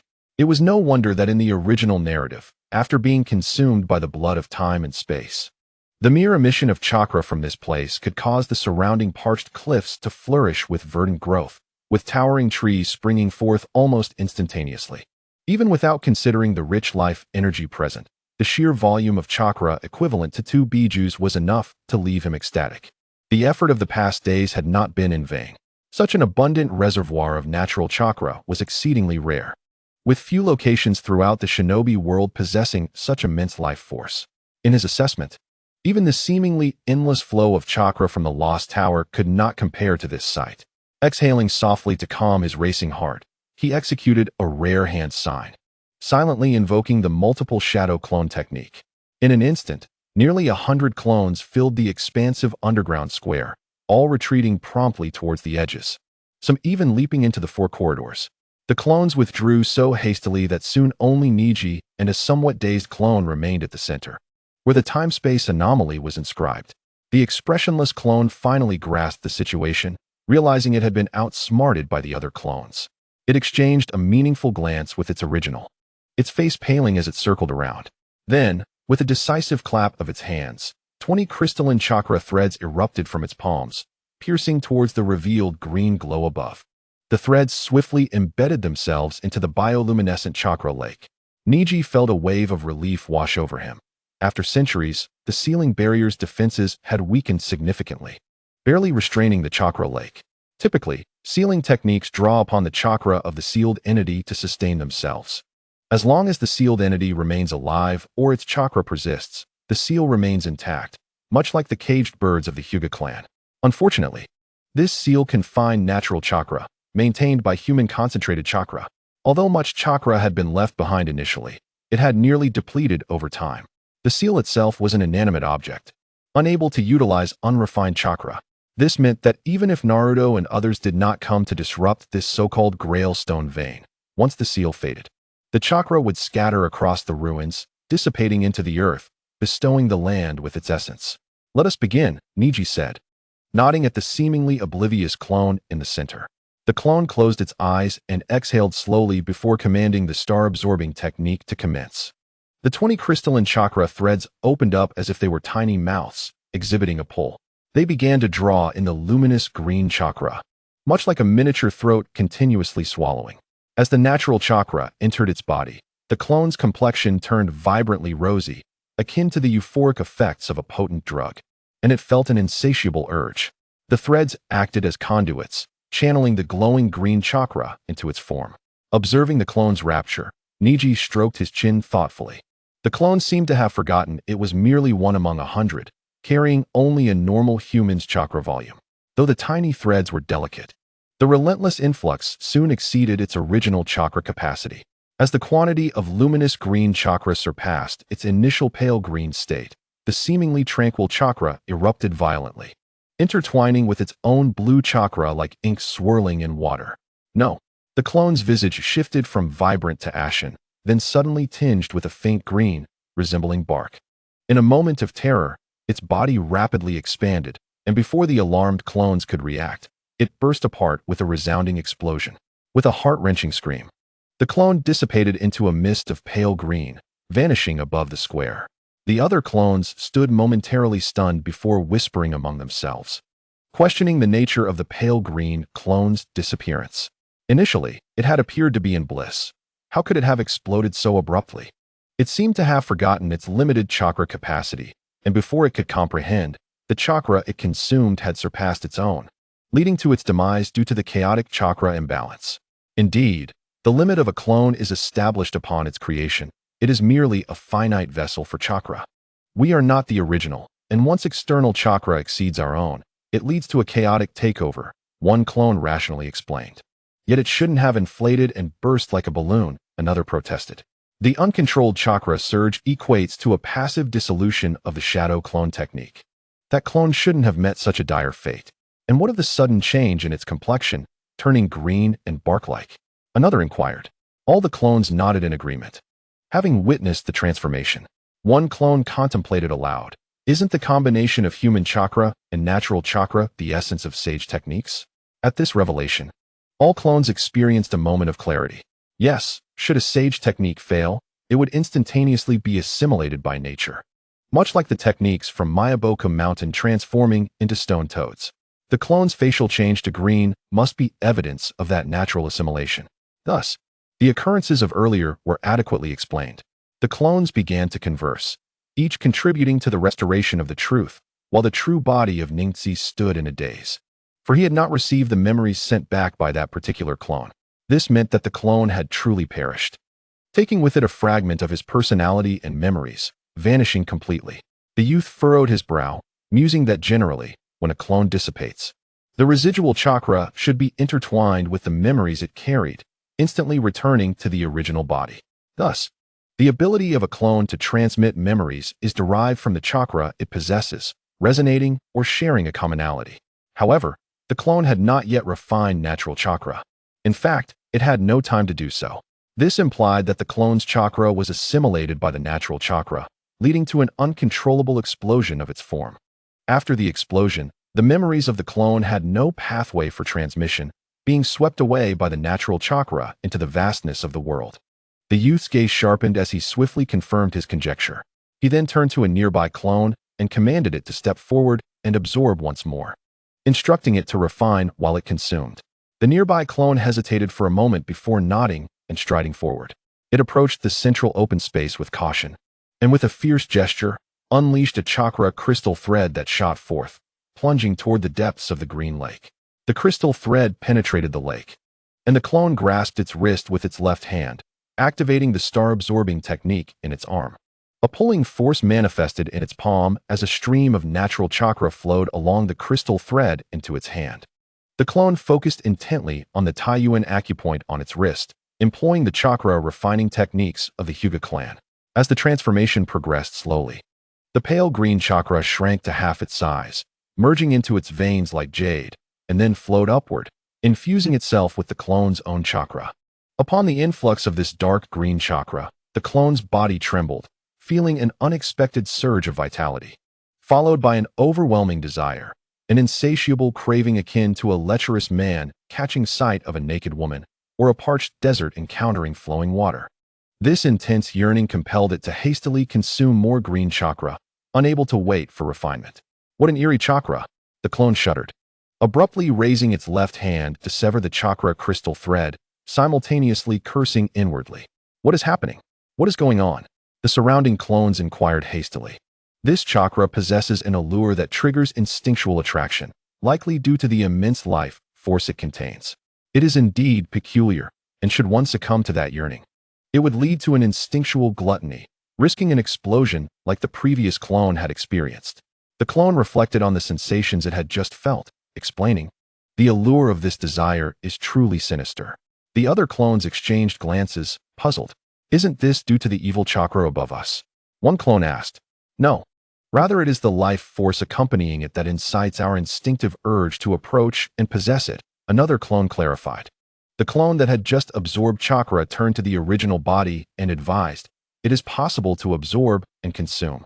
But it is best to first refine half of our own chakra before continuing to devour more. I do not recommend simultaneous consumption and refinement, as it may overwhelm the desire to absorb more primal essence. If one becomes too engrossed in that sensation and neglects refinement, it is easy to become naturalized." Upon hearing this, the clones displayed expressions of skepticism. "Surely, my will is strong," one asserted. "I have confidence in my own resilience," another added. "Well, if you do not believe me, perhaps you would trust the original body?" A dismissed clone retorted, rolling its eyes. "If you doubt, you may test it yourself." Although clones are not physical entities, the agony from being assimilated by nature would undoubtedly be excruciating. Death, in this case, would be irrevocable. Casting a glance around, the clone turned towards the original body. Ningxi nodded in agreement, then stated, "The clone that exploded did not return any memories." Upon hearing this, the clones immediately fell silent. "Let us proceed with the second method as you suggested," Ningxi said cautiously. The clone fell silent, turning its gaze towards the exposed pale blue space above. This time, it raised both hands simultaneously, each palm releasing 15 blue crystal threads that soared into the natural chakra lake above. With the pulling force drawing back, after 5 breaths, it refrained from excess, retracting the chakra crystal threads back into its palms. The clone quickly settled on the ground, employing the chakra refining technique. After a brief period, it opened its eyes and nodded at the original body, then gestured to release the seal, vanishing with a soft pop. Memories returned from the clone, and all events flooded into Ningxi's mind. After careful reflection, he surveyed his surroundings, realizing that consuming natural chakra through clones was not necessarily better in greater numbers. Even if the clones merely moved a few steps or engaged in minor thoughts, the cumulative chakra consumption could equate to utilizing a B-rank ninjutsu. However, since he had already produced so many clones, he decided to allow them to absorb chakra before recalling them in succession. He instructed, "Form groups of 10 to step forward and absorb. Do not be greedy. After 10 breaths, we must retract and refine." A dull voice echoed across the vast square as 10 clones eagerly stepped forward. They formed a circle, raising their hands in unison, and 300 crystal threads plunged into the exposed lake bottom above. After 10 breaths, they reluctantly retracted the chakra crystal threads and quickly sat down to refine. Observing this, Ningxi promptly called for the second group. Another 10 clones immediately stepped forward to fill the vacancies, and in this alternating manner, 5 groups of clones quickly cycled through. Just as the 6th group was stepping forward, the first group finally refined the natural chakra within them. They could not absorb while simultaneously consuming, nor could they continue to consume after absorption, because they were clones. Once their chakra exceeded the total chakra they had been separated from, they would be treated as if under attack by the technique itself, thus forcibly dispersing the clone. Therefore, they could only revert to the original body and await a second division, which is the inherent flaw of clones. They simultaneously performed the release seal, vanishing in a series of pops, a torrent of chaotic memories and pure chakra flooding into the original body. Ningxi's eyes brightened as he felt a refreshing surge throughout his entire being, with an intense vitality circulating within him. He promptly seated himself, directing the chakra that roamed throughout his body into the main meridians, accumulating it in the chest's Tanjong acupoint, thus preparing storage space for the returning clones. As groups of clones absorbed and refined before returning to the original body, the youth did not immediately produce more clones to fill the gaps. Half an hour passed swiftly, and after the last group returned to the original body, the youth closed his eyes, channeling his spiritual energy into his Tanjong acupoint. Perceiving a chakra reservoir that was 1.5 times greater than before, accompanied by a profound life force, a smile crept onto his lips. Were he to typically exert himself to refine such an abundance of chakra, it would take no less than half a month, dedicating every spare moment to the task. Aside from basic needs, the ratio of refining to absorption time stands at 4:1, and this is merely in the coarse refining state. Once it reaches the refined stage, the ratio may increase to 6:1. However, it is important to note that the later clones will possess a greater amount of chakra than the earlier ones, nearly double. This implies that a ratio of 3:1 can sustain an endless flow of chakra absorption and refinement. although there may be initial intervals and pauses. As the chakra of the main body exponentially increases, the time required for the clones to absorb and refine will also lengthen. Eventually, after a certain period, the balance of absorption and transformation will be achieved beneath the 3-to-1 ratio, thereby preventing the ceiling on the head from being damaged or collapsing. It is evident that having more clones is not necessarily better. Affirming his thoughts, the youth's fingers trembled, and 30 clones appeared once more. Under the rule that clones share chakra equally, each of these 30 clones carried chakra equivalent to double that of an ordinary jonin. Upon their emergence, without a reminder from the main body, 10 of them immediately stepped forward to replicate the previous actions, consuming chakra for 5 minutes before sitting down to refine it. The next 10 swiftly filled the gaps, while the final 10 remained on standby to observe. The 30 clones could not absorb simultaneously, as their absorption and refining speeds were identical.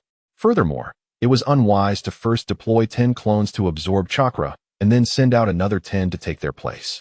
If the main body were to distribute chakra again during the refining period, the chakra carried by the subsequent 10 clones would be a fraction of a fraction.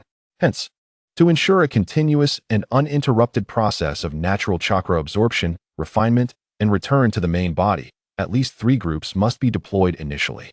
And they must be staggered. As Ningxi's thoughts flowed, the second group of clones soon completed their absorption. Ningxi made a gesture to halt. And once the first group opened their eyes and dispelled the clone technique, he waved his hand, allowing the third group of clones to immediately take their place. The immense chakra returned to the main body, prompting Ningxi to sit down and calm the chakra within. After a few breaths, his fingers trembled again, and 10 more clones appeared, now forming the third group. Once the second group of clones refined and returned, they would step forward to fill the gaps. Meanwhile, the main body of Ningxi directed the chakra within, and streams of pale green chakra surged forth from the interstices of his cells. They gathered together, absorbed by the terminal veins, and then converged into the tributaries of the main veins, ultimately collecting in the Rin meridian. The chakra flowed from top to bottom or bottom to top, entering the Zhongfu acupoint in the chest. The chakra flowing into the Zhongfu acupoint felt like it had plunged into an abyss, quickly vanishing from sight. Ningxi felt an immense sense of frustration. He could sense the chakra within, yet was unaware of the vastness of the space within the Zhongfu acupoint. The stronger the internal energy, the greater the absorption power. A thought suddenly surged in Ningxi's mind, indicating that from the moment the simplified version of the Beiming divine skill began operating, his chakra had essentially been utilized as internal energy. Since he concluded his absorption of Naruto's chakra in Konoha, he had not consumed anyone else's chakra again. As his own chakra accumulated, especially after defecting from Konoha and not using it for a long time, he had momentarily forgotten how much stronger his absorption abilities had become upon entering this illusory underground relic and encountering the Grail Mine. Consequently, the first clone to absorb chakra exceeded its own capacity, leading to its explosive failure. Shaking his head, as the first group of clones returned from refining, he quickly calmed his emotions, stabilized his chakra, and promptly sent out another group to fill the gaps, focusing intently on directing the chakra within. This cyclical process continued, with the chakra within him increasing steadily as time flowed on. Unbeknownst to anyone, an A-rank rogue ninja from the Hyuga clan of Konoha was stealthily accumulating power deep beneath the coastline of the Land of Wind. Once I finish absorbing this natural chakra vein, I shall be unfettered by any fears in this vast world. I shall traverse the entire ninja realm. Chapter complete. Chapter 94. Sealing technique. The rugged mountains stretched endlessly, with verdant patches of grass covering the gray cliffs. An unnamed wild tree took root on the rocky face, its exposed, thick roots nearly rivaling its gently bending trunk. Under the blazing sun, the green grass at the tree's base appeared even more vibrant. Tap, tap, tap. A gray rock goat leaped up from the opposite side, navigating the nearly 70-degree cliff as though it were level ground. With a single bound, it landed on a protruding rock, pausing to flap its elongated ears and listen intently. It then began to climb towards the wild tree. Carefully approaching the base of the wild tree, it pushed off with its hind legs, placing its front hooves against the cliff as it stretched its neck to chew on the grass, its 2 black vertical pupils vigilantly scanning the surroundings. 420 meters away, a head emerged from behind a cliff, looking down with white pupils fixed intently on the grazing gray goat. The right hand extended, slowly forming a crystalline blue longbow, while the left hand took hold of the bow's grip. With a sudden pull, the blue string formed a crescent shape, and a crystalline blue arrow began to materialize from the gaps between the fingers. Whoosh!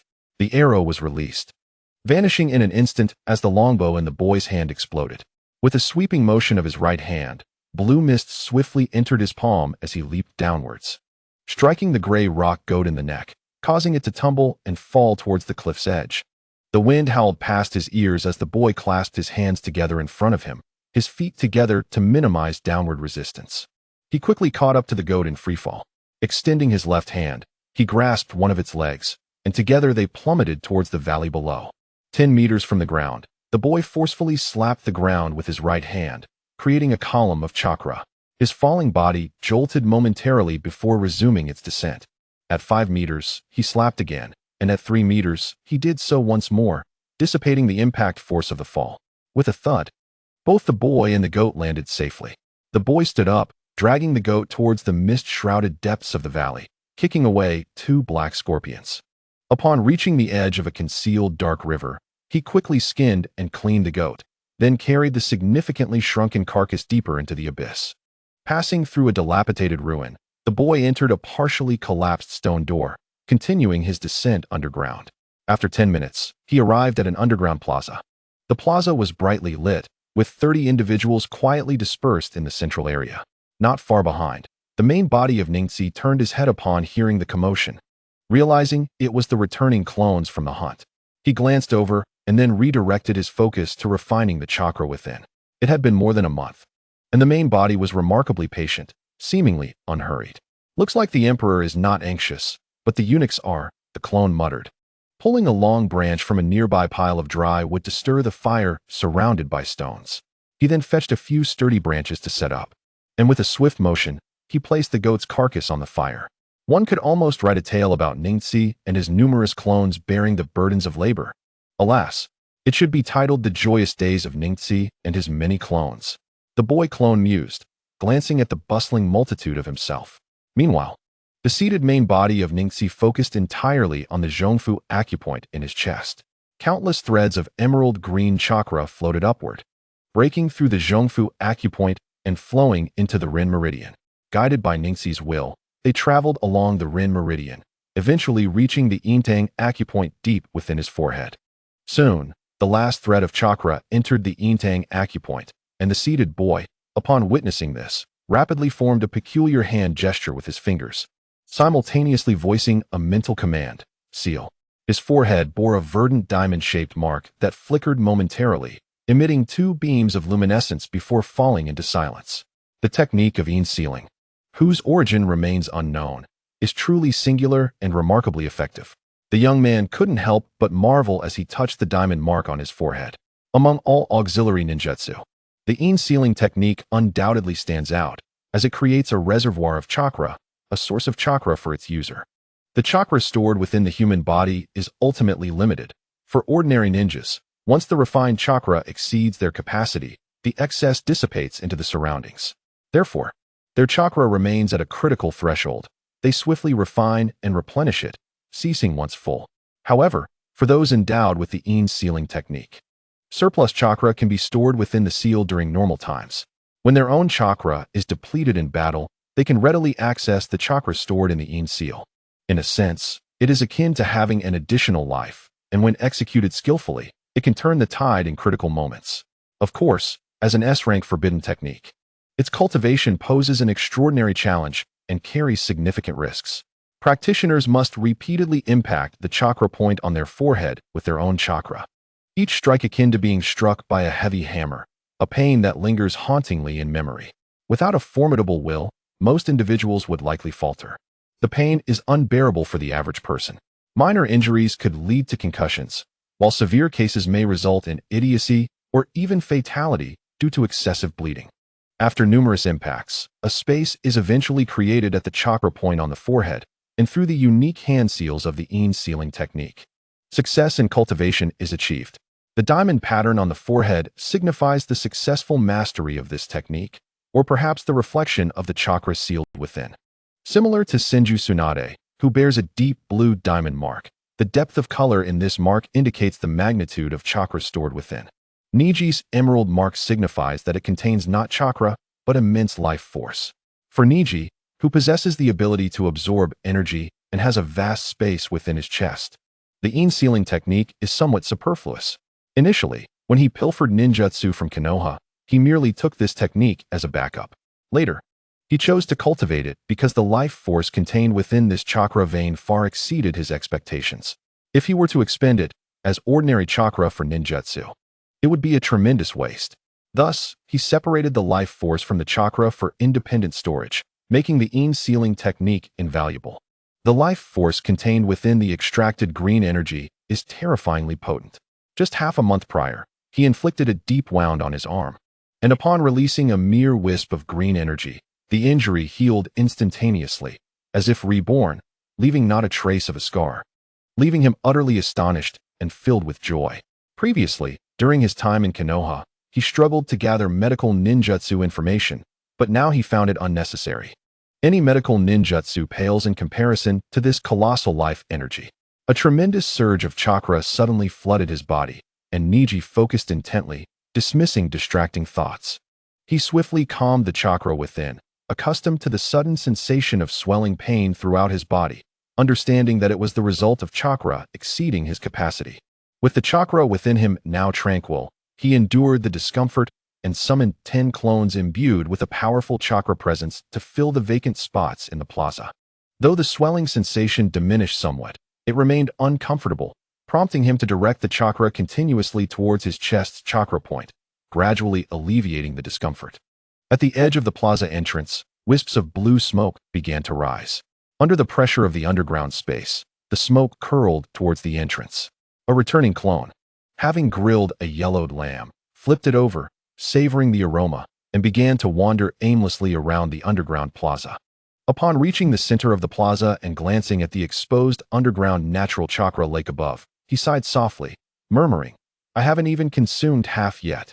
Turning to observe his original self, who appeared constipated and uncomfortable, he couldn't help but chuckle. Neji, diligently channeling chakra, opened his tightly shut eyes at the sound. Glaring at the clone's idle glee before retorting, "If you're so bored, go learn those low-level Suiton and Doton techniques. Otherwise, you'll just annoy me and hinder my training."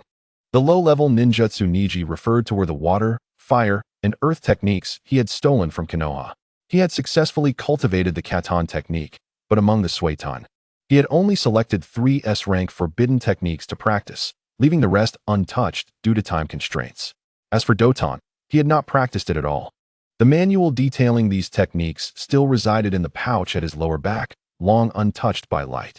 Low-level ninjutsu? If I recall correctly, there are still 3 A-rank techniques, 5 B-rank techniques, and 2 C-rank techniques that you haven't cultivated. Low-level ninjutsu. It seems your ego has inflated, the clone quipped sarcastically.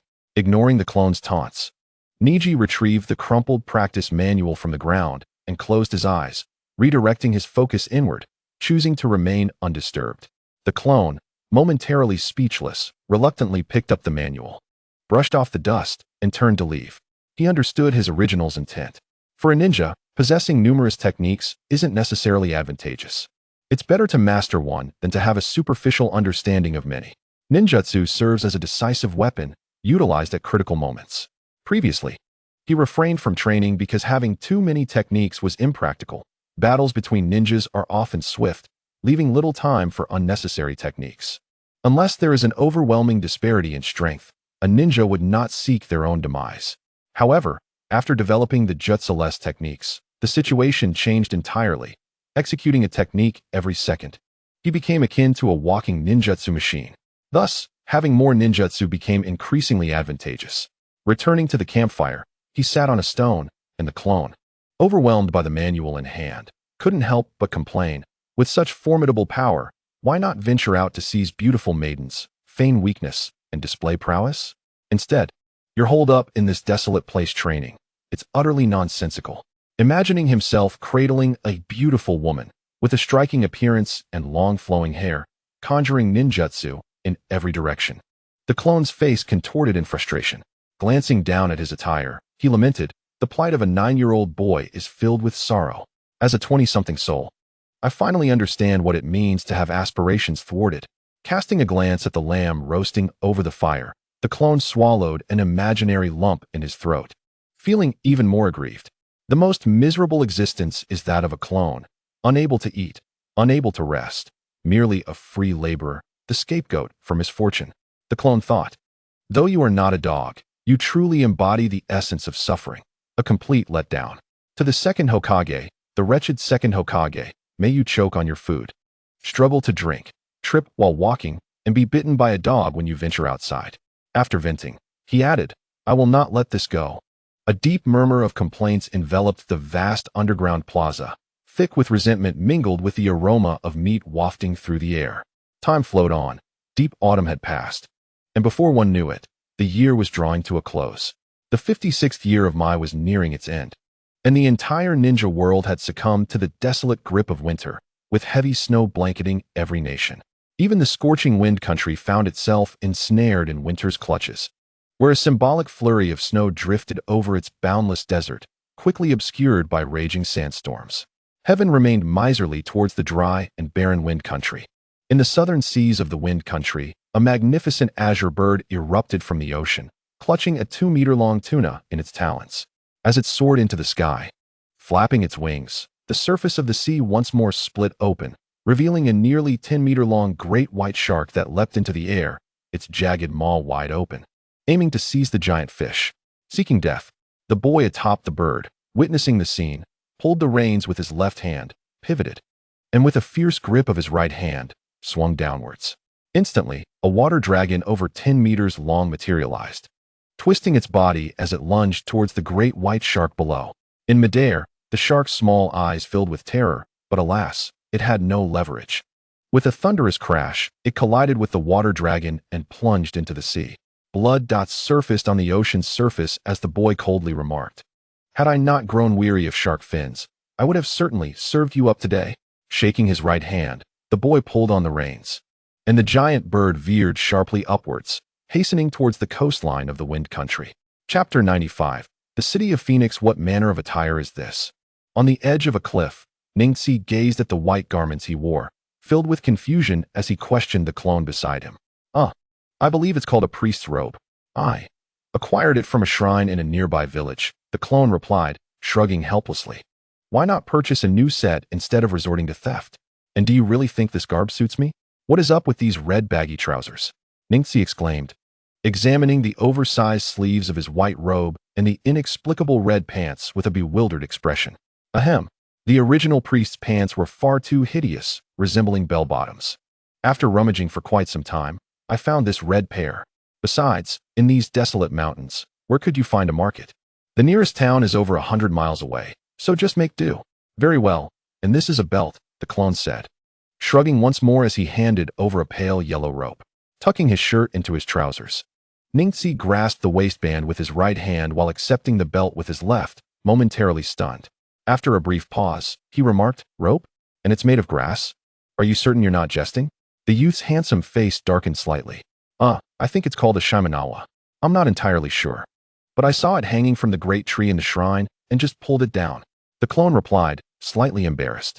The pale yellow grass rope was as thick as a thumb, tapering at both ends, with 3 lightning-shaped white cloth strips hanging at the thicker center. Seeing the boy's doubtful expression, the clone quickly reassured him, rest assured, it's quite sturdy. It's a blend of grass and fine thread. So you won't have to worry about your pants suddenly falling down. After securing the grass rope, Ningxi tugged at the white fabric at his waist and scoffed. You truly are resourceful. To assemble this mishmash of clothing for me is quite the feat. And as for this rope, if it were any thicker, I could pass for one of Orochimaru's associates. A hint of helplessness flashed across Ningxi's face as he recalled that Orochimaru and his core subordinates from the Sound Ninja each wore shimenawa, as thick as an arm, making his own appear rather delicate by comparison. The boy at the mountain's summit adjusted his attire, his long hair simply tied back with a red ribbon. The white priest's robe featured openings on the shoulders, wide sleeves, and a yellow rope belt adorned with 3 lightning-shaped white cloth strips. His lower half was clad in red trousers, complemented by black pointed boots. Beneath the green diamond mark on his forehead, his white pupils and youthful visage, coupled with the somewhat eccentric red and white ensemble, surprisingly exuded an air of peculiar handsomeness. Air. It must be an illusion. The clone shook his head, quickly dismissing his thoughts, chiding himself for such self-aggrandizement. He formed a single-handed seal, dispelling the clone technique, and vanished from sight. As the clone returned to Ningxi, he tilted his head in contemplation, murmuring, "Has it been over 3 months? So, it is now January of the 57th year of Mai. For over 3 months, he had been consuming natural chakra within the underground ruins beneath his feet, with no respite aside from basic needs, having never ventured outside. Under the relentless cycle of day and night, he had completely lost track of time, particularly 2 days prior, due to an overwhelming surge of chakra within him. An error during absorption caused his chakra to erupt uncontrollably, tearing apart his garments and nearly bursting his very being. After resting for 2 days to stabilize his mind and spirit, he finally managed to consume the entirety of the natural chakra vein beneath him, leading to the current scene. I suppose I can consider myself half a sage now? Given his current strength, while he may not dominate the ninja world, safeguarding his own life should be more than sufficient. Securing the ninja tool pouch that had been tied to his thigh around his waist, the boy's expression was calm. Yet beneath that calm lay a formidable confidence. He retrieved a sealing scroll to summon the azure bird, leaping onto its back. Glancing at the faint energy signature of the sealing scroll in his hand, he rolled it up and stowed it away. Gripping the reins, the giant bird spread its wings and soared towards the northern central region of the Wind Country. The sensation of having solid backing is truly delightful. What lies ahead is the pursuit of wealth and the evolution of my Byakugan into the Rinnegan. Seated on the bird's back, the boy rested his left hand against his chin while his right hand held the reins, his mind swirling with thoughts. With formidable strength, acquiring wealth would become effortlessly simple. Thus, it is only logical to prioritize the latter. Rinnegan, Rinnegan. As per the original narrative, it is known that to awaken the Rinnegan, 2 conditions must be met. One must possess a complete and unsealed high-purity Byakugan, and the other must have chakra from the Otsutsuki clan. The first requirement I already possess. For in terms of purity, no one in the entire Hyuga clan can match me, not even Hinata, the future princess of Byakugan and my cousin, who currently pales in comparison. Thus, as long as I acquire chakra from the Otsutsuki clan, the first pair of Rinnegan in the entire history of the ninja world and the Hyuga clan will be birthed in my hands. The boy clenched his right fist, a glimmer of excitement flickering in his eyes. But how does one acquire chakra from the Otsutsuki clan? As the giant bird soared high, passing beneath the clouds, he couldn't help but furrow his brow in contemplation, memories swirling in his mind. In the annals of history, individuals possessing chakra from the Otsutsuki clan are exceedingly rare, almost countable on one hand. The progenitor of chakra, Otsutsuki Kagaya, along with her eldest son, the sage of 6 paths, Otsutsuki Hagoromo, and her second son, the progenitor of Byakugan, Otsutsuki Hamura, all bore the purest bloodlines of the Otsutsuki clan. The only remaining descendants include Hagoromo's eldest son, Indra, the progenitor of the Sharingan, and his younger brother, Ashura, the ancestor of the Senju clan, both of whom, as direct descendants, undoubtedly possess chakra from the Otsutsuki clan. Finally, there are the descendants of Otsutsuki Hamura, who, upon sealing their mother, relocated to the moon and have since refrained from intermarrying with outsiders. As for my Hyuga clan, we are the direct descendants from before their migration. Rubbing his chin, a hint of frustration crossed Ningxi's face. In the original movie, the descendants of the Otsutsuki clan on the moon had long since turned upon each other, leaving only one solitary Otsutsuki Shin remaining on the moon. With Kagaya sealed, her chakra is, of course, beyond reach. As for Hagoromo, Hamura, Ashura, and Indra, they have long been deceased for hundreds of years, leaving not even ashes behind. And the Edo Tensei technique cannot bring them back. Thus, it can be concluded that the only living individual possessing the chakra of the Otsutsuki clan is Otsutsuki Shoten, who resides upon the moon. Must I ascend to the heavens and stand shoulder to shoulder with Otsutsuki Shoten? Rubbing his temples, the youth felt a slight headache. The moon is so distant from the earth. How long would the colossal bird beneath him take to reach it? Would the absence of oxygen in space lead to asphyxiation? Even if he were fortunate enough to land on the moon, could he possibly contend with Otsutsuki Shoten? If he were to fail, it would be a tragic fate of delivering his head 1,000 miles away. Ningxi understood that he yearned for Shoten's chakra, while Otsutsuki Shoten was equally intent on acquiring his Byakugan. Was there truly no alternative?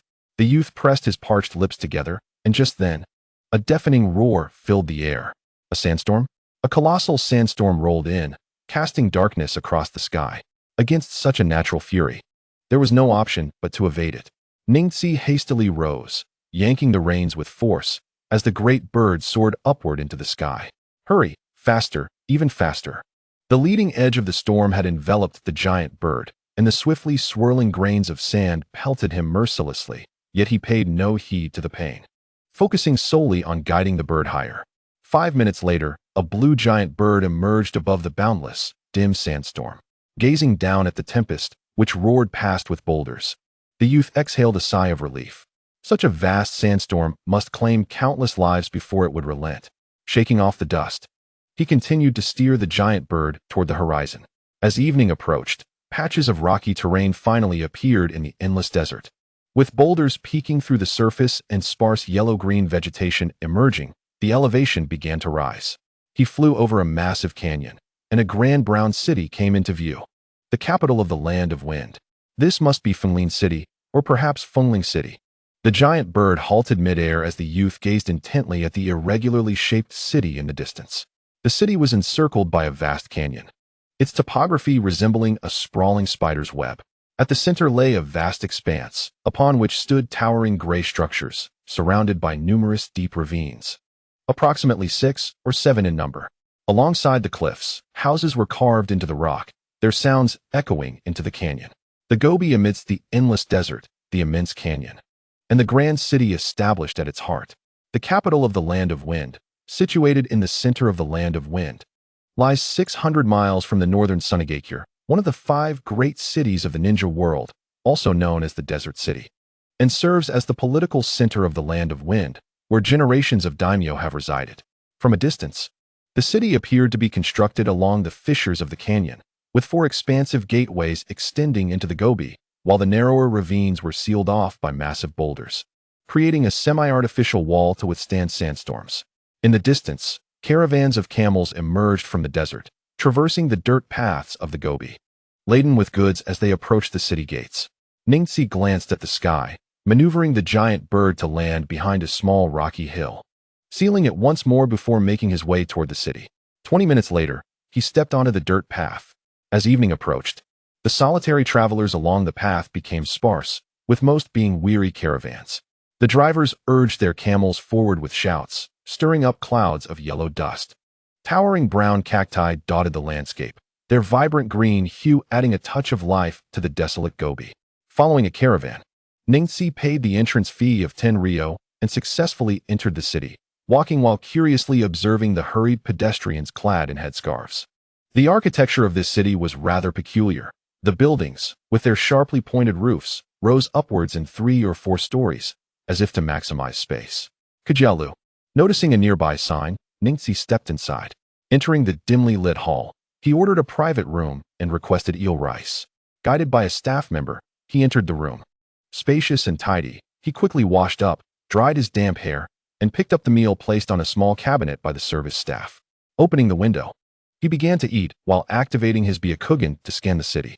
After a moment, his gaze fixed on the northeast direction.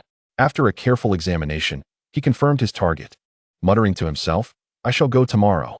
Closing the window, he placed the empty tray outside, wiped his lips, leapt onto the bed, and nestled under the covers to rest. Having gone 4 days without sleep, a night of silence ensued. The following morning, with the sun high in the sky, the youth awoke from his dreams. He settled his bill in the hall, turned, and stepped out of the inn, merging into the throng on the street.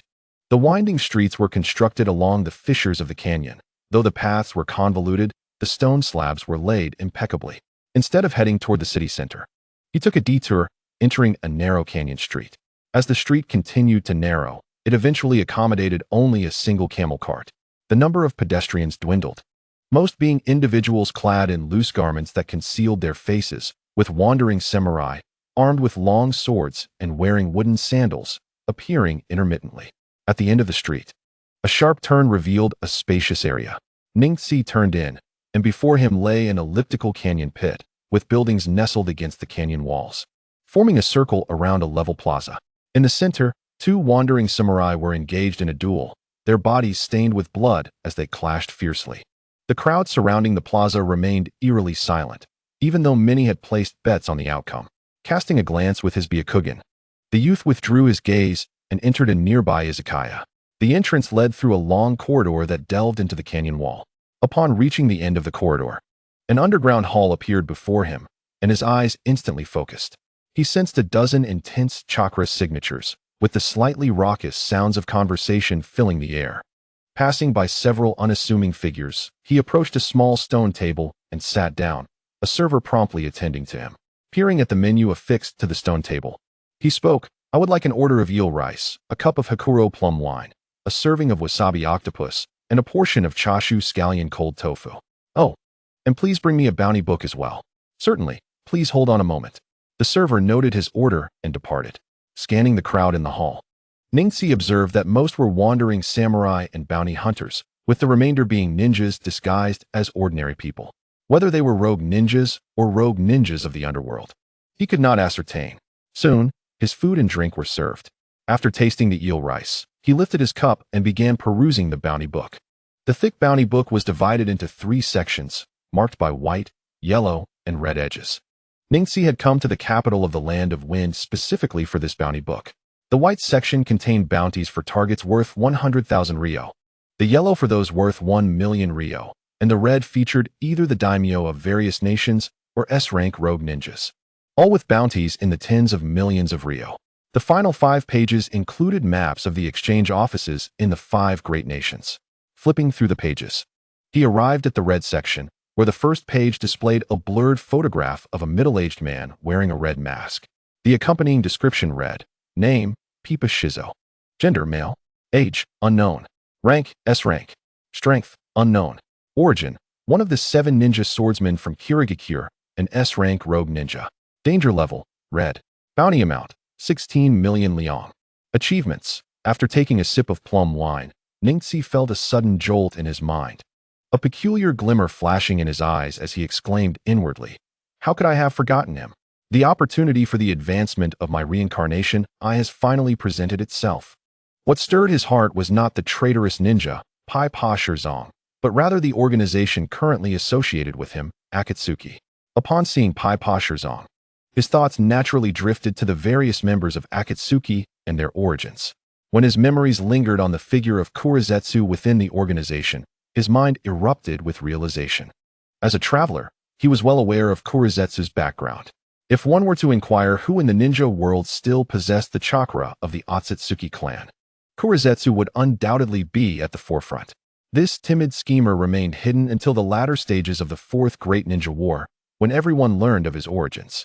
He was the 3rd child born when the progenitor of chakra, Otsutsuki Kagaya, was sealed. Otsutsuki Kurizetsu? The young man paused, his chopsticks stilled, as myriad thoughts swirled in his mind. End of this chapter.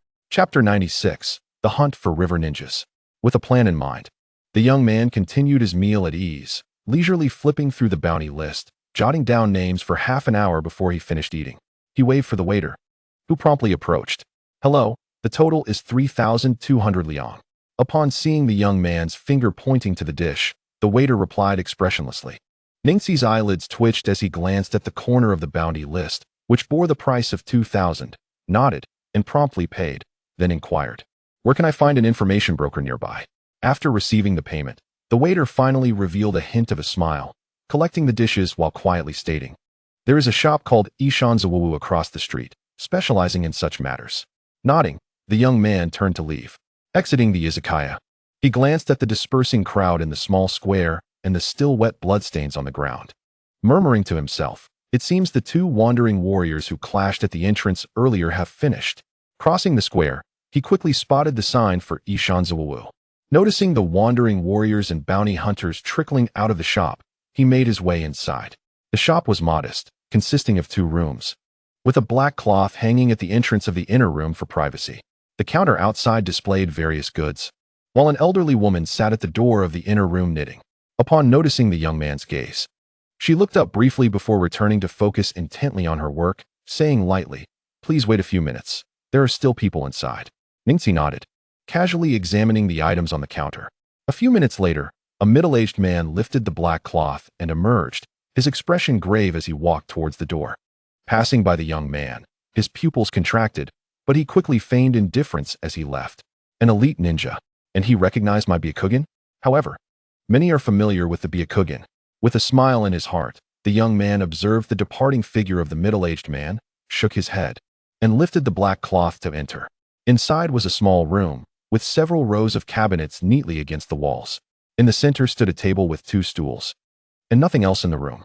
An old man was sipping tea, and upon seeing the young man enter, he smiled and said, "Please have a seat."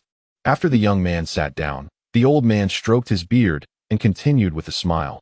The consultation fee for entry is 500 liang, and information is charged separately. Ningxi raised an eyebrow, surprised that he had to pay 500 liang just to enter. Nevertheless, he nodded. The old man set down his teacup and cleared his throat, asking, "What kind of information are you seeking?" "Information on individuals recently appearing in the Wind Country or surrounding nations from the Red Bounty list." Hearing this, the old man's eyes narrowed as he scrutinized the young man. The Red List contains bounties in the tens of millions, comprising either important officials from various nations or ruthless rogue ninjas who kill without hesitation. Such information is not easily obtainable or sellable. Tapping his fingers on the table, the old man replied emotionlessly, "I have it. The price is 100,000 liang." Such an exorbitant price. Ningxi's gaze sharpened as he silently cursed, contemplating the meager amount of money left in his wallet. A hint of embarrassment crossed his face, which quickly transformed into calmness as he stated, "Then I will exchange for information on the individuals from the White Bounty list." The old man smirked slightly, revealing a touch of sarcasm. "That information is also available, but the consultation fee is 2,000 liang, plus an additional 500 liang for the second inquiry." The young man's eyes narrowed, yet he smiled and nodded. After a brief conversation, Ningxi exited the small shop and hurried towards the city gate of Fengluan. Half an hour later, having left the city, he took out the sealing scroll and summoned a giant bird, swiftly flying northeast. In the vast golden desert, the heat was unbearable as a caravan slowly traversed the sand dunes in a long line. A few wandering warriors wiped the sweat from their brows while keeping a vigilant watch over the surroundings. A half-meter-long sand scorpion emerged from the sand, and one of the wandering warriors swiftly drew his long sword, stabbing it back, a faint purple blood spraying forth. Wiping the blade on his boot, he muttered, "This damned scorpion is relentless." The surrounding warriors glanced at him before continuing on their way. Noon was approaching, the hottest time of day, and they needed to hurry to reach their designated campsite to rest. Once the afternoon brought a slight cooling, they would continue their journey. Thus, no one was inclined to engage in conversation with him. Feeling foolish for his own complaints, the warrior smirked, twisted open his water flask, and took a long gulp. Sighing, he squinted at the blazing sun, intending to retract his gaze, but suddenly froze, peering curiously into the distance. The caravan was navigating along the peaks of the undulating sand dunes, so their path was not straight. Seeing a black dot in the sky rapidly approaching, the wandering warrior thought to himself, "Not only are the scorpions in the Wind Country enormous, but it seems even the eagles in the sky are quite sizable." However, his expression quickly turned to astonishment, for the eagle was flying directly towards him in a straight line, its size becoming clearer as it drew near. A blue eagle? Wingspan over 10 meters? This is bad. Enemy attack. The wandering warrior shouted at the top of his lungs. The caravan was startled by his warning, and many wandering warriors were about to inquire about the direction of the enemy when they felt the sky darken. A massive shadow suddenly loomed over the ground beneath them. Looking up in shock, they beheld a colossal blue giant bird hovering above. The group swallowed hard, suppressing their rising anxiety, gripping their sword hilts tightly and fixating on the intruder. A long-haired youth clad in white with red pants stood upon the bird's back, arms crossed, his white pupils scanning the caravan below, seemingly searching for something. The caravan's guard warriors, seeing that it was merely a teenager appearing to be around his teens, felt a wave of relief. A middle-aged man quickly calmed the frightened camels and called out, "May I ask what business this esteemed person has with our caravan?" The caravan leader wiped the sweat from his brow. His extensive experience prevented him from underestimating the youth due to his age. The imposing giant bird, coupled with the boy's extraordinarily unique eyes, led him to swiftly conclude that this individual was undoubtedly a ninja. The enigmatic abilities of ninjas were well known to him, far beyond what a small caravan like his could provoke. The youth's gaze swept over the scene, his peripheral vision quickly locking onto a middle-aged man at the back of the caravan, wearing a headband and a conical hat, with a long sword at his waist. Rubbing his chin, information he'd acquired from the owner of Ishanzawu swiftly surfaced in his mind. Jingchuan Sanlang, the former lord of the river country's son and the leader of the guards, hailing from a declining ninja clan. He was pursued by the current lord's men after a failed conspiracy to usurp power alongside the former lord's son. His strength remained uncertain, but according to reports, he was likely an elite ninja with a bounty of 600,000 liang. I am looking for him, the young Ningxi stated calmly from the back of the bird. So it is a matter of finding someone. He is merely a wandering samurai. I wonder, little brother, what is your purpose in seeking him? If there is nothing urgent, we must continue our journey. Upon hearing this, the leader of the merchant caravan breathed a sigh of relief and hastily inquired. Little brother. Ningxi chuckled inwardly and replied, it is nothing significant. I merely wish to borrow some money from him. The leader, perplexed, found it hard to believe that a mere wanderer could have such wealth. However, adhering to the principle that it is better to avoid unnecessary trouble while away from home, he eventually said, we are all friends here on the road. How much do you wish to borrow? It seems this leader is unaware of the circumstances, thinking that Jingchuan Sanlang is just an ordinary vagabond.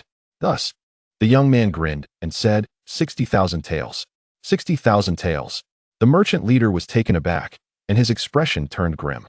The entire caravan did not possess such wealth. This would be a death sentence for him. He forced a smile and said, surely, little brother, you jest. Humph. You were the one who started the jesting. Ningxi snorted coldly in his heart and, without further ado, extended his hand. A column of air erupted from his palm, hurtling directly towards the last person in line. The middle-aged man, wearing a conical hat, pushed the hilt of his sword with his thumb and swiftly drew it, delivering a fierce slash imbued with a sharp chakra aura, shattering the air column with a resounding crash. Unfazed, the young man continued to wave his right hand, unleashing a barrage of air columns, forcing the middle-aged man to dodge repeatedly until he was driven 10 meters away from the caravan. With one hand gripping the hilt of his sword and the other discarding his hat, revealing a scarred visage, the middle-aged man declared, Kid, no matter who sent you, if you dare to disrupt my affairs, today shall be your last. It was evident that a jonin hiding within an ordinary merchant caravan harbored ill intentions. As Ningxi had surmised, he replied nonchalantly, it is merely about money. There is no need for grandiloquence. With that, he flickered and vanished from the back of the bird, reappearing before the middle-aged man. Jingchuan Sanlang's pupils constricted, and he reacted swiftly, swinging his long blade fiercely. Ningxi twisted at his waist, narrowly evading the lethal strike. As he prepared to attack, Jingchuan smirked, twisting his wrist, transforming the downward blade strike into a horizontal slash. With his left hand, he summoned a radiant chakra to envelop his palm, deflecting the incoming strike with a clang. Simultaneously, his right hand converged into a blade and thrust fiercely towards the middle-aged man's chest. Jingchuan Sanlang's expression darkened. There was no time to abandon his sword.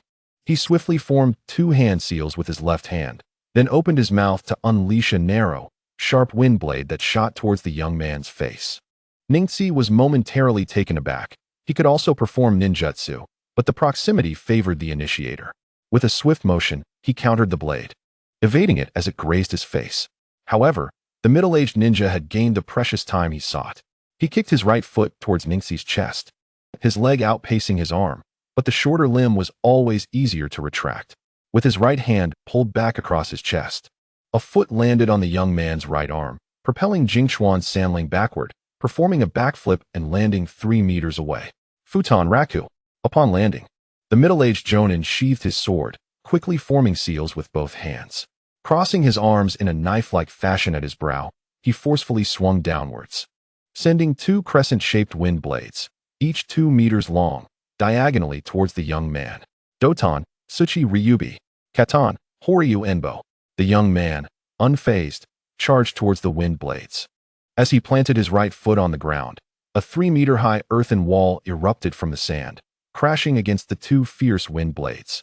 With a powerful punch, a fire pillar erupted from his fist, blocking the wind blades, but the massive earthen wall, now riddled with cracks, shattered explosively. A fire column, as thick as a barrel, erupted forth, hurtling towards the middle-aged ninja. Jingchuan Sanlang's expression darkened, and he formed 3 seals in rapid succession just as the fire column struck him. Contrary to expectations, there was no agonized scream. Instead, a resounding explosion ensued, scattering his form into countless earthen fragments, creating a 3-meter-deep pit in the soft sand, now charred and glimmering with crystalline particles. Doton, Tsuchi no Bunshin, Ningxi thought to himself, his expression remaining unfazed. Generally, Jonin-level ninjas mastered at least 2 nature transformations, let alone one on the wanted list. A figure appeared 6 meters away, instantly captured by his keen perception. With a swift turn of his head, he opened his mouth to unleash a fire column, forming a massive fireball 2 meters in diameter aimed at the emerging figure. Jingchuan Sanlang was momentarily stunned, retreating quickly as the fireball exploded beside him, the scent of charred flesh and singed hair filling the air. He had no time for anger, for amidst the swirling flames and debris, he caught sight of the young man unleashing 2 more gigantic fireballs directed at him. The 2 fireballs approached him at an angle. As a seasoned Jonin, he suppressed his surprise and swiftly formed 6 hand seals in under 2 seconds. With a resonating hum in his mind, he slammed his hands to the ground and shouted, "Doton, Iwa Bois." 3 massive stones erupted from the ground, forming a triangular barrier to protect him. Boom. The moment the stones appeared, the 2 massive fireballs collided with them, creating a cacophony of explosions.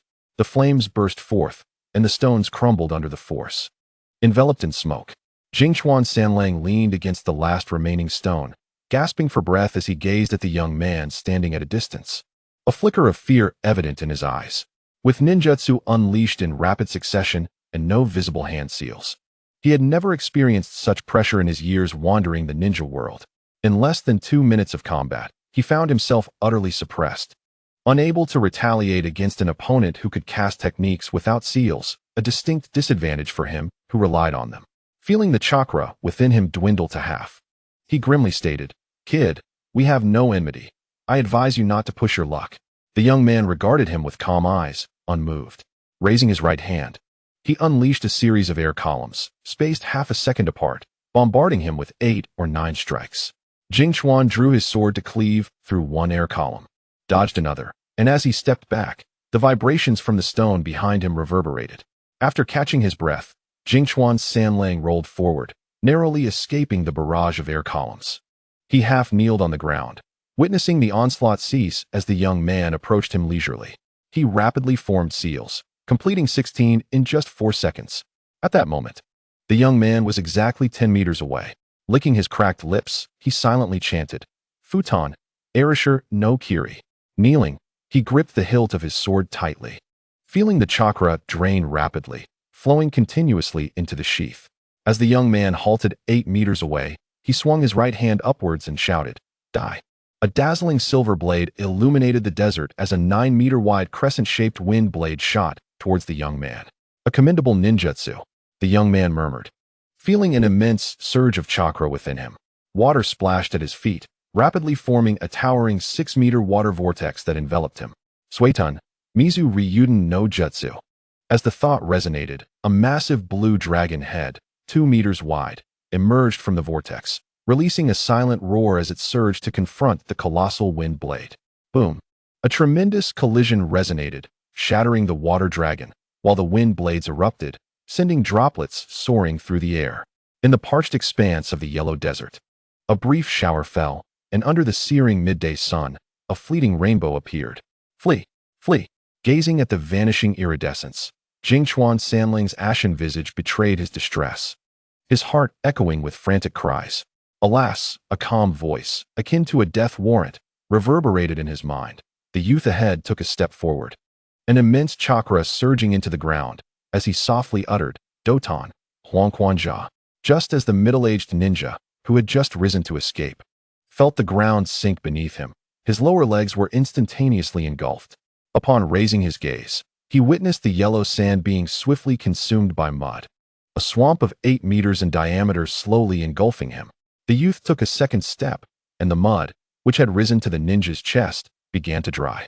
By the time the youth stood before him, it had transformed into a massive slab of hardened earth. The middle-aged ninja, buried within, lifted his head to gaze at the youth crouched before him, who extended his right hand slowly. Reluctantly, he uttered, "Had my chakra not depleted before yours, it would be you who faced death now." In his perspective as a middle-aged man in peak physical condition, he believed that even a youth with a unique constitution, despite possessing a natural abundance of chakra, would still have a limited supply compared to him. The youthful figure, strikingly handsome and refined, allowed a slight smile to grace his lips as an immense wave of chakra gently rippled within him. The middle-aged man's expression flickered, his eyes dimming. Although he was not a sensory-type ninja, as a jonin, the overwhelming chakra surge he had just sensed could not escape his keen perception. A slender, pristine hand gradually pressed against his chest, chakra infiltrating his body to coalesce into a thumb-sized pale green crystal. Rising, the youth murmured, 600,000 Ryo secured. End of this chapter. Chapter 97. The Clam and the Heron Beneath the Blazing Sun. A colossal bird took flight from a small oasis town in the southeast, soaring towards the northeast. The youth upon its back counted the last stack of money in his hands, stowed it away in the pouch at his waist. And with a tug on the reins, the giant bird accelerated, continuing its flight forward. 2 hours later, the youth returned to the outskirts of Fenglan City. After securing the giant bird, he made his way into the city, returning to the black market of Fenglan City. There, he procured several sealing scrolls and some essential supplies. After acquiring intelligence from a miscellaneous shop, he paused for a moment at the entrance before heading towards the outskirts of the city. Releasing the giant bird once more, he mounted its back, pulling the reins as they flew directly northwest. 2 days later, over the expansive mountains of the neighboring country of the Land of Crafts in the northwest of the Land of Wind, the giant bird traversed the territory of the Land of Crafts. Hesitating briefly in the sky, it then altered its course towards the heart of the Land of Crafts. Shenshur City, also known as the City of Craftsmen, was the capital of the Land of Crafts, a significant source of weapons in the ninja world, and the finest place for weapon forging. A mile away, the youth descended from the bird, secured the seals, and made his way towards this ironclad city. Characterized by its robust metallic aesthetic, with thick iron pipes weaving throughout and towering brick chimneys, reaching heights of over 10 meters, belching thick black smoke. Ox carts rushed through the bustling streets, serving as the primary mode of transport in Fenglan City, while in other countries, ox and horse-drawn carts predominated. Truly, this was the Land of Crafts. On the dimly lit streets, the sounds of clanging metal reverberated, and the youth looked up to discover that out of 10 shops, 6 were blacksmiths. Shaking his head, he grasped the arm of a passerby, and despite the person's impatient gaze, he handed over 100 Ryo note, earning the address of a miscellaneous shop amid the passerby's delight. He then veered off into the streets, heading northward. Ishan Miscellaneous was one of the largest intelligence-selling organizations in the entire ninja world, with their intelligence outposts scattered throughout the black markets of major cities in the ninja realm. This meant that finding a Ishan Miscellaneous shop was tantamount to locating the black market of that city. Navigating through the slums, the youth arrived at a series of grimy streets, glancing at the precarious signs that seemed ready to fall at any moment. He frowned and stepped inside. After a brief wait, he was ushered into the back room, where a middle-aged man with a goatee regarded him with a smile. Ningxi did not engage in pleasantries. He pulled out a chair, sitting down and stating bluntly, "I want all the information on Ganshi Zhong'er." The middle-aged proprietor's eyes widened momentarily before he quickly masked his surprise. After pondering for a moment, he replied, "The known information is priced at 100,000 Ryo." The youth narrowed his eyes and nodded. Generally, the prices for intelligence varied based on the bounty and danger level of the subjects. The starting price for bounties under 1,000 Ryo could reach over 10,000, while those starting at 10,000 could soar into the millions. And those at 100,000 Ryo naturally pertained to S-class rogue ninjas with bounties in the tens of millions. Producing a thick stack of money from his waist, he slammed it onto the table. The middle-aged man's eyes lit up with excitement as he quickly seized the bills, eagerly counting them, aware that information at the 100,000 Ryo level could take days to sell. The stack consisted of 100 notes, each worth 1,000 Ryo. After counting, the middle-aged man cleared his throat and, with a voice akin to a duck's quack, said, "Ganshi Zhong'er, former captain of the Kirigakure, was betrayed by the higher-ups of Kirigakure while assassinating a noble of the Land of Water. After successfully ambushing a pursuing team from Kirigakure, he formally defected and is now categorized as an S-class rogue ninja, with a bounty of 14 million Ryo. According to reports, he was seen entering the land of crafts 10 days ago, was spotted in this city 4 days ago, and left 2 days ago. Pursuers have reported that his direction is northeast. The youth's brow furrowed as he inquired, "Is there no more detailed address or information available?" The middle-aged man thought for a moment and said, "It is said that he intends to intercept a shipment of supplies from the land of Cloud. Based on the departure time, they should currently be nearing the border of the land of bears and the land of birds." Nodding, the youth retrieved a finely crafted map of the ninja world, examining it closely. From the map, it was clear that the land of Earth lay to the north, while the land of Wind was to the south, with several small nations nestled along their lengthy border. The land of Crafts did not directly border the land of Earth, but instead shared a boundary with the land of Ghosts, with the land of Earth positioned above the land of Ghosts. The point where the lands of Wind and Earth converged, stretching from left to right, west to east, had the land of Bears, the land of Birds, and the land of Rain to the east of the land of Crafts, which then bordered the land of Fire. The land of Thunder and the village of Yunin are located in the northeast of the ninja world.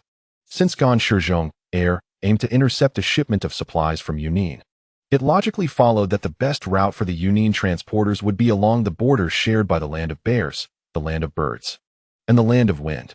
Having deduced the approximate route of the Yunin, the path taken by Gan Shizhong Air in pursuit became self-evident.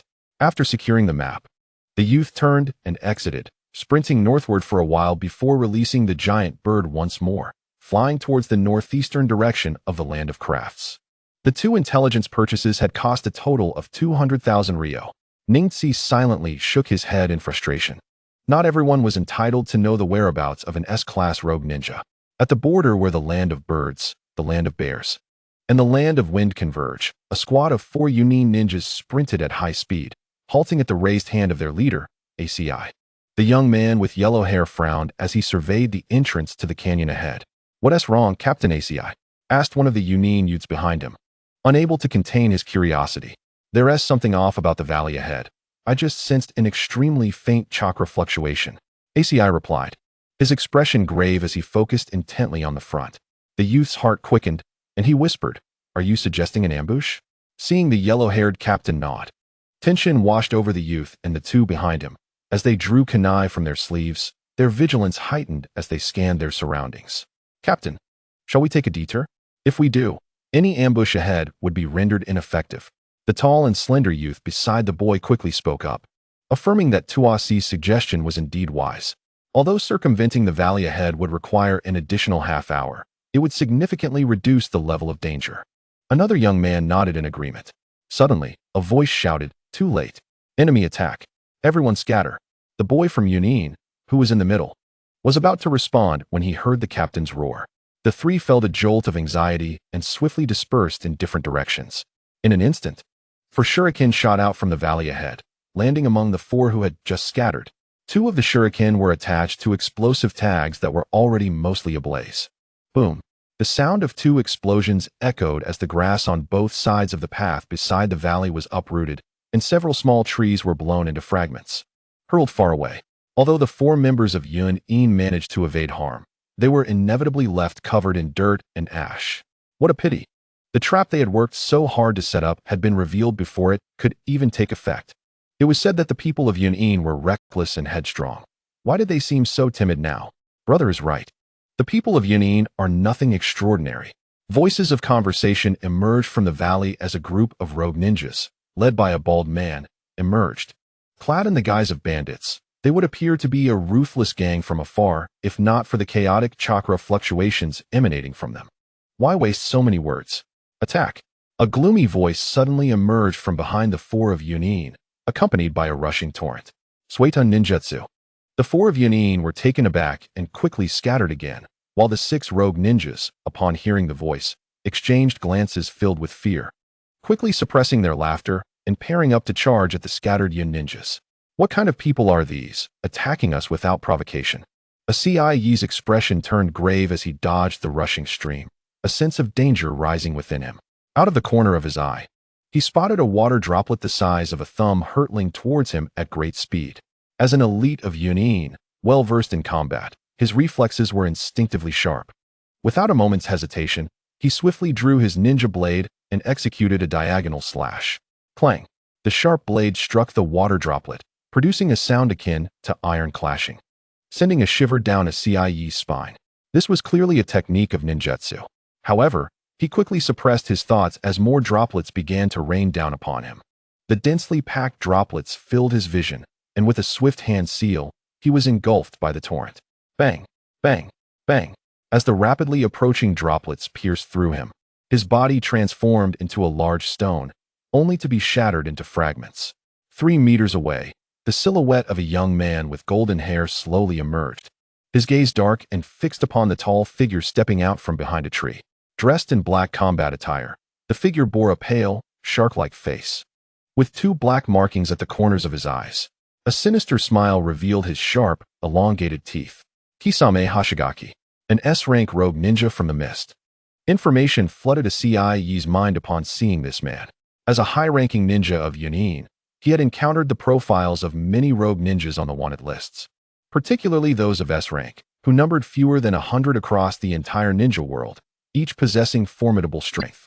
Feeling a heavy weight in his heart, a CIE coldly remarked, "So this is how a band of wandering scum dares to intercept my Yunin team. There's a monstrous fish backing them." With a twisted smile, Kisame sneered, "Hand over your supply scrolls, and I may spare your lives." A CIE's expression darkened instantly, although the adversary was clearly hostile. Revealing their intentions so openly extinguished any flicker of hope he had. This mission was shrouded in secrecy, known only to the upper echelons of Yunin and the contact person from the country of crafts. The long journey from the country of crafts to the country of thunder crossed several nations, and to ensure the discreet transport of these weapons, the higher-ups of Mist had entrusted him with an extremely valuable large sealing scroll to expedite the process. Yet, this matter, known to the heavens and the earth, had ultimately been leaked. Cursing the people of the country of crafts internally, a CIE was filled with rage, knowing that the betrayal likely stemmed from them. The country of thunder, a powerful nation, exerted severe pressure on the prices of weapons sold by the country of crafts, more so than the other 4 great nations. For example, the base price of a fine steel shuriken was 300 ryo, but due to the pressure from the country of thunder, this batch of special supplies was being sold for only 200 ryo each, essentially leaving the country of crafts with no profit, equivalent to free forging. "Spare us? Humph. How dare you utter such childish tricks?" A CIE scoffed, gripping his ninja blade tightly. Kisame remained unfazed. It was impossible for him to spare the people of Yunin, having barely escaped from the pursuit of Mist's ninja forces. He had no desire to be hunted down by Yunin ninjas again. If it weren't for the enticing benefits of this operation, he wouldn't have wished to provoke the powerful ninjas of thunder. However, being a rogue ninja was hardly a pleasant existence. After losing the eligibility for legitimate missions, his income had been cut in half. Besides taking on dark tasks in the black market, he sometimes had to resort to petty thefts for additional support. It was a disheartening thought that a ninja of his caliber had to constantly hide and engage in lowly activities. Nonetheless, if he completed this mission, he could enjoy a few years of leisure. A flicker of fervor ignited in Kisame's eyes as he focused intently on the sealing scroll hanging from a CIE's waist. 10,000 fine steel shuriken, 10,000 fine steel kunai. The official ninjas truly were different. This was reportedly only the second batch of supplies. A grand undertaking indeed. A smirk crossed his lips as he thought, "Once I eliminate this person, this wealth will be mine." Recalling the request from the higher-ups of the country of crafts, a cold laugh escaped him. "You expect me to sell it back to you at the original price? Not a chance. If I toss it into the black market, the extra price will be worth millions of ryo, and no one will trace its origins. Handing it back to you? Huh. You might turn around and sell me out. Since you all know there's no escape from death, come willingly to meet your end." With a crack of his knuckles, Kisame decided to make his move. Meanwhile, on a distant mountain peak, a long-haired youth clad in white and red stood with his arms crossed, a calm expression on his face. His white eyes were wide open, coldly observing the battle unfolding below. "Go on, fight. After all, you're all destined to die." A whisper floated away on the gentle mountain breeze. End of this chapter. Chapter 98. The Defeat of Yunin. Wind Release. Flying Blade Claw. Be careful, mood song. In the midst of a fierce battle with a wandering ninja, a young Yunin boy named Mood Song felt a jolt of fear coursing through him as he struggled to hold back a massive sword pressing down upon him with his kunai. At the urgent warning from his companion Uka, his hair stood on end, and from the corner of his eye, he caught sight of two claw-shaped wind blades hurtling toward his back. Fear can plunge one into despair, yet it can also ignite a fierce determination within the heart. Gritting his teeth, Mutsong pushed with all his might, propelling his kunai upward to deflect the sword above him. He twisted his waist sharply, narrowly avoiding one wind claw that grazed his face. Before he could exhale in relief, the second wind claw was already lunging toward his chest.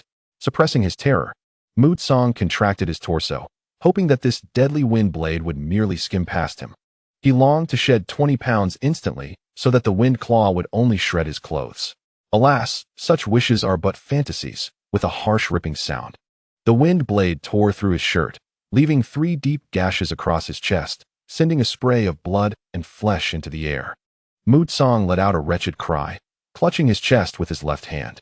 A cold chuckle echoed behind him, abruptly silencing his cries.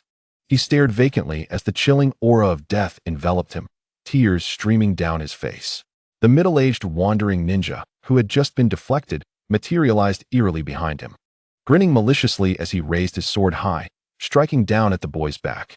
The sickening sound of flesh and blood splattering filled the air as Mutsong collapsed to the ground, tears flowing freely, filled with regret. Intense pain radiated from his chest and back, and his gaze became distant, replaying memories of his first international mission alongside Captain CI after becoming a Chunin. They had traversed multiple countries without encountering any danger, be it bandits or rogue ninjas. All had yielded upon seeing their forehead protectors. A testament to the power and pride of Yunin village in the land of lightning, filling his heart with a sense of glory. Believing the return journey to be safe, Mutsong thought he would soon be able to boast to his friends and the girl he treasured about his adventures, proving that he could be a formidable ninja even without his sister's protection. The thought of his stern sister brought a fleeting warmth to his pale face. But as his vision dimmed, he reached out weakly toward the northeast, ultimately collapsing to the ground. "I'm sorry, sister." His murmured regrets faded from his mind as his breath ceased. Mutsong, Mutsong, you cursed rogue ninjas. Die! The young Yunin ninja, Tosi, roared in fury, allowing a kunai to embed itself diagonally in his shoulder. He swiftly formed hand seals and bellowed, "Lightning release. Lightning blade execution." Upon completing the seals, Tosi pressed his right hand firmly against his left palm before rubbing them together fiercely. A blade of lightning shot forth, shaped like a sword's tip. The wandering ninja behind Mutsong abruptly turned, gripping his long sword with one hand and pushing the blade forward to block. With a resounding crash, the ninja's pupils constricted as his sword shattered into 2 pieces, metallic shards embedding themselves in his face. A sudden pain struck his chest as he glanced down to find a gaping hole forming there. Slowly he raised his head. Disbelief etched across his face as he gazed at the distant Yunin, his lips parting weakly before he toppled backward. Earth release, explosive spike. Tosi, regaining his focus, sensed impending danger. He retreated rapidly as thick earth spikes erupted from the ground before him, their momentum threatening to outpace his retreat. As he stumbled backward, Tosi swiftly retrieved a kunai wrapped in explosive tags from his ninja tool pouch, hurling it fiercely to the ground. With a powerful push from his feet, he launched himself backward. The explosive tag ignited instantly, and as the kunai embedded itself in the earth, the ground trembled. Just as the spikes began to emerge, an explosive roar echoed, and a 3-meter radius of earth erupted violently, sending fragments of dirt and stone flying in all directions. As Tosi landed back on his feet, 8 rapidly spinning shuriken hurtled toward him. Despite the failure of the wandering ninja using earth release, another bald middle-aged rogue ninja did not remain idle. As Tosi was propelled backward, the shuriken pursued him relentlessly. Meanwhile, the 2 ninjas, one wielding a samurai sword and the other a short axe, advanced toward Tosi in a pincer attack. In contrast to Tosi's 2-on-1 struggle, his fellow young ninja Uka faced a far graver fate. After Mutsong's demise, Uka was besieged by another wandering Chunin who wielded the wind-based flying blade, alongside 2 additional companions who rushed to assist in the assault. The trio, consisting of a tall, a short, and a rotund rogue ninja, encircled the Yunin youth, ever shifting positions. Whenever Uka managed to fend off one attack, another would strike at him, leaving him with no respite. Though outnumbered, Uka fought valiantly, but within just over 3 minutes of combat, his clothes were tattered and stained with blood. A deep gash marred his left cheek, rendering his once handsome features unrecognizable as beads of sweat dripped onto the wound, causing his skin to twitch in pain and fueling his fury. He raised his right hand, blocking an attack with his kunai, while his left foot delivered a powerful kick that deflected the blade aimed at his waist. His narrowed eyes caught sight of a lecherous middle-aged man, kunai poised to stab at his heart. With a fierce resolve, Uka shifted his body to the right, narrowly dodging the lethal thrust that instead struck his left shoulder. Ignoring the pain, he unleashed a powerful hand strike, crackling with electricity, aimed at the fat hand wielding the kunai. Unfortunately, the rotund opponent was quicker than he anticipated. As the kunai struck him, the plump hand withdrew rapidly, causing Uka's strike to miss its mark. A flicker of resignation crossed Uka's eyes as he rolled to the ground. A long sword descended from the left, grazing his scalp and tearing through his clothing, but he was swift enough to evade serious injury, leaving only a red mark on his back. Rising from the ground, he executed another roll, narrowly avoiding a fierce wind blade that struck nearby, creating 3 small holes in the earth. Pain surged through his right leg as 3 gashes appeared on his calf, exposing the glimmer of bone beneath the torn flesh. Steeling himself against the agony, Uka rose slowly, his expression transforming into one of serene calmness, as if his wounds did not exist. Yet, the malice lurking in his half-closed eyes betrayed his inner turmoil. 2 meters, 1 meter. Feeling the palpable intent to kill radiating from the 3 attackers, Uka closed his eyes. A peculiar sense of tranquility washed over his bloodied face, reminiscent of a solemn vow. Uka, may you never have the chance to utilize this lightning technique that your master entrusted to you. Master, if I am never to use this technique, then why learn it at all? For the glory of Yunin. As the image of his master's serious demeanor flashed in his mind, a smile crept onto Uka's lips. With a sudden resolve, he crossed his left hand over his chest, rapidly forming 6 intricate hand seals, before striking his chest with determination. Do you wish to use a ninjutsu? Too late. A futile struggle. Die. A blade, long and sharp, pierced through Uka's chest, while a shuriken struck towards his back. A stout hand manifested 3 half-foot-long claw-shaped wind blades that whistled as they lunged for his slender neck. Is this the glory of Yunin? Lightning release, thunder explosion, crackle, chirp. Uka's lips curled in a grimace as his chakra surged towards his chest, and suddenly, arcs of electricity enveloped him, culminating in an explosive eruption. The 3 onlookers, their eyes wide with horror, were engulfed by the lightning before they could react. Boom! The blinding flash of lightning erupted with a thunderous roar that echoed through the valley. Bolts of lightning, each over 3 meters long, danced chaotically in the air, while massive boulders soared, disintegrating into dust upon being struck by the erratic lightning. After several seconds, the dazzling spectacle of lightning vanished, revealing a 10-meter wide, 3-meter deep crater, its interior charred black, devoid of remnants save for a pile of ash at the bottom. A youth observing from a distant mountain squinted, his heart silently marveling. This was true annihilation. Uka, from afar, Toshi, having narrowly evaded 2 attacks, let out a mournful cry. Cursing in his heart, where's the captain? Why has he yet to come to our aid? The 2 rogue ninjas surrounding him were equally dumbfounded. Their comrade, with whom they had shared drinks and feasts just the night before, had vanished into dust in an instant, a wave of melancholy washing over them. However, both were seasoned fighters, and after exchanging a glance, their fear transformed into excitement. With 3 fewer participants to share the spoils, they could each claim tens of thousands of ryo, a considerable sum. With this thought, their attacks grew fiercer, and the sorrow over their companion's demise was swiftly consumed by their greed. Toshi, already at a disadvantage, found himself in deeper peril under their relentless assault. Water release, raging waves. 500 meters away, at the forest's edge, Yunin Jonin ACI and the rogue ninja, Kakashi Chu Ni, momentarily separated after a fierce battle. They quickly distanced themselves, forming hand seals. Kakashi Chu Ni struck the ground with both hands, his chakra rapidly depleting as strange ripples of water formed beneath him, spreading forward and coalescing into towering waves, ultimately creating a 3-meter-high wall of water. The waves surged forward, crashing down violently, as a 6-meter-long blue shark leapt from the spray, hurtling towards the golden-haired Jonin with ferocity. Leaning against a sturdy tree, ACI exhaled softly, sheathing his long ninja blade, B-rank ninjutsu required an equal caliber of technique to counter. His hands swiftly formed 7 seals, his expression grave, as a low hum resonated, and arcs of lightning enveloped him. In his heart, he intoned, lightning release, thunderstorm kill. As his voice echoed in his mind, the lightning surrounding ACI coalesced into 6 crackling bolts, which he thrust skyward with a decisive jab. In an instant, the 6 bolts vanished as if summoned by command. Boom. Crackle. A 2-meter-long bolt of lightning suddenly appeared in midair, crashing into the oncoming shark, causing it to tremble slightly. Arcs of electricity flickering across its azure form before vanishing. The shark, undeterred, continued its relentless advance, its assault formidable and unyielding. ACI's expression grew serious, yet he remained unperturbed. Almost as the last of the arcs dissipated, the second bolt materialized, striking the shark with tremendous force. Boom, boom, boom.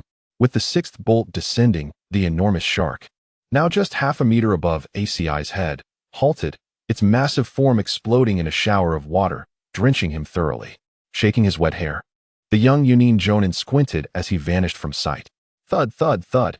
In the moment of his disappearance, 3 shuriken, masked by the sound of splashing water, struck the thick trunk of a nearby tree, a cunningly executed maneuver. Beneath the grand spectacle of the water release, this seemingly unassuming sneak attack became even more concealed. Had ACI not been an experienced Jonin, the shuriken would have found their mark in his chest rather than the tree. As the saying goes, one must reciprocate. 3 meters away, the Yunin youth, employing body flicker technique, materialized and instantly hurled 4 shuriken with his left hand, while his right released 4 kunai trailing explosive tags towards the rogue ninja 6 meters away. Kakashi Chu Inai smirked, swiftly drawing a segment of iron chain from his waist. This weapon was quite rare, its grip a solid iron rod wrapped in black thread, leading to a 1.5-meter-long black chain, interlinked and unlike ordinary chains. It was solid in the middle, housing a tiny cross-shaped shuriken. The chain's end connected to a finely crafted kunai. Kakashi Chu Inai wielded this whip-like weapon, striking forward repeatedly as metallic clinks rang out, sparks flying as 4 shuriken were sent spiraling away. Though the shuriken were deflected, the trailing kunai with explosive tags remained in pursuit. Kakashi Chuni's pupils constricted. As a Jonin, he possessed keen insight. Recognizing that the explosive tags were already halfway around the kunai's tail, he rapidly retreated, glancing sideways to see the chain whip quickly wrapping around a sturdy piece of dead wood, which he hurled forward. Boom, boom, boom. The wood collided with the kunai, momentarily obstructing their path, and as the explosive tags ignited, a series of detonations erupted in the air. He shifted his body, narrowly avoiding a flying shard of wood, and with a fierce flick of his weapon, he prepared to counterattack ACI, who was left with no choice but to cross his blade defensively against the rogue ninja's retaliatory assault. Their gazes locked momentarily, ACI's eyes darting to his blade, where the kunai's sharp diamond tip pressed against it, the chain's end linked through a small loop, the force of his sudden motion causing the chain to stretch taut, spinning the tiny cross-shaped shuriken embedded within. ACI discerned that the spinning shuriken were not all in motion. Rather, every other one was deliberately fixed in place. The fixed shuriken served to enhance damage. After all, the chain was not as thin as a blade, suitable for slashing but not for cutting. What then? Was the purpose of the spinning shuriken? To prevent entanglement. In an instant, the Yunin youth understood. Should this fierce iron whip strike a fragile body, it would leave deep gashes, simultaneously expanding the area of damage, while the embedded sharp shuriken would tear into flesh, inflicting severe injuries. The tremendous tearing force generated when the wielder retracted the weapon would rip away large swathes of skin, causing not only excruciating pain but also rendering the wounds difficult to stitch. Chapter 99. The Yellow Sparrow lurks behind truly. The malevolent S-rank rogue ninja is as treacherous as his weapon. Though his thoughts surged chaotically, it took merely half a second for Asii to suppress the distractions in his mind. With a swift twist of his right wrist, he transformed the blade's face into its edge, forcefully pushing the back of the knife with his left hand, slicing towards the neck of the rogue ninja, Teru. Clang, clang. The sounds of intense combat resonated in the sweltering sunlight as the two engaged in fierce close-quarter combat. The clashing of iron and the sparks igniting in the sunlight were undeniable. As time swiftly passed, Asii's heart grew heavier. The two seemed evenly matched. Yet Asi understood that his chakra was rapidly depleting. While ninjutsu predominantly consumed chakra, maintaining high-speed movement and keeping pace with the physical prowess of a ninja required a steady supply of chakra. Sheer physical strength alone was insufficient. Ninjutsu is an instantaneous release of chakra, whereas physical techniques consume it gradually. Though their applications differ, their essence remains the same, both relying on chakra as their foundation. Having fought for so long without a sight of their leader, it seemed increasingly likely that the captain was in dire straits as well. Dodging a flying short axe, Tu's pallid complexion reflected his profound sorrow. The stout middle-aged man with a bald head yanked forcefully, causing the clanking sound of the fallen iron chain to reverberate as the massive short axe at its end flew back into his grasp. With a boastful tone, he declared, "At this point, you can no longer hope for your captain's rescue. Perhaps your captain is faring even worse than you." As the long knife descended upon him, Toes twirled the kunai in his palm, gripping it with his other hand to block the attack. The young rogue ninja wielding the knife bore a fierce gaze, exerting tremendous force as he pressed down. Mockingly, he remarked, "Ji Chuan is right. Perhaps your captain has long fled, and you foolishly remained to hold the line." The kunai trembled in his hand, a slight vibration that did not escape the perceptive rogue ninja's notice. With a gleam of hope, he continued, "Surrender now. Why sacrifice your life for someone who has abandoned you? You've seen our losses. If you join us, I assure you our leader will accept you without prejudice." Imagine feasting and drinking together, sharing the spoils. What a delightful prospect. Not far away, the middle-aged bald man squinted, feeling disdain for the arrogance of this brat, Yamiyutaro, who had grown increasingly bold since aligning with their leader. Though he feigned respect, he felt increasingly disregarded. He thought to himself, "Now is not the time to show my true feelings and pretended solemnity. Taro is correct. We indeed need to replenish our ranks. As for the inquiries from the Cloud Village, you need not worry. We will simply claim that your team was entirely wiped out except for you, and as a casualty, your family will be treated well by the village. You merely need to disguise yourself. A new life awaits you. What could be more splendid?" With injuries on his shoulder beginning to heal, blood erupted from the wounds as the temptation of such words seeped into Tu's mind. Under normal circumstances, as a chunin, he would dismiss such seduction, but with his teammates dead, the captain missing, and his own survival in jeopardy, a faint desire to live began to surface. The rogue's words struck a chord. Who would wish for death if life could be preserved? His reluctance to surrender stemmed primarily from the fear that his family in the land of lightning might be implicated.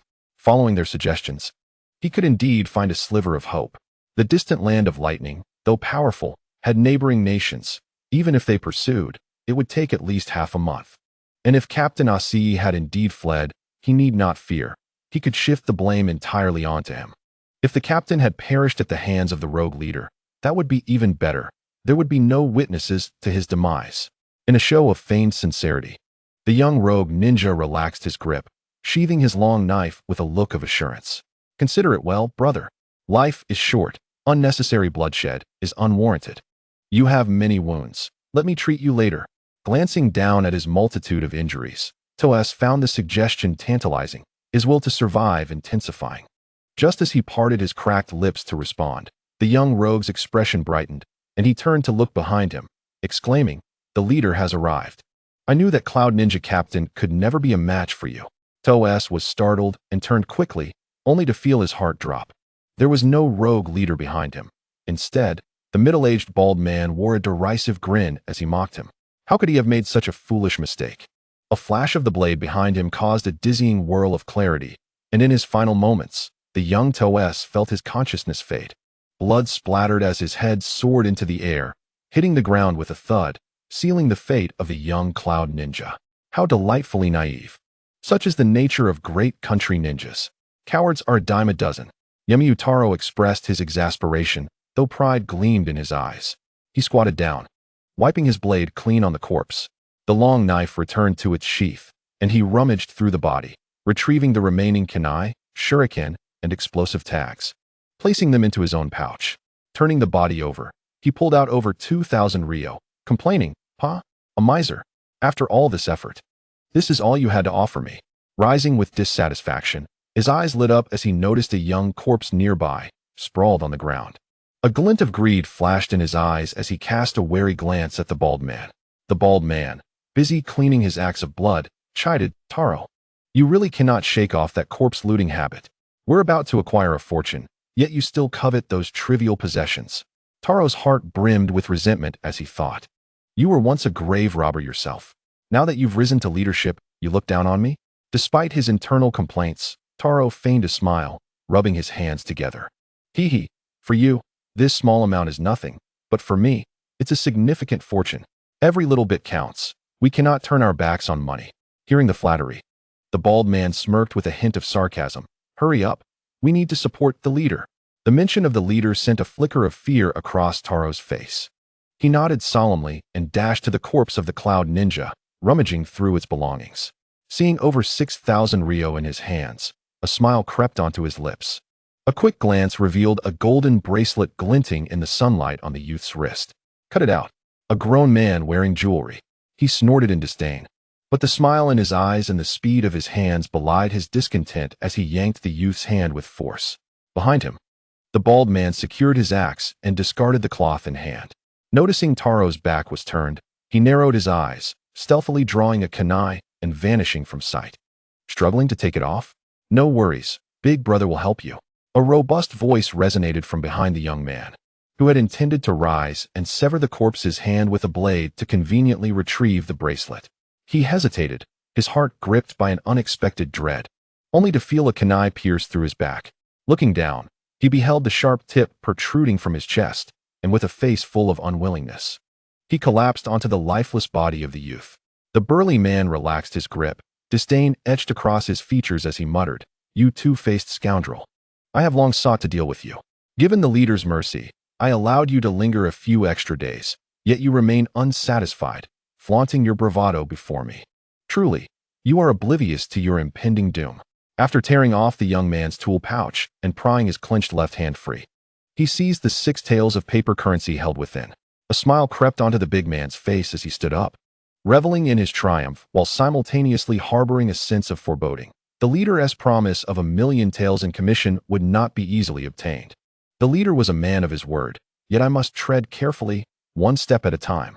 I shall first locate him before proceeding. Reflecting on the leader's ruthlessness, the burly man sighed inwardly, only to turn and scan his surroundings casually, his body stiffening in shock as he wore an expression akin to encountering a ghost. Under a large tree 6 meters away stood a youth clad in white attire with red trousers, his black hair contrasting sharply against his pale eyes. Observing him with an unsettling calm. Who is this person? When did he appear? Why did I not sense even a trace of his presence? The burly man's mind raced. Waves of extreme danger coursing through him, his body frozen in place as beads of cold sweat trickled down his forehead. It is evident that none who become ninjas are to be underestimated, especially those rogue and defector ninjas, who, having survived the brutal crucible of existence, are invariably cunning and ruthless. I am grateful for the vivid lesson you have imparted. A crisp voice emanated from the youth as he raised his right hand, a flash of white light glimmering in his palm before he withdrew it and began to stride toward the middle-aged man. With a soft thud, a muted sound echoed, and the burly man looked down at the blood seeping from his chest. He then raised his gaze to the serene youth approaching him. A flicker of resentment fleeting in his eyes, but as life ebbed away, that look rapidly faded. Even in death, he stands, suggesting his wrath runs deep. The youth murmured softly, observing the motionless and stiff-bodied bald man. He received the tool pouch from his right hand and swiftly struck the man's left wrist, causing his tightly clenched fist to open and the stack of paper currency to fall to the ground. As the boy beheld the stack of currency that had passed through many hands now resting in his own, he sighed softly, stating, "I shall not take your money without justification. Consider it your burial expenses." With a light stomp of his right foot, the earth within a 10-meter radius trembled slightly before slowly sinking, transforming into a quagmire as bubbles erupted in succession. The 4 corpses, accompanied by the remnants of battle, began to sink gradually. The youth turned and walked toward the distant woods, and as he departed, the lack of chakra to sustain the earth-style jutsu caused the ground to harden at a visible rate, soon revealing a large area of uneven terrain. Although the soil bore a relatively fresh scent, after 2 days of scorching sun, its color would blend seamlessly with the surroundings. Were it not for the vast pit in the distance, no one would suspect that a battle had transpired here, nor that several bodies lay buried beneath. Water release, water bullet technique. Gonkushi Chuni, with hands clasped together, positioned his left palm downwards and forcefully thrust his right hand forward, causing water to surge in his palm, forming a half-meter wide swirling vortex. As the vortex spun rapidly, small water orbs the size of bowls were ejected in rapid succession.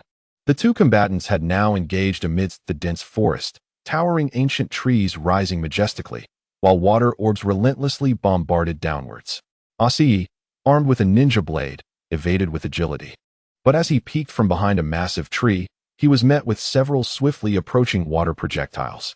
Thuds echoed as water orbs grazed the tree trunk, stripping away large chunks of bark and creating deep craters upon impact with the soft ground. Asii nimbly maneuvered in a circular pattern, darting from one tree to the next, gasping heavily behind the trunk.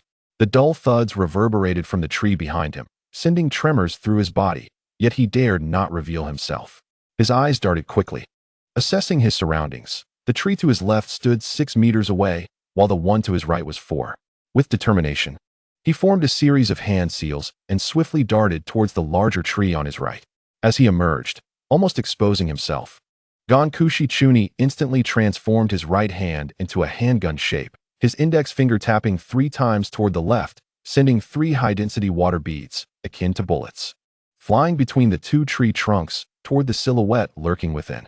The first orb missed, the second grazed Asii's golden hair, and just as Asii had retreated behind the trunk, only his shoulder remained exposed, which was promptly pierced by a water bullet.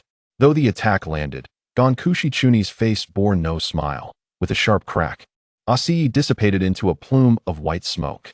Shadow clone technique. Gonkushi Chuni spun around abruptly, spotting a golden-haired youth 6 meters away beneath a tree. His right hand engulfed in flames, poised in a blade-like stance to deliver a fierce diagonal slash. Fire release, flame slash. The crescent-shaped inferno surged toward Gonkushi Chuni's eyes. The heat radiating caused him to squint as he rapidly formed hand seals, only to be struck by the fiery blade.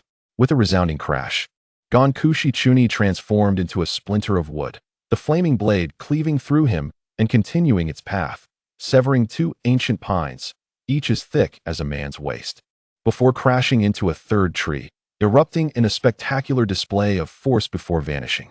The 2 trees tumbled slowly to the ground as Gonkushi Chuni, having utilized the substitution jutsu, reappeared momentarily before employing the body flicker technique to vanish again.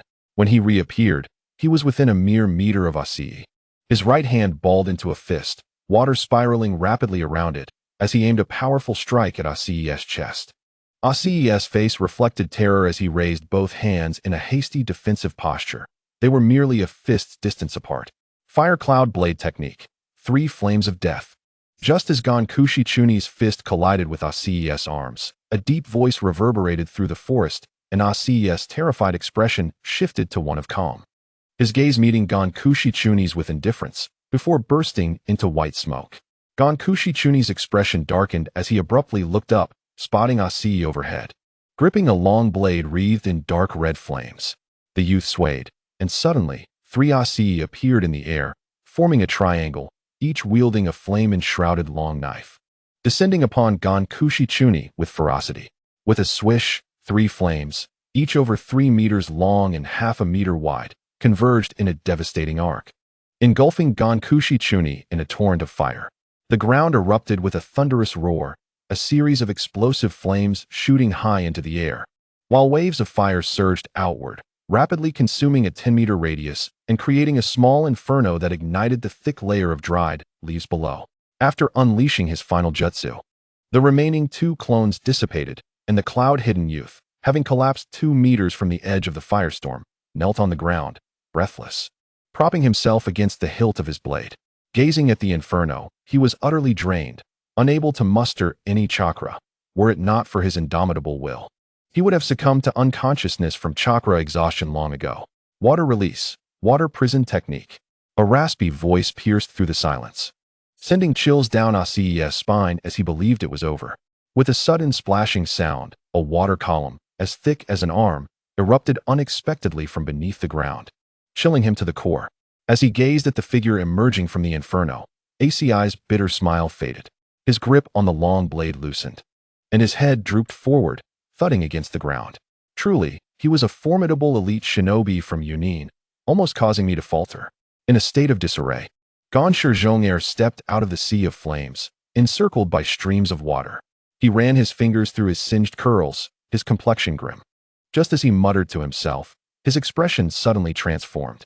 A colossal blue spear, 3 meters long and as thick as a thigh, entwined with swirling torrents, hurtled toward him, piercing through 3 massive ancient trees with ease. The trees, robust as they were, crumbled like paper, barely producing a muted thud. Feeling the terrifying aura compressed within the spear, Gonshi Zhongair's heart sank. As a seasoned elite shinobi, he was not one to succumb easily. He thrust both hands forward. The speed of the impending attack left no time for hand seals. He had only one jutsu that required no hand signs, the C-rank Suidun, Suiro no Jutsu.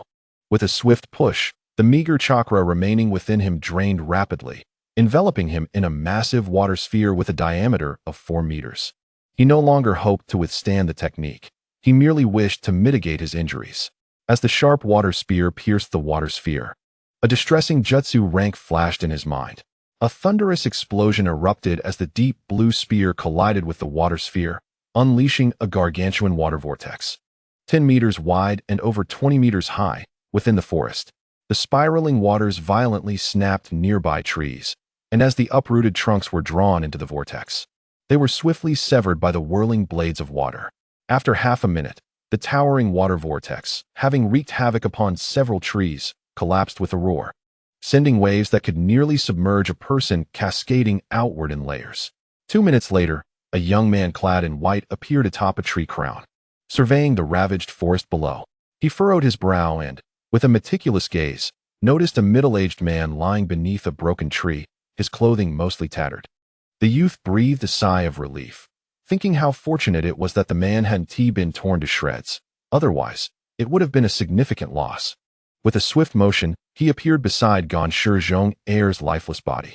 The sight was gruesome, aside from the relatively intact visage. The neck and torso were riddled with bloody wounds, exposing bone in numerous places. For Ningxi, the sight of corpses was nothing new. Upon seeing Gonshi Zhongair's pitiful state, he felt no disgust, but rather joy. To him, this was not merely a corpse, but a stack of glistening banknotes, 14 million ryo, to be precise. Even after deducting the 10% exchange fee, he would still have 12 million ryo left. The thought sent a rush of warmth to his chest, whether in his past life or this one. He had never encountered such wealth. Suppressing his feelings of loss, the youth shook his head bitterly and retrieved a black sealing scroll from his ninja tool pouch.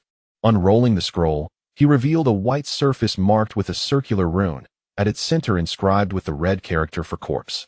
Dipping his index finger in the blood of Gonshi Zhongair, he traced the character on the scroll and placed it upon the deceased shinobi's forehead. Ningxi formed a hand seal with one hand and, with a swift motion, pressed down on the scroll while softly uttering the word seal. As chakra surged from within him, the scroll erupted in a burst of white light, enveloping Gonshi Zhongair's body. Half a second later, the light flickered, and the corpse vanished, leaving only the scroll lying inverted on the ground.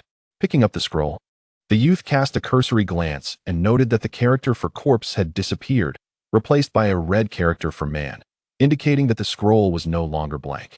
As he twisted the scroll closed and prepared to depart, Ningxi paused, his gaze drawn to the kneeling corpse of ACI. He suddenly realized he had overlooked something. Approaching the Yunin shinobi, he reached for the half-meter-long dark green scroll behind him. As he unfurled it, his eyes narrowed. The golden runes indicated that it was a large sealing scroll. Staring at the prominent black character for seal and the surrounding circular golden runes, Ningxi recalled that the middle-aged man had mentioned that Gonshi Zhongair intended to intercept a shipment of Yunin supplies. At the time, he had focused solely on acquiring accurate information about the rogue shinobi, disregarding that remark. To him, nothing could compare to the value of the 14 million ryo represented by an S-rank rogue shinobi. Now, however, it seemed the situation was more complex than he had initially thought. An S-rank rogue shinobi, undeterred by the might of the Land of Lightning, had evidently sought this large sealing scroll. Alarmed, Ningxi whispered a few words and then struck ACI's back with his palm, closing his eyes to quickly sense. His right hand drew in sharply, fingers pinching together, and upon opening his eyes, he exhaled in relief. Had he been 2 minutes later, the scroll would have become impossible to open. A large sealing scroll was a precious item, valuable not only for its expansive storage capacity, but also for the self-destruction mechanism embedded within. Unlike lower-tier sealing scrolls, which could be opened by anyone with chakra, a large sealing scroll required specific chakra for unsealing. The so-called exclusive chakra was the one used during the sealing process. Only that specific chakra could unlock it, as foreign chakra was incompatible. If one recklessly injected their own chakra, the scroll would self-destruct, a common safeguard for large scrolls to prevent theft or seizure. Gonsher Zhong'er had initially intended to manipulate ACI with a jutsu to unlock the scroll while he was on the brink of death. However, just as victory was within reach, an enemy had emerged, resulting in both their downfalls, and ACI had ultimately succumbed to death. Fortunately, ACI's demise had not been long, and his chakra had yet to dissipate into the ether. Reacting quickly, Ning Ci forcibly extracted the remaining chakra from ACI's body. Had he delayed even a moment longer, even with his ability to absorb others' chakra, he would have been left staring helplessly at the corpse, observing the chakra absorbed into his palm and then expelled from his fingertips. Ning Ci spread the scroll on the ground. Forming a single-handed unsealing technique, he swiftly pressed down on the scroll while pushing the chakra from his fingertips into it, softly uttering the command release. Retracting his fingers quickly, he stepped back, his gaze fixed eagerly on the sealing scroll as it erupted in white light, a rich aura of chakra emanating from it, lifting the scroll into the air. After a couple of rotations, the scroll flipped and released a burst of white light, instantly enveloping the ground below. 10 seconds later, as the light dissipated, a large pile of neatly arranged wooden boxes appeared on the ground. The scroll landed atop one of the boxes with a soft thud. As the youth beheld the stack of boxes towering 3 meters high, his eyes widened in astonishment. Approaching the pile, he grasped the lid of one of the boxes at the edge and yanked it upwards, revealing a collection of kunai with small circular rings secured to their ends. The box was lined with dry straw, and the kunai were pitch black, their edges glinting silver under the sunlight. A flicker of surprise crossed his face, quickly replaced by delight. With a sudden roll of his eyes, he cast a sweeping glance over the pile of boxes before him. His gaze momentarily halted to the right before continuing onward, ultimately widening in disbelief as he counted a total of 312 boxes, 200 containing kunai, each box filled with 50 pieces, while the remaining 112 boxes were entirely filled with shuriken. With the exception of one box that contained only 10, all others were brimming with 90 pieces. Crouching down, he picked up a kunai and struck it against another, producing a crisp sound. After rubbing the oil stains off his fingers, Ningxi couldn't help but exclaim that this was not an ordinary iron kunai, but one forged from high-grade steel. The untouched oil marks confirmed its brand-new condition. The prospect of possessing 10,000 steel kunai and 10,000 iron shuriken was undeniably a significant acquisition for the strategic resources of the Land of Lightning, Yuen village. It was no wonder that Teru, the dry persimmon, had taken such risks. Truly, he possessed remarkable audacity. Alas, all of this now belonged to him, and no surprise could surpass this unexpected windfall. Rubbing his hands together in excitement, the youth seemed intent on confirming that this was not merely a figment of his imagination. After opening several boxes, he finally calmed his racing heart. However, recalling the weapon prices in the black market, his eyes ignited with fervor once more. While a single piece might not command a high price, the sheer quantity of over 300 boxes, all crafted in the land of artisans, rendered them priceless. Selling a kunai for 500 ryo and a shuriken for 300 ryo was undoubtedly feasible. If he dared to sell to the other 4 great nations or the official forces of smaller countries, he could easily earn a fortune exceeding 1 million ryo. 800,000 ryo was a staggering sum. This journey was indeed a lucrative venture. After closing several wooden boxes, the young man leaped atop the neatly arranged boxes, retrieved a sealed scroll, unfurled it, and placed it upside down on the box's top. He formed a hand seal, bringing his index and middle fingers together to touch the back of the scroll while reciting an incantation. Instantly, his chakra diminished slightly, causing him to gasp inwardly. The magnitude of chakra required for sealing with a large scroll was nearly equivalent to that of a Chunin's entire reserve. With a flash of light beneath his feet, he utilized the body flicker technique to vanish, reappearing 6 meters away from the boxes. Half a minute later, he picked up the dark green scroll lying on the ground and carefully tucked it away.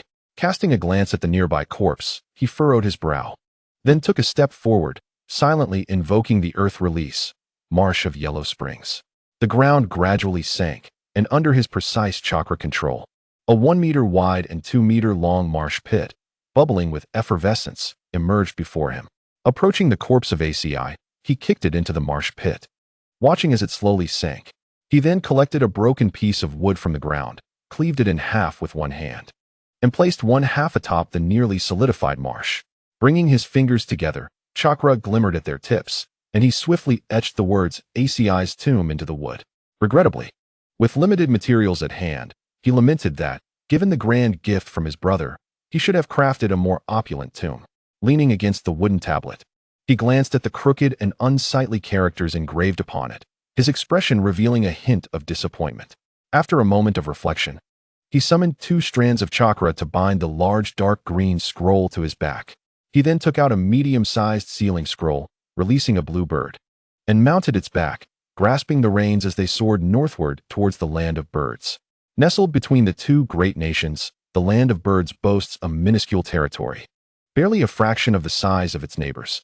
Yet, in terms of livability, it surpasses both nations by countless measures. After all, the arid land of wind is largely engulfed in deserts, while the adjacent land of earth is scarcely better, riddled with wild wastelands and craggy canyons, often suffering from stone rain that has led to fatalities. In contrast, the land of birds, known as a haven for migratory birds, is indeed a paradise on earth, characterized by interwoven mountains and rivers, dense forests, and a climate that is pleasantly temperate. Although the arable land is limited, it suffices for the relatively sparse population. The youth flew directly over towering mountains and lakes, traversing ancient forests until he finally reached the heart of the land of birds, Himing City, the grand city of this realm. From a distance, the city appeared modest, less than half the size of Fenglin City. He descended into a nearby forest, stowing away the blue bird, and cast a glance at a bewildered ordinary hunter not far off before vanishing in an instant. The 5-meter-high city walls were not overly imposing. While they could not deter ninjas, they were certainly adequate to thwart common bandits and thieves. Constructed from thick stone slabs, the walls were adorned with lush moss, obscuring much of the gray-white surface that occasionally peeked through, presenting an inviting verdancy. The city gate was modest in size, barely accommodating 2 ox carts side by side. The throngs of people mingled as the young man followed the crowd into the city. 2 city guards stood tall and erect, their chests puffed out, though facing forward. Their peripheral vision remained fixed on every passerby. Upon entering the city, newcomers were required to toss 10 Rio and paper notes or coins into a wooden box at their feet. The young man, having just deposited his contribution, paused to read the sign atop the box, then smiled. The so-called environmental management fee seemed to serve as a guise for the city's revenue collection, a testament to the avarice of the land of birds' ruling lord. As he ventured deeper into the city, the ancient streets unveiled themselves, bustling with activity. The unique environment surrounding the houses featured towering trees in lieu of walls, creating a canopy of green along the shop-lined paths. Despite the sun's intensity, its rays could only filter down to the central street. What a charming forest city it was. If only he could establish a storefront with a cozy facade, a reclining chair out front, and a pot of tea brewing. It would be an idyllic refuge for retirement. Alas, being in the prime of youth, the notion of retirement felt like a distant dream. Taking a deep breath of the fresh air, the young man reflected with a sigh. He pulled out his bounty book for a quick perusal before veering southward through the streets. Aware that currency exchange offices were typically found within restrooms, Ningxi, much like the elderly Fei Duan, was well aware of the implications. He glanced at the public restroom built against the city wall, surrounded by trees. Yet the faint odor emanating from it was undeniable. For the sake of the impending fortune, he steeled himself and approached the men's restroom, where a steady stream of patrons came and went. Under the watchful gaze of an elderly man at the entrance, he swiftly handed over a coin before stepping inside. Casting a glance at the relatively clean restroom, he made his way to the last stall. Thankful that no one occupied it, he entered and closed the door behind him. The cramped space prompted him to gently knock 3 times on the wall, which quickly swung open to reveal an expressionless young man. Ningxi stepped inside briskly, casting a sympathetic glance at the young man closing the door. He thought to himself how arduous it must be to guard the restroom day in and day out. The secret chamber was spacious, illuminated by a dim yellow light. Along the walls stood rows of cold storage, where an elderly man was comfortably sipping tea. Ningxi's heart raced. While he had thought the expressionless young man formidable, it was this elder, seated amongst a row of corpses and seemingly unfazed by the mingled stench of feces and decay, who truly commanded respect. Noticing the elder's gaze, Ningxi wasted no time. He swiftly produced the sealing scroll, unbinding it, and the body of Teru appeared on the ground. The elder approached, picking up a ledger from the table, flipping through its pages until he fixed his gaze upon one particular entry. After a meticulous examination, the individual, with a singular hand, began to feel over the lifeless body. Ultimately, he tugged at the somewhat rigid visage of the corpse and, with a raspy voice, declared, Ganshitsu Zhong Heir, an S-rank rogue ninja, bounty of 14 million ryo, deceased no more than 2 hours ago, confirmed as the individual. Upon receiving a nod from the youth, he continued, the handling fee is 140,000 ryo. Do you have any objections? None, came the reply. Then please wait a moment, the elder said, then proceeded towards a corner, pushing open a concealed stone door to enter. The youth pinched his nose, casting a glance at the young man beside him who was watching with a mix of curiosity and suspicion, before calmly averting his gaze. After all, it was rare for a ninja to have someone else claim their bounty. To the young man, anyone capable of vanquishing an S-rank rogue ninja was undoubtedly no ordinary character, especially the youth before him. Having worked at the exchange for years, he had encountered many formidable ninjas, yet the moment this boy entered the chamber, an overwhelming sense of danger permeated his being. Ninjas were notoriously unpredictable, and the stronger they were, the more so they tended to be. Recalling the exchange that had been ransacked 3 years prior, the young man's curiosity morphed into acute vigilance. 2 minutes later, the stone door creaked open, and the elder emerged, carrying a black leather case. The youth accepted the case and, upon opening it, activated his Byakugan for a thorough inspection. Nodding at the elder, he turned to leave. The young man hastened to pull open the hidden door, and the youth stepped into the restroom stall, hearing the door close behind him. He opened the stall door and exited. As he walked outside, he glanced back at the public restroom and pondered, is the exchange hidden within such a place to signify that they regard money as mere refuse? Or perhaps they are so affluent that they perceive wealth as worthless? Shaking his head, the youth proceeded toward the city center, contemplating that from this day forth, he too would be a man of means. Chapter 101. S-rank fire style. Those caught in the hustle and bustle of life often overlook the passage of time. A month flits by in the blink of an eye. And soon it is early May. Recently, within the underbelly of the ninja world, the names of the Wuyin ninjas and rogue ninja assassins have begun to circulate slowly. In a black market tavern, a middle-aged man entered, his face weary yet unable to conceal the joy in his eyes. Upon entering, he called out loudly, "Boss, a gene of fine wine, a leg of lamb, half a gene of beef, and a plate of peanuts." The tavern attendant promptly took out a notepad and hurried to the kitchen. The middle-aged man found an empty seat, unsheathed his katana, and slammed it onto the table. "Well, if it isn't Dashion, I thought you were long dead." As soon as he sat down, a bald man, adorned with 2 claw-like weapons, approached with a large mug of beer. The middle-aged man looked up and replied, "To hell with you, you bald bastard. You could die, but I want tea." The bald man, unfazed, sat down with half a mug of beer and remarked, "Look at you, Dashion, usually so stingy with your drinks. Yet today you're generous with lamb and beef. What have you been up to these past months?" With a humble demeanor, the middle-aged man replied, "I secured a trade caravan task spanning several countries and made a tidy profit of a few tens of thousands of ryo." Though he feigned modesty, his eyes gleamed with pride. "Impressive, my friend. You managed to return alive from dealings with such heavyweights crossing borders." The bald man praised, though internally he held disdain, knowing all too well the man's limited prowess. I was merely fortunate. The caravan later hired several esteemed ninjas, allowing us to travel smoothly. I merely enjoyed the journey and returned unscathed, having collected my bounty." The bald man nearly spewed his drink, cursing inwardly, "Why can't I catch such a break? It's just too lucky for you." Perceiving that the middle-aged man was about to boast further, the bald man interjected, "My friend, the new bounty list for the first half of the year has been released. I've heard the names have been refreshed. Shall we purchase a copy to review it together? Lifting the cup of liquor served by the attendant, the middle-aged man downed a bowl in one go, then glared, "What's this? You're trying to lighten my wallet." "Huh. Watching alone is dull. Together we can critique it," the bald man suggested eagerly.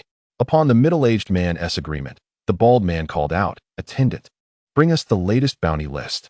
As he said this, he noticed the large man tearing into the leg of lamb and, without hesitation, reached for the beef on the plate. The middle-aged man cast a glance, retracting his gaze. Had it been before, the bald man would not have dared to snatch food from his plate, lest he provoke his wrath. However, having recently earned a significant sum, he dismissed the slight, believing that a man should be magnanimous. Soon, a brand new bounty list was delivered. The middle-aged man set aside the leg of lamb, wiped his hands on the tablecloth, and began to flip through it. The bald man, having his hand poised over a piece of beef, quickly turned his head to join in the viewing. Indeed, many names had changed. The first few listed were unfamiliar to them. After pouring another bowl of liquor, the middle-aged man mused. "It seems the list has seen a significant turnover this year." "Huh.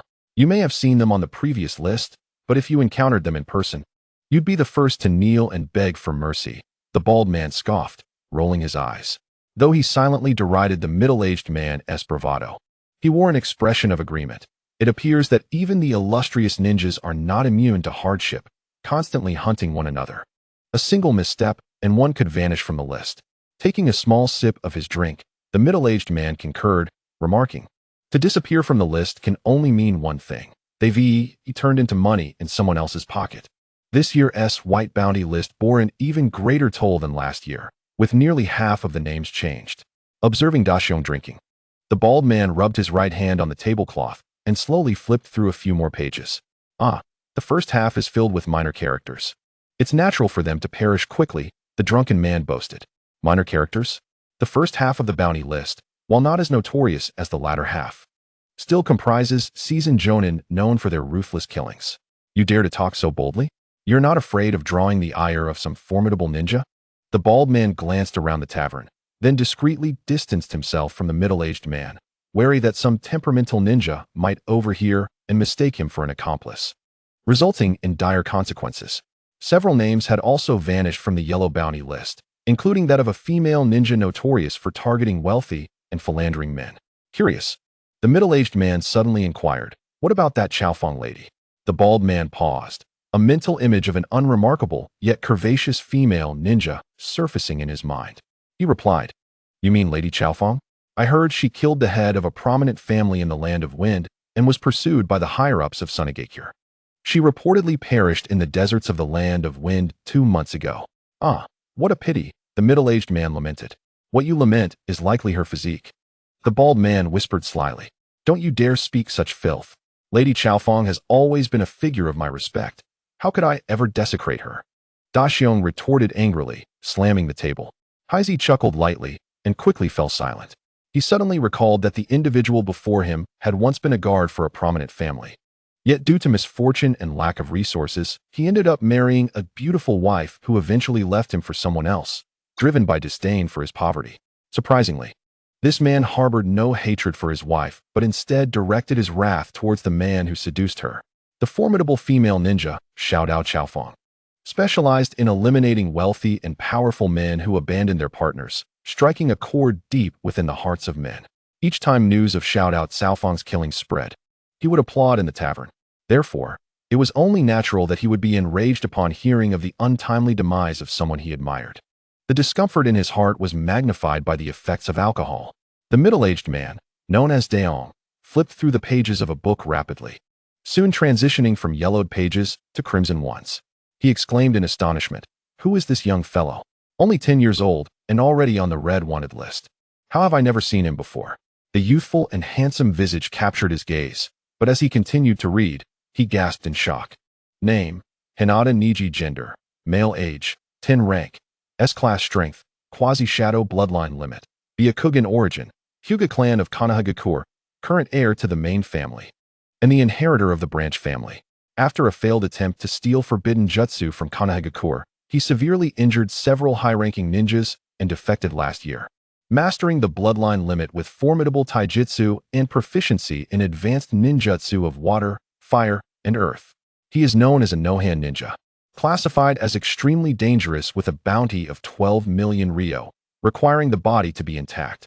His achievements include the assassination of S-Class Rogue Ninja from the Land of Water, Gonki, S-Class Rogue Ninja from the Land of Earth, Wanshan Chengtu, A-Class Rogue Ninja from the Land of Wind, Chuan Gu Huangsha, A-Class Rogue Ninja from the Land of Rain, Nakamura Jia, A-Class Rogue Ninja from the Land of Thunder, Fukuoka Taida, and A-Class Rogue Ninja from the Land of Fire, Onma Chongming. Who is this esteemed individual? He seems familiar, yet far too terrifying. 2 S-Class for A-Class, and 6 B-Class at merely 10 years old. Surely this cannot be correct. Dayong's heart raced, the effects of the alcohol dissipating rapidly, replaced by shock. Misunderstanding? Huh. I see you've been on this mission for quite some time, and your sources of information have nearly dried up. This young master is remarkably potent. The underground black markets and taverns have been abuzz with discussions about him. Have you seen these accomplishments? They were all achieved in just over a month. Heisey whispered in a low voice. How much bounty does that amount to? Daeong exclaimed, eyes wide with astonishment. More than the total we two have ever seen in our lifetimes combined, Heisey admitted, a tinge of bitterness in his tone. Despite being human, this child had accomplished more in his mere 10 years than Heisey had in his entire life, amassing wealth to match. Yet, how could his achievements warrant a position on the front page of the wanted list? Daeong pondered, confusion etched across his face. Heisey sighed, explaining, the bounty list is ranked by the amount of reward offered, not by strength. In simpler terms, the more people willing to pay to kill you, the higher your rank. Look at those daimyos. They are all ordinary individuals, yet their bounties start in the millions, especially among the 5 great nations. Heisey glanced at him, revealing an expression that suggested understanding. At such a young age, he is already a quasi-shadow level powerhouse, Heisey remarked, lifting his beer glass to mask the fear etched on his face. The middle-aged man fell silent, reflecting on the fact that only the final pages of the bounty list featured quasi-shadow level figures. As he stared at the photograph in the booklet, his eyes widened in realization. He suddenly recalled an encounter during a protective mission, when they had met a boy riding a blue bird in the desert outside Fenglin City. Wiping the cold sweat from his brow, he was gripped by a wave of dread. Meanwhile, atop a high mountain on the border of the land of grass, chaos erupted. The connecting point of 2 mountain peaks was a sunken area densely populated with structures. Though haphazardly built, the number of houses was considerable. Men, dressed like bandits, were screaming in terror, scurrying towards a water tank not far from the entrance. These men, with fierce expressions and scars from battles, normally exuded intimidation, yet today, they resembled frightened chicks under the watchful eye of a hawk. A giant blue bird circled above, occasionally descending to unleash fiery columns measuring over 10 meters long upon the houses below. Stay calm. Steady yourselves. Prepare to fire. Not all bandits were in a panic. One red-haired middle-aged man, wielding a large sword, gathered over 30 individuals around a large house. As the giant bird swooped down once more, he shouted orders, and over 20 arrows shot into the air. Seeing the arrows approach, the boy on the blue bird yanked the reins sharply, causing the bird to halt mid-dive and then ascend rapidly. The arrows, now lacking power, were deflected by the giant bird's wings. Nearby, a young man, busy splashing water on himself from a tank, froze in shock as one of the arrows struck him in the back. On the bird, Neji smirked coldly. Gripping the reins tightly, he commanded the giant bird to soar once more. With a surge of chakra flowing within him, he pressed down on the bird's neck, causing it to open its beak wide, revealing a hollow cavity. It began to unleash a barrage of orange fireballs, each the size of a human head. As the fireballs flew through the air, they expanded to 3 meters in diameter before crashing down violently. The majority of the bandits, armed with bows and arrows, abandoned their weapons in a panic, while the red-haired leader's expression darkened. However, rather than cursing, he barked an order to use ninjutsu to defend against the onslaught. Fire release, fierce sunfire sword. The red-haired bandit, flanked by 9 others who remained, unleashed a 2-meter-long fire sword that cleaved one fireball in half, causing it to explode. A torrent of water surged from the ground, colliding with and extinguishing the second fireball. As the remaining 6 fireballs emerged from the mist, they were met by 4 invisible wind blades, which shredded them into fragments, exploding like fireworks. Just as the last 2 fireballs were about to crash onto the rooftops, the ground erupted, and a conical earth pillar shot up, dispersing one of the fireballs. with only 2 meters separating the last fireball from the rooftop. The red-haired leader's eyes widened in alarm. The building housed their treasures accumulated over years of looting. These were their lifeblood. Realizing it was too late to cast a jutsu, he swiftly hurled his sword, striking the fireball and causing it to explode into a shower of embers. Fortunately, the rooftop was covered in tiles, lacking any flammable materials, and the flames flickered before extinguishing. Truly shameless. The bandit leader sighed in relief momentarily, only to look up and see the giant bird diving once more, cursing internally. Accustomed to robbing on the ground, they were utterly bewildered by the appearance of a flying adversary, left with no choice but to defend themselves against the overwhelming force. With a swift motion of his hand, the burly man leapt onto the rooftop, followed closely by his subordinates, all of whom were ninjas. The youth high above wore a calm expression, occasionally directing a colossal bird to unleash pillars of fire, while he keenly observed the chaos below as the mountain bandits struggled to fend off the assault. 10 minutes later, the man's face was as red as his hair, and his followers were visibly pale, gasping for breath. Had it not been for their leader's imposing presence, they would have fled long ago. The man was infuriated, his rage palpable as his face turned a shade of dark blue from the effort of suppressing his anger. He swiftly performed a series of hand seals, completing 12 in mere moments. With a forceful upward thrust of his hands, a crimson cloud, 3 meters in diameter, appeared above him. Fire release. 1,000 birds fly and kill. He bellowed, and the red cloud above began to convulse violently, resembling boiling water. From within, numerous flaming birds, each the size of a palm, erupted, quickly forming a massive swarm that surged toward the colossal bird in the sky. Ning-Ci was taken aback by the advanced fire ninjutsu. Judging by the fluctuations of chakra, its potency surpassed that of typical A-ranked ninjutsu. As he tugged at the reins, ascending higher into the sky, he was caught off guard. Unlike ordinary ninjutsu, which could easily be evaded, this technique exhibited the ability to track. A massive blue bird soared erratically through the air, pursued by nearly 1,000 flaming birds, their fiery forms coalescing into what resembled a river of flames from a distance. On the rooftop, the red-haired middle-aged man, his complexion pale, sneered, "No matter who you are. Once caught in this technique, there is no escape." The youth, controlling the giant bird, executed a series of intricate maneuvers in the sky, yet could not shake off the pursuing flames.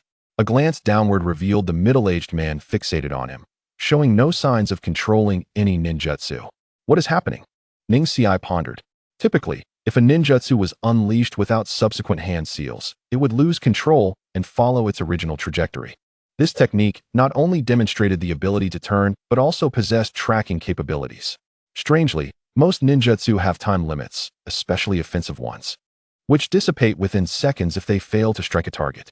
Yet, this technique had been pursuing him for nearly a minute, showing no signs of fading and seemingly growing stronger. Filled with confusion, Ning-Ci closed his eyes to sense his surroundings, then suddenly opened them in shock. The technique's power had indeed intensified, the chakra fluctuations having doubled since its initial manifestation. He pulled the reins sharply, causing the giant bird to make an abrupt left turn. The trailing line of flaming birds, after a moment's delay, arced and resumed their pursuit. In that instant of turning, the youth glanced back, utilizing his Byakugan to scrutinize the trailing birds. As he suspected, the flaming birds had grown larger. Initially the size of sparrows, they now resembled pigeons. His gaze sharpened, and as he diligently searched with his Byakugan, he finally discerned the source of the anomaly. This was the first time he had encountered such a peculiar ninjutsu. To his astonishment, it could absorb surrounding natural chakra after leaving its host, thereby augmenting its strength. Furthermore, as the technique spread, its absorption increased, amplifying its power. But why did it possess tracking capabilities? Turning his head, the youth once again closed his eyes, unleashing a formidable mental energy that enveloped him. His chakra surged dramatically, sending powerful waves of chakra radiating outward, accompanied by an expanded sense of perception. 2 seconds later, he opened his eyes and focused intensely on the flock of firebirds behind him, which had once again grown in size, resembling a flock of flying turkeys. He had discovered the truth. The leading firebirds contained his chakra, allowing them to track him. As the wind howled around him, he furrowed his brow in contemplation, realizing the implications. Ninjutsu dissipates after striking an enemy, reverting to chakra that disperses into the environment. Although the process is not rapid, a residue remains. Moreover, the more frequently a ninjutsu is used and the higher its rank, the greater the residual chakra and the slower it dissipates. This technique began with a crimson cloud and possessed the ability to absorb surrounding chakra, meaning it had already drawn in some of his dispersed chakra from the outset. Through the resonance of chakra or its shared origin, it acquired a tracking ability. As his mind raced, Ning-Ci quickly confirmed his hypothesis. Ninjutsu functions holistically. The leading firebirds, containing his chakra, acted as the vanguard. With a high rank and considerable power, they could track him while simultaneously absorbing surrounding chakra to enhance themselves. I must seize this technique. Recognizing he could not evade the attack, he resolved to counter aggressively. With a cold determination, Ning-Ci tightened his grip on the reins, channeling chakra through his feet, executing a body flicker technique. The giant bird momentarily halted before vanishing from sight. The river of flame birds surged forward, and the blue giant bird reappeared 20 meters above them. The leading firebirds, momentarily confused by the blue bird's disappearance, quickly sensed the chakra presence above and turned around. However, their lengthy formation hindered their response. Ning-Ci struck the neck of the bird with his right hand, invoking fire release, great fire destruction. The giant bird opened its beak wide, unleashing a highly compressed pillar of fire. Initially the size of a barrel, it rapidly expanded to a 2-meter diameter, growing thicker as it soared, crashing into the flock of flaming birds below with a thunderous explosion. A fiery sea, 40 meters in diameter, erupted in the sky as all the flaming birds struggled momentarily before being engulfed by the surging flames.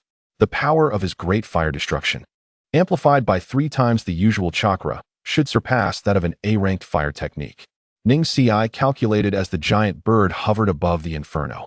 It was common knowledge that only techniques of equal rank could counter each other. The opponent's fire ninjutsu was likely A-ranked, enhanced by absorbing surrounding chakra during flight. In contrast, his great fire destruction was merely B-ranked, but he compensated for the gap by tripling the chakra input. Flames rained down from the sky, and Ning-Ci's gaze sharpened as a 2-meter-wide bird burst forth from the inferno, leading the charge. The other firebirds followed suit, soaring toward the blue bird. However, techniques of the same element proved ineffective. The fire ninjutsu did not harm them. Rather, it served as nourishment. This technique had exceeded his expectations. With his capabilities, he found ordinary ninjutsu unworthy. This one sparked his interest. Enough of this, he decided. Since fire is ineffective, I shall use water to extinguish it. He raised his hand toward the void, chakra swirling around his arm, coiling upward. A 3-meter-long spear of water materialized in his grasp, its form slightly thicker than his arm. Yet the chakra pulsating from it was extraordinarily potent. Shui Dun, Ingwa Shui Ren. Spiraling torrents of high-pressure water entwined around the azure spear, spinning incessantly. The youth, with a flick of his right hand, hurled a 3-meter-long water spear downward, crashing towards the ground. The inferno had now shrunk to a 20-meter radius, with dozens of firebirds, each boasting a wingspan of 1 meter, continually darting out from the flames.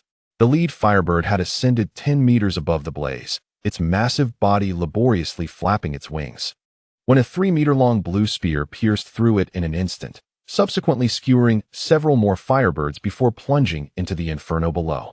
With a series of muffled sounds, a swirling vortex of water abruptly materialized within the fiery chaos. It expanded rapidly, consuming the flames in the blink of an eye.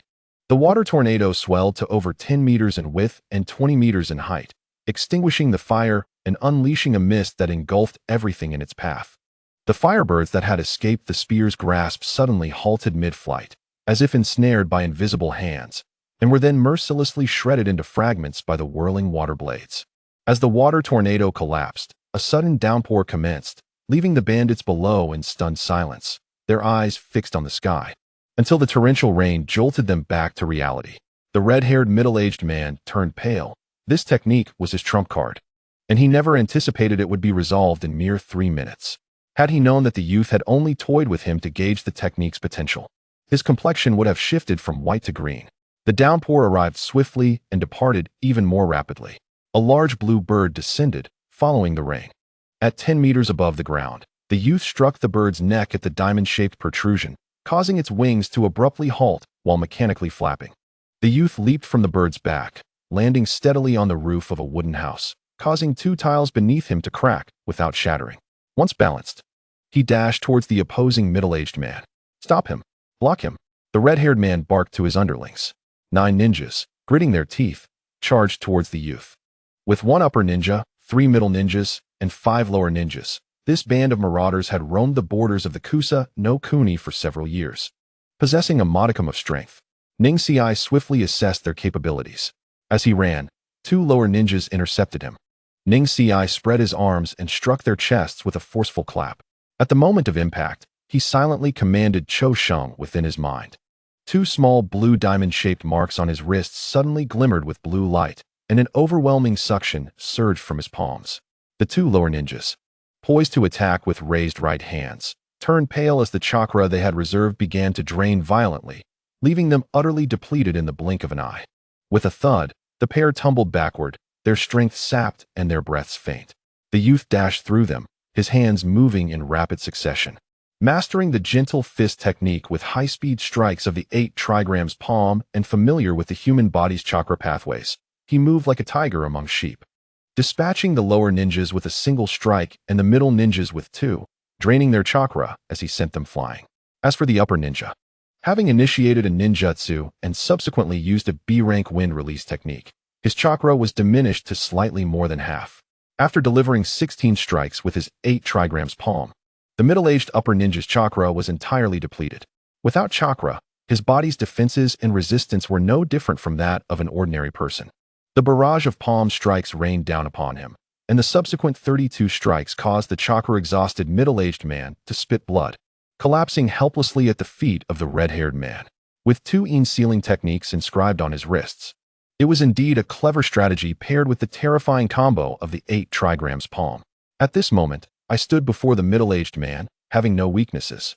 The absorbing star technique only possessed the ability to absorb without any transformative effects, which limited my capacity to attack while absorbing. Although my immense chakra allowed for some absorption, doing so would compromise its purity, thus diminishing the power and casting time of my ninjutsu. Moreover, it could only be effective against ninjas with scant chakra. Hence, this extraordinary ability to devour chakra could ultimately serve only as an auxiliary. However, after repeatedly hunting down several rogue ninjas, I understood that to consume another's chakra, one must do so when they are utterly defenseless, allowing for stable absorption and refinement. The challenge lay in the fact that the stronger the opponent, the less likely they would surrender willingly. The fierce battles often ended in life or death. Capturing a ninja alive was significantly more challenging than slaying one, as the chakra required for the former was often double that of the latter. With a principle of conserving chakra in mind, I devised a method using in-sealing techniques to create 2 temporary chakra storage spaces on my wrists. During combat, the absorbed chakra would be forcibly channeled into these wrist spaces, and after the battle, I could take the time to refine it. This innovation resolved the limitation of not being able to absorb during combat, allowing me to fight without restraint, effectively doubling my combat capabilities. From a distance, I could extract chakra using chakra threads, and up close, I would employ the 8 trigrams combo to siphon it. With the 8 trigrams palm's ability to seal the body's chakra pathways, now augmented with the power to devour chakra, I became even more formidable.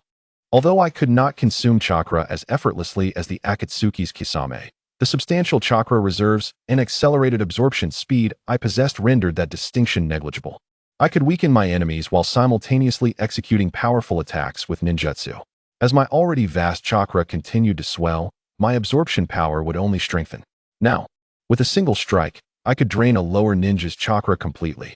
In future encounters, the outcome of who devours whom would remain uncertain. I grew stronger when facing the weak, and even more formidable when confronting the strong. I felt unyielding in group battles, unafraid of ranged attacks, undaunted in close combat, and resilient against general illusions, with chakra that surpassed even-tailed beasts and the ability to absorb and refine it. At this moment, I had emerged among the ranks of formidable forces in the ninja world. Thoughts flowed rapidly as I lifted my gaze towards the towering figure before me, calmly stating, "That fire ninjutsu you used earlier was impressive. I shall take it." The red-haired middle-aged man, flustered, felt the depletion of his chakra, although it was gradually recovering. Without a tranquil environment to nurture it, the recovery would be minimal at best. "I bear you no grudge. nor have I ever wronged you. And I have never laid eyes on you before. Why do you seek to destroy my hideout and assault us? When you plunder merchant caravans and burn villages, did they ever have enmity with you or ever meet you?" The youth interrupted, impatience flashing across his face. "Do not attempt to divert the topic or buy time. It is futile, and I shall not grant you the opportunity." The middle-aged man observed the youth, realizing that such thoughts were not surprising given his age. He had once harbored similar notions at that age, albeit without the youth's strength. However, the youth's composure, which belied his years, and the hint of derision in his words caused the man to doubt his own thoughts. If he desired the forbidden technique in my possession, it would be impossible unless I were to perish. A flicker of hatred flashed in the man's eyes, and his expression twisted into a snarl. "The forbidden technique seems to hold significant importance. Since you do not intend to surrender it, I shall have to capture you and force you to reveal it." The youth raised his hands, assuming the 8 trigram stance, and charged forward. The art of Ro Quan, encompassing the Baghua's 64 palms, initiated with a swift twist of the ankle, shattering the tiles beneath his feet. With a half-turn of his body, he launched both palms forcefully towards the middle-aged man. Despite the considerable energy expended, as an elite jonin, the man's reflexes remained sharp. He formed a fist with his right hand, bending his forearm forward to create a diagonal block, aligning his arm to effectively counter the youth's dual strikes. Rather than feeling any sense of relief, a flicker of fear arose within him. The chakra he had only recently managed to recover surged into his arm and then vanished in an instant. "You 4 palms." He realized, given his strength, that this was no mere illusion. Before he could articulate his thoughts, for shadowy palms descended upon him. He swiftly deflected this assault with both hands, but as the onslaught continued, the impact intensified. By the time he reached 16 strikes, the red-haired middle-aged man began to falter. A sound unlike the usual clashes of battle echoed in his ears, signaling a breach in his defense. And the pain in his chest reminded him that he had taken a hit. As 32 palms unleashed their fury, he hurriedly attempted to block them. With chakra depleted and physical stamina waning, he found himself at his weakest. His towering figure was compelled to retreat under the relentless barrage of the small youth's strikes. Each step backward diminished the force of the attacks he endured, and he understood this well, retreating with determination. A flush crept across his face as he suppressed the urge to spit blood. Yet, the emergence of 64 shadowy palms filled him with dread.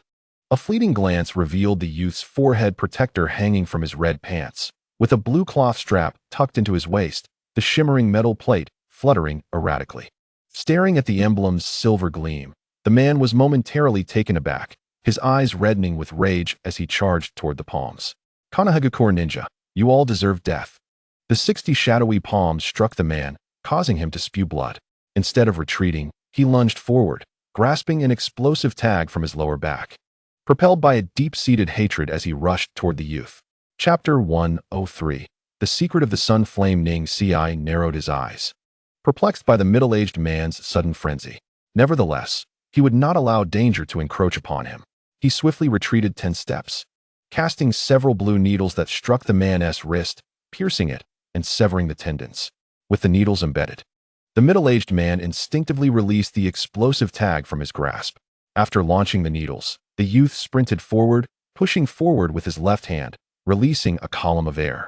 A stack of explosive tags ignited and was sent flying over 10 meters behind the man. With a series of thunderous explosions, he halted abruptly, delivering a powerful kick to the man's chest. The man let out a pained scream and was sent hurtling backward, crashing down from the rooftop and rolling upon impact, blood staining his lips as he gazed dazedly at the azure sky. As the sunlight dimmed, a youth appeared before him, a figure small yet blocking all the rays of light. "Indeed, I was once a man of Konoha, but now I am a fugitive sought by them. I am curious about your hatred for Konoha. Upon seeing my forehead protector, you show no inclination to retreat, instead striving for mutual destruction. Your silence does not concern me. I am a defector, having been discovered while attempting to steal forbidden jutsu from Konoha.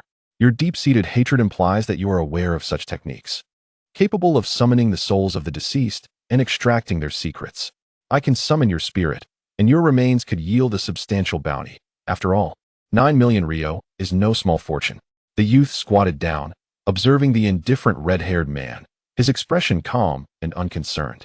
The man's eyes flickered with darkness as he rasped, "A man of Konoha, still so despicable, feigning choice while offering none at all." Ning Si remained unperturbed. "I hail from the Sun Flame Village, born before the Second Shinobi World War. Upon becoming a genin, I found myself amidst the fiercest of conflicts. As great nations clashed violently, leaving small nations like mine in dire straits. The land of fire was embroiled in war with the land of rain and the land of wind, and small nations had no choice but to align with one side. Under the seduction of Sunigakure and Amigakure, our village, backed by the land of earth, sought the tacit approval of Awagakure to join forces with the wind, rain, grass, and loam countries to divide the land of fire. All eyes were fixed upon the Sun Flame Village, one of the strongest ninja villages beneath the 5 great nations, our prowess rivaling that of Amigakure. Sadly, due to our geographical position, we were caught between the encroaching threats. Faced with the choice to ally with the coalition of the wind and rain nations or to support the land of fire, we were placed in a precarious situation. Regardless of which side we chose, we would become the vanguard, and the land of earth would become the battlefield. Time was limited, and we had to make a choice. The Sunflame Village could either tip the scales of power or be annihilated by both sides. To avoid becoming a battleground, the Sunflame Village took the initiative to shift the conflict to the borders of the land of fire. For several years, under our onslaught, we reached a stalemate with Konoha along the northeastern and eastern fronts, with both sides evenly matched. We even penetrated deep into the heart of the land of fire. During a decisive battle, the Sunflame Village fell into a trap laid by Konoha. Our main forces were drawn away, and a surprise unit led by Shimura Danzo attacked our village. I, gravely wounded and unconscious, witnessed the deaths of my parents at the hands of Konoha's forces. Following the successful ambush, they quickly regrouped with the main forces to the east of Konoha, leaving the Sunflame Village's main strength demoralized and in disarray. In pursuit of vengeance, the leadership of the Sunflame Village initiated the plan to annihilate Konoha. The 5 great nations possessed tailed beasts as strategic deterrents. And as one of the strongest ninja villages under a great nation, we too had our trump card, a super S-rank forbidden technique studied for decades, the fire release, 10,000 birds of flames. Coughing, the red-haired man spat blood. Yet a fervor lit his eyes as he continued. This technique requires 10 elite jonin skilled in fire release as the core, supplemented by 10 chunin of the same affinity to execute this super forbidden jutsu. I am one of those 10 chunin. This technique can harness the power of heaven and earth, and the longer it is charged, the more formidable it becomes, possessing tracking capabilities. As long as we obtain the target's chakra, there is no escape unless they hide beneath the earth or the sea. To this end, we deliberately released a batch of secretly held Konoha captives, extracting their chakra before allowing them to flee back to Konoha for treatment, serving as our targets. Ning Si chuckled at this revelation. For positioning, is it? The progress has been smooth. The farther we are, the stronger the technique becomes. To ensure maximum power, the higher-ups ordered us to traverse the land of loam and set sail into the vast ocean to execute this technique. Should it succeed, Konoha would suffer catastrophic losses, even if they do not perish. However, as he spoke, the red-haired giant's eyes flickered with boundless resentment, and he growled, "That night, we were ambushed by the people of Longin Village. The entire Yongyin village was mercilessly slaughtered, whether ninja or ordinary folk, men, women, and children alike were all killed. After being knocked unconscious by the captain, I was shoved into a well and miraculously escaped with my life. When I awoke the next morning, the village was completely reduced to ashes, and charred corpses lay everywhere. I am filled with hatred. I loathe all the people of Konoha." With his eyes reddened, the giant hissed these words. The boy frowned and replied, "The ones who slaughtered your village were from Longin. Why do you harbor hatred towards Konoha? Longin people? Bah, they merely wore Longin headbands. They intended to massacre the village from the start, leaving no witnesses." Chapter 104. 1,000 birds burning the world. A flicker of realization crossed Ningji's face, and he immediately understood. It was a ruse to eliminate witnesses and frame others. Can a large S-rank ninjutsu be used by a single individual? The middle-aged red-haired man revealed a hint of melancholy and said, "If you break it down, it can be used. There are simplified versions of A-rank and B-rank ninjutsu. What I just used was an A-rank. Do you know the complete version of the technique?" A glimmer of anticipation sparkled in the boy's eyes. Upon hearing this, the middle-aged giant fell silent. Ningji, seeing this, felt a surge of joy and hastily added, "If you reveal the complete technique, I can spare you and your bandits." The man remained silent once more, closing his eyes as he sank into contemplation. "Think of your brothers. Over 50 lives rest in your hands. Regardless, if you die, I can still summon your spirit to obtain the information I seek. It would just be a bit more troublesome." The red-haired giant turned his head, glancing at the burning mountain stronghold and the wails of his subordinates. These were his assets for revenge. Yet, now he was being asked to surrender the most crucial ninjutsu of Yangyin village to someone else, especially a person from Konoha. He felt a deep sense of humiliation. No one wishes to die, and he had heard of this forbidden technique to forcibly summon the dead. It was said to have been invented by the second Hokage. After a moment's thought, he said, "How can you prove that you no longer have any ties to Konoha?" In response, the boy pulled out a bounty book from his bag, flipping to the red pages in the latter part, and presented it to the giant. Straining to lift his head, the giant examined it closely and felt relieved. Rogue ninjas were also adversaries of Konoha, and the enemy of my enemy is my friend. The look of resistance on his face diminished, but the S-rank ninjutsu was still far too precious. And he himself was a wanted man in the bounty book with a considerable reward. With uncertainty, he asked, "How can you guarantee that once you obtain it, you won't immediately kill me?" A flicker of displeasure crossed the boy's face as he frowned and said, "When I say I will spare you, I mean it. For me, killing one more person or one less makes no difference. Your meager bounty is insignificant compared to an S-rank ninjutsu. My patience is limited. If you continue to waste time, I will take action."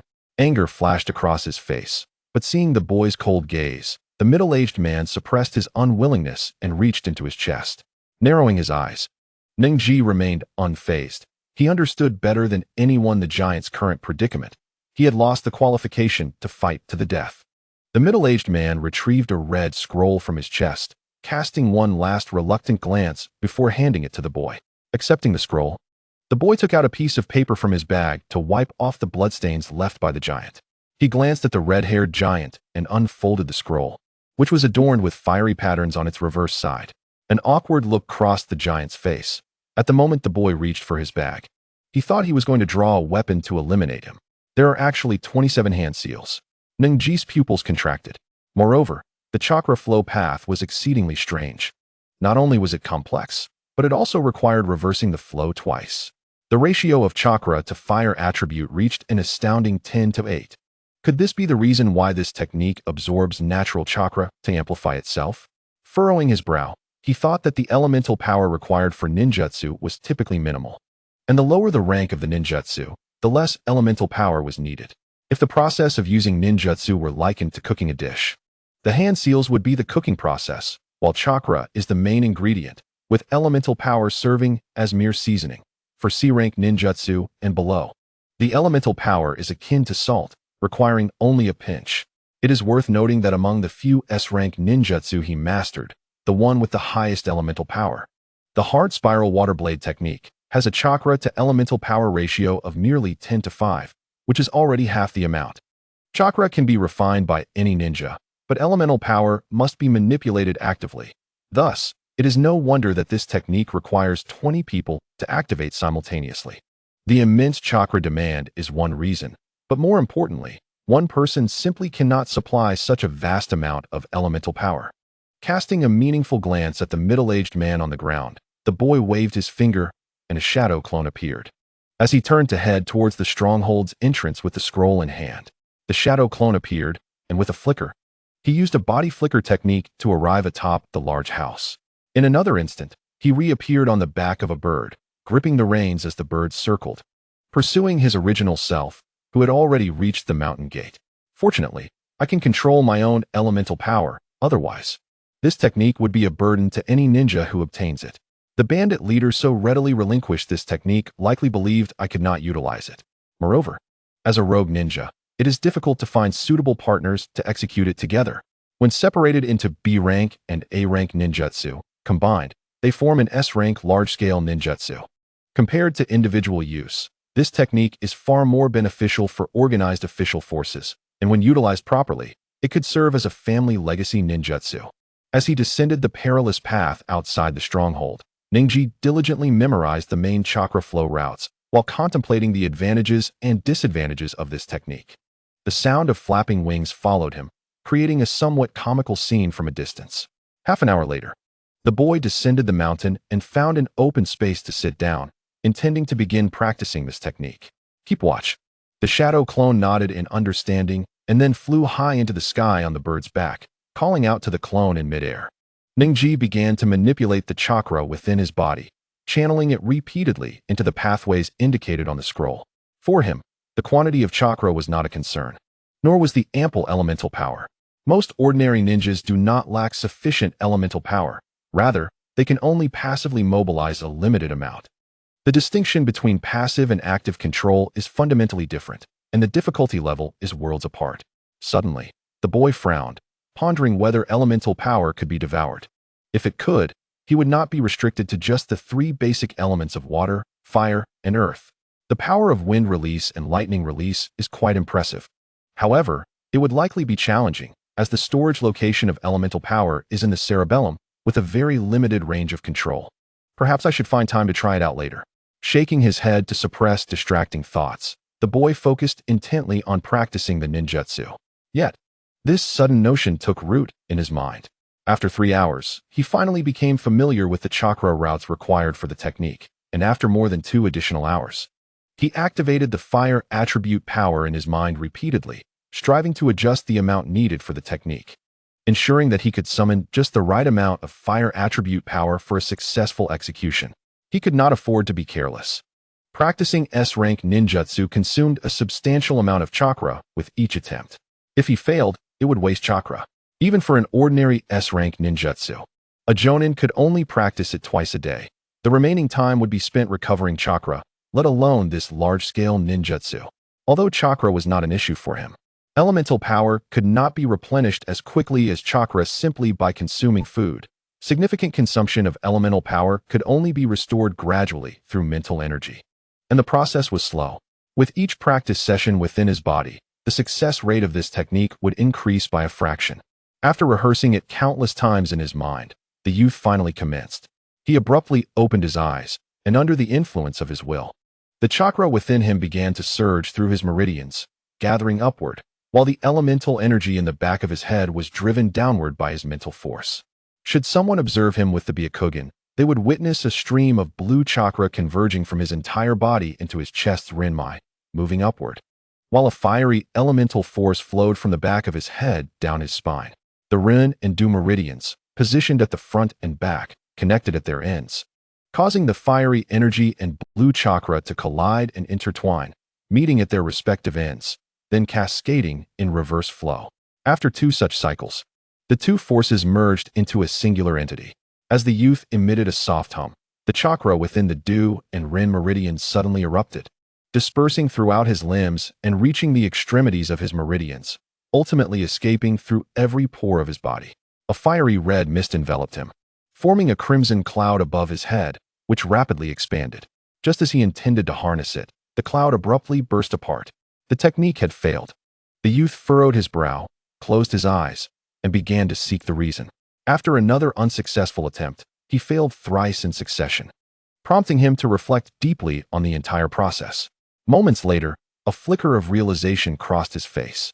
He cautiously addressed the minor blockages in his meridians, simulated the reverse flow of chakra several times, and ensured the distribution during the reverse flow was in perfect balance before initiating his 4th attempt. With the Byakugan activated, the youth simultaneously summoned the chakra and elemental energy within him. As they converged, the 2 forces combined and reversed flow twice in an instant, producing a faint humming sound resonating from the depths of his being, enveloping his entire soul and body. Drawing on his extensive experience with various ninjutsu, he recognized that he had succeeded upon hearing that sound.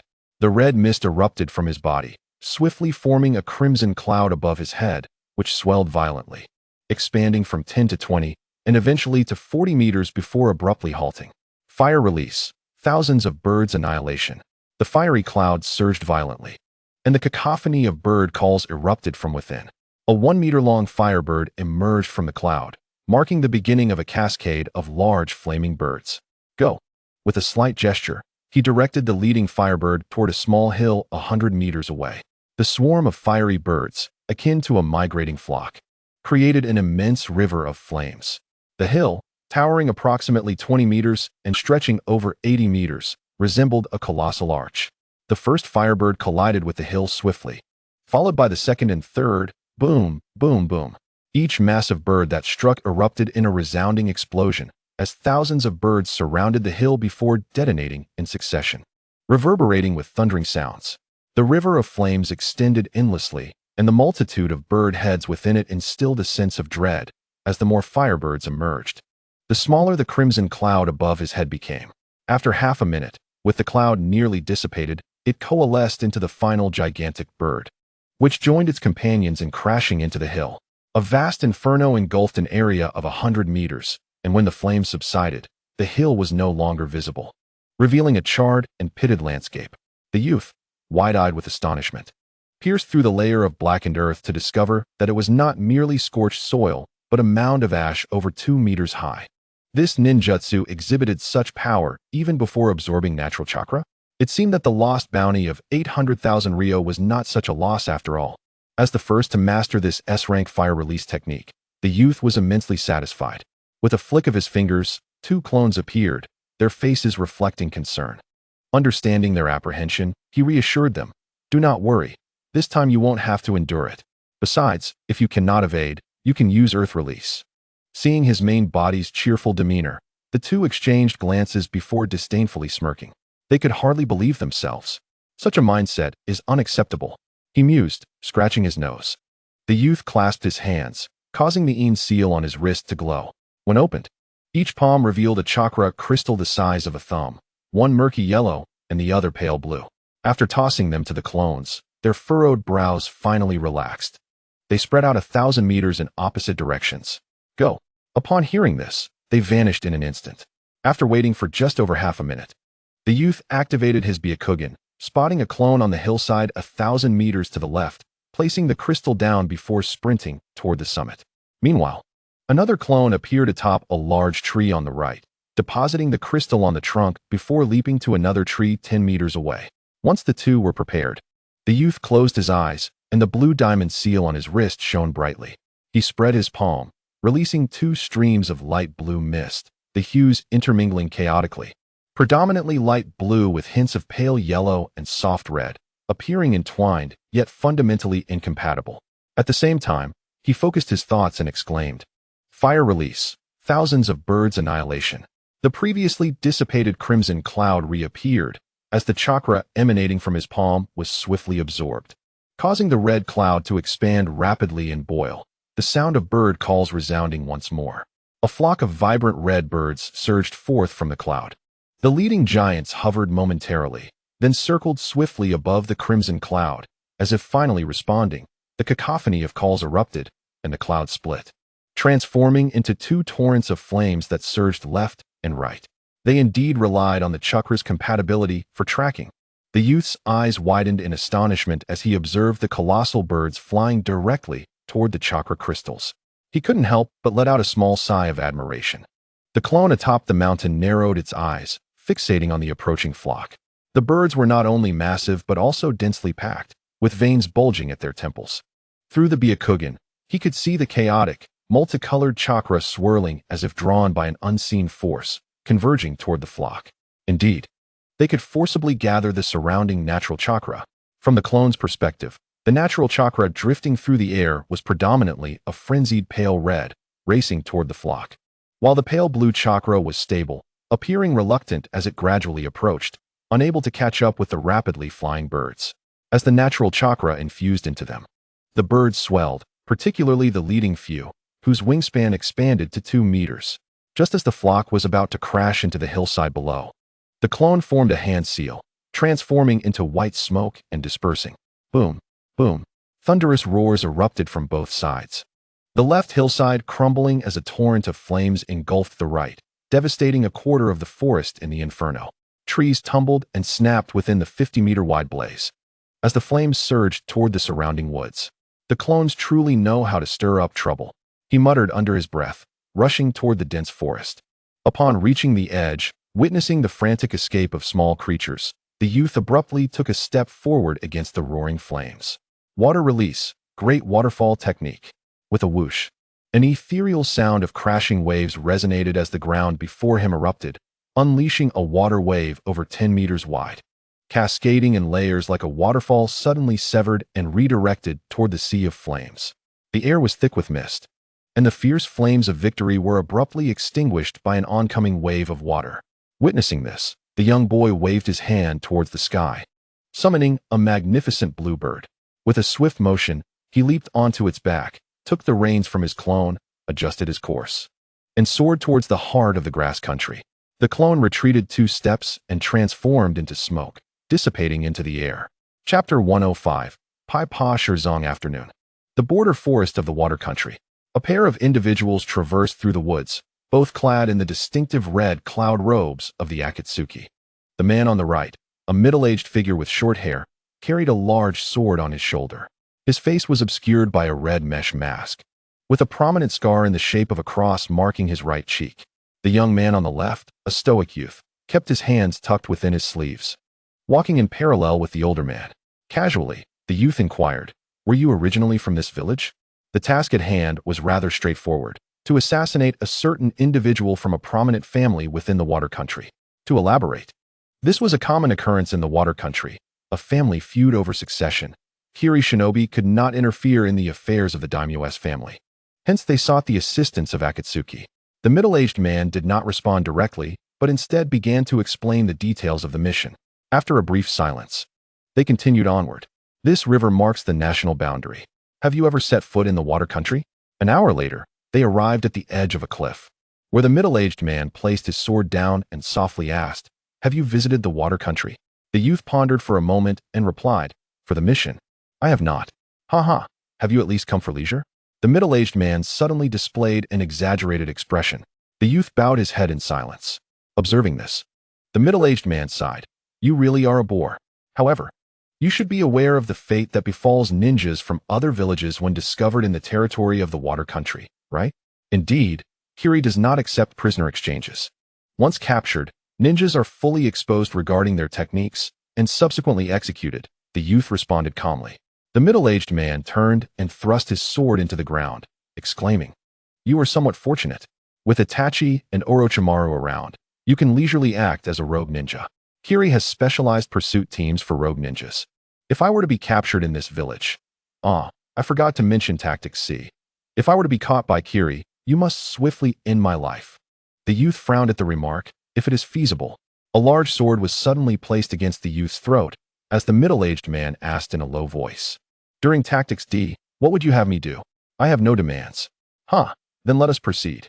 The middle-aged man retrieved his sword, resting it on his shoulder as he turned towards the steps leading down the cliff. Their identities were unmistakable. They were S-rank rogue ninjas sent by the Akatsuki to carry out a mission in the hidden village of Kiri.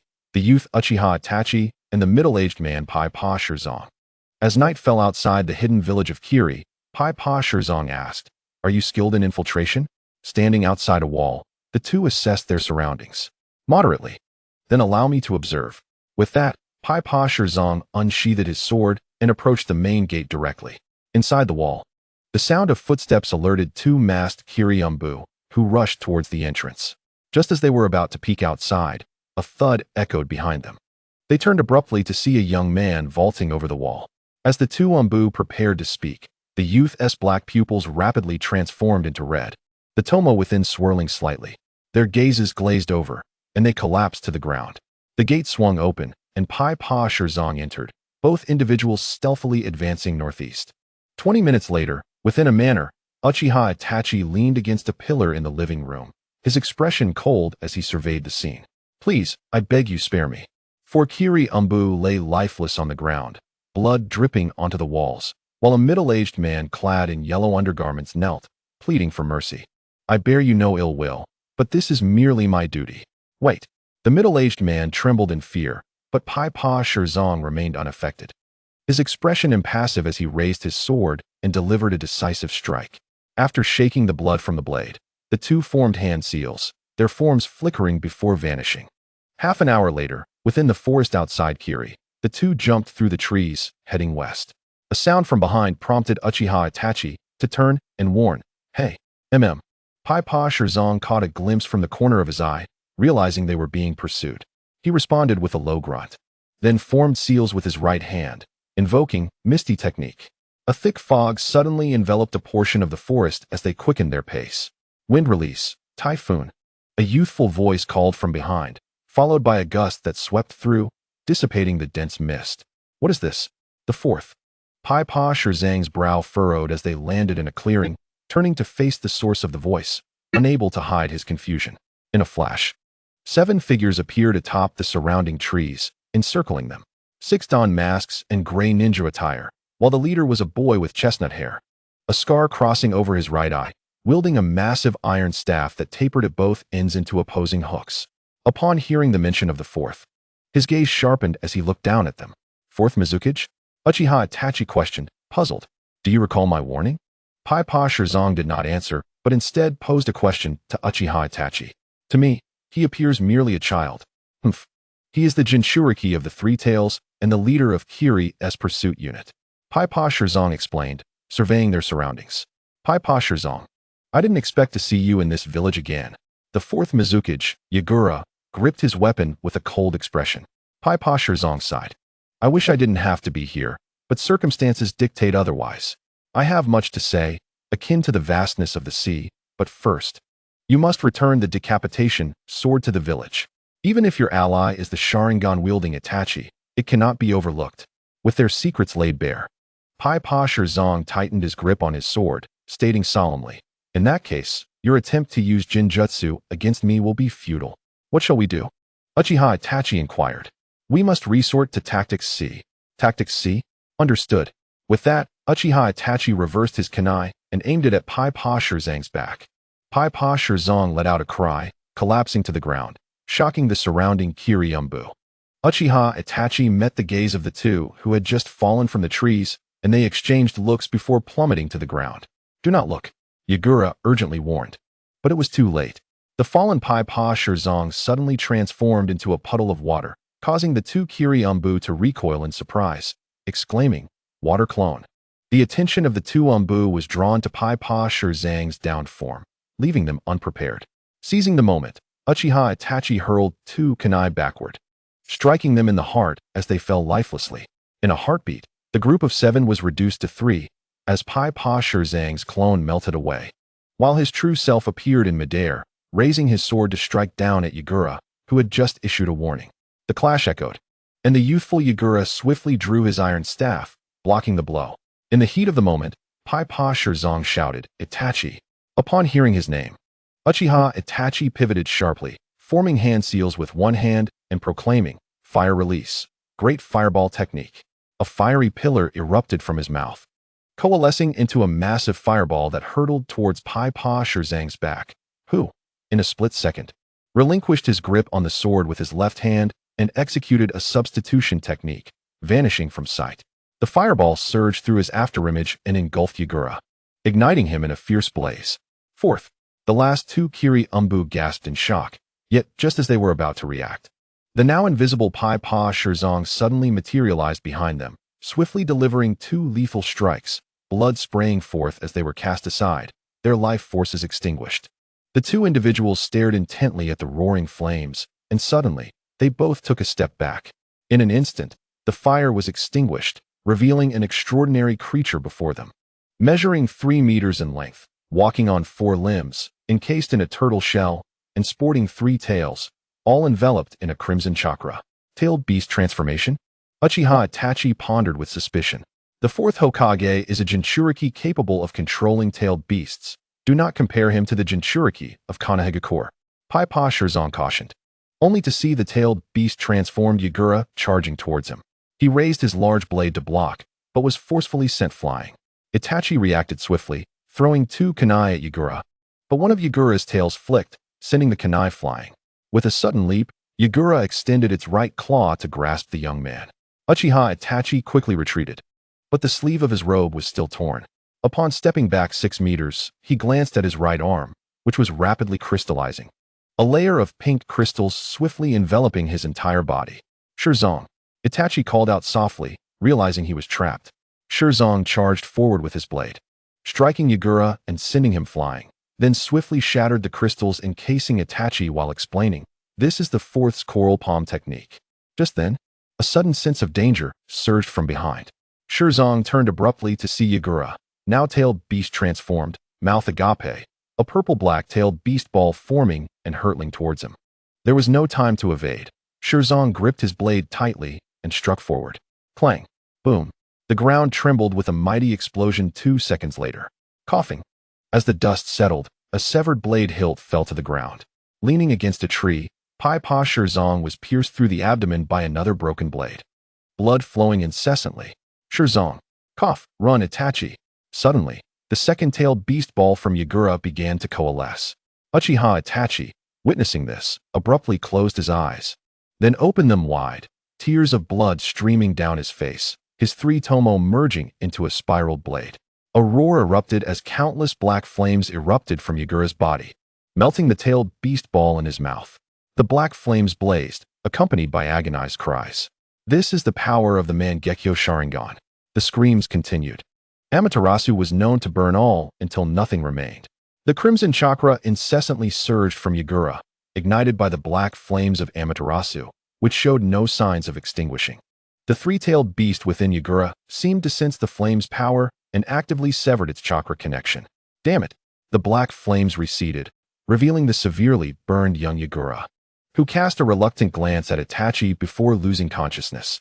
Covering his eyes and wiping away the blood tears, Uchiha Itachi approached Pai-Pa Shirzong, gazing at Yagura's body. Shirzong, struggling, asked, "Did you kill the Mizukage?" "No, he is still alive." "Then hurry and leave. But I am beyond help. Even if you are not a medical ninja, you should be able to see that." "I'm sorry. Stop saying such things." After a moment of silence, the young man said, "If you have any messages for someone, you can tell me." "Fool. There is no such person." "I see. So you do have someone in mind." A trace of regret flickered across Shirzong's face as he continued, "Hurry and go. I merely die in my own homeland." This detestable Kirigakure thought my only partner was this guy. His blood-stained hand weakly reached for the large blade ahead, but ultimately fell powerless. Observing the lifeless middle-aged man, the young man picked up the severed blade hilt and placed it in the man's hand, pausing for a moment before turning to leave. Buzz. Buzz buzz. In a cave deep within the northern mountains of the Land of Rivers, 7 projections appeared on a platform in the center of the cave, with 7 individuals exchanging glances around a central candlestick. Pai-Pa Shirzong has been killed, declared a short-haired youth with peculiar purple eyes coldly. Oh dear. His partner is Itachi. Another middle-aged man with strange vertical snake-like pupils remarked curiously, glancing at the youth beside him. The youth, unperturbed, replied with a calm demeanor. "The enemy is the three-tailed Jinchuriki." "So, Itachi managed to escape after confronting the Mizukage?" The snake-eyed man spoke with a hint of surprise. The purple-eyed youth continued. "Another person has been killed. Laughable. Rather than dying at the enemy's hands, it would be more accurate to say he was harmed by his own." A youth with a half-black, half-white face, encased in a massive flytrap, remarked discontentedly. Upon hearing this, a middle-aged man on the left scoffed, "Humph, who told him to dawdle? Then let us all judge." The youth encased in the flytrap extended his palm, chakras surging to form a hazy, colorful image in midair. In the image, a middle-aged man clad in a red cloud-patterned robe faced off against a swordsman wielding dual blades, while not far behind them, a middle-aged man appeared, accompanied by a black creature wearing a toy mask. The middle-aged man, observing the confrontation, formed a hand seal and shouted, "Fire release." Head hardening, the black creature behind him, hearing the command, opened its mouth wide, unleashing a compressed sphere of light towards the two in front. After a thunderous explosion, the image vanished. Deliberate. Intentional. After watching, a short, stout man with a tail and the snake-eyed middle-aged man both spoke solemnly. The middle-aged man who appeared in the image surveyed the projections around him and disdainfully remarked, "Just dodge it. Your relationship with your partner isn't too good, is it? What of it? You've wanted to kill him for a long time, haven't you? And what of it?" The snake-eyed middle-aged man shrugged dismissively, saying, "It's nothing. This is quite ordinary." "Humph, since the Akatsuki operates in pairs, how about this? Kakuzu, since you have lost your partner, why not team up with Itachi? As long as this guy doesn't annoy me." Kakuzu replied nonchalantly. The The blood-eyed Uchiha Itachi responded calmly. I do not understand how to please you. What? Humph. If we form a team, I will teach you. Wait, Itachi is teaming up with me. The snake-eyed middle-aged man's expression soured at this. The snake-eyed man frowned. And his partner, a short, stout figure entirely wrapped in a red cloud-patterned robe with only his head and a metallic tail visible, angrily said, You think so little of me, don't you? The Akatsuki needs new members. Let us discuss this matter when they arrive. The leading youth declared, and with that, the projection distorted and vanished. The others fell silent for a moment before disappearing as well. 3 days later, at the end of February in the 57th year of Konoha, Orochimaru failed to seize Uchiha Itachi's body and departed from the Akatsuki. End of chapter. Chapter 106. Encounter with the Cloud Ninja. At the border of the Land of Rain, a 4-person team hurried through the heavy rain, clad in black cloaks and conical hats. A gray hawk soared from the distance, prompting one of the youth in the group to whistle to the sky. The hawk swooped down and landed on the youth's left arm. He opened a small bamboo tube on the hawk's leg, retrieved a note, squinted at it, and then addressed the figure ahead, Captain Samui. We have received news from Captain Mu that enemy traces have been discovered in the Land of Grass, instructing us to rendezvous in Straw Town. Respond, and let them know we will arrive by tomorrow morning. A melodious female voice replied, and the youth nodded, pulling out a pen to scribble a message on the back of the note before placing it in the bamboo tube and releasing the hawk. Change course to the Land of Grass. Accelerate and ensure arrival by tomorrow morning. Understood. Gazing across the river at the border of the Huajigua, a group of travelers turned left, heading towards the Chaojigua. As they approached the border of Chaojigua, the landscape transformed. Unlike the incessant rains of Yujigua, here in Chaojigua, the sun was setting, casting a warm glow over the land. The quartet crossed the boundary into Chaojigua and slightly adjusted their course towards a small border village not far ahead. Upon reaching the outskirts of the village, one member stepped out of the group, clasped his hands together, and emitted a sharp bird call. Minutes later, a middle-aged man emerged from the village, scanning the surroundings before retreating towards the hills. The 4 travelers stealthily followed him from a distance.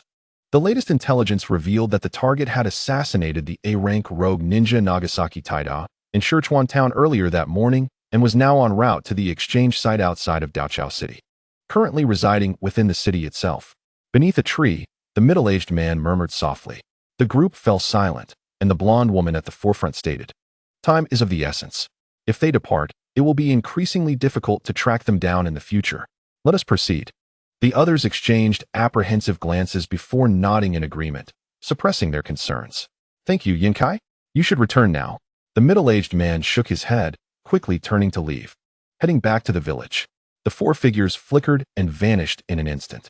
The following morning, in the bustling inn of Daochao City, a young man arose from his soft bedding, retrieving a radio from the cabinet by the window to order a sumptuous breakfast. After getting out of bed and attending to his hygiene, he stepped into the living room, where a lavish breakfast awaited him.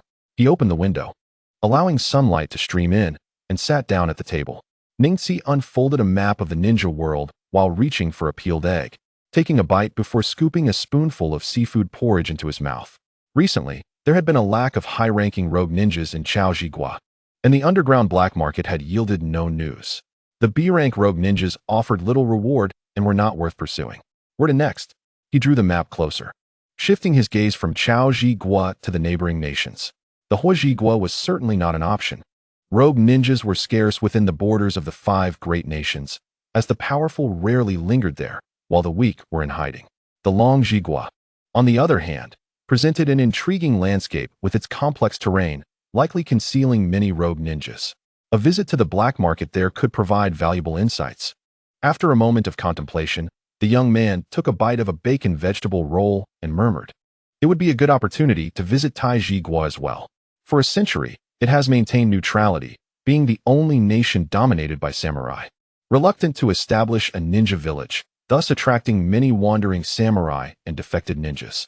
With that thought, he resumed enjoying his lavish breakfast. Once he finished, the young man descended to settle his bill before departing the inn and making his way out of the city.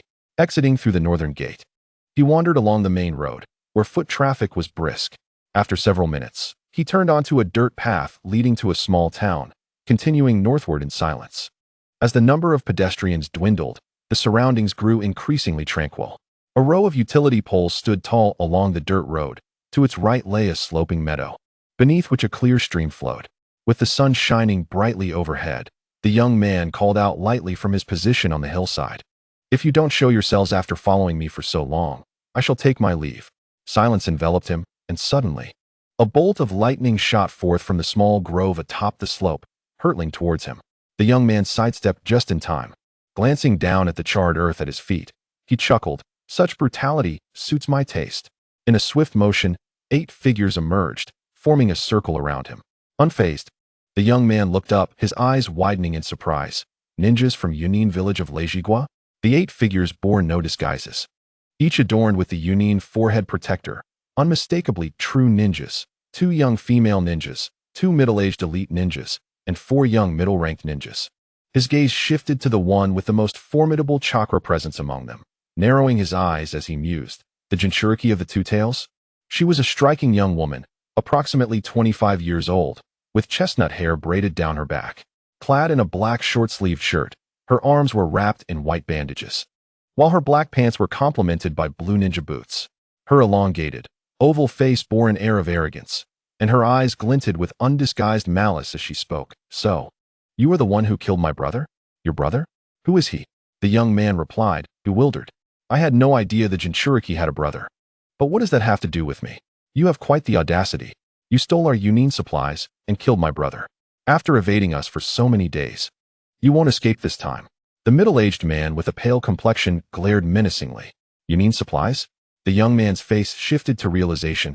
"ACIE is your brother?" "That is indeed my brother." A melodious female voice interjected. Ningxi turned to see a golden-haired woman regarding him warily.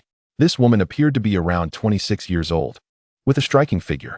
Her golden hair framed a delicate, fair face with large, composed blue eyes and elegantly arched light yellow eyebrows. She stood at about 1.7 meters tall, wearing a gray short-sleeved shirt that accentuated her ample bosom, while a black skirt revealed long, shapely legs. Her graceful yet fierce demeanor, combined with her exquisite features, drew Ningxi's gaze for a moment longer. Memories flooded his mind. He recalled that ACIE indeed had golden hair.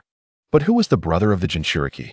A youthful yet somewhat naive visage surfaced in his thoughts, and he blurted out, "Oh, that little brat who was carelessly slain by a rogue ninja. What was his name again?" "Song." Seeking death. Just as the young man was about to shrug, the middle-aged man lunged forward, drawing a long, narrow blade aimed at him. With a sudden coldness in his gaze, blue energy ignited around his fist as he struck the blade, declaring that Yunin team was annihilated by rogue ninjas. As for the guy named Zhonggo, he indeed fell by my hand. If you seek death, then so be it. A flicker of absurdity crossed the minds of the onlookers, despite being surrounded. The young man's tone suggested it was they who were the hunters. Unaware of your own peril, the middle-aged elite ninja hurled a kunai towards him. While the blonde ninja, Samui, commanded, "Everyone, attack together. Do not give him a chance to retaliate." As the assistant to the rakeage, Samui was astute and composed.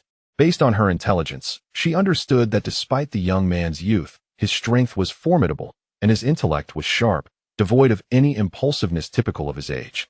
To avoid unexpected outcomes, she had no qualms about employing overwhelming numbers against him, instructing her team to give their all, while she herself joined the fray. With a slight twist of her body, a kunai grazed past the young man's waist. He countered with a swift chop of his hand, striking the wrist of the attacker, causing the kunai to fall from their grasp. He then swiftly kicked a middle-aged man in the chest, sending him staggering backward. With a sudden tilt of his head, a long blade whizzed past his neck. The young man's left hand seized the right hand of a youth wielding the blade, twisting the wrist before pushing forward, transforming the thrust into a horizontal slash aimed at his own teammate. Clang! Samui raised her short blade to parry the incoming strike, while the long blade in the hands of the middle-aged man shifted from a stab to a diagonal cut, aiming for the young man's left arm. Ningxi narrowed his eyes, swiftly squeezing with his left hand, causing a thick blue needle to pierce the wrist of the young man, who let out a blood-curdling scream. Both released their grips simultaneously, but while Ningxi let go of the young man's hand, the latter relinquished the hilt of his knife. In one swift motion, Ningxi's left palm crystallized, seizing the middle of the wooden figure's long knife and yanking it back forcefully. directing the sharp tip towards the fist of a Kumonin aiming to launch a sneak attack from the left rear. The young man had no choice but to sidestep. As the youth pulled diagonally, the wooden figure stumbled forward, blocking Sammy, who was poised to strike with a short knife. This entire exchange occurred in the blink of an eye. The long knife, which had just been released from the young man's grasp, had not yet hit the ground. The youth extended his right hand, deftly pinching the long knife's middle with 2 fingers, and with a swift upward motion, he loosened his grip, sending the long knife flying. It pierced the left shoulder of the Kumonin, who was tightly gripping a kunai. With his right hand raised diagonally and his left hand lowered, the youth released his left hand, perfectly executing the initial stance of the gentle fist technique. Bagwakaten. Twisting at his waist, the youth spun rapidly, chakra erupting from his pores, enveloping him in a swirling ball of chakra 2 meters in diameter. This technique, a formless ninjutsu, was unleashed unexpectedly, and the 8 assailants were sent flying backward. As the spinning orb came to an abrupt halt, the youth crouched slightly, and 2 jets of chakra erupted from his feet. Boom! In the circular pit created by Bagwakaten, a shallow crater reappeared as Ningxi propelled himself like a cannonball towards the left front. The 8 attackers flew backward. But the weakest among them was the young man, who, after performing a backflip, stumbled back 2 steps to dissipate the inertia of his flight. Before he could stabilize on his 3rd step, a white-clad youth was already hurtling towards him. Startled, he instinctively raised both hands to block. But the incoming youth's tightly clenched right fist unfurled, transforming into an elongated blade-like hand that shimmered with blue light. It then extended straight through the gap between his crossed arms, delivering a powerful thrust to his chest. Crack! The sharp sound of bones fracturing echoed as the young man's chest caved in, the sternum connecting all his ribs shattered instantly. Half a second later, as his body was propelled backward, blood rushed to his throat, and he coughed up a mouthful of blood, rolling down the slope. As he flicked his hand, blood dripped from his fingertips, mingling with the chakra enveloping the youth's palm, yet his fair hand remained pristine. Yenta, a middle-aged Kumonin, rushed towards the young man, while the other 6 were apprehensive about the youth's potential follow-up. Lightning release, Thundernet. Lightning release, Thunderstrike. Lightning release, Thunderblade execution. Earth release, Earth spear. Fire release, Fire mouse jewel. The Cloud Blade technique, Illusionary blade, 1,000 kills. Atop the slope, the youth squinted as 4 Kumonin stood on the dirt road below, simultaneously unleashing their ninjutsu. Meanwhile, Sammy and the wooden figure attacked from either side of the slope. A network of lightning spread across the ground like coral, with 3 bolts of electric light on the left and a spear-shaped lightning blade on the right. Whoosh! The ground beneath the electric net suddenly buckled as 6 earth spears shot forth. On the left side, the wooden figure completed her hand seals and unleashed 6 blue fireballs, while on the right, Sammy hurled her short knife into the air and quickly formed seals, causing the airborne knife to split into hundreds of blades aimed at the youth. 6 ninjutsu launched simultaneously from 3 directions, forming a semicircle of attack. Behind them, the slope retreated slowly. Turning to flee would expose their backs, and forming seals to defend against ninjutsu required 4 seconds. Even if the technique was completed, it could only block one direction, leaving them vulnerable to the other 2. To the Kumonin, it seemed the youth had fallen into a dire situation, a certain death. With his Byakugan's sharp gaze, Ningxi caught the expressions of the crowd, and a cold smile flickered across his lips. Chakra surged within him as he crouched down on the slope. In the first second, he exhaled, releasing a fire pillar that struck the 2-meter incline below, erupting into a wave of flames that surged forward, reaching 10 meters high and 20 meters wide. Double chakra, great fire destruction technique. In the second, he slapped his left hand against the ground, raising a water curtain 3 meters high from his left. In the third second, he struck the ground with his right hand, summoning a 3-meter-tall earthen wall from the right. Water release, water barrier technique. Earth release, earth flow wall technique. In the fourth second, he leaned back from his crouch position, and jets of chakra erupted from his feet, uprooting the grass beneath him as he soared towards the top of the slope. Bagua empty palm. Simultaneously, 3 fireballs crashed through the water curtain, while the earthen wall collapsed, sending dozens of short knives flying out. From the front, 2 half-broken earth spears and a damaged lightning blade shot forth, all colliding with the uprooted grass at the exact moment the youth flew out by a meter. Boom. Uft. Bang. ZZZ. The area around the slope collapsed as the ground shattered under the impact of the lightning blade, turning to fragments from the onslaught of short knives. Two earth spears created deep craters the size of thick thighs. Arcs of electricity crackled across the ground, and the three blue fireballs ultimately struck, scorching the earth black. As Ningxi flew backward, he clapped his hands against the slope, performing a backflip and landing at the edge of a small grove at the top. He looked up to see the rolling wave of flames forcing the four Kumonin down the dirt road. They retreated to the edge of the small river at the base of the hill, just as the firewall finally lost its strength and collapsed. Gazing down at the white-clad youth from the summit, all the Kumonin were filled with astonishment. In just 4 seconds, the youth had executed 4 ninjutsu seamlessly. And though they did not know the last technique, the first 3, water, fire, and earth release, were all B rank. 3 high-level ninjutsu of Jonin caliber unleashed in rapid succession. The words from the bounty notice flashed through their minds, skilled in water, fire, and earth release, known as a no-seal ninja. The phrase no-seal ninja would not have crossed their minds had they not encountered it firsthand, even upon recollection. They would focus solely on the mastery of the 3 advanced ninjutsu, instinctively overlooking the latter part. Mastery of water, fire, and earth release was not terrifying. What was truly frightening was not just the mastery, but the ability to unleash them instantaneously without seals. If he could truly execute them without seals.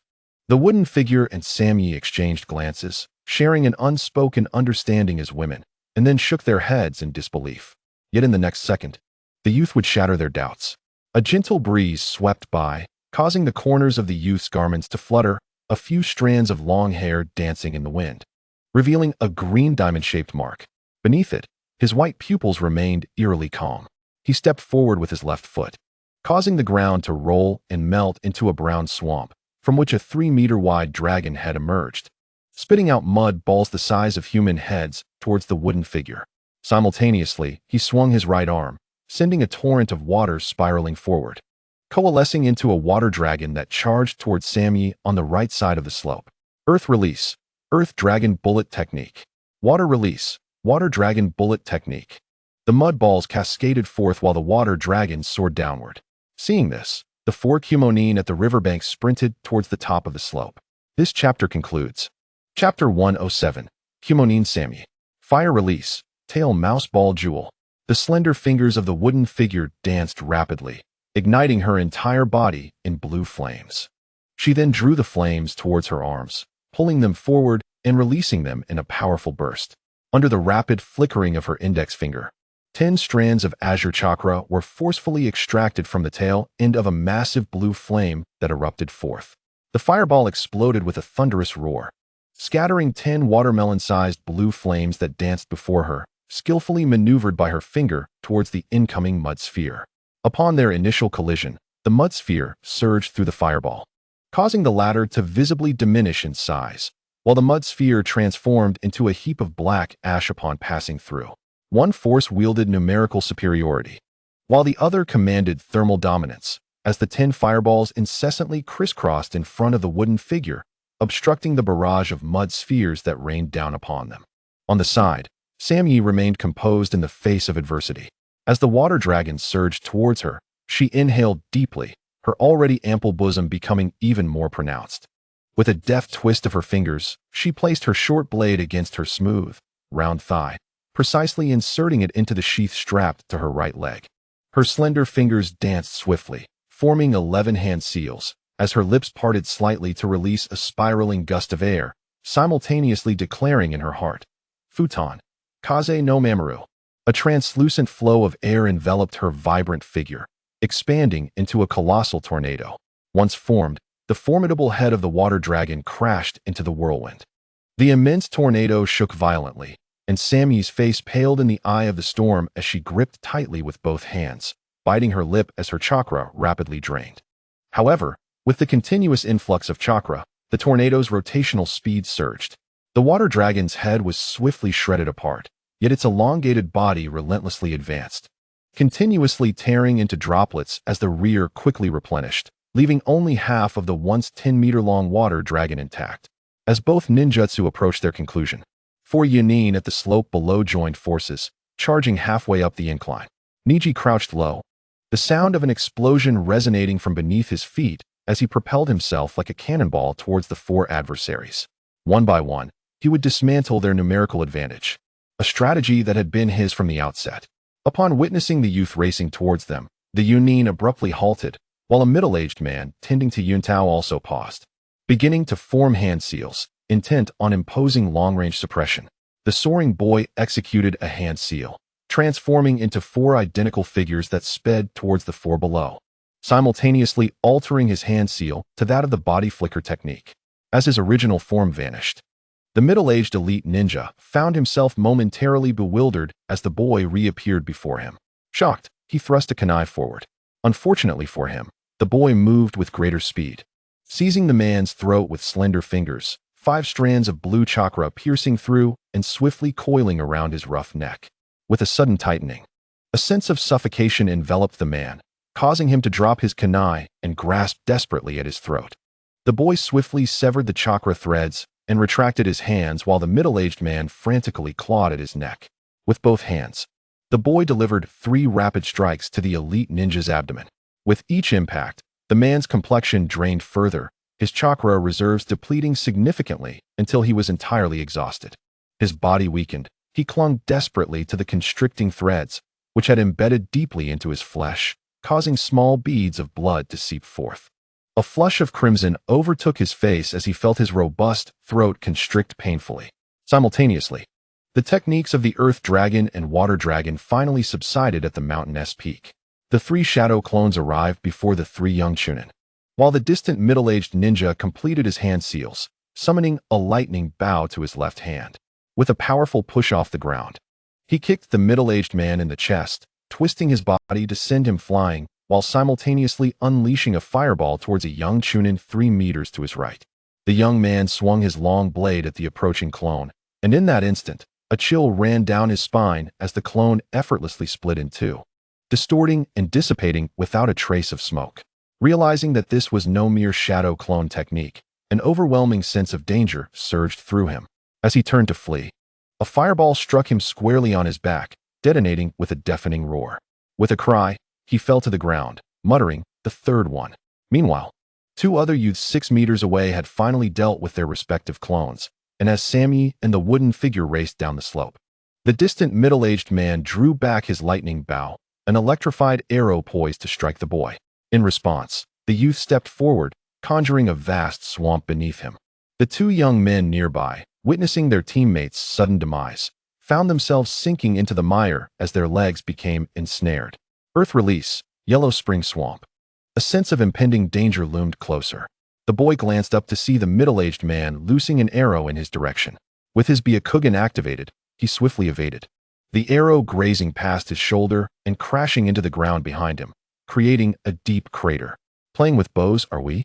A smirk creased the boy's lips as he extended his left hand, palms facing outward, chakra erupting forth to solidify into a crystalline blue longbow. As he retracted his left hand, he forcefully drew back with his right, a thick arrow forming on the taut blue string.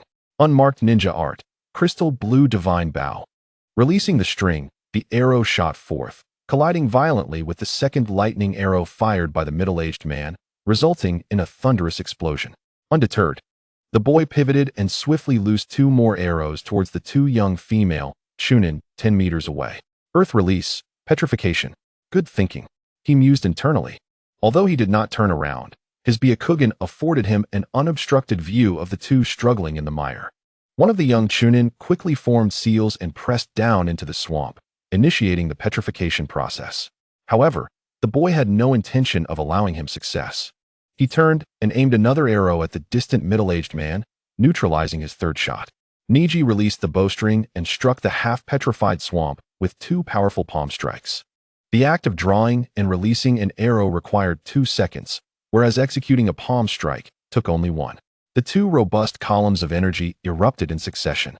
The 2 individuals nearly free from the mire were caught unaware. One suffered a painful blow to the back of his head and collapsed into the swamp, his forehead striking against the now solidified rock. The young Chunin who had attempted to perform the petrification technique was overwhelmed with terror, abruptly halting his earth technique as the columns struck him squarely on the forehead. The youth emerged from the mire, collapsing to the ground, and rolling twice before lying still. The fourth and fifth. As soon as he finished speaking, the boy vanished from his position, and a fierce silver arrow, a 2-meter-long wind blade, and a massive paw engulfed in blue flames simultaneously crashed down upon the ground where he had stood. The earth shattered, electric arcs, blue flames, and wind blade fragments ravaging the area repeatedly. A youth, appearing 10 meters away, abruptly drew the string of his bow, with the piercing clarity of his white eyes. The thick smoke and yellowish haze ahead could not obscure his vision. As he pulled the bowstring 3 times with his right hand, his left hand moved slightly 3 times as well, releasing 3 arrows that swiftly pierced through the smoke, hurtling toward the middle-aged man in the distance. The sixth one. As if to affirm the youth's words, the first arrow met the middle-aged man's hastily drawn arrow in a clash of fates. The second arrow navigated through the shattered azure fragments and the arcs of electricity in the air, aiming directly at the middle-aged man. Gritting his teeth, the middle-aged man realized that drawing the bow was tantamount to inviting death. He rolled to the left, the arrow narrowly grazing his back and leaving a half-meter-long wound. Just as his feet left the ground, his body leaning forward, the third arrow pierced through his right side, yanking him back violently. The arrow embedded itself into the soft earth behind him, leaving only its tail protruding from the grass. The middle-aged man rolled on the ground, curling up like a shrimp, clutching his bleeding right side, struggling but unable to rise. As he swayed, narrowly evading 2 more attacks, the youth appeared by the river at the foot of the slope. Breathing evenly, his heart calm, he glanced upward at the 2 women on the dirt road, a slight smirk curling at the corners of his mouth as he declared, "Your numerical advantage has vanished." The 2 women, tall and elegant, stood at the edge of the road, their faces etched with fear, shock, and disbelief. Sammy, with her golden short hair, widened her eyes, her ample chest heaving, while the other woman, Yumu, wore an expression of grave concern. Her previous arrogance dissipated as she regarded the youth as a formidable adversary. In under 10 minutes, they had lost 2 elite jonin and 4 chunin. More than half of their 2 ninja squads had been decimated. The S-rank rogue ninja was indeed no ordinary foe. "I admit we severely underestimated you before." A rich, resonant voice emerged from Sammy. "Yumu, be cautious." I sensed a flicker of chakra from him. "His chakra might surpass yours." A voice resounded in Yumu's mind, and the 2 women exchanged a dazed glance before hastily communicating. How could this be possible? He has used no less than 10 B-rank jutsu. Could he also be a Jinchuriki? A silence enveloped their minds, followed by a voice. "I do not perceive the presence of any other tailed beasts. But this individual certainly possesses an immense amount of chakra, nearly indistinguishable from that of a Jinchuriki. Moreover, I sense an extraordinarily potent aura of danger emanating from him. It has been a long time since such a feeling has surfaced. In any case, exercise extreme caution." As the mental communication faded, Yumu furrowed her brows, raising her gaze warily at the youth below. The calm, black-haired boy in white attire, with a serene expression and pristine white pupils, seemed untouched by the chaos around him.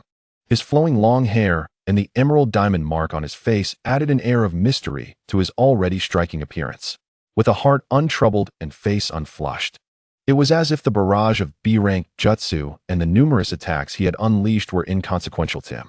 The scars of battle scattered across the landscape seemed to bear no relation to his being, indicating his profound reservoir of chakra. Beneath the sunlight, amidst the verdant grass, the youth grasped his longbow, dressed in white and red, his handsome visage exuding an overwhelming strength. The 2 women could not help but acknowledge his striking beauty. Suppressing the absurd thoughts in their minds, they were consumed by hatred, regardless of whether their fallen brother had been slain by him. As their remaining comrades awaited rescue and treatment, with every moment wasted, they drew closer to death. Thus, they needed to defeat the youth before them. The 2 women exchanged glances, gripping their short and long blades tightly, striding forward with long strides toward the youth. With a keen focus, the youth narrowed his eyes, raised his left hand, and drew his bow, unleashing a flurry of crystalline arrows. The 2 women advanced at a 30-degree angle toward him, and in the ensuing 1-on-2 confrontation, the youth maintained a rapid-fire rate of 1 arrow per second, ensuring that as he shot to the left, the woman on the right drew closer, and vice versa. With a swift motion, Samyi, running, slashed diagonally with her short blade, deflecting an arrow just enough to avoid a direct hit, which then struck the slope behind her. For a jonin, A second was ample time to cover 4 or 5 meters. As the second arrow approached, she rolled to evade it and quickly rose, continuing her charge forward. In contrast to Sammy's evasive tactics, Yumu opted for a more straightforward approach. As one of the few who had fully mastered the power of the tailed beast, she did not hesitate to expend her chakra. Her hands began to partially transform, blue flames coalescing into 2 gigantic cat claws extending 3 meters in front of her, crossing to shield against the relentless arrows as she charged ahead. Tailed beast transformation, blue flame claws, wind release, gale wind, instant kill. Soon, the 2 women entered the 10-meter radius around the youth, and with their simultaneous cries, they seized the opportunity created by his momentary lapse. Yumu positioned her left hand, covered in tailed beast chakra, horizontally across her chest to block a fierce arrow, while her right hand rose high, unleashing a massive blue cat claw aimed at the youth. Sammy, performing a half squat with her left foot sliding, used her long, fair right leg to kick diagonally, halting her momentum while dodging the second arrow that had shifted toward her from Yumu's direction. With her left hand pressed against the ground, she swiftly raised it to her chest, palm upward, fingers together, directing her focus at the youth. With her right hand gripping the short blade, she struck her left hand, forming a cross shape, tightly securing the hilt. Chakra surged within her, and with a swift motion, her right hand swept forward, causing her short blade to vanish. There was no time to draw her bow. The middle-aged man's mindset from moments ago re-emerged in the youth's thoughts. He sliced downward with his right hand, gripping the bow and aiming it fiercely at the incoming cat claw, simultaneously unleashing a fiery column from his palm that followed the trajectory of the bow. Fire release, fire dragon flame bullet. A sudden sense of danger pricked at his back, and the youth, with his right hand extended, swiftly turned his head. As the immense chakra within him surged, he swiftly formed a 1-meter-high and 1-foot-thick blue shield with his left hand in a defensive gesture. No seal ninjutsu, crystal armor heavy shield. The clash resounded as Sammy's razor-sharp blade met the cat claw. The youth staggered back 2 steps. The cat claw shattered the bow and collided with the fire column, both forces erupting in a booming sound as they canceled each other out. Crack! As the youth retreated, his gaze sharpened. The crystal armor shield he had formed was riddled with cracks, shattering into fragments that lost their binding power. The azure chakra shards liquefied, and with a swift grasp of his left hand, he activated a blue glow at his wrist, drawing the liquid and azure mist back toward him, while he quickly retreated, pulling away from the fight, his chakra extending in a long blue streak. To avoid being caught in a pincer, he needed to defeat one of them first. Yumu, as a Jinchuriki, possessed abundant chakra, making it nearly impossible to defeat her quickly. Thus, the youth resolved to target the weaker Sammy first. Chapter 108. Purple? First, he would use a shadow clone to distract Yumu, and then swiftly vanquish Sammy, allowing for a counterattack against Yumu. In a one-on-one scenario, even if she were a Jinchuriki, her defeat would be inevitable. Formulating his plan rapidly, the youth flicked his fingers, summoning a shadow clone that charged directly toward the 2 women. Ningzi slightly tilted his body. Observing the approaching Sammy, he raised his right palm, unleashing columns of chakra that relentlessly bombarded her fiery form. The blonde kunoichi, now without allies to share the burden, found herself overwhelmed by the barrage, akin to a rain of arrows. In a swift motion, she drew several kunai trailing explosive tags from her waist pouch and hurled them towards the boy, redirecting the chakra streams onto the kunai, alleviating much of the pressure. With a brief moment to breathe, she quickly formed hand seals and then vanished from sight. Futon, Kaze no Soko. The explosions from the kunai echoed in the distance as Ningzi squinted, realizing that the Kumo kunoichi had disappeared. His senses spread out, but the surroundings revealed nothing. A commendable technique of concealment, but alas, you have crossed paths with me. With a thought, he infused chakra into his eyes, illuminating his Byakugan with a radiant glow. A translucent figure materialized in his mind's eye, holding a semi-transparent kunai poised to strike at his back. Despite the proximity, an eerie absence of malice lingered in the air. Ningzi abruptly turned, his left hand swiftly grasping the delicate wrist of the figure before him. The apparition reverted from its ethereal state, and her lips parted in surprise, her calm and beautiful face reflecting disbelief. A look of "how could you see me?" crossed her features. A faint fragrance wafted through the air as she towered over the developing boy. Ningzi lifted his head slightly, offering her a faint smile. but his right hand suddenly struck her soft abdomen with a powerful palm. Pain surged through her, and Samui let out a soft gasp, her finely arched brows furrowing in confusion as a tremendous pulling force seized her abdomen, draining a third of her already diminished chakra. Her once fierce blue eyes widened in panic. Realizing the rapid depletion of her chakra, Samui, disregarding her surprise, fiercely drove her left knee upward, pressing down on the hand that held her wrist, the kunai slashing toward Ningxi's neck. Ningxi relaxed his grip and retreated 2 steps as she landed on her left foot. Her slender waist twisted sharply, executing a spinning kick. He raised his right hand to block, meeting her ankle with precision. But a fleeting glance revealed a moment of astonishment in his eyes. "Purple? You shameless." Samui was momentarily taken aback before quickly regaining her composure, retracting her right leg and coldly chastising him. "Hey, we're in a battle here, one where life and death are at stake. Your attire raises my suspicions that it might be part of your strategy." Samui's anger flared at the insinuation that she wore revealing clothing to distract her opponents. Drawing another short blade from her well-rounded thigh, the composed blonde kunoichi descended into a frenzy, attacking Ningxi with reckless abandon. However, his smaller stature afforded him greater agility. And after a flurry of evasive maneuvers, while she failed to land a blow, each of his strikes further depleted her already scant chakra. 2 minutes later, with a diagonal slash of his left hand, he sent her short blade flying and struck her chest with a palm. The exhausted blonde kunoichi, her chakra depleted and her face flushed, finally collapsed to her knees, gasping for breath. Observing her plight, Ningxi turned to see the Yuki man completely transformed into his tailed beast form, now a 3-meter-long blue feline creature. The beast, engulfed in blue flames, bore black stripes, resembling a blue tiger more than a cat. The shadow clone, pursued relentlessly, appeared to be in disarray, but Ningxi knew it was unharmed. He glanced back at the golden-haired kunoichi, now on her knees, sweat glistening on her skin. With a slight frown, he waved his right hand, unleashing 5 slender blue chakra threads that bound her tightly. The kunoichi lifted her elegant neck, defiance etched across her delicate features. Her cheeks flushed with humiliation as her furious blue eyes locked onto Ningxi. With a twist of her wrist, she severed the chakra threads and quickly tied a knot at her chest, causing her bosom to swell prominently against the restraints. Ningxi, feeling embarrassment, cleared his throat and feigned ignorance. Upon seeing her predicament, her face darkened. Ningxi raised an eyebrow, suppressing his internal turmoil, and turned to race towards the 2 Yuki men. Chapter 109. The Two Tails Jinchuriki Boom. Boom. The clone barely evaded massive blue cat paws, each measuring 10 meters, that struck the ground, creating deep craters. After executing 2 backflips, the clone unleashed 3 fireballs, hurling them forward with explosive force. Bang, bang, bang. The colossal cat paws swung, shattering the 3 fireballs effortlessly.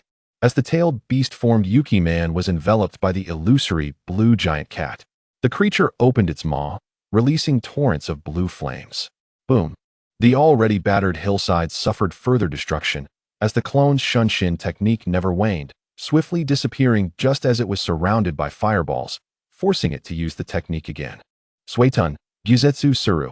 As Ningxi sprinted from a distance, he raised his right hand, water spiraling around it, rapidly coalescing into a 3-meter-long spear. He hurled it forth like a javelin.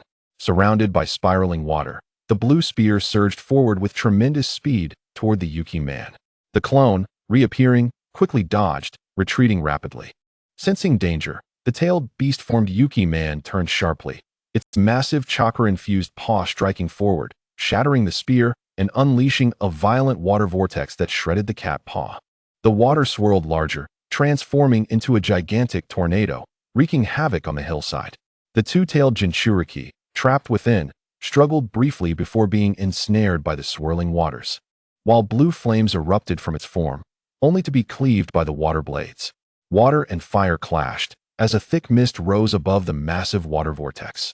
The feline creature, unable to withstand the onslaught, surged with blue flames, vanishing within the vortex, and unleashed a black-tailed beast bomb from its mouth toward the eye of the storm below. The black bomb, the size of a watermelon, radiated an ominous chakra, detonating upon contact with the lower end of the water vortex, causing it to tremble violently before exploding. Boom! A mushroom cloud rose on the hillside, and the torrents of water vaporized instantly under the intense heat and shockwave. Ningxi's Byakugan narrowed as he halted his advance and immediately turned to flee. Barely 10 meters away, the shockwave struck his back.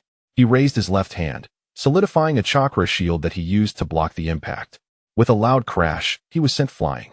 Clutching the shield tightly, he tumbled through the air before landing safely, his hair slightly disheveled but unharmed. The crystalline shield shattered, dissipating into smoke as it merged into his palm. Shaking his slightly numb left hand, he raised his gaze forward, his eyes narrowing once more. Before him, the grassy slope lay overturned, revealing a colossal pit with a diameter of 20 meters at its center. The depth of this abyss was unfathomable to his gaze. Its bottom obscured, only the edges visible. From the depths, a billowing plume of black smoke emerged, and with a sudden flash of blue, a gigantic cat demon soared from the pit, crashing to the ground 10 meters away. With a powerful push of its hind legs, the ground beneath it collapsed, and it launched towards the youth like a cannonball. Hotan, Ryuan no Saka. Instinctively, Ningxi stepped back, then opened his mouth wide, releasing a concentrated pillar of red flames. As the flames erupted, they fanned out in a cone shape, and upon reaching 3 meters, split into 5 massive dragon heads, which charged toward the azure cat demon. The blue feline leapt into the air, swatting aside 2 of the dragon heads with its forepaws. Its tail expanded, a manifestation of chakra defying biological structure. And with a sweeping motion, it shattered the 2 dragon heads. Although 4 dragon heads were obliterated, the 5th found its mark, crashing into the cat's abdomen and exploding upon impact.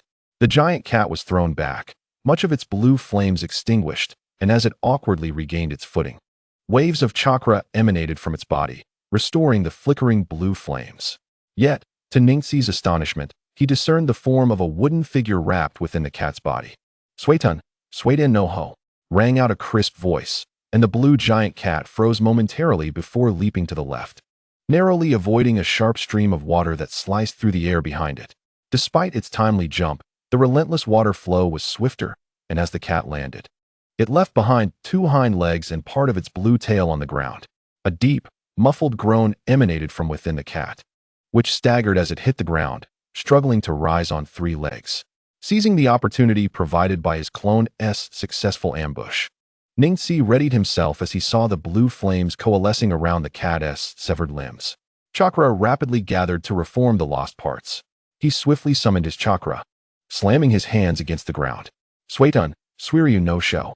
With a resounding impact, massive water spikes erupted from the earth, intertwining as they advanced, culminating in 4 spikes piercing through the cat's half-prone form, lifting it off the ground. A vast pool of water suddenly formed, spinning rapidly, and countless fist-sized droplets shot forth from the vortex, unleashing a torrent of over 100. With each collision, the cat's massive form was lifted 6 meters into the air, while the remaining droplets coalesced at a height of 20 meters, forming a 5-meter-wide sphere of water. Ningxi clasped his hands together and then drew them back towards his chest. The enormous water sphere began to swell, and a colossal blue dragon head burst forth, roaring as it descended upon the giant cat demon. In an explosive clash, the elongated blue water dragon collided with the cat, sending it crashing into the ground amidst a spray of water, enveloping the area in a thick mist. Moments later, as the mist cleared, a shallow crater appeared, revealing a battered cat form lying in the murky water, nearly translucent, with the distorted, rage-filled faces of 2 wooden figures clearly visible within. Sensing the youth charging forward, the colossal cat struggled to rise, opening its massive blue maw to form a tailed beast bomb. As Ningxi approached the edge of the pit, a pitch-black tailed beast bomb surged toward him. Mugen Ninjutsu, Seishin no Kosho. With focused intent, he thrust his hands forward, allowing his chakra to surge. A massive blue shield, 1.5 meters tall and half a meter thick, materialized before him. He stepped back, pushing the shield forward at an angle to intercept the bomb. It was unrealistic to withstand the tailed beast bomb head-on. He had never contemplated such a move. A tremendous force struck, embedding his right leg into the earth, nearly wrenching his back as the bomb forcefully scraped half of the shield away, sending debris flying into the air. The explosion echoed through the sky, and he yanked his leg from the ground, glancing at the mushroom cloud dissipating above. With a swift motion, he disassembled the shield and peered into the pit. At that moment, His clone had appeared behind the pit. As the enormous cat demon turned its head, he seized the opportunity, unleashing chakra chains thick as a child's arms from his palms to bind the giant feline. The cat thrashed, tightening the chains around its form. Realizing the futility of its struggle, it opened its mouth to gather energy for another tailed beast bomb. Ningxi raised his hands, sending 10 chakra threads, akin to chopsticks, piercing into the blue cat's form, their diamond-tipped ends driving into the ethereal body and penetrating the wooden figure inside. The agonized cries of the wooden figure echoed as the cat's form quivered, becoming even more insubstantial. "Devour," Ningxi whispered, channeling his energy to absorb. A torrent of chakra surged into his hands, and the cat's form flickered, revealing the writhing figure of the wooden entity within. Strange chakra flowed from the threads into his palms, and Ningxi swiftly utilized his mental energy to channel it into the diamond-shaped sealing space on his wrist. 3 seconds later, the cat demon's form completely disintegrated, revealing a frail, unconscious female figure. As his clone retracted the chakra chains, Ningxi crouched down, admiring the figure and remarking, "What a lovely specimen. You've truly been ruthless, haven't you?" With the chakra threads embedded within her, the pain she felt was excruciating, especially in such a dire moment.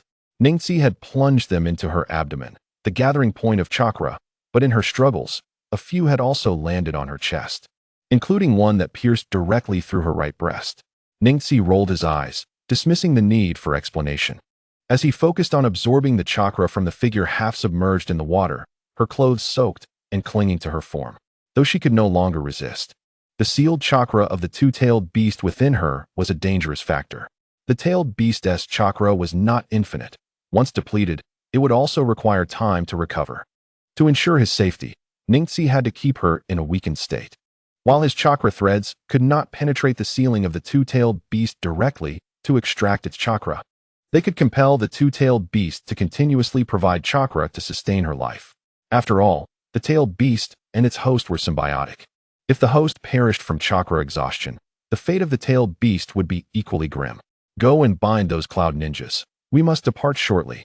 Feeling the sealing space on his wrist continuously infused with chakra, Ningxi opened his mouth and spoke to his clone. The clone, taken aback, replied, "What is the point of binding them? Just kill them. They serve no purpose. With the power of the two tails already at my disposal, their meager chakra is beneath my notice. Keep them to exchange for money." Ningxi retorted helplessly while cautiously manipulating the suction in his palm to avoid inadvertently killing the wooden figure. "Exchange for money? They are not rogue ninjas. What could they possibly be worth?"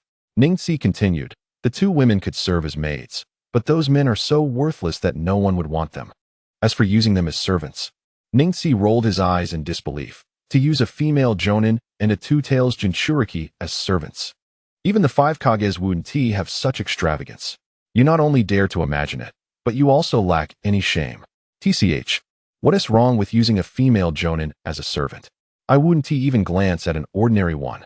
Besides, we are one entity. My desires are your desires." The clone scoffed dismissively. "Stop your prattling and get on with it. We fought hard, expending so much chakra and stamina. If we don't demand some nutritional compensation and emotional damages from Yunin village, how will we continue living? Nutritional compensation? Extortion? And extorting Yunin village at that?"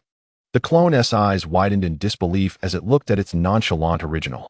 It paused and then said, "Only now do I realize who truly dares to dream without shame. But I like it." With that, the clone clapped its thighs and swiftly dashed toward the unconscious Yunin ninjas. 20 minutes later, the two sealing spaces on Ningxi's wrist were finally filled with chakra. Activating his Byakugan, he peered through the seal on the wooden figure's abdomen into a narrow space, revealing a gigantic blue cat lying within. The lethargic blue cat sensed a gaze upon it and glared back fiercely. A cold smile crept onto the boy's lips as he severed the chakra threads on his hand and, using the remaining threads, bound the wooden figure before lifting the female ninja by the collar and heading out of the pit. He glanced up at the blinding sun, found a patch of intact grass, and sat down, resting his chin on one hand while quietly observing the excited figure dragging the Yunin bodies below. This chapter concludes. Chapter 110, Extorting Yunin Village. Not only is she beautiful, but she is also quite valuable. Just looking at her uplifts my spirits. Little thief. If you want to kill, then do it. What sort of ninja are you? Mocking me with words. Oh my. If I'm not a ninja, then what are you? A group of prisoners? Do you really believe I wouldn't dare to strike you down? The clone smirked cheekily, reaching out to playfully slap Samwee's delicate face twice before retracting its hand abruptly. Ugh. The blonde female ninja's face turned cold as she attempted to bite the clone's hand, but missed. Unable to contain her anger, she spat in frustration. Hey, original. I say we don't lack for money, and since this stubborn blonde girl is here, why not keep her as a maid? We could train her well, teaching her the treachery of human hearts. The clone declared with a sinister grin. Upon hearing this, the blonde jonin fell silent, biting her lip tightly and closing her eyes helplessly. Yet, her tightly clenched fists trembled, betraying her inner turmoil as she forced herself to remain calm. A large blue bird soared rapidly through the sky, its claws gripping two bound individuals. On its back, a multitude of people were present, including a long-haired boy in red, who was holding the reins and gazing ahead. On the left side of the bird's back lay two Yunin youths, while on the right side were two women bound back to back, one with short blonde hair and the other with long brown hair. The latter was unconscious, while the blonde ninja had her eyes tightly shut, her eyelashes fluttering. A boy in white was pacing back and forth before them, occasionally teasing the female jonin. Ningxi, focused on piloting the bird, replied irritably, "Enough chatter. We are almost at the border of the land of grass. Quickly implant a crystal control into that unconscious Yunin ninja and wake him up. If you keep yapping, I'll toss you both out." The clone, upon hearing this, feigned a hurt expression. It reached out to pat the blonde jonin's exquisite face again before lamenting. "Can you hear yourself? Why is there such a vast difference between us, both being the same person?" Samwee's eyelashes trembled, and she could no longer contain herself, exclaiming in anger, "I don't know if he is human, but you're definitely a dog." The clone stood there, momentarily stunned, its face twitching before it sighed. "So you're the true iron here." With a resigned sigh, it approached the two Yunin youths, kicked the one lying down, and then crouched down, placing its right hand on the youth's chest. Suppressing the chill in its heart, it activated its Byakugan and peered inside the young man. Adjusting its hand slightly, it channeled chakra into the youth's chest, causing a blue mist to seep into his heart, slowly coalescing above the artery beneath the flesh.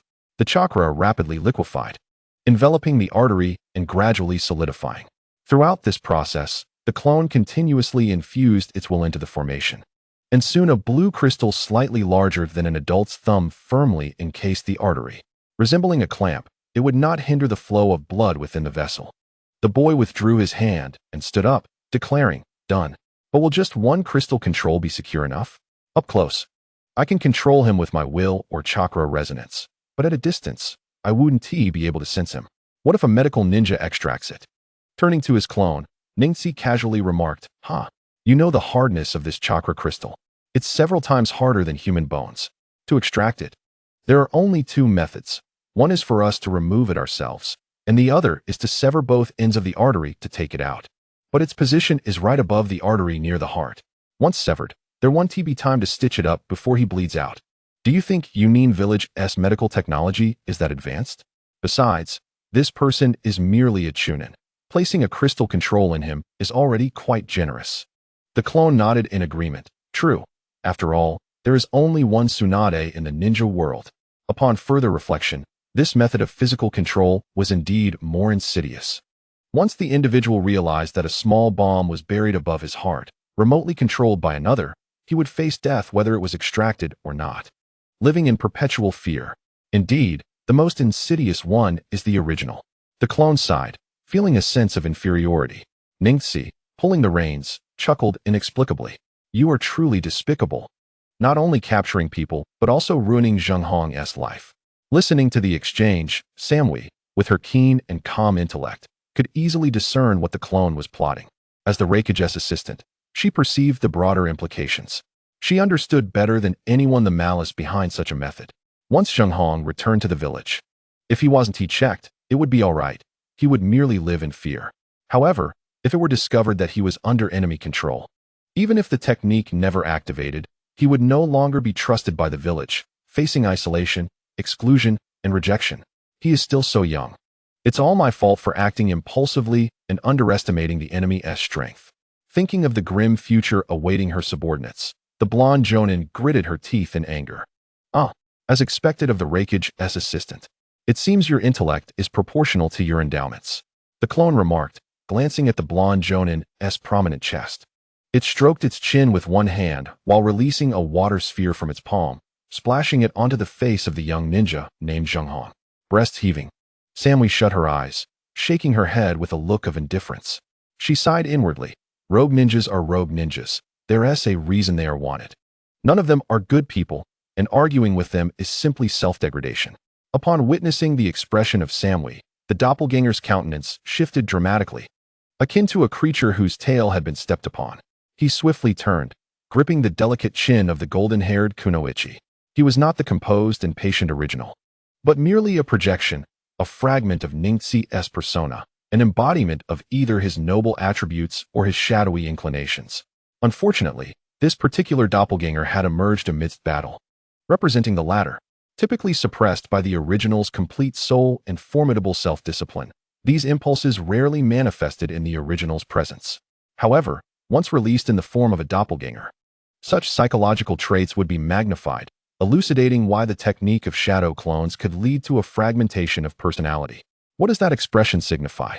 Do you disdain my despicable actions? Does it portray your compassion? Does it elevate your noble spirit? Samui raised her long neck defiantly, to which the doppelganger retorted with a cold sneer. Open your eyes and behold me. Noticing that the golden-haired Kunoichi remained unmoved, a flicker of ferocity crossed the doppelganger's face as he seized her pert bosom with his left hand. Samui emitted a pained gasp, her complexion turning ghostly pale as she glared fiercely at the doppelganger with her reddened eyes. Cease. Release Captain Samui. A young ninja, doused with cold water, awakened to find his captain being manhandled. Rage surged within him, compelling him to act. Humph. Seeking death.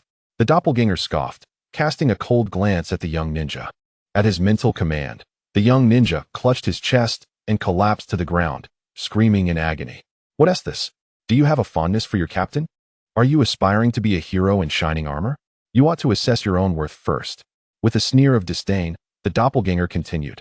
I can hardly bear the pretense of you so-called righteous ninjas. You proclaim justice, yet are unrelenting in your killings.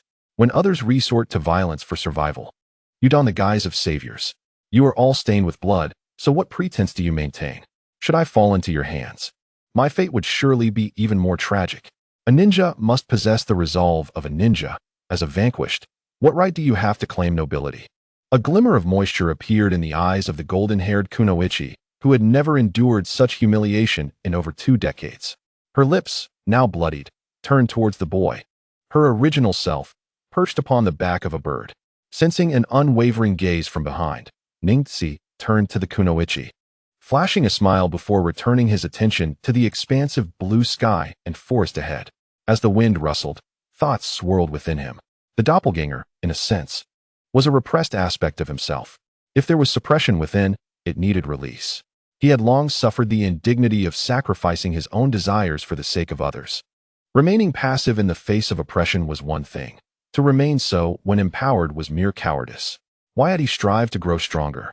Was it not to live unencumbered, to have the right to refuse what he did not wish to endure? This world of ninjas was harsh, devoid of law. A single misstep could lead to annihilation.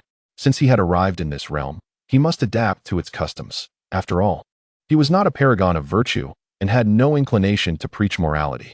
Witnessing Samui's despair, he realized the folly in seeking hope from the original, for they were indeed one and the same.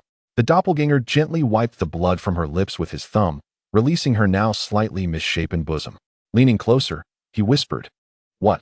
Do you still seek assistance from the original? Have you lost your wits? Scoundrel!" Samui could only muster powerless curses, utterly at a loss for how to resist. Noticing her cessation of struggle, the doppelganger lost interest and glanced back at the young ninja, who was convulsing on the bird's back. He then sat down, propping his chin in contemplation of the horizon. Every individual harbors a fragile core, a wound fiercely concealed. When touched, it provokes a wrathful response, leading to a reckless defense. It was this vulnerability that made a mere glance or cold remark capable of inflicting deep hurt. "Ningxi, I miss home," the doppelganger softly murmured after a few minutes. Startled, Ningxi turned, chuckling lightly. "Indeed, I miss it too, though not as sentimentally as you. Truly, you can be quite the actor. You are the complete original." while I am merely a fragment, a being of chakra, devoid of the mechanisms to conceal emotion. It is difficult even to utter a falsehood. The doppelganger's gaze darkened with melancholy. The original remained silent. It is said that offering consolation to others is effortless. Yet comforting oneself only leads to a rueful shake of the head. Life in Konoha had its merits. Although he had been cursed on the first day and lost his unfortunate father the next, he at least had a home, did he not? A home. While it may lack a sense of belonging, we have lived there for 5 years. This constant wandering is intolerable. We must have a home. I despise the feeling of being a drifter. However, our current status as renegade ninjas makes settling in one of the 5 great nations tantamount to becoming a living target. Even residing in remote areas would not guarantee stability for long. You are aware of the upheavals that await us. Even someone hidden on the moon was eventually found by relatives. Ningxi reminded the doppelganger. Indeed, it seems that seeking a stable dwelling in any world is a formidable challenge. In the past, we had stability but lacked the means to secure it. Now, we possess wealth yet cannot find a place to settle. The boy on the bird's neck fell into silent reverie. This chakra bird needs some enhancements. While it appears convenient, it is exposed to the elements. What if it rains unexpectedly? We could create a mobile home, one that is impervious to the elements. Traveling wherever we desire, whether to the land of snow for skiing or to the land of water for surfing. Yes, that is the plan, the doppelganger exclaimed, nearly disrupting his own technique in his excitement. His gaze fervently fixed upon the original. A mobile home? Ningxi inquired, perplexity etched across his face. Yes, a mobile home. Horror, don't you remember? We can learn from horror. As visions filled his mind, the boy's face brightened with realization. The doppelganger paced animatedly, continuing. We'll enlarge the chakra bird tenfold. With 2 tails at our disposal, chakra will not be an issue. We can carve out rooms inside the bird. Did you not dream of 3 bedrooms and a hall? We shall double that. Indeed, not only that, but we must also include a grand bathtub, a chef to prepare delicious meals daily, and a few lovely attendants, no unattractive ones. Lacking electricity poses a challenge. But we can capture a fire-style ninja to serve as our power source and illumination. We also need an ice-style ninja to act as our refrigerator. Let me ponder what else we require. The color must change. A pure blue bird lacks appeal. We should add some fire attributes to alter its hue. At this, the golden-haired Kunoichi stared in astonishment, wearing an expression of disbelief.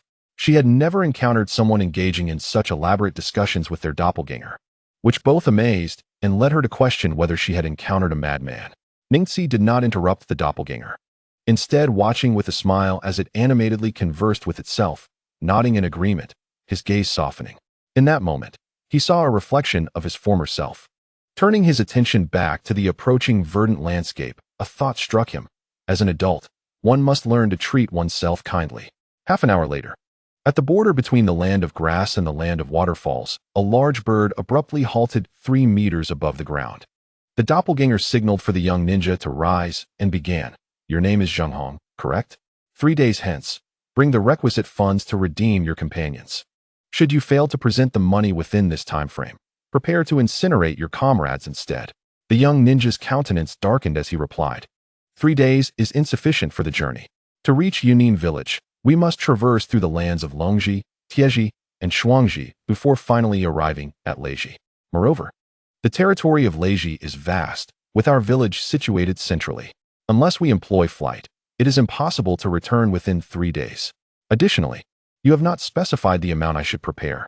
The shadow clone paused, momentarily distracted by his plans for a mobile abode. Upon hearing this, he turned to his original self. Ningxi smiled at his companion. How much do you believe would be appropriate? The shadow clone stroked his chin, pondering for a moment before responding. If we ask for too much, we shall appear greedy. If we ask for too little, it will seem we are easily satisfied. A tailed beast, as a strategic weapon of nuclear caliber, must surely be valued at no less than 50 million ryo. For elite jonin, based on the bounty notice, 1 million ryo per person is hardly excessive. As for the chunin, let us estimate 500,000 ryo each to elevate their standing. 1 jinchuriki, 3 jonin, and 4 chunin. Yes, precisely 100 million ryo. 100 million ryo? Both Sammy and the young ninja were momentarily left speechless before exclaiming in unison, impossible. What? Do you not believe you are worth such a sum? Ningxi replied calmly.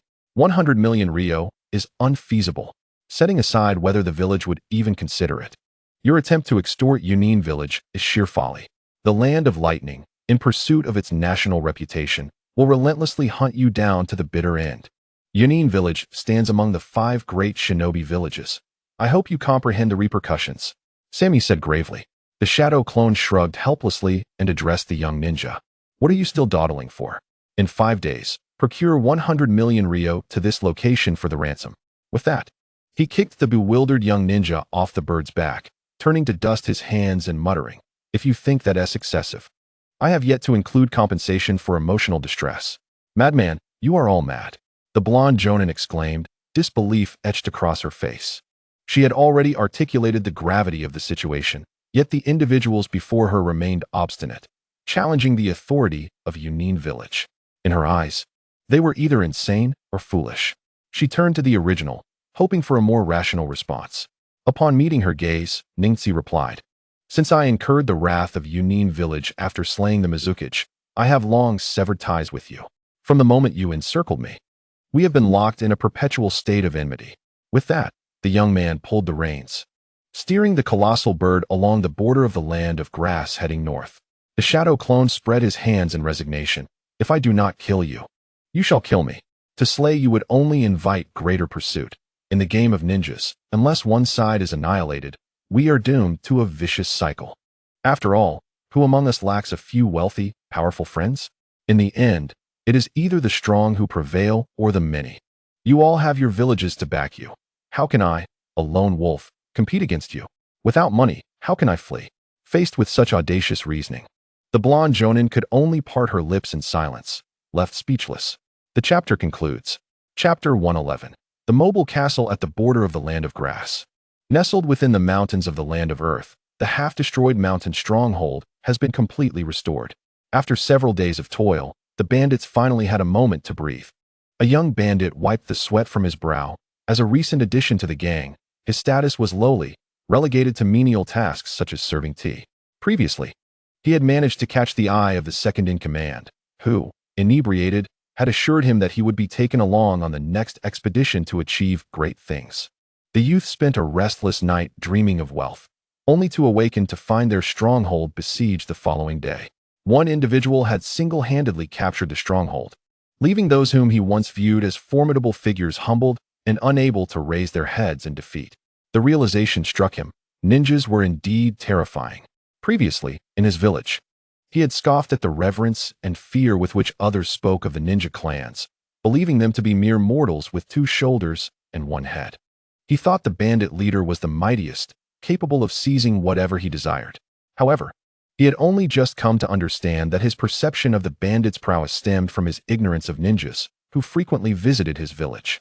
The image of the white-clad youth lingered in his mind, sending chills down his spine. With a sigh, he prepared to avert his gaze when suddenly he spotted a dark figure approaching from afar. Upon closer inspection, he dropped his tools and sprinted towards the center of the stronghold, shouting, "He is coming! He is coming! The youth is back!" "What? He is back again?" The other bandits, who were grumbling about their leader's failure to recruit carpenters for repairs, paused at the youth's frantic cries. Before they could fully comprehend the situation, a shadow loomed overhead, and they looked up to see the massive silhouette of a blue bird blocking the setting sun. The bird soared over their heads, landing gracefully in front of the stronghold's main gate. The red-haired, middle-aged bandit leader, upon hearing the report from his subordinates, charged out of the building alongside several ninjas. Witnessing the giant bird descend, he bellowed, "I have already handed over the heirloom scroll to you. Do you still intend to eradicate us? Do not take advantage of us." As the giant bird landed and unfurled its wings, Ningxi stepped down, observing the bandits armed and ready to fight, their expressions resolute. He raised his hand, signaling, "There is no need for alarm. I merely seek to stay here for a few days to recuperate before departing." "Stay for a few days? How charmingly naive. We do not welcome you here." The leader's immediate reaction was to assume the youth intended to seize control of his bandit group, rallying his subordinates to claim his accumulated wealth. As the shadow clone descended, ushering the blonde jonin down the bird's wing, he dismissed the leader's concerns with a smirk. "We are doing this for your benefit. Do you see these injured individuals? They are ninjas from Yunin village, and they intend to stay with you for a few days. If you do not accommodate them well, and, heaven forbid, they perish in your stronghold, the consequences need not be elaborated. The leader's face twitched. Having risen to the position of bandit chief, he was no fool. He recognized the headbands of the injured. These were the insignia of the rogue ninjas now allied with official ones. The only possible explanation was that these individuals were captives he had taken. As his mind raced, his expression grew increasingly grim. Captives rarely had favorable outcomes. Since the youth had appeared in his stronghold with these individuals, his choices had been stripped away. Opposing the youth was out of the question. He could not hope to win. Yet, if the stronghold accepted these captives, it would be tantamount to offending Yunin. He dared not cross a rogue ninja, let alone the formidable Yunin village. Should anything happen to these captives, or should they perish, Yunin would undoubtedly investigate. In tracing the matter back, the stronghold would be implicated without question. The youth could escape unscathed, merely leaving behind chaos, but the stronghold could not evade such scrutiny. His face flickered with uncertainty. Although it was a choice between two evils, the youth's smiling gaze compelled him to make a swift decision. There would be time to consider the future later. But survival was paramount. With a hint of bitterness, he inquired, "What is it that you require of me?" "Do not worry. This matter does not concern you. Arrange for 2 clean rooms, find someone to tend to these individuals' wounds, and bind them securely. There is no need for extensive treatment. Merely ensure they remain alive." Ningxi, upon concluding his speech, produced a sealing scroll and tossed it to his clone. The clone turned and approached the giant bird, methodically dragging down the wooden figure and another Yunin youth. Subsequently, moving under the blue bird, he waved to sever the blue ropes binding its feet, gesturing towards the 4 Yunin piled on the ground. Observing this, the middle-aged man flicked his hand, prompting several of his subordinates to exchange glances before stepping forward to drag the captives aside. A flash of white light occurred as the clone retracted the blue giant bird. Ningxi received the scroll and instructed the clone, "Remember to control the crystals." Noticing the clone nodding, he turned his gaze to the middle-aged man, who sighed and said, "Please, come inside." The mansion was spacious, predominantly featuring empty rooms. At its center lay a large living area comparable to a dojo, furnished with 2 rows of tables where food and drinks still lingered. The man explained, "We were just discussing the reconstruction of the bandit stronghold." Ningxi nodded, neither affirming nor denying, recognizing the man's intent to keep an eye on him. However, he was indifferent. After traversing the corridor and opening a door, Ningxi surveyed the room and stated, "This will suffice for now. I will call you if I need anything." The middle-aged man, taken aback by the youth's assertiveness, swallowed his concerns and departed. Closing the door behind him, Ningxi entered the room, seated himself on the neatly stacked blankets, and began to refine the tailed beast chakra stored within his wrist.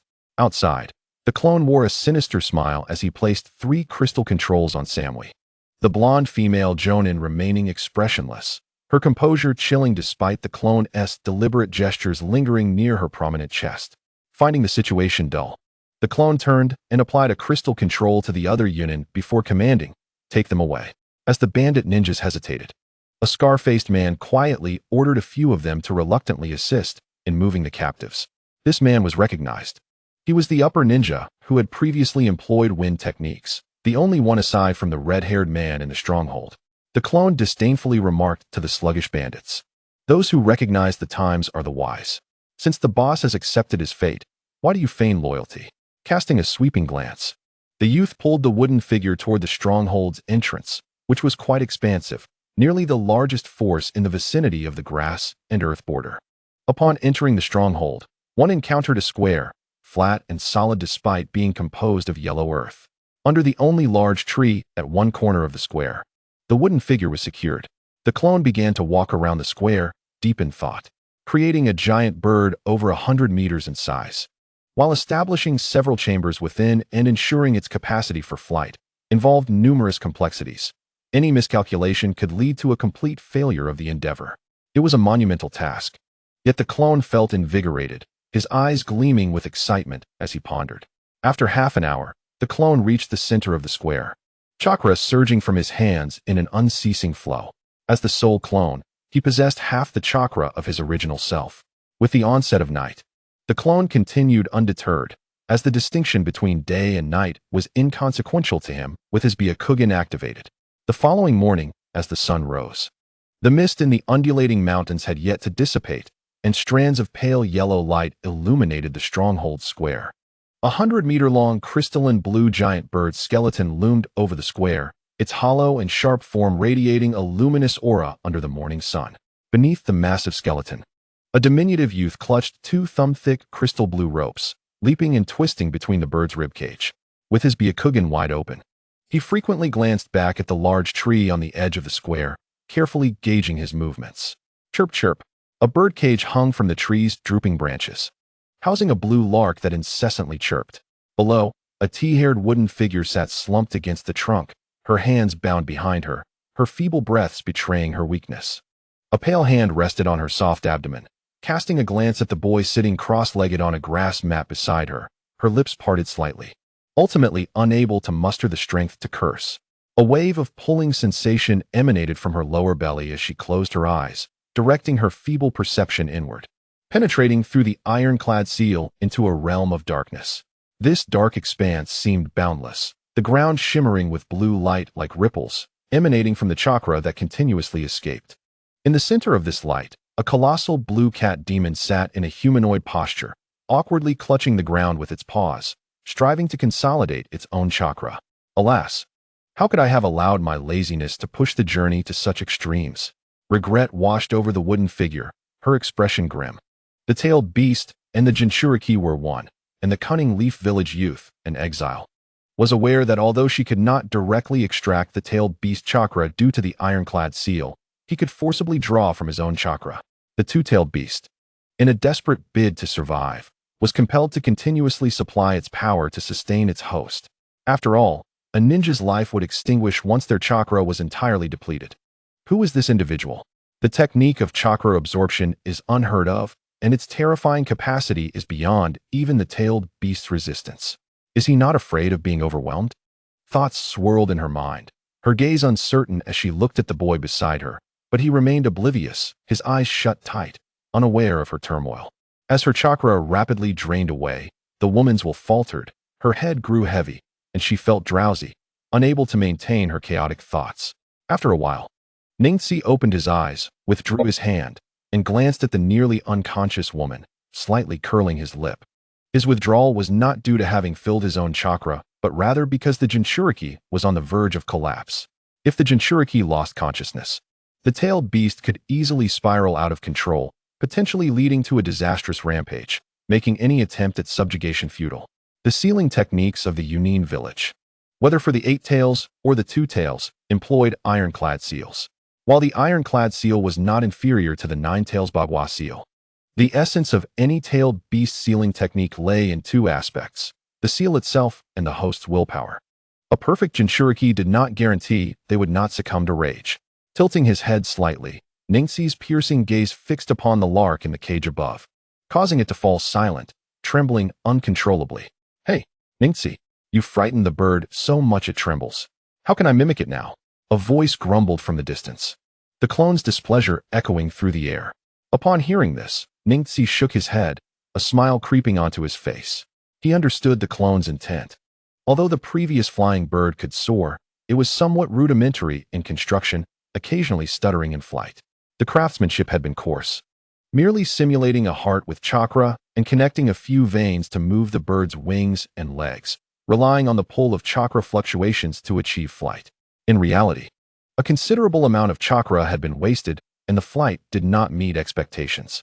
While Ningxi had not been concerned about this expenditure in the past due to his ample chakra, the current flying apparatus, being a colossal entity over 100 meters long, would incur significant losses if wasted excessively. Moreover, given the ongoing consumption, it was imperative not to repeat past mistakes in subsequent recreations. To ensure the ultimate flying experience and allow for effortless maneuverability, the clone intended to meticulously replicate the skeletal structure of the smaller bird, then amplify the proportions 1,000-fold for construction. It is well known that the ability of both humans and animals to move stems from their brain's control over specific muscles, generating contractions that pull on veins and joints to perform various motions. Simulating the hard bones and shells is relatively simple, yet imitating muscles proves to be exceedingly challenging. The ability of birds to soar primarily hinges upon their pectoral muscles. The doppelganger intends to utilize chakra crystal threads to intricately bind and substitute for the muscles, subsequently adhering to the established methods for this creation. As thoughts dissipated, the doppelganger, panting, approached from the square. As Ningxi raised his hand, ready to dispel the doppelganger technique, it hastily gestured, "No rush. Let us rest a moment before returning." Seated at the base of a tree, the doppelganger sighed. "I find myself regretting my choices." "What's wrong? Are you fatigued, unable to withstand it?" Ningxi inquired with a smile. "Not exactly. It's the chakra you ingest and refine. And the mental drain upon returning to the original form is borne by you. My regret lies in the oversized skeleton I've created. A flying apparatus spanning 100 meters will undoubtedly consume a significant amount of chakra each time it's utilized. I worry that you, in your original form, may not be able to sustain it." Ningxi raised an eyebrow and jested. "Is that when you realize it? A minor issue. At worst, we can capture a tailed beast and seal it within the giant bird to serve as its heart." "That is true. However, tailed beasts are typically claimed by their respective villages, and you are well aware of the future dynamics of the ninja world. Attempting to capture a tailed beast would inevitably offend two factions." The doppelganger furrowed its brow in realization. "The great ninja nations and the Akatsuki organization." Ningxi scoffed lightly. "So what if we offend them? It matters not. But I'm not referring to the usual tailed beasts. I speak of the beast without a tail." "Kisame? No. You mean Zero." As memories flowed through the doppelganger's mind, enlightenment dawned upon it. The beast without a tail, Zero, is a naturally occurring amalgamation of chakra. And since it is not a product of the division of the 10 tails, it is not safeguarded by the 5 great ninja nations nor coveted by the Akatsuki. Although the original body had no fear of these two major forces in the ninja world, the doppelganger perceived that offending them over a mere engine source was decidedly unwise. Regarding the so-called dark chakra, both parties chose to disregard it, viewing it merely as an energy source rather than something to be absorbed. Skeleton, muscles, meridians, core, shell, feathers, and abdominal chambers. The second step was nearing completion. Rising and stretching, the doppelganger counted on its fingers and then pinched them, dispelling the doppelganger technique. A frown formed as fatigue washed over Ningxi. He closed his eyes, immersing himself in a moment of tranquility, and soon after, his fingers trembled. The recently vanished doppelganger reappeared. Invigorated, it swayed its body and resumed its previous task in the square. Glancing at the even-breathing two-tails Jinchuriki beside him, Ningxi sighed, closed his eyes, and began to refine his own chakra. Let us continue later. Pushing further may prove fatal. Chapter 112. The Furious Rakage Boom. A deafening sound erupted from the towering Rakage office building in the land of Lightning's Yunin village. Passers-by glanced upward but soon continued on their way. Accustomed to the Rakage's volatile temperament. 100 million ryo? Such audacity. The young ninja Zhenghong trembled on the ground, witnessing the furious Rakage AI. In all my years in Yunin village, I've never encountered such extortion. That damned rogue ninja has some nerve. Zhenghong was filled with genuine dread for the 4th Rakage AI. Lamenting internally, how could such a powerful rogue ninja have escaped notice until now? What exceptional abilities does he possess that even Lord Yuki is no match for him? In contrast to the enraged Rakage, his secretary Mabui appeared much calmer.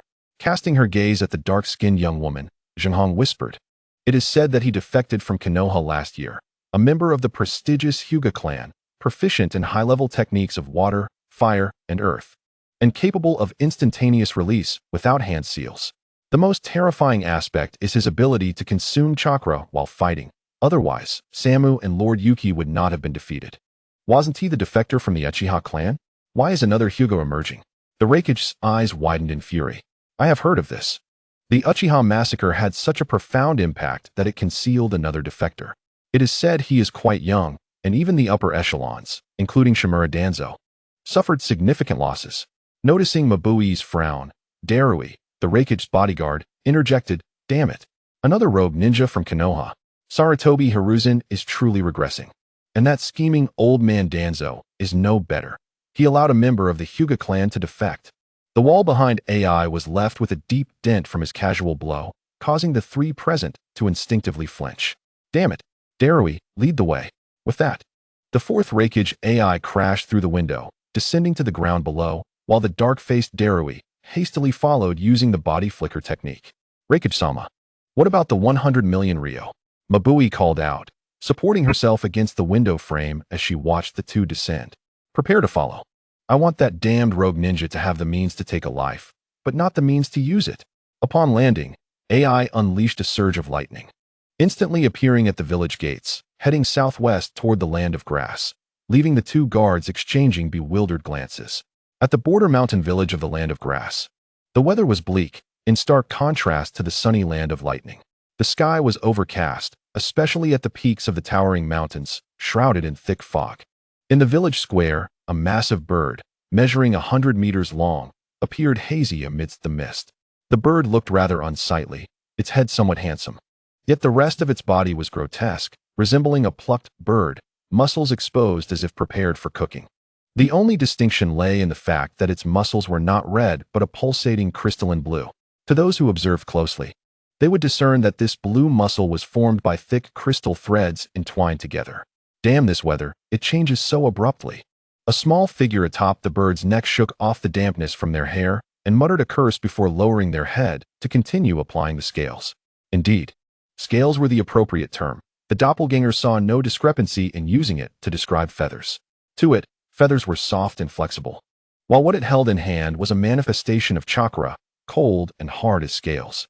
Pieces of palm-sized blue scales continually accumulated in its hands, then adhered to the bird's neck. With a swift motion of the right hand, the blue radiance illuminated, sealing the gaps between the scales and the neck with chakra. Layer upon layer of blue feathers, resembling fish scales, possessed an unusual beauty. Under the trees at the edge of the square, a charcoal furnace smoldered slowly, its intangible flames dispelling the surrounding chill. Bound and unconscious, the figure of Yuki leaned toward the warmth of the furnace, her chakra nearly depleted and her body weakened. Coupled with the cold weather, the ninja's physique revealed itself to be almost indistinguishable from that of an ordinary person. Seated beside the furnace, Ningxi's original form sat upon a tatami mat, his byakugan wide open, staring vacantly into the foggy distance. Feigning profundity only brings disdain. A voice, light and disdainful, broke the silence. Not only was the young boy present, the blonde Jonin Samu, seated on a mat beside him, was pouring water into the teacup on the low table with an air of pride. The youth glanced at her and then resumed gazing at the distant sky. In his eyes, the sky was not merely filled with white fog but also streaked with thin, pale blue gas drifting through the air.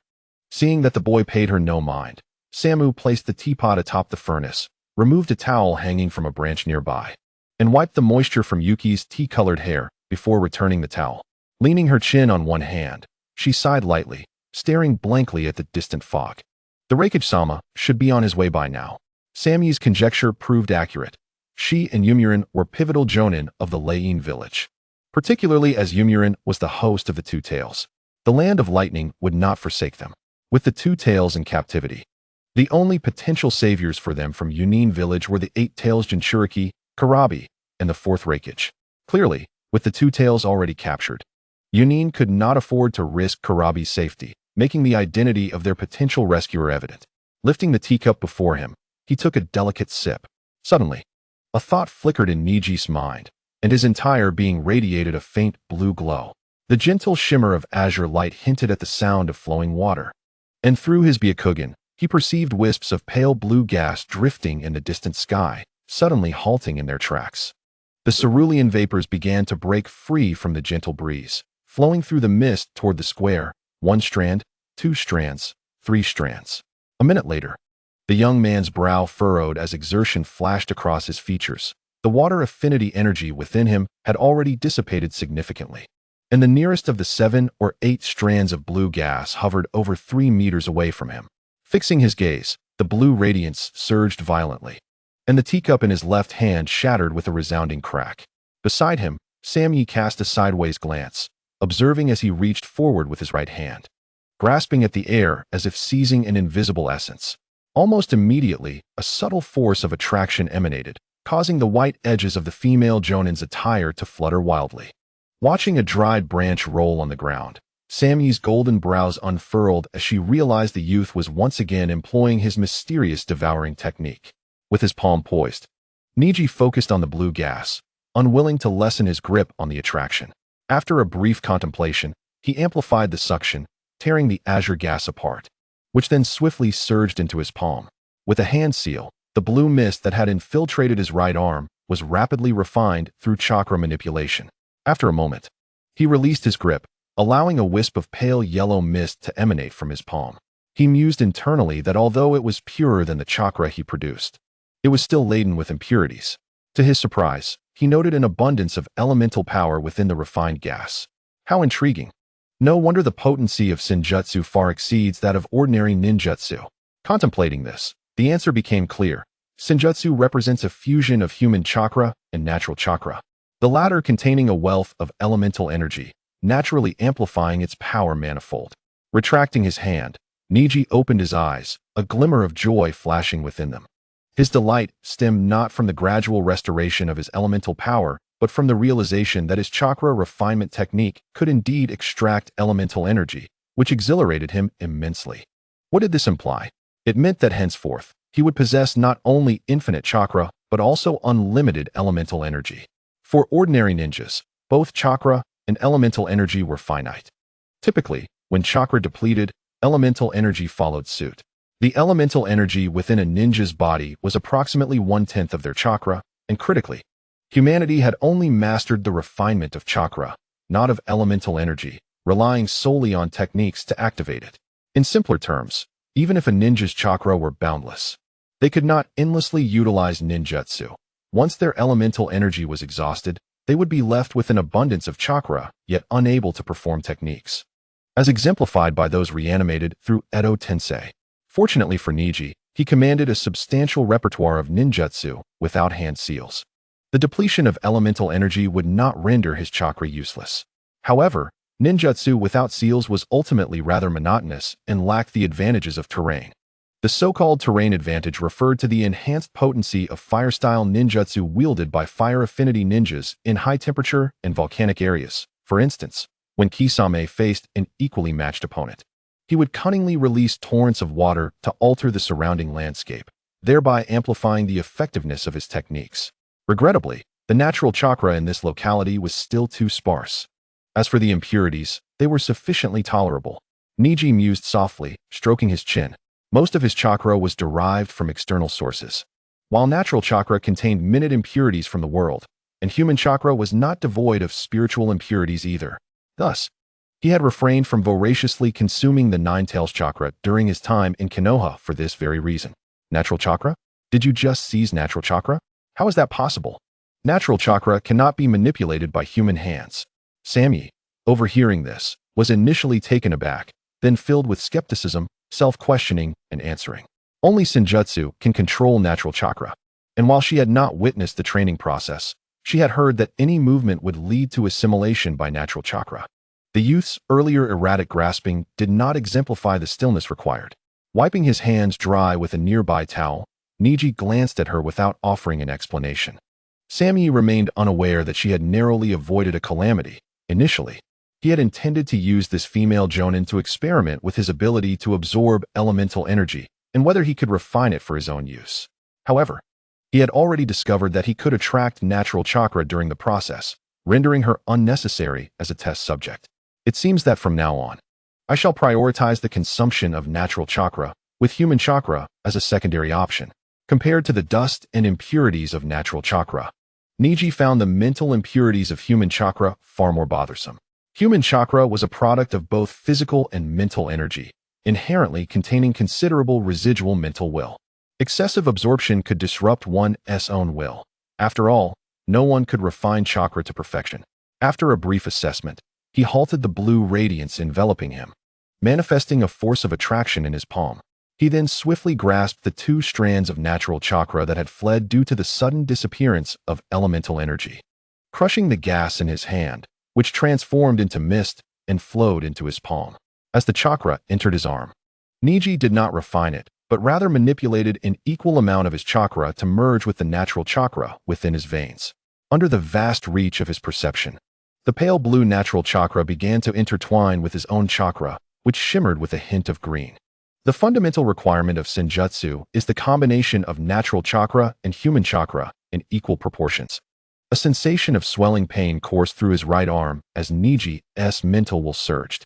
The elemental power began to flow from the back of his head, and in an instant, a stream of blue elemental energy infused into his right arm.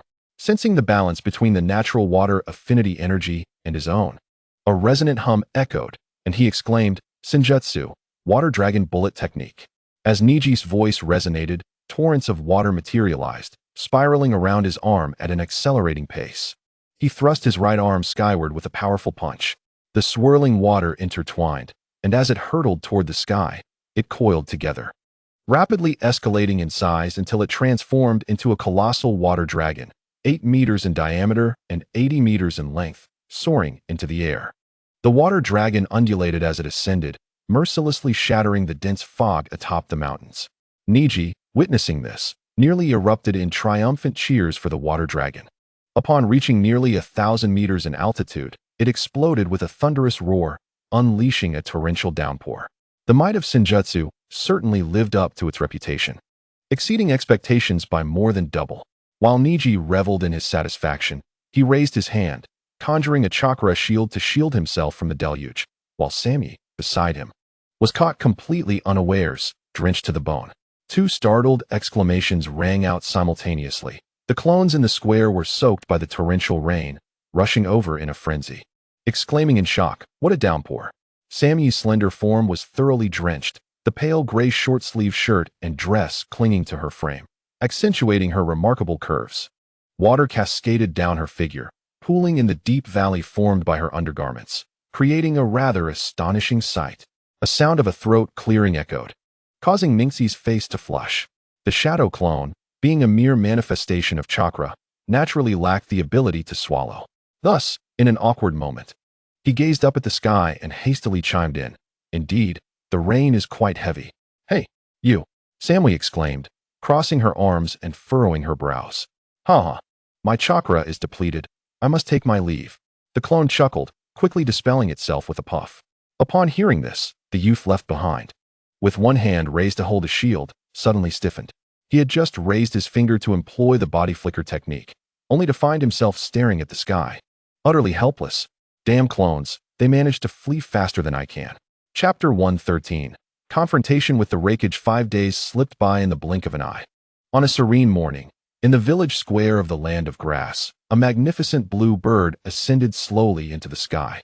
Standing atop its back was Ningxi, clad in white attire and red trousers, with the weakened two-tails Jinchuriki, Yuru, resting on the bird's back, supported by the blonde ninja Samui.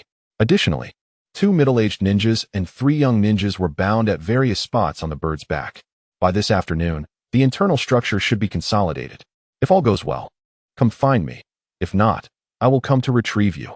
A voice called out from the square below, as a 120-meter-long blue giant bird opened a door at its neck, and a shadow clone poked its head out to shout above. On the bird's back, Ningxi cast a glance at the numerous mountain bandits surrounding the square, nodding slightly. He then pulled the reins, and the slightly smaller blue bird soared high towards the northeast, directionally heading toward the border between the Land of Grass and the Land of Waterfalls. While the Land of Grass is not vast in size, it is relatively small compared to the 5 great nations. The village is situated on the border, and the trading location is set between the Land of Grass and the Land of Waterfalls. After an hour of rapid flight, the giant bird finally reached the border of the Land of Waterfalls. Noticing the rising sun, Ningxi estimated it was around 9 in the morning. The bird hovered in midair, gently flapping its wings, and upon observing the deserted trading site, he frowned slightly. Releasing the seals within us provides some leeway. Otherwise, once the 4th Raikage arrives, it will be a fight to the death between you and the Land of Lightning. A middle-aged Jonin spoke solemnly. Although they had been captured by the youth, he had not subjected them to torture or abuse, merely confining them. There was no room for reconciliation between the two parties. Naive, the youth glanced at the middle-aged man, and with a mere thought, the man felt a sudden pang of pain in his chest, gasping softly. Samui looked at the middle-aged man, slightly furrowing her brow, but said nothing. She had long understood the youth's stubbornness. The bird landed on a hillside, and with a quick gesture, Ningxi untied the blue ropes binding the captives, urging them to disembark. He pulled the reins, and the bird soared back into the air. As the wings flapped softly, the youth closed his eyes, meditating while simultaneously controlling the giant birds hovering and refining his chakra. He was not concerned about the people from the land of lightning betraying their word. This matter involved the honor of a great nation, and the two-tails Jinchuriki was a crucial target for Kumogakure. Wait here.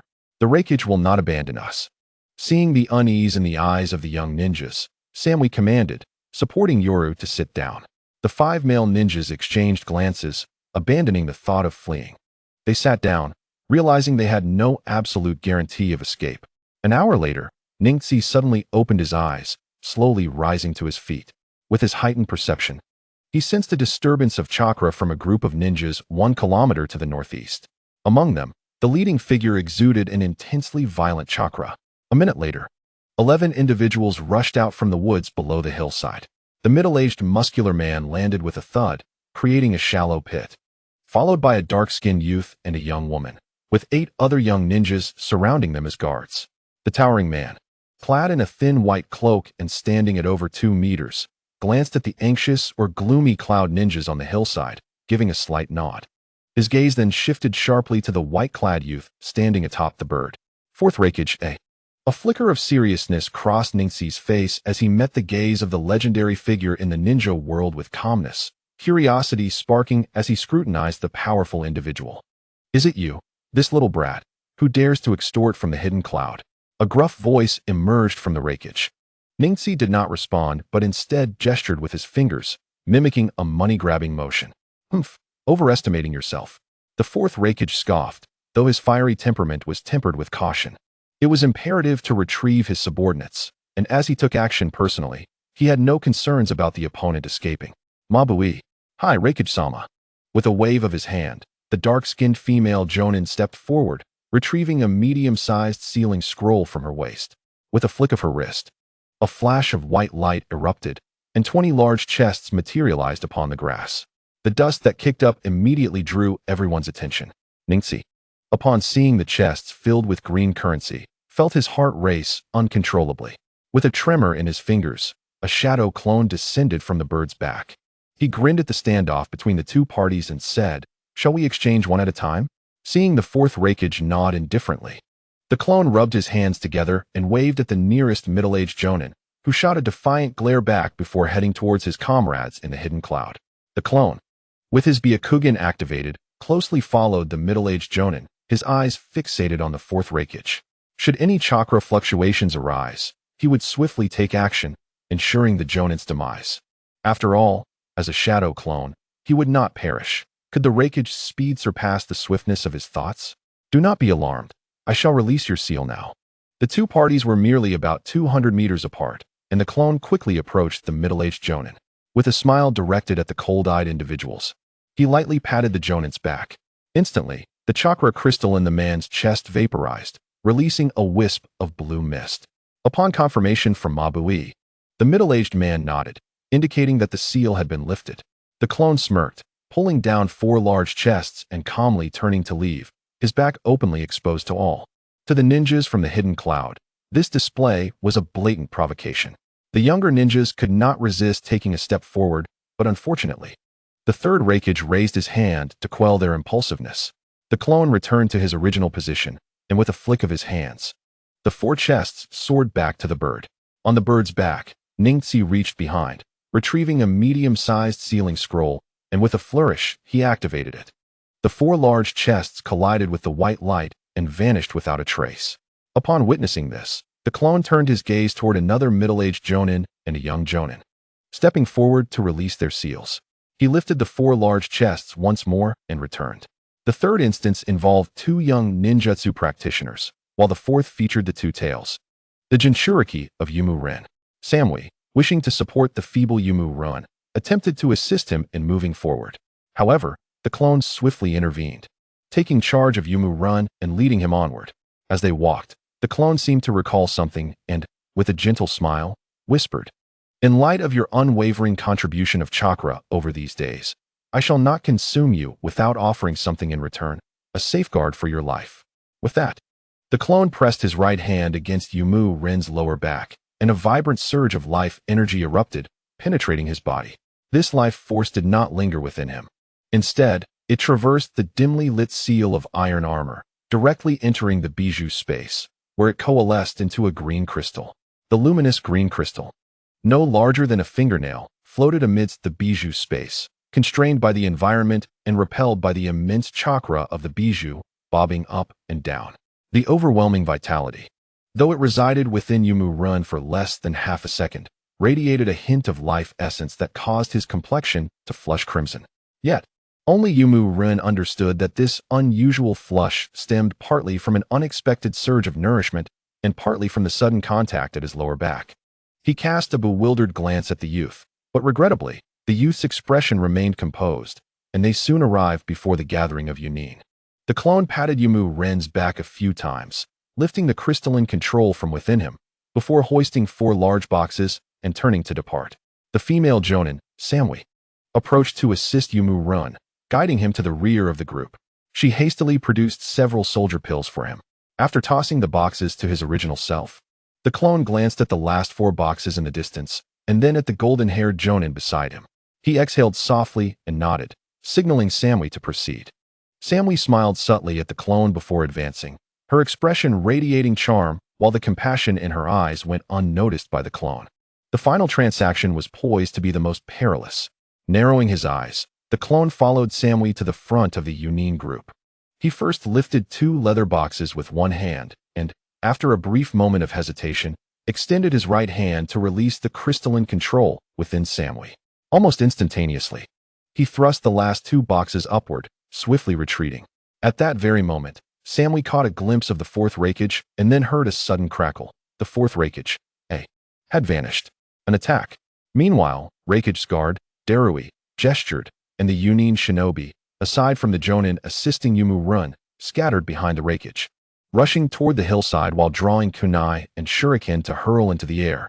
So swift, the clone, dragging the 4 large boxes, retreated rapidly. But a colossal fist crackling with blue lightning descended even faster, aiming for his chest. In the face of imminent peril, a surge of chakra erupted from the clone's chest, swiftly coalescing into a half-foot thick blue crystal.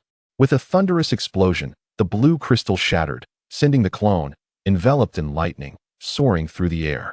His chest, now reduced to white smoke from the electric onslaught, heaved his hands backward, propelling the 4 boxes away. A sinister smile spread across the clone's face as he executed a hand seal, emitting a series of muffled thuds.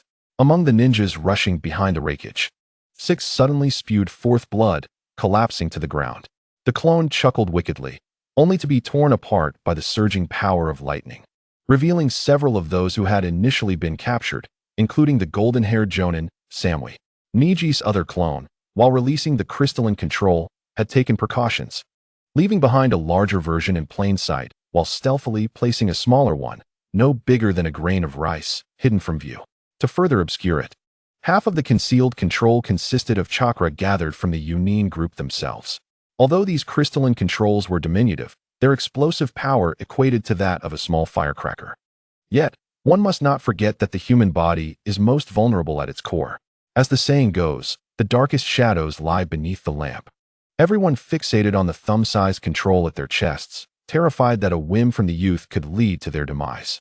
Lacking robust perception and vigilance, they naturally overlooked other dangers. Initially intending to hold back, the clone was met with the Yunin's ungratefulness, and thus, he decided not to be merciful. Seeking death, lightning release, thunderstorm strike. The Rakeage, roared in fury, launching himself towards the enormous bird in the sky. The youth on the bird's back narrowed his eyes. This unfolded in the blink of an eye. The 4 boxes soared through the air, followed closely by a flurry of shuriken intermingled with kunai, while the Rakeage descended beneath the large bird. There was no escape. Neji instantly made a decision. Crouching slightly, he unleashed 2 jets of chakra from his feet, propelling himself into the air. With a swift motion of his right hand, 4 chakra threads emerged from his palm, ensnaring the 4 large leather boxes as he pulled them along. Boom! At that moment, a thunderous explosion erupted nearby, as the 12-meter wingspan of the blue bird disintegrated, while Rakeage fell to the ground, creating a shallow crater.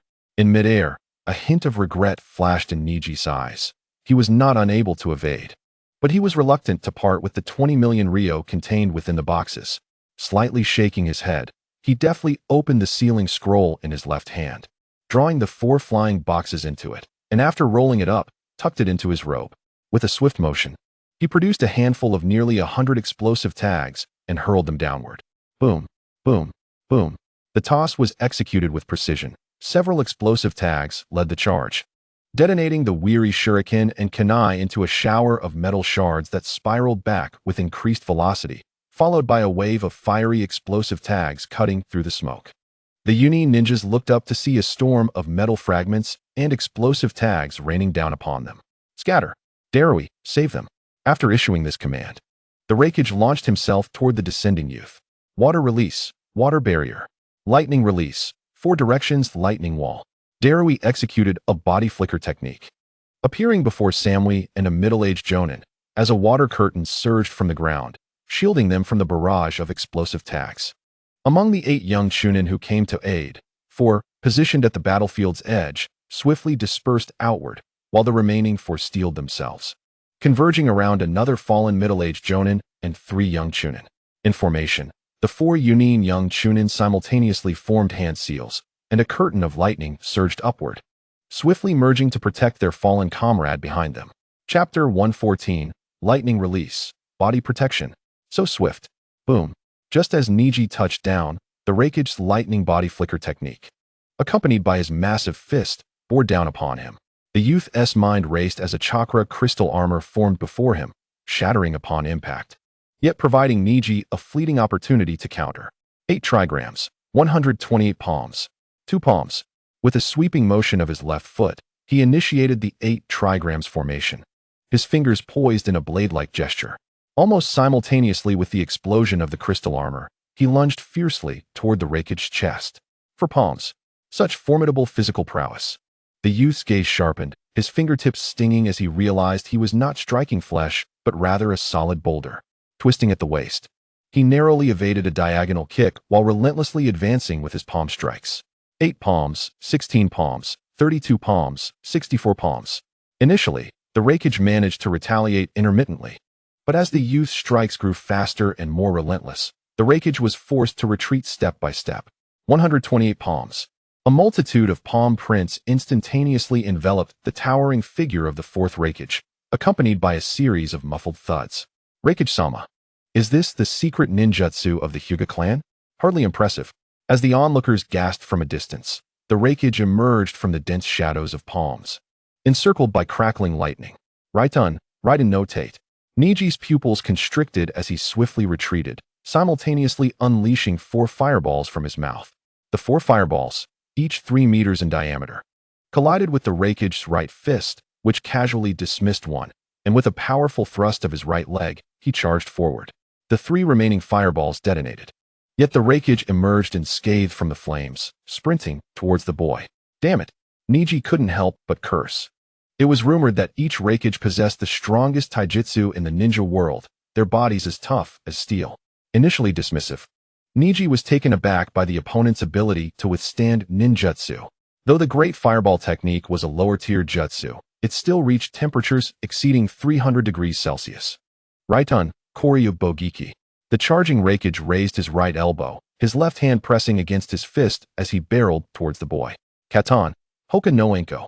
For an ordinary ninja, weaving hand signs at such proximity would be impossible. 3 meters was merely a blink away. However, Neji was different. With a swift exhale, a column of fire erupted forth. Boom. The fiery column rushed towards the Raikage, yet the boy's expression remained devoid of joy, for in his eyes, the raging flame was effortlessly cleaved apart. The fire column split as if a knife had sliced through a radish, or rather, collided with it. As the Raikage endured the fire jutsu, the fire dragon technique failed to halt his advance. His robust elbow was already upon the boy. I cannot withstand this. In an instant, Neji comprehended the vast chasm separating him from his opponent. The Raikage's prowess in taijutsu was matched by an extraordinary capacity to absorb blows. When confronted with a more formidable taijutsu, the weaker side was rendered nearly defenseless. The essence of the Hyuga clan's taijutsu lay in swiftly sealing or severing the chakra flow of an opponent during close combat, a rather cunning stratagem. Although the Hyuga's physique, honed through years of practice in the gentle fist technique, was marginally superior to that of an ordinary ninja. It was utterly flimsy before a muscle-bound behemoth like the fourth Raikage. If he couldn't even breach the opponent's skin, how could he hope to sever or seal the chakra pathways within? Thus, the Hyuga's taijutsu proved nearly futile. And the Raikage was capable of grappling with the Eight Tails. Engaging him in close quarters was tantamount to courting death. The only recourse lay in utilizing ninjutsu for range suppression. In a flash of inspiration, the boy resolved within himself, his fingers trembling as his form abruptly vanished. With a crackle of lightning, he shattered the residual shadow left in his wake. 9 meters away, as the boy's figure materialized, he found himself enveloped by a tumultuous torrent of water. With a swift turn and a decisive point, he unleashed a water dragon measuring over 10 meters in length towards the similarly pivoting fourth Raikage. Raiton, Raikin no Noka. The Raikage, undeterred by the roaring water dragon, accelerated towards it, his wrist flicking upward. The two forces collided, and the Raikage's powerful forearm seized the dragon's neck, audaciously snapping it in half. Boom! The water dragon exploded, sending sprays of water flying. The Raikage then formed hand seals with one hand, vanishing in an instant. Neji, sensing the shift, urgently activated the body flicker technique to escape. Boom! The Raikage rose from the crater left by his fist, turning coldly to the boy who had just re-emerged, remarking, "Is that all you have to threaten me, Kimogikure?" The boy remained silent, surveying his surroundings. He noticed Darui and the remaining 8 young ninjas had encircled him several hundred meters away, forming a circular blockade, while the others, affected by the residual explosion, were huddled together for rudimentary treatment. The living combat power of Kimogikure was refraining from intervening. In such a scenario, a group attack would be counterproductive. The Raikage was already suppressing them, and their involvement would not expand their success. Instead, it could disrupt the Raikage's rhythm and allow their opponent to exploit their interference. Given the Raikage's might, their priority was to prevent the enemy's escape. Heh! Katon, Goken no Metsubo. With a cold smirk, Neji expelled a column of fire that flew directly toward the fourth Raikage. The Raikage sidestepped, the fire column detonating, rapidly dispersing into an enormous sea of flames. Hakusho, Kaiten. The firestorm, nearly 20 meters in diameter, formed instantaneously. The boy flickered and vanished, reappearing at the left front of the inferno, unleashing a barrage of translucent palm strikes that crashed into the flames, forcing the figure attempting to escape back into the blaze. Each palm strike detonated upon contact with the indistinct silhouette, rivaling the power of an explosive tag in the blink of an eye. 64 crystalline palm prints forced the figure deeper into the firestorm. His little finger trembled rapidly, summoning for clones that emerged and immediately vanished, only to reappear surrounding the inferno. Katon, Haino Kyoka. For streams of gray mist continuously spewed forth from the clones, the heated air igniting the mist as it spread. Hakusho Kobo. The clones emitted the gray mist in mere seconds while retreating, the burning haze expanding the firestorm's reach to 50 meters. With Byakugan activated, Neji vanished again, appearing before another clone that had just expelled its gray mist, unleashing 4 concentrated blasts of air. The body flicker technique typically allowed only short-distance movement for ordinary ninjas, rarely exceeding 10 meters due to the physical strain of high-speed motion. Even the Raikage, with his formidable physique, could only instantaneously travel 20 meters while remaining within the 50-meter diameter of the firestorm. After 2 applications of the body flicker technique, he found himself within 40 meters of the inferno, but Neji's 4 blasts of air sent him hurtling back into the flames. As the clones retreated, they prepared to unleash their techniques once more. Katon, Goken no Metsubo. Boom, boom, boom. For fire pillars erupted again, each towering 6 meters and nearly 20 meters wide, crashing down into the sea of flames. The addition of the fire waves did not expand the firestorm, but rather compressed it, reducing the flames to a mere 30 meters in diameter. The explosive sounds echoed as the unburnt gray mist in the center ignited under pressure and heat. The intensity and temperature within the sea of flames were unimaginable. Raikage-sama. Raiton, Kosakudo no Kaze. Futon, Tsubaime no Kiri. Raiton, Raikyu no Kogiki. Raiton, Raiden no Tenrai. All of this transpired in mere seconds. The encircled Kimogikure ninjas, witnessing the Raikage ensnared in the inferno, could not remain idle. As the clones attempted to unleash their techniques once more, the swiftest Darui and nearby cloud ninjas sprang into action, launching their jutsu at the clones. Doton, Tsuchi no Shohiki. Darui, only 20 meters from the real body and another clone, unleashed a high-pressure water column surrounded by black lightning towards them. The clones swiftly pivoted, their right feet stamping down, summoning 4 earthen walls to shield against the attack. Neji remained undeterred, his focus unwavering as he locked his Byakugan onto the heart of the firestorm. With narrowed eyes, he crouched slightly, channeling chakra into his feet before vaulting into the air, directing a brilliant beam of energy toward the center of the flames. Hakusho, Hakno Kasen. In the heart of the inferno, flames raged violently. The fourth Reikage, adorned in a chaotic aura of lightning, barely emerged from above when a brilliant beam shot towards him, attempting to break free using the Shunshin technique. He swiftly raised his arms to defend. A resounding crash echoed as the heavy wrist guard on his right arm shattered. Although he managed to block the laser, it did not pierce through him. However, the force of the impact hurled him back into the fiery abyss. At that moment, the earthen wall before his shadow clones barely began to explode. Neji began to plummet towards the ground. He swiftly reached for the ninja tool pouch at his waist, extracting a handful of miscellaneous explosive tags and hurled them into the center of the inferno. Upon landing, he immediately activated the Shunshin technique to retreat. Release, release, release. A chilling sense of danger, akin to a prickling sensation along his spine, surged from behind the clones. Startled, they hastily cried out to dispel their shadow clone technique. After retreating 60 meters using the Shunshin technique 3 times, Neji glanced forward. He saw that the once 50-meter-wide inferno had been compressed to a mere 10 meters across by 4 waves of fire, with invisible air currents distorting the center. Simultaneously, over 20 explosive tags shot into the flames from above. Boom!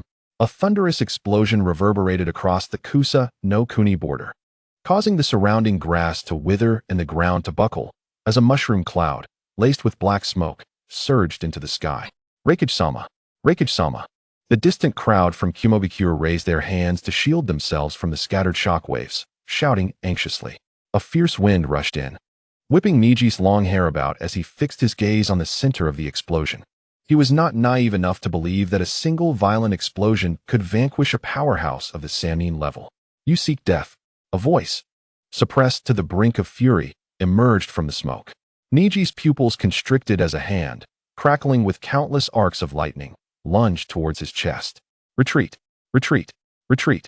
As his fingers trembled, Neji repeatedly activated the Shunshin technique. Just as he materialized 20 meters away, he vanished again, appearing 40 meters distant, only to distort and disappear once more. Yet, that hand was still a mere 2 fingers from piercing his chest. Retreating in a straight line was the fastest way to evade. The moment Neji considered a diagonal dodge or a sidestep, his body would inevitably pause for an instant, allowing the opponent to pierce through his chest. There was no escaping. After disappearing 4 times, Neji's expression turned chillingly grim. He realized he could not evade after the second activation of the Shunshin technique. The pain from repeatedly using it coursed through him, but his objective was achieved. Each use of the Shunshin technique slightly shifted his body to the right, bringing the hand closer, until finally, on his 5th activation, the hand pierced right through him. Thud! Neji was propelled 20 meters away, crashing to the ground, where an imposing figure enveloped in brilliant lightning materialized, the 4th Reikage, with yellow hair standing on end, exposing his upper body. He slowly retracted his robust right hand, expressionless, as he gazed at the frail boy bleeding on the ground. Cough, cough, cough. The Raiton chakra mode was heralded as the strongest shield, while the Hellstab technique was deemed the mightiest spear. Under the Raiton chakra mode, every cell in the body was activated, including brain neurons. After the death of the 4th Hokage, the 4th Reikage's physical reactions and speed became unparalleled in the ninja world. Though the forehand technique was not as powerful as the one-handed, it had once forcibly severed the horn of the 8 tails. Cough, cough. The 5 Kage were indeed among the most formidable in the ninja world. None were to be trifled with. The boy struggled to rise, glancing down at the gaping wound on his left shoulder, quietly lamenting. Sarutobi Hiruzen is incompetent, and Shimura Danzo seems to be past his prime. Konoha has faced a string of traitorous and arrogant ninjas, all of them rebels. Hearing the boy's murmurs, the Reikage scoffed coldly. In the pinnacle state of chakra mode, the Reikage's speed and defense reached their zenith. The giant bird had shattered. There was no escape, no means to withstand. With immense physical strength, combined with the chakra mode and Raiton protection, he was impenetrable. Chapter 115. Fierce combat speed serves as both the finest attack and the best defense. The fastest individual in the ninja world was universally acknowledged to be the fourth Hokage, known as the Yellow Flash, Namikaze Minato. Even the fourth Raikage lagged slightly behind, forced to trail in his wake, but this lag was only relative to the fourth Hokage. To other ninjas, the speed of the fourth Raikage was enough to obliterate them. In Raiton Chakra mode, EI's speed surpassed even the continuous use of the Shunshin technique. Neji estimated it to be nearing the speed of sound. This was a terrifying concept, implying that hearing the sound equated to death. Confronted with such an opponent, impervious and relentless, the boy felt a sense of bewilderment. Yet, sensing the immense chakra within him, his resolve hardened. As long as he wasn't killed instantly, he could outlast his adversary. 3 ribs fractured, a piece missing from his scapula. Frowning slightly, Neji pressed his right hand against the hollow in his shoulder. Threads of chakra emerged from his palm, extracting the tiny fragments of bone embedded within. He then tapped his forehead, causing the green seal to emit a vibrant glow, as a rich surge of life energy spread towards his left shoulder. The bones began to grow gradually, cells rapidly dividing, as the gap slowly diminished. At this rate, his injuries would be fully healed in just a few minutes. What is this? Medical ninjutsu? No, it doesn't seem like it. The fourth Raikage furrowed his brow. The chakra mode, though immensely powerful, consumed vast amounts of chakra. Even with a reserve tenfold that of ordinary ninjas, he could not sustain it for long, and thus sought a swift resolution. Rhino Akari. With a crackling sound, the Raikage instantly closed the gap of over 20 meters, raising his powerful leg to strike at the boy. With his Byakugan activated, Neji could not evade due to the overwhelming speed. He extended his right hand upward, then pressed down, catching the Raikage's robust ankle. Utilizing the downward force, he twisted his body sharply to the right, narrowly evading the strike. Boom! The ground within a 6-meter radius suddenly sank, cracking open. The boy withdrew his right hand, now completely shredded by lightning, and activated the Shunshin technique, reappearing 20 meters away. Upon landing, he slapped the ground, transforming it into a quagmire. As a colossal earthen dragon's head erupted from the mud, spewing countless mud balls the size of human heads. Doton, Doryuden, the towering figure, crackling with lightning, retracted its right leg. As countless mud balls came crashing down, he transformed into a bolt of lightning, deftly weaving between the oncoming projectiles. When evasion became impossible, he charged through the mud balls, smashing them apart. Raiton Ryu. The closer he got to the earthen dragon's head, the more densely the mud balls were expelled. Enduring dozens of impacts, the Raikage, though slightly hindered, reached the dragon's head, raising his hand to deliver a fierce strike. The massive, 3-meter-high, yellowish dragon head was cleaved in two. Bagwazang. At that moment of slight delay, the boy seized his opportunity. He raised his left hand, shooting forth a dazzling beam, slender as a pinky finger, towards the Raikage, piercing through him in an instant. Doton Dazancho. The boy's expression revealed no joy upon witnessing this, as he abruptly turned, slapping the ground with his right hand. A towering earthen wall, 3 meters high and 2 meters wide, surged upward, while his crouched body leaned back, releasing 2 jets of air from his feet, propelling him backward. Boom! The foot-thick earthen wall shattered instantly, as a colossal fist, crackling with electrical energy, penetrated the fragmented soil, creating a 1-meter-wide crater in the earth. Although the light of the Shatter Mountain strike approached the speed of light, raising one's hand still required time. For the fourth Raikage, a man seasoned by countless battles throughout his life, the moment he observed the youth's actions, he could effortlessly predict the direction of the boy's impending attack. Fire Release, Dragon Flame Song Technique. Like a young man being dragged backward, he opened his mouth and unleashed a pillar of fire that dispersed into 5 dragon heads, each a meter thick, launching an assault from various angles toward the rising figure of the Raikage. The linear attack of the Dragon Flame Song Technique, renowned for its 100% hit rate, did not lead the boy to believe it would breach the Raikage's lightning release defense. Much like the tragic fate of the character Pipa Jizong in the original story, who, under the chakra mode of the 3-tailed Jinchuriki, suffered injury and ended up shattering his own executioner's blade, leading to his demise. The fourth Raikage, however, was capable of withstanding the 8 tails. With a slap of his left hand on the ground, He executed a backflip, stepping back 2 paces to dissipate the recoil, while raising his hand to shoot forth another dazzling beam of light.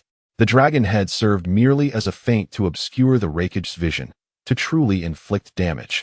The boy would rely on his mastery of the highest single-target attack, the 8 trigrams Shatter Mountain Strike. In terms of singular damage, even his S-rank water release, Water Break Wave paled in comparison, not to mention the disparity in attack speed. As expected, the Raikage's body, crackling with lightning, zipped through the gaps between the 5 dragon heads, only to collide head-on with the radiant beam of light. The boy's Byakugan allowed him to see clearly. If one could evade, no one would choose to endure. The chakra expenditure for evasion was exponentially less than that of withstanding a blow. The Raikage, moving at speeds that rivaled the speed of sound, could not outrun the beam of light.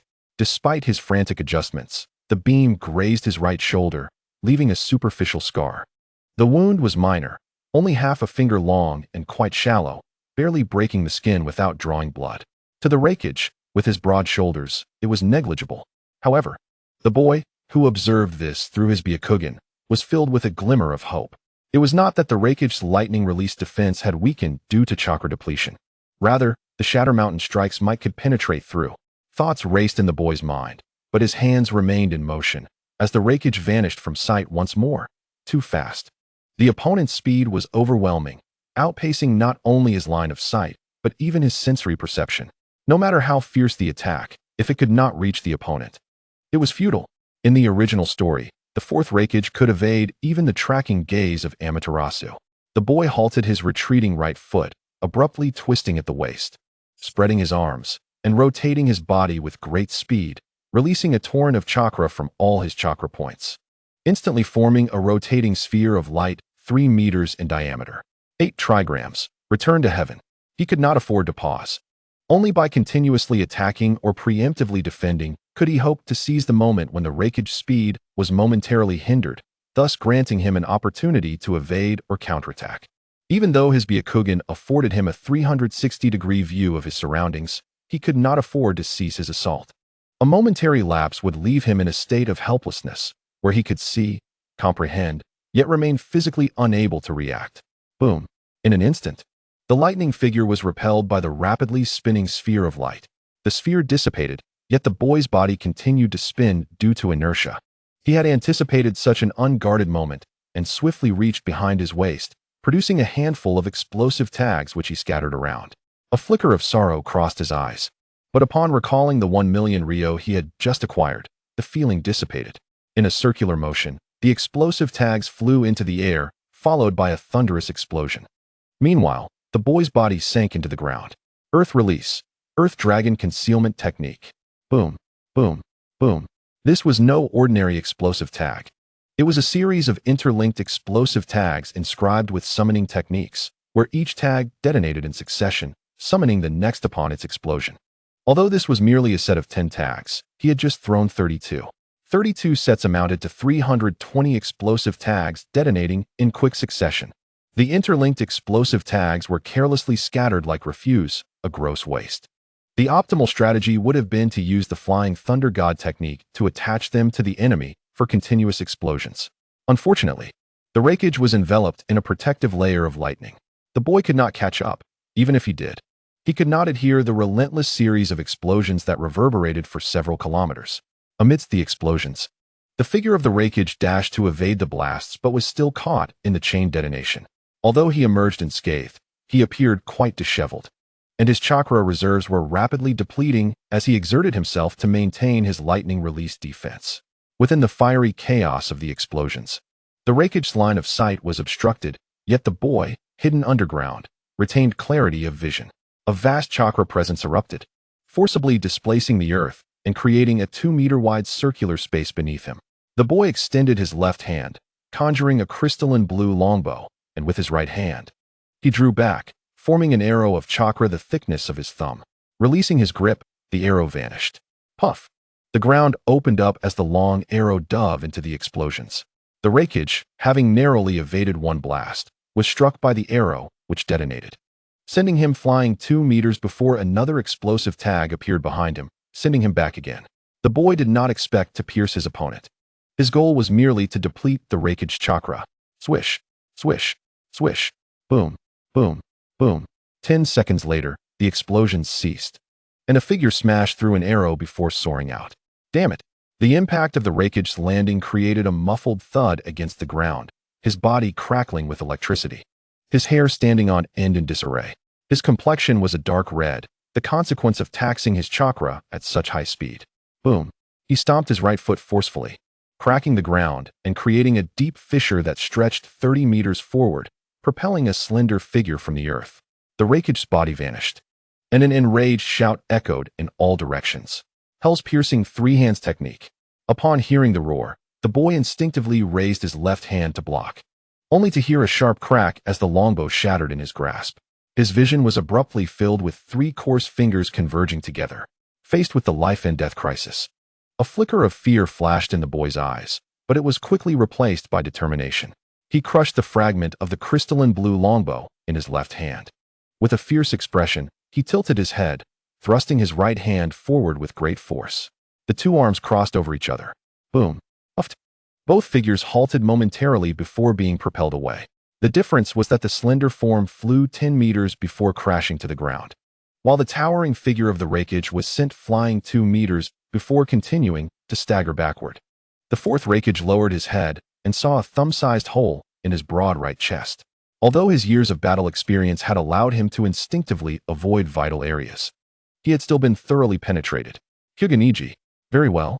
Since my battle with the fourth Hokage over a decade ago, I have not suffered such a grievous injury. I had indeed underestimated you. Konoha has allowed such a genius to defect. It is truly a boon for the other 4 great nations. However, you shall still die? Coughing. The boy spat out a mouthful of blood as he slowly rose from the ground, his white attire stained crimson. His lung had torn, several ribs, and his clavicle fractured, and a large hole had been punctured through his right shoulder, leaving his entire right arm limp and unfeeling. Had he not reacted swiftly, his throat would have been entirely pierced. Cough, cough. Your chakra is nearly exhausted, isn't it? The outcome remains uncertain. The boy trembled as he reached into his right chest to extract the shattered bone fragments, ensuring they did not pierce his already torn lung. Simultaneously, he spoke while subtly loosening the forehead's sealing technique, allowing a trickle of life force to flow forth. Humph. Even when death is imminent, you remain obstinate. As the Reikage, my chakra exceeds that of an ordinary person by 10-fold. Even if the intelligence reports are accurate, and you can consume others' chakra to store within yourself, you would still only be on par with me at best. How many jutsu have you employed since the onset of this battle? How much do you have left? The chakra consumed by jutsu is several times that of basic ninjutsu, and although my chakra is dwindling, it is more than sufficient to end your life. With a slow rise, the youth kept his head lowered, obscuring his expression while emitting a disdainful scoff. How much chakra do you think I have left? Facing the gaze of the fourth Reikage, which was akin to that of a death sentence, the youth curled his lips into a cold smile. At that moment, with a mere thought, an immense reservoir of chakra within him surged forth like a wild steed, recklessly dispersing into the surroundings. The invisible waves of chakra rippled like a tide, stirring countless broken branches and debris, sending them scattering over a radius of several hundred meters. Nanny? Impossible. The entire Kusa no Kuni border fell into a profound silence, leaving only the howling aura of chakra. It was inconceivable. This individual possessed more chakra than anyone I have ever encountered. The Mokunin stared wide-eyed at the swirling dust, a gasp of astonishment resonating in his heart. A member of the Hyuga clan? Or perhaps the one who broke the cage bird seal? How intriguing. Not a Jinchuriki, yet possessing chakra comparable to one. I never anticipated that after breaking free from Akatsuki, I would witness such a riveting battle. This body is impressive. Youth is indeed a blessing. At the edge of the southern woods, a pale-faced, middle-aged man emerged. His serpent-like eyes filled with an unusual glint as he could not help but lick his lips with a long tongue, suddenly sensing a malicious gaze upon him. Neji abruptly turned towards the south and locked eyes with the man at the edge of the woods. Orochimaru. How could Orochimaru possibly be here? It dawned upon him. A glance downward revealed a severed hand, and with a swift mental shift, Neji's understanding became clear. In the original narrative, Orochimaru lost a hand while attempting to seize an Uchiha body and subsequently distanced himself from Akatsuki, later establishing Otogekure in the Land of Grass. Chapter 116. Both sides suffer. This location marks the border of the Land of Grass. Orochimaru must have sensed the fluctuations of battle while passing through and felt compelled to investigate. As his gaze swept around, Neji noticed several other ninjas from various nations. This border connects the Land of Grass and the Land of Waterfall, while to the northwest lies the border of the Land of Earth. And further southeast is the border of the Land of Fire. It is no surprise that numerous ninjas traverse this area daily. Retracting his gaze, the youth furrowed his brow slightly. It appeared he needed to conclude this conflict swiftly and extricate himself from this perilous place. Sustaining severe injuries could attract the attention of those with ulterior motives. After all, his head was quite valuable. Who would have thought that such a talent would arise from the seemingly weak Hyuga clan? Over a decade ago, I believe the young fourth Hokage was the epitome of talent. Little did I know I would encounter another today, once obscure, now fully revealing his prowess. As a fellow rogue ninja, it seems that Uchiha Itachi's massacre overshadowed your reputation, causing others to underestimate your strength. Konoha truly possesses an abundance of talent. A glimmer of envy flashed in the fourth Raikage's eyes before his expression hardened. If you do not reveal your full strength, you might have had a chance at survival, even as a prisoner. Alas, you have exposed too much. Our village cannot permit a formidable and promising enemy like you to roam freely. Therefore, you must die. With a crackling sound, the fourth Raikage vanished, a life-and-death crisis looming intermittently. Neji's Byakugan opened wide, his white pupils darting in every direction. Too swift for his eyes to capture the opponent's figure. The lightning-like silhouette circled around him, instilling an overwhelming sense of impending doom from all sides. Chakra domain. With a firm closure of his eyes, countless chakra waves began to proliferate within a 100-meter radius around him. Neji was not releasing his chakra fluctuations merely for show. He aimed to mask the significant outward release of his own chakra. The area was enveloped in his chakra waves, allowing him to finally sense the lightning-like figure darting about. Raiji no Mai. Above, Neji suddenly raised his gaze, witnessing a figure wielding a hand of dense chakra, poised to strike downward with a knife hand. Mugen Ninjutsu, Hyaki Shoten. With a surge, hundreds of chakra swords manifested around him. With a single upward gesture, they shot towards the figure above. Bang, bang, bang. The knife hand sliced through numerous solid chakra swords, sending shimmering azure fragments flying in a mesmerizing display. As the crystalline blue shards disintegrated into powder and swiftly rejoined the surrounding air, 50, 60 swords burst apart in succession.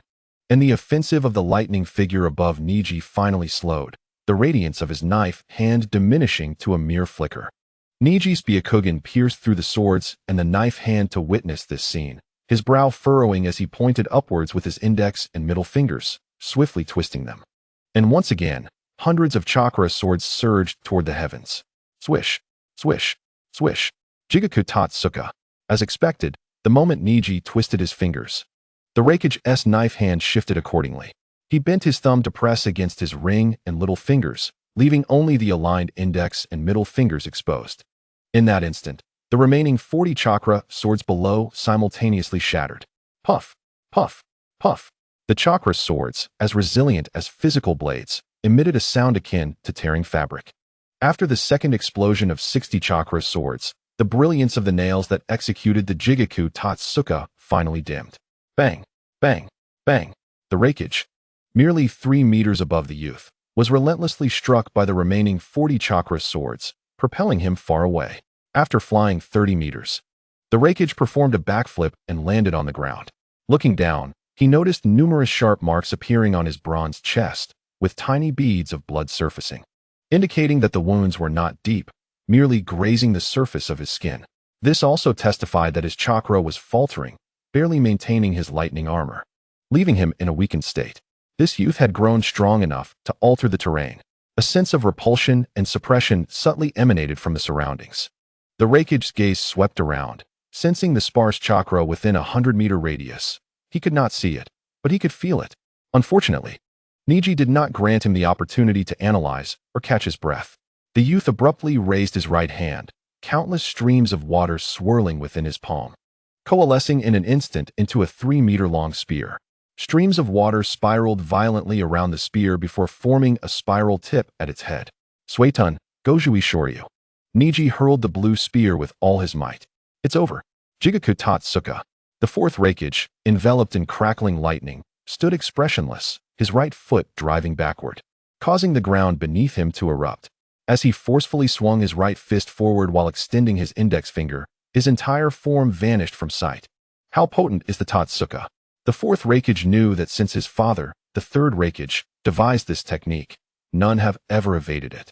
Even the enraged Eight Tails of the past was severed of its tails by his father using this very move. The rapidly flying blue spear, encircled by countless minor torrents, emanated a terrifying chakra aura, sending ripples outward. It appeared slow, merely an optical illusion. In reality, it was incredibly swift. As the Raikage vanished, the spear's tip suddenly met a rough index finger, which bore no extraordinary features, devoid of lightning, only marked by fine cracks accumulated over the years. But not far behind the spear, the youth's gaze was abruptly narrowed by the chakra fluctuations contained within that finger. The tip of the needle met the weed on. As the two made the slightest contact, the 3-meter-long azure spear and the violent torrent of water surrounding it disintegrated silently, inch by inch. Ningxi's pupils contracted. This was an S-rank water-release ninjutsu. A wave of life and death peril surged through him as he found himself suspended in midair. Looking down, he saw the fourth Raikage's right arm extended, maintaining a running posture, while his abdomen had been pierced and was now hanging from the Raikage's robust arm. With a violent spurt of blood, Ningxi suddenly comprehended that he had already been penetrated when he saw the spear shatter. The spear's speed appeared deceptively slow, merely a remnant of its high-speed disappearance, a mere visual delay. The spear had long since disintegrated, and by the time he perceived its shattered afterimage, he had already been impaled. Too fast, too swift for the eye to catch, too rapid for his mind to react. Die? A coarse yet utterly indifferent voice echoed in his ears. Die? In response, Ningxi offered a sinister smile, then abruptly brought his hands together, simultaneously delivering a fierce kick to the Raikage's sturdy chest, forcefully extracting his abdomen from the Raikage's grasp. Senjutsu fire release. 10,000 birds burning the world. As Ningxi soared into the air, his entire body exuded chakra like a punctured balloon, countless streams of chakra bursting forth, a vivid blue intermingled with hints of green. Exceedingly rich and visible to the naked eye, countless chakra threads spiraled upwards, gradually transforming into a crimson hue, ultimately coalescing into a massive red cloud with a diameter of 30 meters. The youth clutched his chest and fell to the ground, then swiftly slammed his palm against the earth, causing his body to sink and vanish into the ground. The red cloud in the sky began to expand slowly, as natural chakra from several miles around seemed to be drawn towards it, while the residual chakra from the battle also spiraled back towards the red cloud. Although the ninjutsu vanished after striking the enemy, it had not truly dissipated. It merely returned to chakra drifting throughout the world. The duration of the battle was not long, merely a little over half an hour, and even if the initial chakra had dispersed far, at least 70% remained nearby.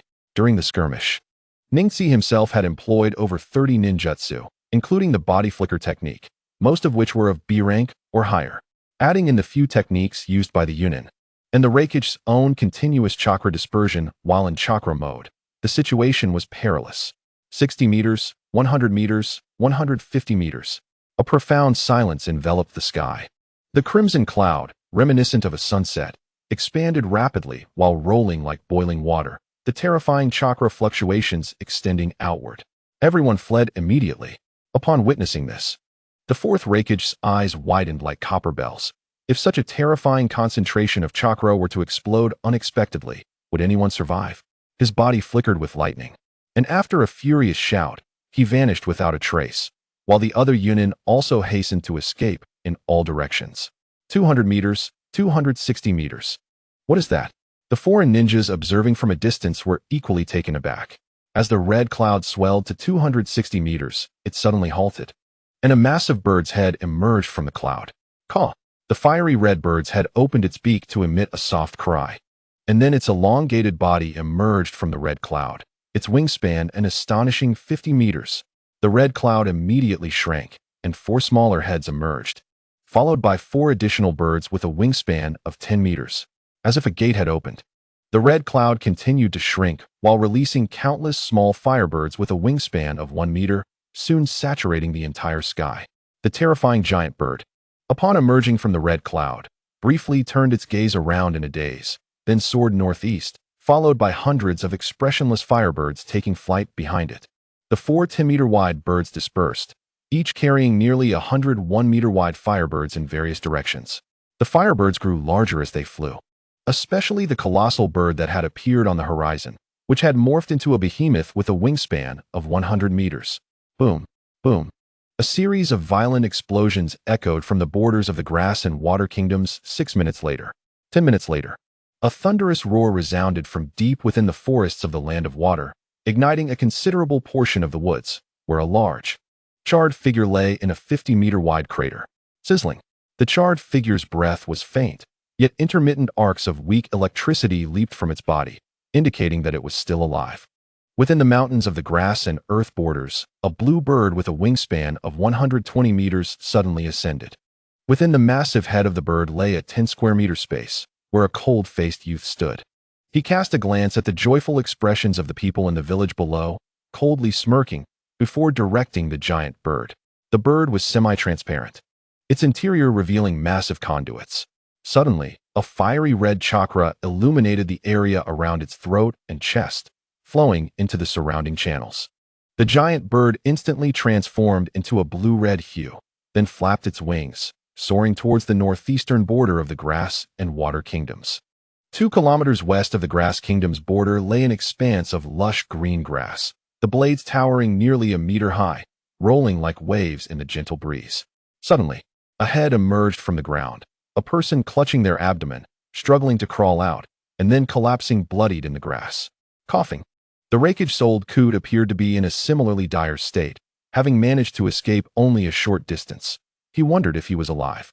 Thankfully, his vitality was robust, otherwise he would have perished this time. Damn, my intestines feel like they've been torn out. Gazing at the sunset sky, the youth's consciousness blurred as he fought to remain awake, the diamond-shaped mark on his forehead glowing with green light, an intense life force radiating throughout his body. Though his pierced back had healed, his abdomen and the shattered innards within felt as though frozen, all sealed away with chakra. The life force possessed healing properties, but it could not stitch wounds. Without it sustaining him, he would have perished long ago. Where's my clone? The sunset blazed like fire, the sun having long since vanished, as a 100-meter giant bird flapped its wings, rapidly heading towards the central city of the Grass Kingdom. Hurry, hurry, hurry. Why can't you fly any faster? Just having size without speed is useless. Hold on, dear self, you must hold on. If you faint, we will truly be finished. Inside the space at the bird's head, glancing at the weak form of his true self at his feet, the clone anxiously cursed while intensifying the chakra flow within. Despite its speed being several times that of the one that had been obliterated during the day, it still took over 20 minutes to reach the battlefield from the grass and earth borders. Given his true self's extreme weakness, the clone could sense no aura. Fortunately, the true self hadn't fled far. The clone ultimately soared into the high heavens, activating its Byakugan to search a 10-mile radius, inch by inch. Finally locating the half-dead true self in a patch of grass, hastily lifting him and rushing towards the rice straw city. Although the true self had acted wisely, calmly expelling the impurities from his abdomen using chakra to prevent infection after sustaining serious injuries, and subsequently sealing the entire abdomen with chakra for emergency treatment. The clone was still frantic upon finding him, for they had no medical supplies or tools at hand. Even if they had, the clone lacked the skill to perform surgery or suturing techniques. Chapter 117. Renowned throughout the ninja world, the sunset blazed like fire, the sun having long since vanished. As a 100-meter giant bird flapped its wings, rapidly heading towards the central city of the Grass Kingdom. Hurry, hurry, hurry. Why can't you fly any faster? Why is there only stature without speed? Hold on. Benti, you must endure. If you faint, we will truly be finished. Within the confines of the great bird's head, glancing at the feeble Benti at his feet, the clone, in a state of anxious agitation, cursed while intensifying the chakra input within. Despite the fire phoenix bird's speed being several times that of the one destroyed during the day, it still took over 20 minutes to reach the battlefield. Due to Benti's extreme weakness, the clone could not sense any vitality. Fortunately, Benti had not strayed too far. The clone eventually soared into the sky. utilizing its Byakugan to visually search a 10-mile radius, and after meticulous searching, found the barely alive Ben T in a patch of grass. Hastily lifting him, the clone rushed towards Daochao City. Although Ben T was intelligent and composed under duress, using chakra to expel contaminants from his abdomen to prevent infection, followed by completely sealing it off with chakra for emergency treatment, the clone was still flustered upon discovery, as they had not brought any medical supplies.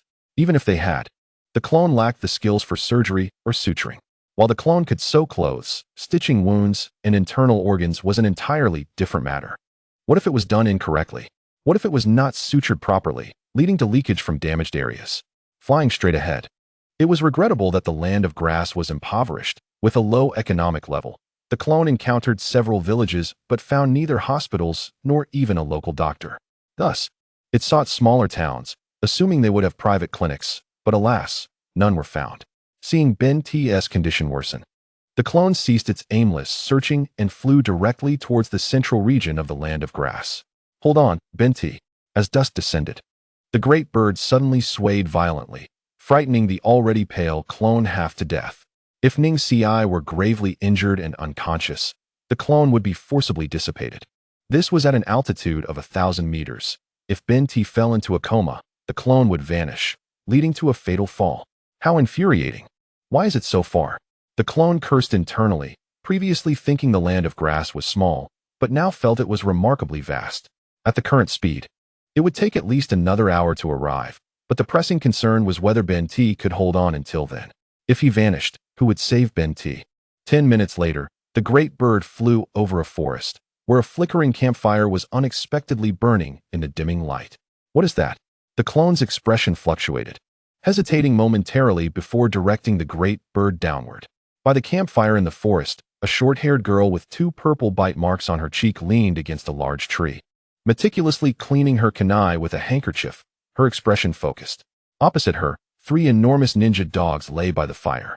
Suddenly, the dogs' ears perked up, and they stood, baring their teeth at the sky. The girl's elegant face turned cold as she sprang to her feet, gripping her kunai in a reverse hold. Her expression grave as she stared up. A colossal red bird descended from the sky, and even before its arrival, the intense wind pressure could be felt, causing the surrounding trees to sway and the campfire to flicker wildly.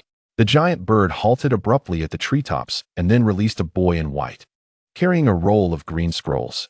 Quickly, the boy descended, carefully cradling the injured Ben T and rushing towards the campfire. The 3 ninja dogs attempted to leap forward to attack, but were met with the boy's fierce gaze, causing them to retreat. Ning Ci? The girl, taken aback, stared in astonishment at the white-clad boy as he laid the blood-soaked figure before her. Enough chatter. Can you perform medical ninjutsu? Hurry and save him. If you fail, you will all perish. I'm a veterinarian. The girl replied, her brow furrowing. I don't care. A veterinarian is still a doctor. He in your hands. You. The clone ignored her, glancing at its flickering form, then swiftly struck Ben Ti's abdomen, quickly rising to draw the dark green scroll from its back, shouting, "Release," and tossing it into the sky, before vanishing with a loud bang. The scroll soared into the heavens, unfurling with a blinding white light that enveloped the giant bird, which then fell to the ground with a thud. A strong scent of blood wafted through the air, and the girl looked down to see the blue crystal on the boy's abdomen shatter, revealing a deep wound that bled profusely. Damn it! The girl's expression shifted to one of utmost seriousness as she sheathed her crystal blue kunai and commanded, Dawan, secure the scroll, Erwan and Sanwan, keep watch. After which, she pivoted, retrieving a light yellow backpack leaning against the tree, hastily pulling out a medical kit, opening it, and counting the tools inside while biting down on a flashlight. Alcohol, gauze, tweezers, bandages, disinfecting gauze, gloves, masks, suturing pliers. The girl exhaled softly, forcing herself to remain calm, and donned the gloves. 2 days later, news of the 4th Reikage being gravely injured and unconscious, brought back to Kumo by his subordinates, was relayed by spies lurking in the land of lightning to all nations, shaking the entire ninja world. As the highest combat power in the ninja realm, the Reikage ranked among the top, even among the 5 Kage. Who could have injured him? Was the peaceful ninja world, which had enjoyed tranquility for only a few years, on the brink of war once again? It is worth noting that the Third Shinobi World War was incited by the sudden disappearance of the Third Kazekage, when the Land of Wind dispatched numerous shinobi to search, leading to a depletion of national strength. Now, with the Reikage injured, not only was the morale of the Land of Lightning severely diminished, but they also lost a top combat force in the absence of leadership. Would the other four great nations take advantage of this situation? This was not an impossible scenario. The leaders of the various nations wore grave expressions, hastily dispatching ninja squads to secure the borders. The border of the Land of Lightning saw an increase in espionage activities, particularly from the ninjas of the Land of Earth. As various nations deliberated, a newly released and revised bounty list circulated throughout the ninja world. Name: Hinata Ningsi. Gender: male. Age: 12. Rank: S-class. Strength: Kage level. Bloodline limit: Byakugan. Origin: a member of the Hinata clan from Konoha in the Land of Fire. The current head of the main family and the heir of the branch family. After failing to steal Konoha's forbidden jutsu, he forcibly injured dozens of jounin and defected last year, mastering the bloodline limit, possessing formidable taijutsu, and being proficient in water, fire, and earth advanced ninjutsu. Known as a no-hand ninja. Danger level: extremely dangerous. Bounty: 52 million ryo. Requirement: body must be intact. Achievements: slayed the S-class rogue ninja from the Land of Water. Terumime. Slayed the S-class rogue ninja from the Land of Earth. Inoki. Slayed the A-class rogue ninja from the Land of Wind. Gara. Slayed the A-class rogue ninja from the Land of Rain. Conan. Slayed the A-class rogue ninja from the Land of Lightning. Durui. Slayed the A-class rogue ninja from the Land of Fire. Karasuma. Latest achievement: within the borders of the Land of Grass, ambushed by 2 Kumo ninja squads. Counter-killed and captured 8, including the Two-Tails Jinchuriki from Kumo, successfully extorting 100 million ryo from Kumo, ultimately engaging in a fierce battle with the 4th Reikage, at the border of the Land of Grass, resulting in mutual injury. It is rumored that this individual can forcibly devour others' chakra for his own use, suggesting that his chakra is exceedingly vast. Additionally, after the battle, there were sightings of this person's clone coming to rescue, proving that he, despite his injuries, had not perished. Upon the release of this list, the entire ninja world was in uproar. Previously, only the top 20 individuals on the bounty list included the 5 Kage, the daimyos of the 5 great nations, and other Jinchuriki of the tailed beasts. However, this time, the S-class rogue ninja named Hinata Ningsi had remarkably squeezed into the 19th position, pushing the one-tailed Jinchuriki of the Land of Wind to the last rank. This was deemed astonishing by many, as the rankings of the top 20 were not solely based on combat power, but also on status. Although the daimyos of the 5 great nations were merely ordinary people, they represented their respective nations. Hence, the speculation among the masses regarding this individual's formidable strength that allows him to rank within the top 20 stems from 2 factors. Firstly, he has extorted the entire Yunin village, thereby tarnishing the reputation of the Land of Lightning. This has led various prominent families and wealthy individuals from the Land of Lightning to offer bounties, artificially elevating his rank. After all, it is unprecedented in the shinobi world for someone to single-handedly extort an entire shinobi village, setting a nefarious precedent. Meanwhile, certain rogue ninjas and wandering warriors, confident in their own abilities, are hastening towards the Land of Grass. They dare not covet the glory of this event. Yet they believe that this gravely injured individual cannot flee far, with a bounty exceeding 50 million ryo along with an additional 100 million ryo he carries. Should anyone manage to ambush or kill him, it would be an immense stroke of fortune. Consequently, a surge of wandering ninjas and fugitive renegades has begun to appear at the borders of the Land of Grass. On the afternoon of the 3rd day, within the forests of the Land of Grass, what is this? The unconscious Neji slowly opens his eyes, the green leaves swaying above him. The sky is striking blue. He casts a puzzled glance at the campfire covering him, a stone pot bubbling away with steam nearby. Not far off, beneath a tree, sits a short-haired girl clad in a white outfit, leaning against the trunk, quietly engrossed in a book. Sunlight filters through the leaves, casting a warm glow on her pale right leg, while a gentle breeze dances through her short hair. She deftly tucks a stray lock behind her ear and quietly remarks, "You're awake? Long time no see." A sharp pang of pain strikes him, and as he attempts to prop himself up with his right hand, Neji draws a sharp breath, noticing several wooden sticks bound to his shoulders. Do not move. If you cause a second fracture, I will not take responsibility. The girl casually flips a page of her book and continues. You have multiple fractures in your chest, extensive cracks in both shoulders, and your abdomen has been completely pierced. It's a miracle you survived. Neji, his face pale, inquires in rapid succession. How did I end up here? And how did you come to be here? How long have I been asleep? Not long, just 3 days. 3 nights ago, I was resting in the woods when your shadow clone suddenly descended from the sky. After a bout of threats, it left you, half dead, here before vanishing. I apologize. Thank you. No need. The girl responds, returning to her book. Neji, undeterred, recognizes that she has never been one for idle chatter. Their current relationship is adversarial, and he is genuinely grateful for her saving his life. Closing his eyes, he senses the condition of his body and exhales softly. His abdominal wound has nearly healed, and while there are fine cracks in his shoulder fractures, they are being nurtured by the life force flowing from the seal in his forehead. With his recovery ability, he knows he will restore himself in a matter of days.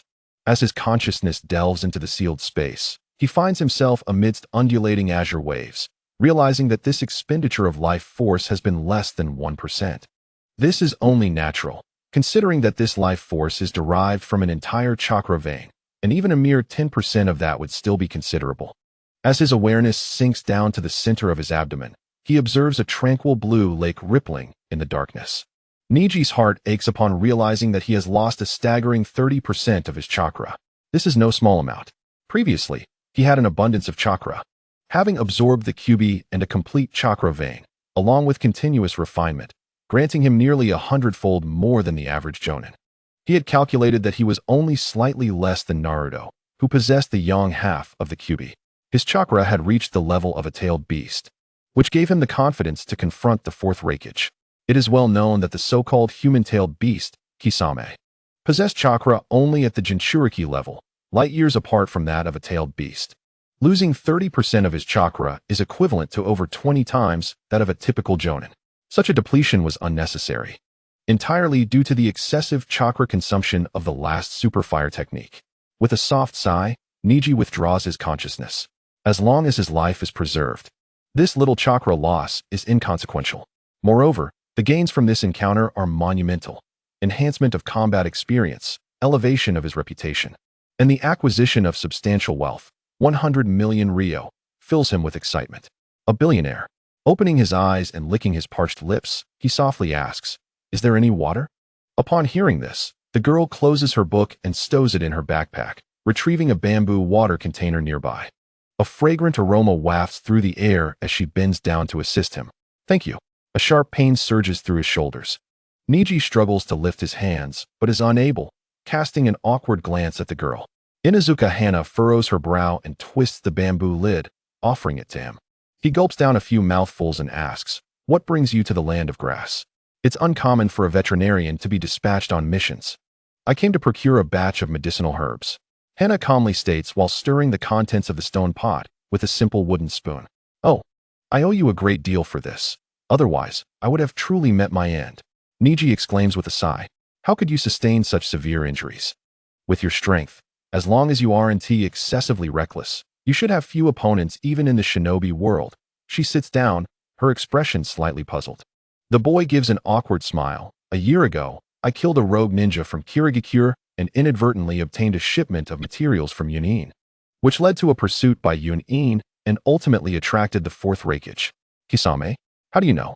Neji asks, bewildered. "Well, Konoha has a bounty list. Even S-rank renowned villages occasionally keep track of such matters." She replies with a flat expression. I'm curious as to why someone like you would concern herself with such things." Hana smirks slightly, changing the subject, "To have escaped alive from the fourth Reikage. It seems you have made considerable progress recently." "Not too bad. The shinobi world is perilous, and without enhancing one's strength, one's life can be extinguished easily." The boy sighs, his expression turning peculiar. "What's wrong?" The girl tilts her head, questioning. Could you help me get up?" "Why? You shouldn't be moving much now." She furrows her brow but still assists him to his feet. Shaking his slightly dizzy head, Neji states, "I need to relieve myself." Raising an eyebrow, Hana lets out an exasperated breath before turning away to sit down. The boy stumbles step by step towards the woods. the urgency of his need overwhelming after 3 days without relief. In the distance, he discreetly fidgets with his pants, trying to pull them down, but feels helplessly upward at the sky. Oh no, am I really going to wet myself? 5 minutes pass, then 10. What are you doing? Why the delay? Hurry up and come back. A voice calls out from behind, laced with curiosity. I can't pull my pants down. Silence engulfs the air. Should I call Omaru to help you? That would be unwise. What if it becomes a knot? Then it would be even more troublesome. And how would I pull them back up? Ninja dogs cannot tie belts. After a moment of silence, the boy's face reddens as footsteps approach from behind. The girl walks up to him, takes a deep breath, and says, "Turn around." Their eyes meet. Her delicate face hardens as she glares at him before bending down to loosen his belt. "Turn around," she softly instructs. Neji promptly complies. Hana exhales, bites her lip, and then closes her eyes, her hands gripping the pant legs to pull them down. 1 second, 5 seconds. The boy, with great effort, inches forward repeatedly, his expression pained as he gazes at the sky. "Hurry up." Seeing that no sound of relief comes after a long wait, she exclaims in frustration. "I can't do it." Hana's cheeks flush crimson, and she retorts sharply, "Then just squat." After a while, silence prevails once more. "What is going on? Hurry up. My legs are cramping." "Hinata Neji, this isn't over." Her furious voice echoes through the woods. Moments later, the two emerge from the forest. The boy awkwardly sits by the campfire, gazing at the sky, while the girl, her face cold and indifferent, squats down. Using her right hand to grab the bamboo water container, balancing it on her knee as she twists it open with one hand, pouring water to wash her left hand. Chapter completed. Chapter 118. Akasuna no Sasori bathed in the gentle sunlight. The land of fire is adorned with hues of yellow and green beneath the vast blue sky and fluffy white clouds. A crimson dot approaches from afar, gradually drawing near. A magnificent bird, measuring 100 meters in length, rides the winds and gracefully descends onto a meadow. Its wings, a striking blend of blue and red, fold as its neck lowers to the ground. Suddenly, a portal opens beneath its neck, and 3 Ninken eagerly leap out, followed closely by a short-haired girl carrying a backpack. "I can only take you this far. Farewell," murmurs a youth in white, leaning against the doorway. The girl momentarily pauses, then lifts her left hand to adjust her backpack while her right hand makes a slight waving gesture, signifying goodbye, before she strides forward. Both individuals are not adept at expressing their feelings, and after a brief silence, the boy closes the door. The giant bird spreads its wings and ascends into the sky, flying southwest. Parting ways, the girl suddenly stops a short distance ahead, glancing back at the diminishing crimson dot in the sky. A fleeting, inexplicable expression crosses her indifferent face before she lets out a soft sigh and turns away. Inside a spacious lounge within the bird's abdomen, Ningxi ponders while leaning against the crystalline blue table and chairs formed from concentrated chakra. It has been 6 days since his last battle, and after 3 days of unconsciousness followed by 3 days of recuperation, he has benefited from an immense life force that has healed most of his wounds. Aside from a slightly pale complexion, he appears no different from an ordinary person. This battle has brought him significant gains, not only in combat experience and financial wealth, but, more importantly, in establishing his reputation, which was his primary objective. According to his plans, joining the Akatsuki organization is a crucial step toward evolving his Byakugan. However, the Akatsuki operates in secrecy, and with so few members, it is not feasible to simply approach a member or storm their headquarters declaring his intent to join. Such actions would be impractical, as sometimes being proactive equates to being passive, making it difficult to maximize benefits. Moreover, they would likely question and be wary of his motives. The Akatsuki seeks to recruit powerful ninjas to achieve their goals, disregarding their backgrounds and origins, as long as one possesses strength and the ability to complete missions. How does one prove their strength? It is straightforward, by making a name for oneself. Having established his reputation, it is now only a matter of time before they come looking for him. He muses while gazing at the clouds by the window. The giant bird continues its flight southwest, expected to exit the land of fire in 2 hours, with the land of river awaiting just beyond. The most crucial base of the Akatsuki is located in the land of river. 2 hours later, a colossal bird lands in the eastern part of the land of river. Ningxi emerges, clutching a half-meter-long dark green scroll. He glances back at the giant bird, performs a hand seal, and with a swift motion, unfurls the scroll. releasing a blinding white light. 3 seconds later, the light dissipates, and the 120-meter bird vanishes as well. The young man exhales in relief. For the large ceiling scroll has indeed met his expectations, offering an extraordinarily vast ceiling space. The 300 boxes of ninja tools had already been relocated to a warehouse within the bird's abdomen. Turning his gaze towards the outline of a small city in the distance, he strides forth. He has 2 objectives for this journey: to attract the Akatsuki's attention and compel them to find him, and to procure a substantial amount of supplies to furnish the newly created space within the giant bird. The 120-meter-long giant bird boasts ample space within its abdomen, aptly named Huahuang, designed entirely according to the plans of his clone.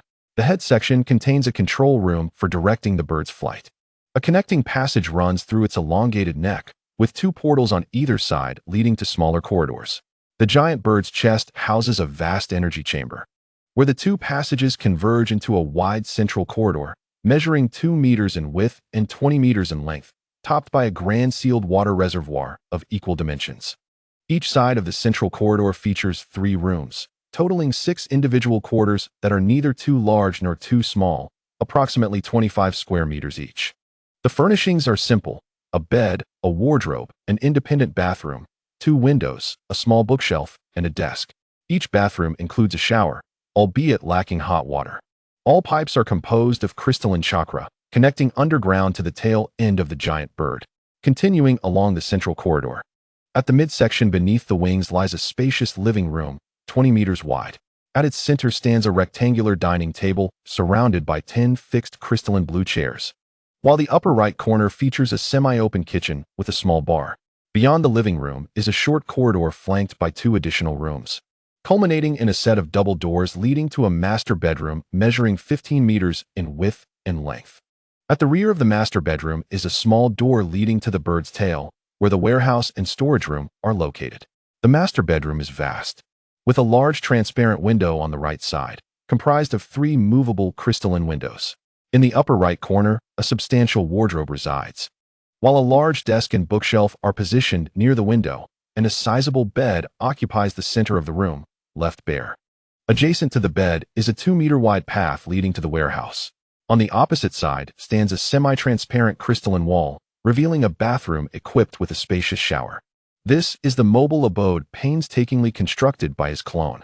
20 sets of bedding, several sets of cookware, rice, oil, salt, complete medical supplies, large, medium, and small medical kits, custom clothing, various toiletries, and a myriad of everyday tools. Alas, what a hassle!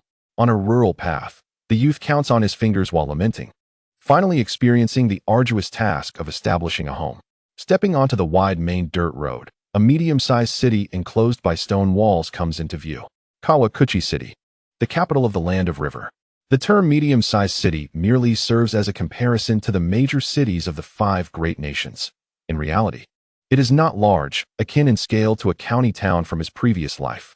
After paying a Tenryo entry fee, he enters the city and begins his extensive procurement plan. With sufficient funds, any endeavor becomes manageable. As he purchases supplies, he seals them into the scroll, no longer concerned about displaying wealth, for he believes he possesses the capability to safeguard his fortune. 2 days later, in the mountains outside the city, after his procurement, Ningxi, having dealt with a few lingering thieves, finally encounters 2 individuals on the road. "Is this the little brat?" rasps a middle-aged man, and as Ningxi lifts his gaze, he sees a man and a woman standing on the narrow forest path before him. The middle-aged man's face is rigid, his form hunched, clad in a red cloud-patterned long robe that drags on the ground, revealing a long mechanical sword tail. The woman, tall and approximately 25 or 26 years old, sports short blue hair adorned with a paper rose, her coldly beautiful face accentuated by the red cloud-patterned coat that enhances her allure.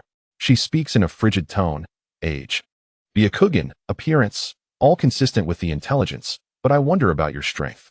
Can it match the rumors? We shall find out, replies the middle-aged man, and suddenly, the sword tail behind him extends several meters, lunging directly towards the youth. Ningxi furrows his brow, recognizing them as the puppeteer Akasuna no Sasori and the paper angel Conan. With a casual motion of his left hand, he releases an empty palm strike, deflecting the sword tail dripping with purple venom. Feigning ignorance, he inquires, Who are you? Sunanin? Aimnin? Roguenin? Or perhaps bounty hunters? A series of questions are flung forth, yet the two opponents remain silent. The purple-haired woman vanishes in an instant, reappearing at the other end of the road, blocking his retreat against a large tree. The middle-aged man swayed slightly, and the sword tail that had been propelled into the air quivered before once again darting toward the youth. Their postures were unmistakable. Survival or victory granted them the privilege of dialogue, while defeat meant death. With a flick of his left hand, the young man released a brilliant beam of light that vanished in an instant. Bang! The two forces clashed fiercely, and the finely crafted sword tail shattered into several segments. Ah, quite impressive. The middle-aged man, resembling a scorpion, remarked with mild surprise. He then extended his right hand from the voluminous sleeves, and with a swift motion of his withered fingers, unrolled the sealed scroll. A flash of white light revealed a puppet that mirrored the middle-aged man's visage, adorned with black hair and a gray robe. As the scorpion pulled its strings, the puppet floated in midair. Puppet, the third Kazekage. Ningxiai narrowed his eyes, activating his Byakugan to observe the chakra threads at the puppet's joints. An intriguing thought crossed his mind. Perhaps the Hyuga clan was the nemesis of puppet ninjas. Puppet ninjas manipulate their creations with chakra threads, which ordinary ninjas can sense but not see. However, the Byakugan can perceive these threads. While chakra lines are typically resilient and impervious to ordinary tools, the gentle fist technique of the Hyuga clan can sever them. Puppet masters dread beheading tactics. Yet the Hyuga clan excels in close combat. Secret technique, thousand hands dance. The hoarse voice of the scorpion interrupted the youth's contemplation. The gray puppet raised its right arm, and the entire limb swelled dramatically, unleashing nearly 1,000 wooden, jointed arms that pounded down upon the boy. Boom! With a flicker, the youth executed a body flicker technique. Appearing 10 meters away, he glanced at the multitude of fist impressions on the ground and smirked, then clenched his right fist and swung it fiercely forward. A torrent of water swirled around his arm, and a water dragon roared toward the scorpion's body with immense force. Indeed, a non-printed ninja, the scorpion murmured to himself. With a swift motion, he retracted the puppet's arm, positioning it before him. The puppet's jaw opened as if dislocated, unleashing a powerful spray. Secret technique, iron sand rain. Countless iron sand particles erupted from the puppet's mouth, pouring down like rain toward the approaching water dragon. Upon collision, a cacophony of sounds echoed as the water dragon was reduced to a sieve, exploding into a shower of droplets. Though the water dragon was substantial, its low density could not withstand the iron sand. Despite its inability to prevail, the water dragon nonetheless diminished the iron sand's velocity. Clang! The boy's hands glimmered with blue light as thin layers of chakra crystals enveloped his palms. With a series of rapid, dazzling slashes, he sent the approaching iron sand flying. Stopping his movements, he exhaled a column of fire, simultaneously stepping forward with his right foot. The fire column began thin, but expanded explosively to a diameter of 1 meter as it surged forward. Observing this, the hunched scorpion's fingers twitched, and the puppet released a flurry of gray iron sand particles, forming a floating iron wall in front of him. Bang! A thunderous explosion resonated as flames danced wildly. The fire column shattered against the iron wall, which remained steadfast, albeit glowing red with molten iron. Although it successfully blocked the fierce fire attack, the scorpion's main body retreated swiftly, albeit too late. Suddenly, several water spikes, as thick as a thigh, erupted from the ground below him. Despite his quick reflexes and the already fractured iron tail curling around him, several spikes found their mark, striking him forcefully. Bang! Bang! Bang! Instead of the anticipated sound of flesh tearing, the noise was that of hard impacts. The crimson cloud robe on the scorpion sustained several large tears. Just as he attempted to retreat again, he felt the ground beneath him give way, revealing a water pool with a diameter of 10 meters. The pool began to spin counterclockwise at high speed. As he turned his head, a fist-sized high-pressure water droplet shot out from the pool, narrowly grazing his rigid cheek. At the same time, countless water droplets rose from the pool, seeking death. Magnetic release, iron sand world technique. A furious voice rang out. In the midst of the incoming high-pressure water droplets, the scorpion's dry fingers moved rapidly, and he was soon bombarded by countless water droplets shooting into the sky. Witnessing this, Ningxiai swiftly formed 4 hand seals, then yanked fiercely toward his chest, shouting, "Water release! Water dragon bite explosion!" As the scorpion's roar echoed, the third Kazekage puppet began to emit a continuous stream of black iron sand, which coalesced into a gray mist above. Half of the mist quickly solidified into a 6-meter-long conical black iron weapon, while the other half formed an 8-meter-long rectangular solid. The scorpion, bombarded by the relentless water droplets, struggled to maintain control of the chakra threads at his fingertips, as the shattered droplets did not fall, but instead coalesced into a massive water sphere high in the air. The sphere swelled violently, quickly reaching a diameter of 15 meters. As the youth forcefully pulled, the water sphere roared to life, revealing a colossal, fierce dragon's head that lunged downward toward the scorpion. Simultaneously, the two massive conical and rectangular iron sand constructs collided in midair. The impact unleashed a violent explosion of iron sand, sending countless thumb-sized black tendrils cascading downward toward the youth. Non-printed ninja technique, crystal armor. Ning Ci's pupils constricted in realization. He understood that this indiscriminate and densely packed attack was too fierce for the 8 trigrams, revolving heaven to withstand. Thus, he clasped his hands together, and a torrent of chakra surged outward. The invisible blue mist of chakra condensed into an oval-shaped blue crystal, enveloping him entirely. Boom! The explosive and piercing sounds reverberated throughout the forest. Water splashed and dust billowed as small trees toppled and broke, creating a clearing of about 100 meters. On one side lay a colossal pit, while the other formed a semicircular forest of black spikes. Countless razor-sharp iron spikes interlocked, glistening with droplets of purple liquid. And at the center, a massive blue crystal was ensnared, riddled with white scars and cracks. Suddenly, from within the deep pit, numerous puppets clad in red robes emerged, each distinct and armed with various ninja tools, quickly filling the air above the pit. Counting them revealed no fewer than several hundred. Following them, a strikingly handsome youth with red hair and a red robe ascended from the depths of the pit. Crack! Bang! The blue crystal at the center of the black spike forest shattered explosively, ejecting dozens of brilliant beams of light, which flickered away in an instant, causing the entire semicircular spike prison to collapse. Black iron sand spread across the ground, upon which stood a white-clad youth with white eyes and long hair, gazing upward at the multitude of suspended puppets, beneath which stood the red-haired boy. The red-haired youth bore a fist-sized hole in his chest, from which countless chakra threads connected him to the hovering puppets. They exchanged glances before simultaneously declaring, "Secret technique. 100 machines performance. Non-printed ninja technique. Chakra domain." Suddenly, hundreds of crimson-clad puppets scattered across the sky, while below, a young boy in white clasped his hands together, an overwhelming surge of chakra pulsating like ocean waves, recklessly sweeping outwards within a radius of 100 meters. The chapter concludes here. Chapter 119. Entering the Akatsuki organization, technique of paper rain. As the two faced each other with swords drawn, a melodious female voice rang out, followed by a flurry of palm-sized paper fragments swirling like a tempest between them. Humph! The red-haired youth, Xia, recognized that the battle had come to a halt. He retrieved a scroll from behind him with one hand, unfurling it to reveal a bright light as the hundreds of puppets vanished into the white paper. The central paper storm gradually ceased, coalescing into the figure of a woman. "What? Do you intend to fight 2 against 1? The white-clad boy narrowed his eyes, coldly fixating on the blue-haired female figure before him. "The battle has ended.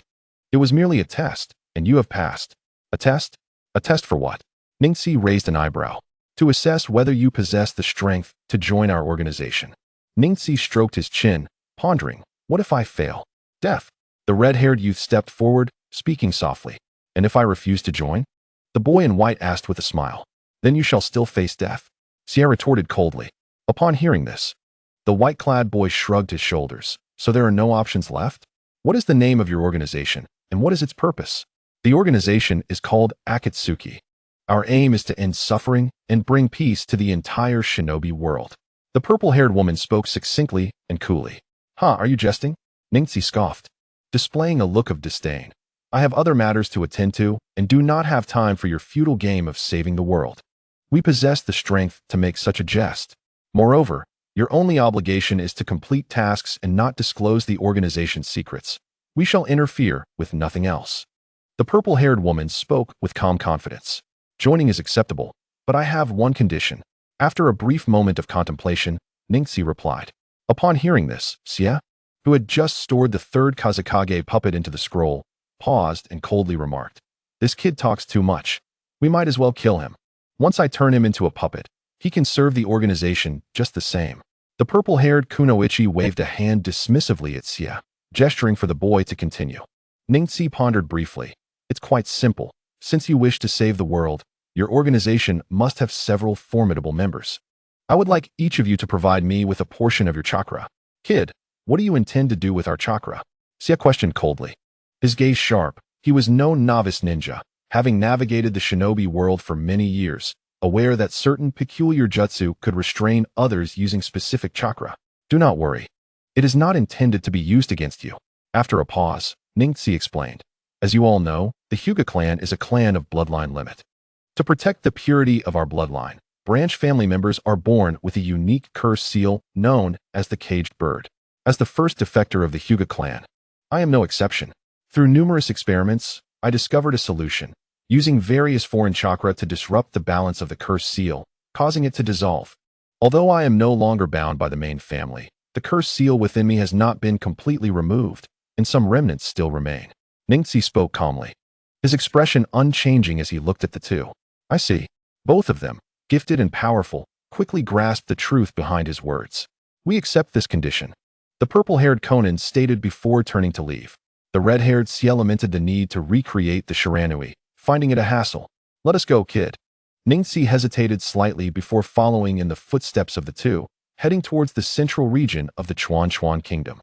A day later, within a cave in the mountainous region of the Chuan Kingdom, with a flicker of firelight, surrounded by a group of people, the boy in white used a kunai to carve a long mark across his Leaf Village forehead protector.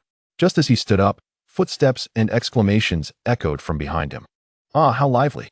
When do I get to join seniors? Ningxi turned to see a figure with a brown whirlpool-patterned mask bouncing toward him, followed by a middle-aged man with a shark-like face wearing a Mist Village forehead protector. Afe. No, it is Uchiha Obito. The one behind him is Kisame. The boy's heart tightened. Enough chatter. Go away. The red-haired youth, Xie, snapped impatiently. The masked figure instantly wilted like a frostbitten eggplant, but still muttered softly. Oh, Xie-senpai. What happened to your shell? Who broke it? Upon hearing this, Xie's expression turned icy. Afe, do you wish to die? Huh, how frightening. The masked Afe, upon hearing this, swiftly darted behind a cold-faced young man with short brown hair and several horizontal piercings on his nose. The indifferent youth cast a glance at the masked man behind him and calmly stated, Another unexpected member has joined. Let us introduce our respective abilities. A moment of silence ensued. While others were confused by the first part, Ningxi understood instantly. The Akatsuki organization has only one official leader. The young man with short brown hair before him, whose true name is Yahiko, now known as Pain Tendo. He is a corpse controlled by Nagato, who possesses the Rinnegan. This means that the public leader of the Akatsuki organization is Nagato. The origins of the Akatsuki organization are quite complex. During the Second Shinobi World War, the Rain Village became a battlefield for the Land of Earth, Land of Wind, and Land of Fire. Amidst the chaos of war, countless families were torn apart. Orphans from the Rain Village, Nagato, Yahiko, and Conan, learned ninjutsu after a brief period of guidance from Jiraiya, one of the legendary Sannin. The three relied on one another, growing up together, with the kind-hearted and powerful Yahiko leading them. Deeply aware of the suffering caused by war, they gradually rescued injured ninjas and managed to persuade some through communication. As their ranks swelled, they formed an organization. The organization is called Akatsuki, meaning Dawn of Light, with the goal of ending war without resorting to violence and bringing peace to the entire shinobi world. As the organization grew stronger, it not only threatened the former leader of the Rain Village, but also impacted the wars of the three great nations. Ultimately, under the schemes of Hanzo of the Salamander, the leader of the Rain Village, and Danzo of Konoha, the entire organization was besieged by both sides. Yahiko, in an attempt to save Conan, was forced by Hanzo to impale himself on Nagato's kunai, leading to his demise. In his anguish, Nagato fully awakened his Rinnegan and escaped with Conan, thus causing the Akatsuki organization to retreat underground, becoming a mere shell of its former self. Years passed after the war, but the Third Shinobi World War erupted. Uchiha Obito fell in battle but was revived by Madara Uchiha, who had been hiding underground.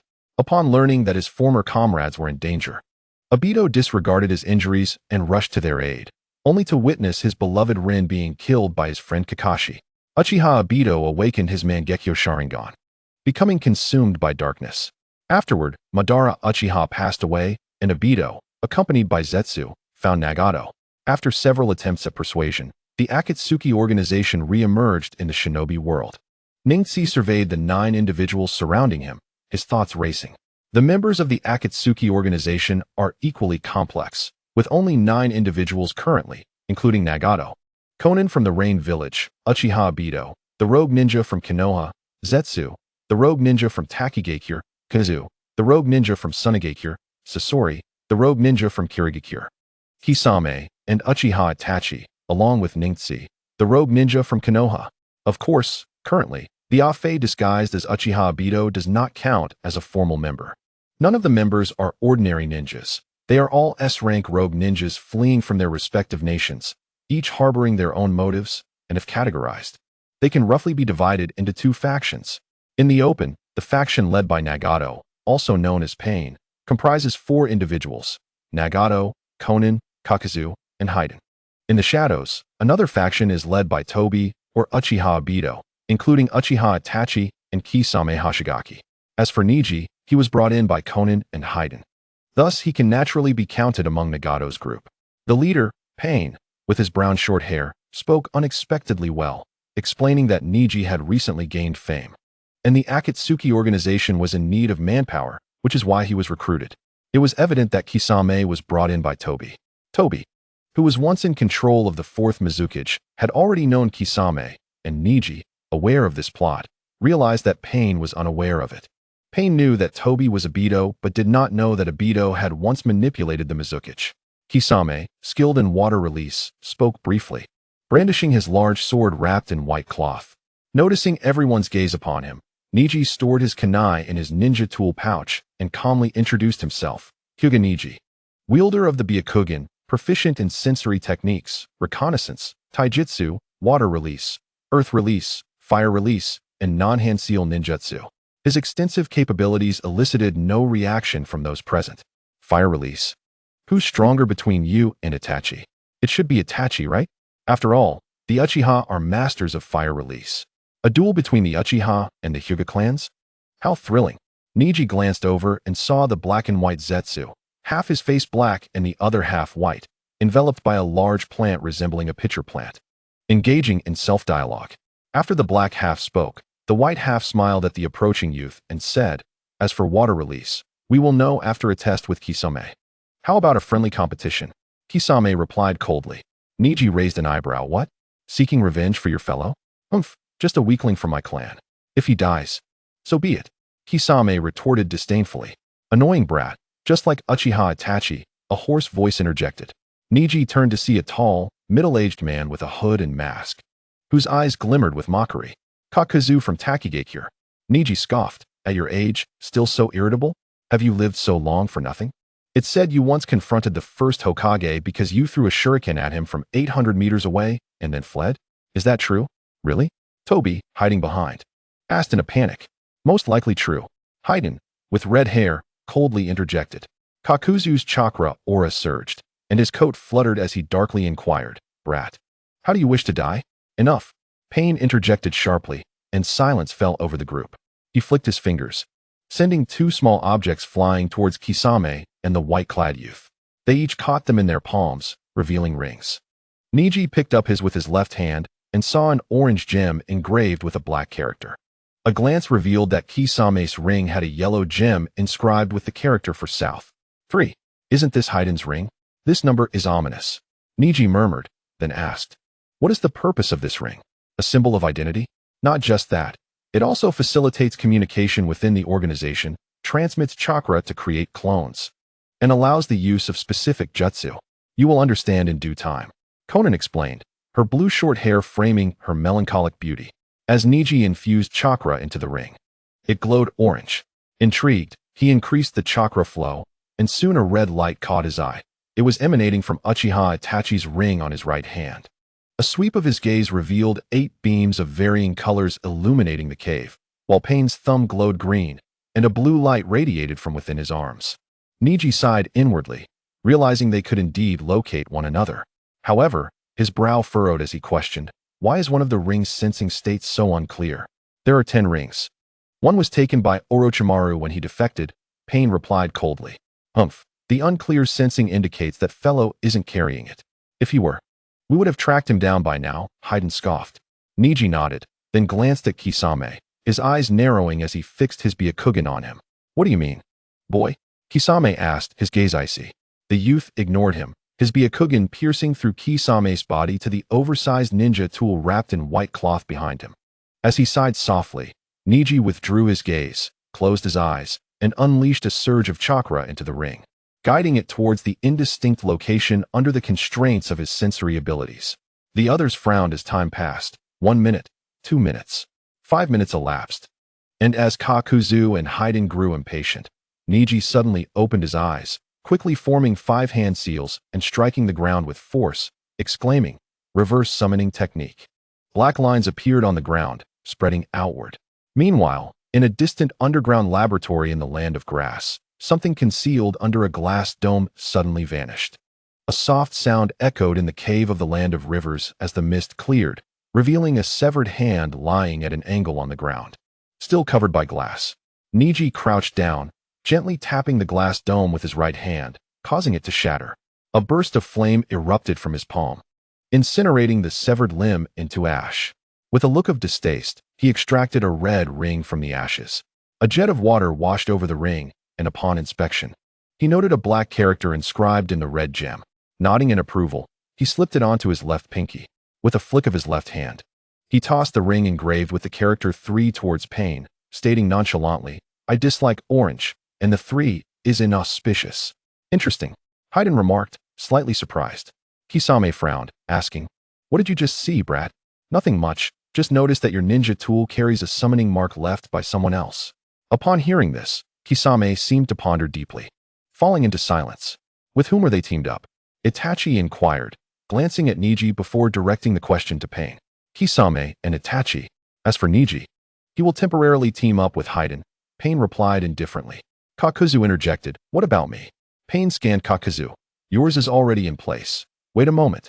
Why not Itachi and me?" Neji furrowed his brow. Hyden sneered. "You and Itachi are from the same village. Do you think it possible for you to team up?" Neji raised an eyebrow, instantly understanding that their pairing not only served mutual reinforcement, but also meant mutual surveillance. He sighed, "It matters not. Just provide me with the chakra I need." Everyone fell silent as Pain's gaze swept over them, prompting them to extend their right hands, gathering a diverse array of chakra in their palms. Neji opened his left hand, unleashing 8 chakra threads that spread out, intertwining with the chakra orbs in everyone's hands. He then glanced at Zetsu, stating, "You are 2. You will each provide double." The black-faced Zetsu smirked coldly, then extended another hand to gather chakra, while the white-clad youth's palm emitted another fine thread, significantly increasing the suction force, causing the chakra orbs in everyone's hands to shrink rapidly. With a swift pull of his hand, the fine line zipped back. Ningxi, with his left hand loosely grasped, opened it once more to reveal 9 chakra crystals, each the size of a thumb and varying in color, resting within his palm. He tucked them behind him and cast a glance towards the leader, Pain. "All right, everyone disperse. Itachi will lead Kisame, and Scorpion will familiarize himself with Ningxi first, then each of you shall carry out your respective tasks." With that, Pain vanished in a momentary flicker, and the group scattered towards the cave's entrance. "Let's go, kid," Scorpion said before turning to leave. The young man reached out to take a red cloud cloak from Shao Nan's hands before turning to follow. End of this chapter. Chapter 120. Deidara joins Akatsuki. Hiss, hiss, hiss. A roaring blaze erupted beside an oasis in the land of wind, the inferno nearly engulfing an area of over 50 meters. In the center of the scorched flames, one could vaguely discern a dozen massive figures thrashing violently. The sky was sweltering, waves of heat washing over, and as the flames subsided, 16 charred desert scorpion corpses lay strewn across the sandy ground. Despite their bodies being singed down to a smaller size, they still measured over 3 meters long, a testament to their former might. Not far atop a sand dune, a figure clad in a striped conical hat and a red cloud cloak, hunched over, as if half squatting. Quietly observed everything below. From the side, a long mechanical tail, resembling a scorpion's stinger, protruded from behind him, suddenly stabbing into the sand below before lifting up, launching a severed rattlesnake into the air. With the scorpions within a 10-mile radius eradicated, this oasis should be temporarily secure. Are we truly ridding the world of harm? What a tedious task. Suddenly, a similarly cloaked youth, also wearing a striped conical hat, materialized beside the figure on the dune. Isn't this merely alleviating someone else's troubles? Let us go, replied Scorpion, turning to walk down the other side of the dune. Indeed, after all, the latter offers a financial reward. The youth sighed softly, adjusting his hat with his left hand as he leisurely followed suit. The desert was hot and expansive. The two figures grew increasingly distant as they set out to execute their mission. Scorpion, the red sand, and Hyuga Neji. The wind and sand buffeted them as Neji pressed down his hat and inquired, "What is our next task? Where is it located?" In a small town of the Land of Stone, a petty landlord seeks to hire an assassin to eliminate the mayor. Scorpion replied hoarsely, gazing ahead. Do we accept such a task? How much could the bounty possibly be? Is it not a mere 50,000 Rio? Or perhaps 100,000? The organization's standards are truly low. Killing a rogue ninja would yield more profit than this. The young man expressed his dismay. Scorpion's rigid puppet shell revealed no emotion as he coldly snorted, "Humph, this is just a temporary measure. Currently, it is about spreading our notoriety. We accept all tasks regardless of the reward, ultimately establishing an underground monopoly. The organization is not as shallow as you perceive." The youth merely pouted and fell silent. A week later, by a river within the borders of the Land of Stone, Scorpion lay flat on the ground, gazing at the flowing water, while Neji leaned against a large tree, listening intently. A rogue ninja has emerged in the Land of Earth, creating terror through explosive attacks. His abilities could be advantageous for the organization. Scorpion, Neji, Kisame, Itachi, you four are closest to the Land of Earth. Go find him and recruit him into the organization. The Land of Earth understood. As the glow from their rings faded, the two turned northeast and set off.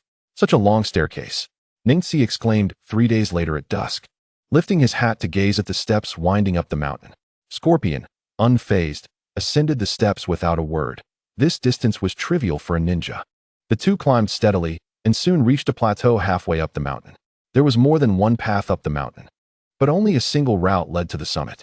Upon reaching the plateau, the two looked to the right and spotted two figures ascending the stone steps. One was tall and the other short. They were none other than Uchiha Itachi and Kisame, clad in red cloud cloaks. Kisame glanced at the two and spoke. Is the target located at the summit? If the intelligence is accurate, then yes. Scorpion responded hoarsely. Neji activated his Byakugan, scanning the peak of the steps before retracting his gaze. The target is in the temple at the summit. It appears they are refining chakra. Let us go. Confirming the intel, Uchiha Itachi stepped towards the peak, followed by the others. Upon entering the temple, they found a blond youth clad in green, seated in the center. Who are you? He inquired, eyeing the uniformed quartet. We are from Akatsuki.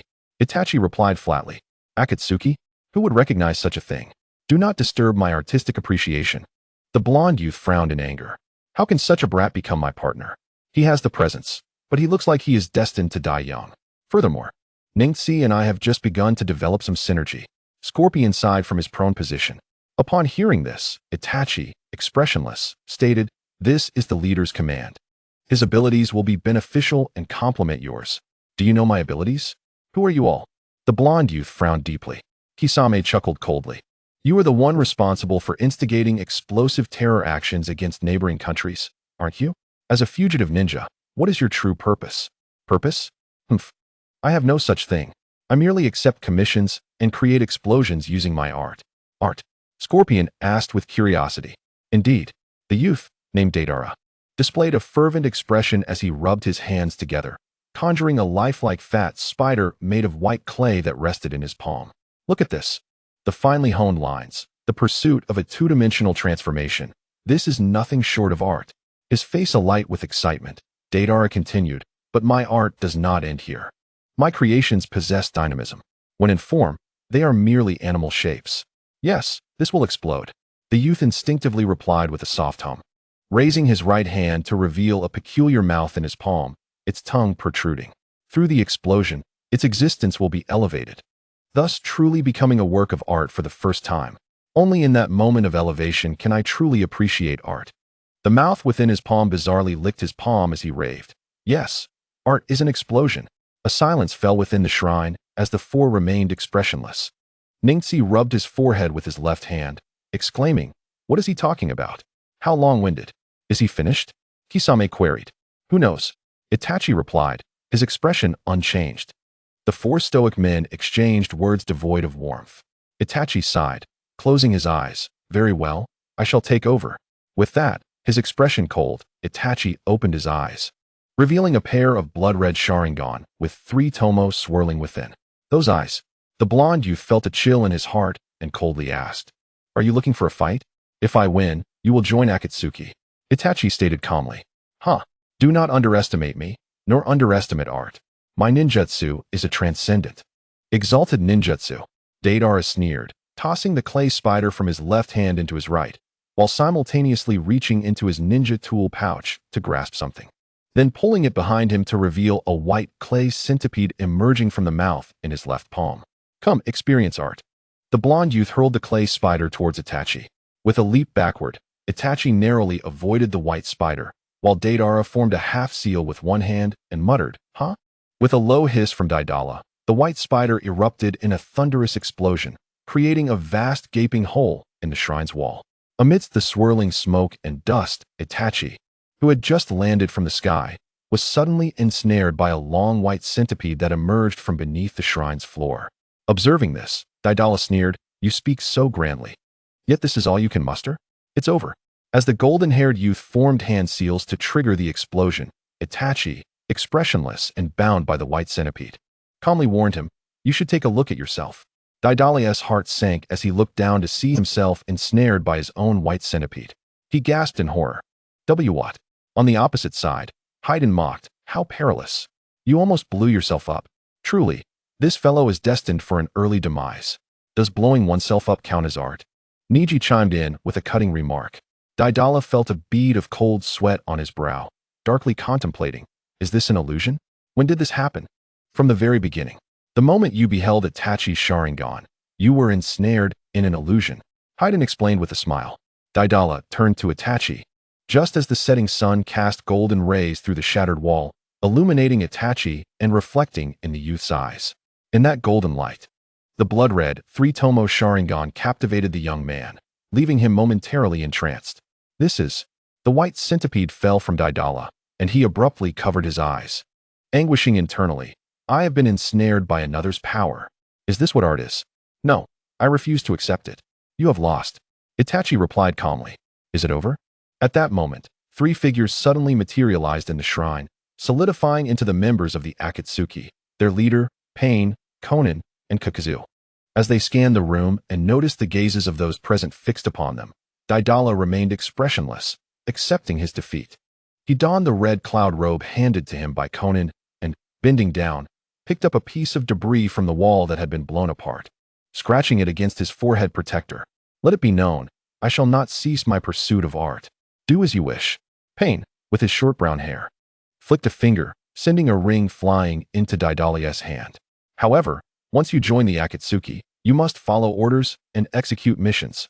The ring's face was a deep azure, inscribed with a black character. Daidala cast a glance at it and casually slipped it onto his right index finger.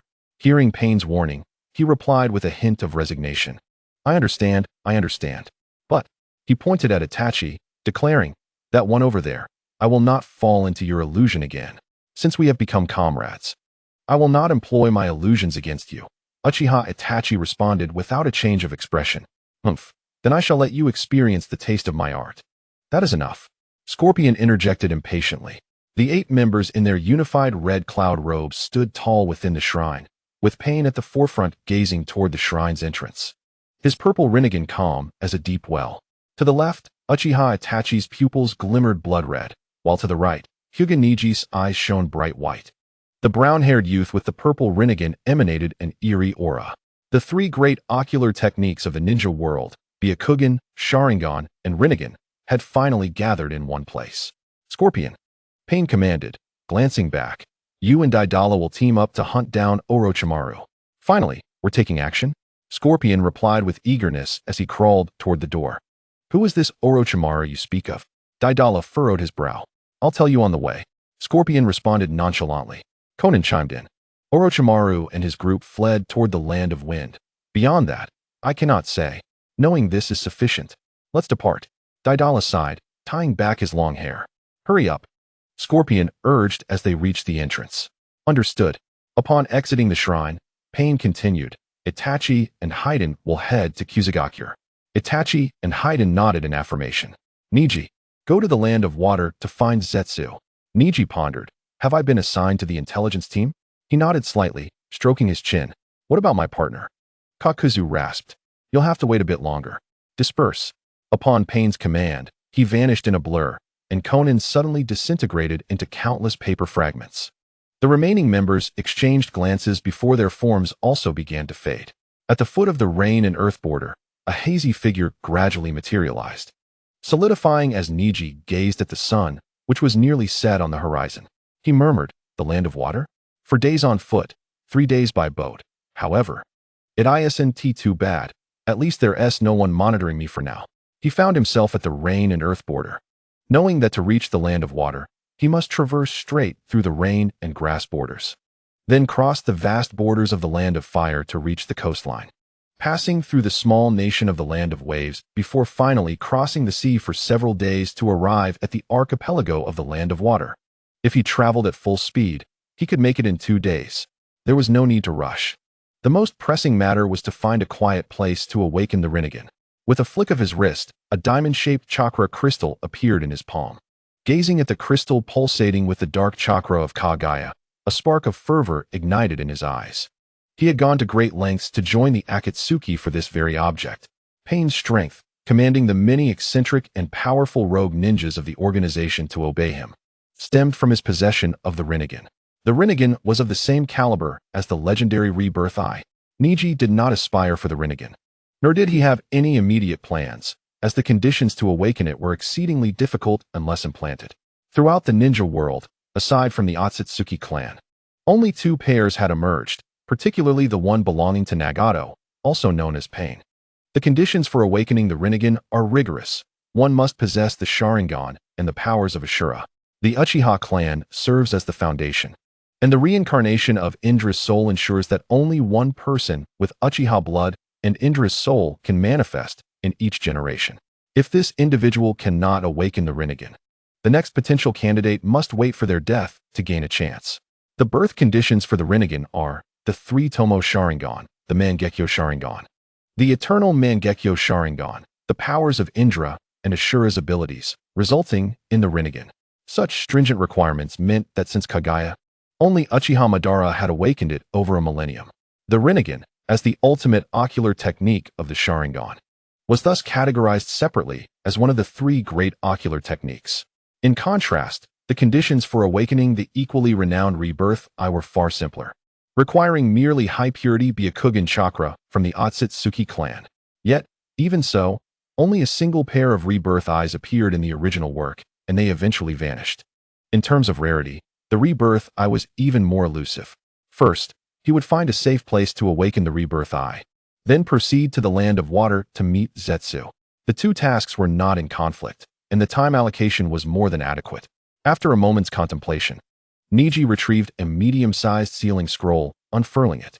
Channeling chakra into it, a flash of white light revealed a massive crystal blue bird, 3 meters in length. Since the last bird he had conjured was destroyed by the 3rd Reikage, Neji had taken the time to create another upon joining the Akatsuki. After all, it was merely for transportation. Using the 120-meter-long Fire Phoenix would be a waste. As a 4th-generation version, this bird had become remarkably lifelike through Neji's repeated conjuring experiences, resembling a living creature from a distance. Its only flaw was its vacant gaze, lacking a soul. Leaping onto the bird's back, the youth settled down cross-legged. Extending his right hand, 5 translucent chakra threads erupted from his palm, penetrating the bird's nape. With a thought, the great bird soared into the sky, speeding eastward. This chapter concludes.